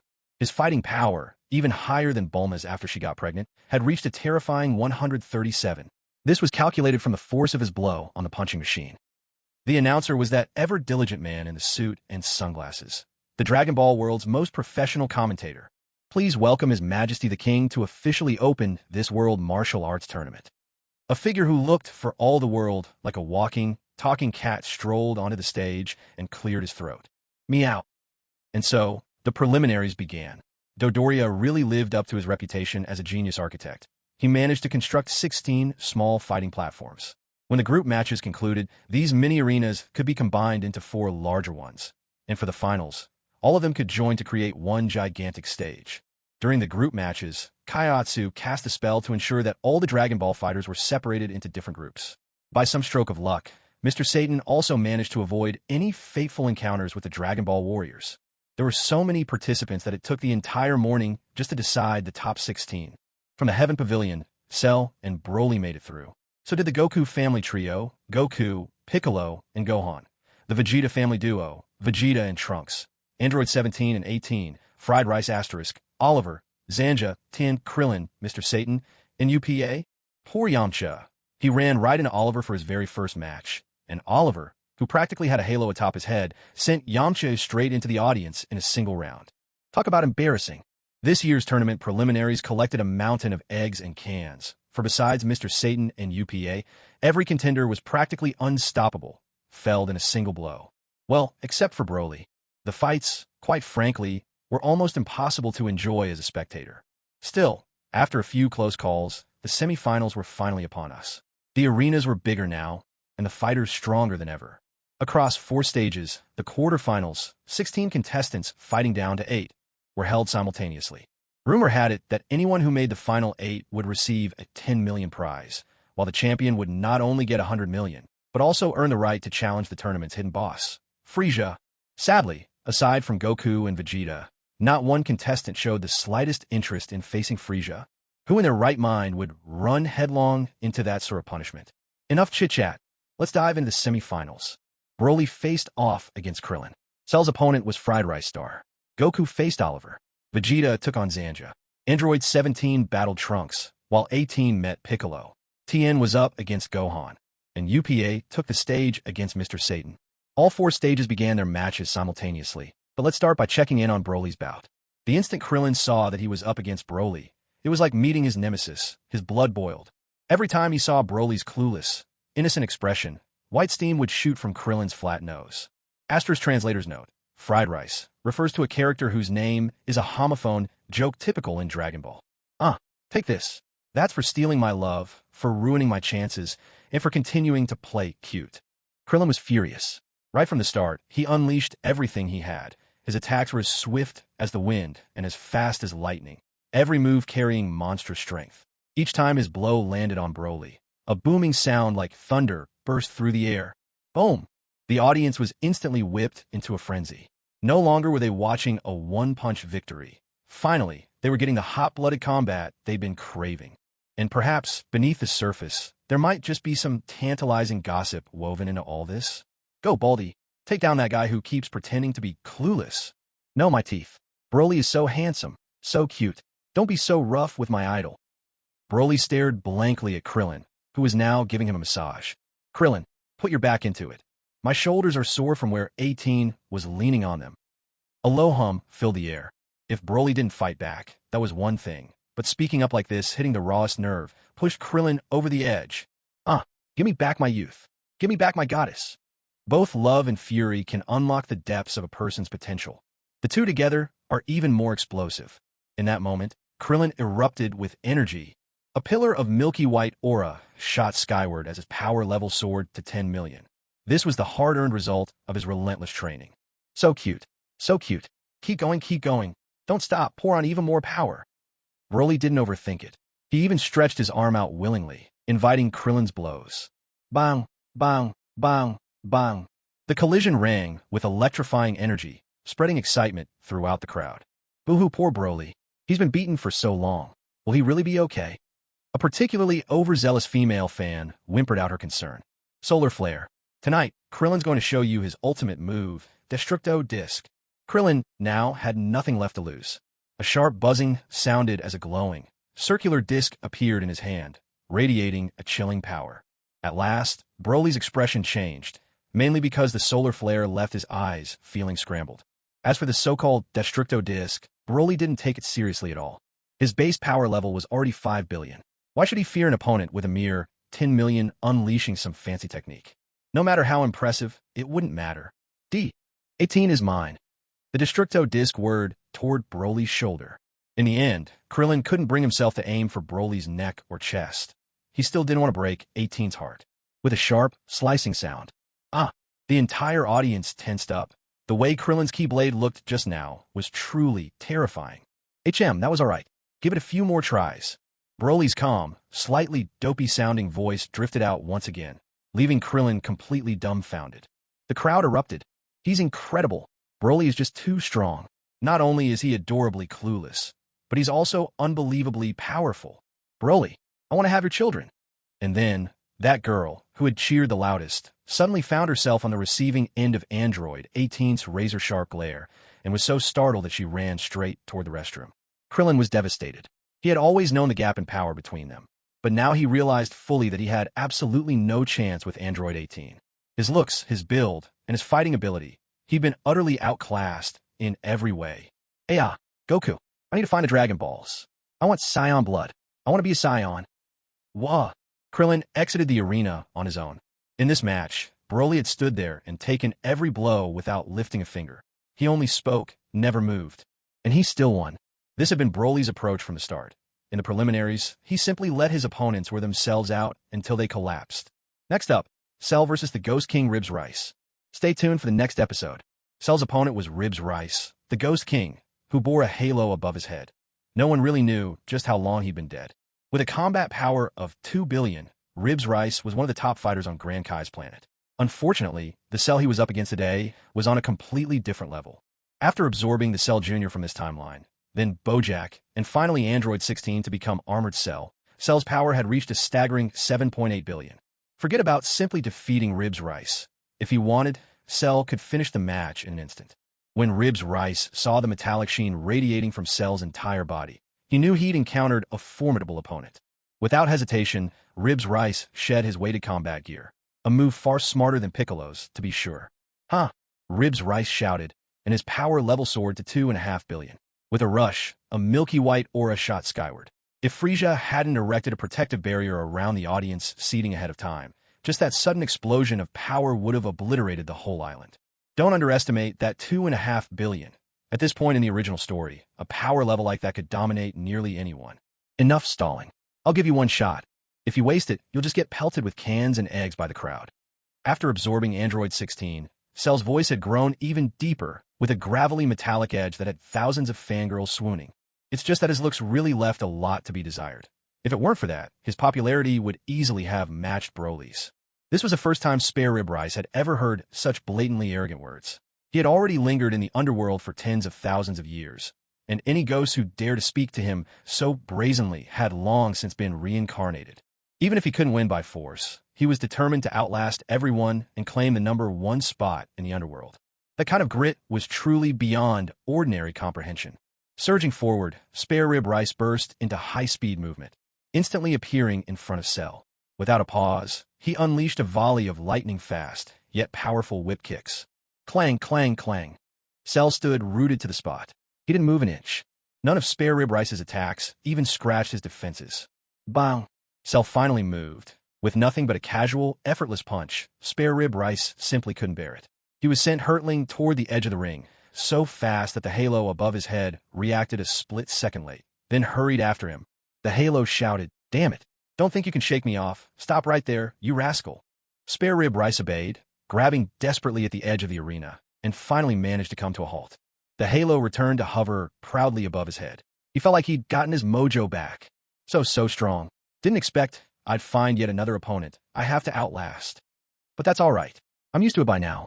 Still, I'm not satisfied. Next, I'll let you taste my ultimate move. Lightning Blast Wave. Plop. Spare Rib Rice tumbled right off the arena. People say villains always talk themselves to death, but you lost because you weren't strong enough, and still couldn't keep your mouth shut. Cell reined in his aura, turned without so much as a glance at Spare Rib Rice, and strode off the stage. Boom! The entire crowd erupted into another frenzy. Battles like this. They neither heard of nor witnessed anything so thrilling. The excitement was simply off the charts. The sunglasses-wearing announcer tossed his microphone theatrically into the air. After spinning an unknown number of times, it landed squarely back in his hand. Pointing dramatically toward the sky with his left hand, he yelled, "After so many years, at long last, We're witnessing such a fierce showdown again. I am absolutely exhilarated. What do you say, folks? But nobody answered him. They were all utterly transfixed by the action on the third arena. It wasn't UPA and Mr. Satan's match. Though their bout was wonderfully entertaining, it simply couldn't compare to the blazing, blood-pumping battle between Goku and Oliver. Oliver's combat power was also 20 billion, but having no means to grow stronger, he was evenly matched by Goku, who had only activated the first stage of Super Saiyan. Would transforming in the middle of a fight cause panic? Come on, some members of the audience had transformed into wolves or foxes themselves, just for getting too into the match. Changing your hair color, unleashing a golden aura. So what? Hardly worth mentioning. Even if you morphed into King Kong right there, the crowd would just marvel at how creative you were. Duong duong. Bang, bang, bang. Boom, boom, boom. Once again, Sun Wukong's old habits resurfaced. Whenever he encountered a formidable opponent, he would suppress his energy to match theirs, turning the fight into an exhilarating, all-out battle. If Broly had simply exhausted Krillin to the point of collapse, or if Cell had blown away a plate of ribs with a single burst, then Sun Wukong was the one truly making this semi-final feel like the grand finale. Every punch landed with solid force. Every move carried a thrilling edge. Oliver's muscles bulged, swelling a full size. Though his actual strength hadn't changed, his appearance alone was enough to intimidate anyone. For the crowd of onlookers, Oliver's physique was truly something to behold. Glancing around at the other arenas, Sun Wukong was surprised to find that even Satan, the weirdo who always started a match by breaking bricks on himself, had already finished his bout. Yet, here he was, still giving everyone the impression that he was locked in a hard-fought struggle. Especially on the special viewing platform, Chi-Chi, dressed in an elegant evening gown, bit her handkerchief with worry written all over her face. In that moment, Sun Wukong suddenly lost interest in playing around. Ever since money stopped being an issue at home, Chi-Chi no longer pressured him to go out and earn a living. He quite liked the Chi-Chi she was now, making the woman he loved worry. Now, that just didn't sit right with him. Besides, the real masters were all waiting in the later rounds. As for this Western guy with a halo on his head, it was time to send him off the stage. In the blink of an eye, Sun Wukong transformed into Super Saiyan 2. At a speed Oliver couldn't even process, he closed the distance and grabbed the halo right off Oliver's head. Down you go. With the halo in hand, Sun Wukong began slamming it onto Oliver's enormous head. Seriously, coming here wearing a halo, isn't that just begging to be used as a weapon? Smash, smash, smash, smash, smash. At last, Oliver, the long-dead Ghost King, howled in agony, clutching his sore, swollen head as he darted away. But would Sun Wukong let him escape? If even as Super Saiyan 2 he couldn't settle the fight quickly, wouldn't that be disgraceful? Seizing the perfect opportunity, he aimed a powerful kick right at Oliver's hefty rear. Thud! Ow! Boom! Oliver crashed headfirst into the barrier Frieza had set up, but the barrier didn't even flicker. A spectator, just 30 centimeters away, suddenly found himself nose-to-nose with Oliver, their eyes locking in a comic stare-down. Hey, which generation of the Buddha are you? Do Westerners worship the Buddha too? Oliver nearly spat blood, not from Sun Wukong's attack, but out of sheer annoyance at the spectator. Hey, you forgot your halo. Sun Wukong glanced at the glowing ring in his hand. He could sense a powerful, urgent desire within it, a fierce longing to break free from his grasp. Taking something that belongs to someone else is wrong. Master Roshi had taught him that lesson when he was just a child, so Sun Wukong decided it was only right to return it. With a flick of his wrist, he sent the ring flying straight toward Oliver. Oh no, I used too much strength. Sun Wukong cried out in alarm. With a resounding crash, crisp and commanding, much like when Nez's universe ring struck the Bull Demon King in those legendary tales. The ring landed squarely atop Oliver's head, right on one of his lumps. Oliver's eyes rolled back in pain, and he fainted instantly. He didn't even return to his original form. The glowing ring gently floated back to rest atop Oliver's head, determined in its resolve. You want to get rid of me? Not a chance. The man in sunglasses grabbed the microphone again, voice brimming with excitement. The first round of the 16-8 semifinals has come to a close. Now, let's welcome the competitors for the next match. Sorry, my mood wasn't great yesterday. I spent the whole night revising Chapter 1, and then I indulged in a long, lazy nap this morning. Only after that did I manage to finish the first chapter. Now, onward to Chapter 2. Who knows what amazing battles await us next? But first, enjoy a dazzling dance. Wait, no, it's time for a quick word from our sponsor, Watermelon Bobo. We'll be right back with more excitement. This segment was a special request from Master Roshi himself. Frieza figured, why not? A round of advertising for Watermelon Bobo could only help rake in more royalty fees. With a grand wave of his hand, it was approved. In the distinguished guest section, Frieza sat languidly, savoring an endless glass of red wine, a rare tribute from the planet Palame. Palame was home to a race of great people, which meant with every sip, Frieza was quite literally drinking the lifeblood of the Palameans. Not that he cared, or even realized, and if he did, so what? Fruit is fruit, after all. At that moment, Frieza sat with utmost elegance on a leather sofa, tail slipping through a gap in the back. His blood-red eyes stared fixedly at Rice Noodles and Oliver. Ah ho ho ho. So you two snuck up here from the underworld, did you?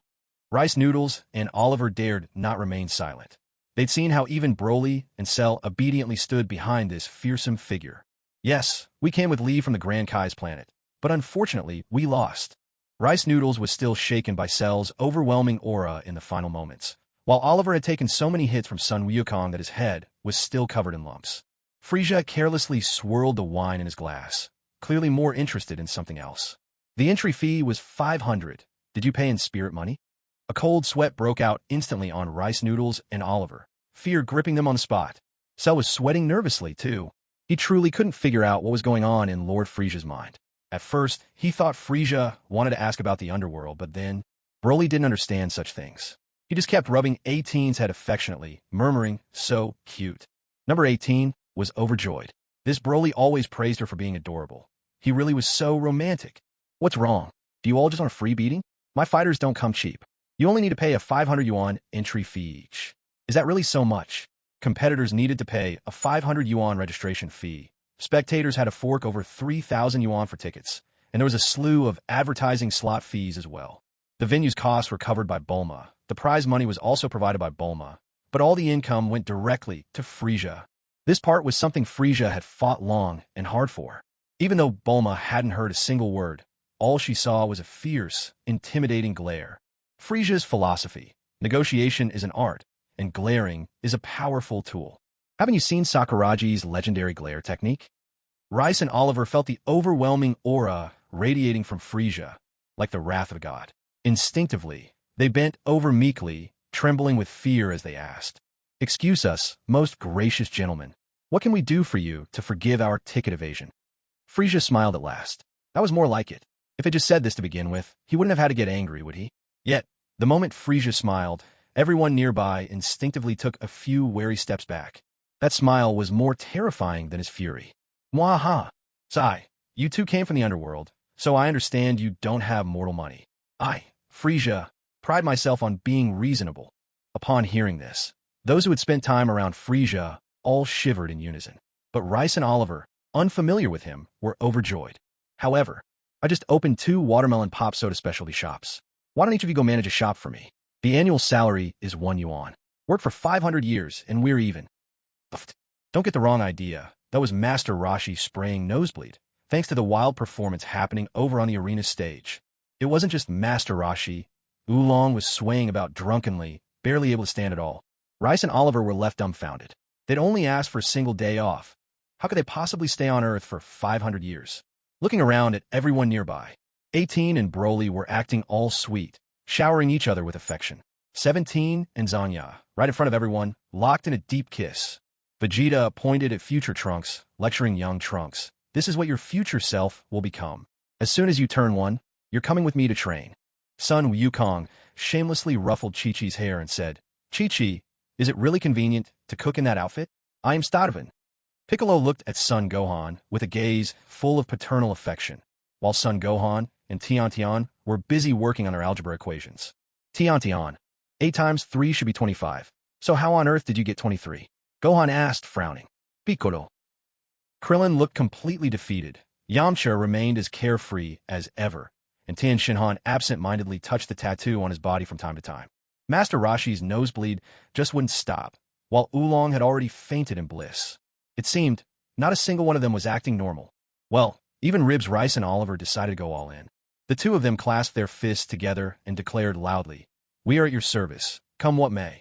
Inside, they thought, at long last, we finally have the perfect excuse not to return to the underworld. Ah ho ho ho ho. Excellent, excellent. Since you're both so sincere, I'll let you off this time. You're free to go.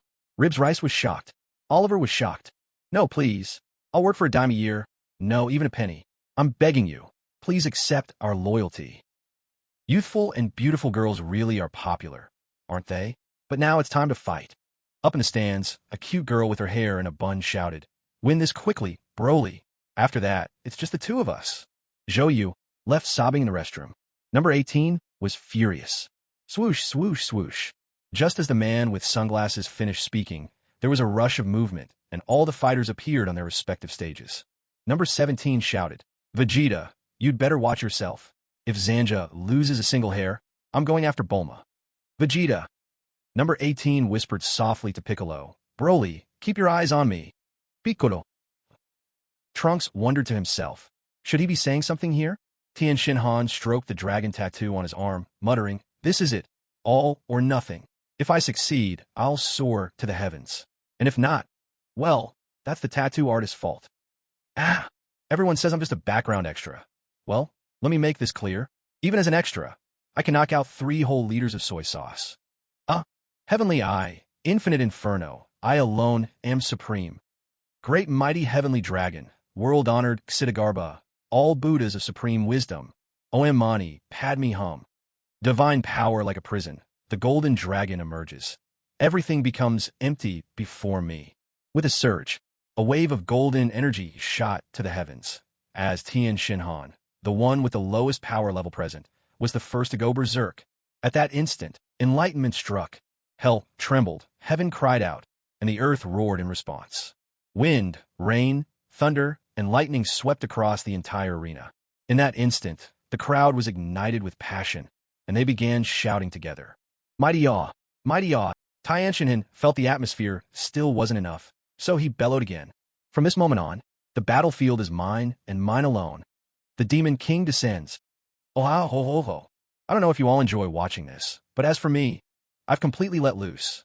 Love it or hate it, that's your business. Oh, ho, ho, ho. Just now, Tien Shinhan suddenly erupted with a force unlike anything before, and everyone was filled with curiosity.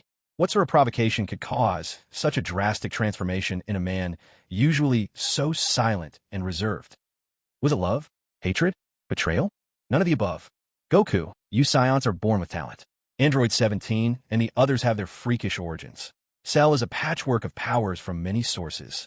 But I, Tien Shinhan, have my own uniqueness, 3 eyes. So why should I be outshone by that noseless sycophant? I refuse to accept it.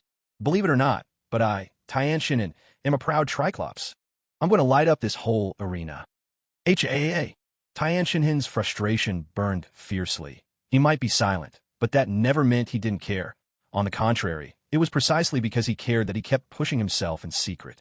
He'd even spent the whole day gritting his teeth and roaring in pain, just to tattoo that golden 5-clawed dragon across his body. Son Gohan was dumbstruck. Tien Shinhan's presence was nothing like before, especially after his shout about the Demon King's arrival. It felt as if the tattoo on his body had come alive. Android 17 looked absolutely shocked, exclaiming, "No way. He really transformed. His battle power just shot up to 1.5 billion. If before, aside from the 3 eyes, Tien Shinhan looked rather ordinary, then now, he still looked pretty ordinary. Android 17 claimed he'd transformed, but that was only because the tattoos now covered Tien Shinhan, making him look particularly impressive. More than that, the energy surrounding him was golden yellow. It might not shine as bright as a Super Saiyan's dazzling aura, but it radiated a solid, commanding presence. Of course, that surge in power was nothing short of absurd. After all his hard training, his battle power was barely 8 million. And now, just by getting a tattoo, it had soared to 1.5 billion, an increase nearly 18.75 times over. See, that's Android 17's calculating mind, accurate to 2 decimal places. Not like some other blockheads who only know how to fight. Piccolo, Gohan and it aren't just all brawn, right? They can't even figure out that 3 times 8 equals 21. Come on, let's fight. My golden dragon has been starved for battle for far too long. With those words, he charged headlong at Gohan, the golden dragon coiling around him coming alive and surging forward at a speed far surpassing Tien Shinhan's own, racing toward Gohan. Thunder rolled across the arena. Great mighty heavenly dragon. Flying dragon ascends to the sky. With a crash, Gohan powered up at the very instant Tien Shinhan hurtled toward him. If he didn't transform into Super Saiyan 1, he wouldn't stand a chance against Tien Shinhan's current strength. Yet, even after transforming, Gohan found himself able to easily catch Tien's fist, brimming with 15 billion units of power. But what in the world was that golden dragon? With another thundering impact, Gohan was sent flying, his chest armor shattered. Proof, if any were needed, of just how fierce that golden dragon truly was. The pain was real. Gohan winced and gritted his teeth. Since advancing to Super Saiyan 2, Gohan's base power had climbed even higher. Even in his Super Saiyan 1 form, he now boasted nearly 30 billion in fighting strength. And yet, Tien Shinhan still managed to blast him backwards across the battleground, inflicting a pain so intense it was almost unbearable. Huh, Uncle Tien, you're strong. Now I'll show you my true power. With another explosive surge, Gohan transformed, electricity crackling wildly around him as he ascended to Super Saiyan 2. His power now dwarfed even Broly's base form, rising to 60 billion, a disparity of fourfold. By this point, not even the rarest of techniques could hope to bridge such a gap. Kaioken, Star Change, skills of that caliber were few and far between. Ha ha! What's there for Tien Shinhan to fear? 4 Witches' Fist Advanced Form, 6 Witches' Fist, Imperial Yellow Dragon Soars. Witnessing Gohan take it to the next level, Tien didn't hesitate. He unleashed his mightiest technique. Suddenly, from massive arms unfurled from Tien's back. Though he lacked the 3 heads to match, he still managed 1 head and 6 mighty limbs. The golden dragon entwining Tien swiftly swept down to his feet and, in a flash, swept him up and rocketed toward the VIP stands. The whole crowd was stunned, silent, then erupting in disbelief.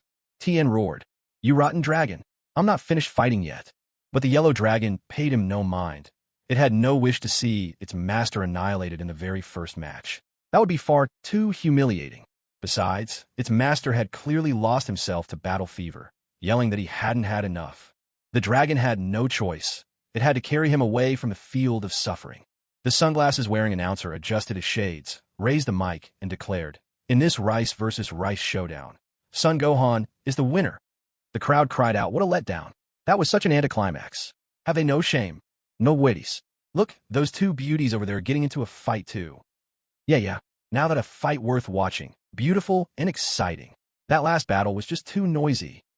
Vegeta was fighting with caution, but his anger was burning inside. How dare Android 17 threaten him with Bulma again? Piccolo, too, was furious. This was Broly's woman they were talking about.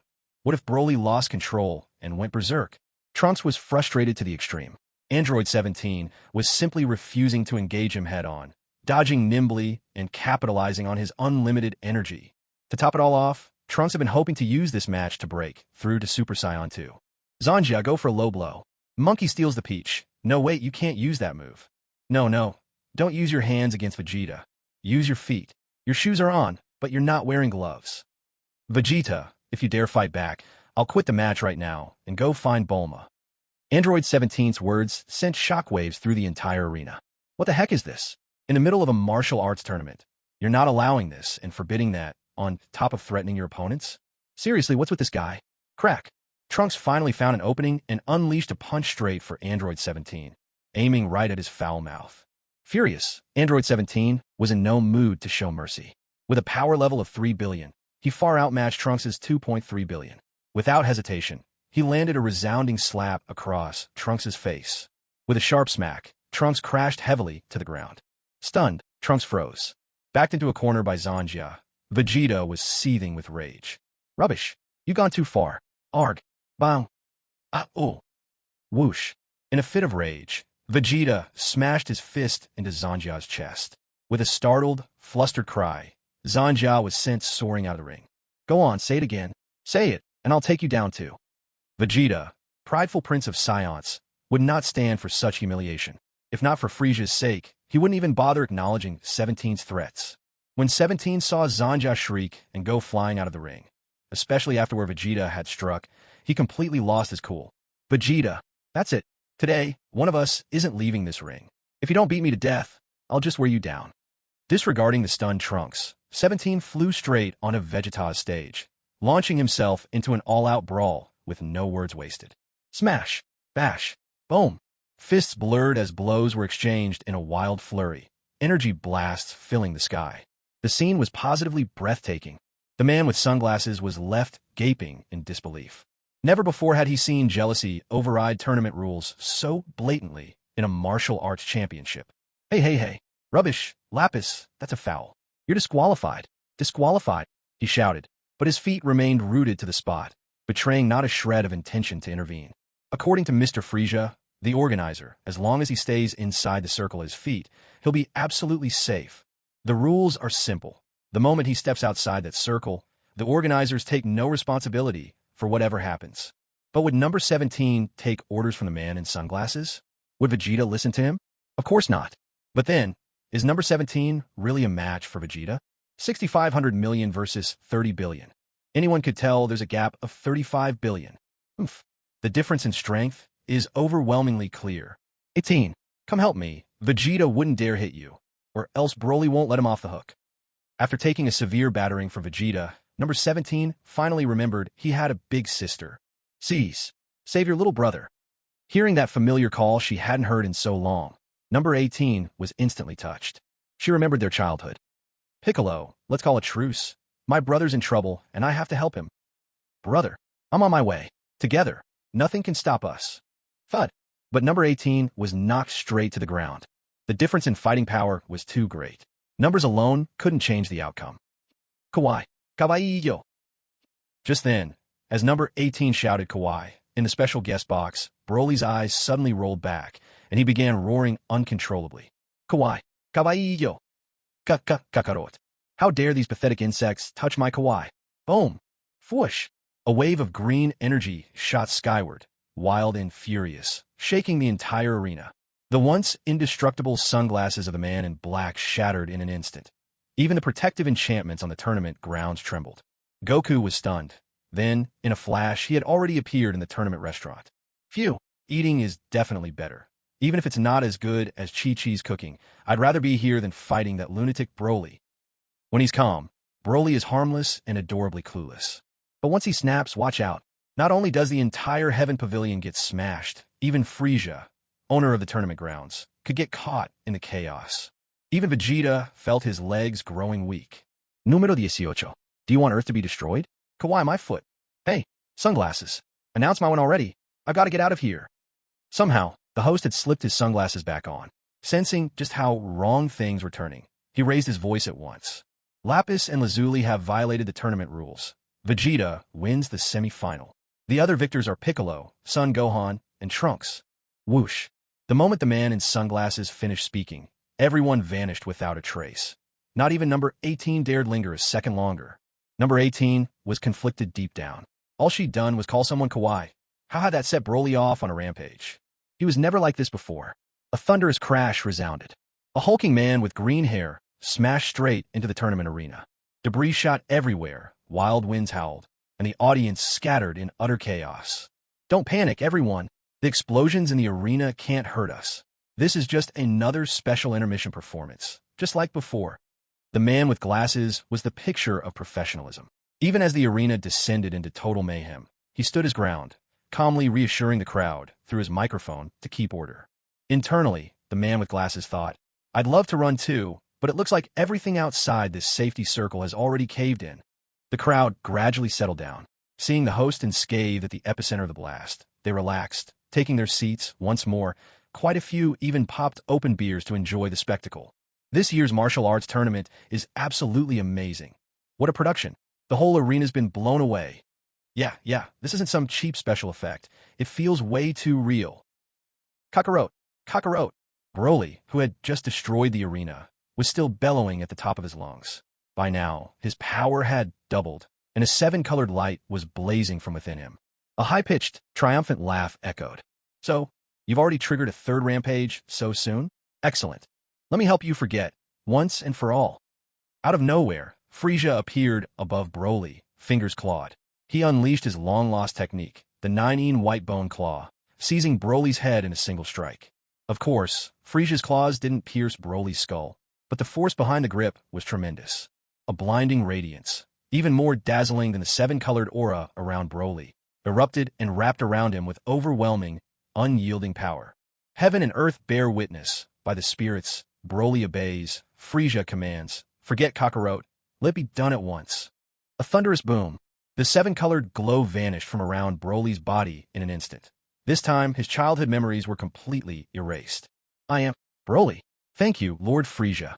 Still in his legendary Super Saiyan form, Broly's eyes, once glowing white, now gleamed with red irises. It seemed this time he had truly regained his senses. A wicked, satisfied laugh escaped Frieza. Excellent. Return to your seat among the audience. Broly glanced at Frieza, his hair and eyes returning to their normal black, and began walking back toward the audience stands. Broly now still looked as adorable as ever, but there was no trace of the naive cluelessness he once had.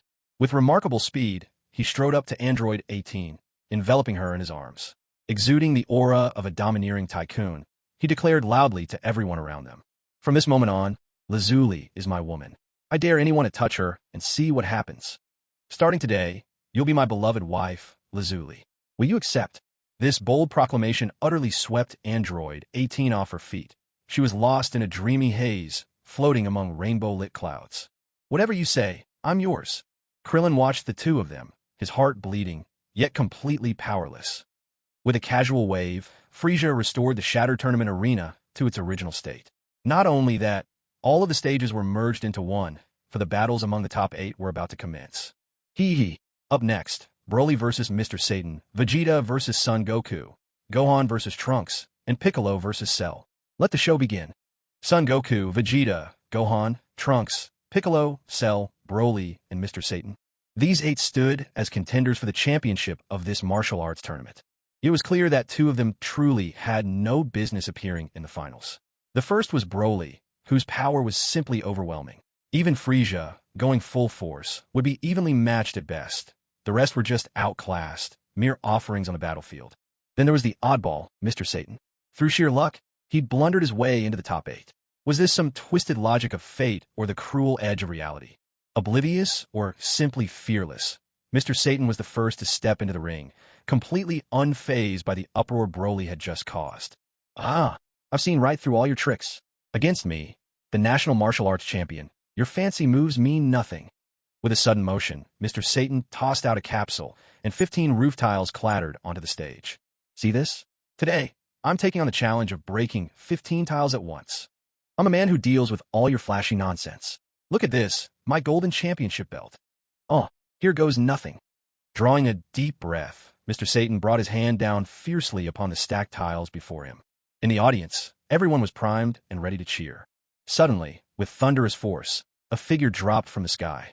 Not only did one foot shatter the tiles into powder, but the impact sent Mr. Satan flying as if caught up in a mighty whirlwind. Broly cast a glance at the bespectacled referee, radiating the boyish warmth and confidence of the boy next door. Excuse me, does this mean I've won? You should be out of the ring by now, right? The referee met his eyes, sensing no threat from Broly. Looking around, he saw no trace of Mr. Satan left in the arena. The microphone was tossed and then caught again with a flourish. Wait, hold on. I haven't been thrown out of the ring yet. Hastily working on Chapter 2. Please don't mind the short update, everyone. Satan, with just one leg hooked over the edge of the ring, actually managed to weather a round against Broly's ruthless strength. At that moment, not only was Broly taken aback, even in the special guest seats, everyone except Frieza was stunned, their eyes wide with disbelief. How strong is Broly? Really? Even the former martial arts god, Master Wu Tian, probably wouldn't dare claim he could take a single round against Broly, let alone Satan, who is considered a total loser. But sometimes, reality is far stranger than imagination. Despite Satan's bruised and battered face, 2 teeth knocked out by that last hit, he still managed to get up, standing tall and unwavering. If this were the old Broly, he wouldn't have given a second thought. But the awakened Broly of today was different. Something had changed in him. He allowed himself a new way of thinking. Come on, I respect your fighting spirit. I've made up my mind to exhaust you completely. The bespectacled man twitched at the corner of his mouth, recalling all too clearly how Broly had worn people out before, until sheer exhaustion ended the match. But none of that mattered to Satan. At this moment, all he wanted was to give this shameless brute a taste of his own medicine. Satan Iron Fist. Satan Spinning Hurricane Kick. Satan's the strongest. Crash. Bam, bam, bam, bam. To give credit where it's due, Satan's fighting ability is impressive. At least among humans, he's truly formidable. He wouldn't have made it this far otherwise.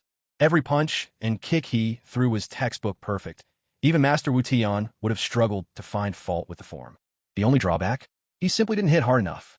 When Broly said he wouldn't budge, he really meant it, not moving so much as an inch, letting Satan pound away as he pleased. Of course, he wasn't idle either. Ladies and gentlemen, how about we make a little wager? Let's bet on how many minutes Mr. Satan can last. What do you say? Whomp. All at once, the entire audience of the World Martial Arts Tournament, young and old, men and women, collapsed in shock. Where does this guy even get his nerve? Ah, ho, ho, ho. I bet 3 minutes. The crowd. I'll take 4 minutes. I'm calling 5. I'll raise to... The moment the 3rd minute ticked by, Frieza's eyes narrowed coldly. Satan suddenly had a flash of inspiration. Satan headbutt. Bang. Whoa, so many little stars. Satan hit the ground, and even after the bespectacled man counted to 20, he still didn't wake. Ah, ho, ho, ho. I win. Each of you owes me $1 million. The crowd. Bet sub bet. What? Are you thinking of backing out? The crowd. You never even said how much we were betting. We were just going along for fun. Who could guess you'd be this ruthless? Dodoria, 17, sell, go collect the money. Anyone who refuses, drag them off to dig coal. Once they've earned $1 million each, they can come back. At those words, Rice and Oliver's eyes lit up. They shouted eagerly, I'll do it. I'll do it. We only need 1 coin a year. As long as we get holidays, that's enough. What shamelessness. These two had completely tossed aside their pride to cling to life on Earth. Even Frieza was a little embarrassed by their utter lack of shame, his face turning red. The match continues. Frieza wasn't interested in bantering any longer. Now it was time for the destined duel between Goku and Vegeta. Goku, power level 5.5 billion. Vegeta, power level 6.5 billion. To be honest, the gap was quite large. And what's more, Vegeta had mastered instant transmission, a skill perfectly suited for combat. With a sharp, metallic clash, Goku and Vegeta didn't wait for the referee to declare the start. The two of them instantly exchanged a flurry of hundreds of punches, shaking the audience to their core with this most intense of battles. HAA. Goku was the first to transform into a Super Saiyan. With one blow, he sent his fist crashing into Vegeta's left cheek, knocking him clean off his feet. Kakarot, you... Goku reflexively wanted to use instant transmission to escape. That voice had left a shadow deep in his heart. Boom! In a flash, Vegeta transformed into a Super Saiyan, delivering a punch square into Goku's gut. Vegeta, you're cheating. Pow! That's called tactics. One can never be too crafty in battle. Thud! Crash, crash, crash. 17 is getting close to Bulma. Vegeta froze for a heartbeat. Then, ouch! He took a punch to the face and a kick to the stomach. Kakarot, Kikiese Wiringa Akipao again.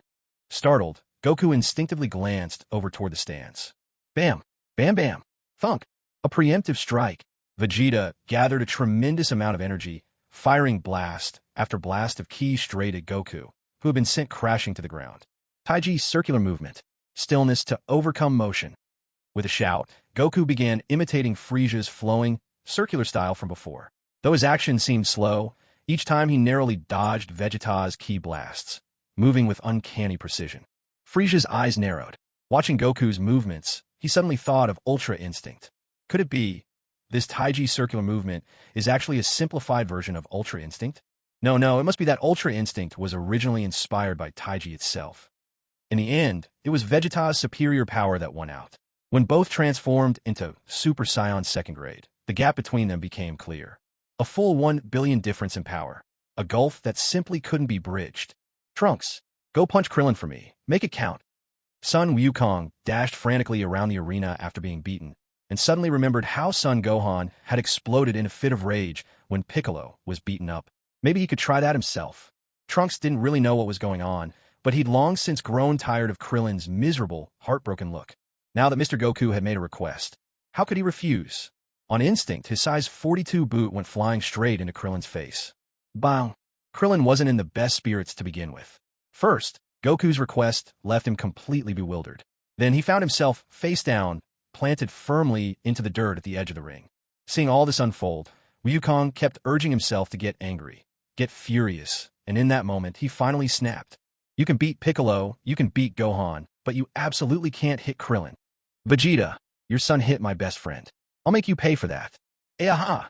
A sudden, overwhelming surge of energy erupted from Son Wukong, flowing out with raw, unreasoning force. In an instant, his power level shot past Vegeta's 65 billion and stood equal with Cell. Sun Wukong, power level 78 billion. Oh ho ho. Krillin's sacrifice blesses us with limitless power. Cell, what do you think? Being called by that nickname irritated Cell to no end. He didn't dare complain. Lord Frieza, Sun Wukong is totally cheating. Oh ho ho.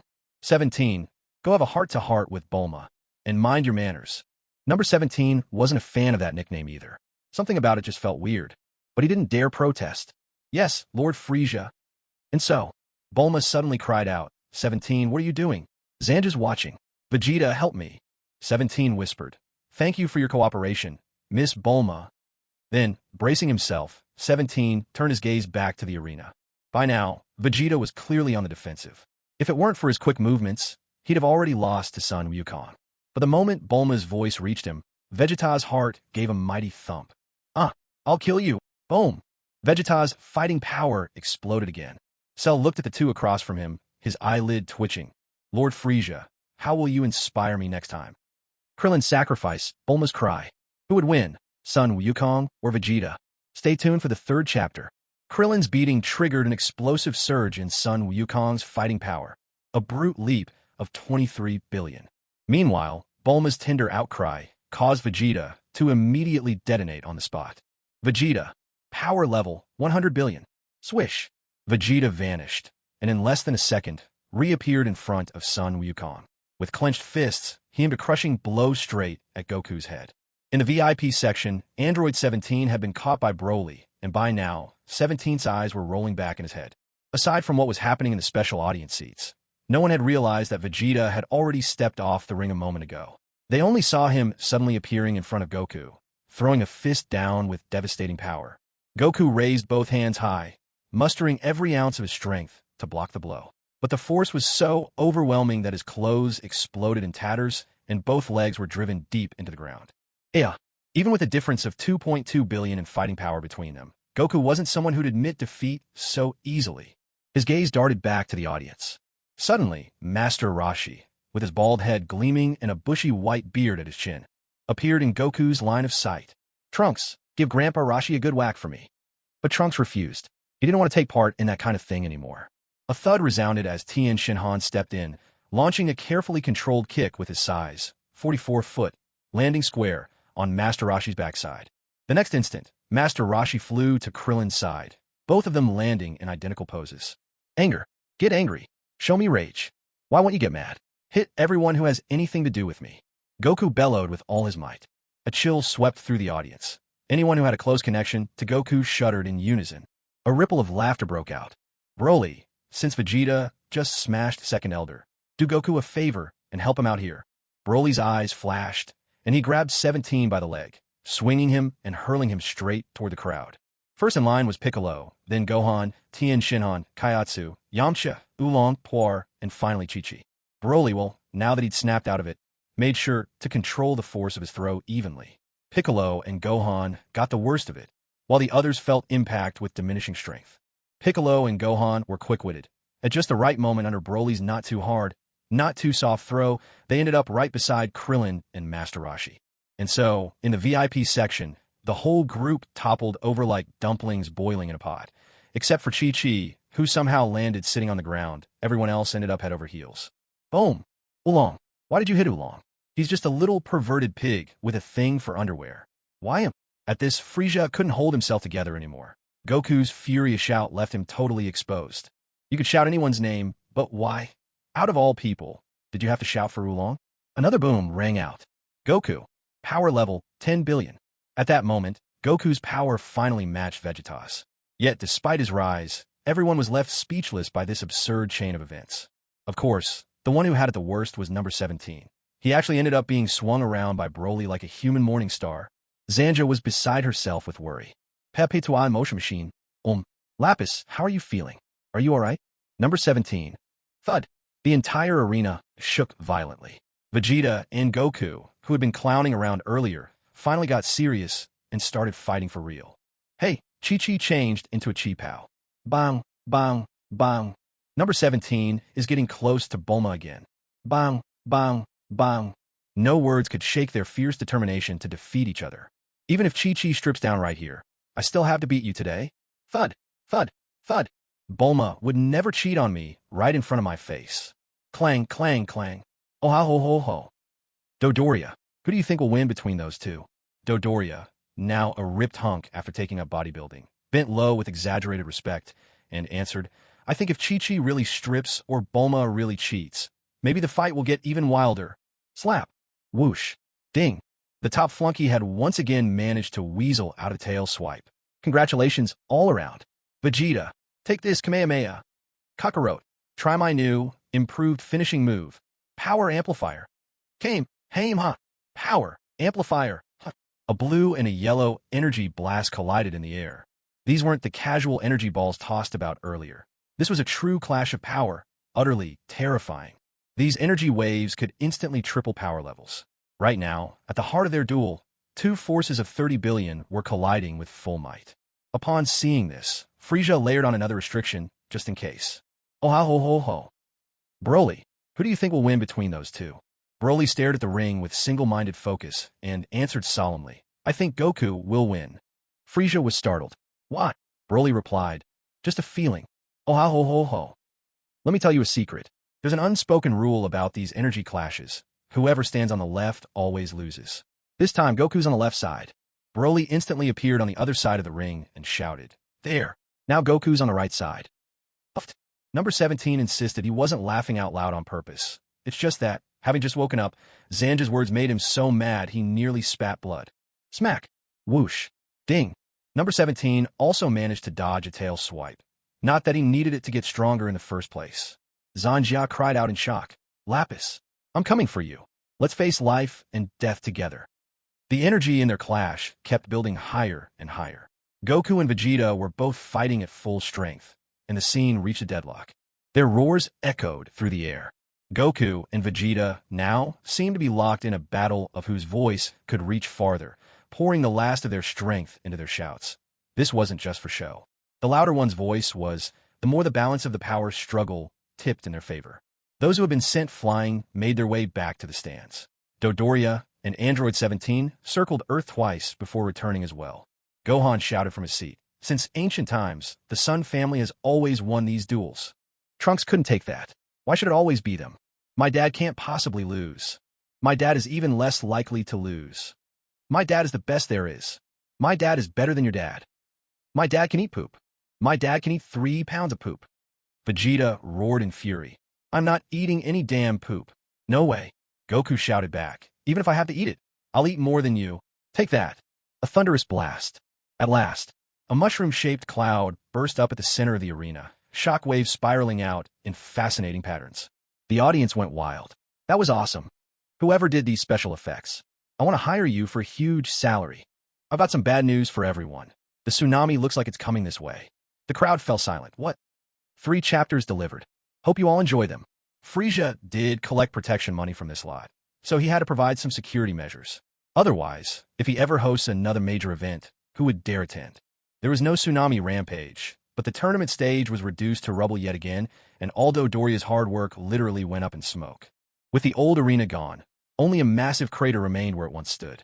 Goku and Vegeta hovered above it, both panting, fatigue and frustration showing in their eyes. In the very next instant, neither could maintain their Super Saiyan forms any longer. The golden aura faded away, their hair and eyes returning to their natural black. But they weren't ready to back down. Without hesitation, both charged straight at each other once again. Their fists collided again and again. Though the battle was no longer as dazzling as their Super Saiyan clash, the audience could see every motion with perfect clarity. Yes, go Crabhead. Beat that bald guy. He's not bald. That a proud M-shaped hairline, very stylish. Go Flamehead. Crush that shameless guy. He actually used his friends and family as sacrifices. The crowd's excitement was greater than ever. Some cheered for Goku, others for Vegeta. The support was evenly divided. Slowly but surely, both Sun Wukong and Vegeta were battered and bruised. Vegeta's eyes were swelling shut, and one arm was hanging limp at his side. Sun Wukong wasn't faring much better. His nose wouldn't stop bleeding, and he was limping on one foot. It was brutal. This was supposed to be just a martial arts tournament, but the way these two were fighting, it looked like they wouldn't stop until one of them was finished for good. Oh, Kakarot, How dare you bite me? Let go. Let go. I still need to have a second child with Chi-Chi. Release your jaws. I did already. If I hadn't, how could I be talking right now? No, you haven't. Let go. Cockroach, get your teeth off me right now. Not a chance. I'm not only not letting go, I'm going to bite you even harder. In the special spectator section, everyone stared in stunned silence at Sun Wukong and Vegeta, who had devolved into a wild wrestling match. Chi-Chi and Bulma exchanged glances, then spoke in unison. Pull them apart, otherwise they'll both be done for. And who could blame them? Monkeying around is one thing, but there are some games you simply don't play. Their bodies may be taking the hits, but the pain was sharpest in Chi-Chi and Bulma's hearts. Just as the two women were about to rush in, two even faster figures darted into the fray. Son Gohan grabbed Vegeta by the ankle and hoisted him upside down in midair, delivering a swift kick to Vegeta's rear and shouting, "Losing isn't the end of the world, but playing dirty? That's not cool."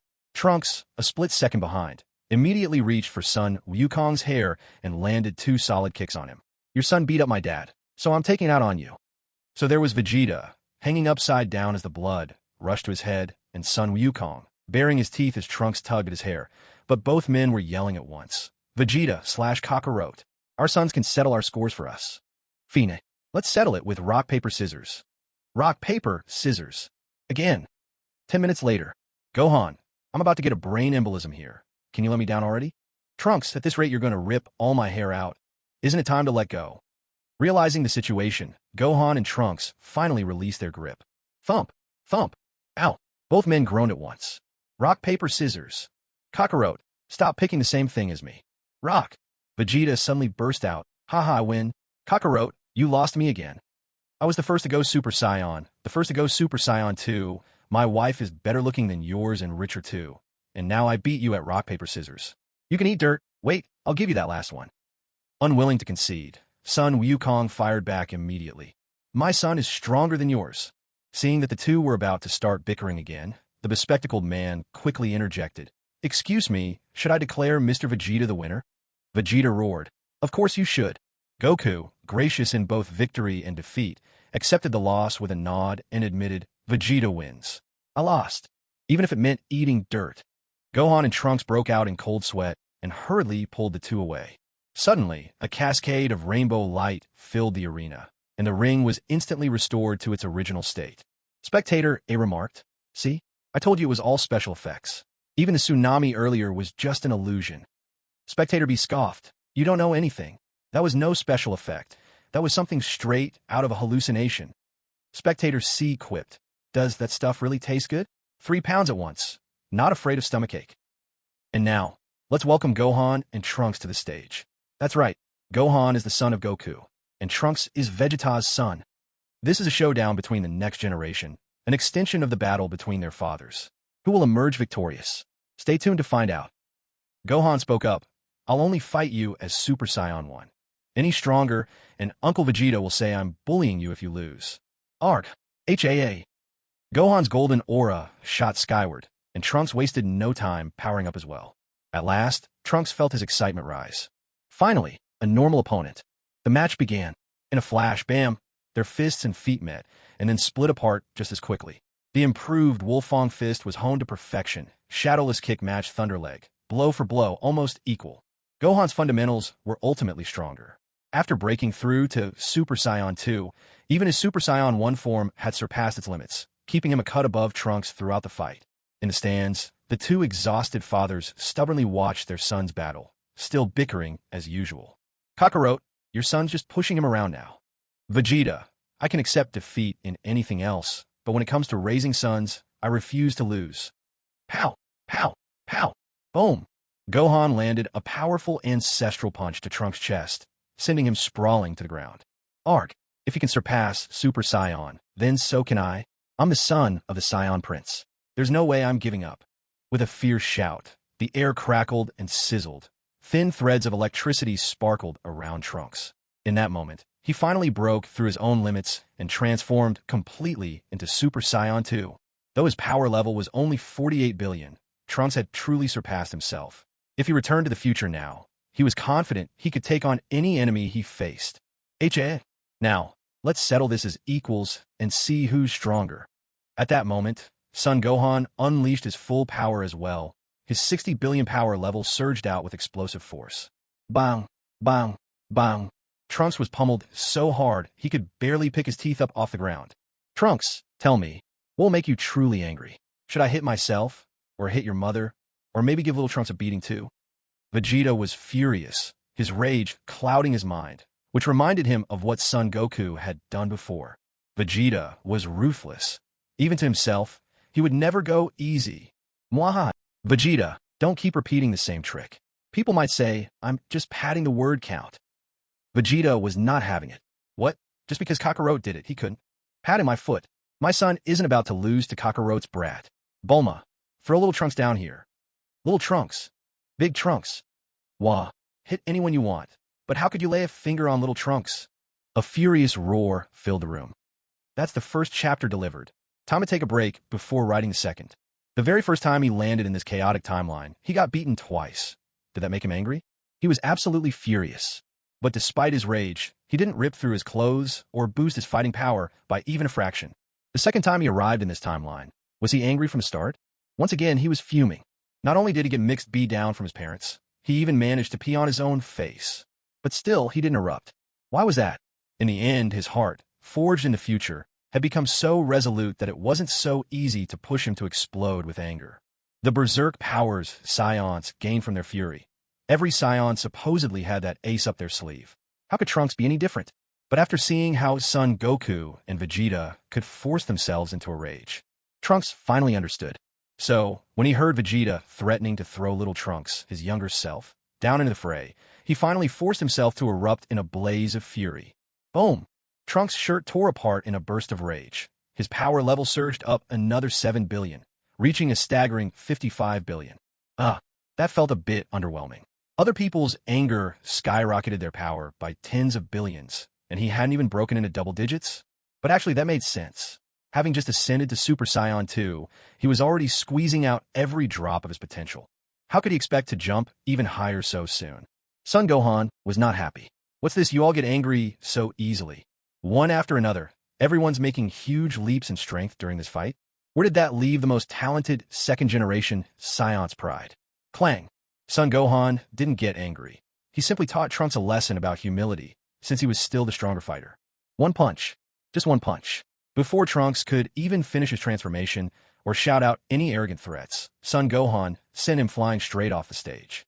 The bespectacled man had already lost count of how many times he'd tossed the microphone into the air, but each time, he managed to catch it with practiced ease. Oh wow, absolutely stunning. Contestant Son Gohan landed a single punch and sends Trunks, who was just acting all high and mighty, flying out of the ring. Trunks is out. Son Gohan takes the win. In the section reserved for special guests, the two pig-headed figures exchanged a glance. The crab-faced pig burst into laughter, grinning so wide his tusks showed. The flame-faced pig muttered darkly, already resolved to start training little Trunks as soon as they got home. Big Trunks was a lost cause. It was time to focus on the younger one. Don't get cocky. All you've seen is what happens when an account gets ruined by overtraining. There's always a chance to start over. Vegeta, ever the prideful one, simply leaned back and refused to say another word. A sharp noise suddenly broke the air, and in a flash, Vegeta disappeared from where he'd been sitting. That retching sound, just now, seemed to have come from right above his head. Kiki, are you alright? Did Vegeta make you sick? Goku jumped up in alarm. After all, Chi-Chi had finally dressed up in an evening gown. He couldn't let anything go wrong now. I'm Fine, Goku. I just think I'm expecting a little one. Goku stared, bewildered. Whose is it? Bang. Chi-Chi exploded in fury, her power level spiking 3,000-fold. It's yours, you pighead. By the time Gohan and Trunks made it back to the stands, Piccolo and Cell had already taken their places on the arena stage. Piccolo, you're no match for me. Just surrender. Otherwise, you'll soon end up just like Goku and Vegeta over there. Cell spoke with complete disinterest. Piccolo's power level of 5 billion failed to catch his curiosity. In fact, any move Piccolo could muster, Cell had already mastered himself. There was simply no thrill in this fight. Piccolo replied coolly, "You should remember something Gohan once said. You might be able to hit his dad, but you absolutely can't touch his Uncle Piccolo. Now that Gohan has a power level of 6 billion, do you know what happens if he gets angry? I'll offer a hint. At his peak, he's multiplied his power by 500 times. Cell was stunned. 500 times? What's 6 billion times 500? That's too many zeros. He couldn't even calculate it. Suddenly, Cell thought of King Frieza and that monstrous Broly. Ha ha ha. Piccolo, for someone known as the smartest, I can't believe you're playing mind games like this. If Gohan could still multiply his power 500-fold, there's no way he'd have lost to Broly. Enough talk, prepare to die. Cell wasn't interested in prolonging the conversation. He struck without warning. A strange, droning hum filled the air as Cell moved. While Frieza and the others made crisp whooshing sounds when they zipped around, Cell's presence was like the persistent buzz of a mosquito right by your ear, especially after absorbing number 16. That vibrating hum had gained a metallic edge, racing with energy and power. Clang, clang. Piccolo now boasted a fighting power of 5 billion. What's more, he'd merged with Kami, so this was a perfect chance to push his limits yet again in battle. Bang, bang, bang. Thunder boomed. Yet no matter how fiercely Piccolo attacked, he was still knocked to the ground again and again. Suddenly, Piccolo lay prone, one hand reaching out to halt Cell's advance. Cell, stop. Let me catch my breath. To everyone's surprise, Cell actually paused, snorting, give it up. You're no match for me. You can't even force me to go all out. Special beam cannon. Cell was shocked. You scheming snake. Pulling tricks like that. Shameless. Air. Boom. Cell was engulfed in a cloud of dust and smoke. Taking advantage of the chaos, Piccolo vanished from spot. Piccolo, you're courting death. I'll crush you like a bug. As the dust cleared, Cell stood clutching a hole in his shoulder, seething with fury. But atop the arena, there was no one else in sight, except for the bespectacled announcer, still standing at the edge of the stage. Then, looking up, Cell spotted Piccolo's infuriating green face beaming from the special guest section. Gohan was exclaiming, Uncle Piccolo, that was brilliant. I've totally got it now. Piccolo, cool as ever, ruffled Gohan's hair and said warmly, Gohan, there are 2 important lessons here. First, better to break 1 finger than hurt all 10. And second, when in doubt, running away is always the smartest move. Despite the distance to the guest seats, Cell's sharp ears caught every word Piccolo said. A trickle of blood appeared at the corner of Cell's mouth. The wound in his shoulder? For Cell, that was nothing. He healed it in an instant with a mere thought. But that drop of blood on his lip wasn't from the fight. It was internal, from sheer anger at Piccolo's antics. For the 4th quarterfinal match, Piccolo has fled the battlefield. The winner, Cell, announced the bespectacled referee with his usual professionalism. Cell returned to the audience, shooting Piccolo a murderous glare. Truly, he wanted nothing more than to beat Piccolo to a pulp. But he restrained himself. After all, this was King Frieza's World Martial Arts Tournament. He couldn't be the first to break the rules. Noticing the blood on Cell's mouth, Piccolo immediately saw through the situation and leaned in to tell Gohan again. Even though Cell's turned all metallic, both inside and out, and his skin is as thick as armor, he's surprisingly prone to internal injuries. Overjoyed, Gohan replied, Uncle Piccolo, I get it. The next time I fight Cell, I won't even need to throw a punch. I'll just trash-talk him into defeat. Isn't that right, old Forsha? The last line, Sun Wukong aimed straight at Cell. Wham! Cell could finally hold it in no longer. A mouthful of blood burst out of him. And with that, it was time for the semifinals. The final 4, Broly, Vegeta, Sun Wukong, and Cell. But right now, Vegeta still looked like he'd gone 10 rounds with a pig, and Cell was seriously wounded, coughing up blood. What should they do? Luckily, the current Kami is none other than Dend. With his healing abilities, tending to the wounds of Sun Wukong and the others was child's play. After showing off a little, Dend let out a gentle breath. All right, you're good to go. The next round awaits. Sun Wukong and Vegeta bounced back to full health, though their fighting strength hadn't improved much, proving that the days when his Scion's power skyrocketed after a near-death recovery were truly over.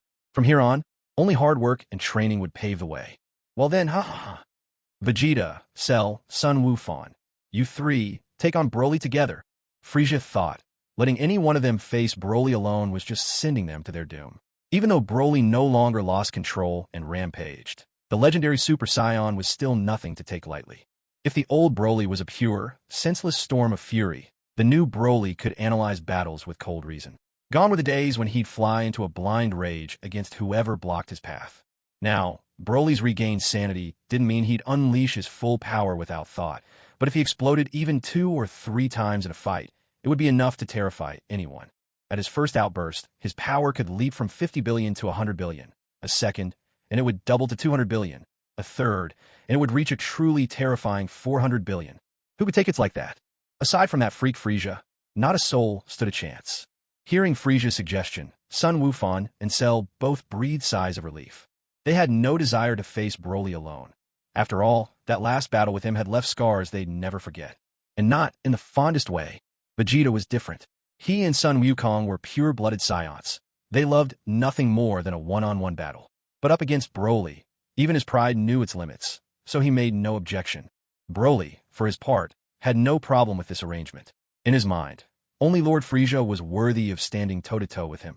The others? He wanted to declare, all of you here today are just trash in my eyes. A swarm of insects is still no match for A.T. Rex, he roared. Sun Wukong, Piccolo, number 17, Trunks, come at me together. I can take on all 7 of you alone. What's there to be afraid of? If you still don't think it's enough, then you, the one with the tattoos, you little bald guy, you with the orange wavy hair, any of you can come at me. What do I have to fear? With his mind clear once more, Broly seemed oddly talkative, but that overwhelming presence of his, my goodness, it left Android 18 absolutely spellbound. Wow, Broly, you're incredible. Compared to you, Goku and Krillin are nothing but weaklings. That mission from Dr. Gero? Who cares about that? Krillin, I can practically feel my heart shattering into a billion pieces right now. Broly, I love you. Faced with 18's passionate outburst, with love burning brightly in her eyes, Broly's demeanor suddenly softened. He wrapped his arm gently around her waist, gave her lips a light, tender kiss, and spoke to her sweetly. Be good. Stay here and watch closely. Your man is truly unstoppable. Tonight, I'll show you that my invincibility isn't just something for the battlefield. Boom! 18's face instantly turned tomato red. She buried her blushing face right against Broly's chest, covering it with her hands. All right, it's time for me to go. They're all ready and waiting. Glancing over the ring, 18 was genuinely stunned. There were 12 people lined up on stage. Everyone Broly had called out was already there. Even Yardrat and Oliver had run up just to join the action. They were all warming up, ready to go. Especially Krillin. Anyone could see the resentment blazing in his eyes. The grudge was thick in the air. Yamcha hadn't gone up, but that only made him feel even more bitter. Why hadn't he even been called? The resentment started to fester. Crash! After letting go of 18, Broly landed on the ring in a single bound. The very moment his feet touched down, the entire stage trembled beneath him. He'd already transformed, with green hair and burning red eyes. A surge of wild, majestic green energy exploded out, whipping up a hurricane right from the ground. Ahaha! Come on, you little bugs. Apart from Lord Frieza, none of you are even worth my time. The crowd erupted in rage. For the first time, Goku and Vegeta abandoned their usual one-on-one pride. Both instantly transformed into Super Saiyan 2, each with 10 billion battle power, fully prepared to confront Broly head-on in this battle. Vegeta darted to Broly's side first, swinging a devastating roundhouse kick, but Broly caught it with his left hand. In the same fluid motion, he lifted his leg, knee striking upward in empty air. Bang! Goku appeared right in front of Broly's knee, but managed to block it with his hands just in time. Clash! Clash! Clash! The battle erupted. The entire ring shattered apart in the blink of an eye. Power up! Destructo Disc! Power up! Great Heavenly Dragon with Key Cannon. Power up! Special Beam Cannon. Thunder Flash Attack. Thunder God's Hammer. Energy Blast. In the end, Yamcha steeled himself and joined the fight. Why not, since Krillin and Oliver were already leading the charge? Gohan shouted at the top of his lungs, Misenko! Trunks roared, Burning Attack. Android 17 and Zanya called out together, Heartfelt Pink Impact. At that moment, Goku grabbed Vegeta's shoulder, and, using Vegeta's instant transmission, the pair appeared at a distance. Kamehameha! Max Power Cannon! Broly's lips curled up in a slight smirk. With a renewed burst of power, his fighting strength doubled in an instant. Ayard, come on, you little bugs. Let's burn it all up. Ha ha! Broly didn't bother to dodge. Instead, he stood his ground, a glowing green energy orb forming before him, which he then hurled toward the attacking group. Boom! An explosive wave thundered out as every single attack slammed into Broly's energy sphere. What? A blinding flash lit the air. A shockwave resounded. The seven-colored barrier shuddered violently, nearly buckling under the strain. Yet it held, forcing all the rampant energy to shoot straight up into the sky. Aha! Useless. It's all useless. There's no way you can defeat me. In a blur, Broly sprang out from the heart of the explosion. With his left hand, he clamped down on Krillin's bald head. With his right, he grabbed Yamcha by the skull. Tien could only meet Broly's savage gaze and that indomitable forehead. Thud! Thud thud. Tien's eyes rolled back as he collapsed unconscious on the spot, and Krillin and Yamcha were pinned to the ground, long since having lost any sign of consciousness. Frieza shook his head. This Broly was nothing less than a human bulldozer. Not only did he enjoy smashing people into the ground and walls, but he also favored brutal headbutts. With a casual flick of his finger, the three unconscious fighters were flung into the spectator stands. Oh. Earth's Guardian, it's your time to shine. Get ready to heal the wounded. Then broke out in a cold sweat. How long had it been? And already 3 heavily injured fighters teetered on the brink of death. Today he was in for a long, busy day. Another thunderous crash rattled the arena, and soon Alabu and Krillin joined their fallen comrades, with Zangya and Piccolo also appearing in the stands. By then, Den had only just managed to heal Tien. He simply couldn't keep up. Another late-night update delivered. Android 17 could have held out longer. After all, he's an inexhaustible machine, and with so many others around, he could have safely kept his distance and joined the fight from afar. But Zangya wouldn't make it, and Android 17 would never allow Zangya to be subjected to such brutality. So, after unleashing their couple's special attack, 17 and Zangya promptly made their strategic retreat. Broly, seeing this for the sake of Android 18, didn't make things difficult for his would-be brother-in-law, and simply let them go. The others weren't nearly as lucky, especially Krillin, who barely escaped with his life when Broly almost lost control. This time, Broly charged straight at Trunks with reckless abandon, grabbing him by the head and slamming him into the ground, over and over. And when that wasn't enough, he kicked him for good measure. With a battle power of 20 billion and a body as tough as steel, Broly had knocked Trunks clean out, leaving him unconscious on the spot. Vegeta flew into a rage at once, instantly teleporting in front of Broly and launching a relentless assault. Goku and Gohan quickly joined the fray, father and son fighting side by side. Take this, take this, take this. The three unleashed a storm of punches and kicks against Broly, the battle raging wildly on the field. Spectator A exclaimed, "Broly's a monster. He's taking on everyone at once, and still dominating." Spectator B chimed in, "I have a feeling that Crabhead and Flame Top might just pull off a miracle." Spectator C yelled, "Liars, liars. That stuff doesn't taste good at all." Spectators A and B edged far away from Spectator C. Honestly, that strange smell he let off whenever he talked was just too much to tolerate. Crash! Broly smashed his forehead right into Piccolo's, and in an instant, Piccolo's mind went blank. White foam frothed from his mouth as his eyes rolled back. Uncle e Piccolo. Whoosh! Frieza teleported both Piccolo and Trunks to the special VIP seats. Now, only Goku, Vegeta, Gohan, and Cell remained on the battlefield. At this point, only 5 minutes had passed since the round began. Just then, Gohan exploded with power. Since the start of the tournament, Gohan had never let loose. But now, with Piccolo gravely injured, Gohan's fury finally reached its peak. Broly, I'm going to destroy you. Under Den's healing, Piccolo soon regained consciousness. He peeked out at the arena, murmuring, "Gohan, my boy, get angry. Otherwise, my head-on clash with Broly will have been for nothing." Krillin watched all this unfold, and the resentment in his heart only grew. Why is it that scions can just grow stronger without rhyme or reason, while all my hard training can't even compare to the tiniest fraction of their rage-induced power boosts? To be fair, Krillin had grown a bit unhinged ever since 18 left him, and now even started blaming the scions for his misfortune. Look at Yamcha. He simply resented that Broly didn't even spare him a thought. He never bothered to overthink things. Roar. Gohan's power surged in an instant, maybe not a jaw-dropping 500-fold increase, but even Frieza had to do a double take. 24 billion. A 4-fold boost. Holy crap. Now that's just insane. This level of power is almost close to the limits of Super Saiyan 2, isn't it? A deep, resonating hum filled the air. Suddenly, a loud impact.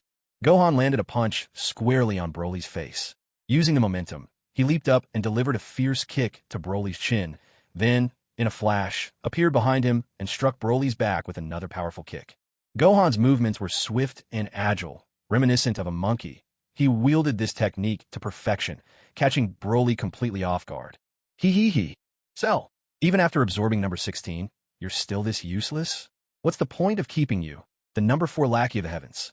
If you can't put on a good show for me, you might as well end yourself now.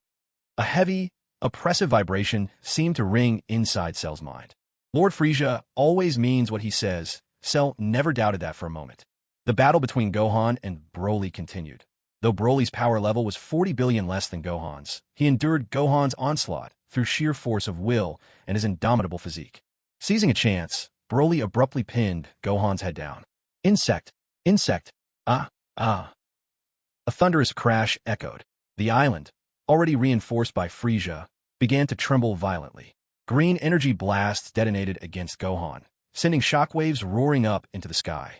Gohan! Goku gasped in alarm, rushing to Broly at top speed, only to be blocked by Vegeta. Gohan's energy hasn't dropped. Not in the slightest. If we just charge him blindly, we won't be able to tip the balance now. Just moments earlier, Vegeta had received a vision, scenes of Iadea and Yammet fusing together, a gift from Frieza, who simply couldn't bear to watch those two underperform any longer. Since Goku never died, he hadn't entered the other world and thus knew nothing of the Metamoru fusion technique. Nor did he spend 7 years training there to reach Super Saiyan 3. How could such a momentous occasion go on without Gogeta? In the other world, a young boy was slowly guiding a machine forward. This device was designed to absorb malevolent energy and purify the evil that lingered everywhere in the other world. Suddenly, a tide of concentrated, resentful energy burst through the dimensional barrier. Another wave of negative emotion quickly followed, from Earth, landing precisely on the evil-absorbing contraption. With a jolt, the device exploded. Malevolent energy shot skyward, slipping through the broken wall between dimensions. Back on Earth, Frieza abruptly sensed the surge of Krillin's soaring resentment. Indescribable and invisible, yet he could distinctly feel it with his divine power. What's this? An intensely evil aura surged down from the sky. Originally, it seemed as if this sinister force was about to split in two, but sensing that Krillin's resentment was the densest, it charged madly into his body. Sensing that something was amiss, Frieza quickly hurled a wave of godly power at Krillin, instantly sealing off the eruption of the evil energy. So this is the Dark Thought wave? Why has it emerged ahead of schedule? And why did it end up in Krillin? Frieza was still pondering in curiosity when, suddenly, a portion of the evil aura burst out from within Krillin, shooting straight into Cell's forehead. Looking closer, Frieza realized it was because Krillin's body simply couldn't contain it all, forcing part of the energy to break free from the divine restraint and escape. Ah ho ho ho. Now, this is truly getting interesting. Will Krillin be overtaken by the Dark Thought wave? Or, with the help of divine power, manage to master it completely? Cell, you've absorbed a share of the Dark Thought wave too. Don't let me down. With a wave of his hand, Frieza also bound the evil thoughts inside Cell, and in the next instant, vanished from the scene along with everyone present. At that moment, Mr. Satan descended from the sky. Ha ha! All those flashy moves are nothing compared to me, the real world champion. Just moments ago, Mr. Satan had heard a voice telling him he had to do this. And with that, he became the champion of the World Martial Arts Tournament. Unfortunately, the prize money had already been embezzled by Frieza. Having lost the mood for further spectating, he now craved nothing more than an exhilarating fight. Even though it seemed that simply drinking water could make him stronger these days, only genuine battle could help him power up faster. It felt like he'd been lying low for far too long. This was a planet Deloria had named Hongbu Shui. The entire surface was made up of hard, black rocks. There were mountains and water here, but only some massive mosquito-like insects managed to survive. Hongbu Shui wasn't far from the planet Dabulon, but since Frieza could no longer sense the energy devices on Dabulon, he had chosen this planet as the battlefield instead. As the self-proclaimed #1 henchman, Deloria had done his job well. He racked his brains to provide Frieza the perfect venue for an all-out fight. Suddenly, a group of people appeared on this pitch-black planet. It was Frieza's cohort. This time, not many had come along. Most present were those qualified to take part in this battle. But there was one person for whom Frieza had shown special consideration, Krillin, whose power level soared at 10 million.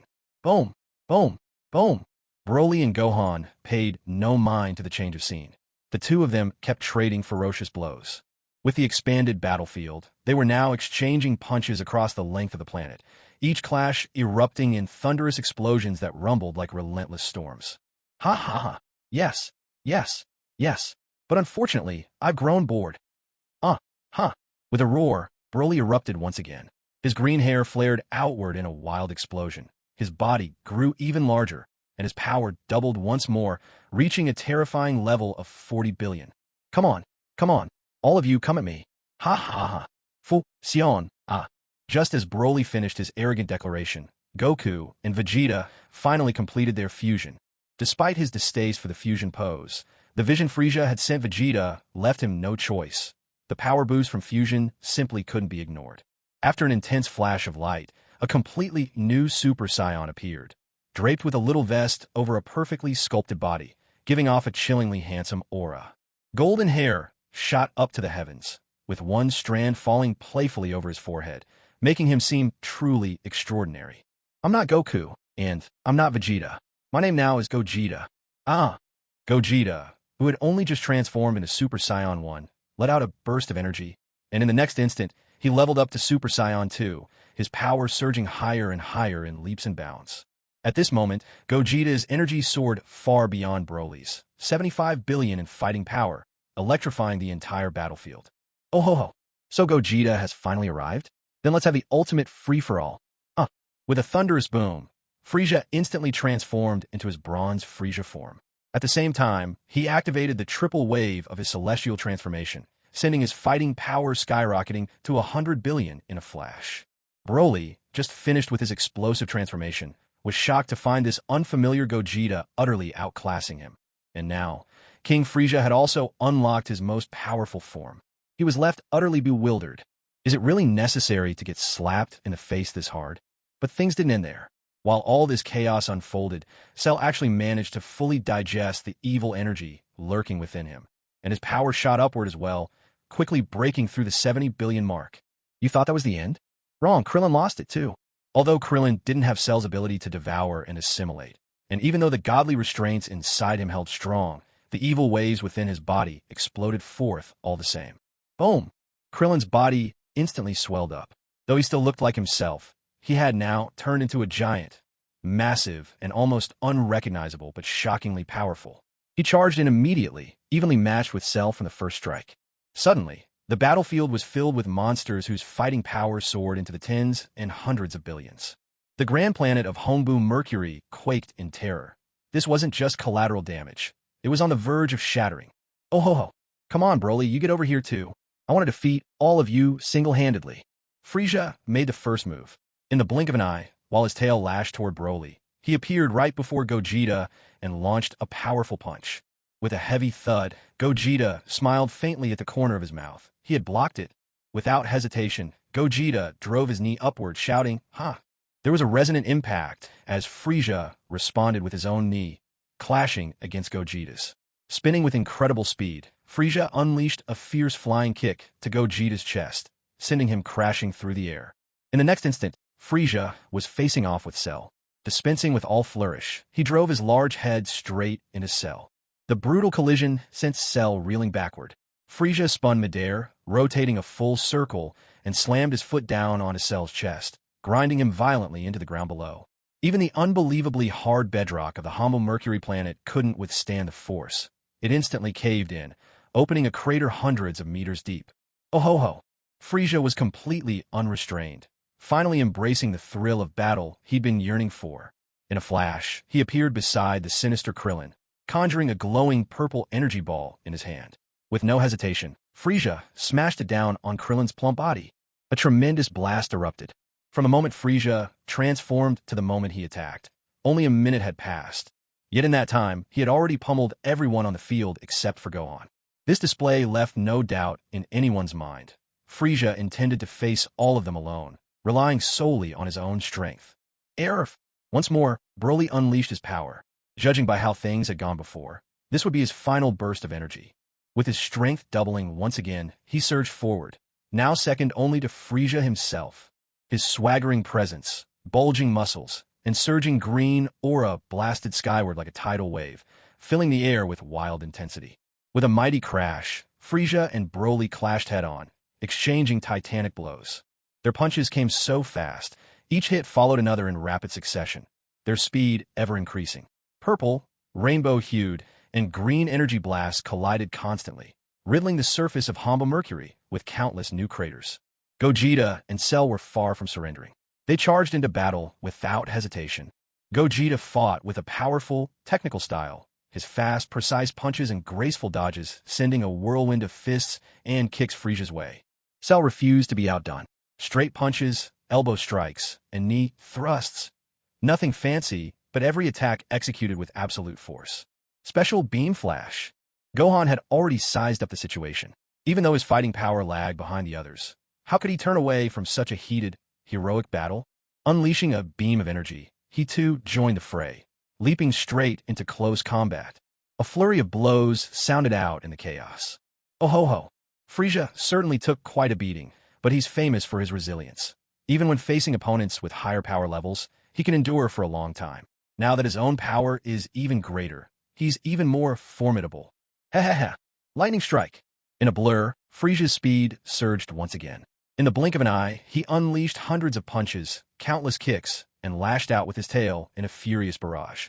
With a sharp impact, Gohan blocked Frieza's punch with both hands, but then was swept off his feet by a powerful tail strike, crashing down hard on the ground. Cell wasn't faring any better.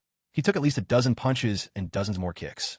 If Frieza hadn't been forced to split his focus, attacking Broly and Gogeta, both of whom were even stronger, Cell and Gohan would definitely have suffered far more than just minor injuries.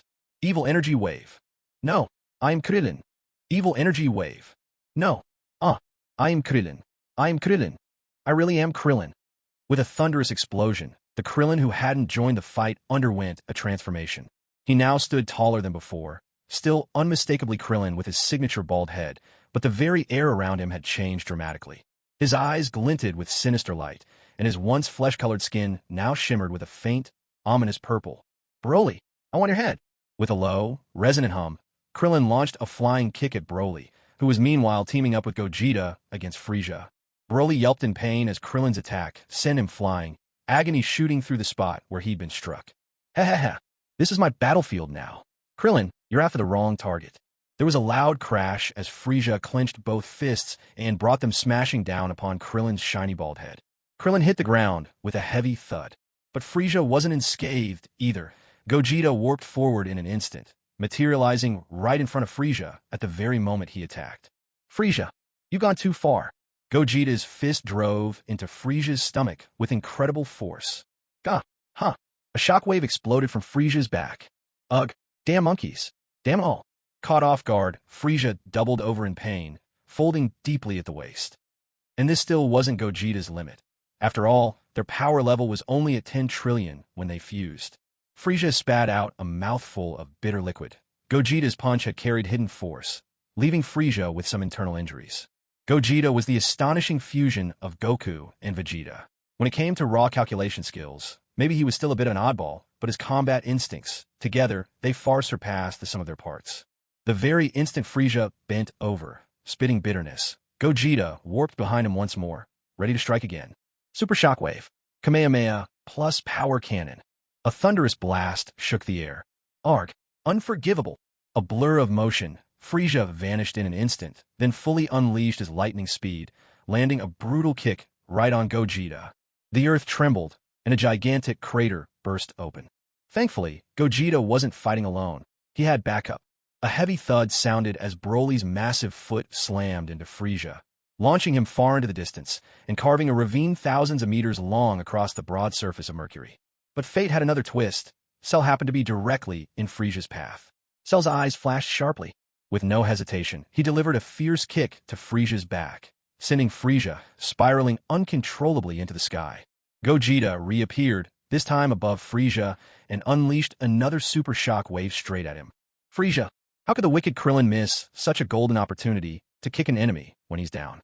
His mouth opened wide, firing a beam of purple energy that pinned Frieza between two mighty shockwaves. Gohan joined the fray as well. Super Masenko. Cell unleashed his most piercing attack. Special Beam Cannon. Broly, with Wild Flare, hurled a massive green energy sphere at Frieza. Furious, Frieza roared in rage. But this was the price of brazen arrogance, the wrath of all converging upon him. And yet, the next instant, oh ho ho, is that all you've got? Not enough. Not nearly enough. Come on, give it some more.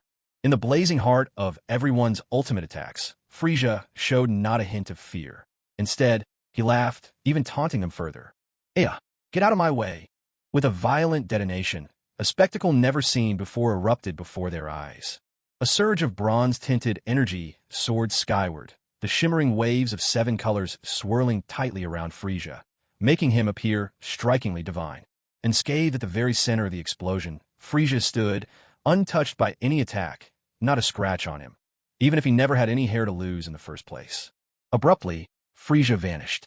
The next moment, he reappeared, right in front of Gohan, the one now weakest on the battlefield. Gohan, power spent and exhausted, had nothing left to give. With a mere flick of his tail, Frieza knocked Gohan out of his powered-up state and sent him crashing to the ground, unable to move. Oh ho ho, that's one down. Cell's face filled with shock. For before he could even react, Frieza popped up right before him, giving Cell no time to defend. A barrage of furious punches landed on Cell's body. Fist after fist crashed down, and the terrible sound of armor cracking echoed. Cell's indestructible shell was finally breached under the relentless assault. Wow! A mouthful of fresh blood was about to spurt out, but Frieza blocked it with a single, purple energy blast. Cell couldn't even manage a scream before his head was blown to pieces. With a fierce stomp, Frieza crushed Cell's body into a pulp underfoot. It wasn't that Frieza didn't want this subordinate anymore, but rather that he knew such an attack wasn't enough to take Cell's life. After all, Frieza had wrapped the chip inside Cell's head with divine energy. Oh ho ho, the second one handled. Bang! Frieza's speed was so overwhelming that none of the onlookers could react in time. Not even Evil Krillin, whose combat strength was, at this moment, on par with Frieza's. But Evil Krillin had his own life-saving tricks. In an instant, he scattered into a flurry of small blocks, vanishing swiftly beneath Frieza's incoming fist. Then, a luminous screen appeared, and suddenly, Evil Krillin emerged from it, blasting an energy wave straight at Frieza. Frieza's eyes sharpened, and in that split second, a rainbow-colored shockwave instantly locked Evil Krillin in place. With a flick of his tail, Frieza dragged him out from his fragmented form. Oh ho ho, I don't need to purify you. I want to beat you so badly that you'll be completely absorbed by him. Bang, bang, bang. Ah, ah, ah, ah. Frieza's fists hammered relentlessly into Evil Krillin, covering his body with countless bruises and marks. Evil Krillin tried desperately to split apart and escape, but Frieza's rainbow energy held him fast. He could only howl in agony. Smash! Gogeta swept a leg at Frieza, and with a flash of bronze-colored energy, was instantly sent flying backwards by the impact. Oh ho ho! Smack! Smack! Smack! Yeah! Krillin's screams were excruciating. Even Frieza felt a pang of reluctance to continue pounding away. So instead, bang, bang, bang, Frieza switched to using his feet, and this time, Evil Krillin truly couldn't take it anymore. Blood was already trickling from the corner of his mouth. A few minutes later, sensing it was about time, Frieza casually flicked a rainbow shockwave onto Evil Krillin, then turned his gaze toward Broly and Gogeta.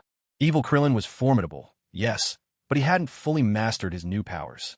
He could unleash only about 80% of his potential, not nearly enough to pose a threat to Frieza. Broly and Gogeta, on the other hand, were a different story. Broly possessed freakish defenses and overwhelming strength. Most crucially, he fought with complete abandon. Gogeta was even trickier, with countless techniques and blinding speed. Combined with his instant movement, he'd even made Frieza suffer a few setbacks earlier. Moreover, Frieza refused to believe that this was truly Gogeta's limit. Such a meager 7.5-fold increase in power was anything but normal. He wasn't sure exactly how much higher the fusion could raise one's strength, but he was certain Gogeta still had reserves yet to be unleashed. Suddenly, Frieza's gaze shifted to another direction, and both Broly and Gogeta turned to look as well. Well, well, who's playing house over here? Oh, so it's you, my foolish little brother, Frieza? That unmistakable voice. Calling Frieza a little brother. Who else could it be but Cooler? From the distant darkness, a figure stepped forth, bathed entirely in a luminous silver-white glow. For antennae curled atop his head, his entire form radiating that same silvery light. But this silver white didn't seem natural at all, nothing like the transformation Frieza could achieve. A chilling, almost metallic laugh broke the silence. Ah ho ho ho. So it's you, Cooler. I can't believe I failed to kill you last time. Have you turned into Metacooler now? Broly and Gogeta both felt an overwhelming pressure emanating from Metacooler. His power was unfathomably deep. Just from sensing his energy, he was already on par with the evil-possessed Krillin. Frieza might still be somewhat stronger, but not by much. And unlike Krillin, who was wrestling with the evil within, Cooler was far more skilled in combat.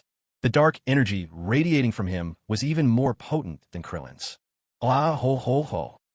My poor brother, look at the sorry state you've gotten yourself into. Do you really think you can defeat me now?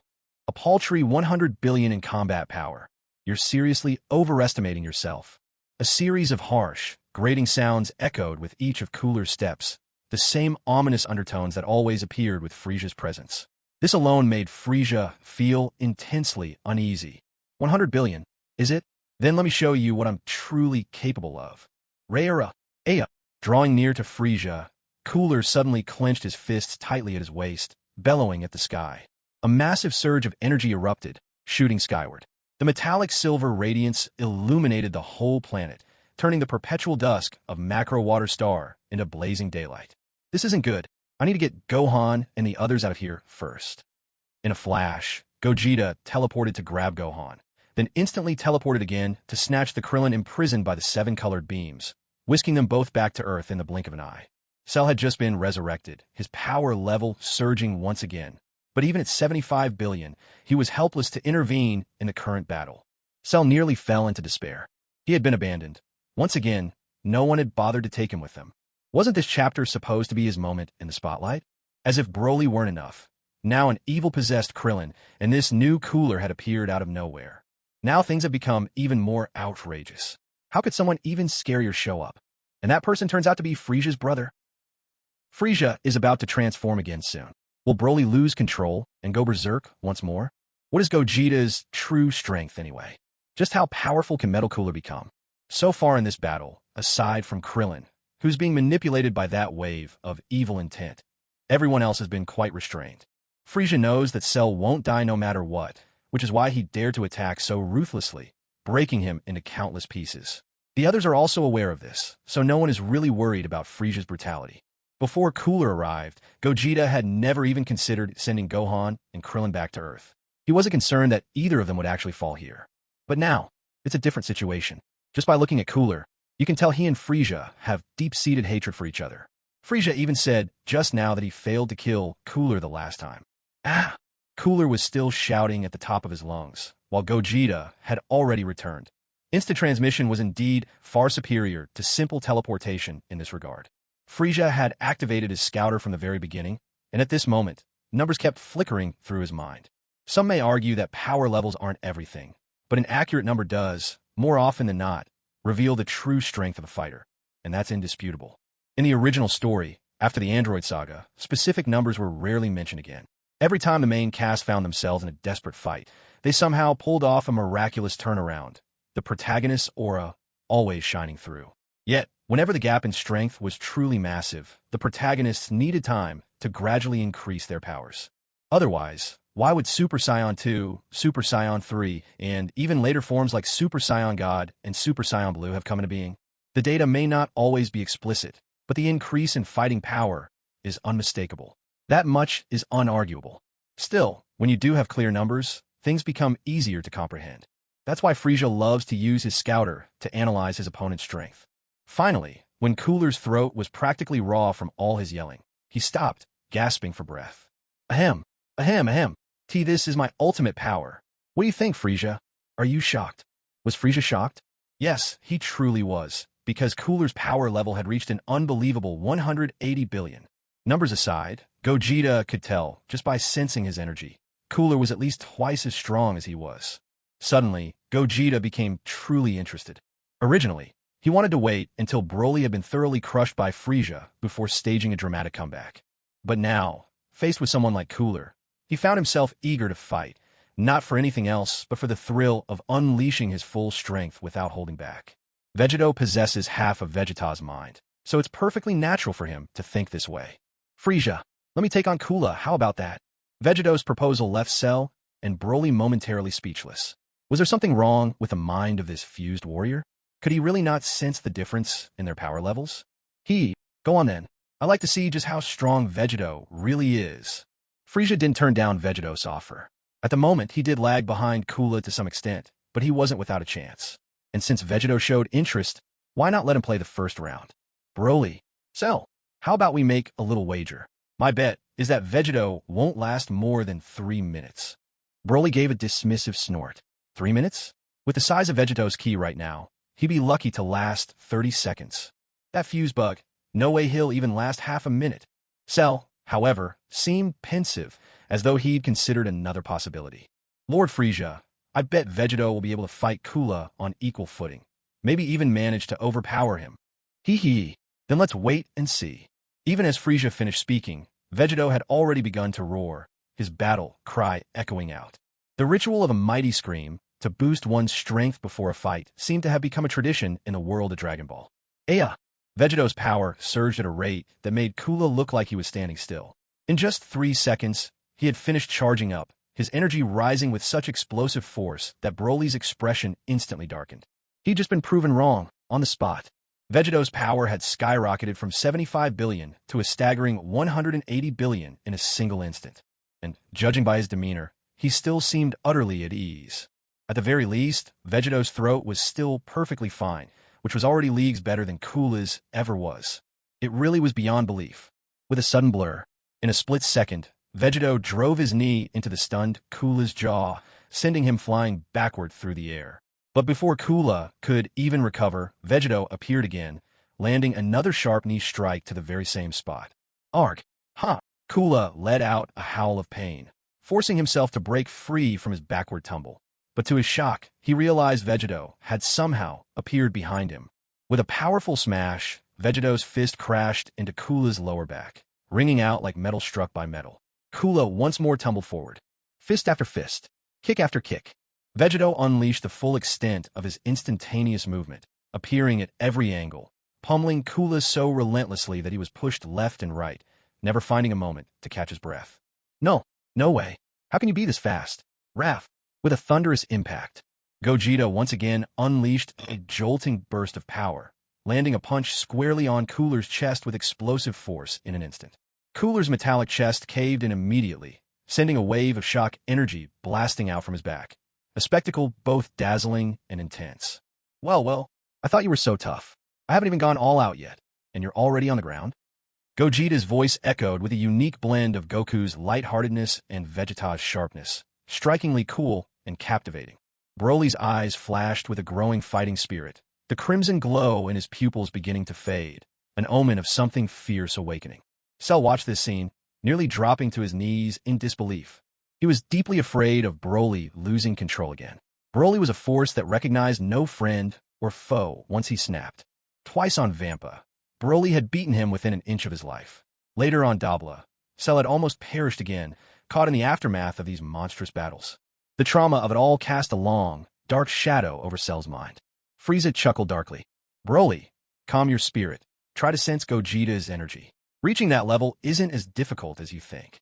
Frieza's words resonated powerfully with Broly, partly because of Frieza's connection to divine power, and partly because of the changes within Broly himself.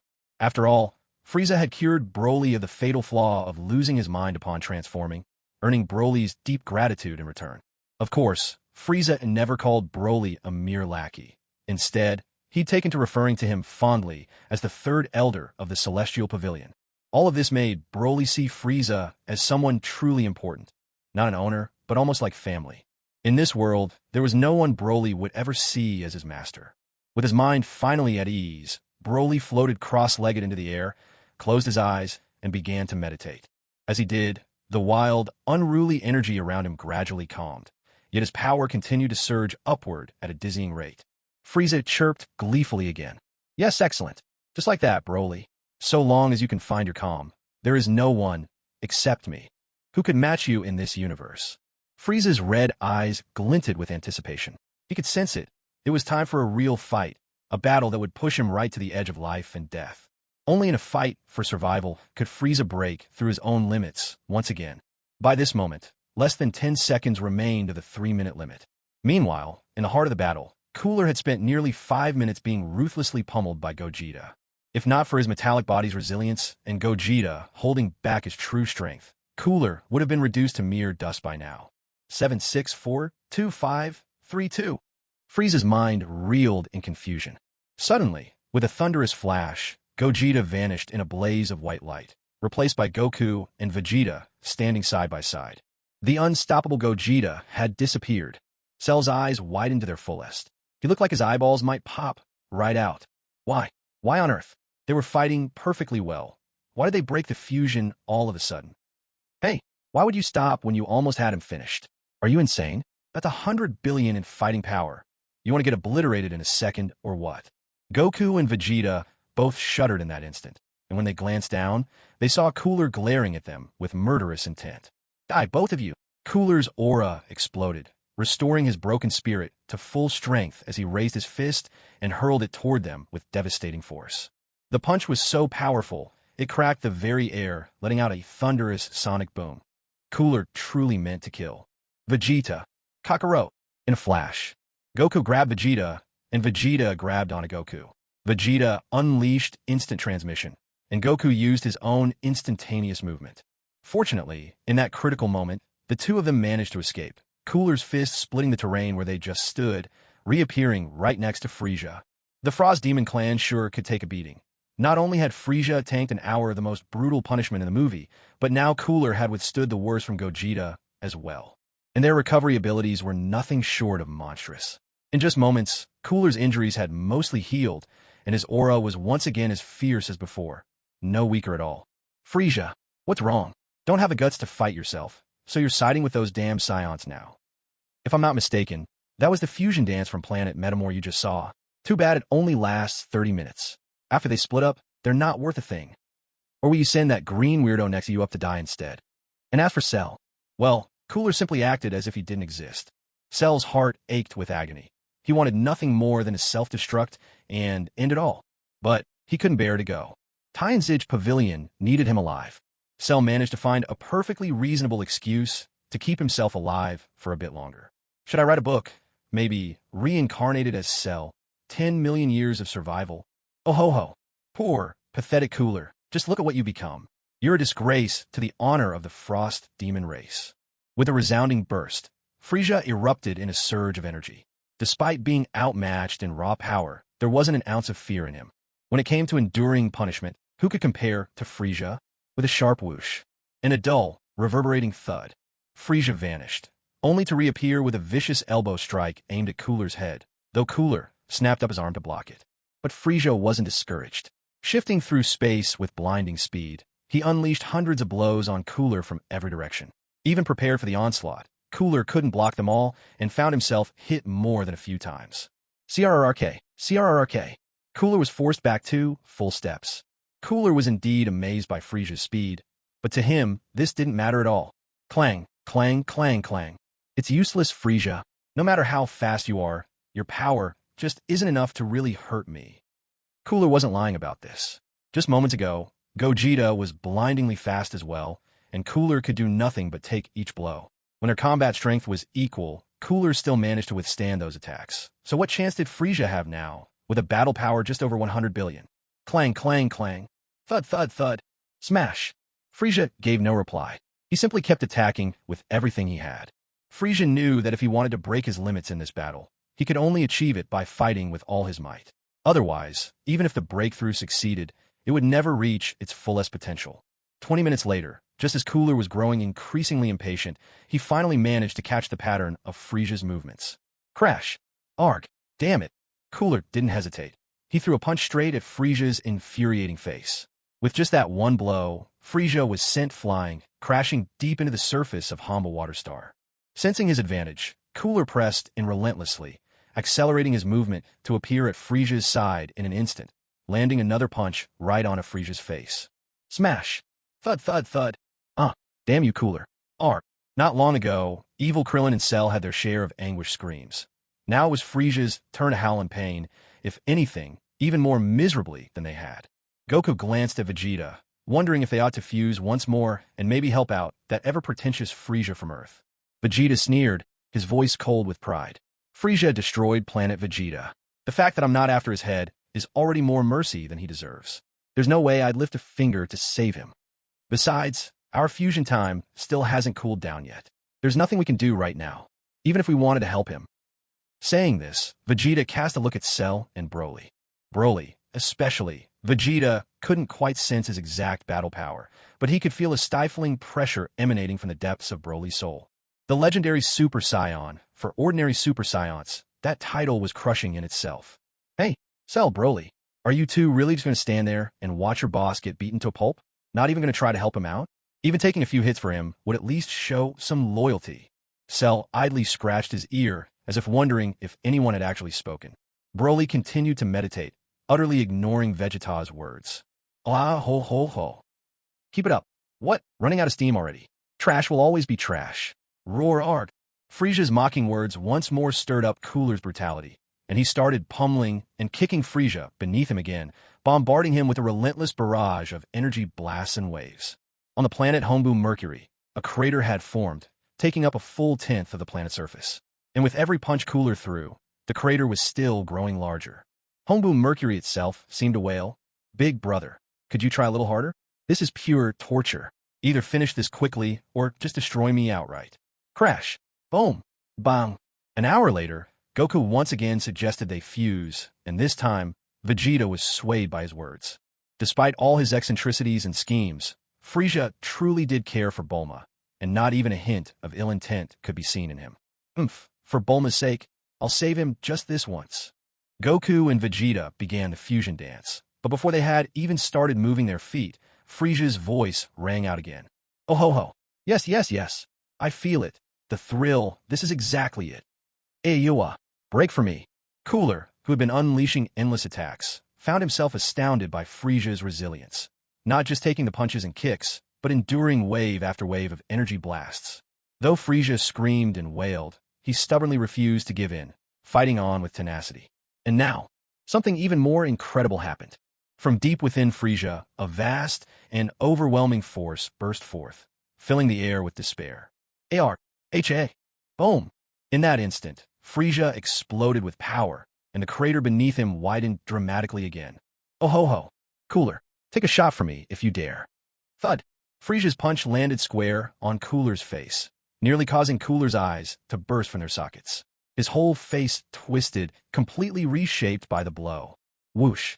Cooler flew out of the deep crater, and after struggling to regain his balance, he stared in Frieza's direction, looking utterly defeated. A low, ominous hum filled the air. Background music, Dr. By, The Unveiling of Evil. A silver-white shock wave soared into the sky, with waves of rainbow light swirling tightly around Frieza's body. At this moment, Frieza was like a god descended to the earth. With every step he took, the ground groaned beneath him, sending chills down the spine. Even the eternal skies over Homeboom Mercury began to shift, and the entire planet was now shrouded beneath endless thunderclouds, countless insects turning instantly to ash. Broly opened his eyes for meditation, his crimson pupils filled with astonishment. At first, Broly thought Frieza's earlier words were just bluster, but now Broly understood. Only King Frieza could truly defeat him. Cell's heart pounded wildly, his knees feeling weak. He instinctively reached down to rub them. Sun Wukong fixed his gaze on Frieza's figure, silent for a long moment. In his eyes, along with excitement, there was a glimmer of sudden realization. Vegeta folded his arms across his chest, turned partly aside, and shot Frieza a sidelong glance. But what he said was, "Cell, why are you kneeling over there?" "Cell." Frieza let out a flamboyant laugh. "Cooler, take a good look. This is true silver form. That trick of absorbing star cores from metal planets is nothing but a cheap shortcut. And that's not all. This fourth transformation of yours, I can do that too." Cooler's heart jolted. Frieza, as he was now, already filled him with dread. If Frieza transformed again, what sort of nightmare would that be? "But I just won't transform. What are you going to do about it?" Suddenly, Cooler coughed up a mouthful of blood. "If you won't transform, then what's the point of all this bravado?" There was a heavy hum, followed by a thunderous blow. Silver Frieza's fist crashed into Cooler's gut, a savage punch that left a clear imprint in Cooler's back. With a resounding crash, Frieza's kick nearly snapped Cooler's neck, sending him hurtling into the ground with brutal force. Before Cooler could react, Frieza conjured 2 violet energy spheres, then dove after him, pressing both hands against Cooler's chest. A tremendous explosion shook the Macrobue water planet, making the entire world tremble again and again. Cooler's agonized cries rang out as Silver Frieza unleashed a relentless flurry of attacks, an even more destructive onslaught than Cooler's previous assault. Broly and the others kept a safe distance, wary of being caught up in the chaos by accident. "Come on, get up, hit me, hit me," with the repeated thuds of fists and feet, each blow preceded by taunting jeers. "Weren't you so wild just a moment ago? Didn't you enjoy pummeling me? Then keep it up." Crash after crash echoed out. Frieza laughed wickedly. Blows rained down, fierce and unrelenting. What's with the rolling eyes? I've taken way more beatings in my life than you ever have. Punch after punch, relentless as a tidal wave. By now, Cooler had already lost all consciousness. His metallic body was fractured open, blood streaming from every opening. That was the least of it. His head was so battered, it was beyond recognition. Of his 4 signature horns, only one remained. His mouth, once full of teeth, now held not a single one left. Suddenly, Frieza made a warp in the air, appearing overhead before diving down on Cooler again. Arms pinned to the sides, legs together and stretched out straight, his gleaming head like a battering ram. A force of nature aimed straight at his foe. The impact unleashed an earth-shaking detonation. Half of the Macrobue water planet was obliterated in an instant, the air thick with the terror of a world on the brink of destruction. The Macrobue water planet itself seemed almost to protest. Impossible. Did I get this majestic name for nothing? I refused to blow up. As expected, the Mercury-wide planet didn't explode. Instead, it was slowly beginning to recover, even though its size had shrunk considerably. This was the true strength of a purely rocky planet. Boom! Gula's flattened body was violently hurled by Frieza right in front of Goku and the others, startling everyone. Ahaha. I haven't had enough of a fight yet. You two fuse for me now. Frieza glanced around, his brow tightly knit. Where's Cell? Did that brat run away? Goku and his friends twitched at the corners of their eyes. They glanced down at Gula at Frieza's feet, then swallowed hard. Broly's mouth tightened as well. Even he couldn't help but feel sorry for poor Cell. Lord Frieza, look under your feet. It's Gula. Frieza gave him a quick look and grunted noncommittally. Broly went on. And under Gula, there's a little green bug. With a wave of his hand, Frieza cut Broly off. I asked you where Cell went, not about some green bug. Wiping the cold sweat from his brow, Goku hurriedly picked up where Broly had left off. The green bug Broly mentioned, that's actually Cell. Frieza was stunned. He gave the flattened Gula a quick kick, sending him flying. And there, dazed and seeing stars, was Cell. Well, that was certainly careless of him. Ahaha. He was just trying to keep my royal feet from getting hurt by a rock. Now, you two, fuse for me right now. Goku and Vegeta exchanged a look, sparks of wild fighting spirit reflected in their eyes. At this point, perhaps Frieza was finally strong enough to make them go all out. Once again, they launched into the eccentric fusion dance. Together, Goku and Vegeta shouted, Fushan. Whoosh! Suddenly, there stood an overweight fighter in a tiny vest, his expression a comical blend of cuteness and menace. 7 parts adorable, 3 parts fierce. Frieza's mouth twitched. This was clearly a fusion gone wrong. Thud! With a kick to Fat Gogeta's belly, a tremendous rebound knocked Gogeta flying, while the impact also sent Frieza staggering several steps backward. Ahaha. Turns out this form can actually take a beating. Ugh, no stop. Frieza, don't hit me. It hurts so much. Bang. Flattened to the ground, Fat Gogeta's fusion unraveled, and in less than 3 minutes, Frieza had pounded them back into 2. Looking at the beaten and bruised pair, Frieza's mood brightened considerably. Just how powerful could Gogeta become? Frieza didn't know, but one thing was certain. Right now, they were no match for him.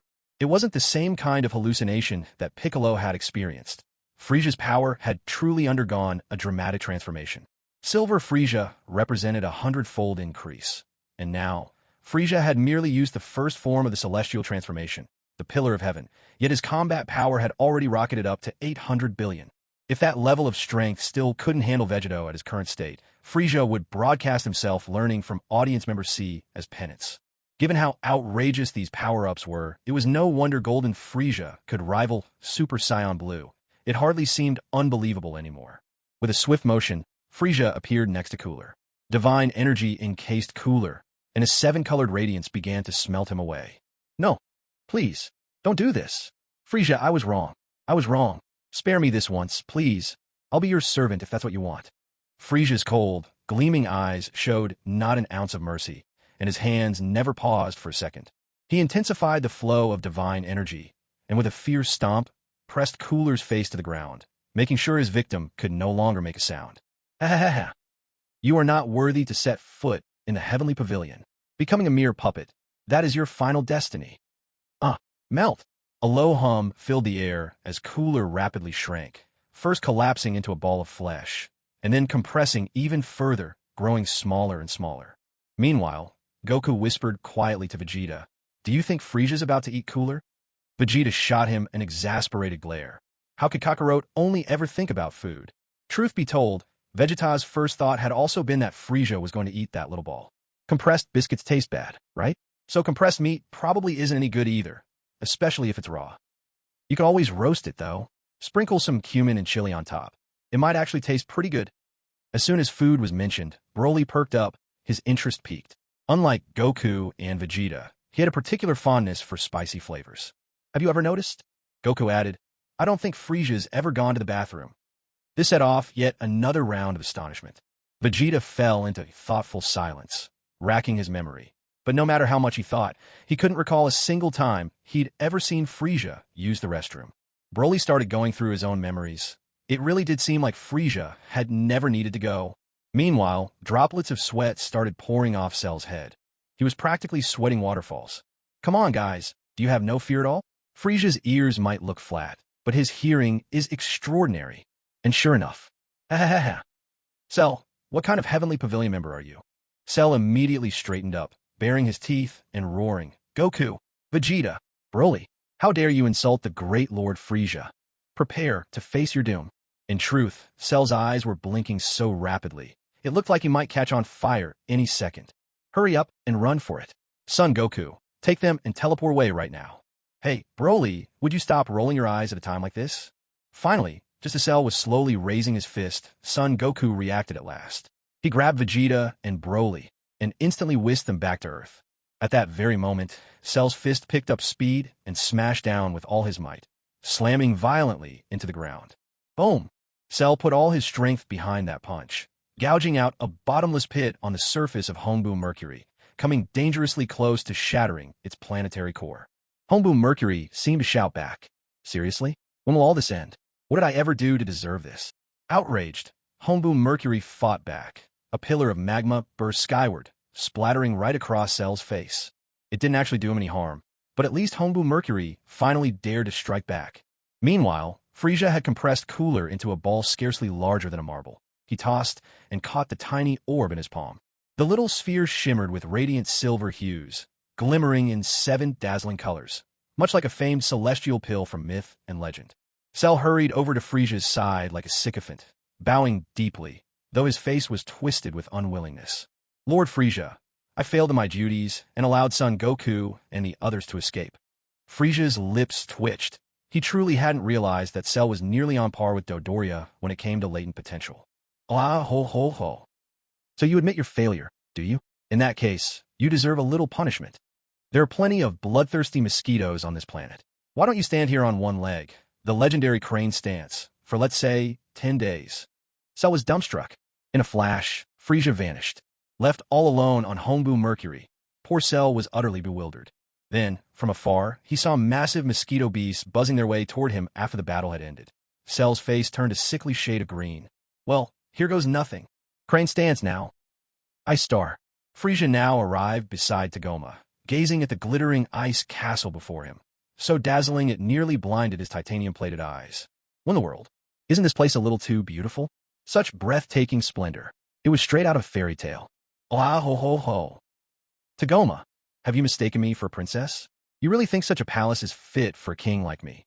With a crash, he hurled an energy blast. In an instant, that ethereal palace was utterly obliterated, gone without a trace. I'll give you one more chance. If you fail to please me again next time, you'll spend eternity in the other world instead. With a swish, Frieza vanished, barely resisting the urge to kill Tagoma on the spot. It wasn't that he disliked the palace itself. The real issue was that the palace was so gorgeous, it made him involuntarily think of a princess who might rule such a place. And with that thought, his mood instantly soured. The whole world knows. He simply can't have a better half right now. Frieza stepped up to his clone, eyeing this trash who still stubbornly held on to a power level of 500 million. In that moment, Frieza honestly wanted to punch the Namekian dragon god right in the face. Seriously, what a swindle. If you can't make it happen, just say so, would you? Instead, you made me waste a wish for nothing. And now, I can't even bring myself to put this clone out of its misery. At least it does look exactly like me, right? Grabbing the clone's face in one hand, Frieza stuffed the condensed cooler right into its mouth, then clamped down around the clone's jaws and shook with all his might. But that violent shake caused more than just a little trouble. The entire Star planet began to tremble and sway. Damn it all, having to force feed a supplement like this. What a dumb joke that dragon is. Finally, Frieza's patience snapped. He'd been shaking for ages, but the clone couldn't even bite through the thing. The orb stayed whole, while the poor clone's teeth were on the verge of falling out. Smack! To hell with you. Go cool your heels in the Ice Star Core for all I care. You're going to drive me mad.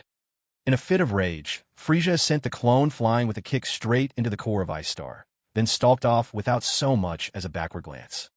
Realm of the Supreme Kais. Oh ho ho ho. Where's Slug? Go fetch that dragon god out here for me. If I don't pound him today, I'm never going to get this aggravation off my chest. Suddenly, seeing Frieza appear before him out of nowhere sent a chill down Shin's spine. This guy, why, in the world, is he back again? Lord Frieza? The Namekians have already been sent to another planet by me. Why don't you try sensing their energy instead? Shin just couldn't figure it out. If you're looking for Slug, why not just teleport to his energy signature like you always do? Frieza's tail lashed out for Shin in a flash. Smack! Shin was suddenly embedded deep in the ground, leaving a perfect human-shaped dent on the Supreme Kai's realm. Oh ho ho ho. No need for that now. Wait, Shin, what are you doing? Trying out performance art with your body? Kid, what kind of divine servant are you anyway? At this rate, you're going to ruin this Supreme Kai for good. Quit staring and help him already. Kid, even the old Supreme Kai couldn't stand it anymore. Frieza was obviously just blowing off steam and using Shin as his punching bag. Frieza, perhaps you've misunderstood. Shin is actually testing the hardness of the Supreme Kai realm, not performing some so-called human art. Him? He'd hardly qualify for performance art. Actually, the ladies here are the true masters of performance art. Frieza, these Supreme Kais, what a bunch. One knows nothing and scares too easily. The other knows it all, but never manages to act his age. Frieza, when will you introduce me to Bado, Chongjin, and Lilja? I've been a fan of theirs for ages. Frieza couldn't take it anymore and, with a flash, vanished on the spot. The old Supreme Kai watched Frieza flee, and an odd, sly smile crept across his face. Glancing at the just-awakened Shin, he scolded him in exasperation. You're just too young. You should learn from me. A few light-hearted words, and Frieza was scared away before he knew it. Kid. Shin. That damned lecherous old fool. Always knowing just what not to say. If I'd known, I never would have given him that tablet in the first place. Standing in the control center of headquarters, Frieza hurled a harsh curse, then quickly composed himself. Ahaha. So, how's my time machine coming along? Is it finished yet? Although the king's presence might be missing from the world, his menacing force has never once faded. Frieza's headquarters bustled with all manner of cosmic beings. Frogmen, minotaurs, dwarves, trolls, centaurs. Those were considered the ordinary ones. But have you ever seen a fly person? Such sights were all part of Frieza's memories by now. Bizarre had become routine for him. Yes, he thought, it was all just barely tolerable. After Frieza asked his question, a short figure with an oversized head, blue skin, and spindly limbs knelt at his feet. Frieza almost stepped on him by accident. The way this little guy knelt there, he looked hardly different from a pile of dung. Sorbet, Chief of Staff of the Frieza Force, greets Lord Frieza. May your majesty's fortune match the heavens, your wisdom and martial prowess shake the stars, and may your rule unite the cosmos for all time. The corner of Frieza's mouth twitched, but in the end, he held back and did not deliver a kick to the blue-skinned Sorbet. If Dodoria was the #1 lackey, then Sorbet was Frieza's chief steward. Whether he had been fully snipped was anyone's guess. Frieza didn't care, so long as the other party's loyalty was absolute. With that, many things could be overlooked. In the original story, this very little man never forgot Frieza's resurrection. Perhaps he had his own motives, but it didn't change the fact that he kept Frieza from heaven's grasp for a good long while. If Frieza hadn't gotten so carried away with revenge, he never would have ended up sent back to heaven again. Ahaha. Mr. Sorbet, how's that time machine I had Dodoria bring in for research? In truth, the time machine wasn't Frieza's true concern. What he truly desired was a vessel that could traverse the entire cosmos. The time machine was just the first step in his plan. He had never forgotten his quest for the Super Dragon Balls. Reporting to Lord Frieza, the time machine was completed 3 months ago, but there's a problem. Sorbet's attitude was nothing if not humble, especially after hearing that the time machine had finally been developed. This bit of news put Frieza in an unusually good mood. It hadn't been easy. At last, something had managed to make Frieza genuinely pleased. Oh. Excellent. As long as the research is complete, I can tolerate a few minor issues. Frieza was nothing if not magnanimous, or so he was always quick to say. He reached out and accepted a glass of fine wine offered by a bunny girl, then gestured for sorbet to elaborate on the problem. Lord Frieza, we have built a total of 8 time machines. Of these, 7 were launched successfully. Only 1 exploded. Frieza was delighted and took a leisurely sip of his red wine. Sorbet went on. However, none of the 7 machines launched have returned to us so far. Suddenly, Frieza spat out the mouthful of wine he hadn't even had time to swallow, all of it spraying directly onto Sorbet. Since his last battle, and especially after transforming into Silver Frieza, Frieza's base power level had already soared to 20 billion. It didn't take much imagination to picture just how forceful that spray had been. Well, at any rate, Sorbet was left riddled with holes. He was on the verge of becoming the first alien in history to be killed by a wine spray. Despite his anger at Sorbet's incompetence, Frieza ultimately cast a healing spell, bringing Sorbet back from the brink. Oh, Mr. Sorbet, I must say your results are surprising. Still, it's of no consequence. Of all my resources, time is the one thing I have in abundance.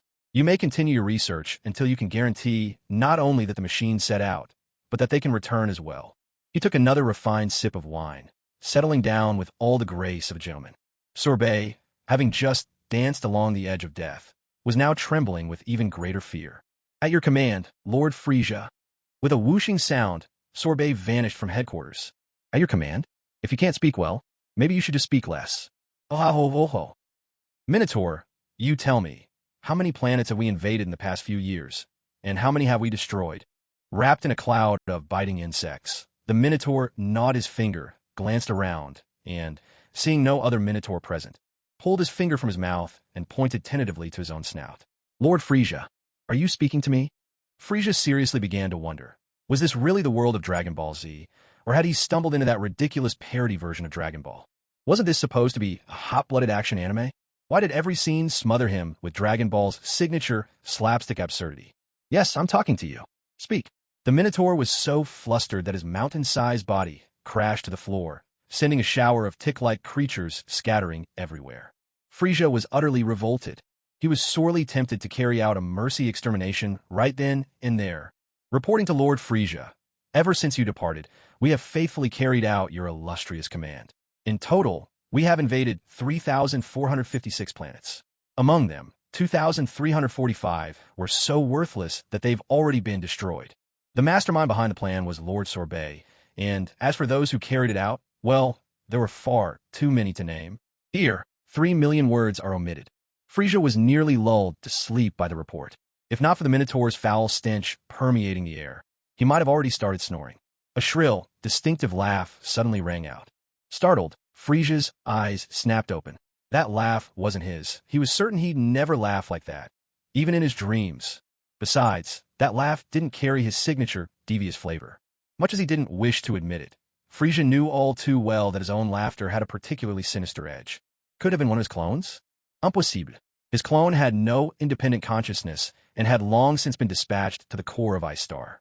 He glanced around. There was no unusual figure in front of him. Phew, he must have imagined it. Laughed so much, he was starting to hear things. Wissy sly wiss. What a surprise to see you. As he turned, Frieza was greeted by the sight of a figure with a broom-like hairstyle, blue skin, a halo-like ring around his neck, draped in a rose-red robe and the distinctive apron of the Angelic clan. In his hand, he held a long staff, crowned with an orb also looped with a halo. That figure, that laugh. Frieza knew them all too well. It was Whis, the Angel of Universe 7. Even if the whole universe was destroyed, this monster would still remain standing, as if nothing had happened. Though officially the attendant to the god of destruction, he more often treated the god like a pampered pet. Oh, and let's not forget, his father is that supreme grand priest, the founder of the cosmic evolution. With a swift motion, Frieza conjured a capsule into his hand and punted the Minotaur, source of pollution, far out of the way. With a soft pop, a banquet table laden with delicacies appeared. Spicy strips, instant noodles, steak, octopus balls, ice cream, pizza, hot pot, barbecue, sushi. The spread lacked for nothing. Whis, since you've come all this way, I have nothing worthy to offer you, except to invite you to a hearty feast. A melodious laugh answered him. Even knowing it was Whis laughing, Frieza couldn't shake a lingering discomfort. Lord Frieza, you really do know how to treat your guests.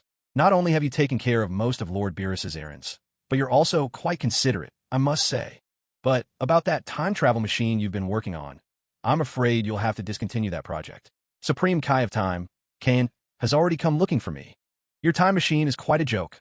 Why on earth did you set the destination to Kane's house? Frieza was dumbfounded, a look of utter speechlessness on his face. This sorbet was truly a remarkable character. If this time machine manages to make it back, that would be nothing short of a miracle. Nothing happened. Not a sound, not the slightest commotion. That was, until Sorbet burst in, bawling at the top of his lungs, and flung himself to the floor, shaking uncontrollably like a leaf in a storm.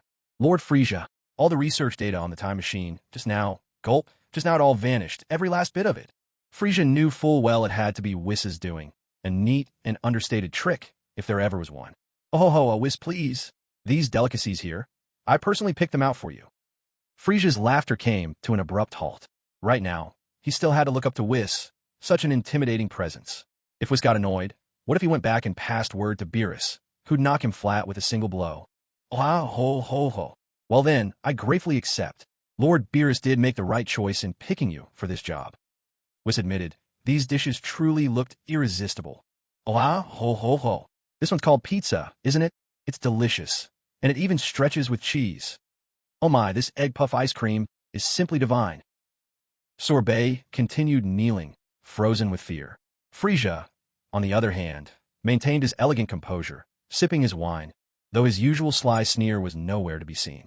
After sampling about a tenth of the spread, Whis finally paused. With a flick of his staff, he swept away the entire table of food in an instant. Thank you for your hospitality, Mr. Frieza. As for Kane, I'll handle that for you. By the way, what exactly is your purpose for building a time machine? Whis was genuinely curious. Frieza wasn't all that strong, so where did he get such bold ideas? Oh ho, actually my aim's quite simple. I want to travel to Universe 6. Whis was startled. It was unbelievable that Frieza even knew about the so-called Universe 6. Oh ho ho ho. Mr. Frieza, why would you want to go to Universe 6? Have you grown tired of staying in Universe 7 already? He was laughing, but Whis' eyes narrowed ever so slightly. He didn't seem too pleased. Frieza dared not hide the truth. As the saying goes, a wise man recognizes the times, and this was just good sense, not cowardice. It's nothing really. I just want to gather the Super Dragon Balls from Universe 7 and Universe 6 to make a wish, that's all. Suddenly, Frieza remembered something crucial. Both summoning the Super Shenron and making a wish required the language of the gods. Hopefully, there's a record of the divine language in the Star Transformation Chronicles. So, Mr. Frieza, what kind of wish do you have in mind? If it's not too outrageous, perhaps I won't try to stop you. Frieza was extremely annoyed. He felt as if his own trademark had been stolen, and there was nothing he could do. He couldn't even collect royalties. But enough of that. For Frieza, if he didn't get to laugh properly, he'd feel like he was about to explode. Before stating his wish, Frieza drove everyone else thousands of miles away, clearing the area entirely. Mr. Whis, my wish is to obtain the physical traits of a male. Whis was taken aback, almost choked on the spot. That wish was absolutely stunning. He lived for so many years, and yet, this was his first time hearing such a request. Mr. Frieza, are you sure you want something as simple as that? Whis had to double-check, utterly incredulous. If Frieza really meant it, he almost wanted to crack open Frieza's head to see what exactly was going on inside. Frieza nodded solemnly, his tone firm and sincere. That's right. This is my wish. For this, I'll give it my all. Whis was astounded. He thought Frieza was joking, but it was all real. But how do you plan to bring together the Dragon Balls from the two universes? Simple. I can place a God Key detector in each universe, so I can travel freely between them. Whis was shocked once more. Did Frieza actually grasp the power of the gods? Whis pressed his staff to Frieza's head, and a brilliant light shone down. In a moment, Whis sensed the divine energy within Frieza. Faint, yet exceptionally pure. I'll send you somewhere else. A little punishment for building a time machine. But, more than anything, to thank you for the delicious feast you presented to me. With another flash from his staff, Frieza's figure vanished. Lord Beerus, when you wake up and find not only the Super Saiyan God, but also the God of the Frost Demons, what sort of expression will you have? I'm truly looking forward to it. In a burst of rainbow light, Whis and Frieza disappeared from the headquarters planet, the place falling silent once more. On the planet Mercury, Cell was besieged by clouds of insects. Luckily, he'd already transformed into metal, making it impossible for the bugs to get a bite. 10 days had already passed, and still, there was no sign of Frieza. Lord Frieza. Don't tell me you've forgotten your fourth-in-line lackey from the Celestial Pavilion. Had Frieza truly forgotten him? Sorry to say, yes, he really had. Even if he remembered, he had no time to worry about Cell right now. On Earth, after the last World Martial Arts Tournament, a wave of training fever swept across the planet. Naturally, Mr. Satan's dojo was the most popular, but several other schools were also packed to the brim. One of them belonged to the legendary Master Roshi, who'd made his return to the scene. Kairatsu had become one of the chief instructors, and soon, both Master Roshi and Kairatsu's reputations began to grow with each passing day. Another hot spot was Yamcha's dojo. Although he had been kicked out of his very first match by Oliver, his fighting power, at a staggering 1.5 million, was nothing to scoff at. Plus, his looks certainly didn't hurt. The popularity of his school was just a step behind that of Mr. Satan's. Ironically, the one most suited to running a martial arts school chose not to do so. Instead, he broke away from the Z fighters and journeyed into the deep, remote mountains all by himself. I've sensed the aura of two demons. Once I subdue them, it'll be the moment I acquire the blood of the three-eyed sage. When that time comes, I'll never lose to any of you again. Though everyone felt that Tien had gone a little off the rails, they still respected his decision. Besides, with Krillin's situation, Goku hardly had the mind to worry about Tien. Over 10 days had passed, and Krillin still hadn't woken up. His energy flickered, sometimes surging, sometimes fading. Resting his arm around Zanja's waist, Android 17 said coolly, "Relax. King Frieza's seven-colored energy is helping him rid himself of this evil aura. Once he wakes up, Goku, you'll be in for a surprise." Broly glanced at Android 18, who was seated on his arm, and smiled softly. Then he said, "Just take a look at Vegeta. He hasn't stopped training since he got back. Frankly, Goku, you're starting to let me down." Number 17 and Zanja set off to travel the world, while Broly swept 18 away to their wedding chamber. "Lazuli, today I'm going all out. I just can't believe I still can't win against you." 18's playful expression instantly drained of color. She paled in a flash. Goku looked around and couldn't shake the feeling that someone was missing. But no matter how hard he tried, he couldn't recall who it was. Oh well, no big deal. It probably wasn't important anyway. "Gohan, let's head back to Mount Pozu. With Marin looking after Krillin, we should focus on our training too." Gohan turned to Piccolo. "Uncle Piccolo, are you coming to train with us?" Piccolo replied with a fond ruffle of Gohan's hair. "Of course." Elsewhere, in a bizarre, chaotic gravity zone, Frieza's furious shouts pierced the air. "Arg! Whis! Whis! Let me out! This place isn't suited for me. I can't be here any longer. Call the old Supreme Kai here, fine, but why me? Why is it me?" Frieza's spirit was pushed to the brink, tormented, nearly to the point of madness. Looking at this swarm of enchanting beauties before him, he really couldn't take it anymore. "Oh ho ho, Lord Frieza, if you wish to attain more divine power, you must first strengthen your mind." This is exactly the sort of trouble brought by Bojack and his crew. Boom! Frieza badly wanted to interact with these beautiful ladies, but he just couldn't bring himself to do it. And yet, each of these ladies was bolder than the last. It was obvious they were here with only one thing in mind. Frieza was at his breaking point. He couldn't keep up with their agenda. And what he dreaded even more was that the ladies might discover he didn't have a gender at all. That's when Frieza lost it. Over and over, he blasted the group of would-be femme fatale who kept coming for him. Energy blasts flew without restraint, not just from his fingers, but even his toes crackled with volleys of ki. And yet, these alluring women seemed truly endless. No matter how many Frieza destroyed, even more kept materializing. Frieza was even forced to shoot beams of destruction right from his eyes. Useless, useless, useless. At first, the ladies were dressed rather conservatively, but as time went on, their attire grew more and more provocative. Their teasing words tormented him, and their suggestive whispers made his imagination run wild. Aya! Frieza was nearly driven insane. Crash! He transformed in desperation, straight into his ultimate Silver Frieza form, unleashing a triple wave attack at full power. In a single, fierce burst of energy, everything around him was obliterated, reduced to nothing in a blinding flash. This time, it seemed to work. The ladies did not instantly reappear, letting Frieza catch his breath for a few precious moments. Huff, huff. Truthfully, he wasn't physically tired at all, but Frieza still gasped as though exhausted. It was the strain on his mind that wore on him. At this moment, the true strength of the astral transformation technique became apparent. A surge of starlight flooded Frieza's being, restoring his mental energy once again. Yet, just as he began to recover, the vanished ladies reappeared once more. Frieza was nearly driven to madness with shock. Whis, are you trying to force me to become a madman who spends his days slaying ladies in here? Oh ho ho, Lord Frieza, this is excellent training for you. For your information, a single year here equals just 1 day in the outside world. You can stay here for a whole century, so enjoy yourself. Click. Whis completely severed his connection with Frieza. Actually, Whis had no way of seeing the torment Frieza faced inside, because everything was an illusion conjured by Frieza's own mind. This training ground was crafted to conjure up whatever the person inside feared most, forcing them to face and overcome it. But Frieza wanted to shout at the top of his lungs. This wasn't about fear at all.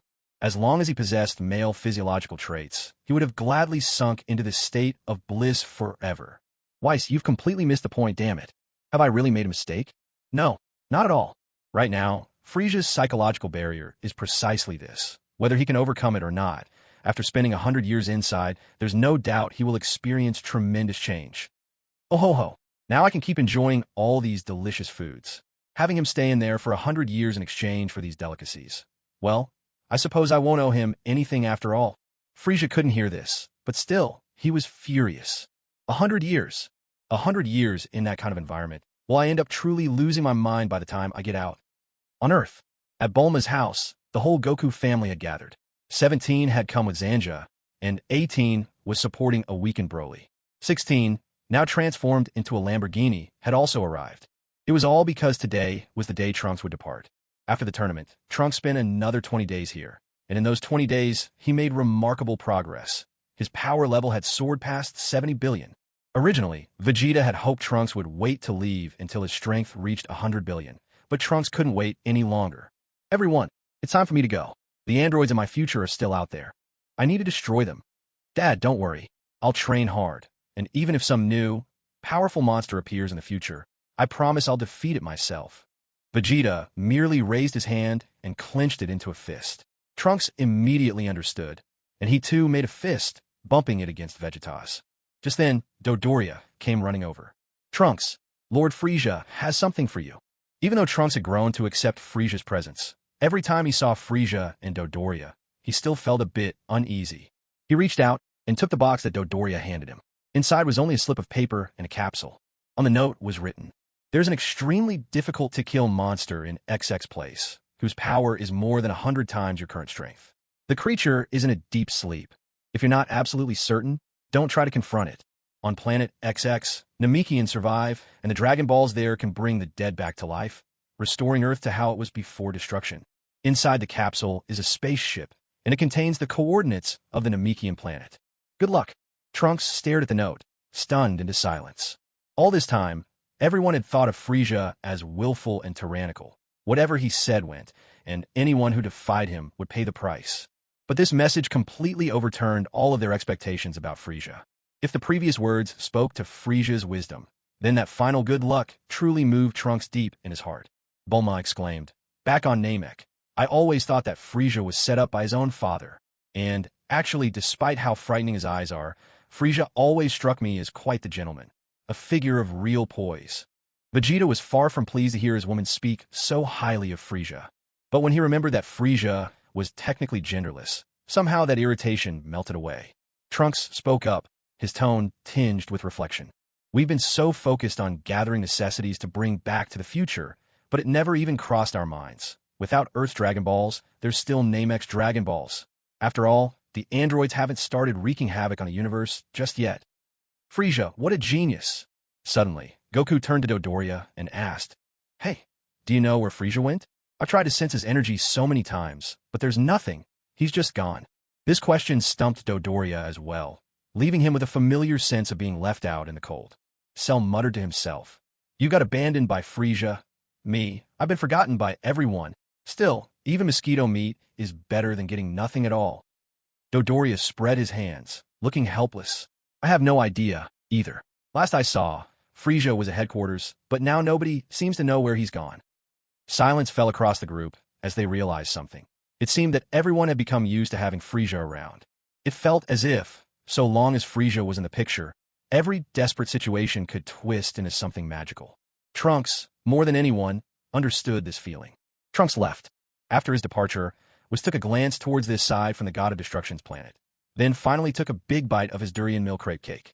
Oh ha ho ho ho. Delicious. It's icy cold, and the flavor's absolutely divine. Oh, boom. Frieza couldn't even remember how many times he'd exploded in anger by now. What he didn't know was that exhaustion had set deep into his bones. If not for the starlight energy replenishing his mind from within the celestial transformation, he might have lost his sanity by now. Damn you, Whis. Damn you. Hey, stop grabbing with your hands. Arg. Ah. Thunder rumbled. Trunks. What follows next is a new chapter devoted to the story of Trunks' future. It's been 20 years in Frieza's timeline. Above a desolate wasteland, a bullet-shaped time machine suddenly appears. Faced with the devastation before him, Trunks felt a haze of memories and emotions swirling inside. Perhaps it was because he had spent so long in a time of peace, wrapped in the love of both his father and mother, that Trunks found it almost impossible to accept what his eyes were seeing in that moment. The bustling, splendid streets were gone. All that remained were broken walls and scattered rubble. As for the cheerful faces he was used to, there wasn't a single soul to be found here. Almost no trace of human life at all. West City, once the grandest city, was now the most devastated. The few survivors had retreated into underground shelters. It was in one of these shelters that Bulma and Trunks now lived. Instead of going straight to confront the androids and settle old scores, Trunks returned home first. The sight that greeted him was his mother, Bulma, unmistakably older now.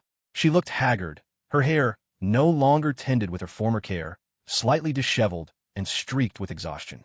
Bulma was eating her meal, just a few canned goods. The rich feasts of the past had become a distant luxury. Clang! When Bulma saw Trunks, her spoon slipped from her hand and fell to the table. There were no tears, only an expression of hope shining in her eyes. After more than a month apart, her son had finally returned. She wondered, had he found a way to defeat the androids? Mom, I'm home, Trunks called out. He embraced his mother, and all the anxieties he had carried with him melted away the moment he saw that she was unharmed. Trunks, what happened when you went back to the past this time? Did you find a way to destroy the androids? Bulma asked. She could feel her son's sturdy frame as she held him. That much reassured Bulma, but now what mattered most to her was whether he had found a way to eliminate the androids. Trunks let go of her gently, then took a capsule case from his pocket and placed it into Bulma's hand. Mom, inside this are a large supply of food and experimental equipment that the younger you prepared for us in the past. Please keep it safe, he said. As for dealing with the androids, leave that to me. While I was in the past, Dad put me through rigorous training. With the strength I have now, I can take care of them easily. Besides, Mr. Frieza gave me a spaceship with coordinates for Namek. As long as I can find that planet and call upon the Eternal Dragon, Earth can be restored to peace once more. Mom, just wait for me at home, all right? I'll go take care of the androids first. Once I've dealt with those two agents of destruction who lost their way, I'll set off to find Namek. Though Bulma was a little worried, seeing the confidence and determination on her son's face moved her deeply. Take care of yourself. The future of the whole Earth rests on your shoulders, Trunks. You absolutely must come back safe. Your mother only has you left now. Please, come back to me unharmed.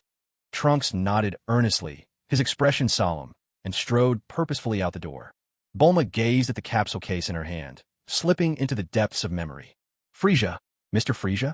What kind of world could that possibly be? Why does it feel even more chaotic than our own? Suddenly, a thought struck her. Vegeta, Goku, Piccolo, Krillin, they've all been gone for 20 years now. Can the Dragon Balls still bring them back? Is there truly any hope of reviving the people of Earth? So much time has passed. Meanwhile, as Bulma's thoughts spiraled in her home, Trunks had already found Android 17 and Android 18, the pair who'd become the scourge of this world.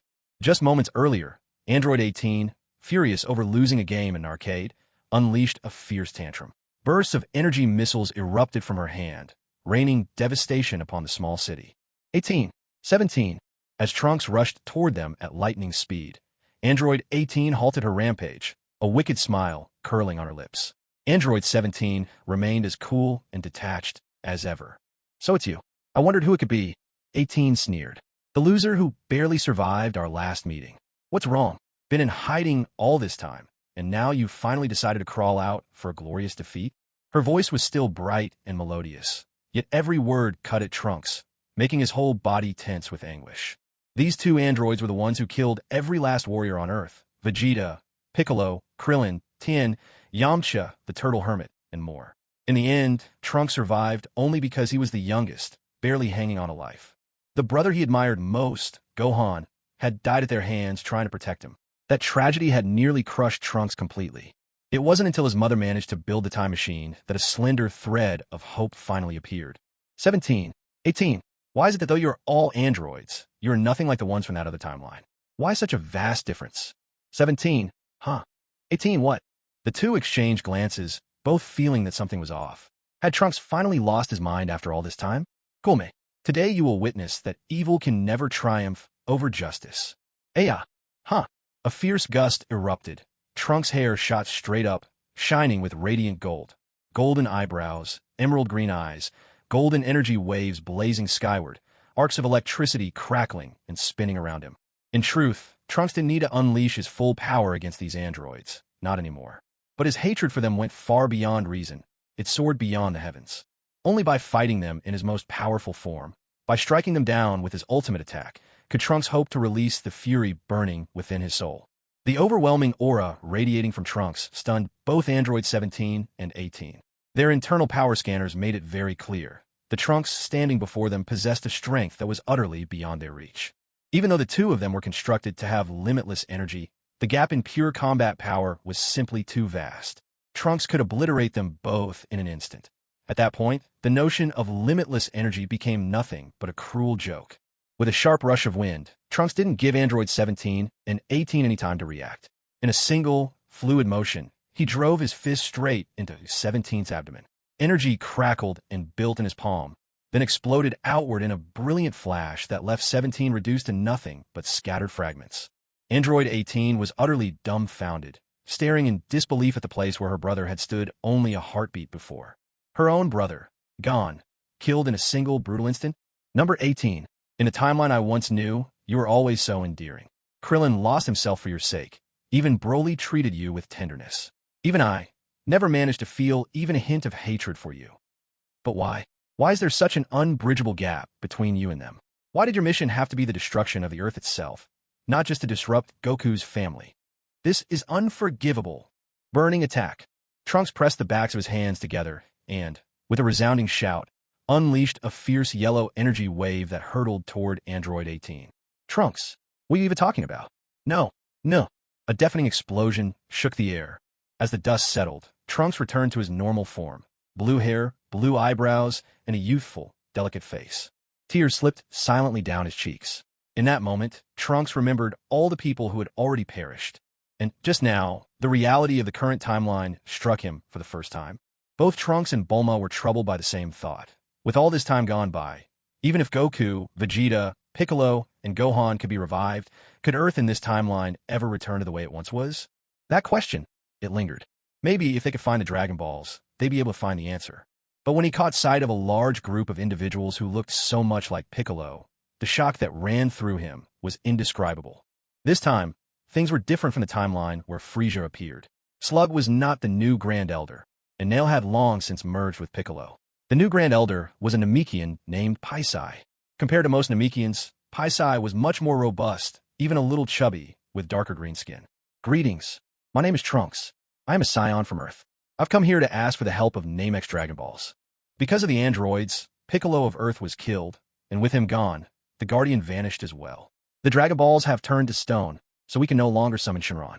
It took Trunks about half an hour to recount everything that had happened on Earth, speaking with great sincerity.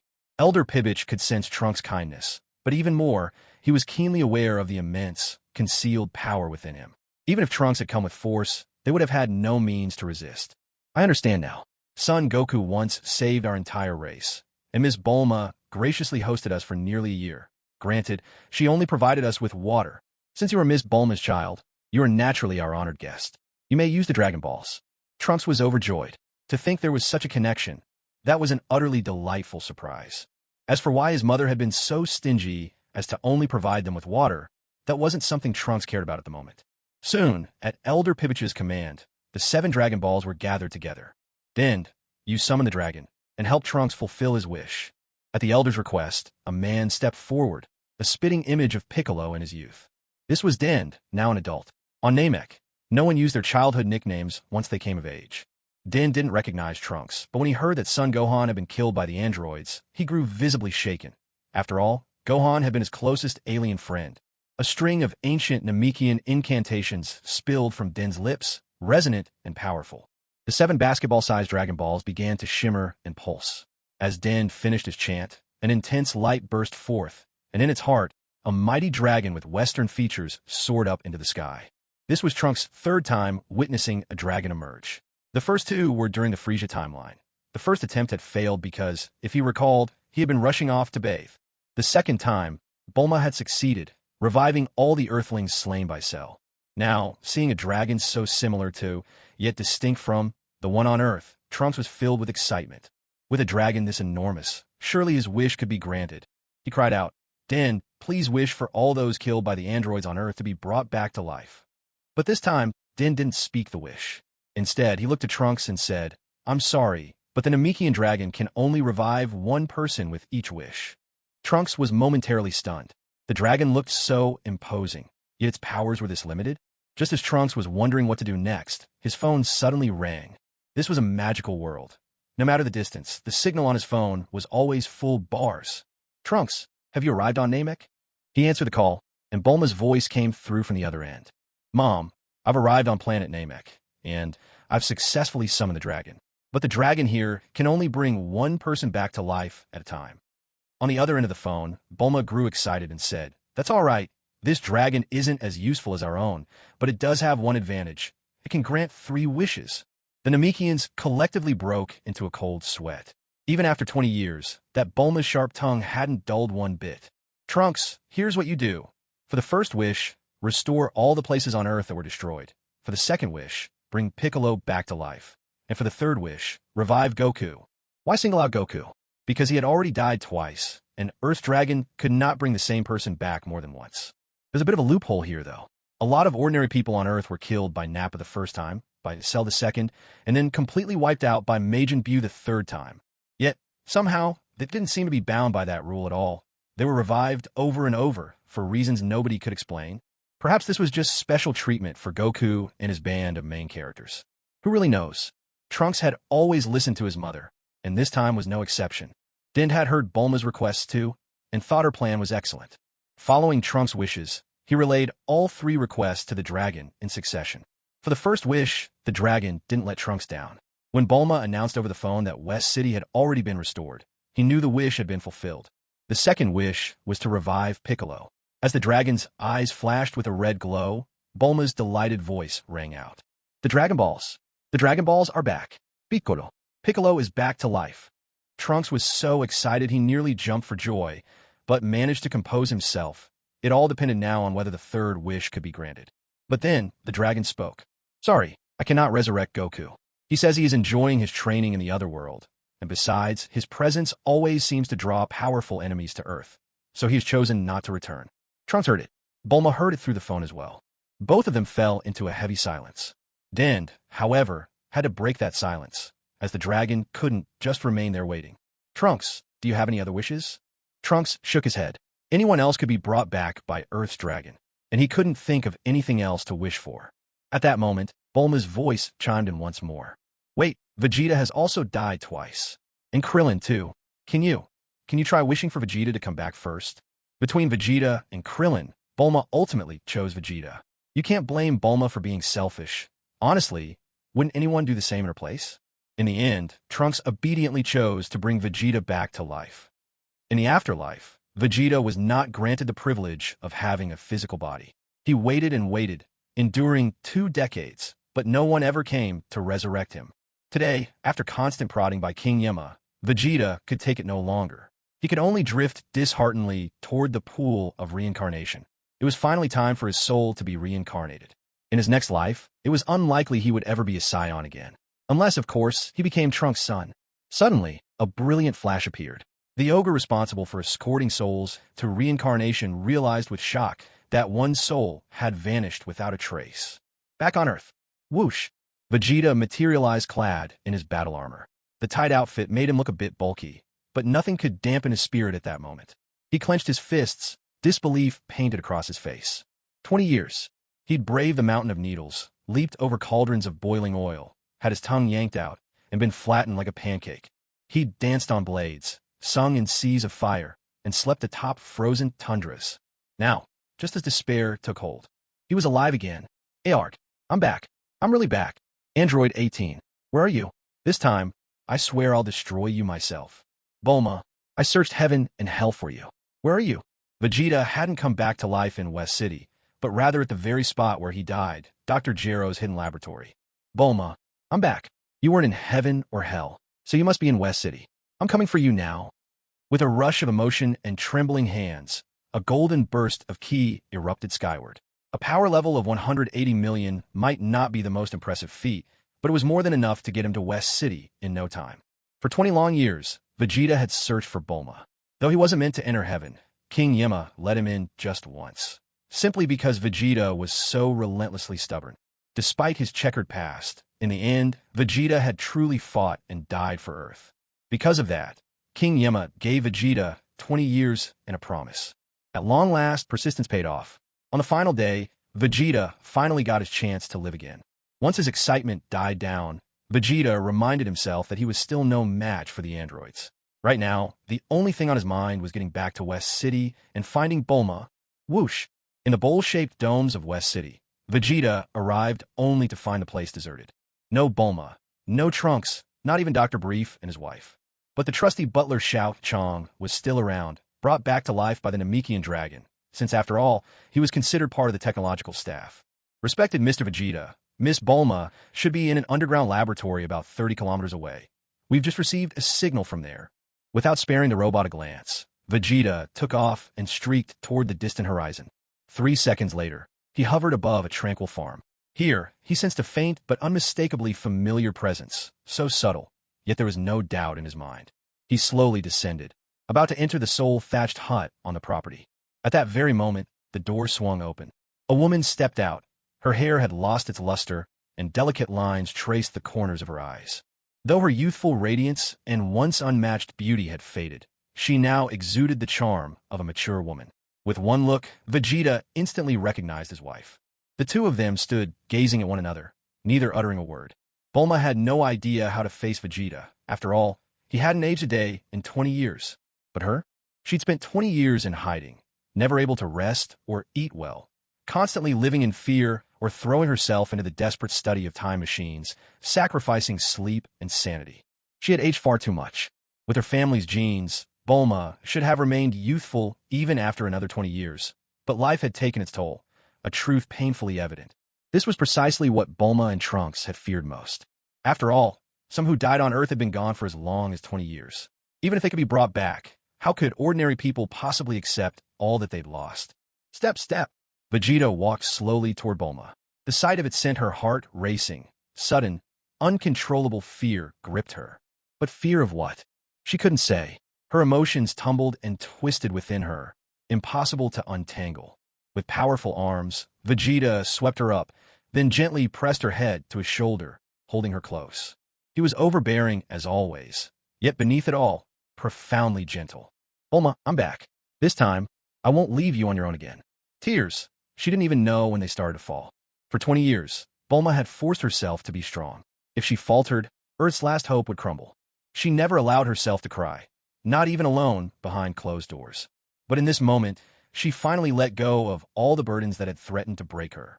It wasn't just that Trunks had saved the world. It was this heartfelt embrace from Vegeta, these words, the most tender she'd ever heard from him. His words were simple, but they utterly undid her defenses. Suddenly, she bit down hard on Vegeta's shoulder. A sharp, almost humorous pain. Bulma was abruptly annoyed. Why did he have to be wearing his battle suit right after coming back to life? "Come home, buy me all you want." In the distance, a green figure stood watching, his eyes shining with intense hope. "Gohan, soon, you'll be able to return to life." Piccolo and Gohan were both staying in the other world. They hadn't gone to the Grand Kai's planet.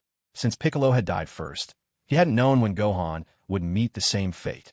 He had been waiting for him all this time.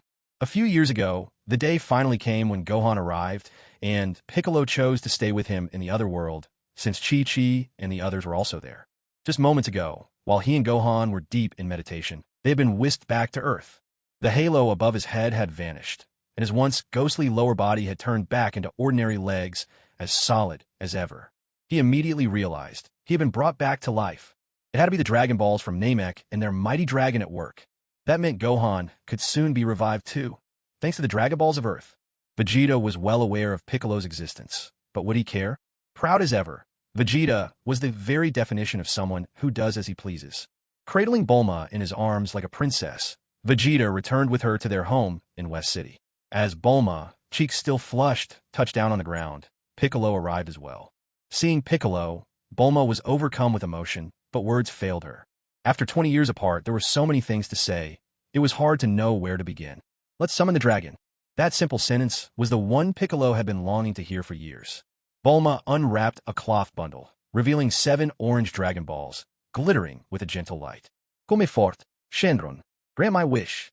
A brilliant flash erupted as the green dragon soared from the Dragon Balls, coiling high above, its enormous head gazing down upon the 3 of them. Earth's eternal dragon. This was a sight Bulma had been waiting to see for 20 years. But when Shenron finally appeared before her, she was so overwhelmed that words caught in her throat. You who have summoned me, state your wish. Whatever it is, I possess the power to grant it. Suddenly, a quirky ringtone rang out. It's your darling son calling. Vegeta, you irresponsible jerk, leaving me to raise our boy alone. Instead of growing angry, Vegeta's eyes softened even more.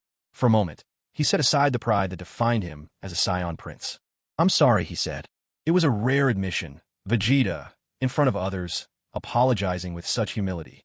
Bulma's hands, no longer so youthful, gripped Vegeta's hand tightly. The call connected. Mom, I just remembered something. Reviving all humans at once could throw the world into chaos. The Grand Elder from Namek hopes we can change our wish. Bulma had considered this too, but her heart wavered with inner turmoil. After all, she wasn't a selfish person. Hello, Miss Bulma. I am the Grand Elder of Namek. I fully understand your thoughts, but it's best not to tamper with the cycle of reincarnation. After all, too much time has passed. I suggest you revive the warriors who died fighting the androids, along with their families. This way, the impact will be kept to a minimum. The Grand Elder's words touched Bulma, especially after she saw Vegeta again. She deeply felt the pain he brought up. That bitter feeling of watching the one you love remain youthful, while you yourself have grown old. How many more people in this world, half of whose population survived, must be suffering in the same way? Shenron, please bring back to life the warriors who died in battle against the androids, as well as their families. Bulma was well aware of Shenron's particular way with wishes. Any hint of complexity or a stray comma would have him count it as 2 separate wishes, and then he wouldn't be able to grant it at all. And sure enough, Bulma was right. That wish is quite simple. Shenron's eyes glowed bright red, pulsing with light. Your wish has been granted. Farewell. Immediately, Bulma shouted at Vegeta. Hurry up and leave me the Dragon Balls. Next time, I'm going to wish to be 20 years younger. Vegeta jolted in surprise. In an instant, he transformed into a Super Saiyan, charging at Shenron with a fierce aura. Shenron, am I just a captive now? On this matter, even Piccolo had nothing to say. If the dragon dared to protest, time to withdraw. Piccolo, Nail, and Dend. They didn't see Goku, nor Master Roshi, Yamcha, or the others. Goku simply refused to be resurrected, and as for Master Roshi and his friends, they had already passed on and been reincarnated. Trunks couldn't help feeling a bit strange. He actually wanted to see Frieza, Broly, Cell, Android 17, Android 18, and the whole lot of them. But deep down he knew it was impossible. This timeline was completely different from Frieza's. There was regret, of course, but joy as well. In a flash, 3 years went by. On this day, the time machine was finally fully recharged, and Trunks decided to return to the past and share the good news that their future had recovered. He was also dying to know, had Frieza made a comeback yet? Just as he was about to board the time machine, a monstrous creature covered in green skin and black spots appeared. It was Cell, who had just taken on human form. Trunks was momentarily stunned. Was this really Cell? The difference in power was enormous. This fighting strength was hardly worth mentioning. After 3 years of training, even Vegeta could crush him with ease, not to mention Trunks himself. Did you already kill Android 17 and 18? The raspy voice lacked the magnetic quality of his mature form, making it rather unpleasant to the ear. Trunks could sense that this Cell's aura was deeply malevolent, much darker than the Cell he'd encountered in Frieza's timeline. He suspected that because this Cell had not yet absorbed the young version of Cell from the past, his purpose remained unchanged. Suddenly, just as Trunks was about to act, Vegeta appeared in his battle armor. With a single powerful kick, he stomped Cell into the ground. The solid cement shattered like paper, leaving a deep crater where Cell landed. Just how strong was Vegeta now? After witnessing his own son transform into a Super Saiyan 2, Vegeta had been shaken to his core. For the past 3 years, he had trained relentlessly, day and night. Not even Bulma's renewed beauty and youthfulness could lure him away from his path of self-improvement. His efforts paid off. Vegeta now stood at the second stage of Super Saiyan. With a single kick boasting 48 billion in power, he obliterated the 5 billion power cell in an instant. Yet Vegeta's sharp gaze was fixed on a figure holding a staff, a man with a broom-like hairstyle, a hoop around his neck. Who else could it be but Whis? Vika. Mr. Vegeta, Mr. Trunks, this time machine has the potential to cause chaos in the timeline. From now on, there's to be no more manufacture or use of such devices. With a swift motion of his staff, the time machine vanished, as did Bulma's research notes from the house. A rainbow flash marked Whis' disappearance as well.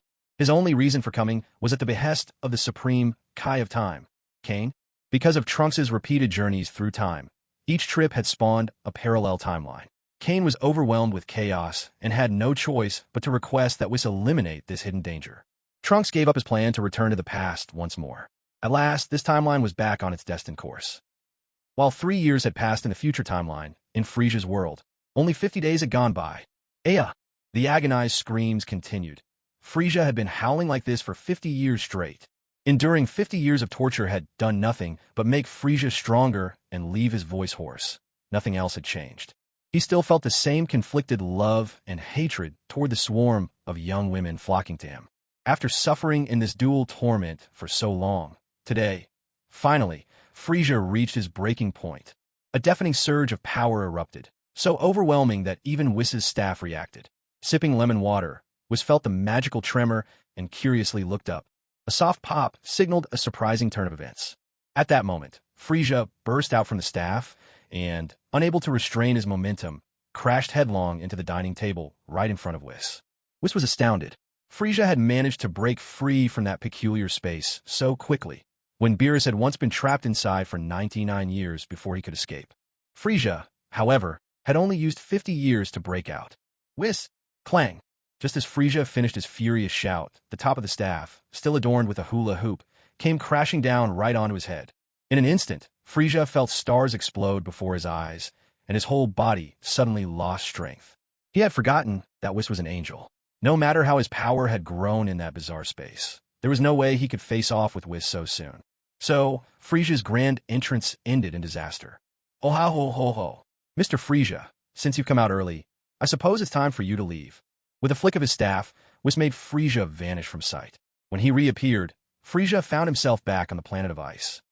Tagoma gazed at the palace built from stone before him. The gilded columns, the lifelike 5-clawed golden dragon gleaming with majesty.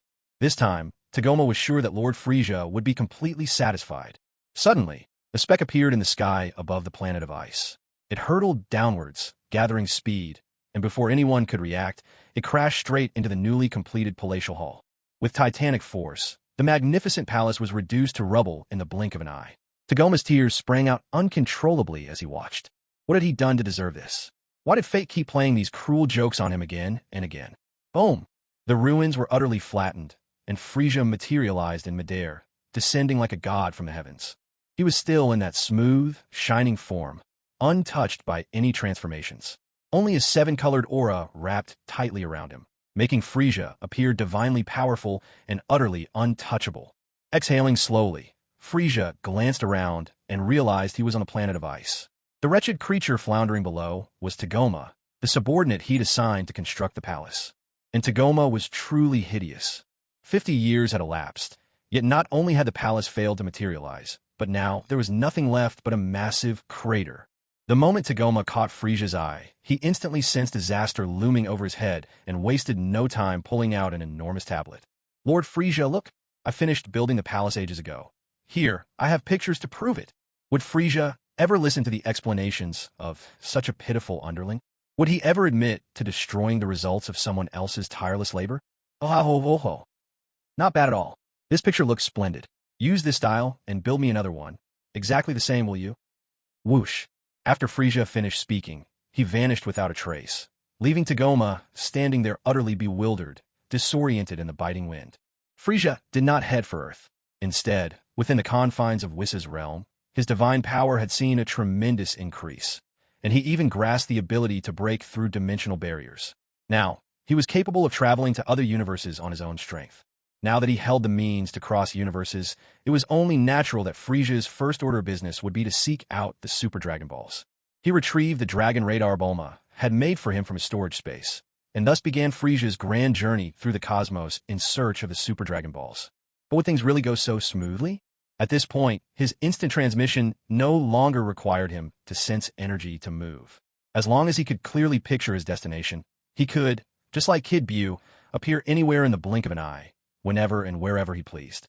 Guided by the beeps of the dragon radar, Frieza transported himself to a massive planet. This planet had no atmosphere, and certainly no life, only an endless expanse of meteor craters as far as the eye could see. The site reminded Frieza of that tournament held between Universe 6 and Universe 7. It had taken place right atop the Super Dragon Ball itself. With a thunderous impact, the planet's surface caved in beneath Frieza's strike, sending a radiant beam of golden light shooting out from the depths of the crater. In that instant, Frieza knew, with absolute certainty, this was the Super Dragon Ball. He refrained from any further destruction. In fact, Frieza even went so far as to fill the deep pit back in, also the ball wouldn't attract unnecessary attention. A surge of seven-colored brilliance raced skyward, waves of divine power spreading out, swirling around the Super Dragon Ball. What Frieza needed to do now was to wrap the Super Dragon Ball entirely in his divine power. Mere instant transmission, even his newly enhanced version, was not enough to transport the Super Dragon Ball along with himself. 1 minute passed, 10 minutes, 30 whole minutes slipped by. Just as Frieza's divine power was nearly drained, at last, the Super Dragon Ball was entirely enveloped. At this moment, the Super Dragon Ball glimmered with a soft, seven-colored radiance, truly a magnificent sight. Breathing hard, Frieza felt utterly exhausted, even as the stardust energy of stellar shift continued to replenish his divine strength. It seemed his divine power still wasn't strong enough. Back when was handled such tasks, he made it look so effortless and casual. Had was known what Frieza was thinking, he surely would have spat a mouthful of disdain right in Frieza's face. Now, Frieza's reserves of divine power could rival that of a supreme Kai apprentice, but his mastery remained at the most basic level. He wasted far too much during the process. After catching his breath for a while, Frieza reappeared at the very edge of Universe 7, bringing the Super Dragon Ball along. He left a subtle trace of his divine power imprinted on the Super Dragon Ball, ensuring that he could easily track it again when returning from Universe 6. However, now is still not the time to head to Universe 6, because there are 4 Super Dragon Balls left in Universe 7 that he needs to collect first. 1 month later, Frieza finally tracked down the 4th Super Dragon Ball, but this time, something a little unexpected happened. Well, it was just a very minor mishap. A person who looked exactly like Son Goku seemed to be trying to plant a tree on the Super Dragon Ball. Seriously, does he have a screw loose or something? Wearing an oxygen mask like that? Does he really expect to create an atmosphere and life on this planet just by growing some trees? Tullus. If he wore a Kame School martial arts uniform, he'd be the spitting image of Goku. Since the time he was thoroughly schooled by the old Slug, Tullus hadn't tried to plant a tree of might in ages. Once he realized just how weak he was, he hid away on a deserted planet, training with intense focus. That world's gravity was 100 times Earth's. That's what fueled his explosive growth and power. 3 million. Impressive, right? At least, that's what Tullus thought. In his mind, he could now crush that old freak who once beat him with barely a flick of his wrist. Even facing Frieza, he felt confident he could send him flying with a single slap. And then, he met Frieza. Out of nowhere, without warning, Frieza appeared right in front of him. Tullus was a clever one. He hadn't devoured all the fruits of the Tree of Might. Instead, he set aside several, treating them as seeds for future trees, hiding them somewhere nobody could find. And, by chance, that very place was the 4th Super Dragon Ball Frieza was searching for. He hadn't been digging to plant something. He was simply trying to find the marker he'd left to retrieve the withered fruits he'd hidden away. It all went smoothly. He had just pulled the 3 shriveled fruits from the hole, ready to burst out laughing as he made his escape. At that moment, Frieza appeared. He wasn't wearing any oxygen mask, just looking at Tullus with that wicked, dangerous smile. Tullus froze in shock, his mind going blank at the sight of those eyes and that smile. Boom! Before meeting Frieza, he'd felt like the strongest in the universe. After seeing Frieza, he just wanted to fall to his knees and proclaim his defeat. It wasn't that Tullus could sense how overwhelming Frieza's energy was. The battle power scanner he had, upgraded to measure up to 5 million, exploded the instant it tried to read Frieza's power level. Tullus knew exactly where he stood, 3 million. He also understood all too well the gap between 3 million and anything over 5 million. Goku would get it too. With that face, if Goku's math is at kindergarten level, then Tullus must be at least in 3rd grade. 500 minus 300 is definitely a positive number, and that point, at least, was absolutely clear to Tullus. F. Frieza, Lord Frieza, sir. My name is Dallas. I'm a loyal member of Captain Ginyu's Special Forces, serving in Squad 114, Rescuer Team 120, right under your command. Frieza's forehead began to bead with sweat after hearing Dallas introduce himself in such a flurry. What in the world was this jumble supposed to mean? The Ginyu Force he could barely recall as it was, but now this guy brought up some sub-squad, deep down the chain? Frieza was the sort who managed an empire from dawn till dusk. Quite frankly, there was no way he could be expected to remember every last minor squad.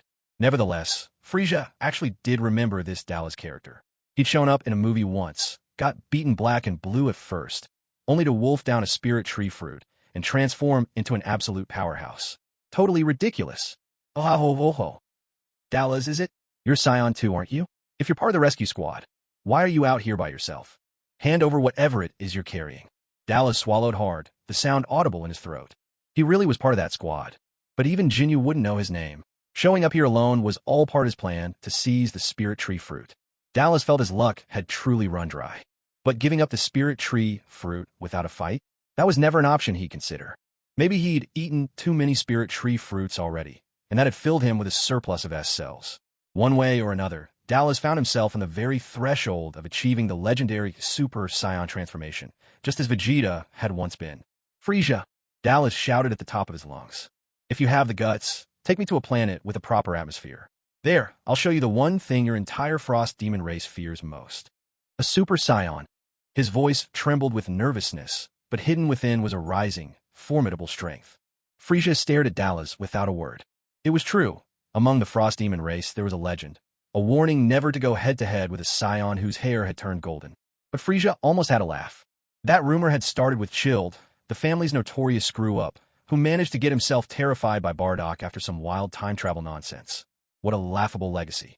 Would the Frost Demon race really fear a few monkey-tailed Scions? Well, come to think of it, after taking over Frieza's body in this new reality, he'd almost faced extinction at the hands of the Scions himself. But times had changed. Super Scions weren't worth worrying about anymore. In a blur, Frieza snatched Dallas up and brought him to the planet Handbook, a water world. Just then, another thought struck Frieza. He did have subordinates other than Dodoria, and perhaps the most reliable was Sha Lao Si. Perfect. He'd have Sha Lao Si take Dallas on as a subordinate. And when Dallas donned Goku's battle armor, they could see if Chi-Chi could tell the difference. Oh-ha-ho-ho-ho. Now, that's a fine idea. As Frieza was lost in thought, a sudden laugh slipped out, instantly startling Cell.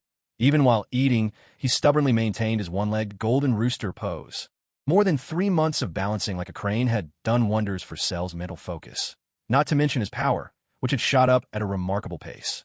Lord Frieza, you're finally here. As a number 4 lackey of the Heavenly Pavilion, I greet you. Creak. Ow. Lord Frieza, I've got a cramp in my foot. Oh ho ho ho. Oh, nothing easier. Let me take care of that for you right now. Wham. Boom. Ayo. In a flash, Frieza kicked Cell's cramped leg, exploding into pieces right then and there. See, if you get a cramp, just get rid of the offending leg. It's not like you can't grow another one whenever you need. It's hardly a challenge for you. Tuls was terrified, not only by Frieza's sheer violence, but by those vampire mosquitoes, each as big as a hawk. He'd seen it with his own eyes. Those mosquitoes swarming the poor guy who just had his leg blasted off by Frieza's boot. Tuls had thought the mosquitoes only looked intimidating, but couldn't possibly do much harm. How wrong he was. He was growing anemic before he realized it. Oh ho ho ho. Mr. Tuls, you've suddenly lost so much weight. Didn't you just claim you'd become a Super Saiyan, I most fear? Tuls, furious, erupted. Curse these mosquitoes, curse this planet. Give me my blood back. Boom. He burst into his faux Super Saiyan form at last. His power skyrocketed, multiplying 20-fold. It leapt from 3 million to nearly 60 million. Huff, huff. Well, what do you think? Afraid yet? Frieza glanced at him with utter disdain, not even a flicker of interest in his eyes. Oh ho ho ho. Old Forcell, this sorry fellow is all yours. Don't stop tormenting him until I'm fully satisfied, unless you want to find out what happens if you fail. Cell shuddered at those words. There were only two beings in the universe he truly feared. The first was Lord Frieza, who could force him to stand like a golden rooster at any moment. The second was Broly, with those terrifying moments when his eyes rolled back, white with fury. You little pest. How dare you challenge Lord Frieza? Taste my foot. Wham! Though Cell was missing a leg, pure rage took over. In a blink, he'd regrown his foot, slick with green slime. Before Tolls could react, he was struck square in the belly by that grotesque new appendage. A moment later, a massive size, 48-foot bulged out of Tolls' back where Cell's kick had landed. Splat! With a guttural cough, Tolls spat out a fountain of blood. 3 liters, ejected in one savage blow. Already anemic to begin with, he was now on the verge of collapsing. Cell, on the other hand, licked his lips. He could smell the blood of a scion, the kind of supplement that could boost the scion cells within him, with a slurping sound of eager anticipation. This scene terrified Tolls to the point he didn't even dare to cough up any blood. Even lying on the ground, he tried desperately to crawl backwards. Why you stay away from me? Clang! Clang! Whenever Armored Cell walked, the clash of metal rang out, making him feel immensely pleased with himself. He thought, just like Lord Frieza, I'm a man who comes with his own theme music. Mwaha! Mr. Cell, if you keep making those grating noises, then don't bother walking anymore. Just float, understood? A chill ran through Cell. He knew Frieza meant business this time. After all, when Frieza called him Old Force Cell, he still regarded him as a subordinate. But when Frieza referred to him as Mr. Cell, it meant Cell was no longer one of Frieza's trusted Heaven Pavilion members. Lord Frieza, may I devour this pure-blooded scion? I have a feeling that if I absorb just one of these, it'll unlock the greatest potential within me. Frieza hesitated. He'd thought about having Cell subdue this one, then taking him to Earth for a little mischief, especially since Goku's wife had already lectured him more than once. How could he possibly be some Ultraman, let alone Ultra Galaxy Ultraman? Ultraman wastes so much time fighting monsters. Me? I finish monsters in a flash. In fact, I don't just fight monsters. I fight anything that stands in my way. Mwah! But maybe I shouldn't. What if I take it too far and Goten ends up as Tull's son? Considering Tull's potential, Goten might turn out to be totally useless. Mwaha! Do as you please. After all, you've got ambitions to be my son, and you're the number 4 henchman of the Heaven Pavilion. But aren't you out of needles? Didn't you lose your tail too? Frieza was very curious. This Cell now looked like a suit of living armor. How was he supposed to absorb anyone? But then, Cell suddenly twisted off a piece of his armor and gave it a tug. A long, disgusting tail appeared, making everyone recoil in disgust. Even Frieza was so revolted he fired 2 death beams through Cell's thighs, instantly leaving 2 gaping wounds. If I see you with a tail like that again, especially hiding it so revoltingly, I swear I'll make you regret ever being born. Cell had never felt so aggrieved. It wasn't his fault he still had a tail, and he'd hidden it as well as he could. It was all because of this scion in front of him. None of this would have happened otherwise. Damn it, don't die. How could you let yourself be sucked dry by a mosquito like that? Cell was frantic. He had only exchanged a few words with Lord Frieza. How could he already be reduced to a shriveled corpse by these mosquitoes? Help! Help me! Tulls, barely conscious, could only plead for help from Cell, standing before him. He certainly couldn't negotiate with the mosquitoes and ask them to return the blood they'd already drained. All right, I'll save you. From now on, you'll never be bitten by mosquitoes again. Oh, but first, you'll have to let me drain you once. Cell's tail suddenly grew larger and, in one swift move, swallowed Tull's whole. A series of wet, gulping noises echoed, though Cell's mouth never moved. Not long after, Lord Frieza, give me a punch, NGH. I am choking. A bead of cold sweat appeared on Frieza's forehead. What was wrong with Cell getting choked so easily? With a loud thwack, Frieza whipped his tail around. Cell instantly vanished, leaving only a human-shaped crater behind. Remarkably, the crater even had 5 limbs. About 3 seconds went by. With a thunderous crash, Cell burst out, his entire body radiating golden light. The purple wings were gone, replaced by sleek, armored plates on his shoulders, gleaming jet black. His head, once looking like a giant pistachio, had also changed, now resembling a green, boomerang-shaped crest tipped with black spots that lay flat against his forehead.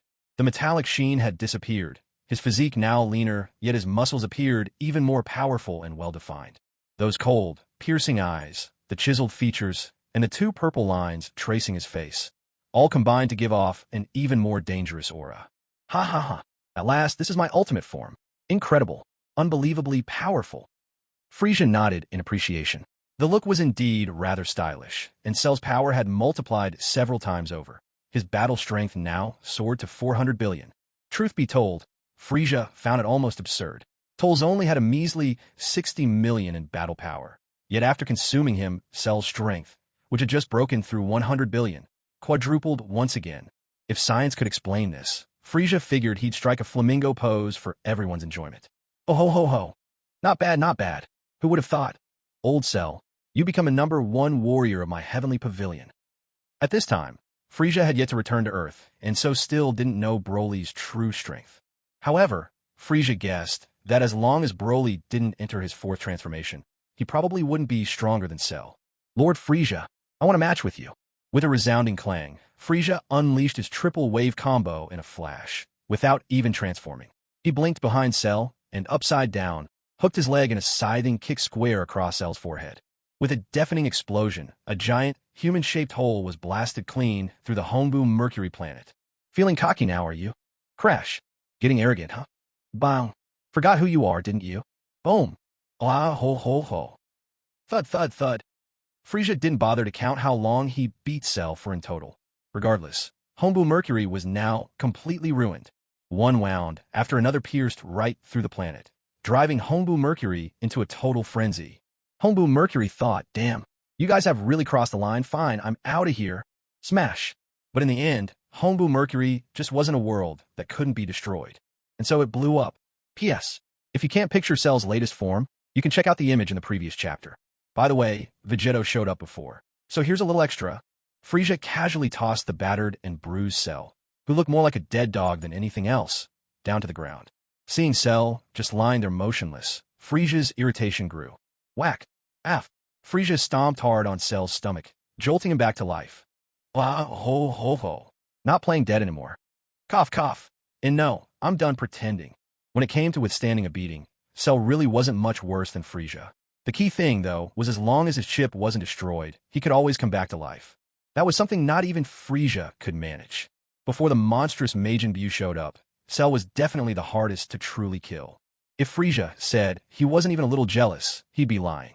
Still, he was confident he wouldn't get blown to bits. Unless he just couldn't stop it, of course. Ah ho ho ho. I'm giving you 2 options. First, you can stick with me. Second, you can go back to Earth and keep an eye on things there for me. Don't let those muscle brains wreck the place. The corner of Cell's mouth twitched violently. King Frieza, do you have any self-awareness at all? Bupa's dabbling. Hombu Mercury. How did those end up gone? I even heard you took out 2 other Namekian planets, too. Honestly, when you say stuff like this, don't you feel the least bit embarrassed? Cell only dared to think these things, not say them aloud. King Frieza, how about I go back to Earth? Frieza didn't object. Either way worked for him. Fine, off you go. Cell, why are you still standing there like a fool? Get lost already. Cell immediately crouched down, hugged his knees, and started rolling backwards away from the scene. Frieza. Wow, ho, ho, ho. What's this? You can't use instant transmission. That doesn't make sense. Didn't you learn it after you got blown up the first time? Cell hurriedly rolled back to stand in front of Frieza, bending his knees a bit so he wouldn't look too tall. At the very least, he couldn't be taller than Frieza. No, I've never been able to teleport from beginning to end. Frieza shook his head, looking at the pitiful creature before him. Poor thing, training must have ruined him. He stretched out his hand, sending a surge of 7-colored energy straight into Cell's head. Within that rainbow energy lay the principle of instant transmission. Considering Cell's natural talent, he would surely pick it up quickly enough. And then, boom! Cell's head exploded. Frieza was utterly dumbfounded. Killing Cell was never his intention. Without time to dwell on it, he quickly used his divine power to lock down Cell's splitting core chip, then unleashed a restorative energy at once. Moments later, Cell stared at Frieza in terror. He had really, truly felt death just a moment ago. Oh, ho, ho, ho. Did you master it? Frieza inquired with a flourish. Cell nodded. Whether he'd actually learned it or not, he certainly wasn't going to let Frieza try teaching him again. Could it get any scarier than that? Even Frieza found himself a bit embarrassed. Cell had really been broken by his hands. What should have been Cell's moment in the spotlight had instead turned into a parade of torture and humiliation, leaving him with hardly any presence at all. As for apologizing, out of the question. Since when does a master apologize to his servant? Even if the master is in the wrong, it's still considered a rare act of mercy.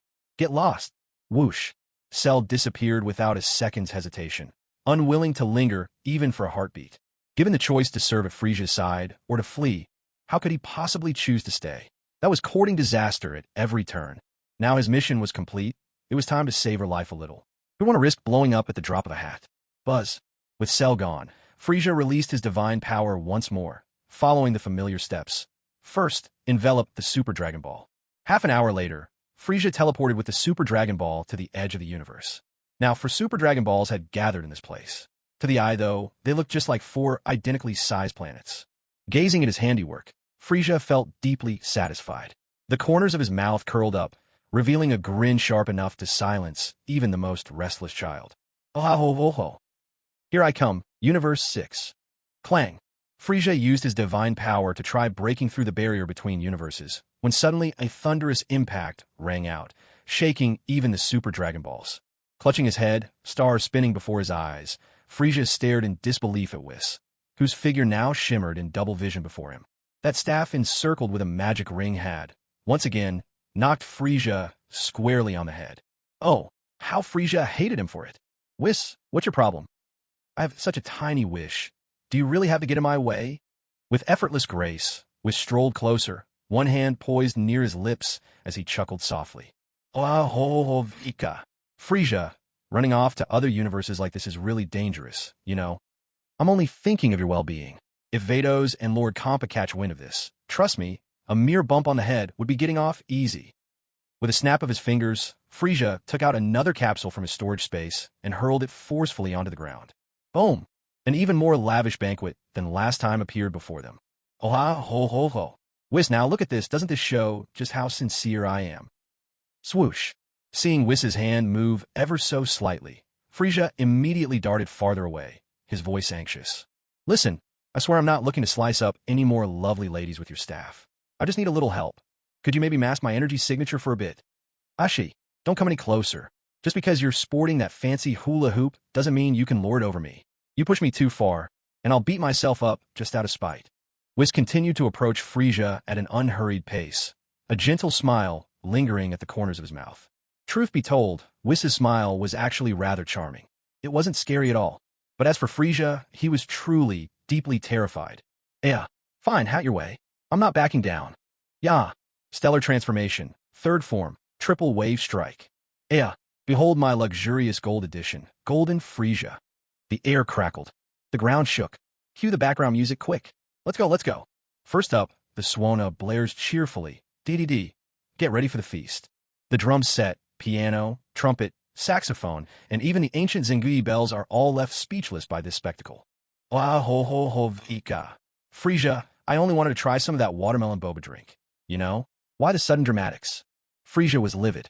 How can you just stand there smiling in silence? Do you have any idea how terrifying that is? Swoosh. With just a point of his staff at the feast, Whis made the entire banquet, table and all, vanish in an instant. He popped a straw into the watermelon boba drink and took a delighted sip. Absolutely delicious. Vika. That golden form really suits you. Honestly, if you kept it up for another 50 years, you'd become even stronger. Frieza couldn't take it anymore. Whis was definitely doing this on purpose. Whis, I'll have your head. Boom. Frieza lost all inhibition, activating both instant transmission and his temporal flash technique, electricity crackling around him. In a split second, he launched a fierce punch straight toward the back of Whis's head. A tenth of a second, enhanced with movement and lightning-like speed, this punch was nothing short of earth-shattering, a blow worthy of a legend. Just how strong is Golden Frieza? That was a being capable of matching Super Saiyan Blue without faltering. So just imagine how powerful he'd be with the threefold boost from the Celestial Transformation. Maybe he'd be almost on par with Jiren by now. Though, since he hasn't met Jiren, it's all pure speculation. Frieza was brimming with confidence as he swung his fist. Whoosh. Whis simply tilted his head slightly, and Frieza's earth-shattering blow missed its mark entirely. Clang. Once again, the staff adorned with its spinning ring came down on Frieza's forehead, instantly leaving him with not one, but 2 ominous lumps. The worst part? A bump sprouted right on top of another bump. Ow, it hurts. It hurts so much. Frieza howled, thrashing about and rolling on the ground in utter distress. Whis, however, merely spoke in a detached tone. Frieza, you still haven't grasped the proper way to wield divine power. Right now, your strength has increased, but if you face a truly powerful god, you'd still have no chance at all. In other words, Frieza's divine energy and mental fortitude were both lacking. Even as Golden Frieza, he couldn't reach his true combat potential at this moment. Of course, this was largely because Whis' standards were simply too high. Without realizing it, Whis was already holding Frieza to the standards of a god of destruction. Arg. Aya. My fate is mine to command, not heaven's. Divine power my foot. I believe might makes right. Ow. You. Stay right there. Today I'll show you what it truly means to forge your path with sheer force, just as Panga did. Golden Frieza was in the ring now, and this was by no means his limit. On one hand, he thirsted to unlock the next transformation. On the other, Whis was thrashing him so thoroughly that Frieza's howls echoed across the field. Oh ho ho. Why is it that you always have to make a racket before you even start fighting? Oh ho ho. And why haven't you shown me this legendary path of power of Pangu yet? Roar. Roar. That's enough, Whis. Don't underestimate me, Frieza. Boom. With a resounding burst, a surging shockwave swept outward, though it had absolutely no effect on Whis. But for the first time, Whis narrowed his eyes ever so slightly to watch what unfolded. Frieza had transformed again. The flash in the pan, nouveau riche flavor of Golden Frieza was gone. What appeared now was a Frieza ablaze with dazzling brilliance, and with the seven-colored glow of the celestial transformation, he seemed even more formidable. Noble, resplendent, and yet, somehow, also indomitable and unbreakable. Diamond Frieza, his whole body sparkling. Frieza was covered in a layer of crystalline frost, raising his imposing aura to an entirely new level. If Golden Frieza was the gold-plated edition, then this Diamond Frieza was like an exclusive, custom-tailored masterpiece. Oh ho ho, a diamond is forever. One will shine for eternity. Now my entire body is encrusted with diamonds. Who dare say, I don't understand love? At this moment, not only had Frieza's body become dazzlingly bright, but his once smooth and rounded features had undergone a complete transformation. Two diamond-shaped shoulder guards, like sparkling armor, now jutted sharply outward from his shoulders, creating a powerful visual impact. Where his scalp had been perfectly smooth, two diamond plates now protruded like crowns, not tightly hugging his head like cells, but boldly flaring outward with an air of absolute arrogance. Even Frieza's ears had changed. Gone was the small, bowl-shaped form, replaced by elongated, elfin points, both elegant and strangely bewitching. His arms now boasted stegosaurus-like bracers, faceted in diamond, sheening with a chilling light. If one were ever slashed by these, there's no telling what the outcome might be. Apart from the amethyst, gem-like sheen atop his head and chest, his palms and the soles of his feet had turned a rich, reddish-brown, marking the third distinct color on his gleaming form. Cold, sharp eyes, and a faintly upturned smile. Every detail proclaimed his uniqueness. Frieza now radiated an aura of noble and inscrutable power, his glory both radiant and outrageously domineering. The picture doesn't quite capture it, but this comes closest to the diamond form of Frieza. Oh ho ho. I must apologize, I can't quite match the level of the fabled Pangu. This is merely one of my own evolutionary paths. So what do you think now, Whis? Whis was reluctant to admit it, but the current Frieza was already fully qualified to challenge a god of destruction. In terms of raw battle power alone, this state of Frieza would absolutely be able to give Lord Beerus a run for his money. Well, it all depended on how many layers of power Lord Beerus was willing to unleash. Even so, Whis still believed that divine power was absolute, and that all other paths were misguided. Oh ho ho, Frieza, it seems you're not one to heed advice. Since you're so confident, then come at me. A low, humming tremor filled the air. Could Frieza be bluffing? Absolutely not. After yet another surge in power, Frieza could now control his temporal flashing for a full second, far surpassing Hit's fastest moves. Combined with his teleportation and electric burst speed, he'd reached an almost inconceivable level of quickness. Whether it was Birder with his so-called top speed, or Dispo with his supersonic sprints, neither were anywhere close to even shining Frieza's shoes now. With a series of sharp, slicing motions, Frieza's fists thundered forward, again and again, with relentless, unstoppable force. Oh ho ho, Frieza, you are fast, I'll give you that. But unfortunately, you still can't land a hit on me. Useless, completely useless. Without grasping a deeper level of divine power, how could you possibly land a hit on me? Bang! Suddenly, a wave of scorching energy erupted from Frieza's body. It lasted for only a split second, but it was enough to startle Whis. On instinct, he raised his arm to block Frieza's punch, The instant fist met arm, a surge of energy powerful enough to obliterate the entire universe burst forth. The first to bear the brunt of this force was the Super Dragon Ball. In the blink of an eye, its true form was revealed. Fortunately, the Super Dragon Ball was tough enough to withstand the impact, but the layers of rock covering its surface vanished instantly. Whis furrowed his brow and tapped his staff lightly on the ground. The shockwave, which had threatened to erase hundreds of planets, was dissolved into nothingness under his control, barely leaving a trace. Rewind time. With a simple reversal of just a few seconds, everything that had just been destroyed was restored. Even the rock layers on the Super Dragon Ball returned to their original state. Such is the divine power of the angels. While they may not possess the ability to erase all existence with a thought like the Omni King, they have mastered their godly abilities to an art. Mr. Frieza, was that last move your understanding of Ultra Instinct? Indeed, that blazing ripple of heat radiating from the edge of Frieza's aura was a direct manifestation of Ultra Instinct. It lasted for only a fleeting moment, yet it was enough to force Whis to defend himself. Because, unprepared as he was, he found himself unable to dodge. Panting heavily, Frieza nearly collapsed after unleashing that powerful punch. Right now, he had no energy left to answer Whis, only managing to catch his breath in ragged gasps. If he weren't able to survive in space, Frieza wouldn't even be able to breathe in such a vacuum. Although a fighter's raw strength matters when using Ultra Instinct, it's not the decisive factor. The key lies in the user's state of mind. At this point, Frieza's temperament and the mental state required for Ultra Instinct have yet to truly align. Forcing himself into Ultra Instinct leaves him in this debilitated state, utterly drained. In the original story, when Son Goku broke through and used Ultra Instinct during the Tournament of Power, much of it could be attributed to the protagonist's aura of destiny. Otherwise, why was he unable to access that power in later battles? Even after Vegeta's daughter was born and he fought against Vegeta again. Of course, Goku's condition during the Tournament of Power also played a significant role. By then, he was already burnt out and running on empty, perhaps by some twist of fate. That was precisely what met the requirements for Ultra Instinct. Frieza was different. He had been steadily grasping this new power. Though he had only achieved about a tenth of true mastery so far, it was still a transformation over which he could exert conscious control. Oh ho ho ho! Frieza, maybe you should use the Patera earrings to ascend your divine rank. That way, I could send you to Universe 6. Whis suggested, his tone light as ever. Frieza's fury flared at Whis's words. Such a simple solution. Why hadn't Whis mentioned it earlier? But in the face of absolute power, Frieza knew he had no ground left for bluster. He took a long, calming breath, slowly rose to his feet, and maintained his diamond form with great effort. But he had little choice. This was the only form where his ears were clearly pronounced.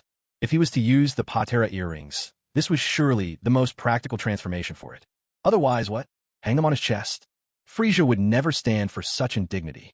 With a swift motion, Frieza extended his hand, and the two earrings materialized in his palm. Without wasting another second, he hurriedly put them on. The instant the earrings touched his ears, an exhilarating sensation washed over Frieza, utterly dispelling his fatigue. It was the divine energy, mending his body, allowing him to fathom deeper realms of godly power. Oh ho ho ho! Mr. Frieza, once you put on those earrings, you'll have to become a supreme Kai apprentice. Whis declared cheerfully. Frieza almost choked with rage. Curse that Whis, always scheming and sly. Whis's words made Frieza's hand freeze mid-motion, but titles like Supreme Kai Apprentice held little meaning for him. What really mattered now was finding all the Super Dragon Balls and making his wish. Mastering the divine language was no challenge. The cosmic arts and divine powers he'd acquired over the past 50 years let him speak it with perfect fluency. Frieza always mocked the so-called divine language, a bunch of superstitious mumbo-jumbo, all ambiguous nonsense. Just like Whis, a trickster clothed in divinity, adept at misleading people with those elaborate words. So, as long as I wear these earrings, I won't be detected? Frieza pressed, more concerned by this than anything else. Even at his top speed, it would take him several days to scour the universe for the last 3 Dragon Balls. Instant transmission might be fast, but the coordinates from the Dragon Ball radar weren't exact, forcing him to try over and over before he could lock onto a Super Dragon Ball. As long as you don't stir up too much trouble, like hauling around Dragon Balls or killing deities, Vados won't notice you so easily, Whis assured. Frieza bristled at the implication. Murdering gods or not, it didn't matter. After all, he wasn't some mindless killer. But damn it, even just moving the Dragon Balls gets noticed, so what's the point of wearing this Patera earring anyway? Ah ho ho ho. Whis, what's your plan? Just spit it out already. Dangling it in front of us like this isn't really the way angels are supposed to act. Ah ho ho ho Vika. Frieza, you're quite the clever one. Honestly, it couldn't be simpler. Just bring more desserts next time. Vados love sweets, you know. Once again, Whis got under Frieza's skin, making his lips twitch with annoyance. These so-called cosmic elites. All of them act like they've never tasted anything good in their lives. Ah ho ho ho. If there's one thing we have plenty of, it's amazing food. Whoosh. Frieza had no desire to keep sparring with Whis, so he bolted straight for the barrier at the edge of the universe once again. This time, powered by the swirling, seven-hued energies, Frieza sailed right through the dimensional wall of the universe without a hitch. But when he looked up and saw the 12 shimmering bubble worlds before him, he was utterly baffled. Seriously, can someone tell me which one is Universe 6? Thunk! Whis reappeared out of thin air and thumped Frieza on the back of the head with his staff. It was a blow hard enough to knock Frieza out cold, snap him back into his original form, and launch him at breakneck speed straight toward Universe 6. What looked like an ordinary bubble just moments before instantly unfurled into a boundless universe as Frieza entered. He tumbled down onto a windswept, sandy world. Headquarters, come in, come in. We've spotted someone on the Desert Star who looks an awful lot like Ambassador Frost. But he's got 3 huge lumps on his forehead, 2 of them stacked together like a gourd. As Frieza lay unconscious, a lizard-like alien approached, quickly connecting the dots to the famous ambassador. Shaped like a gourd? Are you sure he's not from the Gourd planet? The voice crackled back with suspicion over the radio. The lizard alien double-checked and replied, No, there's no green leaf under his gourd. Besides, aside from his purple, gem-like skin, he looks almost identical to Peace Ambassador Frost. Radio, copy that. I'll alert Lord Frost right away. That blow from Whis was vicious. Frieza, tough as he was, ended up knocked out for 3 days before coming to. When at last he opened his eyes, the first thing he saw was an upright lizard man, those beady green eyes scrutinizing him from head to toe. Bang! Boom! Frieza instantly felt contaminated just by the lizard man's stare. Reflexively, he fired a punch at the creature's head. Truth be told, Frieza was still dazed and weak from his long sleep. Yet somehow, just that one punch blew the lizard man to smithereens. Seriously, who the heck do I even complain to about this? But Frieza didn't really care. So what if he just killed a lizard man? It was hardly worth mentioning. Creak, creak. The familiar background music of footsteps echoed. Frieza knew he'd only just sat up and hadn't moved at all, so those footsteps definitely weren't coming from him. What Frieza hated most was when others tried to imitate him. He turned his head toward the source of the sound, and his crimson eyes instantly met another pair just as crimson. This person looked almost identical to Frieza, save for the difference in skin color. The other was a blend of blue and stark white, whereas Frieza's was purple and pale. What's more, the other figure was decidedly shorter and lacked the same air of menace in his gaze. Even his tail was black. With a spark of realization, Frieza understood instantly. This was none other than the Frost Demon from Universe 6, the so-called Ambassador of Peace with boundless ambition. Frost. Frieza and Frost. Oh ho ho ho. So you're Frost, aren't you? What a stroke of fate. I can't believe I've just arrived, and here we are, face to face. Frost narrowed his eyes a fraction. Frieza's laughter grated on him fiercely.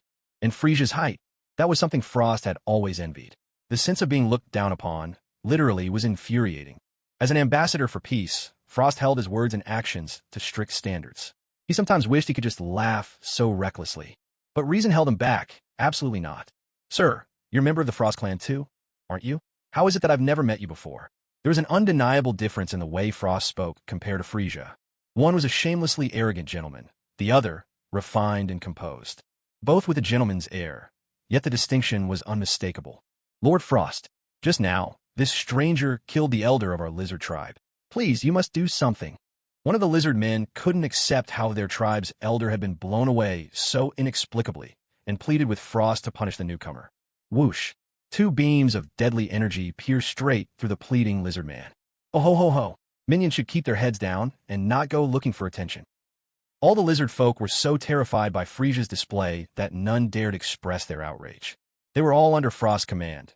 Pirates, if only low-ranking ones. Surely, they shouldn't be wiped out so easily. Frost clenched his teeth, fighting to keep his temper, but forced out his words in the gentlest tone. Might I ask, sir, your esteemed name? Oh ho ho ho! I am Lord Frieza. Remember it well. Frieza, Emperor of the Universe.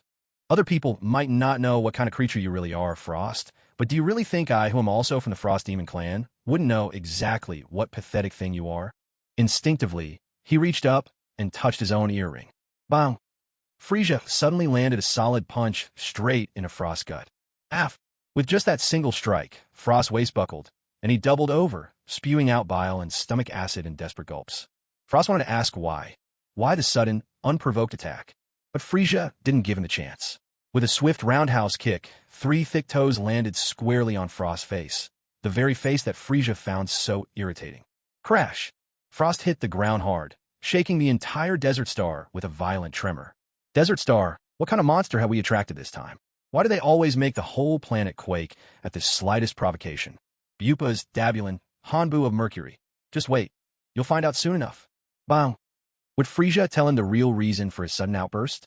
Would he admit that it was simply because after detransforming, the Patera earring had fused right into his ear? Of course not. So, Frieza needed someone to take it out on. Even though Frost's fighting power was only 2 billion, he belonged to the Frost Demon race, famous for their resilience.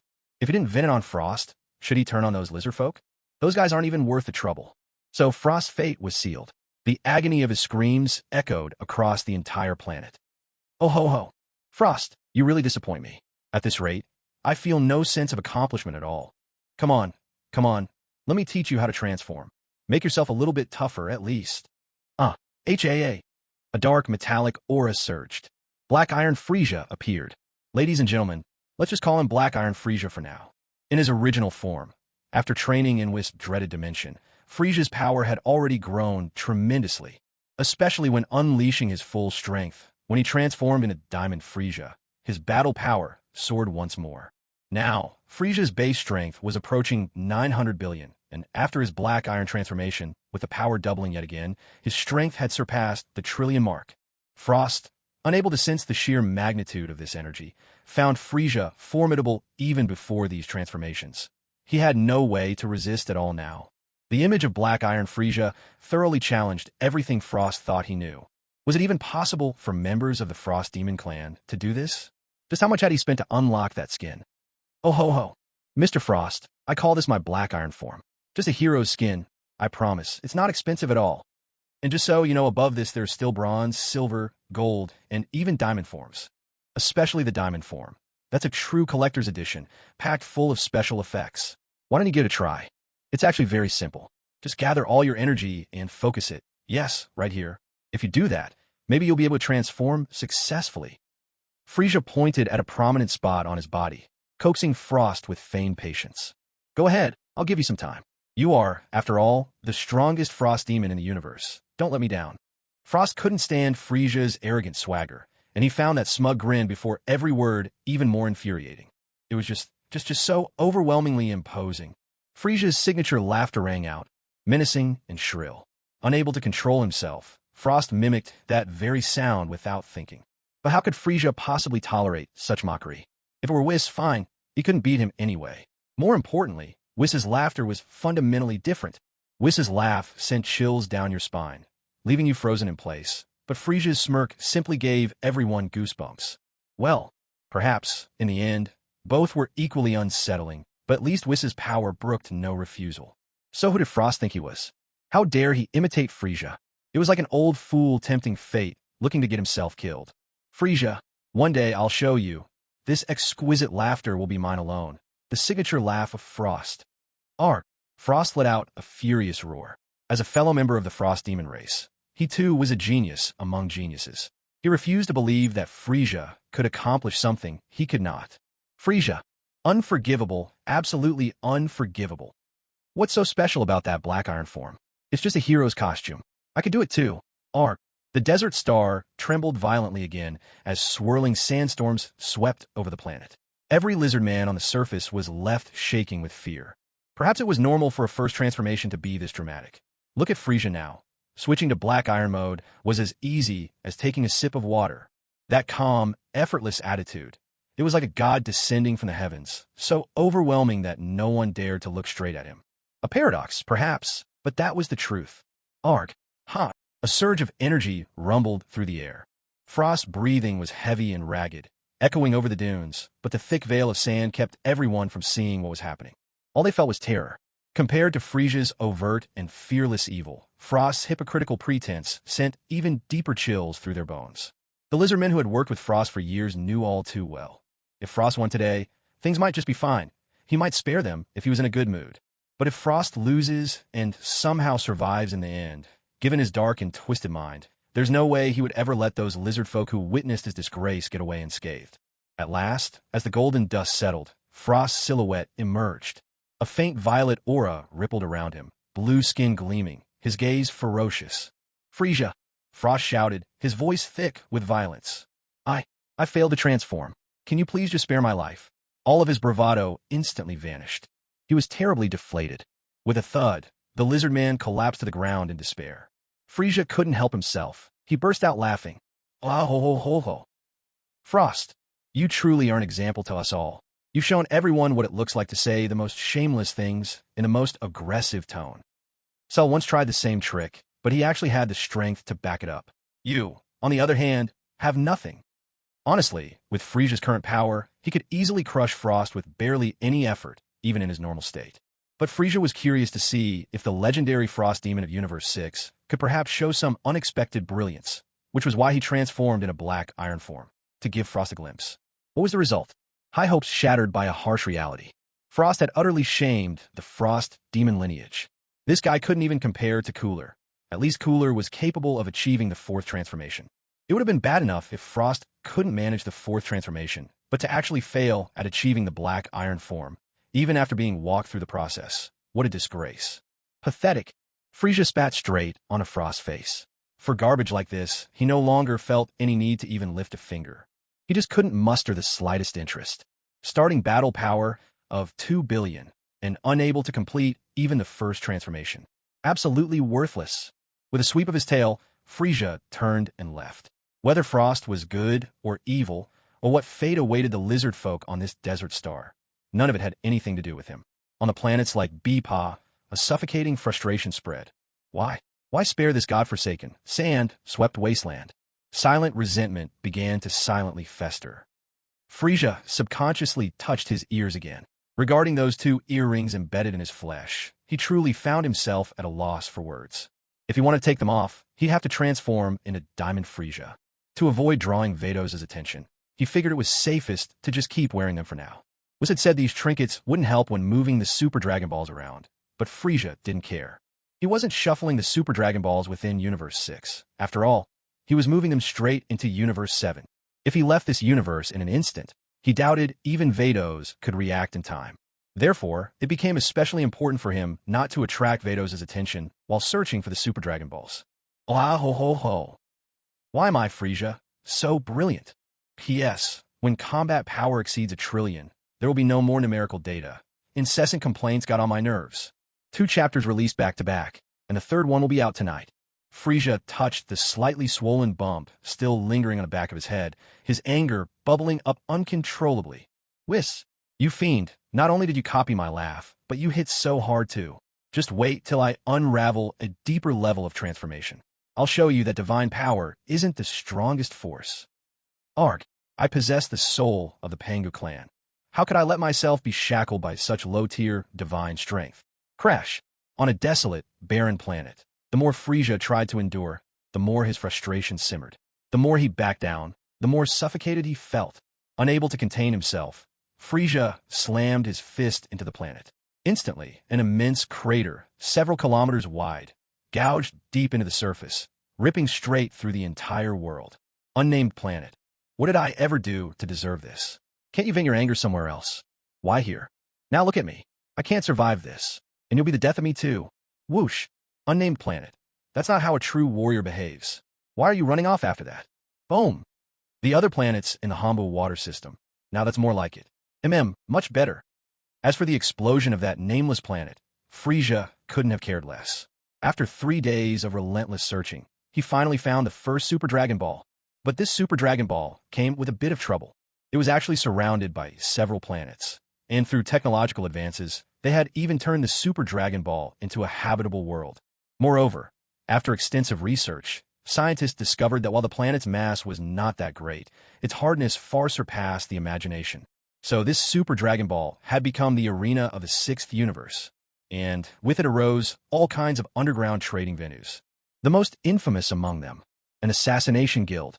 Its renown hadn't come from overwhelming strength, but from its astonishingly high success rate in completing contracts. Even if your target was someone incredibly powerful, as long as you were willing to pay, there would always be someone willing to take the job. For instance, someone once issued a contract to assassinate a legendary emperor who shook the universe, a man named Wushini Baba from the rare and powerful undead race. Wushini Baba bore another apt title, the Undead Warrior. Yet, after a man cloaked head to toe in a trench coat accepted the task, it took merely 3 days for Baba, whose power level had reached hundreds of billions, to be slain, his corpse tossed right at the guild's doorstep. All at once, panic swept across the planets. Even though many people were reluctant to say it out loud, when the assassin removed his hat, everyone had the same thought running through their minds. The top of certain staff. Hit. From that moment on, Hit's name echoed throughout Universe 6. Altogether, Hit accepted 9 assignments. Every one of his targets belonged to some special race, each with a combat power exceeding 100 billion. Yet not a single mission ever took him more than 3 days to complete. Such terrifying prowess. That much criticized hairstyle of his soon became a taboo topic across the universe.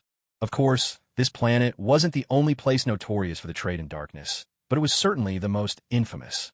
And since there were those who stood for darkness, there had to be emissaries standing for justice as well.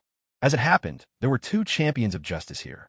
One of them, resembling a toy bear, went by the name Batamo, and the other, naturally, was the so-called ambassador of peace, Frost.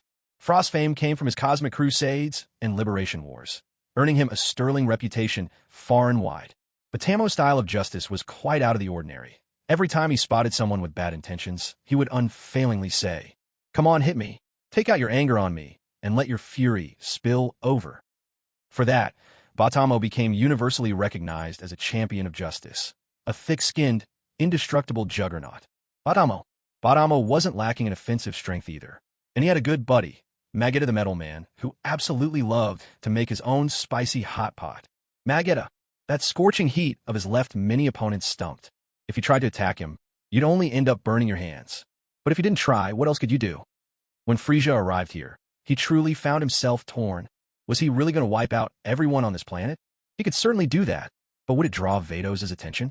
Having seen the original story, Frieza knew well that only a handful of people in the whole of Universe 6 were worthy of note. And several of them were right here on this very planet. If he wiped them all out at once, what would become of the Tournament of Power? Anyone else could be dealt with, but Hit. He was the strongest besides the god of destruction and the angel. This was the very man who fought on par with Goku in his Super Saiyan Blue form, boosted further by Kaioken. Just as Frieza was pondering how to get rid of all these people, so he could take the Super Dragon Balls for himself, a spacecraft came streaking down, landing swiftly on the planet. Out stepped a figure, grinning with the warmth of a spring breeze. Frost. This hypocrite. He adjusted his attitude so quickly, you'd never guess that just 3 days ago he was beaten so badly he couldn't take care of himself. Yet here he was, saying the most shameless things with the fiercest tone. Frieza noticed him, but Frost seemed engrossed in greeting the others and completely failed to see Frieza watching from afar. Soon enough, Frost slipped away by himself, sneaking quietly into the back door of the assassin organization. Frieza took it all in, and a clever idea began to take shape in his mind. Frost was rushing over with great urgency, heading straight for the assassin organization.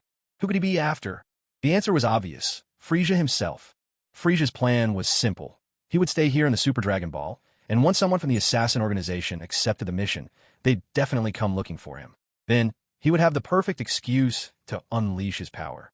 True, Frieza could attack anyone he disliked without reason, but if he could do so legitimately, wouldn't that suit him even better? The thought brought a grin to Frieza's face. Ah ho ho ho ho.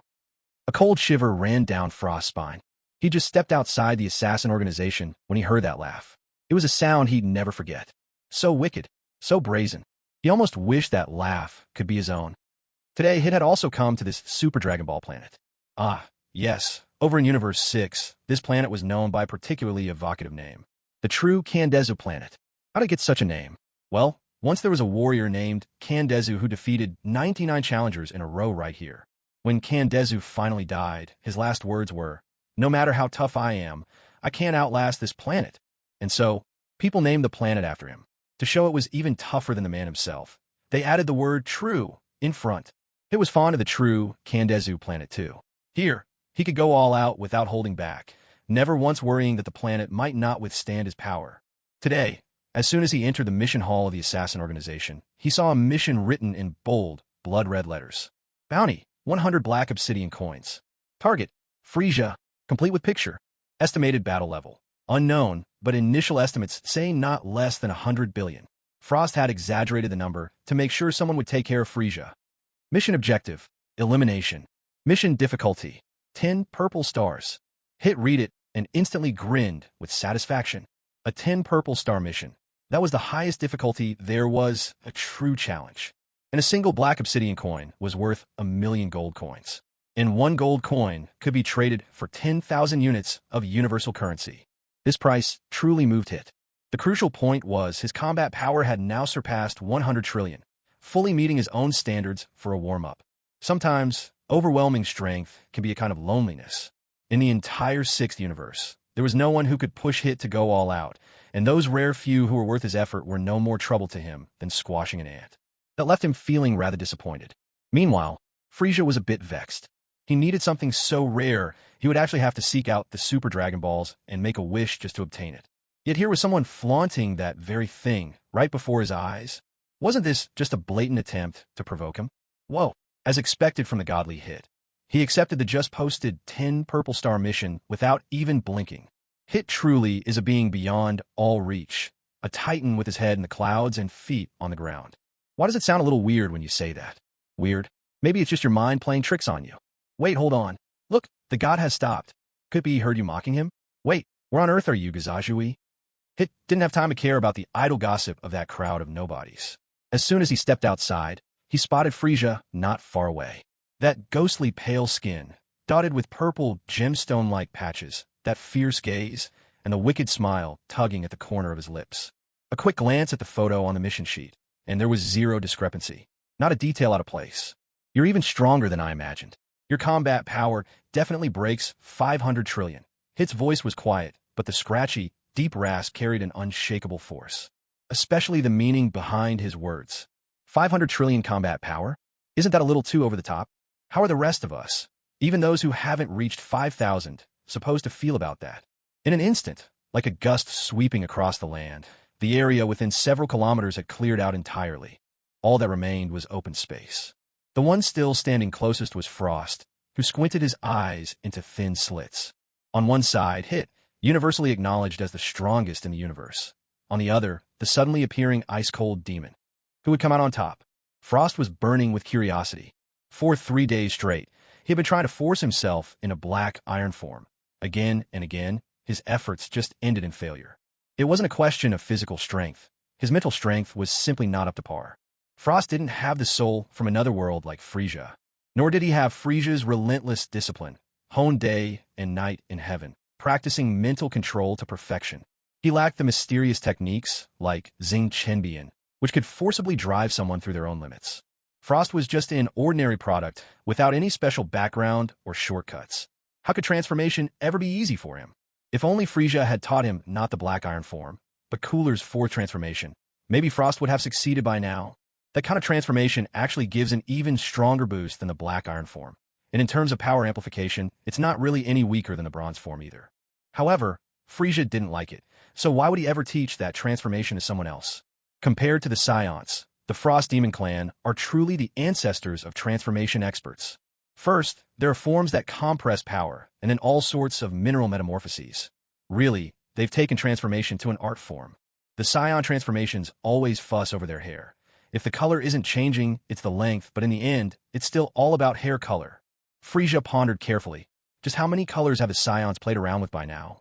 Black, gold, light blue, red, magenta, deep blue, silver, white. Seems like there aren't any images with pink and green together. Wait, there's one showstopper color. Green. No wonder Chi-Chi said all Scions look like rebellious teens. They change hair color more often than any woman out there. But the Frost Demon Clan is a completely different story. First of all, they don't dye their hair, for obvious reasons, since they don't have any. Secondly, their greatest preference is altering their skin shade. Deathly white, purple, blue, black iron, bronze, silver, gold, diamond. And that's not even their limit. Frieza in this state, Now that's truly terrifying. Before crossing over, Frieza had already heard, in the latest Dragon Ball manga, that black and gold form is wildly overpowered. Yet Frieza just couldn't understand. How come others jumped straight from gold to black and gold, while he only achieved diamond? Maybe he'd been thinking about romance a little too much? Or was it because it was left him in that dangerous place for far too long? He simply couldn't figure it out. It was seriously frustrated. He rarely ever compliments anyone, especially not his intended assassination target. But when this guy heard such words from him, he actually fell into deep thought. Was this guy really not taking him seriously? Or was this guy really not taking him seriously? Hey, are you brain dead or something? Frieza's drifting thoughts were finally dragged back by Hit's sneer. Hit was frustrated once more. If he praised a guy, Frieza would start daydreaming. But if he insulted him, Frieza came straight back to his senses. Well. A laugh rang out, full of mischief and undeniable cheek, instantly letting Hit know exactly what kind of guy Frieza was. Mr. Hit, are you here to assassinate me? Hit, assassinate your big-headed ghost. Aren't we already facing off fair and square here? So, how about you try escaping first? I'll look for a chance to assassinate you that way. It started to think maybe this assassination game could be fun after all, and thus offered a practical suggestion. Well. Mr. Hit, I'm not running. Go ahead and try to assassinate me, right here and now. Not just Hit, but even the millions watching the fight, were left utterly stunned. It wasn't the bizarre conversation between the two that shocked everyone. It was the fact that someone actually dared to face Hit head-on. At that moment, someone in the crowd voiced a new possibility. Spectator A said, "Hey, do you think maybe Frieza realized that Hit specializes in assassinations and that, as long as he doesn't try to run, Hit can't unleash his signature moves?" Spectator B gasped, "Huh? Well, I'll be damned, you actually have a point. That makes a lot of sense."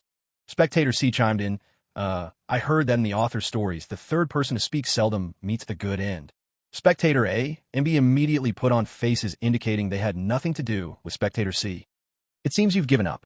Looks like I'm about to break my record for quickest finish job in a single day," Hit said, starting to loosen up his body. After a few satisfying cracks, Hit clasped his left fist to his chest, right fist placed just in front, with his right index knuckle protruding ever so slightly. Assassin Hit. Truth be told, this pose looked strikingly similar to IP Man's signature stance. It even had a bit of that Wing Chun flavor to it. Seeing that Hit was primed and ready, Frieza, too, began limbering up, bones popping audibly. Frieza stepped forward with his left foot, bent his right knee slightly, stretched his left hand open above his left thigh, and lifted his right hand so that together, the two arms formed the shape of a 7. "Oh ho. Foshan Frieza, please teach me." Hit's brow furrowed. The Frost Demon race, weren't they all from the Ice Star? Could this Foshan be a famous mountain on Ice Star? Was it well known? He simply couldn't figure it out. No matter, let's start the fight first. In a flash, Hit made the first move. Time skip activated instantly. This was Hit's signature skill. Thanks to his 0.1 second time skip, he had swept through the universe invincible, not counting other universes here, and certainly not counting gods of destruction or angels. Wing Chun, inch punch. He missed. It was dumbfounded. This was only the third time this had happened. Once against Lord Kampa, once against Vados. He refused to accept it. How could he accept defeat like this? Once again, he activated time skip. Wing Chun, flash strike. A clean miss again. In a blur, Hit retreated to a distance, glancing at Frieza with a look that belonged to someone who'd just seen a ghost. His opponent was still striking the same pose. Not even a twitch. How is this possible? Oh ho. Are you done attacking? Let me show you my move. Foshan Shadowless Kick. A rapid-fire series of thunderous impacts followed, one after another. P.S. Those interested, join the group. Hit. Why aren't you fighting back? More thunderous blows rained down. Frieza's barrage was blindingly fast. Even without transforming, his attacks landed on Hit, though they did little actual damage. But this was Hit. When it came to speed, he was the undisputed master. In an instant, so many opponents renowned for their speed were left utterly helpless, caught with no way to defend themselves. Frieza's actions right now were hardly damaging, but they certainly stung with humiliation. After taking a beating for several minutes, Hit had managed to gauge Frieza's true strength. Stronger than he had expected, but not by much. A challenge, but not an overwhelming one. It was finally enough to make Hit reveal more of his real power. "Ah!" Hit let out a deep, guttural shout. A faint violet glow began to shimmer around him. Unlike the seance, there was no gale of energy rising up, but the pressure he exuded was every bit as intense. Hit unleashed his time skip. Once again, the crowd of onlookers retreated, and only a handful dared remain on the front lines. Among them, Badamo and Magetta stood at the very front, their massive frames blocking the way. Right behind them stood Frost.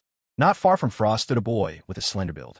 His spiky black hair pointed straight to the sky, and his limbs seemed almost frail. He wore battle armor that looked almost like a skirt, giving him a delicate, vulnerable appearance at first glance.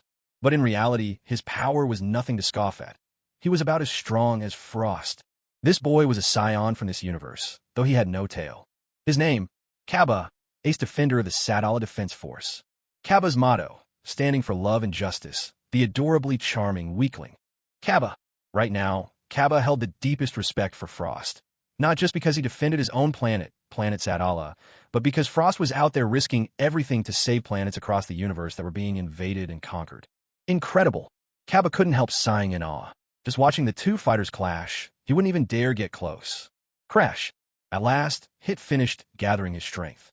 He unleashed a punch of undeniable power, landing it square in the center of Frieza's chest, right over the heart.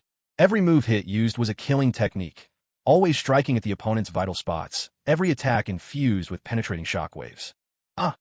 Caught off guard, Frieza took the full brunt of Hit's blow. Agonizing pain shot through him. Frieza couldn't help but clutch his chest, letting out a harsh cough. If this is all you've got, then today will be your last day alive. I mean it. No one can save you. Swish. With a cold proclamation, Hit activated his time skip again. This time, he could now control a window of 0.2 seconds into the future. Thud. With his power enhanced, Hit struck Frieza yet again, this time landing a blow right to Frieza's forehead. Waves of energy burst through Frieza's head, and in a flash, Hit appeared behind him. It's over. Brushing off the imaginary dust from his body, Hit declared his victory with confidence. In Hit's eyes, no one could remain standing after taking two direct strikes to their vital points. And these weren't just any targets. One was the heart, the other the brain. Those are the most vulnerable parts of the human body. Yet, what a pity. Hit underestimated not only Frieza's resilience, but also his true power. In a flash, a pale, snake-like tail whipped around and coiled tightly around Hit's neck.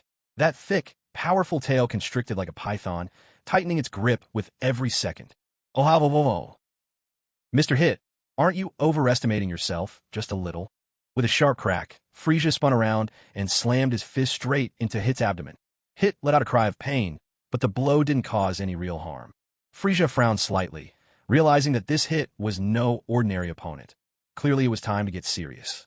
A golden aura surged skyward, and a spectrum of 7 colors clung tightly to Frieza's body. Golden Frieza, together with his Pillar of the Stars transformation, erupted with unstoppable force. It truly was a force that soared like a pillar to the heavens. Oh ho ho ho! That radiant golden brilliance, that sudden surge of explosive power, for the first time, Hit felt real excitement. Yes, excitement. Ha ha ha. Excellent, excellent. At last, someone who can make me fight with everything I've got. With a thunderous bang, Hit had barely finished speaking, unable to break free from Frieza's now golden tail, when Frieza landed a vicious kick, sending him flying. Oh. There was a heavy thud, followed by a chain of relentless impacts. Keep bragging. Keep acting untouchable. Celestial Storm. A massive energy wave suddenly formed in Frieza's palm, and at point-blank range, he unleashed it on Hit. The explosion that followed was so powerful that even a super-strength Dragon Ball planet trembled under the force. Layers of rock on the planet's surface shattered in huge chunks, and ghastly cracks ripped across the entire world. At that moment, Frost was filled with regret. Just what kind of terrifying being had he provoked? If Frieza in his normal form was enough to make him uneasy, and his dark iron form left him aching with resentment, then the appearance of Golden Frieza plunged him into utter despair. Frost didn't know the full extent of its power, but if someone ever put out a contract on his head and Hit was the assassin, he knew all he could do was wait for his own death. That's also why Frost always put on a show of righteousness in public. It wasn't just for fame, but for his own survival. Spectator A exclaimed, "Let's get out of here quick. I really don't think the True Comp planet can handle much more of this." Spectator B reassured, "It'll be fine. It's not the first time something like this has happened. When the planet starts to glow gold, it can't be destroyed any further." Spectator C waved, "Goodbye, folks." A punch, then a kick.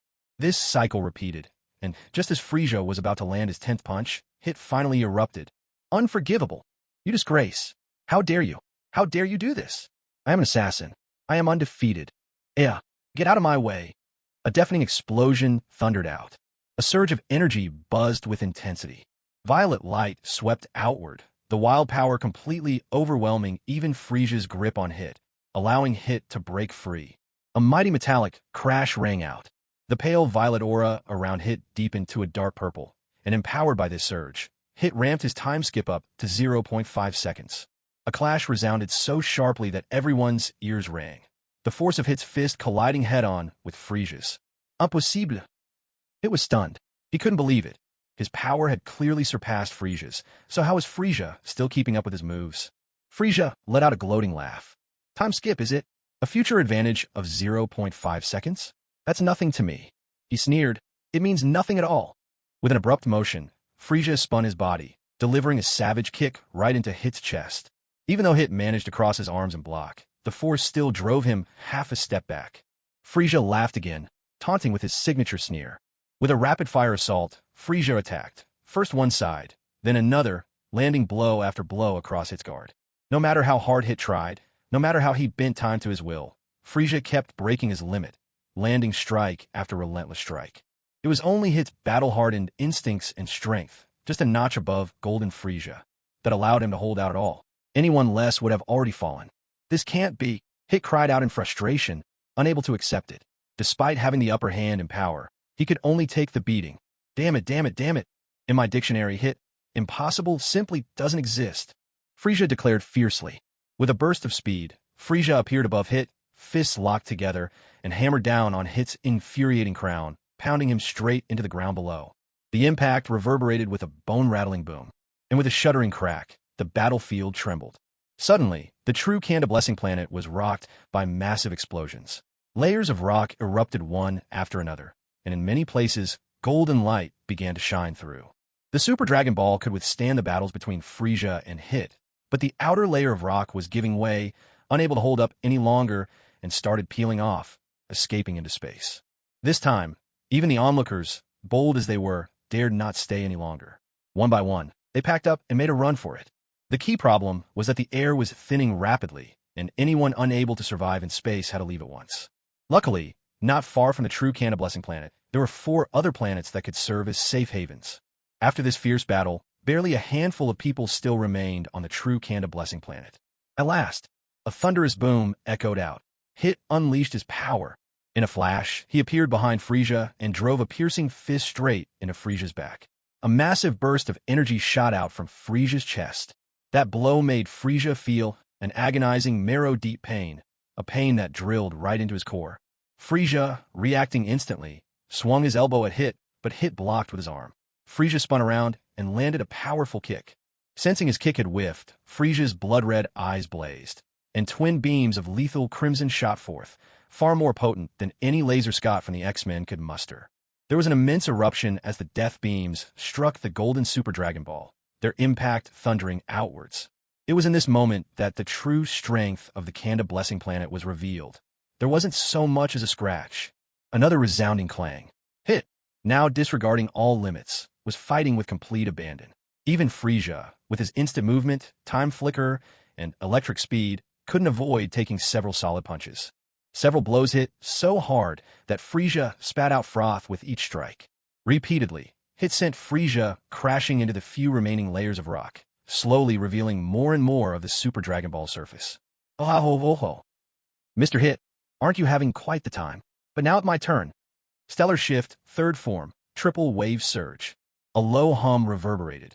At that instant, Hit felt a shiver that reached his very soul. If Frieza's strength had seemed inferior before, his aura now eclipsed Hit's by over twice as much. A sly smile played at the corner of Frieza's lips.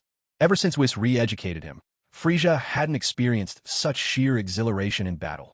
With a swift rush, Frieza shot into the sky. He combined instant movement and time flicker to appear behind Hit, then unleashed electric speed, landing 33 rapid punches on Hit's back in a split second. Yet to the others watching, it looked as though Frieza had thrown only a single punch. With that single punch, Hit's defenses shattered in an instant. As he crashed down onto the Super Dragon Ball, blood gushed from his mouth. Fear took hold of Hit. His specialty, time skip, was now being wielded with even greater mastery by Frieza. Even the fighting ability he took such pride in was being ruthlessly crushed by Frieza's overwhelming power.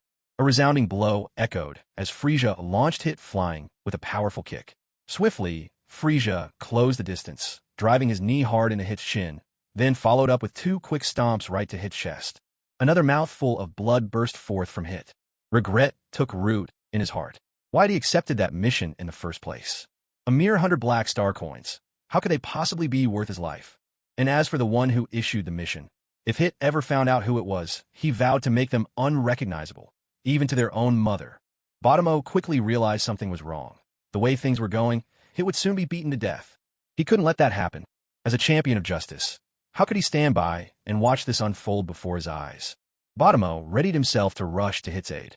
He was certain that, while he might not be a match for Frieza, his defenses would at least let him take a beating in Hit's place. Without hesitation, Bottomo charged forward. Vegeta rushed out after him at nearly the same moment. Though his speed lagged just behind Bottomo's, he was really only following Bottomo's lead. Reaching Hit's side, Bottomo shouted boldly at Frieza, "If you want to fight, then fight me instead." Steam burst out of Vegeta's head in anger, and he let loose a furious tirade. "Panda, what's wrong with your head? You really think you can take this kind of punishment? You're not some super tough star of justice, you know." As it happened, Vegeta had wanted to pull Bottomo back to safety, but he was just a step too late. A gleeful, chilling laugh bubbled from Frieza. "Oh ho ho, with such a shameless request, how could I possibly refuse?" With that, a thunderous sound rang out. Frieza had been preparing to deliver another punishing blow to Hit, but since Bottomo had stepped up to take the damage, he'd make sure Bottomo understood. He was not invincible. Frieza's hands danced as he quickly formed a series of seals, all the while chanting, "Rin Pyo, Tasha Kaijin, Retsu Zai Zen." Frieza's aura exploded, intensifying even further. Clearly, he was going all out this time. Hit's eyes were already losing focus. The heavy loss of blood left his vision swimming. Everything blurred and doubled. Vegeta grew frantic, shouting desperately, "Bottomo, get out of there, run!" But Bottomo gritted his teeth, his voice loud and determined. "No, I will never back down." At last, Frieza finished his incantation. With a swift movement, Frieza appeared right in front of Bottomo. A wicked, devilish grin curled on Frieza's lips. "Oh ho ho, behold my ultimate move, the Shadow Strike Kick." A tremendous impact followed.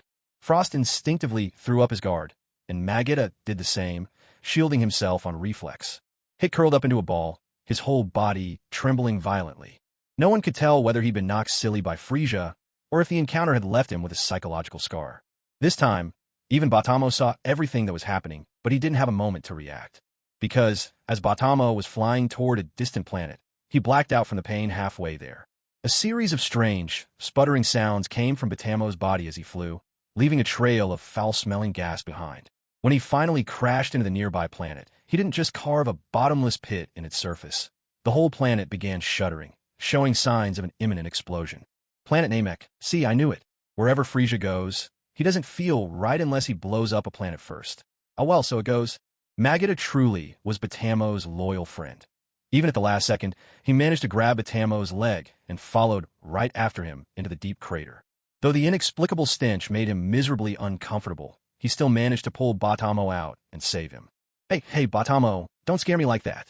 What's up with your stomach? Are you trying to hold it all in or what? Step by step, Frieza drew closer to Hit, his unique musical footsteps resounding with an unnerving rhythm that forced Hit to compose himself. Yet again, a spurt of blood. By this point, Hit had grown nearly accustomed to vomiting blood. Assassination failed. Do your worst. With those words, Hit closed his eyes, tears of regret slipping down his face. Oh. I'll give you a choice. How about the position of Elder Number 5 in the House of Heaven? Are you interested? If you agree, I can even tell you who ordered the hit on me. Frieza's words made Hit's eyes fly wide open. Better to live on, however humiliated, than to die outright. Hit had taken countless lives throughout his career, but the more he killed, the more he cherished his own. Besides, Elder Number 5 of the House of Heaven. The title itself sounded prestigious and impressive. Most importantly, Hit could finally learn the identity of the scoundrel who put this contract on his head. Just thinking of that assignment made Hit's blood boil with bitterness. Skinning that perpetrator alive still wouldn't satisfy his wrath. Another mouthful of old blood splattered out just as he was about to speak. Frieza furrowed his brow. Clearly, Hit was badly hurt. A casual flick of Frieza's hand sent a wave of healing energy surging into Hit's body. Almost immediately, Hit found himself fully recovered. House of Heaven, Elder number 5, at your service, Lord Frieza. Oh. Not Lord, call me King Frieza. Hit hesitated, then, remembering a certain planet of people with braided hair, quickly patted his own arm, dropped to one knee, and braced himself with a clenched fist upon the ground. When it comes to Dragon Balls, chaos, or order, Frieza calls the shots. And now, this new member who's joined the ranks is actually the strongest fighter in Universe 6. Of course, the strongest is a bit of an exaggeration. Still, anyone stronger than Hit. Frieza should be grateful not to serve under them himself. How would he dare invite them to join the Celestial Pavilion? If they ever found out what the Celestial Pavilion really was, wouldn't he be skinned and gutted in no time? He's not the third prince of a Dragon King. No taste for that kind of thrill. Ho. Mr. Hit, aren't you curious who posted that mission? Hit stood up, lowered his head, and positioned himself respectfully behind Frieza, just the way a proper subordinate should behave. Not only that, Hit was starting to buy into all this, brainwashing himself without realizing it. He instinctively replied, I'm not worthy to know. Ho. Mr. Hit, there's no need to mimic the customs from the Pigtail planet. Just speak normally. Hit let out a sigh of relief and quickly corrected himself. Understood. A cold bead of sweat trickled down Frieza's forehead. The whole situation struck him as absurd. Why is it that before people meet him, they all seem reasonably normal, but once they get close, they start behaving, well, how should he put it? They become a little odd. Take Vegeta, for example. Although he's still every bit as proud and competitive, he somehow learned the art of self-preservation, which is so unlike him. He was also the very first to invent the infamous low blow kick, an insanely powerful move. Goku, by comparison, is probably the most normal, but for some reason, instead of staying consistently ahead of Vegeta as he should, he always seems to be a step behind. And don't even get started on the power levels. Those numbers are way more over the top than in the original story. Krillin, hands clasped together as if to bless everyone around him, driven mad by love and resentment, actually allowed the sinister waves to possess him. If Krillin ever snapped out of it, he'd undoubtedly be the one beating up both Goku and Vegeta. Though, apparently, he still can't handle Broly. The grudge over losing his wife is just too much to overcome. Then there's Tin, usually so forgettable, yet now he's sporting tattoos and conjuring up some mighty heavenly dragon technique. Completely off the rails. What Frieza doesn't realize is that Tien's even gone demon hunting these days.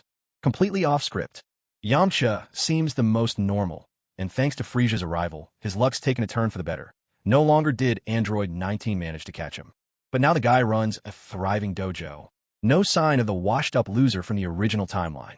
Android 17 is no longer after Goku, but instead relentlessly plagues Vegeta, bent on stealing his place. Luckily, with Frieza's help, 17 found his true love, Zanja. And as for Android 18, she once approached Goku blade in hand. Her nickname as the Blood Queen was well earned. As a result, under Frieza's tacit approval, she actually became Broly's wife. A life of unashamed tranquility. Cell. His whole story is nothing short of a tragedy. Out of everyone in the Cell saga, he might just be the most forgettable. If it were the passion of Cell, perhaps he could have played the main character. However, his combat prowess has become almost absurdly strong. Broly, this chaotic monster barged in, overpowering everyone else and pinning them to the ground for quite some time. Even Frieza was beaten to partial paralysis. Had Frieza not mastered the ways of divine power just in time, things would have truly been game over. In the end, it was Frieza who put aside old grudges, helping Broly clear his mind. Now, even when he transforms, he doesn't lose his reason so easily.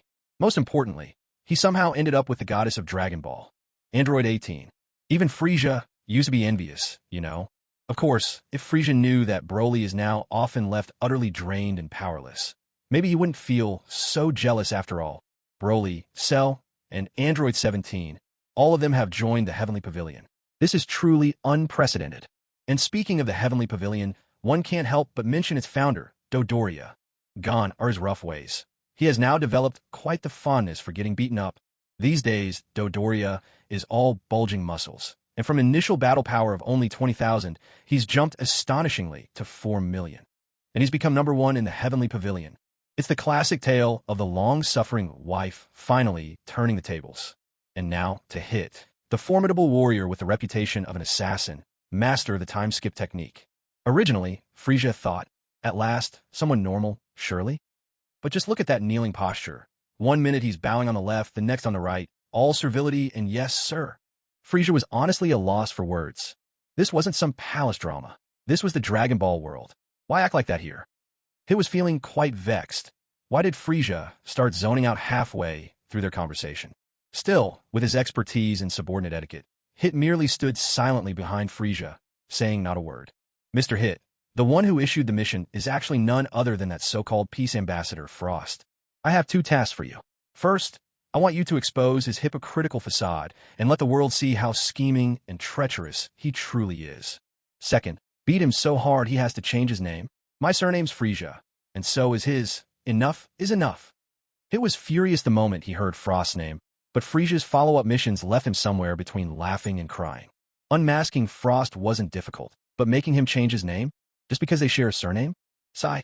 Frieza is the king, while Hit is just a subordinate. How could he disobey? Yes, sir. Understood, King Frieza. I guarantee I'll get it done. Ah ho ho ho. All right, you may take your leave now. This Empress, cough cough. Well, you're excused.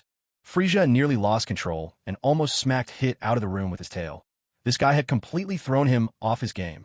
Absolutely preposterous. At least use your king or your majesty. What on earth is this Empress supposed to mean? Hit left, swaggering out with the same ease as he had slipped in, leaving chaos and confusion in his wake. While speaking with Hit, Frieza had quietly used his divine power to envelop the Super Dragon Ball. Let's get out of here. With a flash, 3 planets in the vicinity of the Super Dragon Ball were stunned to discover that their sacred land, their true Kanda star, had vanished, gone without a trace. Panic instantly erupted. Everyone was feverishly guessing where the true Kanda star could have gone. News of the event quickly swept the entire 6th universe, but when everyone arrived to investigate, they couldn't make head or tail of it. The commotion even attracted the attention of Fuwa, the Supreme Kai of Universe 6, a round, green-skinned, pineapple-haired giant. Fuwa, the Supreme Kai himself.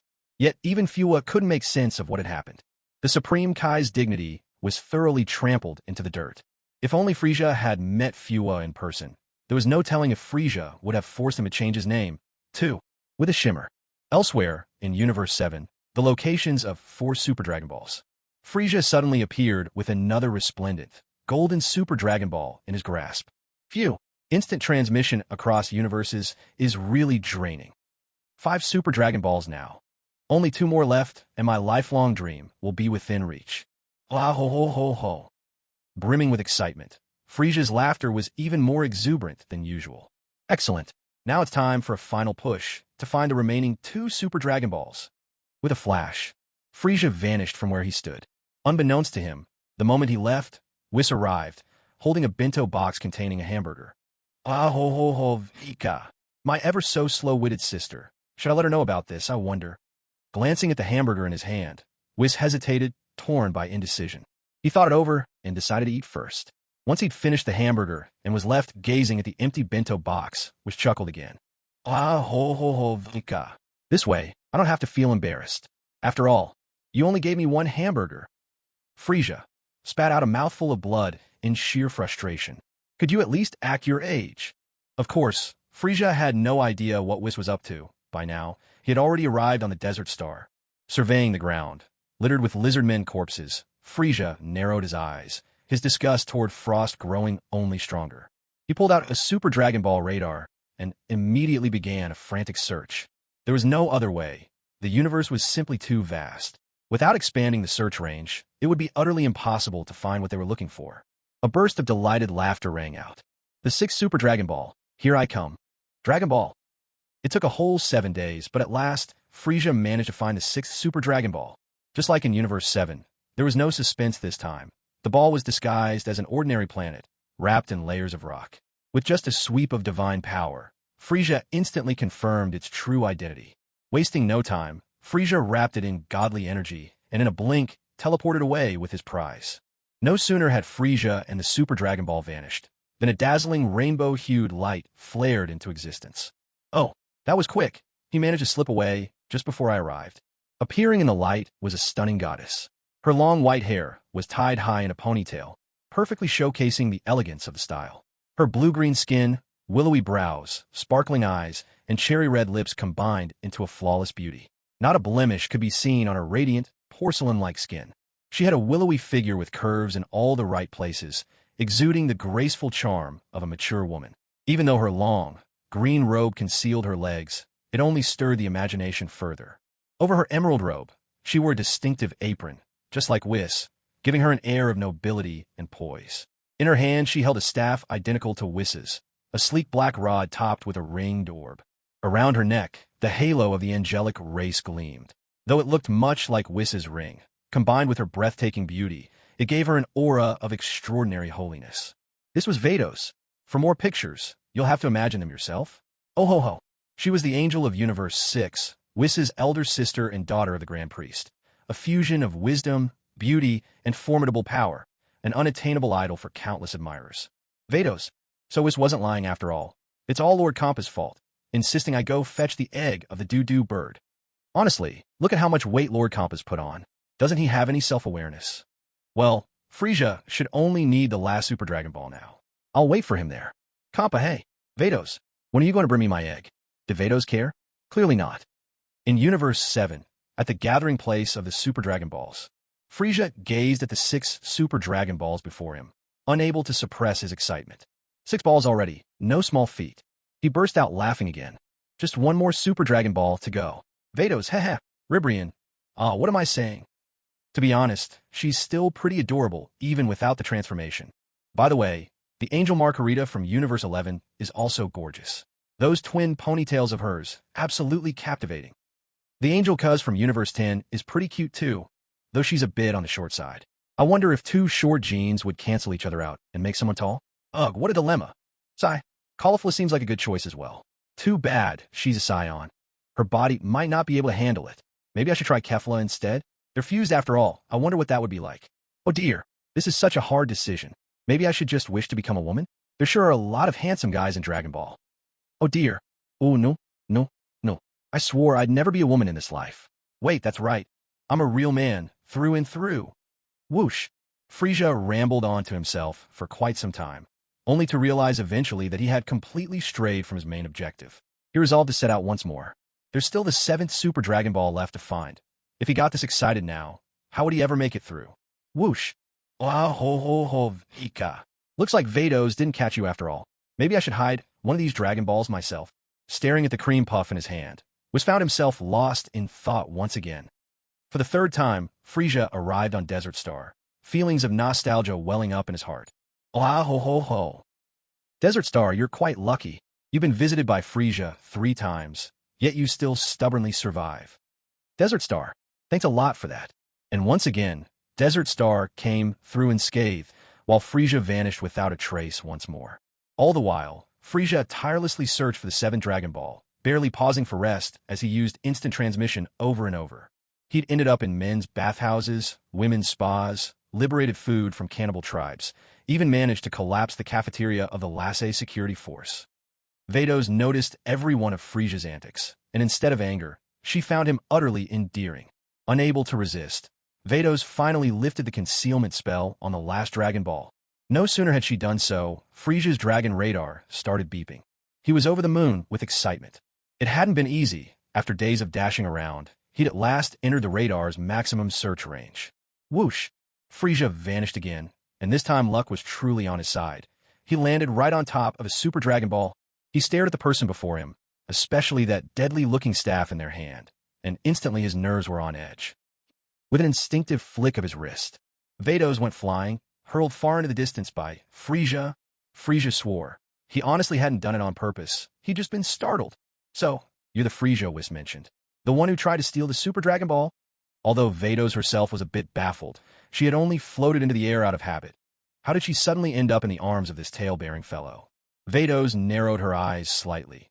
From Frieza, she sensed the power of a god, and of a rather impressive dimension at that. So this was the real reason he was able to appear by her side, so abruptly. But what truly stood out were the Patera earrings clearly visible on Frieza's ears. Are you the Apprentice Supreme Kai from Universe 7? Vados' question made everything clear to Frieza. The real reason Vados was here was all thanks to Whis and his underhanded schemes. Frieza fumed. Not only had he been plied with delicious food and beaten up but in the end, he was sold out by Whis. He now realized that Whis simply didn't want him to get his hands on the Super Dragon Balls quite so easily. With a flick of his wrist, Frieza tossed out a universal capsule. With a soft pop, a banquet table instantly materialized. Miss Vados, please forgive my earlier rudeness. I prepared this special gift just to meet you. Please enjoy. Frieza extended his arms gracefully, presenting the vast table of desserts before him as his offering to Vados. Vados blinked her wide eyes, glancing over the table sweets, then back to Frieza and his perfectly rehearsed, gentlemanly manners. You're very thoughtful, but, I've been dieting lately, so these desserts won't quite do the trick for me. Frieza couldn't help but chuckle. Ah ho ho ho. Miss Vados, you are naturally blessed with beauty, your figure absolutely flawless. There's hardly any need to diet at all. Nevertheless, I've also prepared a feast of vegetarian delights for you, a grand fruit platter, as well. With another flick of his hand, Frieza tossed out 2 more universal capsules. Pop, pop, 2 more tables appeared. One was spread with a dazzling array of vegetable-based dishes, colorful, beautifully arranged, prepared with barely any oil or sugar. The other was laden with all manner of fresh fruit, neatly cut into bite-sized pieces and dressed with creamy salad or squeezed into pure, natural juices. No additives whatsoever. This is a specially tailored slimming menu for ladies, low-calorie, delicious, and perfect for someone as lovely as you. One hand behind his back and the other elegantly bent before him, Frieza bowed slightly, radiating the utmost gentlemanly charm. I wonder, do these gifts meet with your approval, Miss Vados? Vados was silent for a beat. She had to admit, the preparations were truly thorough. Now, what was she supposed to do? Miss Vados, may I ask if these gifts I brought please you? Was Vados pleased? She was unquestionably. But, Mr. Frieza, you're quite thoughtful. Thank you for the gift. I really like it. However, this only spares you from being punished for stealing 2 Super Dragon Balls. The moment Frieza heard this, he knew things weren't going to be simple. Vados was up to something. If you want this last Dragon Ball, you'll have to agree to one condition. Vados continued without making Frieza wait in suspense. It's actually in your interest as well, After receiving all these gifts, I can't just keep them for nothing, right? As she spoke, Vados tapped her staff lightly on the ground. A crisp chime rang out. To Frieza's shock, the 3 tables laden with food vanished without a trace. If it had simply ended there, Frieza wouldn't have minded in the slightest. But why was the Super Dragon Ball beneath his feet gone too? Miss Vados, could you at least tell me what the condition is first? My arms and legs are really no match for whatever you have in mind. I'm not built for rough treatment like you lot. Vados narrowed one eye, glanced at the whirling orb encircled by a ring at the tip of her staff, as if she'd seen something in it, then grinned in satisfaction. There's nothing to worry about, Mr. Frieza. All I want is for you to become Lord Kampa's sparring partner. He's grown far too plump. It's time he shed a few pounds. Vados said it as if it were nothing, but Frieza was so stunned he nearly dislocated his jaw. He wanted him to train with a god of destruction? Was she sure she meant training, and not courting death? Noticing Frieza's apprehension, Vados quickly added, Don't worry. You're already an apprentice Supreme Kai now. Lord Kampa's destructive power will only feel like stronger energy waves to you. Frieza was caught off guard. Who knew being an apprentice Supreme Kai had such a handy perk? Come to think of it, he reasoned, Supreme Kais and Gods of Destruction are on the same tier of divine hierarchy. The gap is mostly in their fighting power. Maybe it was exactly because the Gods of Destruction were so overwhelmingly strong that, despite being called servants in name, these angels actually treated their charges more like oversized pets. Frieza pondered for a long time, and eventually had to admit, he really didn't have a reason to refuse. Even with his diamond form and his 3rd stage star transformation technique, he never managed to hurt Whis at all. Going up against Vados would be no different, the outcome was certain. He let out a theatrical laugh, try to keep things light. All right, but let's at least set a deadline. What if Lord Kampa simply isn't built to lose weight? What do we do then? Vados considered this for a second, then held out her slender hand toward Frieza, fingers spread. Frieza blurted out, 5 months? That's way too long. No way. Vados gave a small, indifferent smile. 50 years. Frieza's knees buckled, and he nearly collapsed onto the ground. Regaining his composure, he immediately attempted to bargain. 1 year. Bardos, 49 years. 2 years. 48 years. When Frieza finally found himself hauled by the tail and flung onto the God of Destruction's planet by Bardos, the two of them, at last, reached an agreement.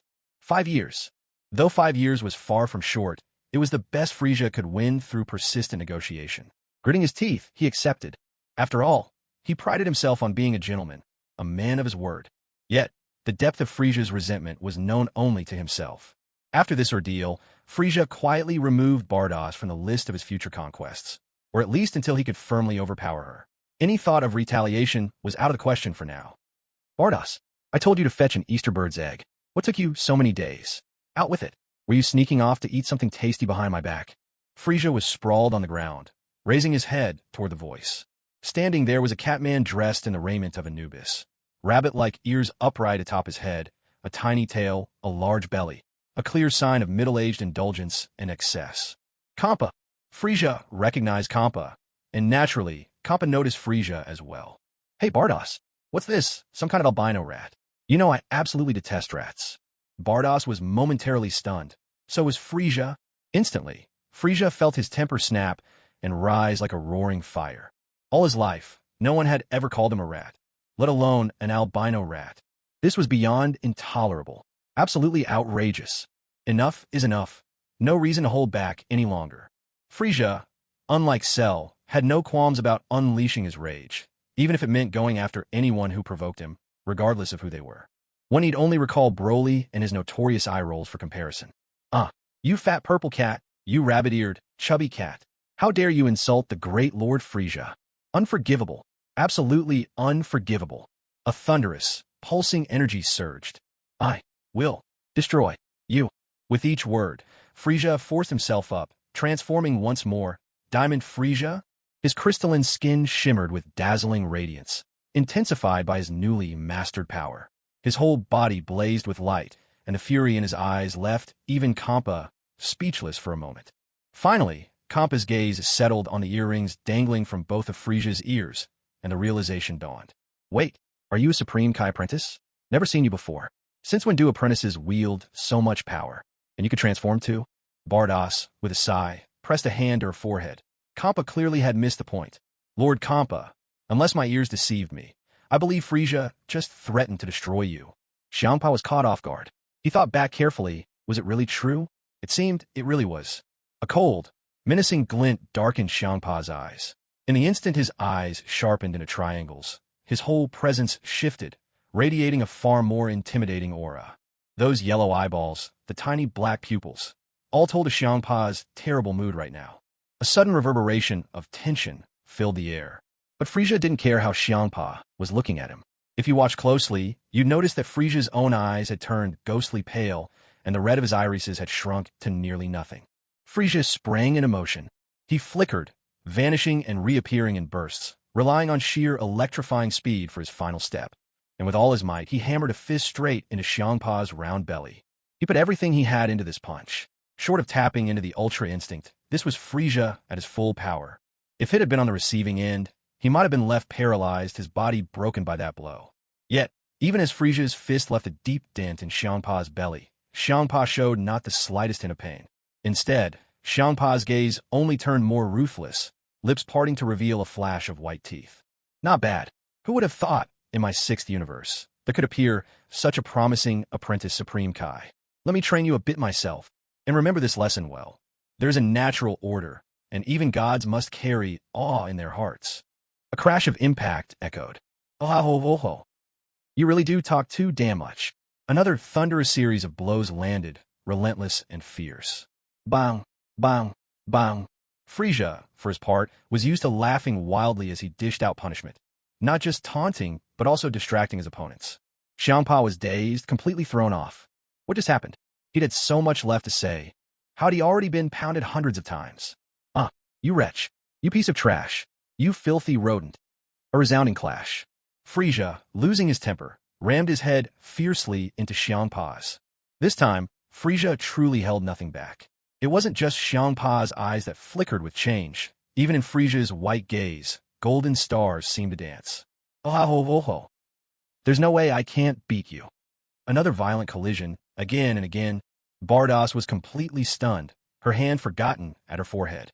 Looks like we've really picked up a treasure. Lord Xianpa will certainly have his fun now. Oh ho, wait, this laugh.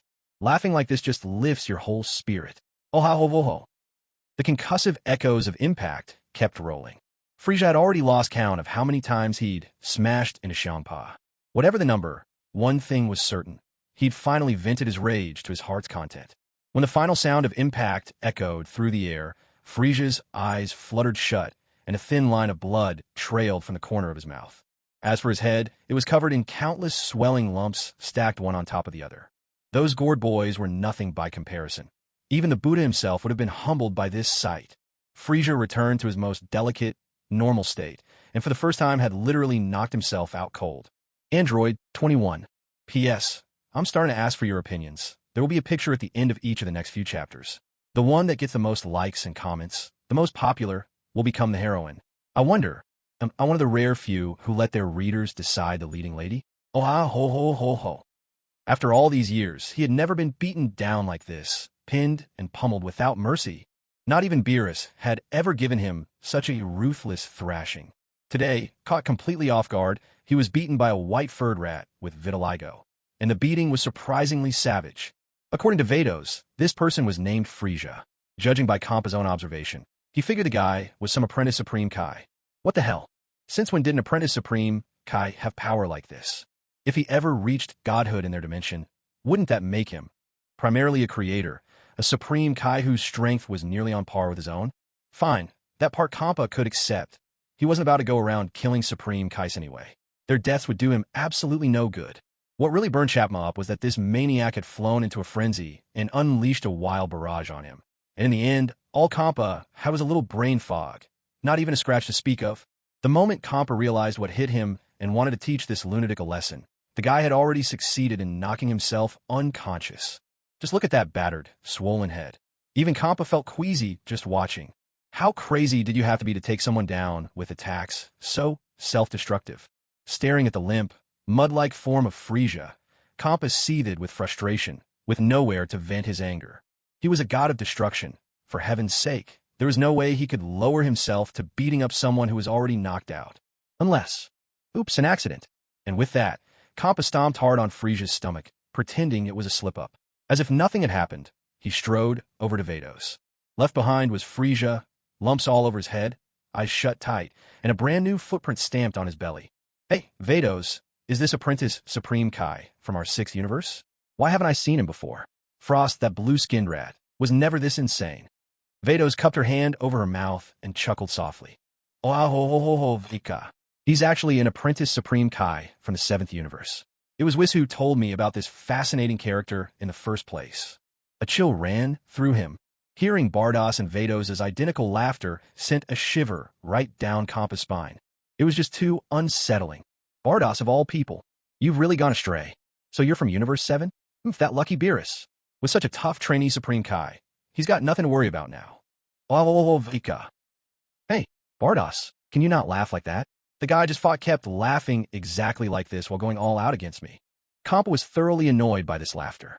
Sure, Bardos' laugh sounded nicer than Vados', sweeter than Frieza's, and not nearly as smug. But the truth was, Kampa simply couldn't stand hearing it, no matter what. Oh, Vika. Bardos made her stance clear with another round of laughter. She wasn't about to change for him. Lord Kampa, I went out of my way to pick up, well, to recruit this workout partner for you. With his help, you just might get back to the fit physique you had 90,000 years ago. Instantly, Kampa's face fell. Did he really need to lose weight? Of course not. He had no intention of turning into a bony stick like Beerus, where every touch felt like poking a rock. For the next 5 years, Frieza will be working out with you, day in and day out. With a flick of her staff toward Frieza, Bardos sent a 7-color beam of light shooting right into Frieza's body. Oh, ho, ho, ho, ho. Kampa, you ungrateful jerk. Prepare yourself. Frieza sprang up at once. The moment he spotted Kampa, he instantly transformed into his diamond form and launched yet another kamikaze attack. A headbutt, but Kampa wasn't about to fall for the same trick twice. With a glint in his eye, he zeroed in on Frieza's chin and shot out a kick. Thud. But this time his kick swiped through empty air. Frieza didn't just rely on speed techniques like instant movement, flicker steps, and electric bolts. As he attacked, he forced himself to tap into Ultra Instinct. Kampa felt a jolt of pain in his head, a surge of force knocking him half a step back. Take this. Here it comes. Frieza pressed the attack, taking full advantage of his longer tail to wrap it around Kampa's big foot. With a furious yank. Whoa, whoa, whoa. Slam. Kampa crashed to the ground under Frieza's monstrous strength. Frieza wasted no time, leaping onto Kampa's chest. Bang! The god of destruction's planet trembled ever so slightly. A massive bump swelled atop Diamond Frieza's head, while Kampa saw glittering stars before his eyes. This time, Frieza fought much smarter. Every strike triggered a wave of silvery gray heat, and for an instant, his power took a quantum leap. Bang! Bang! Bang! Bados took a glass of mango juice out from inside her staff and began to sip it, crossing her legs elegantly to show off those long limbs. She took a small sip, her eyes narrowing in utter contentment. Ha ho ho ho vika. This is delicious. Ha ho ho ho. Thud. Ha ho ho ho. Thud thud. You filthy rat. Die for me. After all, Kampa was a god of destruction. Once he got serious, Frieza didn't stand a chance. Not even a headbutt or a low blow could change that. Clang! Kampa knocked Frieza away with a single blow, but Frieza showed no sign of stopping, ramming his head straight into the rock-hard surface of the god of destruction's world. Boom tilde! The ground, tough as it was, couldn't withstand Frieza's reckless attack. 100-meter wide, 2-meter deep crater appeared right where he struck. Destruction! Kampa didn't believe for a second that would be the end of Frieza. His gaze turned cold and menacing, and he hurled a sphere of destructive energy straight at Frieza, a so-called apprentice Supreme Kai, relegated to being his workout partner for 5 whole years. What kind of nonsense was that? In Kampa's mind, being punched was one thing, but being forced to lose weight was simply asking for trouble. A purple sphere of destructive energy, its surface etched with swirling patterns, shot toward Frieza, radiating an obvious sense of danger. Boom tilde! There was a violent explosion where Frieza stood, far louder and fiercer than when Frieza had headbutted the ground earlier. Whoosh! Thud! Once again, Frieza dealt Kampa a savage headbutt right to the forehead. The blow left Kampa doubting whether his godly powers had started to malfunction. Bang! With a vicious kick, Kampa sent Frieza flying, then turned an angry glare to face Bados. Hey Bados, what are you drinking? Is it good? Kampa had intended to demand an explanation from Bados, especially since Frieza was proving to be a much more troublesome opponent than expected. Sure, Frieza was no match for a god of destruction in a true contest, but being hit over and over by the same opponent. What a disgrace. Yet the moment Kampa saw the mango juice in Bados' hand, he promptly forgot what he was about to say. Oha ho ho ho vika. This is a slimming drink that Frieza made for me. It tastes terrible, but it helps you lose weight. Slimming drink. Lose weight. Those 4 simple words instantly killed any curiosity Kampa had about wanting to try it. What Kampa didn't know was that Frieza, having been kicked across the room, was already preparing for his next big move. Contender for the role of runner-up heroine. Bados, please vote. Bados, cast your vote. All of this happened in that split second while Kampa was distracted and speaking. A move long lost to history, yet terrifyingly powerful, suddenly reappeared. It was the devastating headbutt crashing down from the sky. This time, Kampa's legs were driven deep into the ground of the god of destruction's realm, his eyes bulging out in shock. Clearly, Frieza's attack was exceptionally effective against Kampa. However, Frieza had also reached his absolute limit.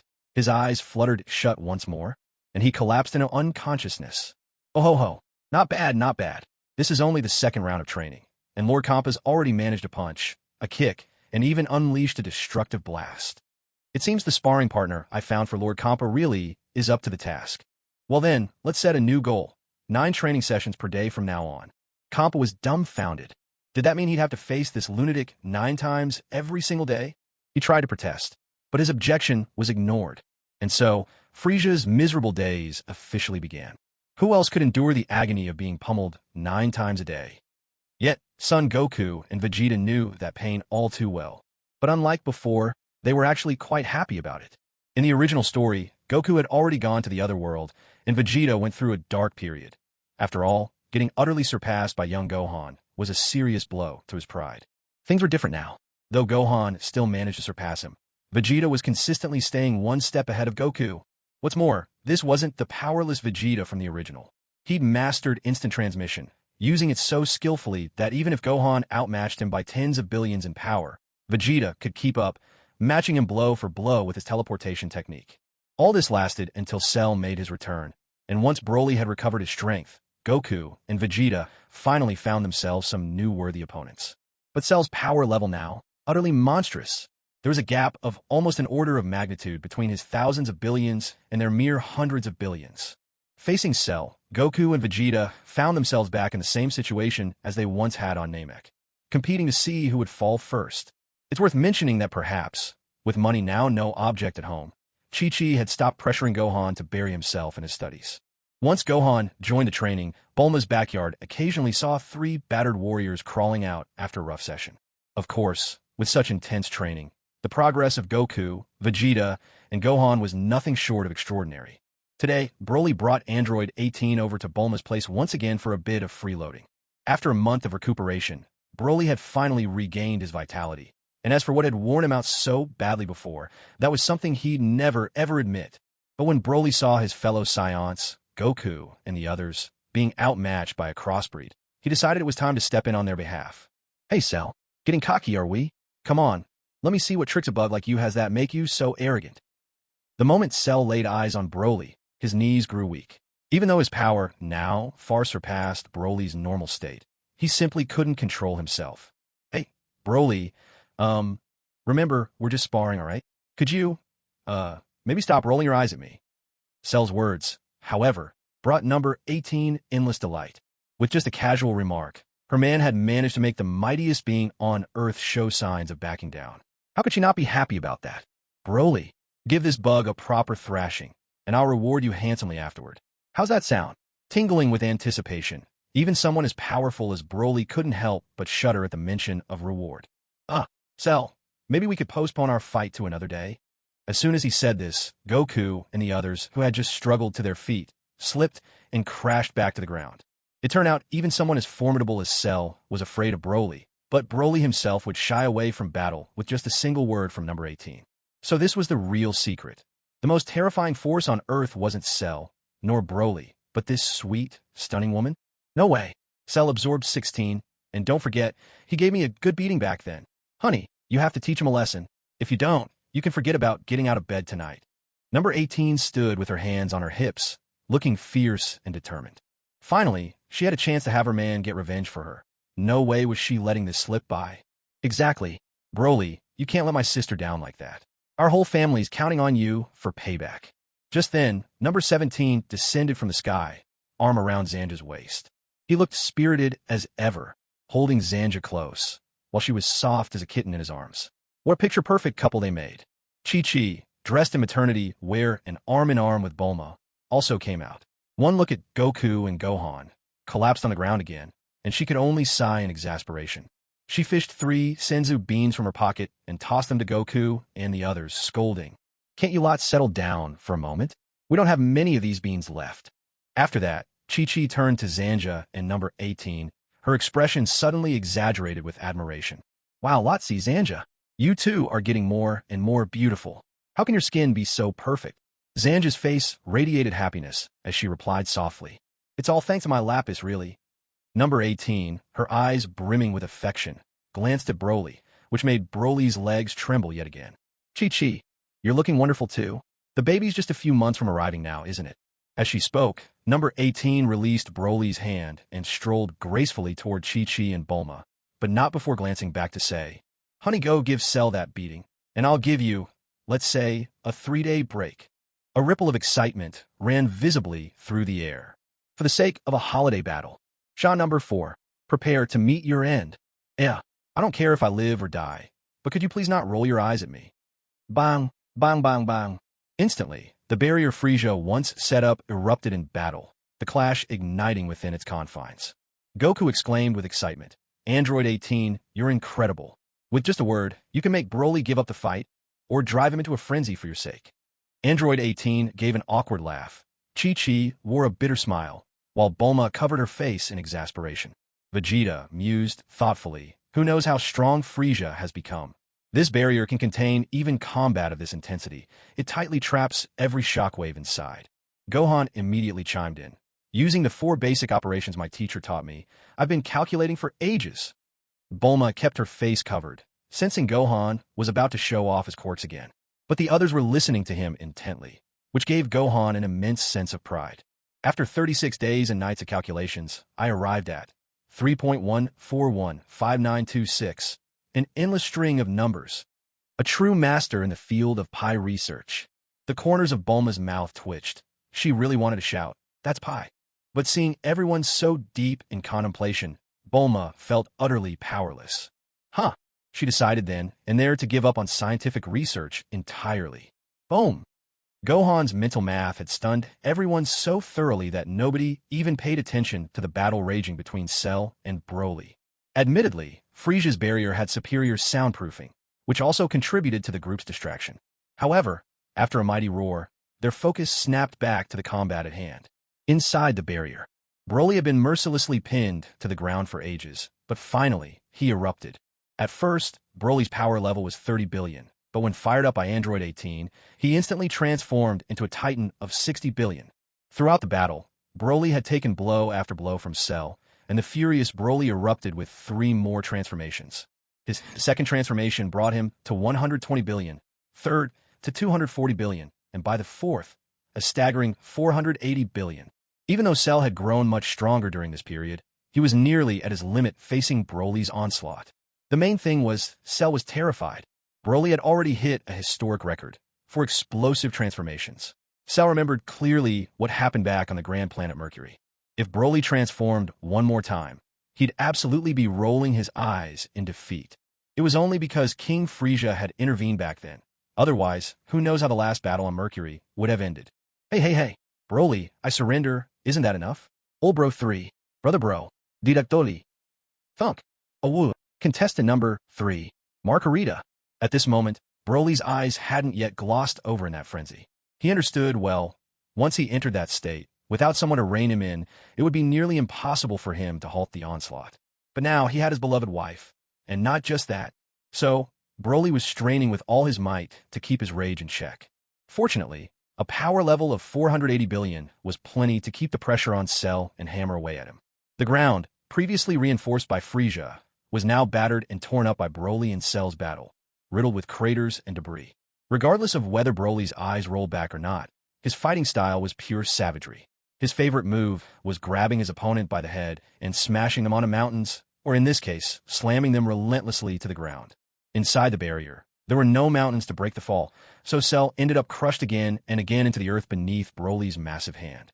A thunderous barrage of impacts echoed, charging the veins of every onlooker with excitement and adrenaline. Android 18 was the most exuberant, shouting at the top of her lungs, "Wow, honey, you're amazing. You're so handsome. I'm going to have your babies." Luckily, Frieza's barrier had some soundproofing effect. Otherwise, who knows if Broly might have just dropped everything right then and there at hearing that. "Broly, that's enough. Awoo. If you keep going, awoo. If you keep going, I'm really going to get mad." Crash. Stop it now. Awoo. Smash. Broly genuinely wanted to stop, but for reasons he couldn't understand, a restless irritation seized him. Right now, all he wanted was to utterly annihilate this lizard in his grasp. A blazing green energy orb suddenly blazed into life in Broly's palm, and with a forceful thrust, he slammed it down on Cell, who was sprawled in the crater below. Boom! Cracks spiderwebbed across the barrier, threatening its integrity, but it held together, quickly knitting itself back to form. At the center of that maelstrom, half of Cell's body was blown away. The crimson in Broly's eyes began to fade, shifting dangerously toward that white-eyed frenzy. Cell was terrified, but with no escape, he knew if he didn't go all out, he'd be torn apart by this berserk brute. With a sudden burst, Cell's missing half regenerated. He lunged at Broly, driving his knee hard into Broly's abdomen. Take this. Cell's power level now exceeded 500 billion. Though he still couldn't do real damage to Broly, it was enough to keep Broly from brushing him off. Wham! Wham! Cell unleashed a flurry of attacks, elbows, knees, side kicks, and hooking punches, each one landing one after another on Broly. Of course, how could Broly possibly just stand there and take the beating without fighting back? With a body even sturdier than Cell's, his iron fists alone were enough to send streams of snot and spit flying from Cell's face. At their level of power, a mere 20 billion difference in battle strength barely made any difference at all. Something's not right. Did you notice it? The way they're fighting. It's like this won't end until one of them is dead. Vegeta was the first to sense the problem. His expression grew heavy. Goku noticed it too, and tension flickered across his face. Yeah, you see it, don't you? Cell's gone all out, not holding anything back, and that red gleam in Broly's eyes, it's fading fast. Android 18, for once, stopped cheering on her man. A wave of worry swept over her, overshadowing any desire to settle the score with Cell. What do we do? What do we do? With King Frieza gone, who's strong enough to stop them. Meanwhile, the battle between Cell and Broly only intensified, each trading blows aimed to annihilate the other. The noise and shockwaves grew with every exchange. Were it not for the protective barrier, just a single stray energy blast could have caused catastrophic, irreparable damage to Earth. Goku looked over at Vegeta, and Vegeta met his gaze. Both warriors' eyes blazed with fighting spirit. After everything they'd been through, their own strength had climbed sky high. Transformed into Super Saiyan 2, both now boasted power levels of 25 billion. If they hadn't had Frieza's help, the original self in the story wouldn't even be worthy of shining their shoes. Let's fuse. Both spoke the words at once, voices in perfect sync, then together moved into the fusion pose. Fu, Xion, Ah. This time their angles were flawless, and their fingertips met exactly as required. Boom! A warrior appeared, a short yellow vest draped over his shoulders, 8-pack abs prominently displayed. Gogeta. A titanic surge of energy swept across West City, making the entire metropolis tremble and quake. Get in there already, will you? At this rate, you'll wreck the whole city. Android 17 punctuated his point with a well-aimed kick to Gogeta's backside. Gogeta realized if he didn't enter the barrier soon, everyone around him would be caught in the crossfire. Without another word, he dashed inside to join the fight. Gogeta. When Cell caught sight of Gogeta, excitement crackled in his veins. Even as Broly sent him crashing into the edge of the barrier with a thunderous punch, Cell couldn't help but scream out, "Help! Somebody help me!"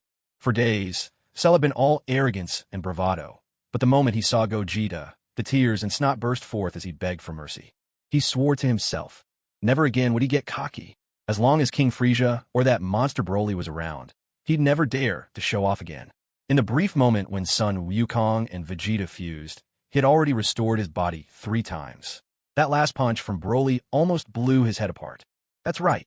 At this point, Broly's eyes had rolled white, and his power had once again doubled in the most mind-boggling, unscientific way. With a power level of 960 billion, even a miracle couldn't help Cell survive that. If he's still alive, it's nothing short of a stroke of luck. Fortunately, this was when Gogeta appeared, and from the moment he set foot in the battlefield, he radiated an overwhelming pressure, one that reminded Cell of the Terror Lord Frieza used to inspire. It was a force so oppressive that it crushed any hint of fighting spirit. With a resounding clash, Gogeta's fist collided with Broly's massive punch, and a raging storm of energy swept through the entire barrier. Cell quickly suppressed his own energy to the bare minimum, then scrambled on all fours to crawl out of the arena.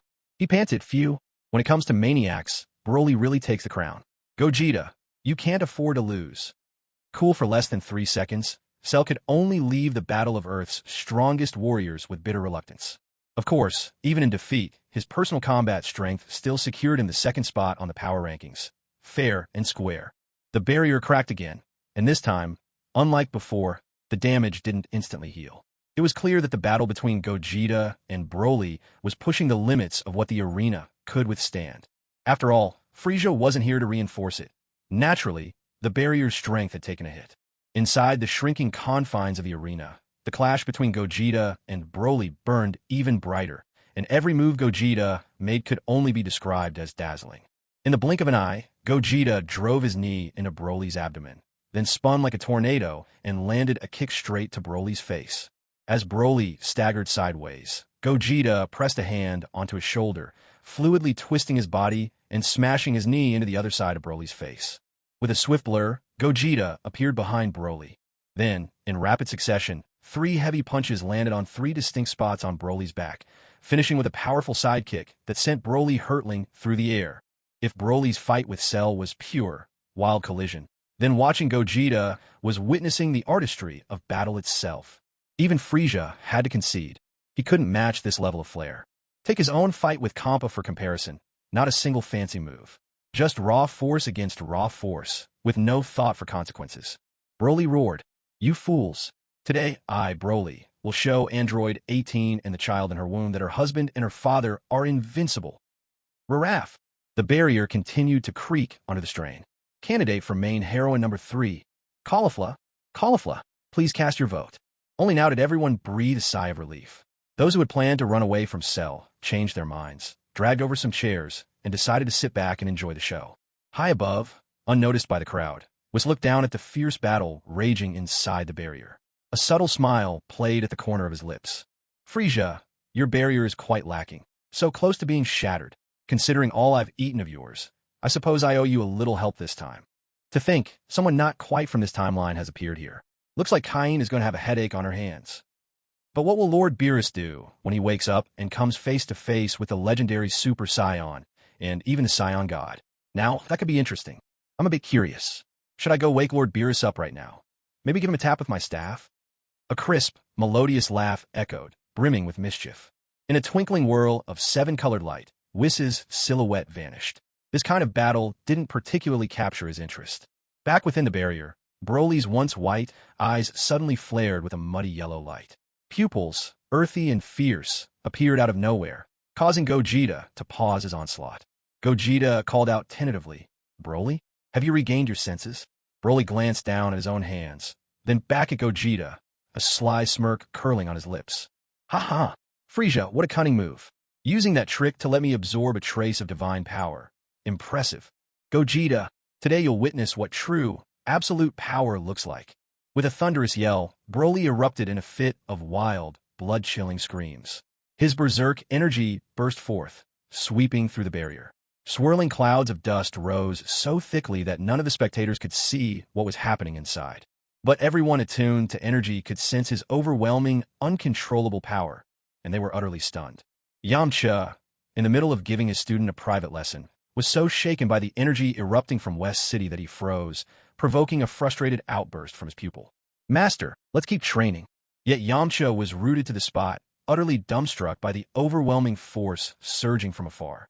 Elsewhere, Master Roshi, who was having his own disciple train in concentration, suddenly experienced a moment of revelation. His gaze became serious, fixed firmly in the same distant direction. From that direction, Roshi could feel a wave of menacing, murderous intent. Kaiatsu, face pale with fright, stammered, "That seems like Broly's energy. Tien, when are you coming back? I'm really scared." High in the remote wilderness, Tien Shinhan was flanked by two beautiful women. Though he stubbornly insisted they were snake demons. Lunch and Yulin were fuming. Tien obviously recognized them, yet he insisted they were monsters and wanted them to help with his training. The two of them had been prepared to help, even happy to lend Tien a hand in his training.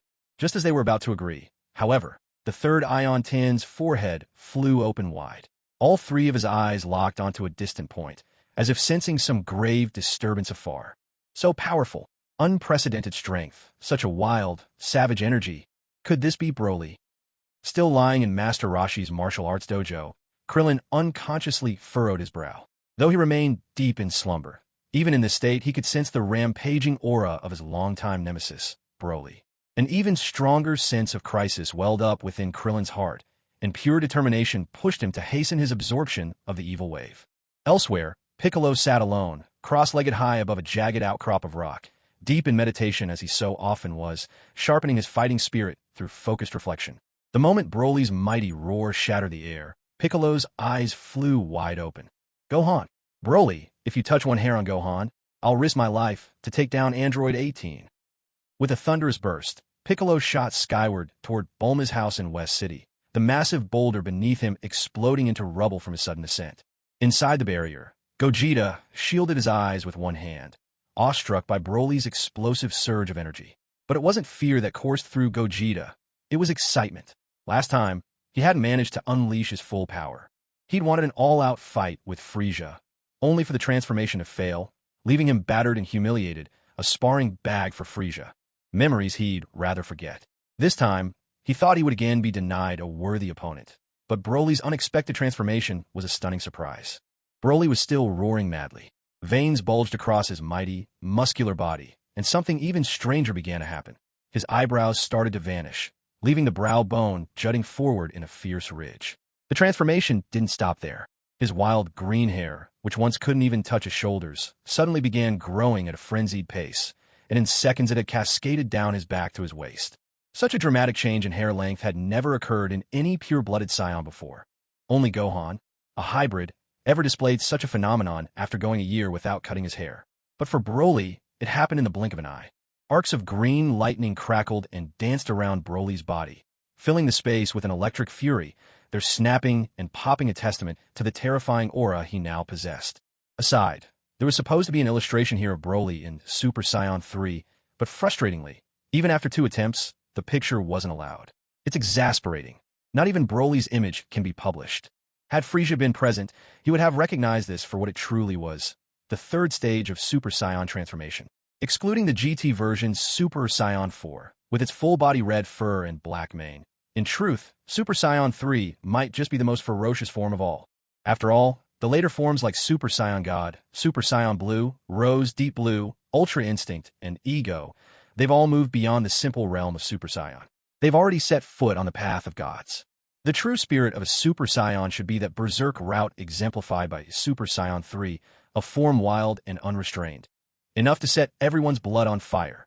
Master Roshi, when I first watched Super Saiyan 3 fight Majin Buu, the sheer intensity was electrifying. Oh ha! Well, Gogeta, do you feel fear now? I was planning on making you all a blood sacrifice to commemorate this transformation, but my wife prefers a peaceful life. So, you should count yourselves lucky. But beating you down, well, that's still on the table. Broly hadn't lost himself in this transformation. After absorbing divine energy, his mind had grown stronger, pushing away the old side effects that once plagued him. But now, in Broly's eyes, those earthy yellow irises still glimmered.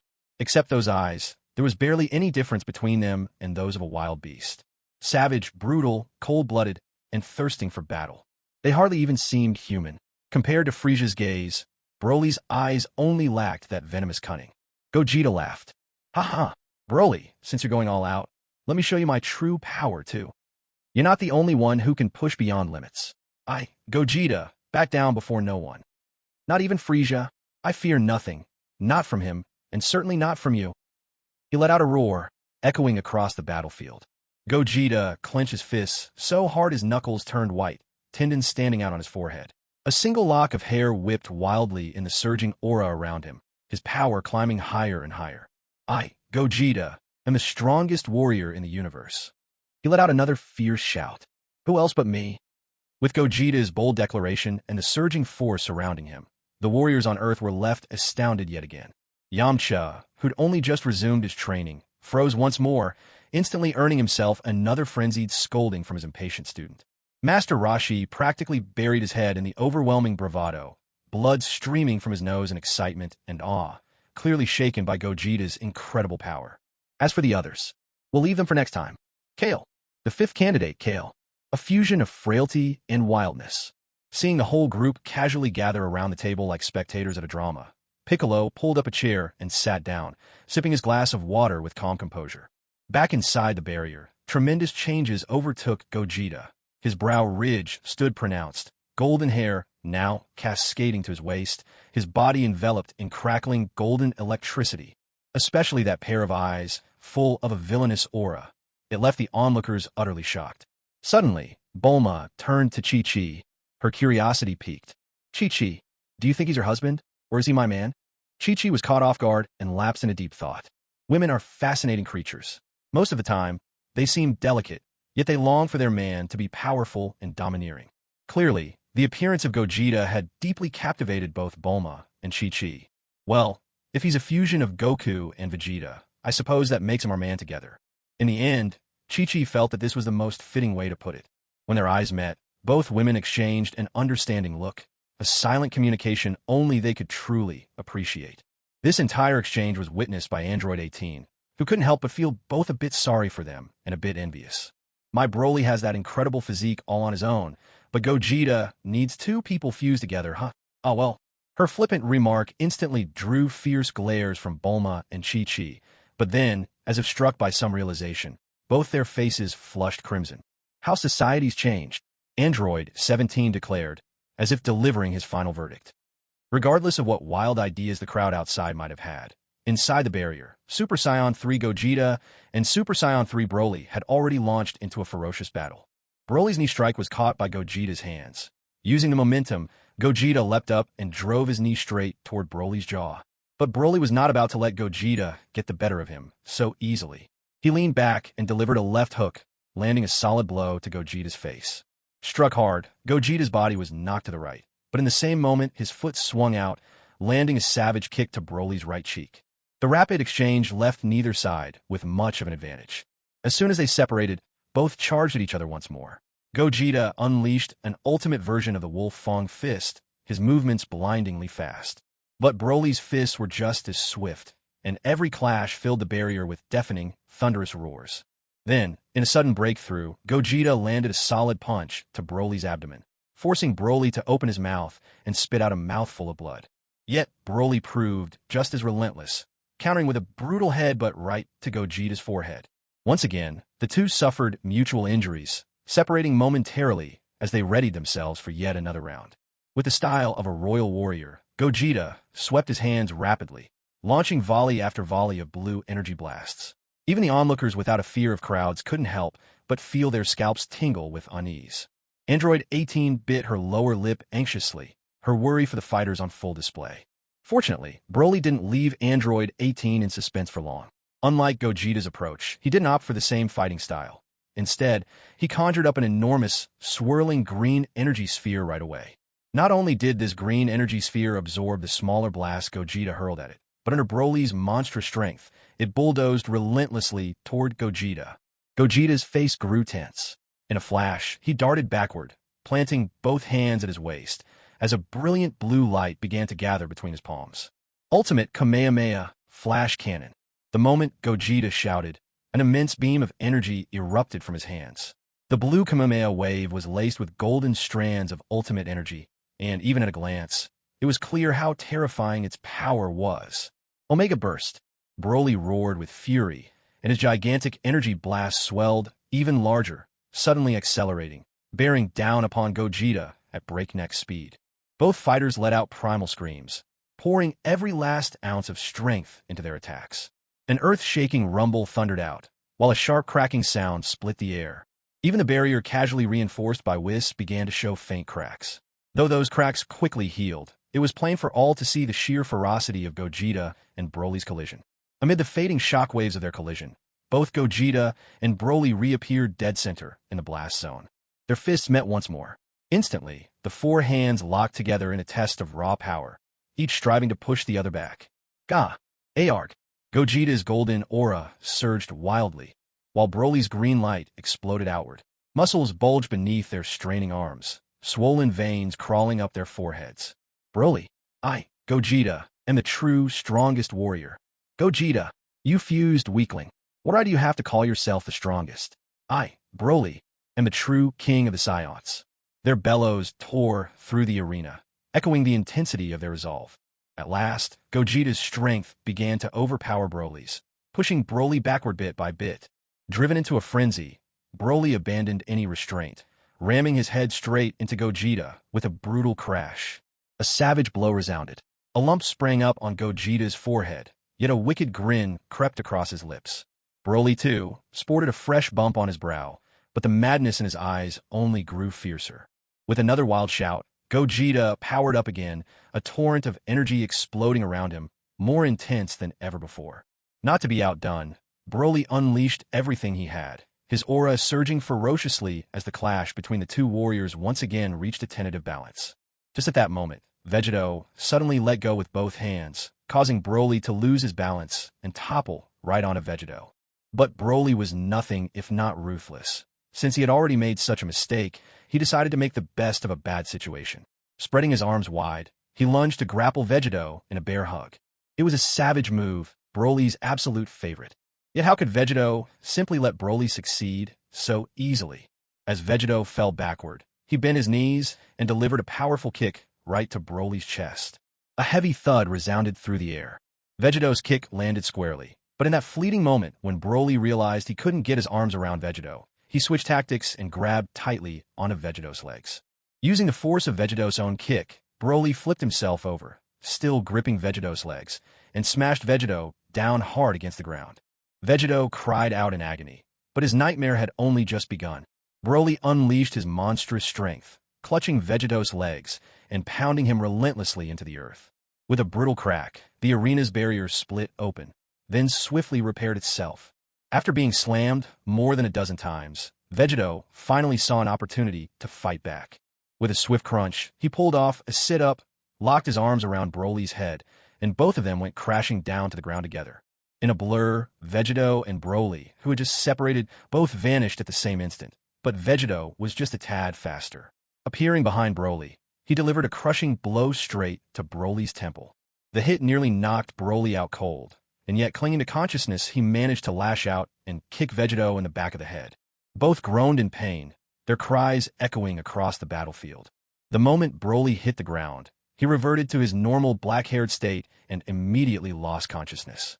Vegeta, still midair, split apart into Goku and Vegeta, both also returning to their normal forms. And the instant they touched down, they too collapsed, utterly unconscious. A fight with no winner, both sides utterly defeated. If victory was decided by who touched the ground last, Vegeta would be the winner. But this wasn't the World Martial Arts Tournament, and there were no such rules here.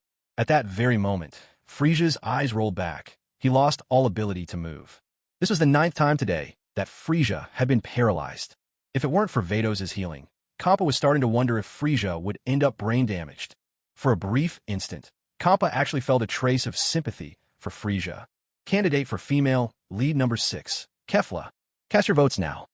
Meanwhile on Earth, that day after school, Gohan walked home. Currently, Goku's family had moved to West City, becoming neighbors with Bulma's family. Not only had Goku relocated, but Broly, Android 17, and Tien Shinhan had also settled down in this neighborhood. Even Cell and Dodoria have purchased property here, though the two of them mostly just control the Frieza force remotely from the central command. Virtually every mighty warrior on Earth has gathered in this very city. And the reason? It's quite simple. In the Brief family's backyard, Frieza has set up a powerful barrier.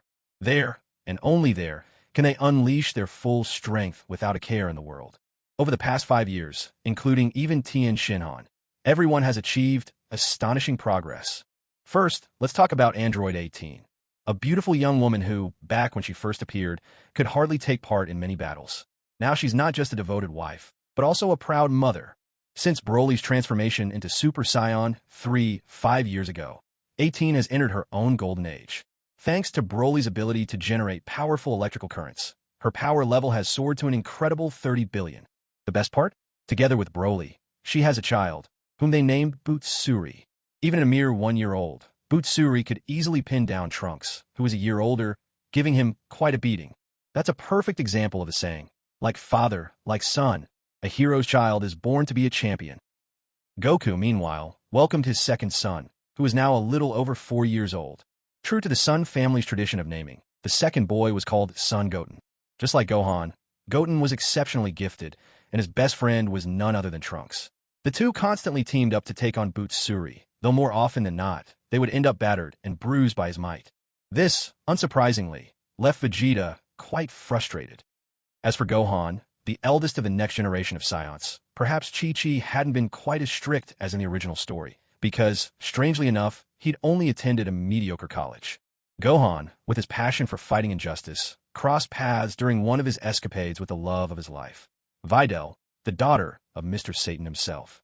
From then on, Earth saw the rise of a crime-fighting duo, striking dramatic poses that made onlookers flush in embarrassment, and they called themselves the Super Saiyan Super Kid and Maiden.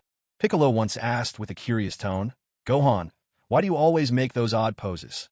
Gohan replied earnestly, "Ever since I first caught sight of the Ginyu Force's team formations, I've been completely hooked on the art of posing." 3 years ago, Tien Shinhan succeeded in subduing demons, then settled in West City with Urine and Launch. Tien had set a precedent with his 2 wives, but over these 3 years, neither woman had shown any sign of pregnancy. Instead, the golden dragon that resided within him grew ever more brilliant, its color even hinting at a transition from shimmering gold to bright red. When the golden dragon evolves into a red dragon, that'll be the moment when I, Tien Shinhan, dominate the scene. Of course, not a single person believed him. Number 17 and Zhongjia also welcomed a delightful daughter into their lives. With snow-white skin and vibrant orange hair, she might lack a talent for combat, but possesses the remarkable ability to get Butsley to stand up for her with just a single word. They named her Bijia. Already, at just over 4 years old, she shows the makings of an extraordinary beauty, so much so that both the Sun and Bei families are vying to have her as a future daughter-in-law. Meanwhile, Sun Wukong and Vegeta, those destined rivals, have both reached the pinnacle of Super Saiyan 2. Their combat power has soared to a staggering 100 billion, and now they are striving towards breaking through to Super Saiyan 3. As for Gohan, he's actually reached this lofty height long ago, It's just that, lately, he's been completely absorbed in his world of romance with Videl. What's a little more training, compared to the allure of spending time alone with Videl? Besides, he's convinced that if he simply fantasizes about Piccolo being killed, achieving Super Saiyan 3 would be a matter of an instant. Piccolo. Krillin, on the other hand, hasn't changed a bit. He hasn't had a sip of water in 5 years and looks almost like an immortal. Yamcha has successfully become a Sea King, while the martial arts dojo is teetering on the brink of closure. Since Kaiatsu went on strike and returned to live as a housekeeper for Tien, the dojo has steadily declined. Luckily, the Turtle Hermit has a few loyal female disciples, sparing him from having to personally teach anymore. Now that we've caught up with everyone on Earth, let's turn our attention to the 6th universe, where Frieza has spent a full 5 years in the domain of the God of Destruction. Today is the day he's finally released, his sentence served, and the deal he once struck with Vados expires for good. Truth be told, Kampa had already managed to slim down quite a bit over the past year. Though he never got as thin as Beerus, he certainly shed a noticeable amount of weight. Vados is rather pleased, and has given Frieza a 5-star rating for his efforts. Moreover, a year ago, Frieza already reached the point where he could go head-to-head with Kampa. Not just any Kampa, but one in full-strength mode. This was possible because Frieza had developed a deeper transformation, once again achieving a smooth and polished form. His entire body took on a black-violet hue, a layer of white, armor-like muscle covering his chest. No need to quibble over the details. Just take it all in. Frieza calls this transformation Platinum Frieza. Coupled with mastering the 4th form of the Star Shift technique, crossing mountains and valleys, it was only then that Frieza finally gained the power to stand on equal footing with Kampa. Of course, if that were all there was to it, then Kampa might seem a little too easy to surpass. In reality, Frieza has also mastered a unique and supreme technique all his own. The flowing Taiji technique. Derived from a mastery of Ultra Instinct, yet relying on the principles of Taiji, it seamlessly blends the essence of Ultra Instinct with a practice emphasizing effortless action and intuitive response. The truth is, Ultra Instinct and Frieza's own nature are simply too incompatible. Trying to comprehend it is twice the effort for half the result. In the end, by drawing inspiration from the Yin-Yang symbol he'd seen in his previous life, Frieza managed to develop his very own Ultra Tai Chi technique. There's really no absolute measure of which is stronger or weaker among the three. In the end, it all depends on how well the practitioner meshes with the technique. Yet the Ultra Tai Chi technique does have one unique advantage. It can continue to fuse with new techniques, allowing it to keep evolving. Relying on the 50% mastery he'd achieved with Ultra Tai Chi, and benefiting from the enhancements to his accuracy and evasion, Frieza was able to go toe-to-toe with Kampa. If his opponent hadn't been a god of destruction like Kampa, if it had been anyone else, Frieza would have absolutely dominated. Every attack landed with perfect precision, every dodge slipped by unseen. Still, Frieza could only maintain this state for a short time. After all, his mastery was still just halfway there. But even so, this was more than enough, a level of progress in these past 5 years that surpassed anyone's wildest dreams. Even Vados couldn't help but express her awe from time to time. Frieza's talent was truly unheard of, beyond anything she'd ever seen. You see, Ultra Instinct was invented by the Grand Priest himself, and yet after grasping it, Frieza somehow managed to break through and forge something entirely new. If he'd been unable to comprehend Ultra Instinct, and so invented his own path instead, perhaps it wouldn't have surprised Vados so much. After all, every master at the peak of their journey tends to develop a technique unique to themselves. But to be influenced by another's technique and then break through to create something completely novel, now, that is a rarity among rarities. Vados found herself increasingly curious about Frieza's future. She even allowed herself a whimsical daydream. Could Frieza, perhaps, become someone who rivaled even the Grand Priest? If she had offered Frieza a special training ground, as Whis had done, or personally guided his cultivation, then perhaps his astonishing progress wouldn't have been so unexpected to her. But Vados knew all too well. She'd spent 3 years simply enjoying the delicacies Frieza brought her, all while watching him get beaten up again and again. It was only 2 years ago that Frieza finally stopped passing out every single time. Today, having finished off all the snacks she'd saved, Vados could officially declare Frieza free at last. Oh, Lord Frieza, this final Super Dragon Ball is now yours. May I ask if you could prepare me a few more sets of those slimming meals? Poor Kampa. Even after all these 5 years, he'd been completely fooled by Vados. Fruit salads and vegetable snacks were one thing, but even roasted suckling pig had been passed off as a diet dish? Could it get any more absurd? And yet, Kampa had bought it. Hook, line, and sinker. This was something Frieza would never be able to truly wrap his mind around. Oh. When I've had my wish granted, I'll send you a century supply of weight loss meals from Universe 7. Vados gave a gentle nod, and with a wave of her staff, a Super Dragon Ball suddenly appeared, suspended above the God of Destruction's realm as if conjured out of thin air. A heart pounding with excitement, hands trembling in anticipation. One of the leading candidates for the heroine's role, Zilai. Cast your votes now. In a flash, Frieza instantly put a vast distance between himself and Kampa. Kampa's words had scared him half to death. An iconic scene flashed through Frieza's mind, making his skin crawl. Oh well, Vados, I'll be off for now. Frieza wrapped up the Super Dragon Ball with lightning speed, and in the blink of an eye, vanished from the spot. Hey, Vados, I just wanted to treat him to a doo-doo bird egg. Why'd he look so spooked? Kampa was bewildered. He'd even brought out his cherished collection, yet he was still turned down. Ho ho ho, Lord Kampa, perhaps Frieza just isn't fond of eggs. Vados held one hand to her mouth, her eyes forming crescent moons with amusement. The laughter sent a visible shiver down Kampa's spine. Universe 7. The moment Frieza appeared, many people on Earth paused whatever they were doing. Goku was sparring with Vegeta, and both of them turned toward a particular direction almost simultaneously. That energy, is that Frieza? Yeah, barring any surprises, it has to be him. Cell paused tapping away at his keyboard. In front of him were 10 computers, and for the first time in 2 years, he halted his online flirtations. Lord Frieza's energy. If he finds out I've been using his name to charm girls online, will he destroy me? Boom! Cell's room erupted in an explosion, but Cell calmly strolled out, as if nothing had happened, the very picture of nonchalance. To avoid leaving any trace behind, the only solution was total destruction. Broly, with one hand holding Android 18s and Baika perched on his other arm, stood in front of a buffet restaurant. A man who looked like the manager was kneeling at Broly's feet, clinging desperately to his leg and howling in despair. Boss Broly, great President Broly, I beg you, could you go to another place? If you come here one more time, I'll lose my job for sure. Broly did pause his steps, his eyes shifting toward the other side of the street. But this movement alone nearly made the manager of the seafood steak buffet across the street collapse in terror, his face turning green. Lord Frieza's energy is here. Android 18 nodded as well. She had sensed it too. That energy was so powerful, it pressed down with a sense of utter hopelessness. Frieza's arrival triggered all kinds of reactions across Earth.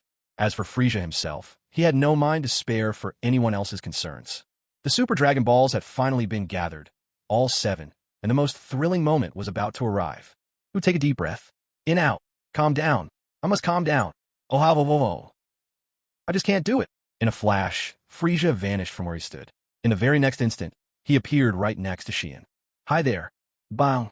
Xian barely had time to greet him before Frieza's tail sent him flying through the air. In a blink, Frieza was back beside the Super Dragon Balls. Oh, how, oh.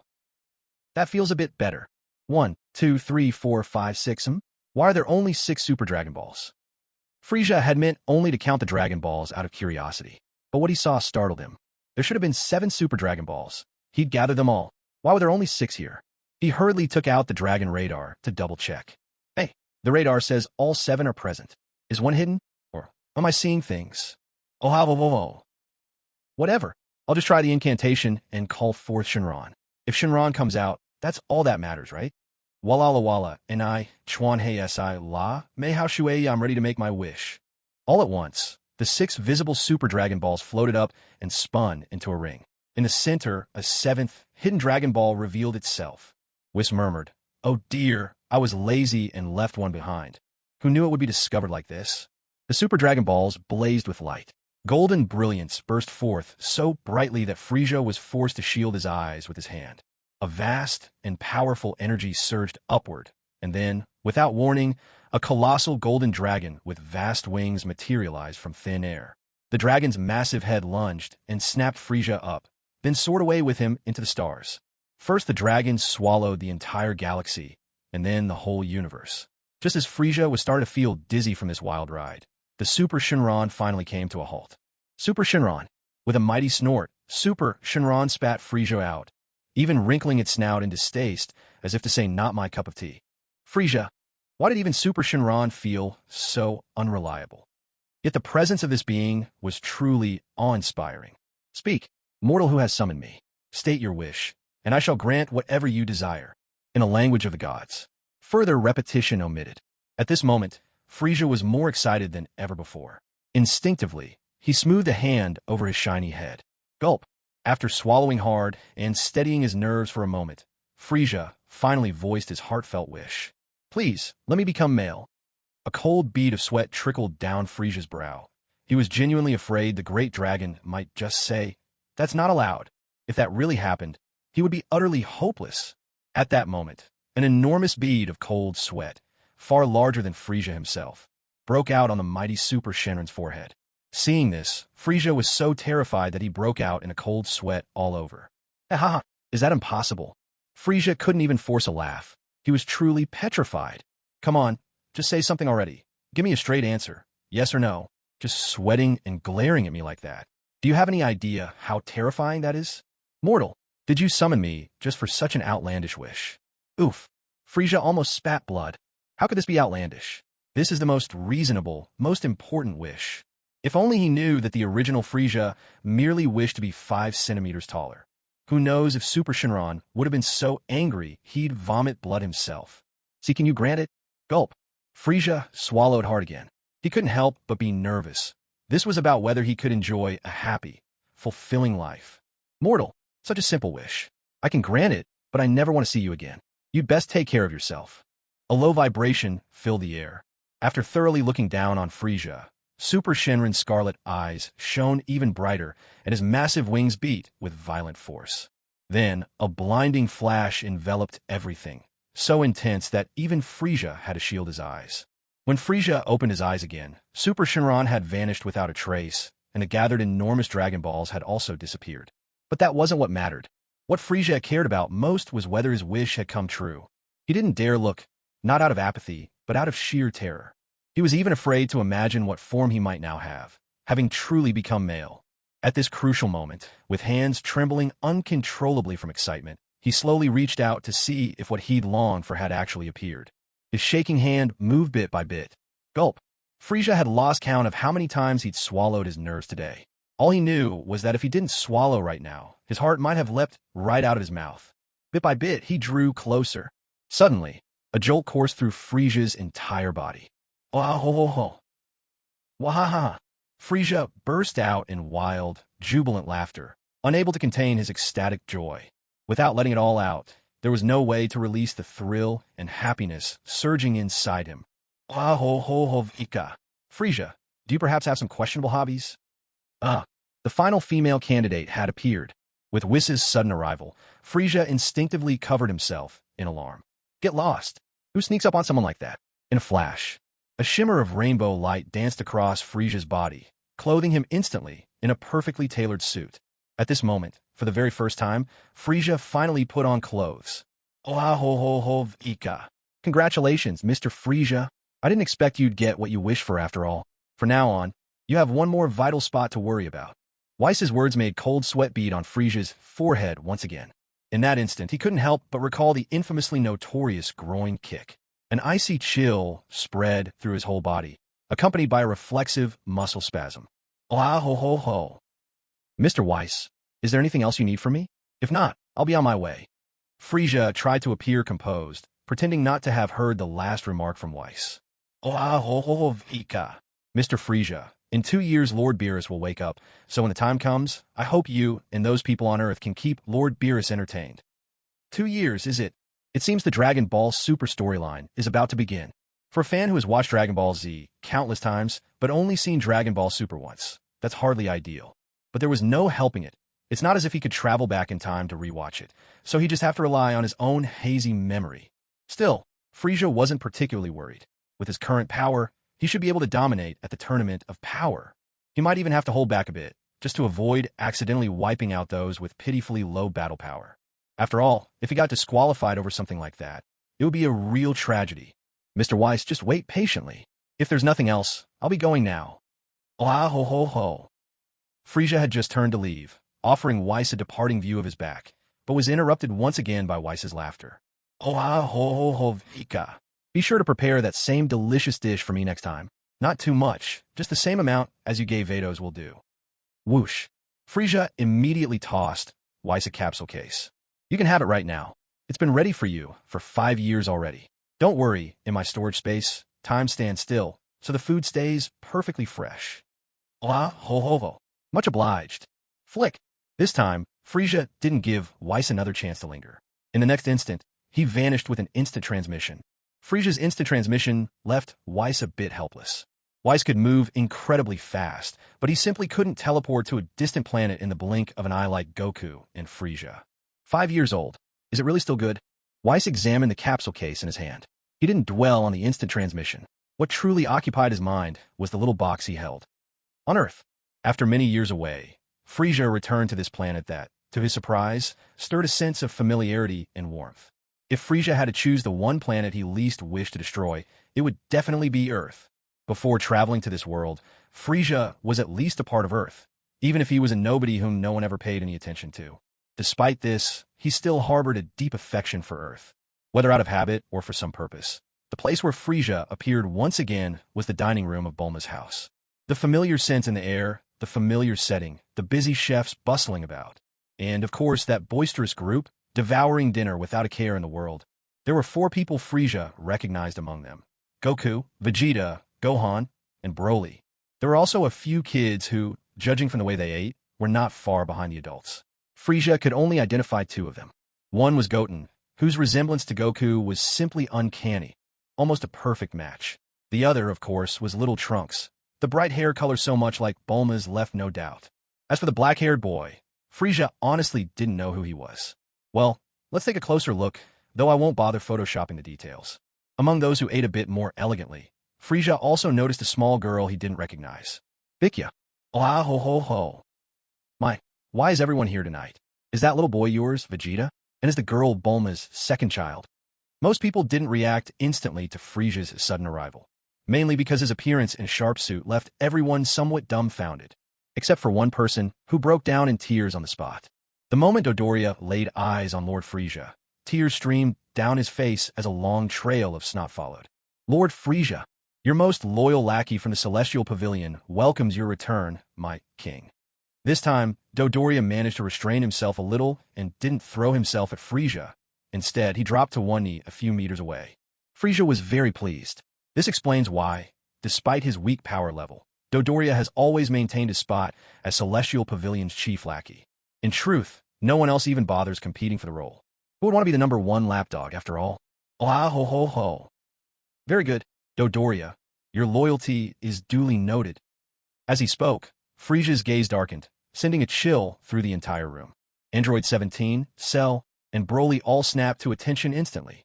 Cell was the first to step forward, then 17, only a beat slower, and finally Broly, who seemed somewhat reluctant. Number 2, 3, 4, Elder of the Celestial Pavilion. We humbly welcome Lord Frieza back. Android 17 and Cell both dropped to one knee, while Broly merely bowed slightly.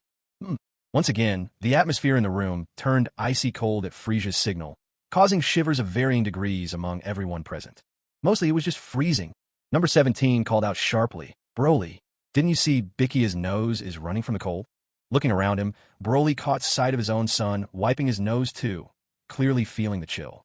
With a heavy thud, Broly dropped to one knee and once again saluted with respect.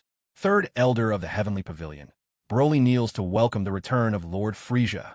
A gentle sigh ushered over the room as Frieza withdrew his intimidating aura, and with it, the temperature in the dining hall returned to normal. Frieza let out a delighted chuckle. Oh ha ho ho ho. I don't care what little schemes you might be hiding, but loyalty is what matters most to me. Now, then, tell me, who are that boy and girl? Number 17 stepped forward, bowing with a formal salute. Lord Frieza, the girl with the orange hair, is my daughter with Zanja. We named her Bikya. Broly, too, came to understand. Frieza's help over the years had been invaluable, and if all the man wanted was a little indulgence of his pride, so be it. There was nothing truly at stake. Gathering his resolve, Broly stepped up, saluted with both fists, and declared, Lord Frieza, the boy with long hair is my son. He's 4 years old, and his name is Butsley. Frieza laughed again, high-pitched and self-assured. Oh ha ho ho ho. You both done well. Now let's eat. Once we're finished, we'll head out back for a friendly fight. Let's see if you've let yourselves grow soft over these years. No sooner were these words spoken than Goku, Vegeta, and Broly's eyes lit up with excitement. Even Cell seemed a touch eager. After all, that scion blood in his veins was beginning to stir. Watching the swell of anticipation, Bulma pulled out her phone and sent an urgent mass message. All units attention. All units attention. Whatever food has been made, bring it over immediately. Voting station. Number 1, Android 21. Number 2, Angel Vados. Number 3, Angel Margarita. Number 4, Caulifla. Number 5, Kale. Number 6, Kefla. Number 7, Xyli. Number 8, 6-star Dragon. Suit-clad Enforcer. And for today, just 2 chapters. Taking a sick day, feeling a bit overheated. So who's up first? Broly or Goku? After devouring everything West City had in stock, the group, blissfully unaware of the saying, no strenuous exercise after a meal, charged outside to Bulma's backyard. This place had long been the favorite sparring ground for Earth's mightiest warriors. I'll go first. It was Vegeta who spoke. Not because he believed he could defeat Frieza. No, precisely because he knew he couldn't. He wanted Frieza to push him, so he could finally break the limits of Super Saiyan 2. As soon as Vegeta finished declaring his challenge, just as he let out a roar, channeling every ounce of strength to reach his 100 billion battle power peak, Frieza, utterly unfazed, lashed out with a powerful kick. Vegeta was sent flying, completely unable to rise. Shocking. With Vegeta's current power, even Broly would need to unleash his full might to achieve this result. Yet Frieza managed it in his base form, and looked utterly untroubled. Superb. Maybe all those rumors weren't for nothing after all. Ah ho ho ho. Next, gulp. Everyone looked at Vegeta's sorry state, each feeling a chill run down their spine, shuddering in sympathy. In the end, Goku decided to go second, already prepared for the same fate as Vegeta. However, he didn't expect his turn would be over so quickly. The moment Goku went all out, he didn't even see Frieza move. He just blissfully blacked out, collapsing on the spot. Ah ho ho ho. At last, now you'll know how I have suffered. Who's next? Gohan shouted, I'll go. Smack. Next. Tien glanced around and said, I'll do it. Watch me, mighty heavenly dragon. Bow. Next. Yamcha approached with a stretcher, on which lay a short, stocky man, his bald head shining, face twisted with pain. Yamcha called out, he's up next. Thud. A whole group tumbled to the ground.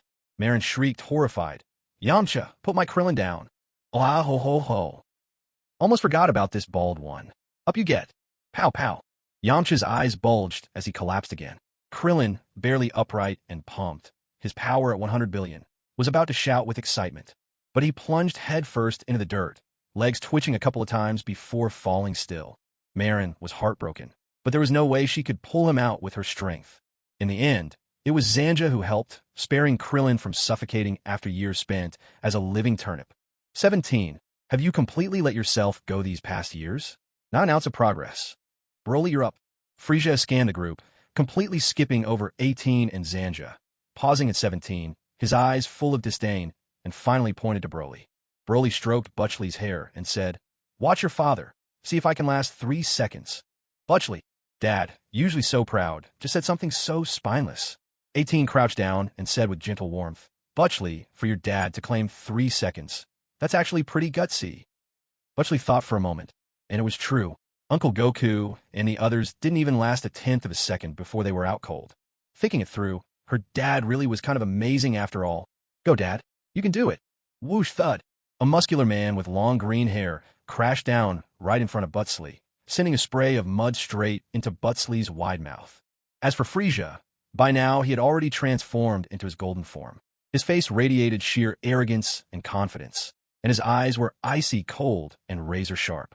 That chilling gaze was so intimidating. Butchley swallowed back the stream of angry curses that had been about to erupt from his lips. Number 18 helped Broly up and offered Butchley an explanation. Your father didn't even last a second, but this isn't his fault. It's because Lord Frieza transformed. Think about it, kid. When facing the others, Lord Frieza didn't need to transform at all, but he chose to do it only when fighting your father. Doesn't that tell you something? Number 18 was, without a doubt, the model of a devoted mother. When it came to battle power, she could easily overwhelm most people present. As for raising children, her insight surpassed even Chi-Chi's and Bulma's by a mile. And in terms of beauty, aside from Bulma, no one else at the scene could really compare. A lilting, almost playful laugh echoed out. Ah ho ho ho. Number 18, you're truly blessed, and a wonderful mother too. Very impressive. So I don't need to remind you what to do now, do I? Gulp. Cell swallowed hard. He'd been slacking off when it came to training these past 2 years, and he'd only just managed to break through the trillion mark in fighting power. Even Broly could trounce him these days. So how could he possibly stand against Lord Frieza? Lord Frieza, may I recommend an opponent for you? He's guaranteed to give you a proper warm-up. You really had to hand it to Cell. His mind was quick as lightning. Otherwise, how could he manage to juggle online romances with hundreds or thousands of women at once? With hands as fast as his, if he ever turned them to novel writing, churning out 1,000,000 or so words a day would be a piece of cake. Ah ho ho ho. And just who might that be? Frieza paused to think. If he remembered correctly, only the fusion warrior Gogeta hadn't made an appearance yet. Surely no one else here could possibly top Broly's strength. Suddenly, the back gate burst open. Frieza, why haven't you replied to my messages? Are you seeing someone else? Frieza, you scoundrel. So I'm not your only girlfriend after all. At that moment, a mob of angry women charged in through the back gate. It turned out that after Cell had destroyed all the computers, some women who hadn't received replies from him grew furious and enlisted the top hackers. Not only did they locate Cell's address, but with a few pointed questions, they tracked down Bulma's backyard as well. There was a swoosh. Cold sweat broke out in an instant all over Cell, and his legs began to shake uncontrollably, just like leaves in the wind. Cell thought, this is it. I'm done for. How will I ever face my audience after this disaster? Lord Frieza, I sincerely apologize. These ladies say you owe them an explanation. I don't know if it's true or not, so I had to let them in. As it turned out, it had been Dodoria who opened the gate just now. His train of thought was rather simple. If Lord Frieza could attract the favor of so many women, then surely his skills at courting must be extraordinary. Failure? Impossible. Who is Lord Frieza, after all? The entire universe trembles at his tyrannical might. A few dozen women. Would that be anything but a trifling matter for him? Dressed immaculately in his sharp suit, Frieza glanced at the crowd of ladies rushing toward him, instantly recalling that moment in the realm Whis had conjured for him, beset on all sides by a flock of elegant, chattering beauties. In that instant, terror struck him so deeply he felt his very soul scatter. But soon, he remembered, he shouldn't feel afraid anymore. In such situations, any true man ought to rise to the occasion. Though he didn't quite understand why so many women had appeared seeking him out, it didn't seem like a bad situation at all. His spirit restored, Frieza looked once more at the gaggle of women.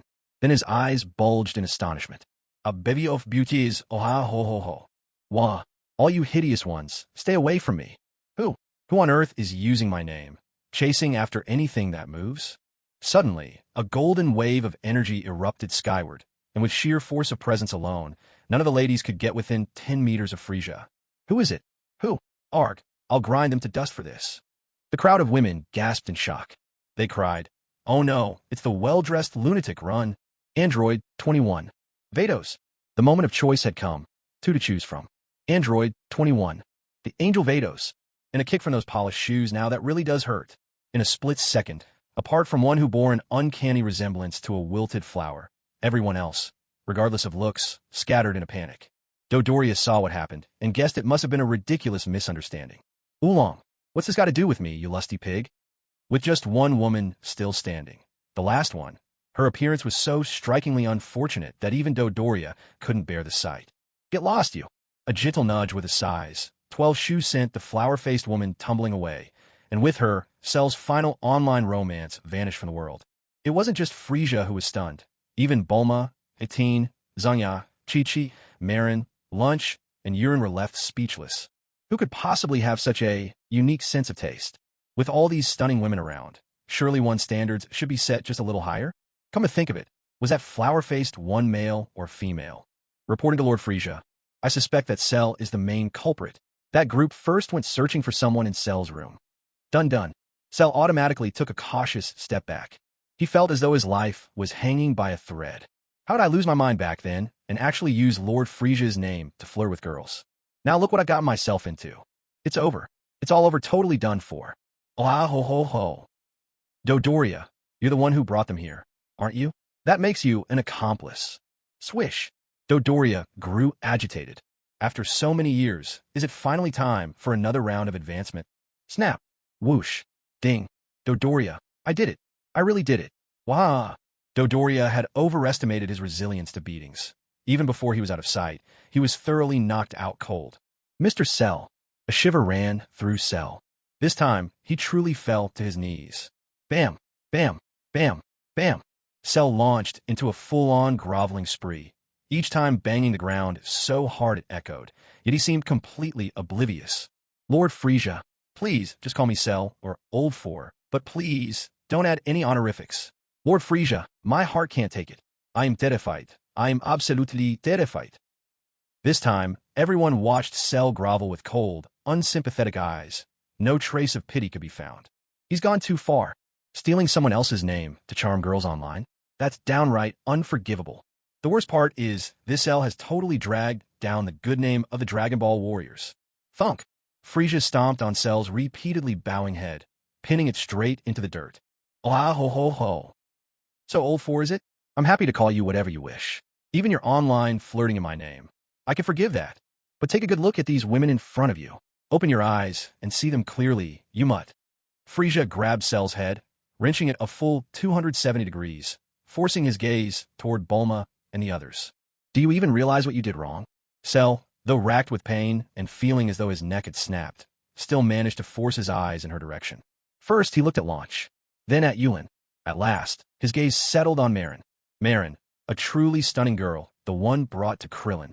Lord Frieza, are you saying you don't find Ruhua as beautiful as them? Bulma, Kiki, Zanja, Android 18. Lord Frieza, I, number 18, wife to the third elder of the Celestial Pavilion, request to fight. Lord Frieza, I, Zanja, wife to the second elder of the Celestial Pavilion, request to fight. Lord Frieza, I, Piccolo, Gohan's uncle, request to fight. Swish! Everyone turned their eyes to Piccolo. Piccolo's old face flushed red, and he blurted out, if Gohan's mother ever became as beautiful as a blooming flower, the very first thing I'd do is help Goku find a new wife. Very soon, everyone else relaxed too. After all, who didn't know that Piccolo considered Gohan like his own son? Every penny Dodoria earned through hard work. Piccolo had given it all to Gohan, without keeping a cent for himself. A burst of hearty laughter echoed. Excellent. Fourth brother Shah, if you dare fight back or use your ki to resist, then I'll have to put an end to you myself. With a kick, Cell was sent flying toward those eager to join the battle, and then a surge of green, healing energy swept over the unconscious Goku and the others. When Goku and his companions finally regained consciousness, only then did Frieza open his mouth to speak. Goku, Vegeta, fuse together. Show me the true extent of your power after fusion. Back then, when Goku and Vegeta fused, their combined power level was only 10 billion. Now, each of them had improved tenfold, making this fusion more powerful than ever before. Even Broly wouldn't be able to defeat this fused warrior now. Though Broly had also improved a lot, this kind of outlandish leap was simply impossible to match. But Frieza didn't mind. The level of strength he now possessed was far beyond what any of them could imagine. Goku and Vegeta exchanged a look, sparks of determination blazing in their eyes, making Frieza break out in a cold sweat. This, the brilliance of true passion. All right, let's begin. Fu, Sion, Ah. A flash of dazzling light burst forth, and once again, the imposing and powerful form of Gogeta emerged before everyone's eyes. Unlike last time, this Gogeta was clearly able to control his ki with precision. Even outside the protective barrier, he wouldn't put Bulma's house in danger. Frieza, today I'll show you what it truly means to be the mightiest warrior in the universe. That's me, Gogeta. With a flicker, Gogeta instantly materialized next to Frieza within the barrier, and, transforming into Super Saiyan 2, unleashed a tremendous punch straight at Frieza. But Frieza, only the faintest smirk on his lips, tilted his head ever so slightly and dodged with ease. With a move as swift as a dragon's tail, he delivered a surprise kick to Gogeta's abdomen, a speed almost impossible to imagine. The sound of Piccolo and the women beating Cell into submission fell silent, every gaze drawn to this ultimate showdown. There was a heavy crash as Gogeta, not yet having grasped Ultra Instinct, took Frieza's kick head-on. Even so, Gogeta's strength was undeniable. Gritting his teeth through the pain in his stomach, he seized Frieza's leg and, powerfully enduring, launched a spinning kick straight for Frieza's head. Alas, Frieza effortlessly tilted his head once again, causing Gogeta's kick to whistle through empty air. With a reverberating clang, Frieza landed a powerful punch right in Gogeta's chest. In an instant, a ball of energy exploded against him, leaving Gogeta completely unable to respond. He crashed straight down to the ground. Strong. Unbelievably strong. At this point, Super Saiyan 2 Gogeta was already incredibly formidable. Even much stronger than Super Saiyan 3 Gogeta when he fought Broly before. But even so, he still couldn't do a thing to Frieza. Ah, cough, cough. Wait, let me catch my breath and transform. There was a dramatic thud. Frieza was almost left in a daze by Gogeta's sudden request. Would a life-or-death match ever allow for something like this to happen? Well, perhaps this wasn't truly a fight to the death, so maybe it was fine to be a little more relaxed. Ah, ho, ho, ho. By all means. For all I care, you can say you want to go on a date with Bulma and Chi-Chi first. Gogeta shouted. No need. Just give me 3 seconds. Aya-iya. Aya-iya. A force like a roaring blaze surged forth. Super Saiyan 3 Gogeta returned to the arena. Those pronounced brow ridges, that fierce gaze, the flowing golden hair all the way down to his waist. Every detail radiated Gogeta's overwhelming power. Come on, Frieza. Round 2 starts now. There was a resonant hum in the air. Golden Frieza. Super Saiyan 3 Gogeta. Golden Frieza versus Super Saiyan 3 Gogeta. Would Frieza prevail? Would Gogeta win?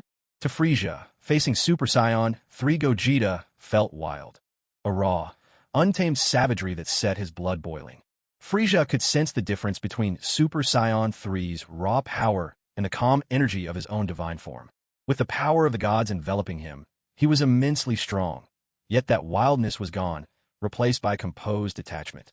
Perhaps, he thought, the calm after transformation was best suited for battle, but always felt like it was missing a certain spark. Today, he wanted to experience that wild rush again. So he never once activated star transformation. The freeform Tai Chi technique was something he'd refined for himself. Having moved beyond the confines of divine power, it would remain unaffected whatever he chose. Gogeta let out a quiet sound of surprise as he clenched his fists, sensing something was off. Frieza analyzed Gogeta's energy and noticed it hadn't increased as much as expected. If you had to put a number to it, Super Saiyan 2 Gogeta's fighting power was 5 trillion. Transforming up to Super Saiyan 3 should have multiplied that by 4, making it 20 trillion. But reality was different. Super Saiyan 3 Gogeta's power had only climbed to 10 trillion. In other words, he hadn't reached the 4-fold boost that Super Saiyan 3 was supposed to provide. It was quite the mystery. Gogeta knew it himself. Back during his fight with Broly, Super Saiyan 3 genuinely brought a 4-fold increase. At this moment, however, Gogeta felt that if he kept forcing his power higher, his body would simply tear itself apart. This was truly baffling. Are you realizing now that this power boost isn't as overwhelming as you imagined?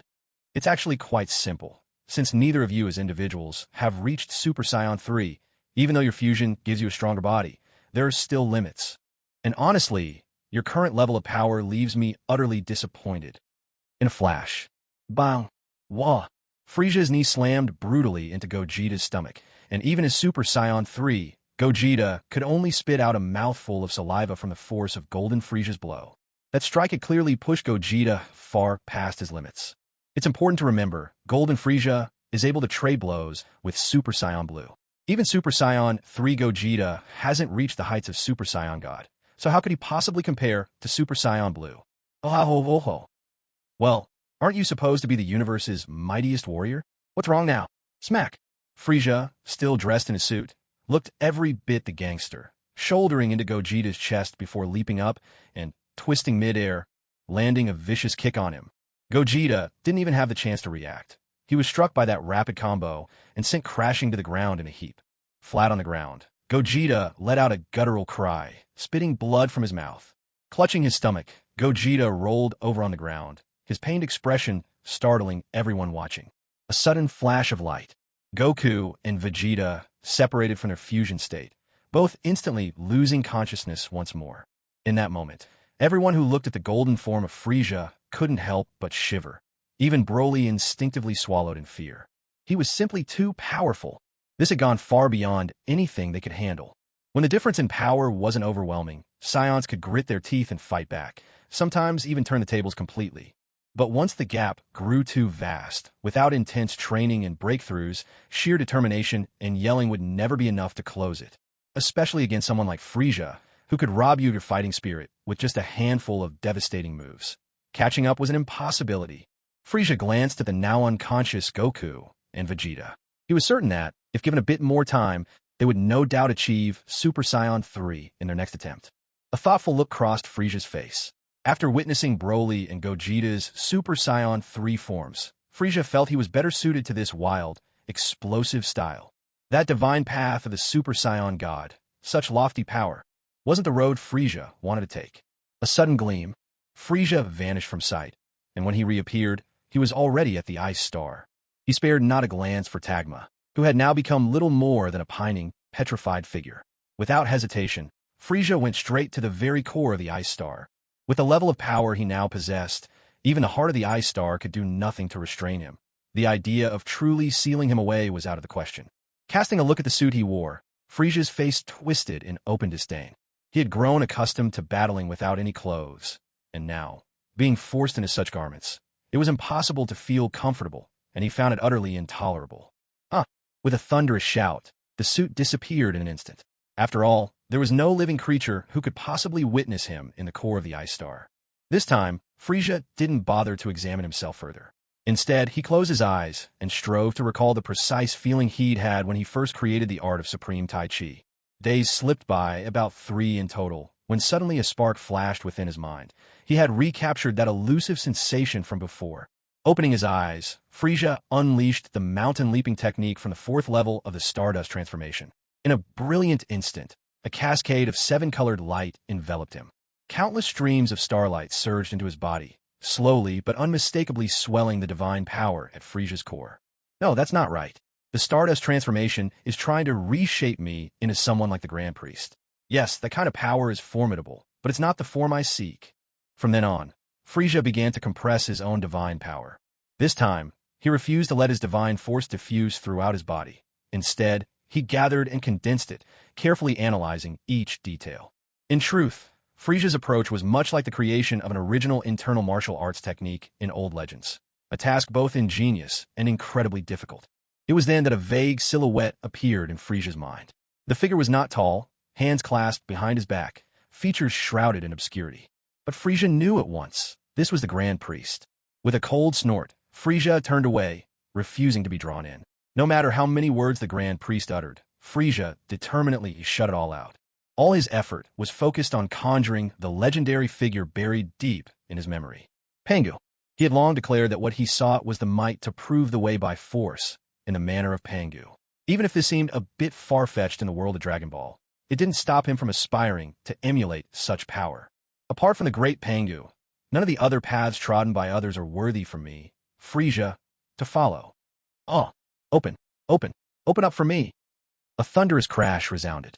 In the heart of the Ice Star, Frieza roared and bellowed alone, his frenzy bordering on madness, much like someone veering dangerously into obsession. If only Frieza had hair, there would surely have been a wild and disheveled spectacle to match his mania. However, Frieza was completely unaware of this. He simply kept mimicking Pangu splitting the heavens, his hands coming together and chopping at the emptiness again and again. Once, twice, 100 times, 10,000 times. No one knew how much time had passed. At last, an illusory axe appeared in Frieza's previously empty hands. And when he swung that axe, a tiny crack split open at the core of the Ice Star. At the very instant that crack appeared, Frieza noticed a deathly pale figure slip out from within it. But he couldn't be bothered to care. It was only a trivial avatar. Let it do whatever it wanted. Frieza just kept swinging his arms. An endless cycle. Far away, in the world of the gods of destruction, Whis' gaze turned toward the Ice Star, and for the first time, his eyes filled with confusion and a hint of dread for the unknown. What on earth is happening on the Ice Star? Why do I have such an ominous, uneasy feeling? Is this image suitable for the book's cover? This is what true power feels like. He clenched his fist, and a rush of explosive strength surged through him. This was so much more thrilling than simply wrapping himself in divine energy like before. Previously, he may have wielded power equal to a god of destruction, yet he could never defeat one decisively. But things were different now. Before, he had always borrowed the divine power of star transformation to raise his combat abilities. Yet, the dimensional level of his divine energy was still a rung lower than that of the gods of destruction. Under such dimensional suppression, Frieza had to give everything he had just to hurt a god of destruction. With each level of star transformation, the difficulty only increased. Goku's Ultra Instinct was indeed formidable, since it elevated the user's dimensional level. But even then, he could only just barely stand toe-to-toe with Jiren. When it came to true strength, perhaps Jiren was still superior. After all, he had trained for so much longer. And Jiren, despite never cultivating destructive energy, could easily overpower Toppo, who had, undoubtedly thanks to Jiren's singular focus on raw strength. Now, the path Frieza was treading wasn't so different from Jiren's. Yet his ambition ran deeper. He wanted to master the use of divine power itself. If it exists, it's for a reason. Frieza trusted his own choice, but he would never let divine power go to waste. After nearly a year of searching and honing, Frieza finally found a way. By relying on his unique divine soul to command divine energy, he had fundamentally transformed the very nature of the star transformation skill. Mwahaha! Star transformation is no longer what it once was. It deserves a new name. What should I call it? If it's inspired by the image of Pangu creating the heavens, then I'll call it Heaven-Splitting Art. Heaven-Splitting Technique, first form, cut you down. Heaven-Splitting Technique, second form, cut him down. Heaven-Splitting Technique, third form, cut the gods. There are only 3 moves in the Heaven-Splitting Technique, but each can be unleashed freely and at will. There are no restrictions or set patterns. The first form releases 10 times the user's combat power, the second multiplies it 50-fold, and the third, well, that one has never been tested, for its sheer destructive force is unimaginable. Who knows what could happen if it's ever used? Unless absolutely necessary, Frieza has no intention of wielding the third form of the Heaven-Splitting Technique for now. If it were just about 3 ways to attack, the Heaven-Splitting Technique would hardly be worth its name. But there's more. 9 tiers of body-enhancing mastery accompany the technique. Each tier doubles the user's inherent combat strength. Frieza didn't bother with fanciful names. Each level is simply named by its number. First tier, second tier, and so on. For instance, by reaching the first tier of the Heaven-Splitting Technique, Frieza would double his base power, in effect, a ×2 multiplier. By the 9th tier, he would reach 10 times his original combat ability. How is this different from the Kaioken? Let's say Goku, in his Super Saiyan form, uses a 10-fold Kaioken, 50 by 10 plus the Kaioken's own 10-fold boost, a total increase of 60 times. For Frieza, if we go by Silver Frieza's 50-fold power-up and apply the 10-fold boost from the technique, that's 50 times 10, resulting in a 300-fold surge. Compared to the Kaioken, this is worlds apart in sheer power boost. Even though I've only reached the 5th tier of the Heaven-Splitting Technique, I'm already far, far stronger than before. With the first and second forms of the technique at my disposal, when I face comp again, I'll definitely teach that thick-headed Ofa lesson. On Earth, today, the World Martial Arts Tournament is in full swing. The event is hosted by none other than Mr. Satan, the Grand Master of Earth's largest martial arts dojo. He's put up a prize purse of 100 million, with awards for the champions, runners-up, and third-place contestants, divided proportionally. After a year's absence, Dodoria, who had vanished for a whole year, finally shows himself again. And this time, his combat strength has leaped to new heights. From a power level of 4 million, he's now skyrocketed to 10 million. Admittedly, this leap owes something to Frieza's well-placed kick, but the real reason is a new symbol, an M-shaped mark now engraved on his forehead. If only Frieza were present, he'd recognize it at once. It's the handiwork of the wizard Babidi. Still, this power-up is truly something remarkable. This year's World Martial Arts Tournament is even more breathtaking than the one hosted by Frieza himself. The venue is still on that little island, but this time, the arena is bigger and the facilities more complete than ever before. First of all, the format of the preliminary rounds had changed. Instead of head-to-head elimination matches, they now used a strength testing machine. This machine was certainly effective at weeding out most ordinary participants, but for competitors who focused on skill and technique, it was actually quite unfriendly. What's more, for people like Goku and his group, this device was even less suitable.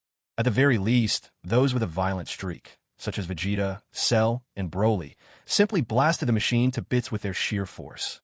This scene caused quite a few contestants to immediately withdraw from the tournament. After all, no one wanted to be turned into a pulp by these brutes with a single punch. Despite this brief interlude, Goku and the others still officially advanced to the top 32. The children's division, which had been expected, was not held this time around. As a result, Goten, Trunks, Butri, and Bicha all entered the adult competition instead. Hey look, isn't that Uncle Dodoria over there? Trunks, in fact, had always been rather fond of Dodoria. After all, Dodoria had once spent a long time as a house guest at Bulma's, eating and drinking to his heart's content. Trunks, you're absolutely right. It's that muscle-flexing oaf, all right. But have you noticed? His strength seems a lot greater now. And my third eye tells me there's something strange about his gaze, too. It was Tien who spoke. Just a quick glance with his third eye had already revealed that something was off about Dodoria. Dodoria had clearly seen them already, yet continued to act as if they were total strangers. Standing on either side of him were two shirtless, burly men with fierce eyes. Just like Dodoria, the two strong men also had an M-shaped symbol on their foreheads. Vegeta let out a cold snort, clearly displeased with this freeloading troublemaker. You need a third eye to spot that? I could sense something's off about him with my eyes closed. Tien fell silent, left without a retort. Suddenly, Krillin cried out, drawing everyone's attention. In one corner of the arena, Frieza stood, surveying the group with a venomous, chilling stare. At once, everyone recalled the time Frieza had beaten them senseless.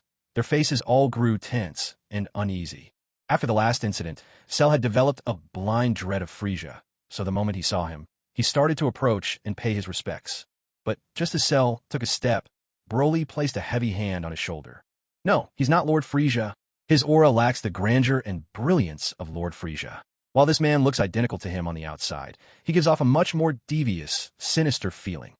As a member of the Celestial Pavilion, number 17 chimed in at the right moment. That's right. My battle power reader can no longer measure his exact stats, but I'm certain he's not much weaker than King Frieza. Number 18 narrowed her eyes and followed up. He's definitely not Frieza. You're both right. This man isn't Frieza. But he did come from the Ice Star, so he counts as one of the Frost Demons, someone replied. Suddenly, Xian and Kid appeared through instantaneous movement. They had sensed the activity of the wizard Babidi. However, despite searching the earth for a long time, they still hadn't found any trace of him. One thing was certain. Majin Buu's sealed egg had already been stolen. A peal of theatrical laughter rang out. Is this another world martial arts tournament? Are Earthlings really so free these days? Well, Xian, you came too? Looks like Majin Buu is about to be released. Everyone's attention turned to the sudden appearance of Frieza, who looked drastically different from before. Gone was his trademark suit. In its place, Frieza's body was now covered by a layer of black armored material, and where his skin once had a purple gemstone sheen, it now gleamed golden. This was the transformation Frieza underwent after mastering the Cosmic Genesis technique. His very form was fundamentally changed. With this new look, Frieza managed to cover certain key areas, yet the transformation made his presence feel even more menacing. The newest form, his new normal, a transformation he could control at will. What's with those looks? Is my transformation blinding you all? Can't handle your king's brilliance? Frieza taunted. The crowd fell silent, too frustrated to protest, but too afraid to speak up. The moment this black-skinned, golden jewel Frieza appeared, everyone who had known him before instantly realized. This was the real Frieza. As for the one lurking in the corner, although he looked more like the old Frieza, anyone with discerning eyes could tell he was a fake. Videl, her twin tails now cropped into a short haircut, stood beside son Gohan and asked curiously, So, this is the Frieza you mentioned? He actually has a tail? Why is it everyone around you is so unusual? That Piccolo uncle and Cell are even green-skinned. Piccolo began sweating nervously. Gohan could barely resist the urge to cover Videl's mouth. Did she really just blurt that out? Even if she spoke quietly, he wasn't sure who else heard, but he knew for a fact both Piccolo and Frieza did. As expected, Piccolo's face turned an even deeper shade of green. Luckily, Frieza seemed to pay them no mind at all. This made son Gohan breathe a sigh of relief. With Videl's meager battle power, just over 300, he really feared that a single breath from Frieza would reduce her to dust. Get over here. Suddenly, Frieza let out a booming shout that nearly brought Gohan to his knees in fright. Yet, his fierce pride compelled him to brace for battle, and without thinking, he stepped in front of Videl to shield her. Piccolo couldn't stand watching any longer and offered a reminder. Frieza isn't here for your girlfriend. But you'd better tell her. A careless word might have real consequences. That is if you want Earth to stay in one piece. Frieza's temper remained as unpredictable as ever. When he was in a good mood, he might not exactly feel like a gentle spring breeze, but at least he was easygoing enough. But when he lost his temper, he really meant business. Talk of a fight immediately became action. Now, especially in this black and yellow form, the pressure Frieza radiated was overwhelming, a wild, almost suffocating energy that made everyone's heart race. No one could fathom what kind of training Frieza had undergone to become so terrifyingly powerful. Just then, Frieza's delicate-looking doppelganger emerged from the corner, the sound of his steps scraping softly across the floor. When he was 2 meters away from Frieza, he suddenly dropped to one knee, speaking with deep reverence. Cooler greets Lord Frieza. I am the fusion of a Dragon Ball-generated doppelganger and Cooler, a new member of the Frost Demon race. Ah ho ho ho. Frieza was quite pleased with this display of loyalty. For Frieza, anything could be forgiven, so long as you were unwaveringly loyal to him. But betray that loyalty, and there was only one outcome: death.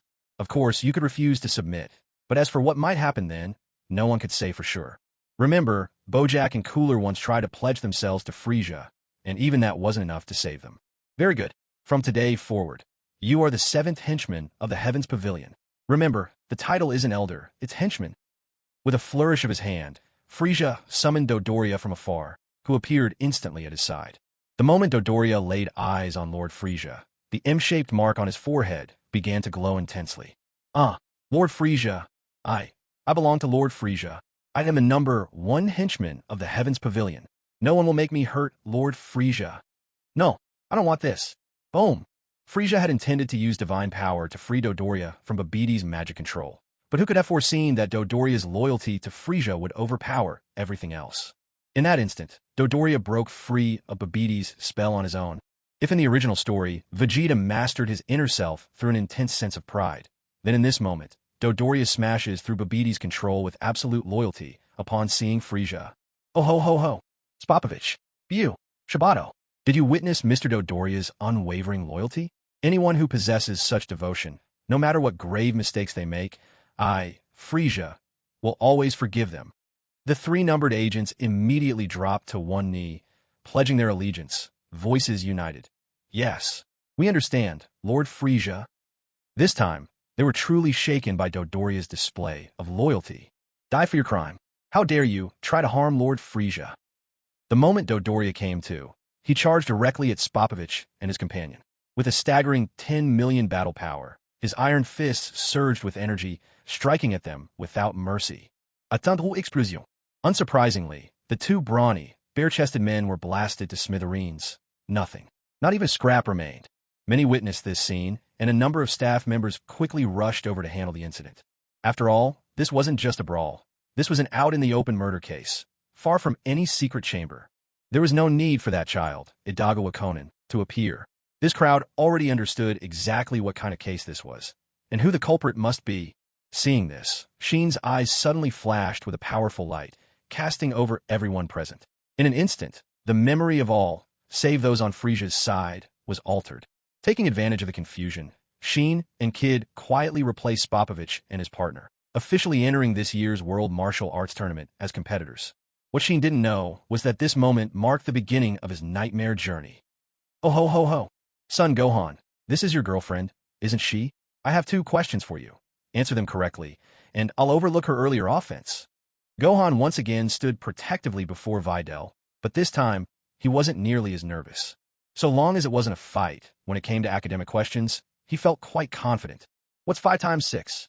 Gohan replied instantly, without even pausing to think. 30. Frieza quickly followed up. What's 50 times 10? 300. A comedic thud.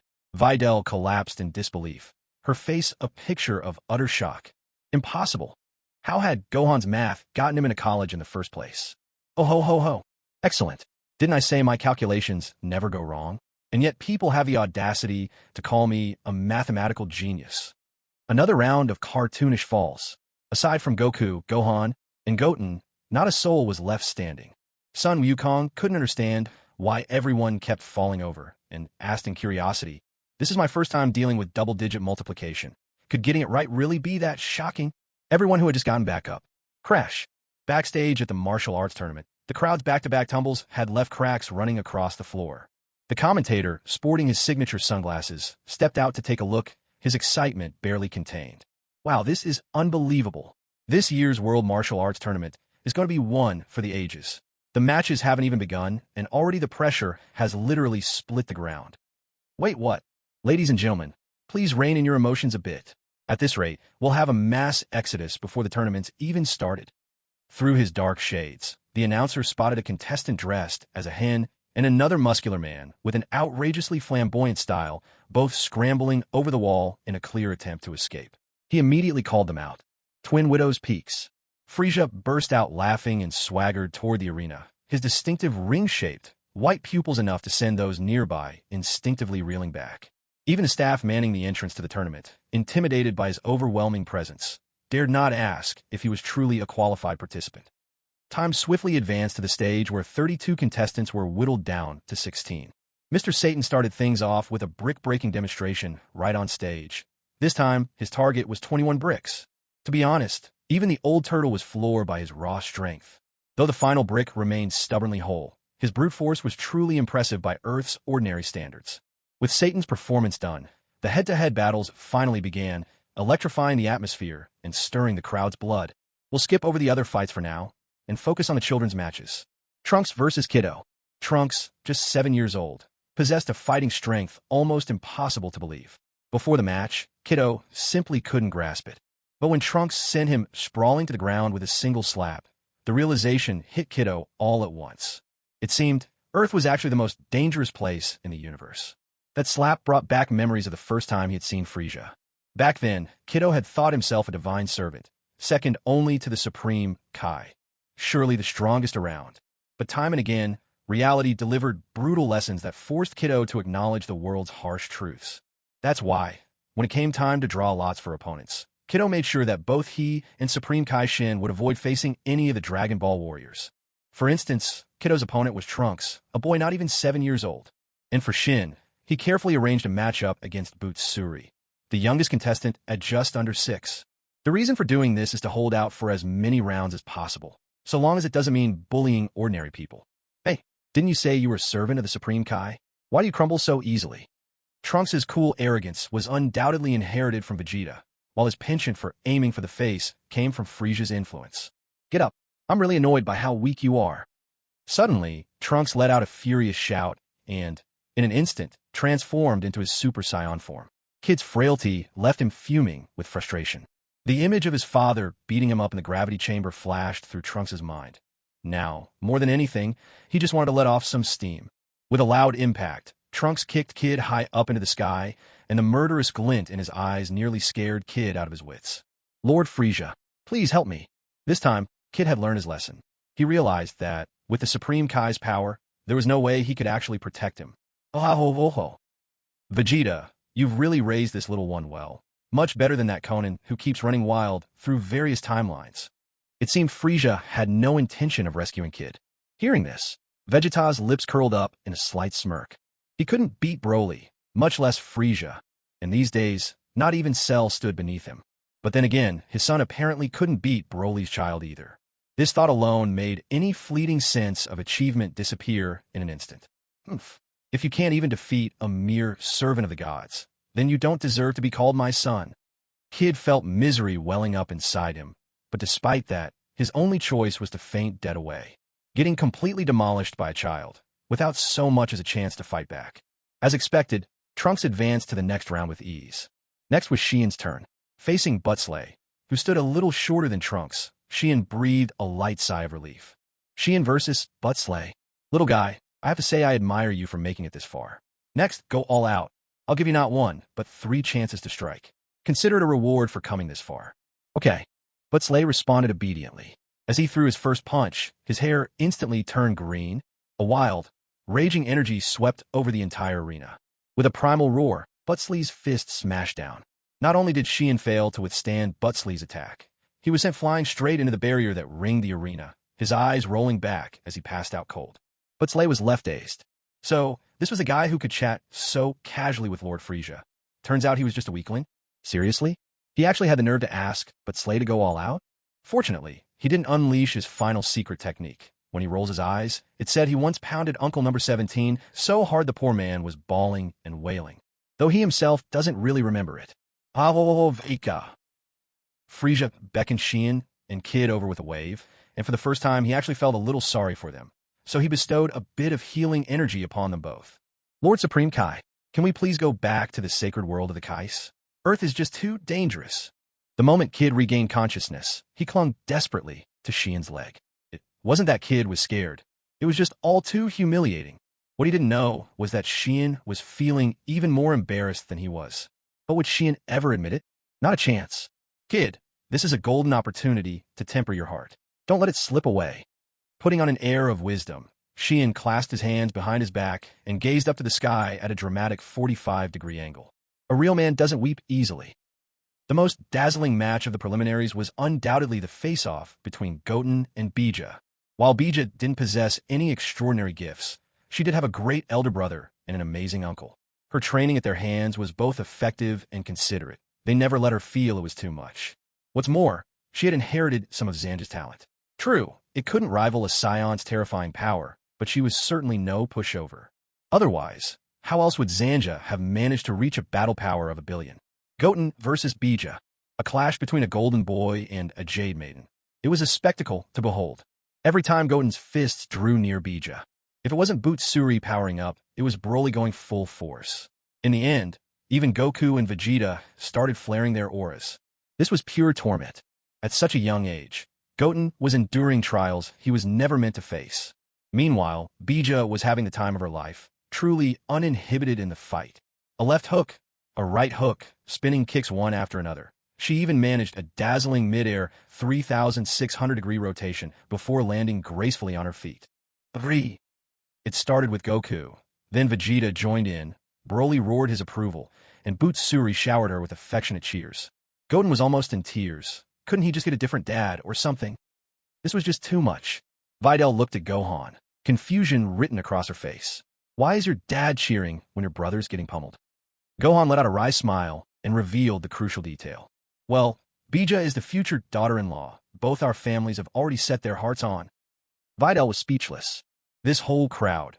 What a tangled web of relationships. Oh. Goten, fight back. If anyone dares hold you up, I'll make them kneel and sing surrender. A chill ran through the air. Including Broly. Everyone pretended not to hear. But if you look closely, their legs were all quivering. Wah, someone loves me too. Vikia, I won't hold back anymore. A surge of wild energy exploded. The first stage of Super Saiyan emerged. Vikia saw this and immediately unleashed her ultimate move. This was her foolproof trump card.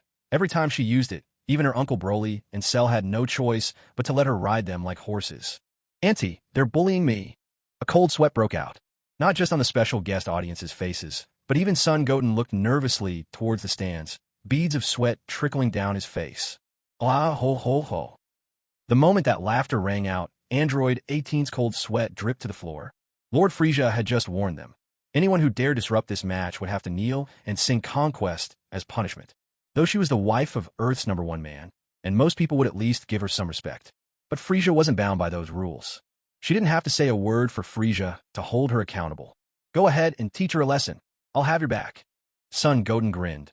He'd been tolerating this little brat for too long. Now, wasn't he essentially being ordered to give her a good smack? Vikia, hurry up and surrender. Butsley, braver than he was wise, was the first to call out a reminder. Meanwhile, Layla, the West Supreme Kai, and one of the forgotten candidate heroines. Anyone rooting for her? Nice work, son Goten. Take this fruit from the tree of might. You can give it to your mother, and it'll restore her youth. In the end, son Goten merely tapped Vikia lightly with his fist. After all, he still thought of her as his little sister. Vikia stopped crying, and instead of causing a scene, obediently flew into the spectator stands, seeking comfort and praise from her mother. Chi-Chi was quite pleased. She'd heard Bulma talk about the Tree of Might fruit long ago. And just like that, in a tournament Frieza found tediously dull, the top 16 contestants finally emerged. It's worth mentioning. After witnessing the match between Trunks and Butsley, several competitors dropped out on the spot, which left the top 16 with 2 open spots. Through negotiations between the host and a certain someone, the names of Sheen and Kid were added to complete the top 16 bracket. The Supreme Kai and his attendant, watching all this unfold, turned green with embarrassment. Wasn't one humiliation enough for them? Did they really need to suffer a second? Knowing it'd turn out like this, the two of them wouldn't have come to Earth. Not for Majin Buu's resurrection. Not even if the universe was at stake. They'd have stayed in their realm no matter what. As the Elder Supreme Kai said best, if you don't want to embarrass yourself, then speak less, watch and listen more. Just quietly be a spectator. At any rate, the Elder Supreme Kai lived by these words, hugging his tablet like it was life itself. Just watching, just listening, occasionally letting out a quieto, and nothing more. If Xian didn't strike up a conversation, he would never say a single word on his own. That last admonition was actually the earnest advice of the old Supreme Kai, given to Xian before he ever set foot on Earth. Unfortunately, Sheehan hadn't listened, especially with Kid playing the perfect wingman. Sigh. The round of 16 to 8 began quickly. The first match featured Kid again. He was already resigned to losing, as long as he managed not to get beaten too badly. Kid's opponent this time was Zanja, a relatively weaker contestant, but after years of training, Zanja's power had reached a formidable 2 billion. Compared to Kid, who had stagnated all this time, Zanja was more than enough to utterly overwhelm him. As the match began, Zanja's orange, wavy hair floated up dramatically. Before Kid could even react, her small-size 36-foot had already slammed into his chest. Kid shot across the stage like a cannonball. A gleeful burst of laughter erupted, unnervingly sharp and chilling. Zanja, make sure he's desperate to get on with his life. Then throw the match. It was Frieza's voice, his message transmitted in such a way that only Zanja could hear the rest of those sinister words. Zanja had originally planned to simply send Kid flying out of the ring and be done with it. But the moment she heard Frieza's telepathic command, she dashed forward again. Just as Kid was about to be tossed from the arena, Zanja materialized in his path in a flash, and with another swift kick, sent him hurtling back to the center. The strikes landed again and again, echoing through the arena, an exhilarating rhythm of blows setting the crowd alight. The audience cheered for Zanja's elegant yet powerful moves, and stared in disbelief at Kid's sheer endurance. 10 whole minutes passed. Kid was howling in pain the entire time, yet stubbornly refused to pass out. With a gasp, Zanja announced, "You're way too tough. I forfeit." After kicking Kid down for the final time, she didn't even bother to check if he was still breathing. She simply declared her defeat and strode off the stage, all cool poise and effortless style. The referee, adjusting his sunglasses, looked from Zanja's graceful exit to Kid, who shakily climbed to his feet, then could only announce Kid as the winner with a helpless sigh. Kid shouted, "I don't want to win. Give me back my right to lose." Alas, nobody paid him the slightest attention. And Kid was definitely not the only one who wanted to throw the match. Sheehan had already made up his mind, not to be fooled by appearances just because his opponent was an earthling. That bald little guy, Krillin, gave him a truly sinister vibe. Sheehan just couldn't understand how this person managed to keep such dark energy under control. Unbelievable. Coincidentally, it was Sheehan and Krillin up next. Sheehan decided, the moment the referee gave the start signal, he would shout that he surrendered. Right then, Krillin's ears twitched, and a wicked smile crept onto his face. Seeing that, Sheehan felt his scalp tingle in dread. He was seriously considering backing out before even taking the stage. Without giving Sheehan any time to react, Cell swung his massive foot and kicked him straight into the ring, sending Sheehan flying in completely out of control. Who was that? Who has no sense of honor? At that moment, seeing the contestants in place, the man with glasses immediately declared, "Let the match begin." Sheehan was shocked and hurriedly shouted, "Aye, sir, how?" Crack. Krillin, of course, would never let Sheehan have the chance to forfeit. He jumped right in and landed a slap so hard that Sheehan's mouth couldn't even close properly afterward. Maintaining just the right amount of force, Krillin unleashed a flurry of attacks on Sheehan, pummeling him as if he were Broly himself. "Marin, I'll show you that the man you picked is the mightiest earthling of all. Take this, and more." Through bursts of punches and relentless shouting, Krillin dominated the fight. I surrender. Thunk. I know who you are, but that won't stop me from thrashing you. Spirit Bomb, Solar Flare, Kamehameha, Destructo Disc. Oh wait, that one's banned. Come, taste my 7 Wounds Fist. Practice the 7 Wounds Fist, and 7 parts of you get hurt. It's a famous, fearsome technique that only someone as tough as Krillin would dare use. Sheehan spat out blood. Again. He'd lost count of how many times already. If he'd known the Earth had so many powerhouses, why would he ever have worried about Mage in view? After Kid thanked him, he glanced up at the ring and whispered to himself, "Supreme Kai, hang in there a little longer. I'll heal you, I promise." A long while passed. "I give up. This guy's trained in rebound technique, and he's perfected it. I hurt myself every time I hit him." "Glussus, man." The entire audience cried out, "What's going on here? Are you throwing an underground match? I want to report that red-faced kid and that white-faced Sheehan. They must have paid their way through." With tears of frustration, Kid and Sheehan, both now coughing on the floor, could only swallow their feelings. We didn't. Just as the whole crowd united in their outrage against Sheehan and Kid, Cooler stepped onto the stage. His opponent, Cell, after fusing with a clone of Frieza and enduring intense training in the core of the Ice Star, Cooler's power had soared. At this moment, Cooler's base power level was a staggering 100 billion, and he could transform again, tripling that to an unprecedented 300 billion. Right then, a portal appeared at the center of the arena, swirling with dark energy and emblazoned with a large, menacing. Frieza narrowed his eyes. He instantly recognized this as the handiwork of that fly-like fiend, Babidi.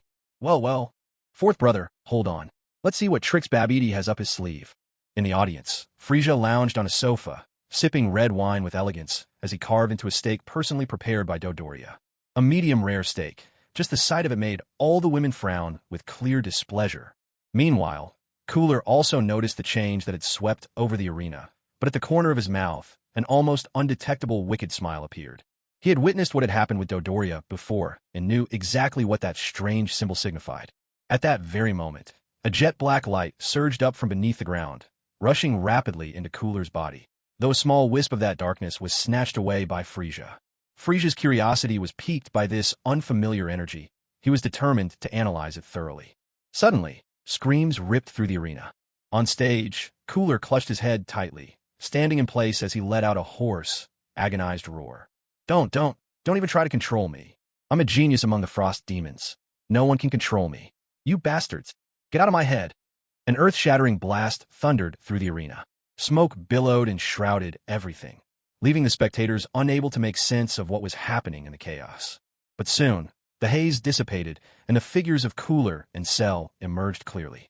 Cooler had erupted, not only transforming into a form identical to that of his brother, but his skin tone had changed as well.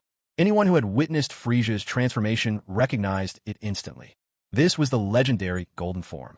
A radiant golden aura soared skyward, its menacing strength sending a chill through everyone present. But that wasn't the only shocking change. A dark M mark had appeared on Golden Cooler's forehead. He should rightfully be called Majin Golden Cooler. His power level had skyrocketed from 100 billion at the outset, tripling to 300 billion. And after the demonic transformation, it blasted up to 500 billion. In the end, driven by boundless fury and the potential awakened deep within the Ice Star's core, Cooler had finally achieved his ultimate golden transformation. Now, in this form, Cooler stood even stronger than Frieza had been upon attaining his own golden form for the first time. Gulp. Cell, unable to help himself, swallowed hard and muttered inwardly. Frieza's clan really is monstrously freakish. Golden Cooler, Cooler reborn. This Cooler was just like Frieza in the original story, erupting with raw power after enduring torturous spiritual agony within the heart of the Ice Star. Right now, Cell was utterly outmatched. Facing Cooler was as hopeless as when he once pummeled Broly and the others. Cell's only role here was to be beaten in a single instant. Unlike Frieza, Cooler had no qualms about unleashing the full extent of his power. If Old Man Cell was blasted to dust and couldn't be revived, what then? Unreliable as he was, Cell's loyalty was still second only to Dodoria's, certainly above that of Android 17 or Broly.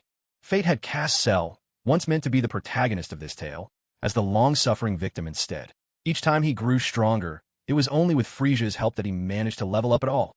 The arrogance and supreme confidence from the original is now replaced by a trace of servility before Frieza.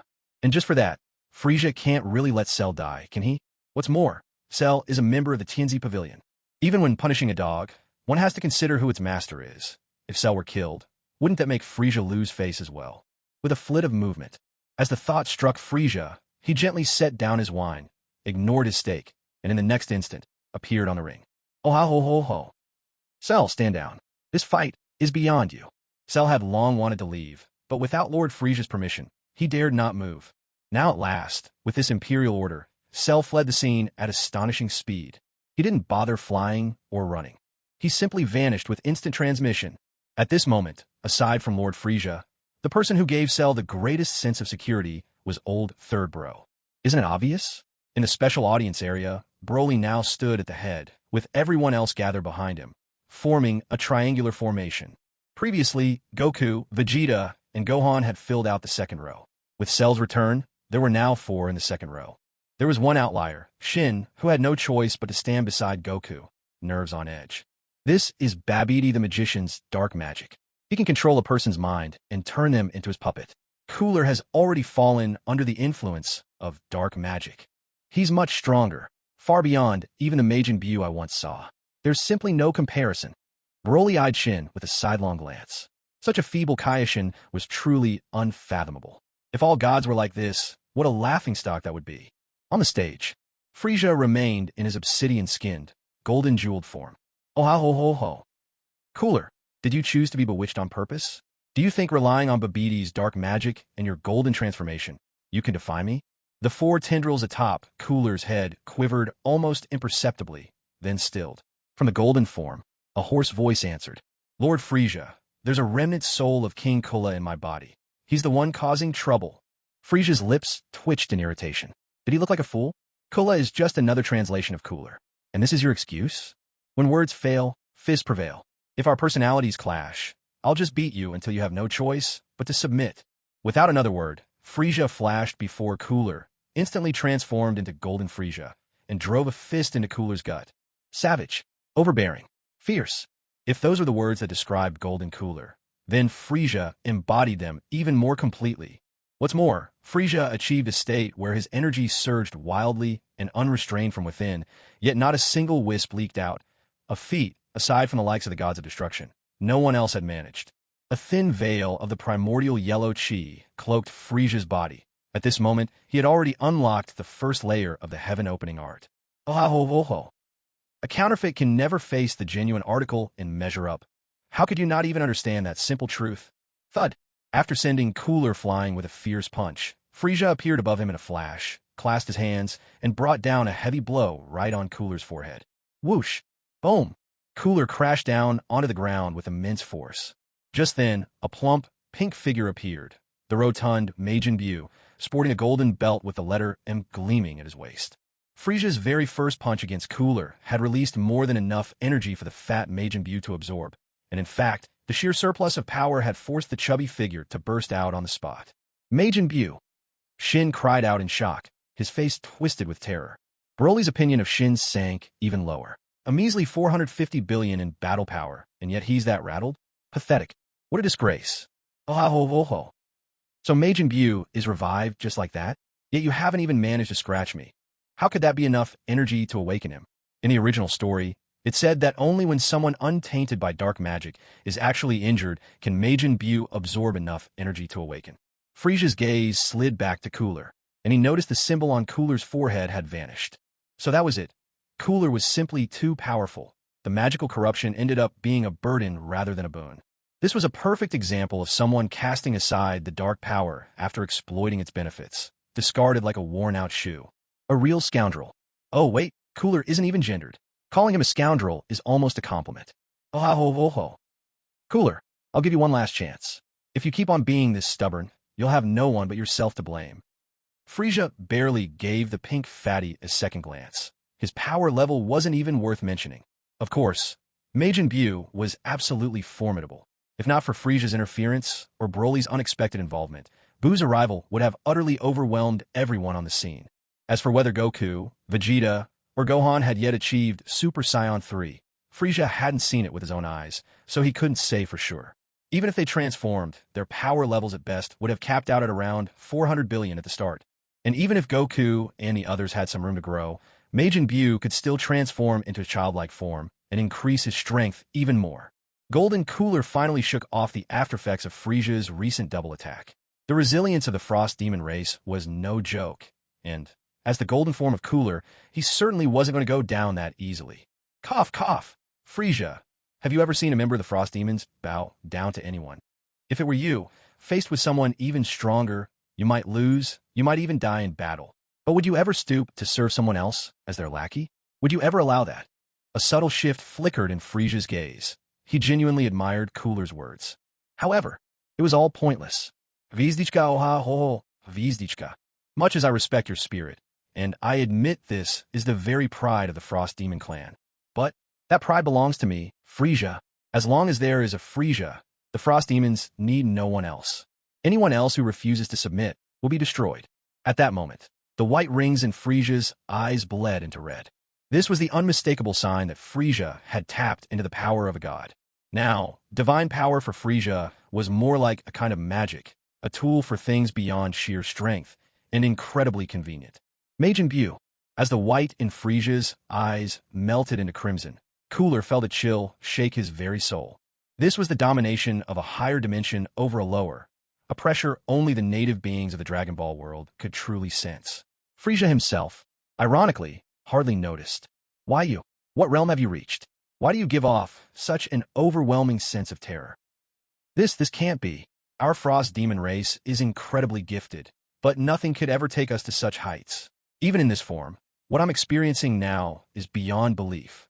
Get out of my sight, you ugly freak. With a furious, panicked roar, Cooler's patience snapped. Not only did he scream, but he also landed a devastating punch on Majin Buu, smashing him into a formless pulp. This scene played out just as Babidi and Dabura burst up from underground. Both stopped dead, faces stricken with utter disbelief, as if they'd just seen a ghost. Babidi shrieked, voice quivering in shock. "Am I Majin Buu?" Dabura wore a blue battlesuit with a white cloak draped around his neck, his face long and horse-like, typical demon ears pointed and sharp, two curling ram horns jutting from his forehead. He had an imposing figure, but unfortunately, he was far from Frieza's taste. And as for his power level, a mere 100 billion just didn't cut it anymore. Frieza barely spared him a glance. "Master Babidi, I said there's nothing special about Majin Buu. With the king of the demon realm here, there's no enemy I can't handle. For example, these two gaudy golden trash heaps parading around like there's something special." A buzzing surge of energy filled the air. As soon as those words were spoken, the entire place was stunned. Even Frieza was left speechless, caught off guard by the absurdity. Who was this fool? Unable to even tell the difference when it came to energy. "You bastard! How dare you insult my master? If my lord is humiliated, it is my duty to die for him. Even if it costs me every ounce of muscle I have, I'll kill you today." Dodoria was furious. Ignoring the vast gap between himself and Dabura, he charged forward without a second thought. Android 17, Cell, and Broly instantly caught on when they saw Dodoria leap into action. Wasn't this the perfect moment to show their loyalty? If not now, then when? All three shouted in unison, "Prepare to die." Dabura was a bit at a loss. He'd only been a little arrogant, so how had he managed to provoke for people to attack him all at once? Still, Dabura wasn't without his skills. "You worthless scum! You dare charge at me? Pathetic." He spat a thick glob directly at Dodoria. Dodoria was thoroughly disgusted. No matter how Frieza treated him, he never bore a grudge against his master. But this spit from Dabura was too much to bear. "Prepare to die," he yelled again. By now, Cell was stronger than Broly in his untransformed state. He surged ahead, facing the incoming spit head-on. Dodoria cheered, delighted, "Cell, you legend." But as Cell caught sight of Dabura's disgusting projectile, his expression changed in an instant. Yet at this point, Cell had already committed. There was no turning back. Fortunately, he was quick to respond. With a swift motion, he grabbed Dodoria by the ankle and swung him into the path of the spittle. There was a sickening smack as it hit. Uncontrolled, Dodoria took the full brunt of it, and the moment he hit the ground, started turning to stone. At that instant, Cell punched Dabura square on the head. The blow landed hard. Like a ripe watermelon, Dabura's head burst, red and white splattering in all directions. The sight was so shocking that the onlookers who had come for the World Martial Arts Tournament were terrified, screaming and fleeing in panic. Frieza didn't care in the slightest. It wasn't his tournament this time, and he hadn't been paid to worry about whether things got out of hand, right? Dodoria, having only half turned to stone, quickly reverted to normal. That was proof enough that Dabura had been completely taken care of by Cell. Android 17 saw this, and thought it was unacceptable. After all, Frieza already looked down on him. He had to earn some credit, didn't he? His sharp gaze landed on Babidi, the fly-like creature, immediately making his eyes light up. "You're even more disgusting than the one who spat. Buzzing around like a filthy bug. You don't deserve to exist." With a flash, Android 17 moved. Unlike Cell's brutality, 17 had a wife and kids to think of, so no matter what, he had to conduct himself with poise and elegance. As number 17 landed, a blade of light still shimmered in his hand, the blue energy saber unsullied by even a trace of blood. Split. Number 17 slowly straightened his body, mimicking a swordsman's poise. With a flourish of the light blade, he tossed out the single, showy word, "Split." The scene shifted back to Babidi. His body, just like a piece of paper sliced in two, now showed a grotesque, asymmetrical form. No way. How can you people be this powerful? And with that, Babidi was finished. In less than a minute, the three bizarre foes who had just arrived met their doom. One smashed to pulp, another's head exploded, and the last one cleaved clean in half. The lesson is clear. In life, you must see the truth of the situation. Reckless self-confidence will only lead to disaster. If you're not the boss, don't interrupt when the real heavyweights are talking. Minions who try too hard to stand out will only pay a price they can't bear. Broly, realizing he hadn't even made a move before it was all over, remembered 18's repeated advice. Those who know how to seize the chance to take credit are always the most popular. At once, Broly cupped his fists and bowed respectfully, saying, "Lord Frieza, the two worthless fools who dared speak out of turn have been eliminated. We'll take our leave now." This scene filled the other three with rage.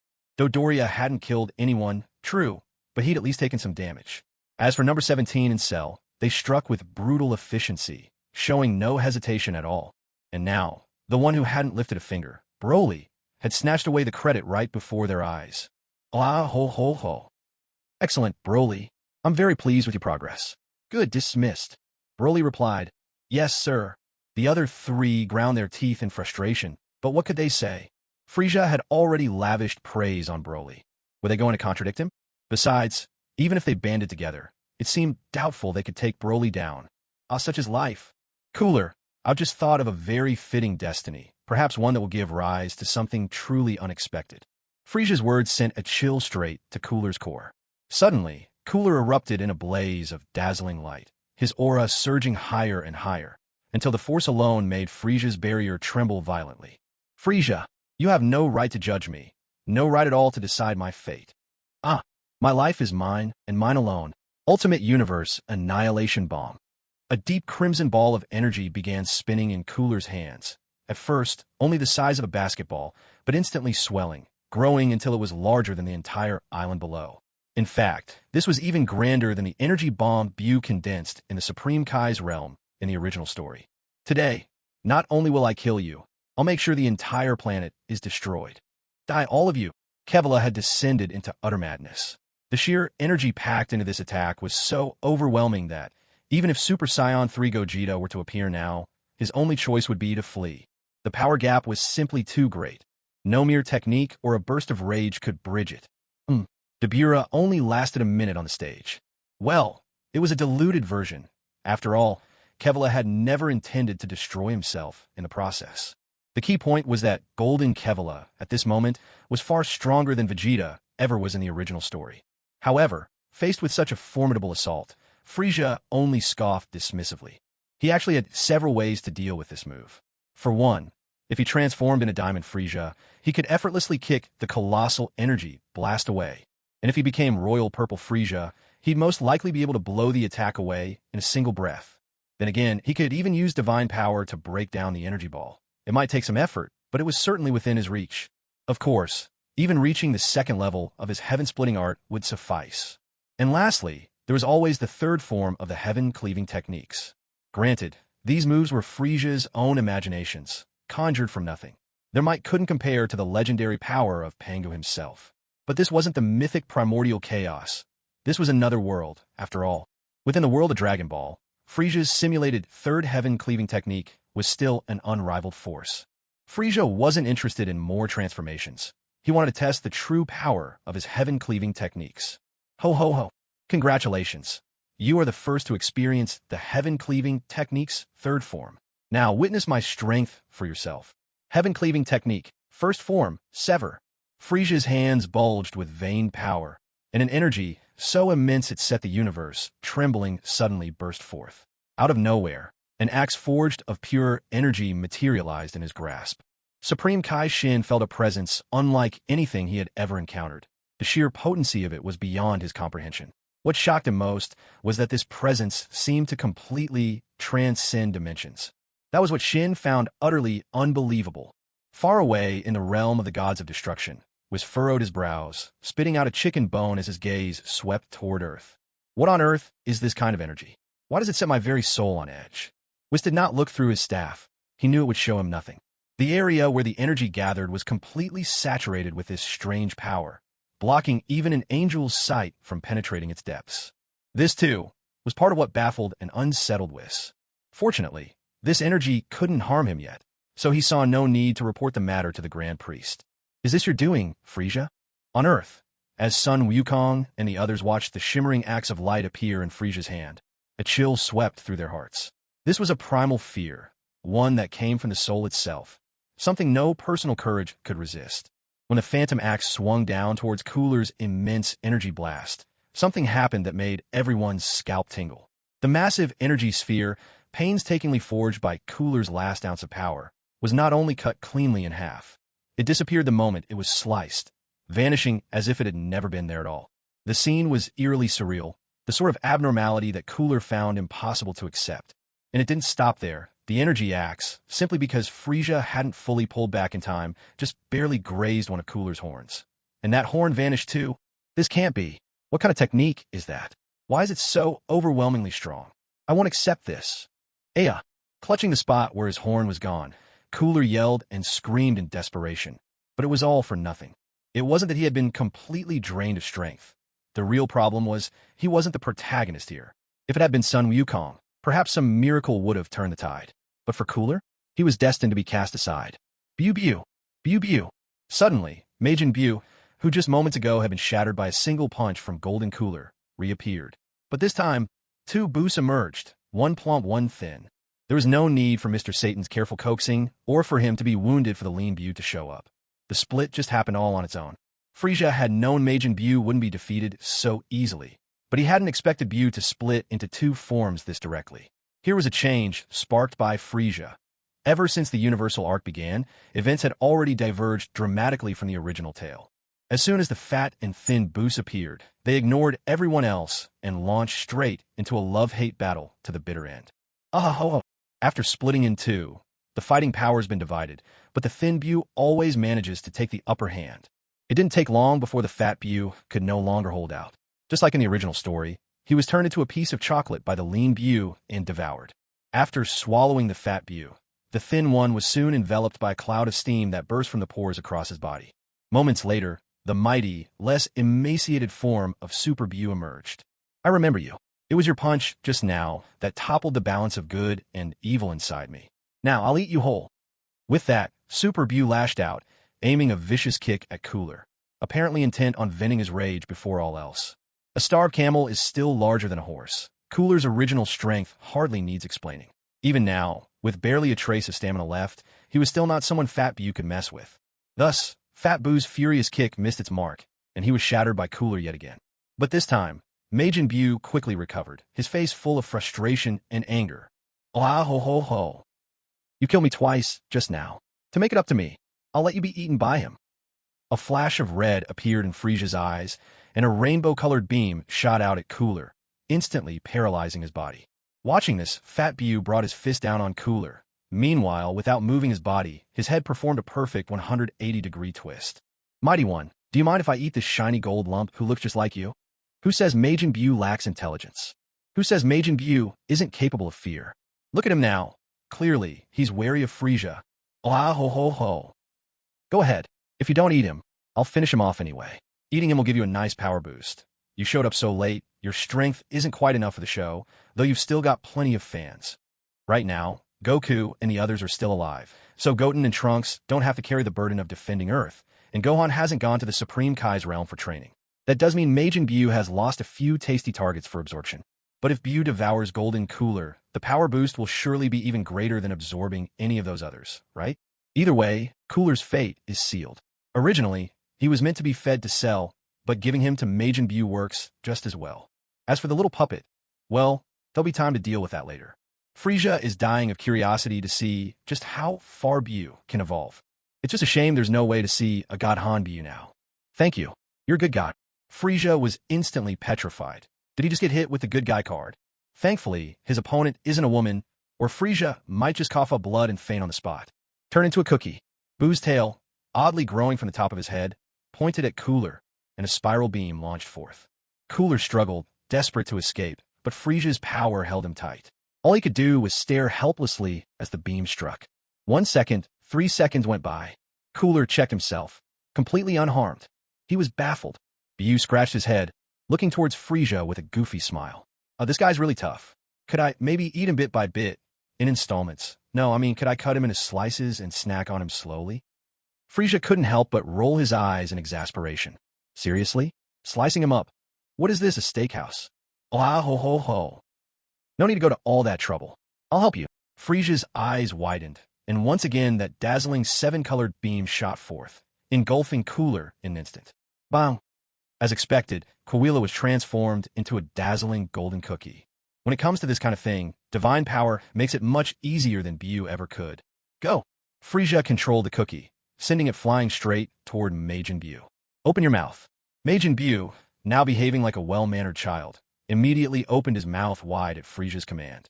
With a whoosh, the cookie entered through Majin Buu's mouth, and just as quickly shot out the back of his head. Oh, oops, my mistake. I forgot you're just too weak. Big Buu, far stronger than Fat Buu, with a battle power of 5 trillion, but he's not the female lead. Maybe it has something to do with all the holes in his body. When you're used to being full of holes, you just get used to it breaking right through. Oh ha ho ho ho. Take your time and finish eating, and don't stand in the middle of the arena making trouble. The tournament's still going on. Even though the crowd had all fled, did Frieza care? Of course not. After all, Satan had actually dared to host the World Martial Arts Tournament on his turf. Wasn't that a slap in Frieza's face? Honestly, it was already merciful that he hadn't blasted the place apart on the spot, let alone staying to maintain order for them. That was never going to happen. Still, the tournament had to go on. Frieza really did enjoy the World Martial Arts Tournament. Sometimes you just have to admit Frieza's truly evil. A brutal monster like Majin Buu, and yet here he was obediently leaving the ring and sitting on the ground, desperately gnawing on that Coahuila brand cookie. Crunch. Majin Buu lost 3 teeth, while the Coahuila cookie remained unscathed. A Frieza original, quality guaranteed. This sight made Xian break into a cold sweat. Who knew Majin Buu could be so comical? Oh ha ho ho ho. Announcer, who's up next? You have to admit, among ordinary humans, the guy with the sunglasses had more guts than anyone. Even as the empty audience seats echoed silence, he stubbornly held his ground. Not only that, he even ended up standing next to Majin Buu, the two of them quietly brainstorming how to stick those teeth back in. Sunglasses guy. In truth, I want to leave. I really don't want to stay, but hanging around here with you. Turns out it's actually the safest place. Next up, Son Goku versus Son Gohan. Ever the consummate professional, Sunglasses guy tossed aside Buu's teeth and, with a dramatic mic swing, announced the fighters for the next match. Son Goku clenched his fists, his knuckles cracked loudly. At last, he could unleash everything he had against his own son. Lately, seeing his son so preoccupied with romance had been driving him a little crazy. For Science, who has time for matters of the heart, charging straight in is the true way. Goku and Chi-Chi had a flash wedding. Vegeta and Bulma practically jumped right on board the ship, never even bothered to get tickets afterward. Son Gohan had been dawdling for a whole year in his relationship. First teaming up as the ultimate Saiyan duo, then teaching Videl how to fly. Yet he still hadn't given Goku a grandchild. This was just too disappointing for Goku. Gohan, I know it can be a bit tiring, but you can't keep running away from it. Gohan, huh? Out of nowhere, Goku threw this at him. What was he even talking about? Chi-Chi got it. Android 18 understood, and even Bulma remembered that time, when Goku had posed that question to 18. But back then, Gohan was still a kid. How could he have possibly understood? All right, Dad, let me show you. I'm not afraid of a little hard work. Those who understood could only smack their foreheads in disbelief, while Goku beamed with pride. That's my son. If you're not afraid of challenge, then let's get to it tonight. Tonight? No need. I can do this right now. Boom. Gohan transformed first, ascending to Super Saiyan 2. His battle power, an astronomical 100 billion, didn't so much as rock the boat. Goku paused for a moment, amused at how their conversation had completely derailed. This was truly a father and son connection. In that case, let's do this. Boom. Goku's transformation looked far more effortless than Gohan's. Maybe Gohan's innate talent was higher, but after a year of neglecting his training, Goku had overtaken him. Take this. Wait up, Dad. Let me power up a bit longer. Goku was lightning fast. Within just 3 seconds, he had unleashed thousands of punches at Gohan. Soon, Gohan couldn't keep up and hurriedly called for a timeout. Goku stopped. He was curious to see just how far Gohan could push himself. Take all the time you need. Wasting no time, Gohan exhaled deeply and forced himself to recall the moment Piccolo was killed. Uncle e Piccolo. Please don't kill my Uncle Piccolo. Piccolo, somewhere off to the side. Wait, when exactly was I killed? And why am I not aware of it? Gohan's hair started growing longer, his fierce gaze sending Videl reeling in shock. Boom, boom. Crack. Super Saiyan 3 Gohan made his entrance. An overwhelming battle power of 400 billion still failed to make even a ripple. Piccolo sighed, Kid, every time you ascend, you use me as inspiration. I'm starting to feel like I'm just fuel for your power-ups. Broly was taken aback, turning to ask, Wait, you mean you're literally a plant? How do you stack up against ginseng, lingji, or goji berries? Piccolo. He was this close to breaking down. Android 17 burst out laughing. Brother-in-law, So you're into goji berries now? As for me, I never. With a resounding crash, 17 streaked away like a shooting star, vanishing in an instant. 18 was immediately displeased. Hey, that's my little brother. Next time, don't use your hands. Zanja was deeply moved. Having an older sister is truly wonderful. If your hands get hurt, it makes my heart ache. Just use your feet. It's a bit tougher down there. Puffed. Frieza almost couldn't hold back his laughter. Seriously, this is absolutely not the Dragon Ball we know. This book really ought to be called Frieza Arrives in the Irreverent World of Dragon Ball. On the arena, Gohan, now in his Super Saiyan 3 form, launched a wild assault on his own father, shouting as he attacked. Uncle Piccolo, once I beat him, you'll finally have your rightful place. Chi-Chi staggered in shock. Piccolo's face somehow turned even greener, and Goku flew into a rage. Arg, you little brat, today you're going to pay for this. Super Saiyan 3? That's nothing. I've mastered that transformation for ages. Arg, maybe it was everyone's imagination, but as Goku's hair lengthened, there was a strange moment, just a flash, where it looked green. Gone in the blink of an eye, back to golden, but the sight left everyone's imagination running wild. Vegeta grinned mischievously. So you're a ginseng, after all. Piccolo nearly coughed up a gallon of blood and keeled over. Oh, ho, ho, ho. Piccolo, you've got it worse than Do-E herself. Even if you could pull it off, it shouldn't be enough to make you spit blood, should it? Piccolo started coughing up blood even faster. Back to the main story. Super Saiyan 3 Goku versus Super Saiyan 3 Gohan. This never happened in the original, and Frieza was positively intrigued. Power levels? At this point, who even cares? He just wanted to see which one would win. Bang. But then, another unexpected twist. Buu, who had just forced down an entire batch of Cooler Brand cookies, exploded again. This time, it wasn't anyone blasting him apart. It was simply the might of Cooler's cookies literally bursting him from the inside as he tried to digest them. No worries, no worries. You two go on with your fight. I'm used to exploding a few times by now. I want to battle soon too, ugh. Boom! Goku and Gohan decided to ignore Buu and dove into their battle with full force. Bam! Buu's explosion threw off Gohan's punch, just as Goku drove his knee hard into Gohan's chin. Bam! Goku went in for another kick, but Buu exploded again, causing Goku's attack to miss its mark as well. Seizing the opportunity, Gohan clapped Goku's knee with both hands, leaped into the air, and delivered a swift side kick that sent Goku flying. Gohan was just about to press the attack, energy for his special beam cannon already crackling. Boom! Buu exploded yet again. Gohan's hand trembled, and his energy wave shot straight at Frieza. Frieza had been enjoying the fight, completely caught up in the action, when suddenly Gohan's blast headed straight for him. Old Sha number 4. Cell instantly appeared in front of Frieza, swatting Gohan's Masenko away with a single slap. Arg. Cell, you've crossed the line with me. Just as 17 finished circling the earth, he got caught squarely by the Masenko and was sent flying again, propelled by the blast. Zanja cradled her daughter, Bijia, tucking the child's head protectively against her chest. She whispered, "Don't look, sweetheart. Your daddy may look a little battered, but this is just a test to toughen him up." Thud! Zanja's hand trembled slightly, and she pressed a bit too hard on Bijia's head, causing the girl's arms and legs to twitch involuntarily. Blitz shouted angrily, "Let go of my sister. Let me handle this." Smack! Bitsley was sent flying by 18's slap. As he soared away, he grumbled, "Kids these days have no manners. Even people my age wouldn't lose their heads like that." Broly applauded. "Way to go, honey. That was amazing." Boom! A peal of delighted laughter rang out. Oh ho ho! These Majin Buu brand fireworks are absolutely wild. Super Saiyan 3 Gohan. Battle power. For 100 billion. Goku and Gohan had stopped their own fight. Majin Buu's commotion was simply impossible to ignore. Everyone who remained was glued to the spectacle, their eyes locked on Majin Buu as he kept regenerating after each repeated explosion. Everyone, that is, except Frieza, was completely stunned. But if you were to say who was the most shocked of all, it would have to be the man in sunglasses. He was standing right next to Majin Buu and had long since collapsed to the ground in terror. Fortunately, the barrier Frieza had set up to protect the announcer kept him safe.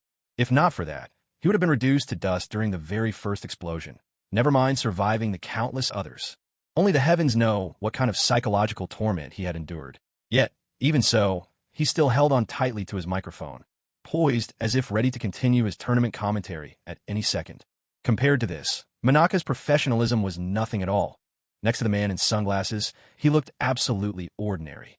This was the very picture of nerves of steel. At long last, Majin Buu finally stopped wreaking havoc with his explosions. Oh ho ho, why aren't you blowing things up anymore? Looks like you're not done digesting yet. Panting slightly, Majin Buu replied, his tone weary. Let me take a break first.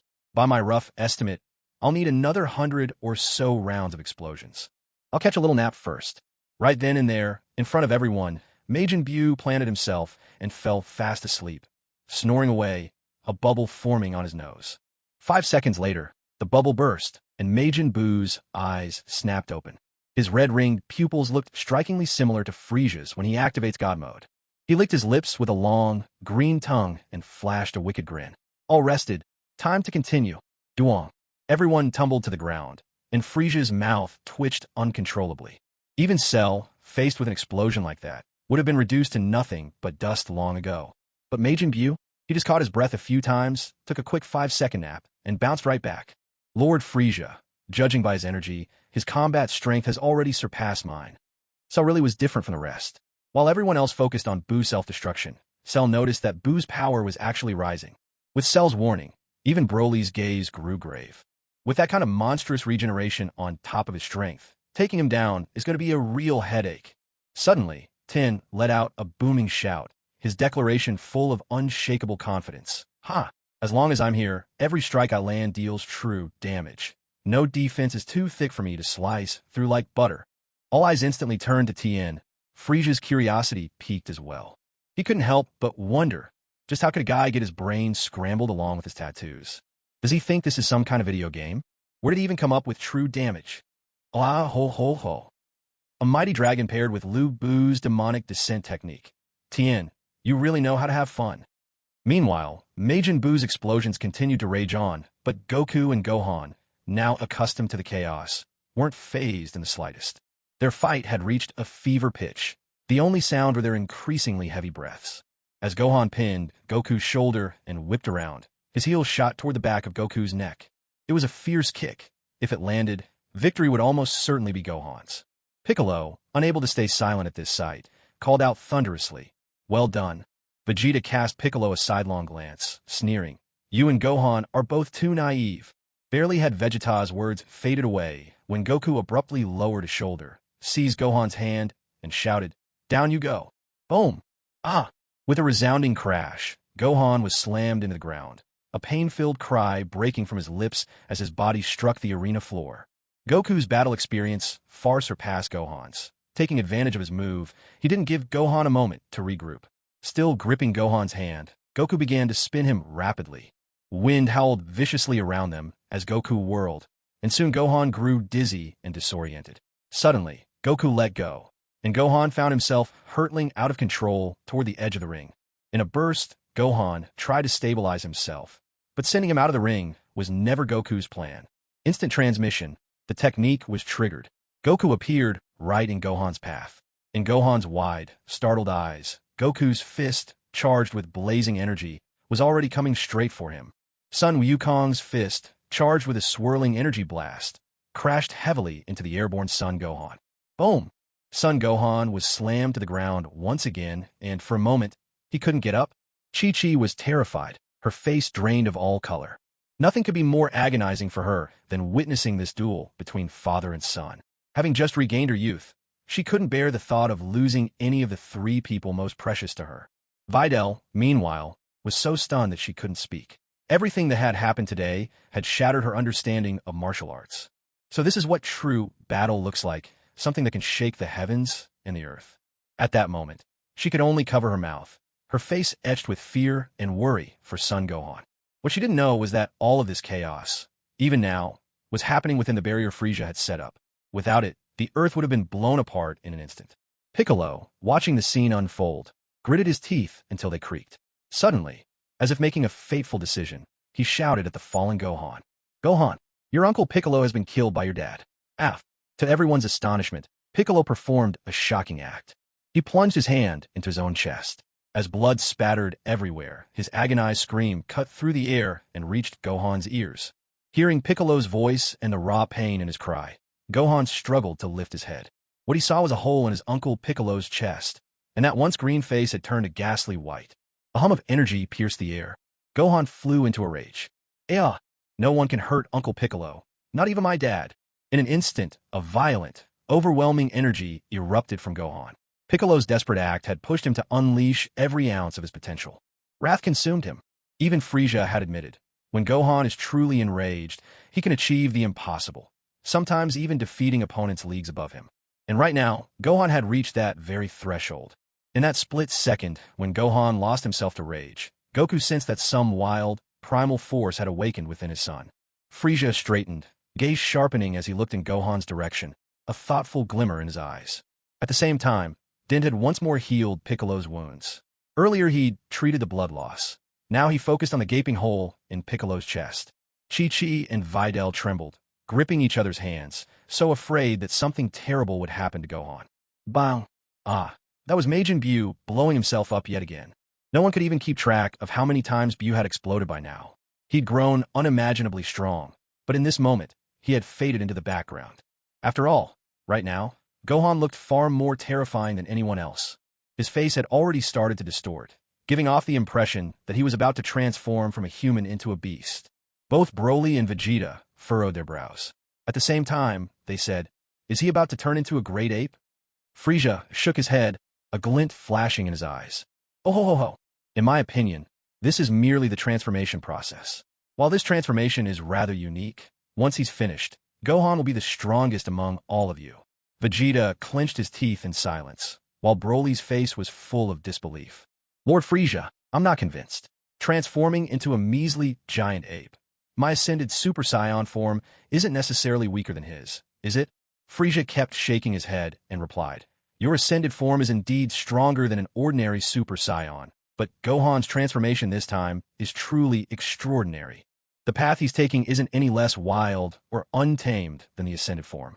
What it lacks compared to ascended is only the ability to grow stronger in battle and stamina. Just keep watching. This time, Goku will be completely defeated by his own son." Although Chi-Chi, Videl, Piccolo, and the others didn't fully understand what Frieza meant, they all knew one thing for sure. Gohan would be just fine.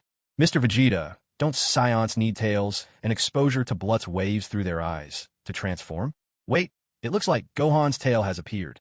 Just as Frieza was wondering aloud why Gohan could transform into a giant ape without a tail, he suddenly saw Gohan's tail sprout right before their eyes. How incredible! How could his tail grow back as easily as his hair? Arms folded across his chest, Vegeta maintained his calm composure, even though shock was evident in his heart, and spoke mildly. "Blood's waves don't only come from the moon, you know. They actually originate from the sun, but the moon refines them. So even in broad daylight, Gohan's transformation isn't impossible." He paused, and then his eyes widened in disbelief as he exclaimed, "Why is his fur golden? Could this be a super great ape?" After understanding the principle behind blood's waves, Frieza realized why Gohan's situation was unique. First, he had just transformed into Super Saiyan 3. Yet, in the extreme throes of rage, he couldn't further push his limits. So his fury awakened the berserker instincts deep within him. Because he was transforming from the Super Saiyan 3 state, Gohan had now become this golden-furred, mighty ape. This is bad. Once he goes great ape, he'll lose all sense of reason. Piccolo, who had just been snatched back from the brink of death by Tion, suddenly cried out in shock. He'd only meant to provoke Gohan a little. He hadn't expected things to go so far. "Gohan, I'm fine now, you can stop." Gohan, having just completed his transformation, roared in fury. Bolts of powerful energy burst from his mouth, wreaking havoc in every direction without aim or restraint. "Oh, come on, not again." Just as Android 17 rejoined the fight, a massive energy blast barreled right toward him. Bijia looked on with worry. "Mom, when is Dad finally coming down?" Zanja gently ruffled her daughter's silky hair, inherited from her father's genes, and comforted her in a soft voice. "Don't worry. Your dad has limitless stamina. Something small like this can't bring him down." "Mom, I'm back, whoa."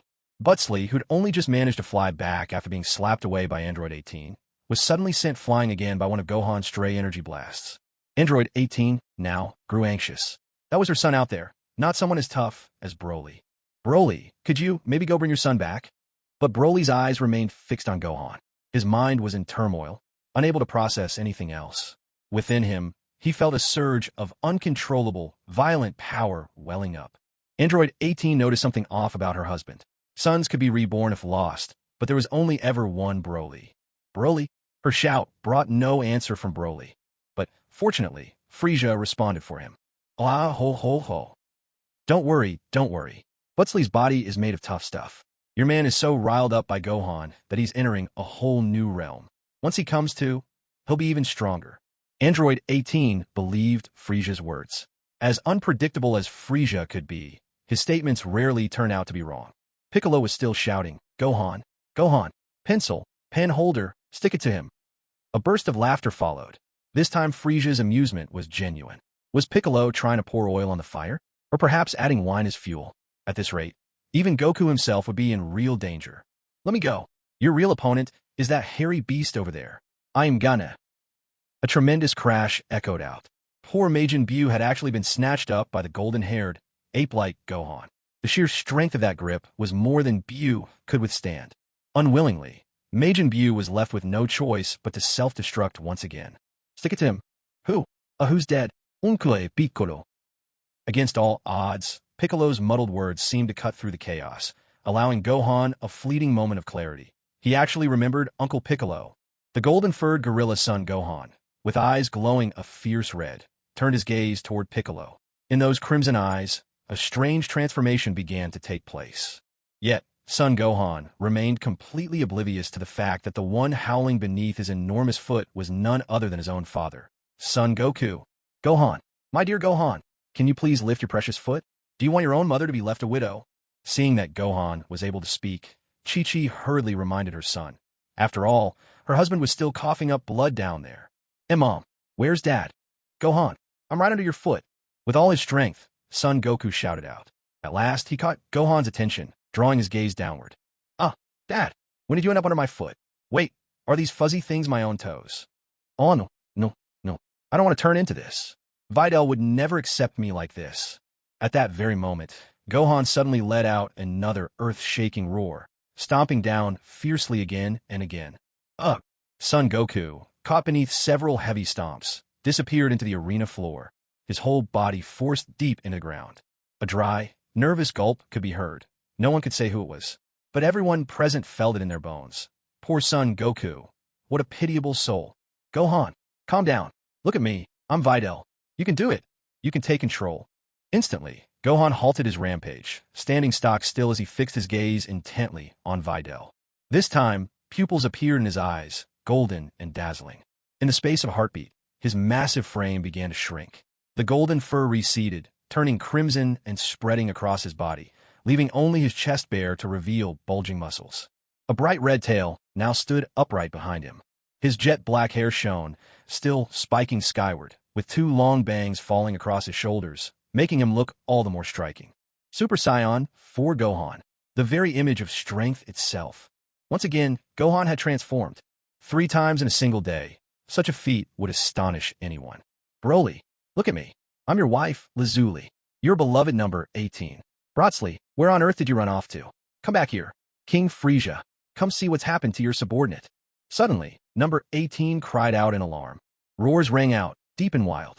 Frieza turned his head, only to see Broly's eyes glowing red as well, animalistic growls rumbling from his throat. For a moment, Frieza stared in surprise, then burst into delighted laughter. Oh ho ho, your man is not one to back down so easily. Now this promises to be a real show.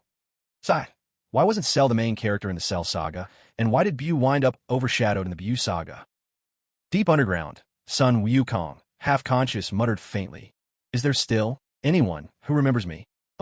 No wonder he's a member of my Tianzi Pavilion. Broly did a fine job. Number 17. Number 17. Dodoria replied with utmost respect, reporting to Lord Frieza. Number 17 is still on his round-the-world journey. Number 17. Here, Dodoria, why don't you take a turn and enjoy it yourself? A bead of cold sweat appeared on Frieza's brow as he turned his gaze toward Cell. Useless fool, you carry both Scion blood and that of our Frost Demon race, and still you amount to so little. And honestly, your taste and appearance, you ought to go see a doctor about it. Cell suffered a devastating blow. For Supreme Kai Shin, today was a day unlike any he'd ever experienced in his entire life. At this moment, he was so shocked that he found himself utterly speechless. Originally, in his heart, Majin Buu was the most terrifying and evil being of all. But now, Majin Buu actually seemed almost cute, maybe even a little pitiful. When Frieza suggested letting Majin Buu absorb Golden Cooler, Shin was a million times against it, but now he was starting to change his mind. Majin Buu wasn't scary at all, but Frieza, that monster was another matter entirely. He radiated a bottomless, unfathomable menace, especially when he unleashed that heaven-splitting technique, cut you down. The sheer terror of it still had Shin reeling in dizziness. But that wasn't the end. Moments later, both Gohan and Goku transformed again. He could feel it. These two possessed power no less than Majin Buu himself. And that wasn't even the limit, for as soon as Gohan's strength surged once more, transforming into that giant ape form, his might increased tenfold. Just as Shin thought that had to be the absolute peak, Gohan recovered his reason and transformed yet again. This time, though his body became smaller, it was as if his fighting power underwent an earth-shattering revolution all over again. Shin felt utterly numb. How far would these people go just to rile him up? Just as Shin was resigning himself to this madness, the meek, henpecked husband at his side suddenly erupted. The force of that presence was downright terrifying, enough to send shivers down anyone's spine. "Dad! Tian, please save my dad!" At last, Gohan, having completed his transformation, sensed the faint presence of Goku and dove into the deep pit to rescue his father. At this point, Goku was truly in a sorry state. Hardly a bone in his body still connected, limp as a boneless worm, and horribly shriveled too. The sight was too much for Chi-Chi, who burst into tears and fainted dead away, while Gohan, frantic with worry, sprang into action. Scooping Goku up in his arms, Gohan rushed straight over to Tian. Gohan and Tian shared the closest friendship. When your very best friend is in need, how could you ever refuse? This time, Tian didn't bother pretending to be mysterious. She simply placed both hands directly on Sun Wukong's body. Then came an unforgettable melody. Jigglypuff's signature song burst forth. Almost instantly, Sun Wukong awoke with a start. "Oh wow, Gohan, you're really something. I nearly got flattened by you." Gohan scratched his head sheepishly, while Vegeta sneered. "Not nearly. You were squashed for real just a minute ago." That made Gohan even more embarrassed, but he quickly found his chance to slip away from the scene.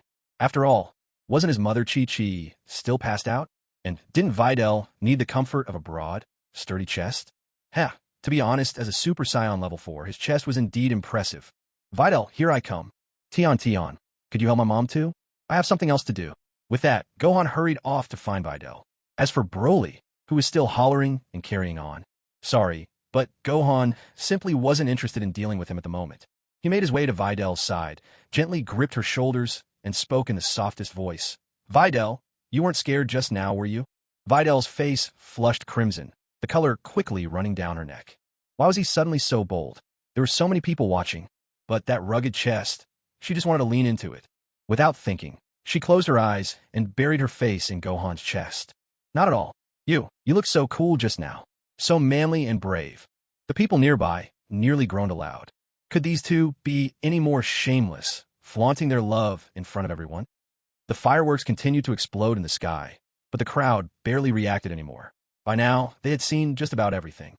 Honestly, Majin Buu's brand of fireworks, loud and brilliant, were truly spectacular. The best part? Not a single cent was spent. At that moment, a deafening roar shattered the air. Broly had finally lost it. After a ferocious howl, a tempest of wild energy shot to the heavens. And then, a sudden eruption. Super Saiyan 3 Broly made his entrance, greeted by raucous applause. "Clap, clap, clap." Broly was still roaring. "Don't start clapping just yet. Tail, come out right now." In a flash, Broly's tail sprang forth, obedient even to his rage. His pupils vanished, his eyes now glowing ominously red as he locked gazes with Android 18. For one fleeting moment, a softness flickered across his face. The next instant, his eyes narrowed as he leapt straight onto the arena stage. "Who's my opponent? Come on out now." This was when the man with the sunglasses truly showed his professionalism. With a flick of his microphone, he announced in a booming voice, "Although the tournament is now absolute chaos, let's officially welcome Broly's challenger, Mr. Tien Shinhan." In a heartbeat, all eyes turned to Tien Shinhan. Tien Shinhan gripped Kairatsu's hand fiercely, his voice thundering with rage. "Kairatsu, let go of me and keep quiet. I'm going to teach that arrogant fool a lesson." The name True Wounded Tien Shinhan is not an empty boast. Kairatsu cried. "Tenshin, my hand hurts so much. But I'll tough it out, yes. I'm not going to cry." Everyone could see Kairatsu's face twisted in pain, tears streaming down his cheeks, yet he refused to utter a single word of complaint. Even Frieza gave a thumbs up in approval. Oh, how, you're something else. Come out, come out, roar. Broly, seeing nobody emerge, shouted furiously. All at once, Broly's body began to swell, his jaws protruding, and the face of a great ape appeared. Then his rapidly growing body sprouted dense, emerald green fur, turning him into a dazzling green ball of energy. Unlike Gohan's golden locks, Broly's green hair was even longer. With one massive hand, he seized Majin Buu, who had only just recovered. Majin Buu froze in shock, yelling, "What the heck? Can't you people show a little decency? Watching fireworks for free isn't enough. You want to make it a bigger show? Ow, wow, that hurts. I'm gonna explode." Boom! Broly looked down at his now empty hand, a wicked grin spreading across his face. His massive palm swatted at a distant black speck, racing towards him like a missile. "Wow, I am 17, the invincible god, oh damn. Stay away from me." Smack! Ow! Ding! Baika turned to her mother again, pouting and complaining, "Mom, Dad never takes us along on his world trips." Zanja wiped the nervous sweat from her brow and explained, it's all right. Next time I'll take you for some fun. Your father, well, he's not romantic at all." Baika lit up with joy. "Okay, and bring Goten too." Chi-Chi's ears perked up at Baika's words. She suddenly jumped in, cheerfully saying, Yes. From now on, Goten can be your husband. How about that? Zanja, are all of the Sun family this shameless? I am no longer a demon. I am the wildest Scion warrior. The legendary Super Scion, 4th stage, that's me. Who could rival me? Oh, how. A shiver ran through the air. Hearing Frieza's laughter, Broly hurriedly added, "Except for Lord Frieza, of course." Frieza was so taken aback, he couldn't think of a retort. Unlike Gohan, Broly had not lost his mind. He didn't need to be pushed to the brink to ascend. He was able to achieve Super Saiyan 4 in an instant. That explosively wild hairstyle, the golden glint in those eyes shrouded in pale white, and muscles even more robust than Gohan's. All of it spoke to a new, untamed ferocity. Though his fur remained crimson, the aura of green light clinging tightly to his body marked a distinction. Broly's Super 4, at its core, was nothing like Gohan's. Simply put, it meant greater power, greater endurance, and the uncanny ability to grow stronger the more he fought. The legendary Super Saiyan 4 stage wasn't just a little stronger than the ordinary Super Saiyan 4. The gap was astronomical. Broly's Super 4, the legendary Super Saiyan 4 stage, an unparalleled transformation. Ding! Oh, Tien! As Broly's shout echoed, Tien's entire body tensed. He couldn't keep up the act anymore, and frankly, he didn't want to. At that moment, Tien's gaze became more solemn than ever before. His third eye shone with a piercing light, and the golden dragon emblazoned on his body turned a deep crimson. When it came to raw physical fighting power, the scouter read him at 2 billion. Not on Krillin's level, but head and shoulders above the other Earthlings. Yamcha, with his measly 1.5 million, was left completely in the dust. But Tien had one ace up his sleeve. Flying Dragon ascends the heavens. That golden dragon wrapped around him could break free and soar, multiplying his power many times over. Now, after having feasted enough on Tien's blood, the dragon had evolved into a red dragon, fiercer than ever, at least according to Tien himself. Even Frieza couldn't help but develop a flicker of curiosity about just how far this Tien, wielding the formidable Great Divine Heavenly Dragon technique, could truly go. An upgraded Tien with the Heavenly Dragon aura. Now, that was something to anticipate. Step.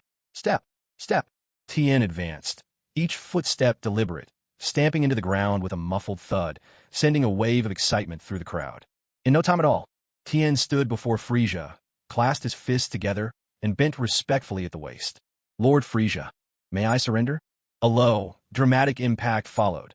A pounding heart, trembling hands, shattered tiles beneath, and an acute sense of frustration left nowhere to go. On the arena, Broly was utterly dumbfounded. A wave of exasperation swept over him. He couldn't believe what he was seeing. Cold sweat began to bead on Frieza's brow yet again. He had actually allowed himself a flicker of hope, only for it to be dashed in the most unexpected way. "Oh, aren't you the one famed for inflicting real damage? Where's that bravado now?" Tien replied, his tone clear and unwavering. "Causing damage presumes I won't be taken out in an instant. Revealing bravado presumes the opponent is weak." Everyone was left speechless. Could one really spout such preposterous nonsense with a straight face? Then again, it made some strange kind of sense.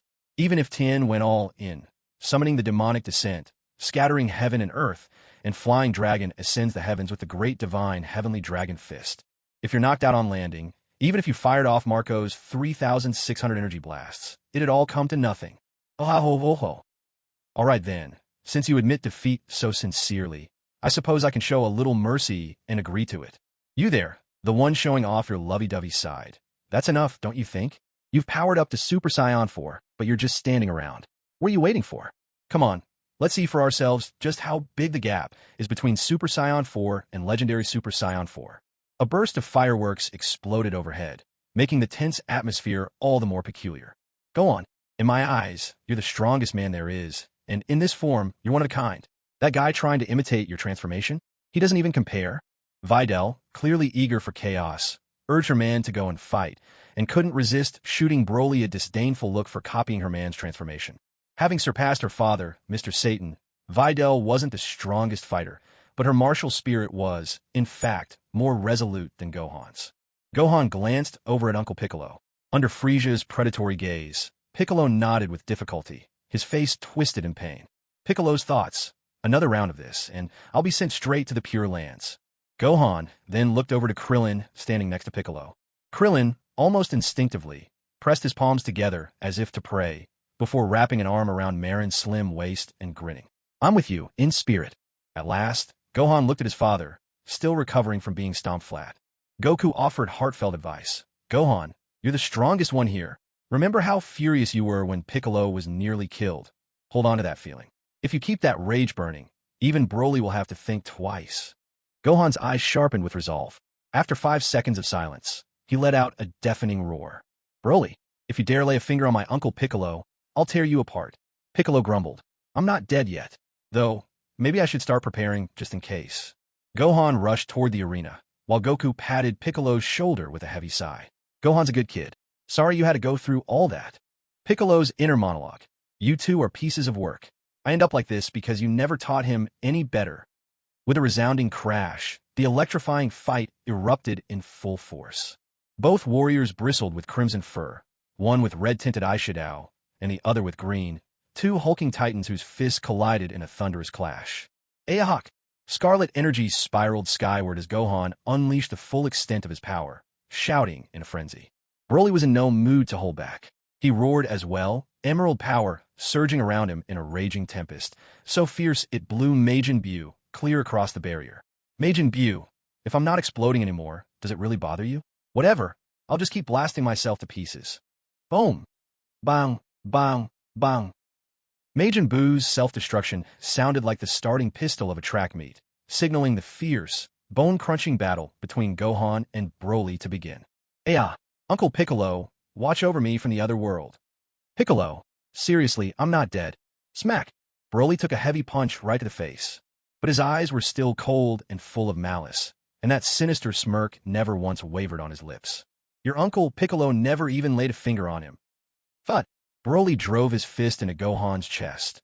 A deep imprint appeared instantly, sending Gohan flying with a cry of pain. Unforgivable! Unforgivable! Crash! Blazing! Now deeply hypnotized, Gohan burst forth with even more explosive energy, charging at Broly in a frenzy wilder than before. Broly was utterly infuriated. Good grief, this was ridiculously unfair. Gohan! Gohan! Wham! Wham! Fist against fist, foot against foot. Knees clashed, heads collided, and as for their tails, well, those were basically useless. The wild, surging energy from Gohan and Broly spread outward in waves, filling every inch inside the arena's barrier. Buu shouted in outrage. I've already absorbed Golden Cooler. Do you really think I'm afraid of you now? You two have toyed with me long enough. Now it's my turn. At this moment, Majin Buu leapt into the fray. Smack! Clash! A splat, and a sharp intake of breath. After a monstrous roar, everyone instinctively clutched at their ears, all except the man in sunglasses, who still stubbornly held his ground on the very edge of the arena, not budging an inch. He alone could match even Frieza in his poise. Man in sunglasses. Honestly, I'd rather leave, wish I didn't have to stay here. His voice rang out, beautiful yet laced with sorrow. As expected, Majin Buu blew himself up again, No surprises there. Gohan couldn't help but spit out a mouthful of blood. Broly grunted darkly as well. Just now, Broly had been fighting 2 against 1, when he instantly ramped his power from 80% to a full 100. After pounding his fist into Gohan's gut, he swept his leg around, connecting squarely with Majin Buu. Gohan coughed up blood. Majin Buu was literally blasted apart by Broly's kick. But Broly didn't get off easy, either. Though Gohan took that punch, he also managed to land a solid kick right to Broly's face. Majin Buu, meanwhile, played dirty. In a split second he exploded. He managed to clamp his jaws tightly around Broly's calf. Broly's furry leg now had a neat row of teeth marks impressed into it. On the arena, Sun Wukong said to Vegeta, "How could we miss out on such an intense battle? Let's fuse together." Vegeta had already been itching for action, and was just about to agree, when Shin suddenly interjected. The Supreme Kai, Shin, who had just heard Sun Wukong's suggestion, instantly lit up with excitement. Wait, the fusion technique isn't as powerful as a Potera fusion. Why don't you use my Potera earrings? Kid piped up, that's right. The old Supreme Kai once said these earrings could fuse people. Yeah, let's each give you one earring, you can fuse together, Kid exclaimed. Shin had just removed one of his earrings, but at Kid's words, he turned pale with shock. Kid, you idiot, stop it. But before the words had even left his mouth, Kid had already taken off one of the earrings. From every angle, Broly Super Saiyan 4 was clearly the strongest presence on the field. Broly let out a slow, measured breath. His bulging muscles seemed to shrink ever so slightly, yet the corner of his mouth remained curled in a wicked, ferocious grin. So, was it that I overestimated you? Or are you always this weak? Even after absorbing Golden Cooler, this Majin Buu, with Super Saiyan 4, can't measure up. TCH. And to think he even tried biting. Someone spat, exasperated. Broly looked down with disdain at Majin Buu, who had only just recovered his humanoid form, and scoffed. Honestly, this Majin Buu wasn't even as strong as Golden Cooler, and compared to the current Son Gohan, he came up even shorter. Yet he still dared to make bold boasts. With clenched teeth, Majin Buu's face twisted into an especially ferocious expression. In truth, he hadn't fully absorbed Golden Cooler. He'd only managed to completely encase him. Truly digesting him would require much more time, unless he was willing to risk everything for instant absorption. But if he did, he might never be able to purge the residual influence of Golden Cooler's soul. After taking that heavy kick, Son Gohan wasn't entirely overwhelmed, but the time for his own rage-fueled surge was fast approaching. Besides, in the span of a single day, breaking through both Super Saiyan 3 and 4 put his body under tremendous strain. He desperately needed a chance to catch his breath. Broly, for his part, had lost much of his interest in the two of them. He figured he might as well give them some time to recover, to make the next fight a truly exhilarating one. More importantly, though, he had caught snippets of chatter from the spectator stands. The bastard who managed to fight him to a standstill last time seemed ready to make an entrance again. And so, a brief, uneasy calm settled over the arena. Out beyond the boundary, in the stands, Shin stared in horror as Kid took off one of the earrings. His face drained of all color, and he couldn't help but lurch in Kid's direction. Boom! At last, number 17 returned to the arena. While his combat strength wasn't the highest, his infinite energy reserves were now on full display. Even if it came down to a battle of endurance, he managed to wear down several incoming energy blasts with sheer tenacity. Yet, what hurt him the most was still that one slap from Broly. Fortunately, Broly hadn't really intended to kill his little brother-in-law. While he retained his sanity, he held back at the crucial moment. Just as Shin and Kid rushed at one another, Android 17 landed right between them. Noticing both of them charging toward him, the highly strung Android 17 immediately thought he was about to be ambushed again, and, in his fury, activated his shield. With a sharp hum, the shield sprang to life. At that instant, Shin and Kid's fusion process was abruptly interrupted by number 17's interference. Shin reacted instantly, snatching off the remaining earring with lightning speed. At last, history's course shifted once more. What should have been the exact moment of their fusion didn't happen, and Shin and Kid failed to complete the final step. The scenario that would have left just one jokester was no more. Instead, they were still two lovable fools, by special request of a certain reader. Kid, put your earring back on right now. Without my permission, don't you dare act on your own. Shin was scared out of his wits. If it hadn't been for the decent power of number 17's shield, he wouldn't have been able to stop that instant. Suddenly, a thunderous crash erupted. I'm back. Kid had barely begun to respond, but before the words left his lips, a small foot landed right on him. Without Frieza's barrier here, Kid was instantly booted by Boot Slay right through the wall and into the house. Watching this, Shien's feelings were a messy mix of satisfaction and frustration. That kid, he'd pummeled both him and his attendant already. It was pure coincidence, really, that Butsley's kick landed at that moment, yet it managed to jolt a certain sleeping super warrior wide awake. Goku, Vegeta, catch these earrings. With them, you'll gain power even greater than fusion. Goku was fine with it, but Vegeta wanted nothing to do with merging. His pride just wouldn't allow it. But then, when everyone else surpassed him one by one, that pride of his shattered to pieces. He didn't even care that the fusion dance looked ridiculous, so why would he mind just putting on some earrings? Without hesitation, the two of them put the earrings on. At that moment, Shien added, "For gods, this fusion is permanent. But for mortals like you, it's not. Only, I have no idea how you'll return to normal afterward." Goku and Vegeta were dumbfounded. This was not what they wanted to hear. "Arg!" they cried out together. In the midst of Goku and Vegeta's combined outrage, the Super Warrior Vegeto was born. Vegeto. When I fuse through the dance, I'm Gogeta. This time, fused by the earrings, call me Vegeto. Unlike the fusion technique, Vegeto's outfit doesn't have Gogeta's little vest. On the outside, he wears Vegeta's signature blue battle suit, while underneath, there's Goku's orange martial arts GI. His hair is no longer pitch black. Instead, it's now a shade of brown, and both ears carry the lemon yellow Patera earrings.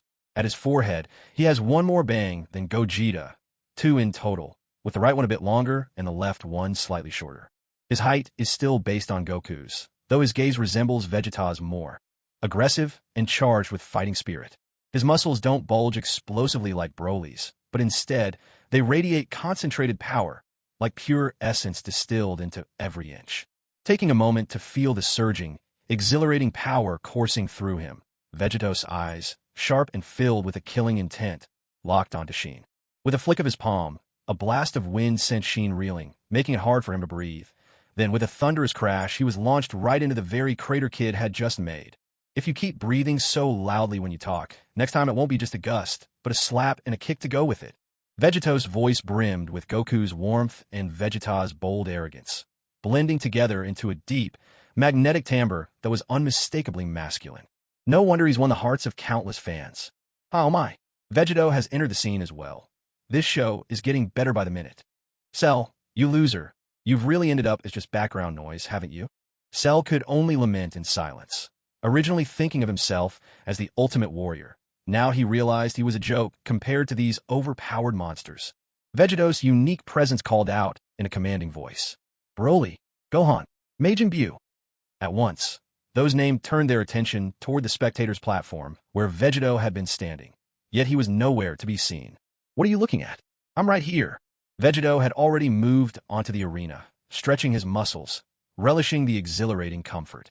This move irritated both Broly and Majin Buu, leaving them feeling as if they'd been outmaneuvered. Suddenly, with a roar, Broly, losing patience, erupted with energy and swung a fist straight at Vegeto. Majin Buu rushed forward as well, intent on taking down this show-off first. Gohan, having witnessed Vegeto's fusion and recognizing traces of his father in both his voice and form, immediately launched a kick at Majin Buu. Majin Buu, your fight is with me. Again, the battle erupted with explosive energy. What had started as a three-way melee instantly turned into a pair of intense one-on-one battles. And so, with only Frieza biding his time in the shadows, every mighty warrior ready to join the fray had now taken the stage. The air crackled with power, and a wild chorus of shouts rumbled across the battlefield. After taking multiple hits in a row, Vegeto realized that, in his normal form, he was at least 100,000 miles behind Broly's Super Saiyan 4 in terms of combat strength. In an instant, he burst forth with energy and transformed into Super Saiyan Stage 2. What a spectacular sight!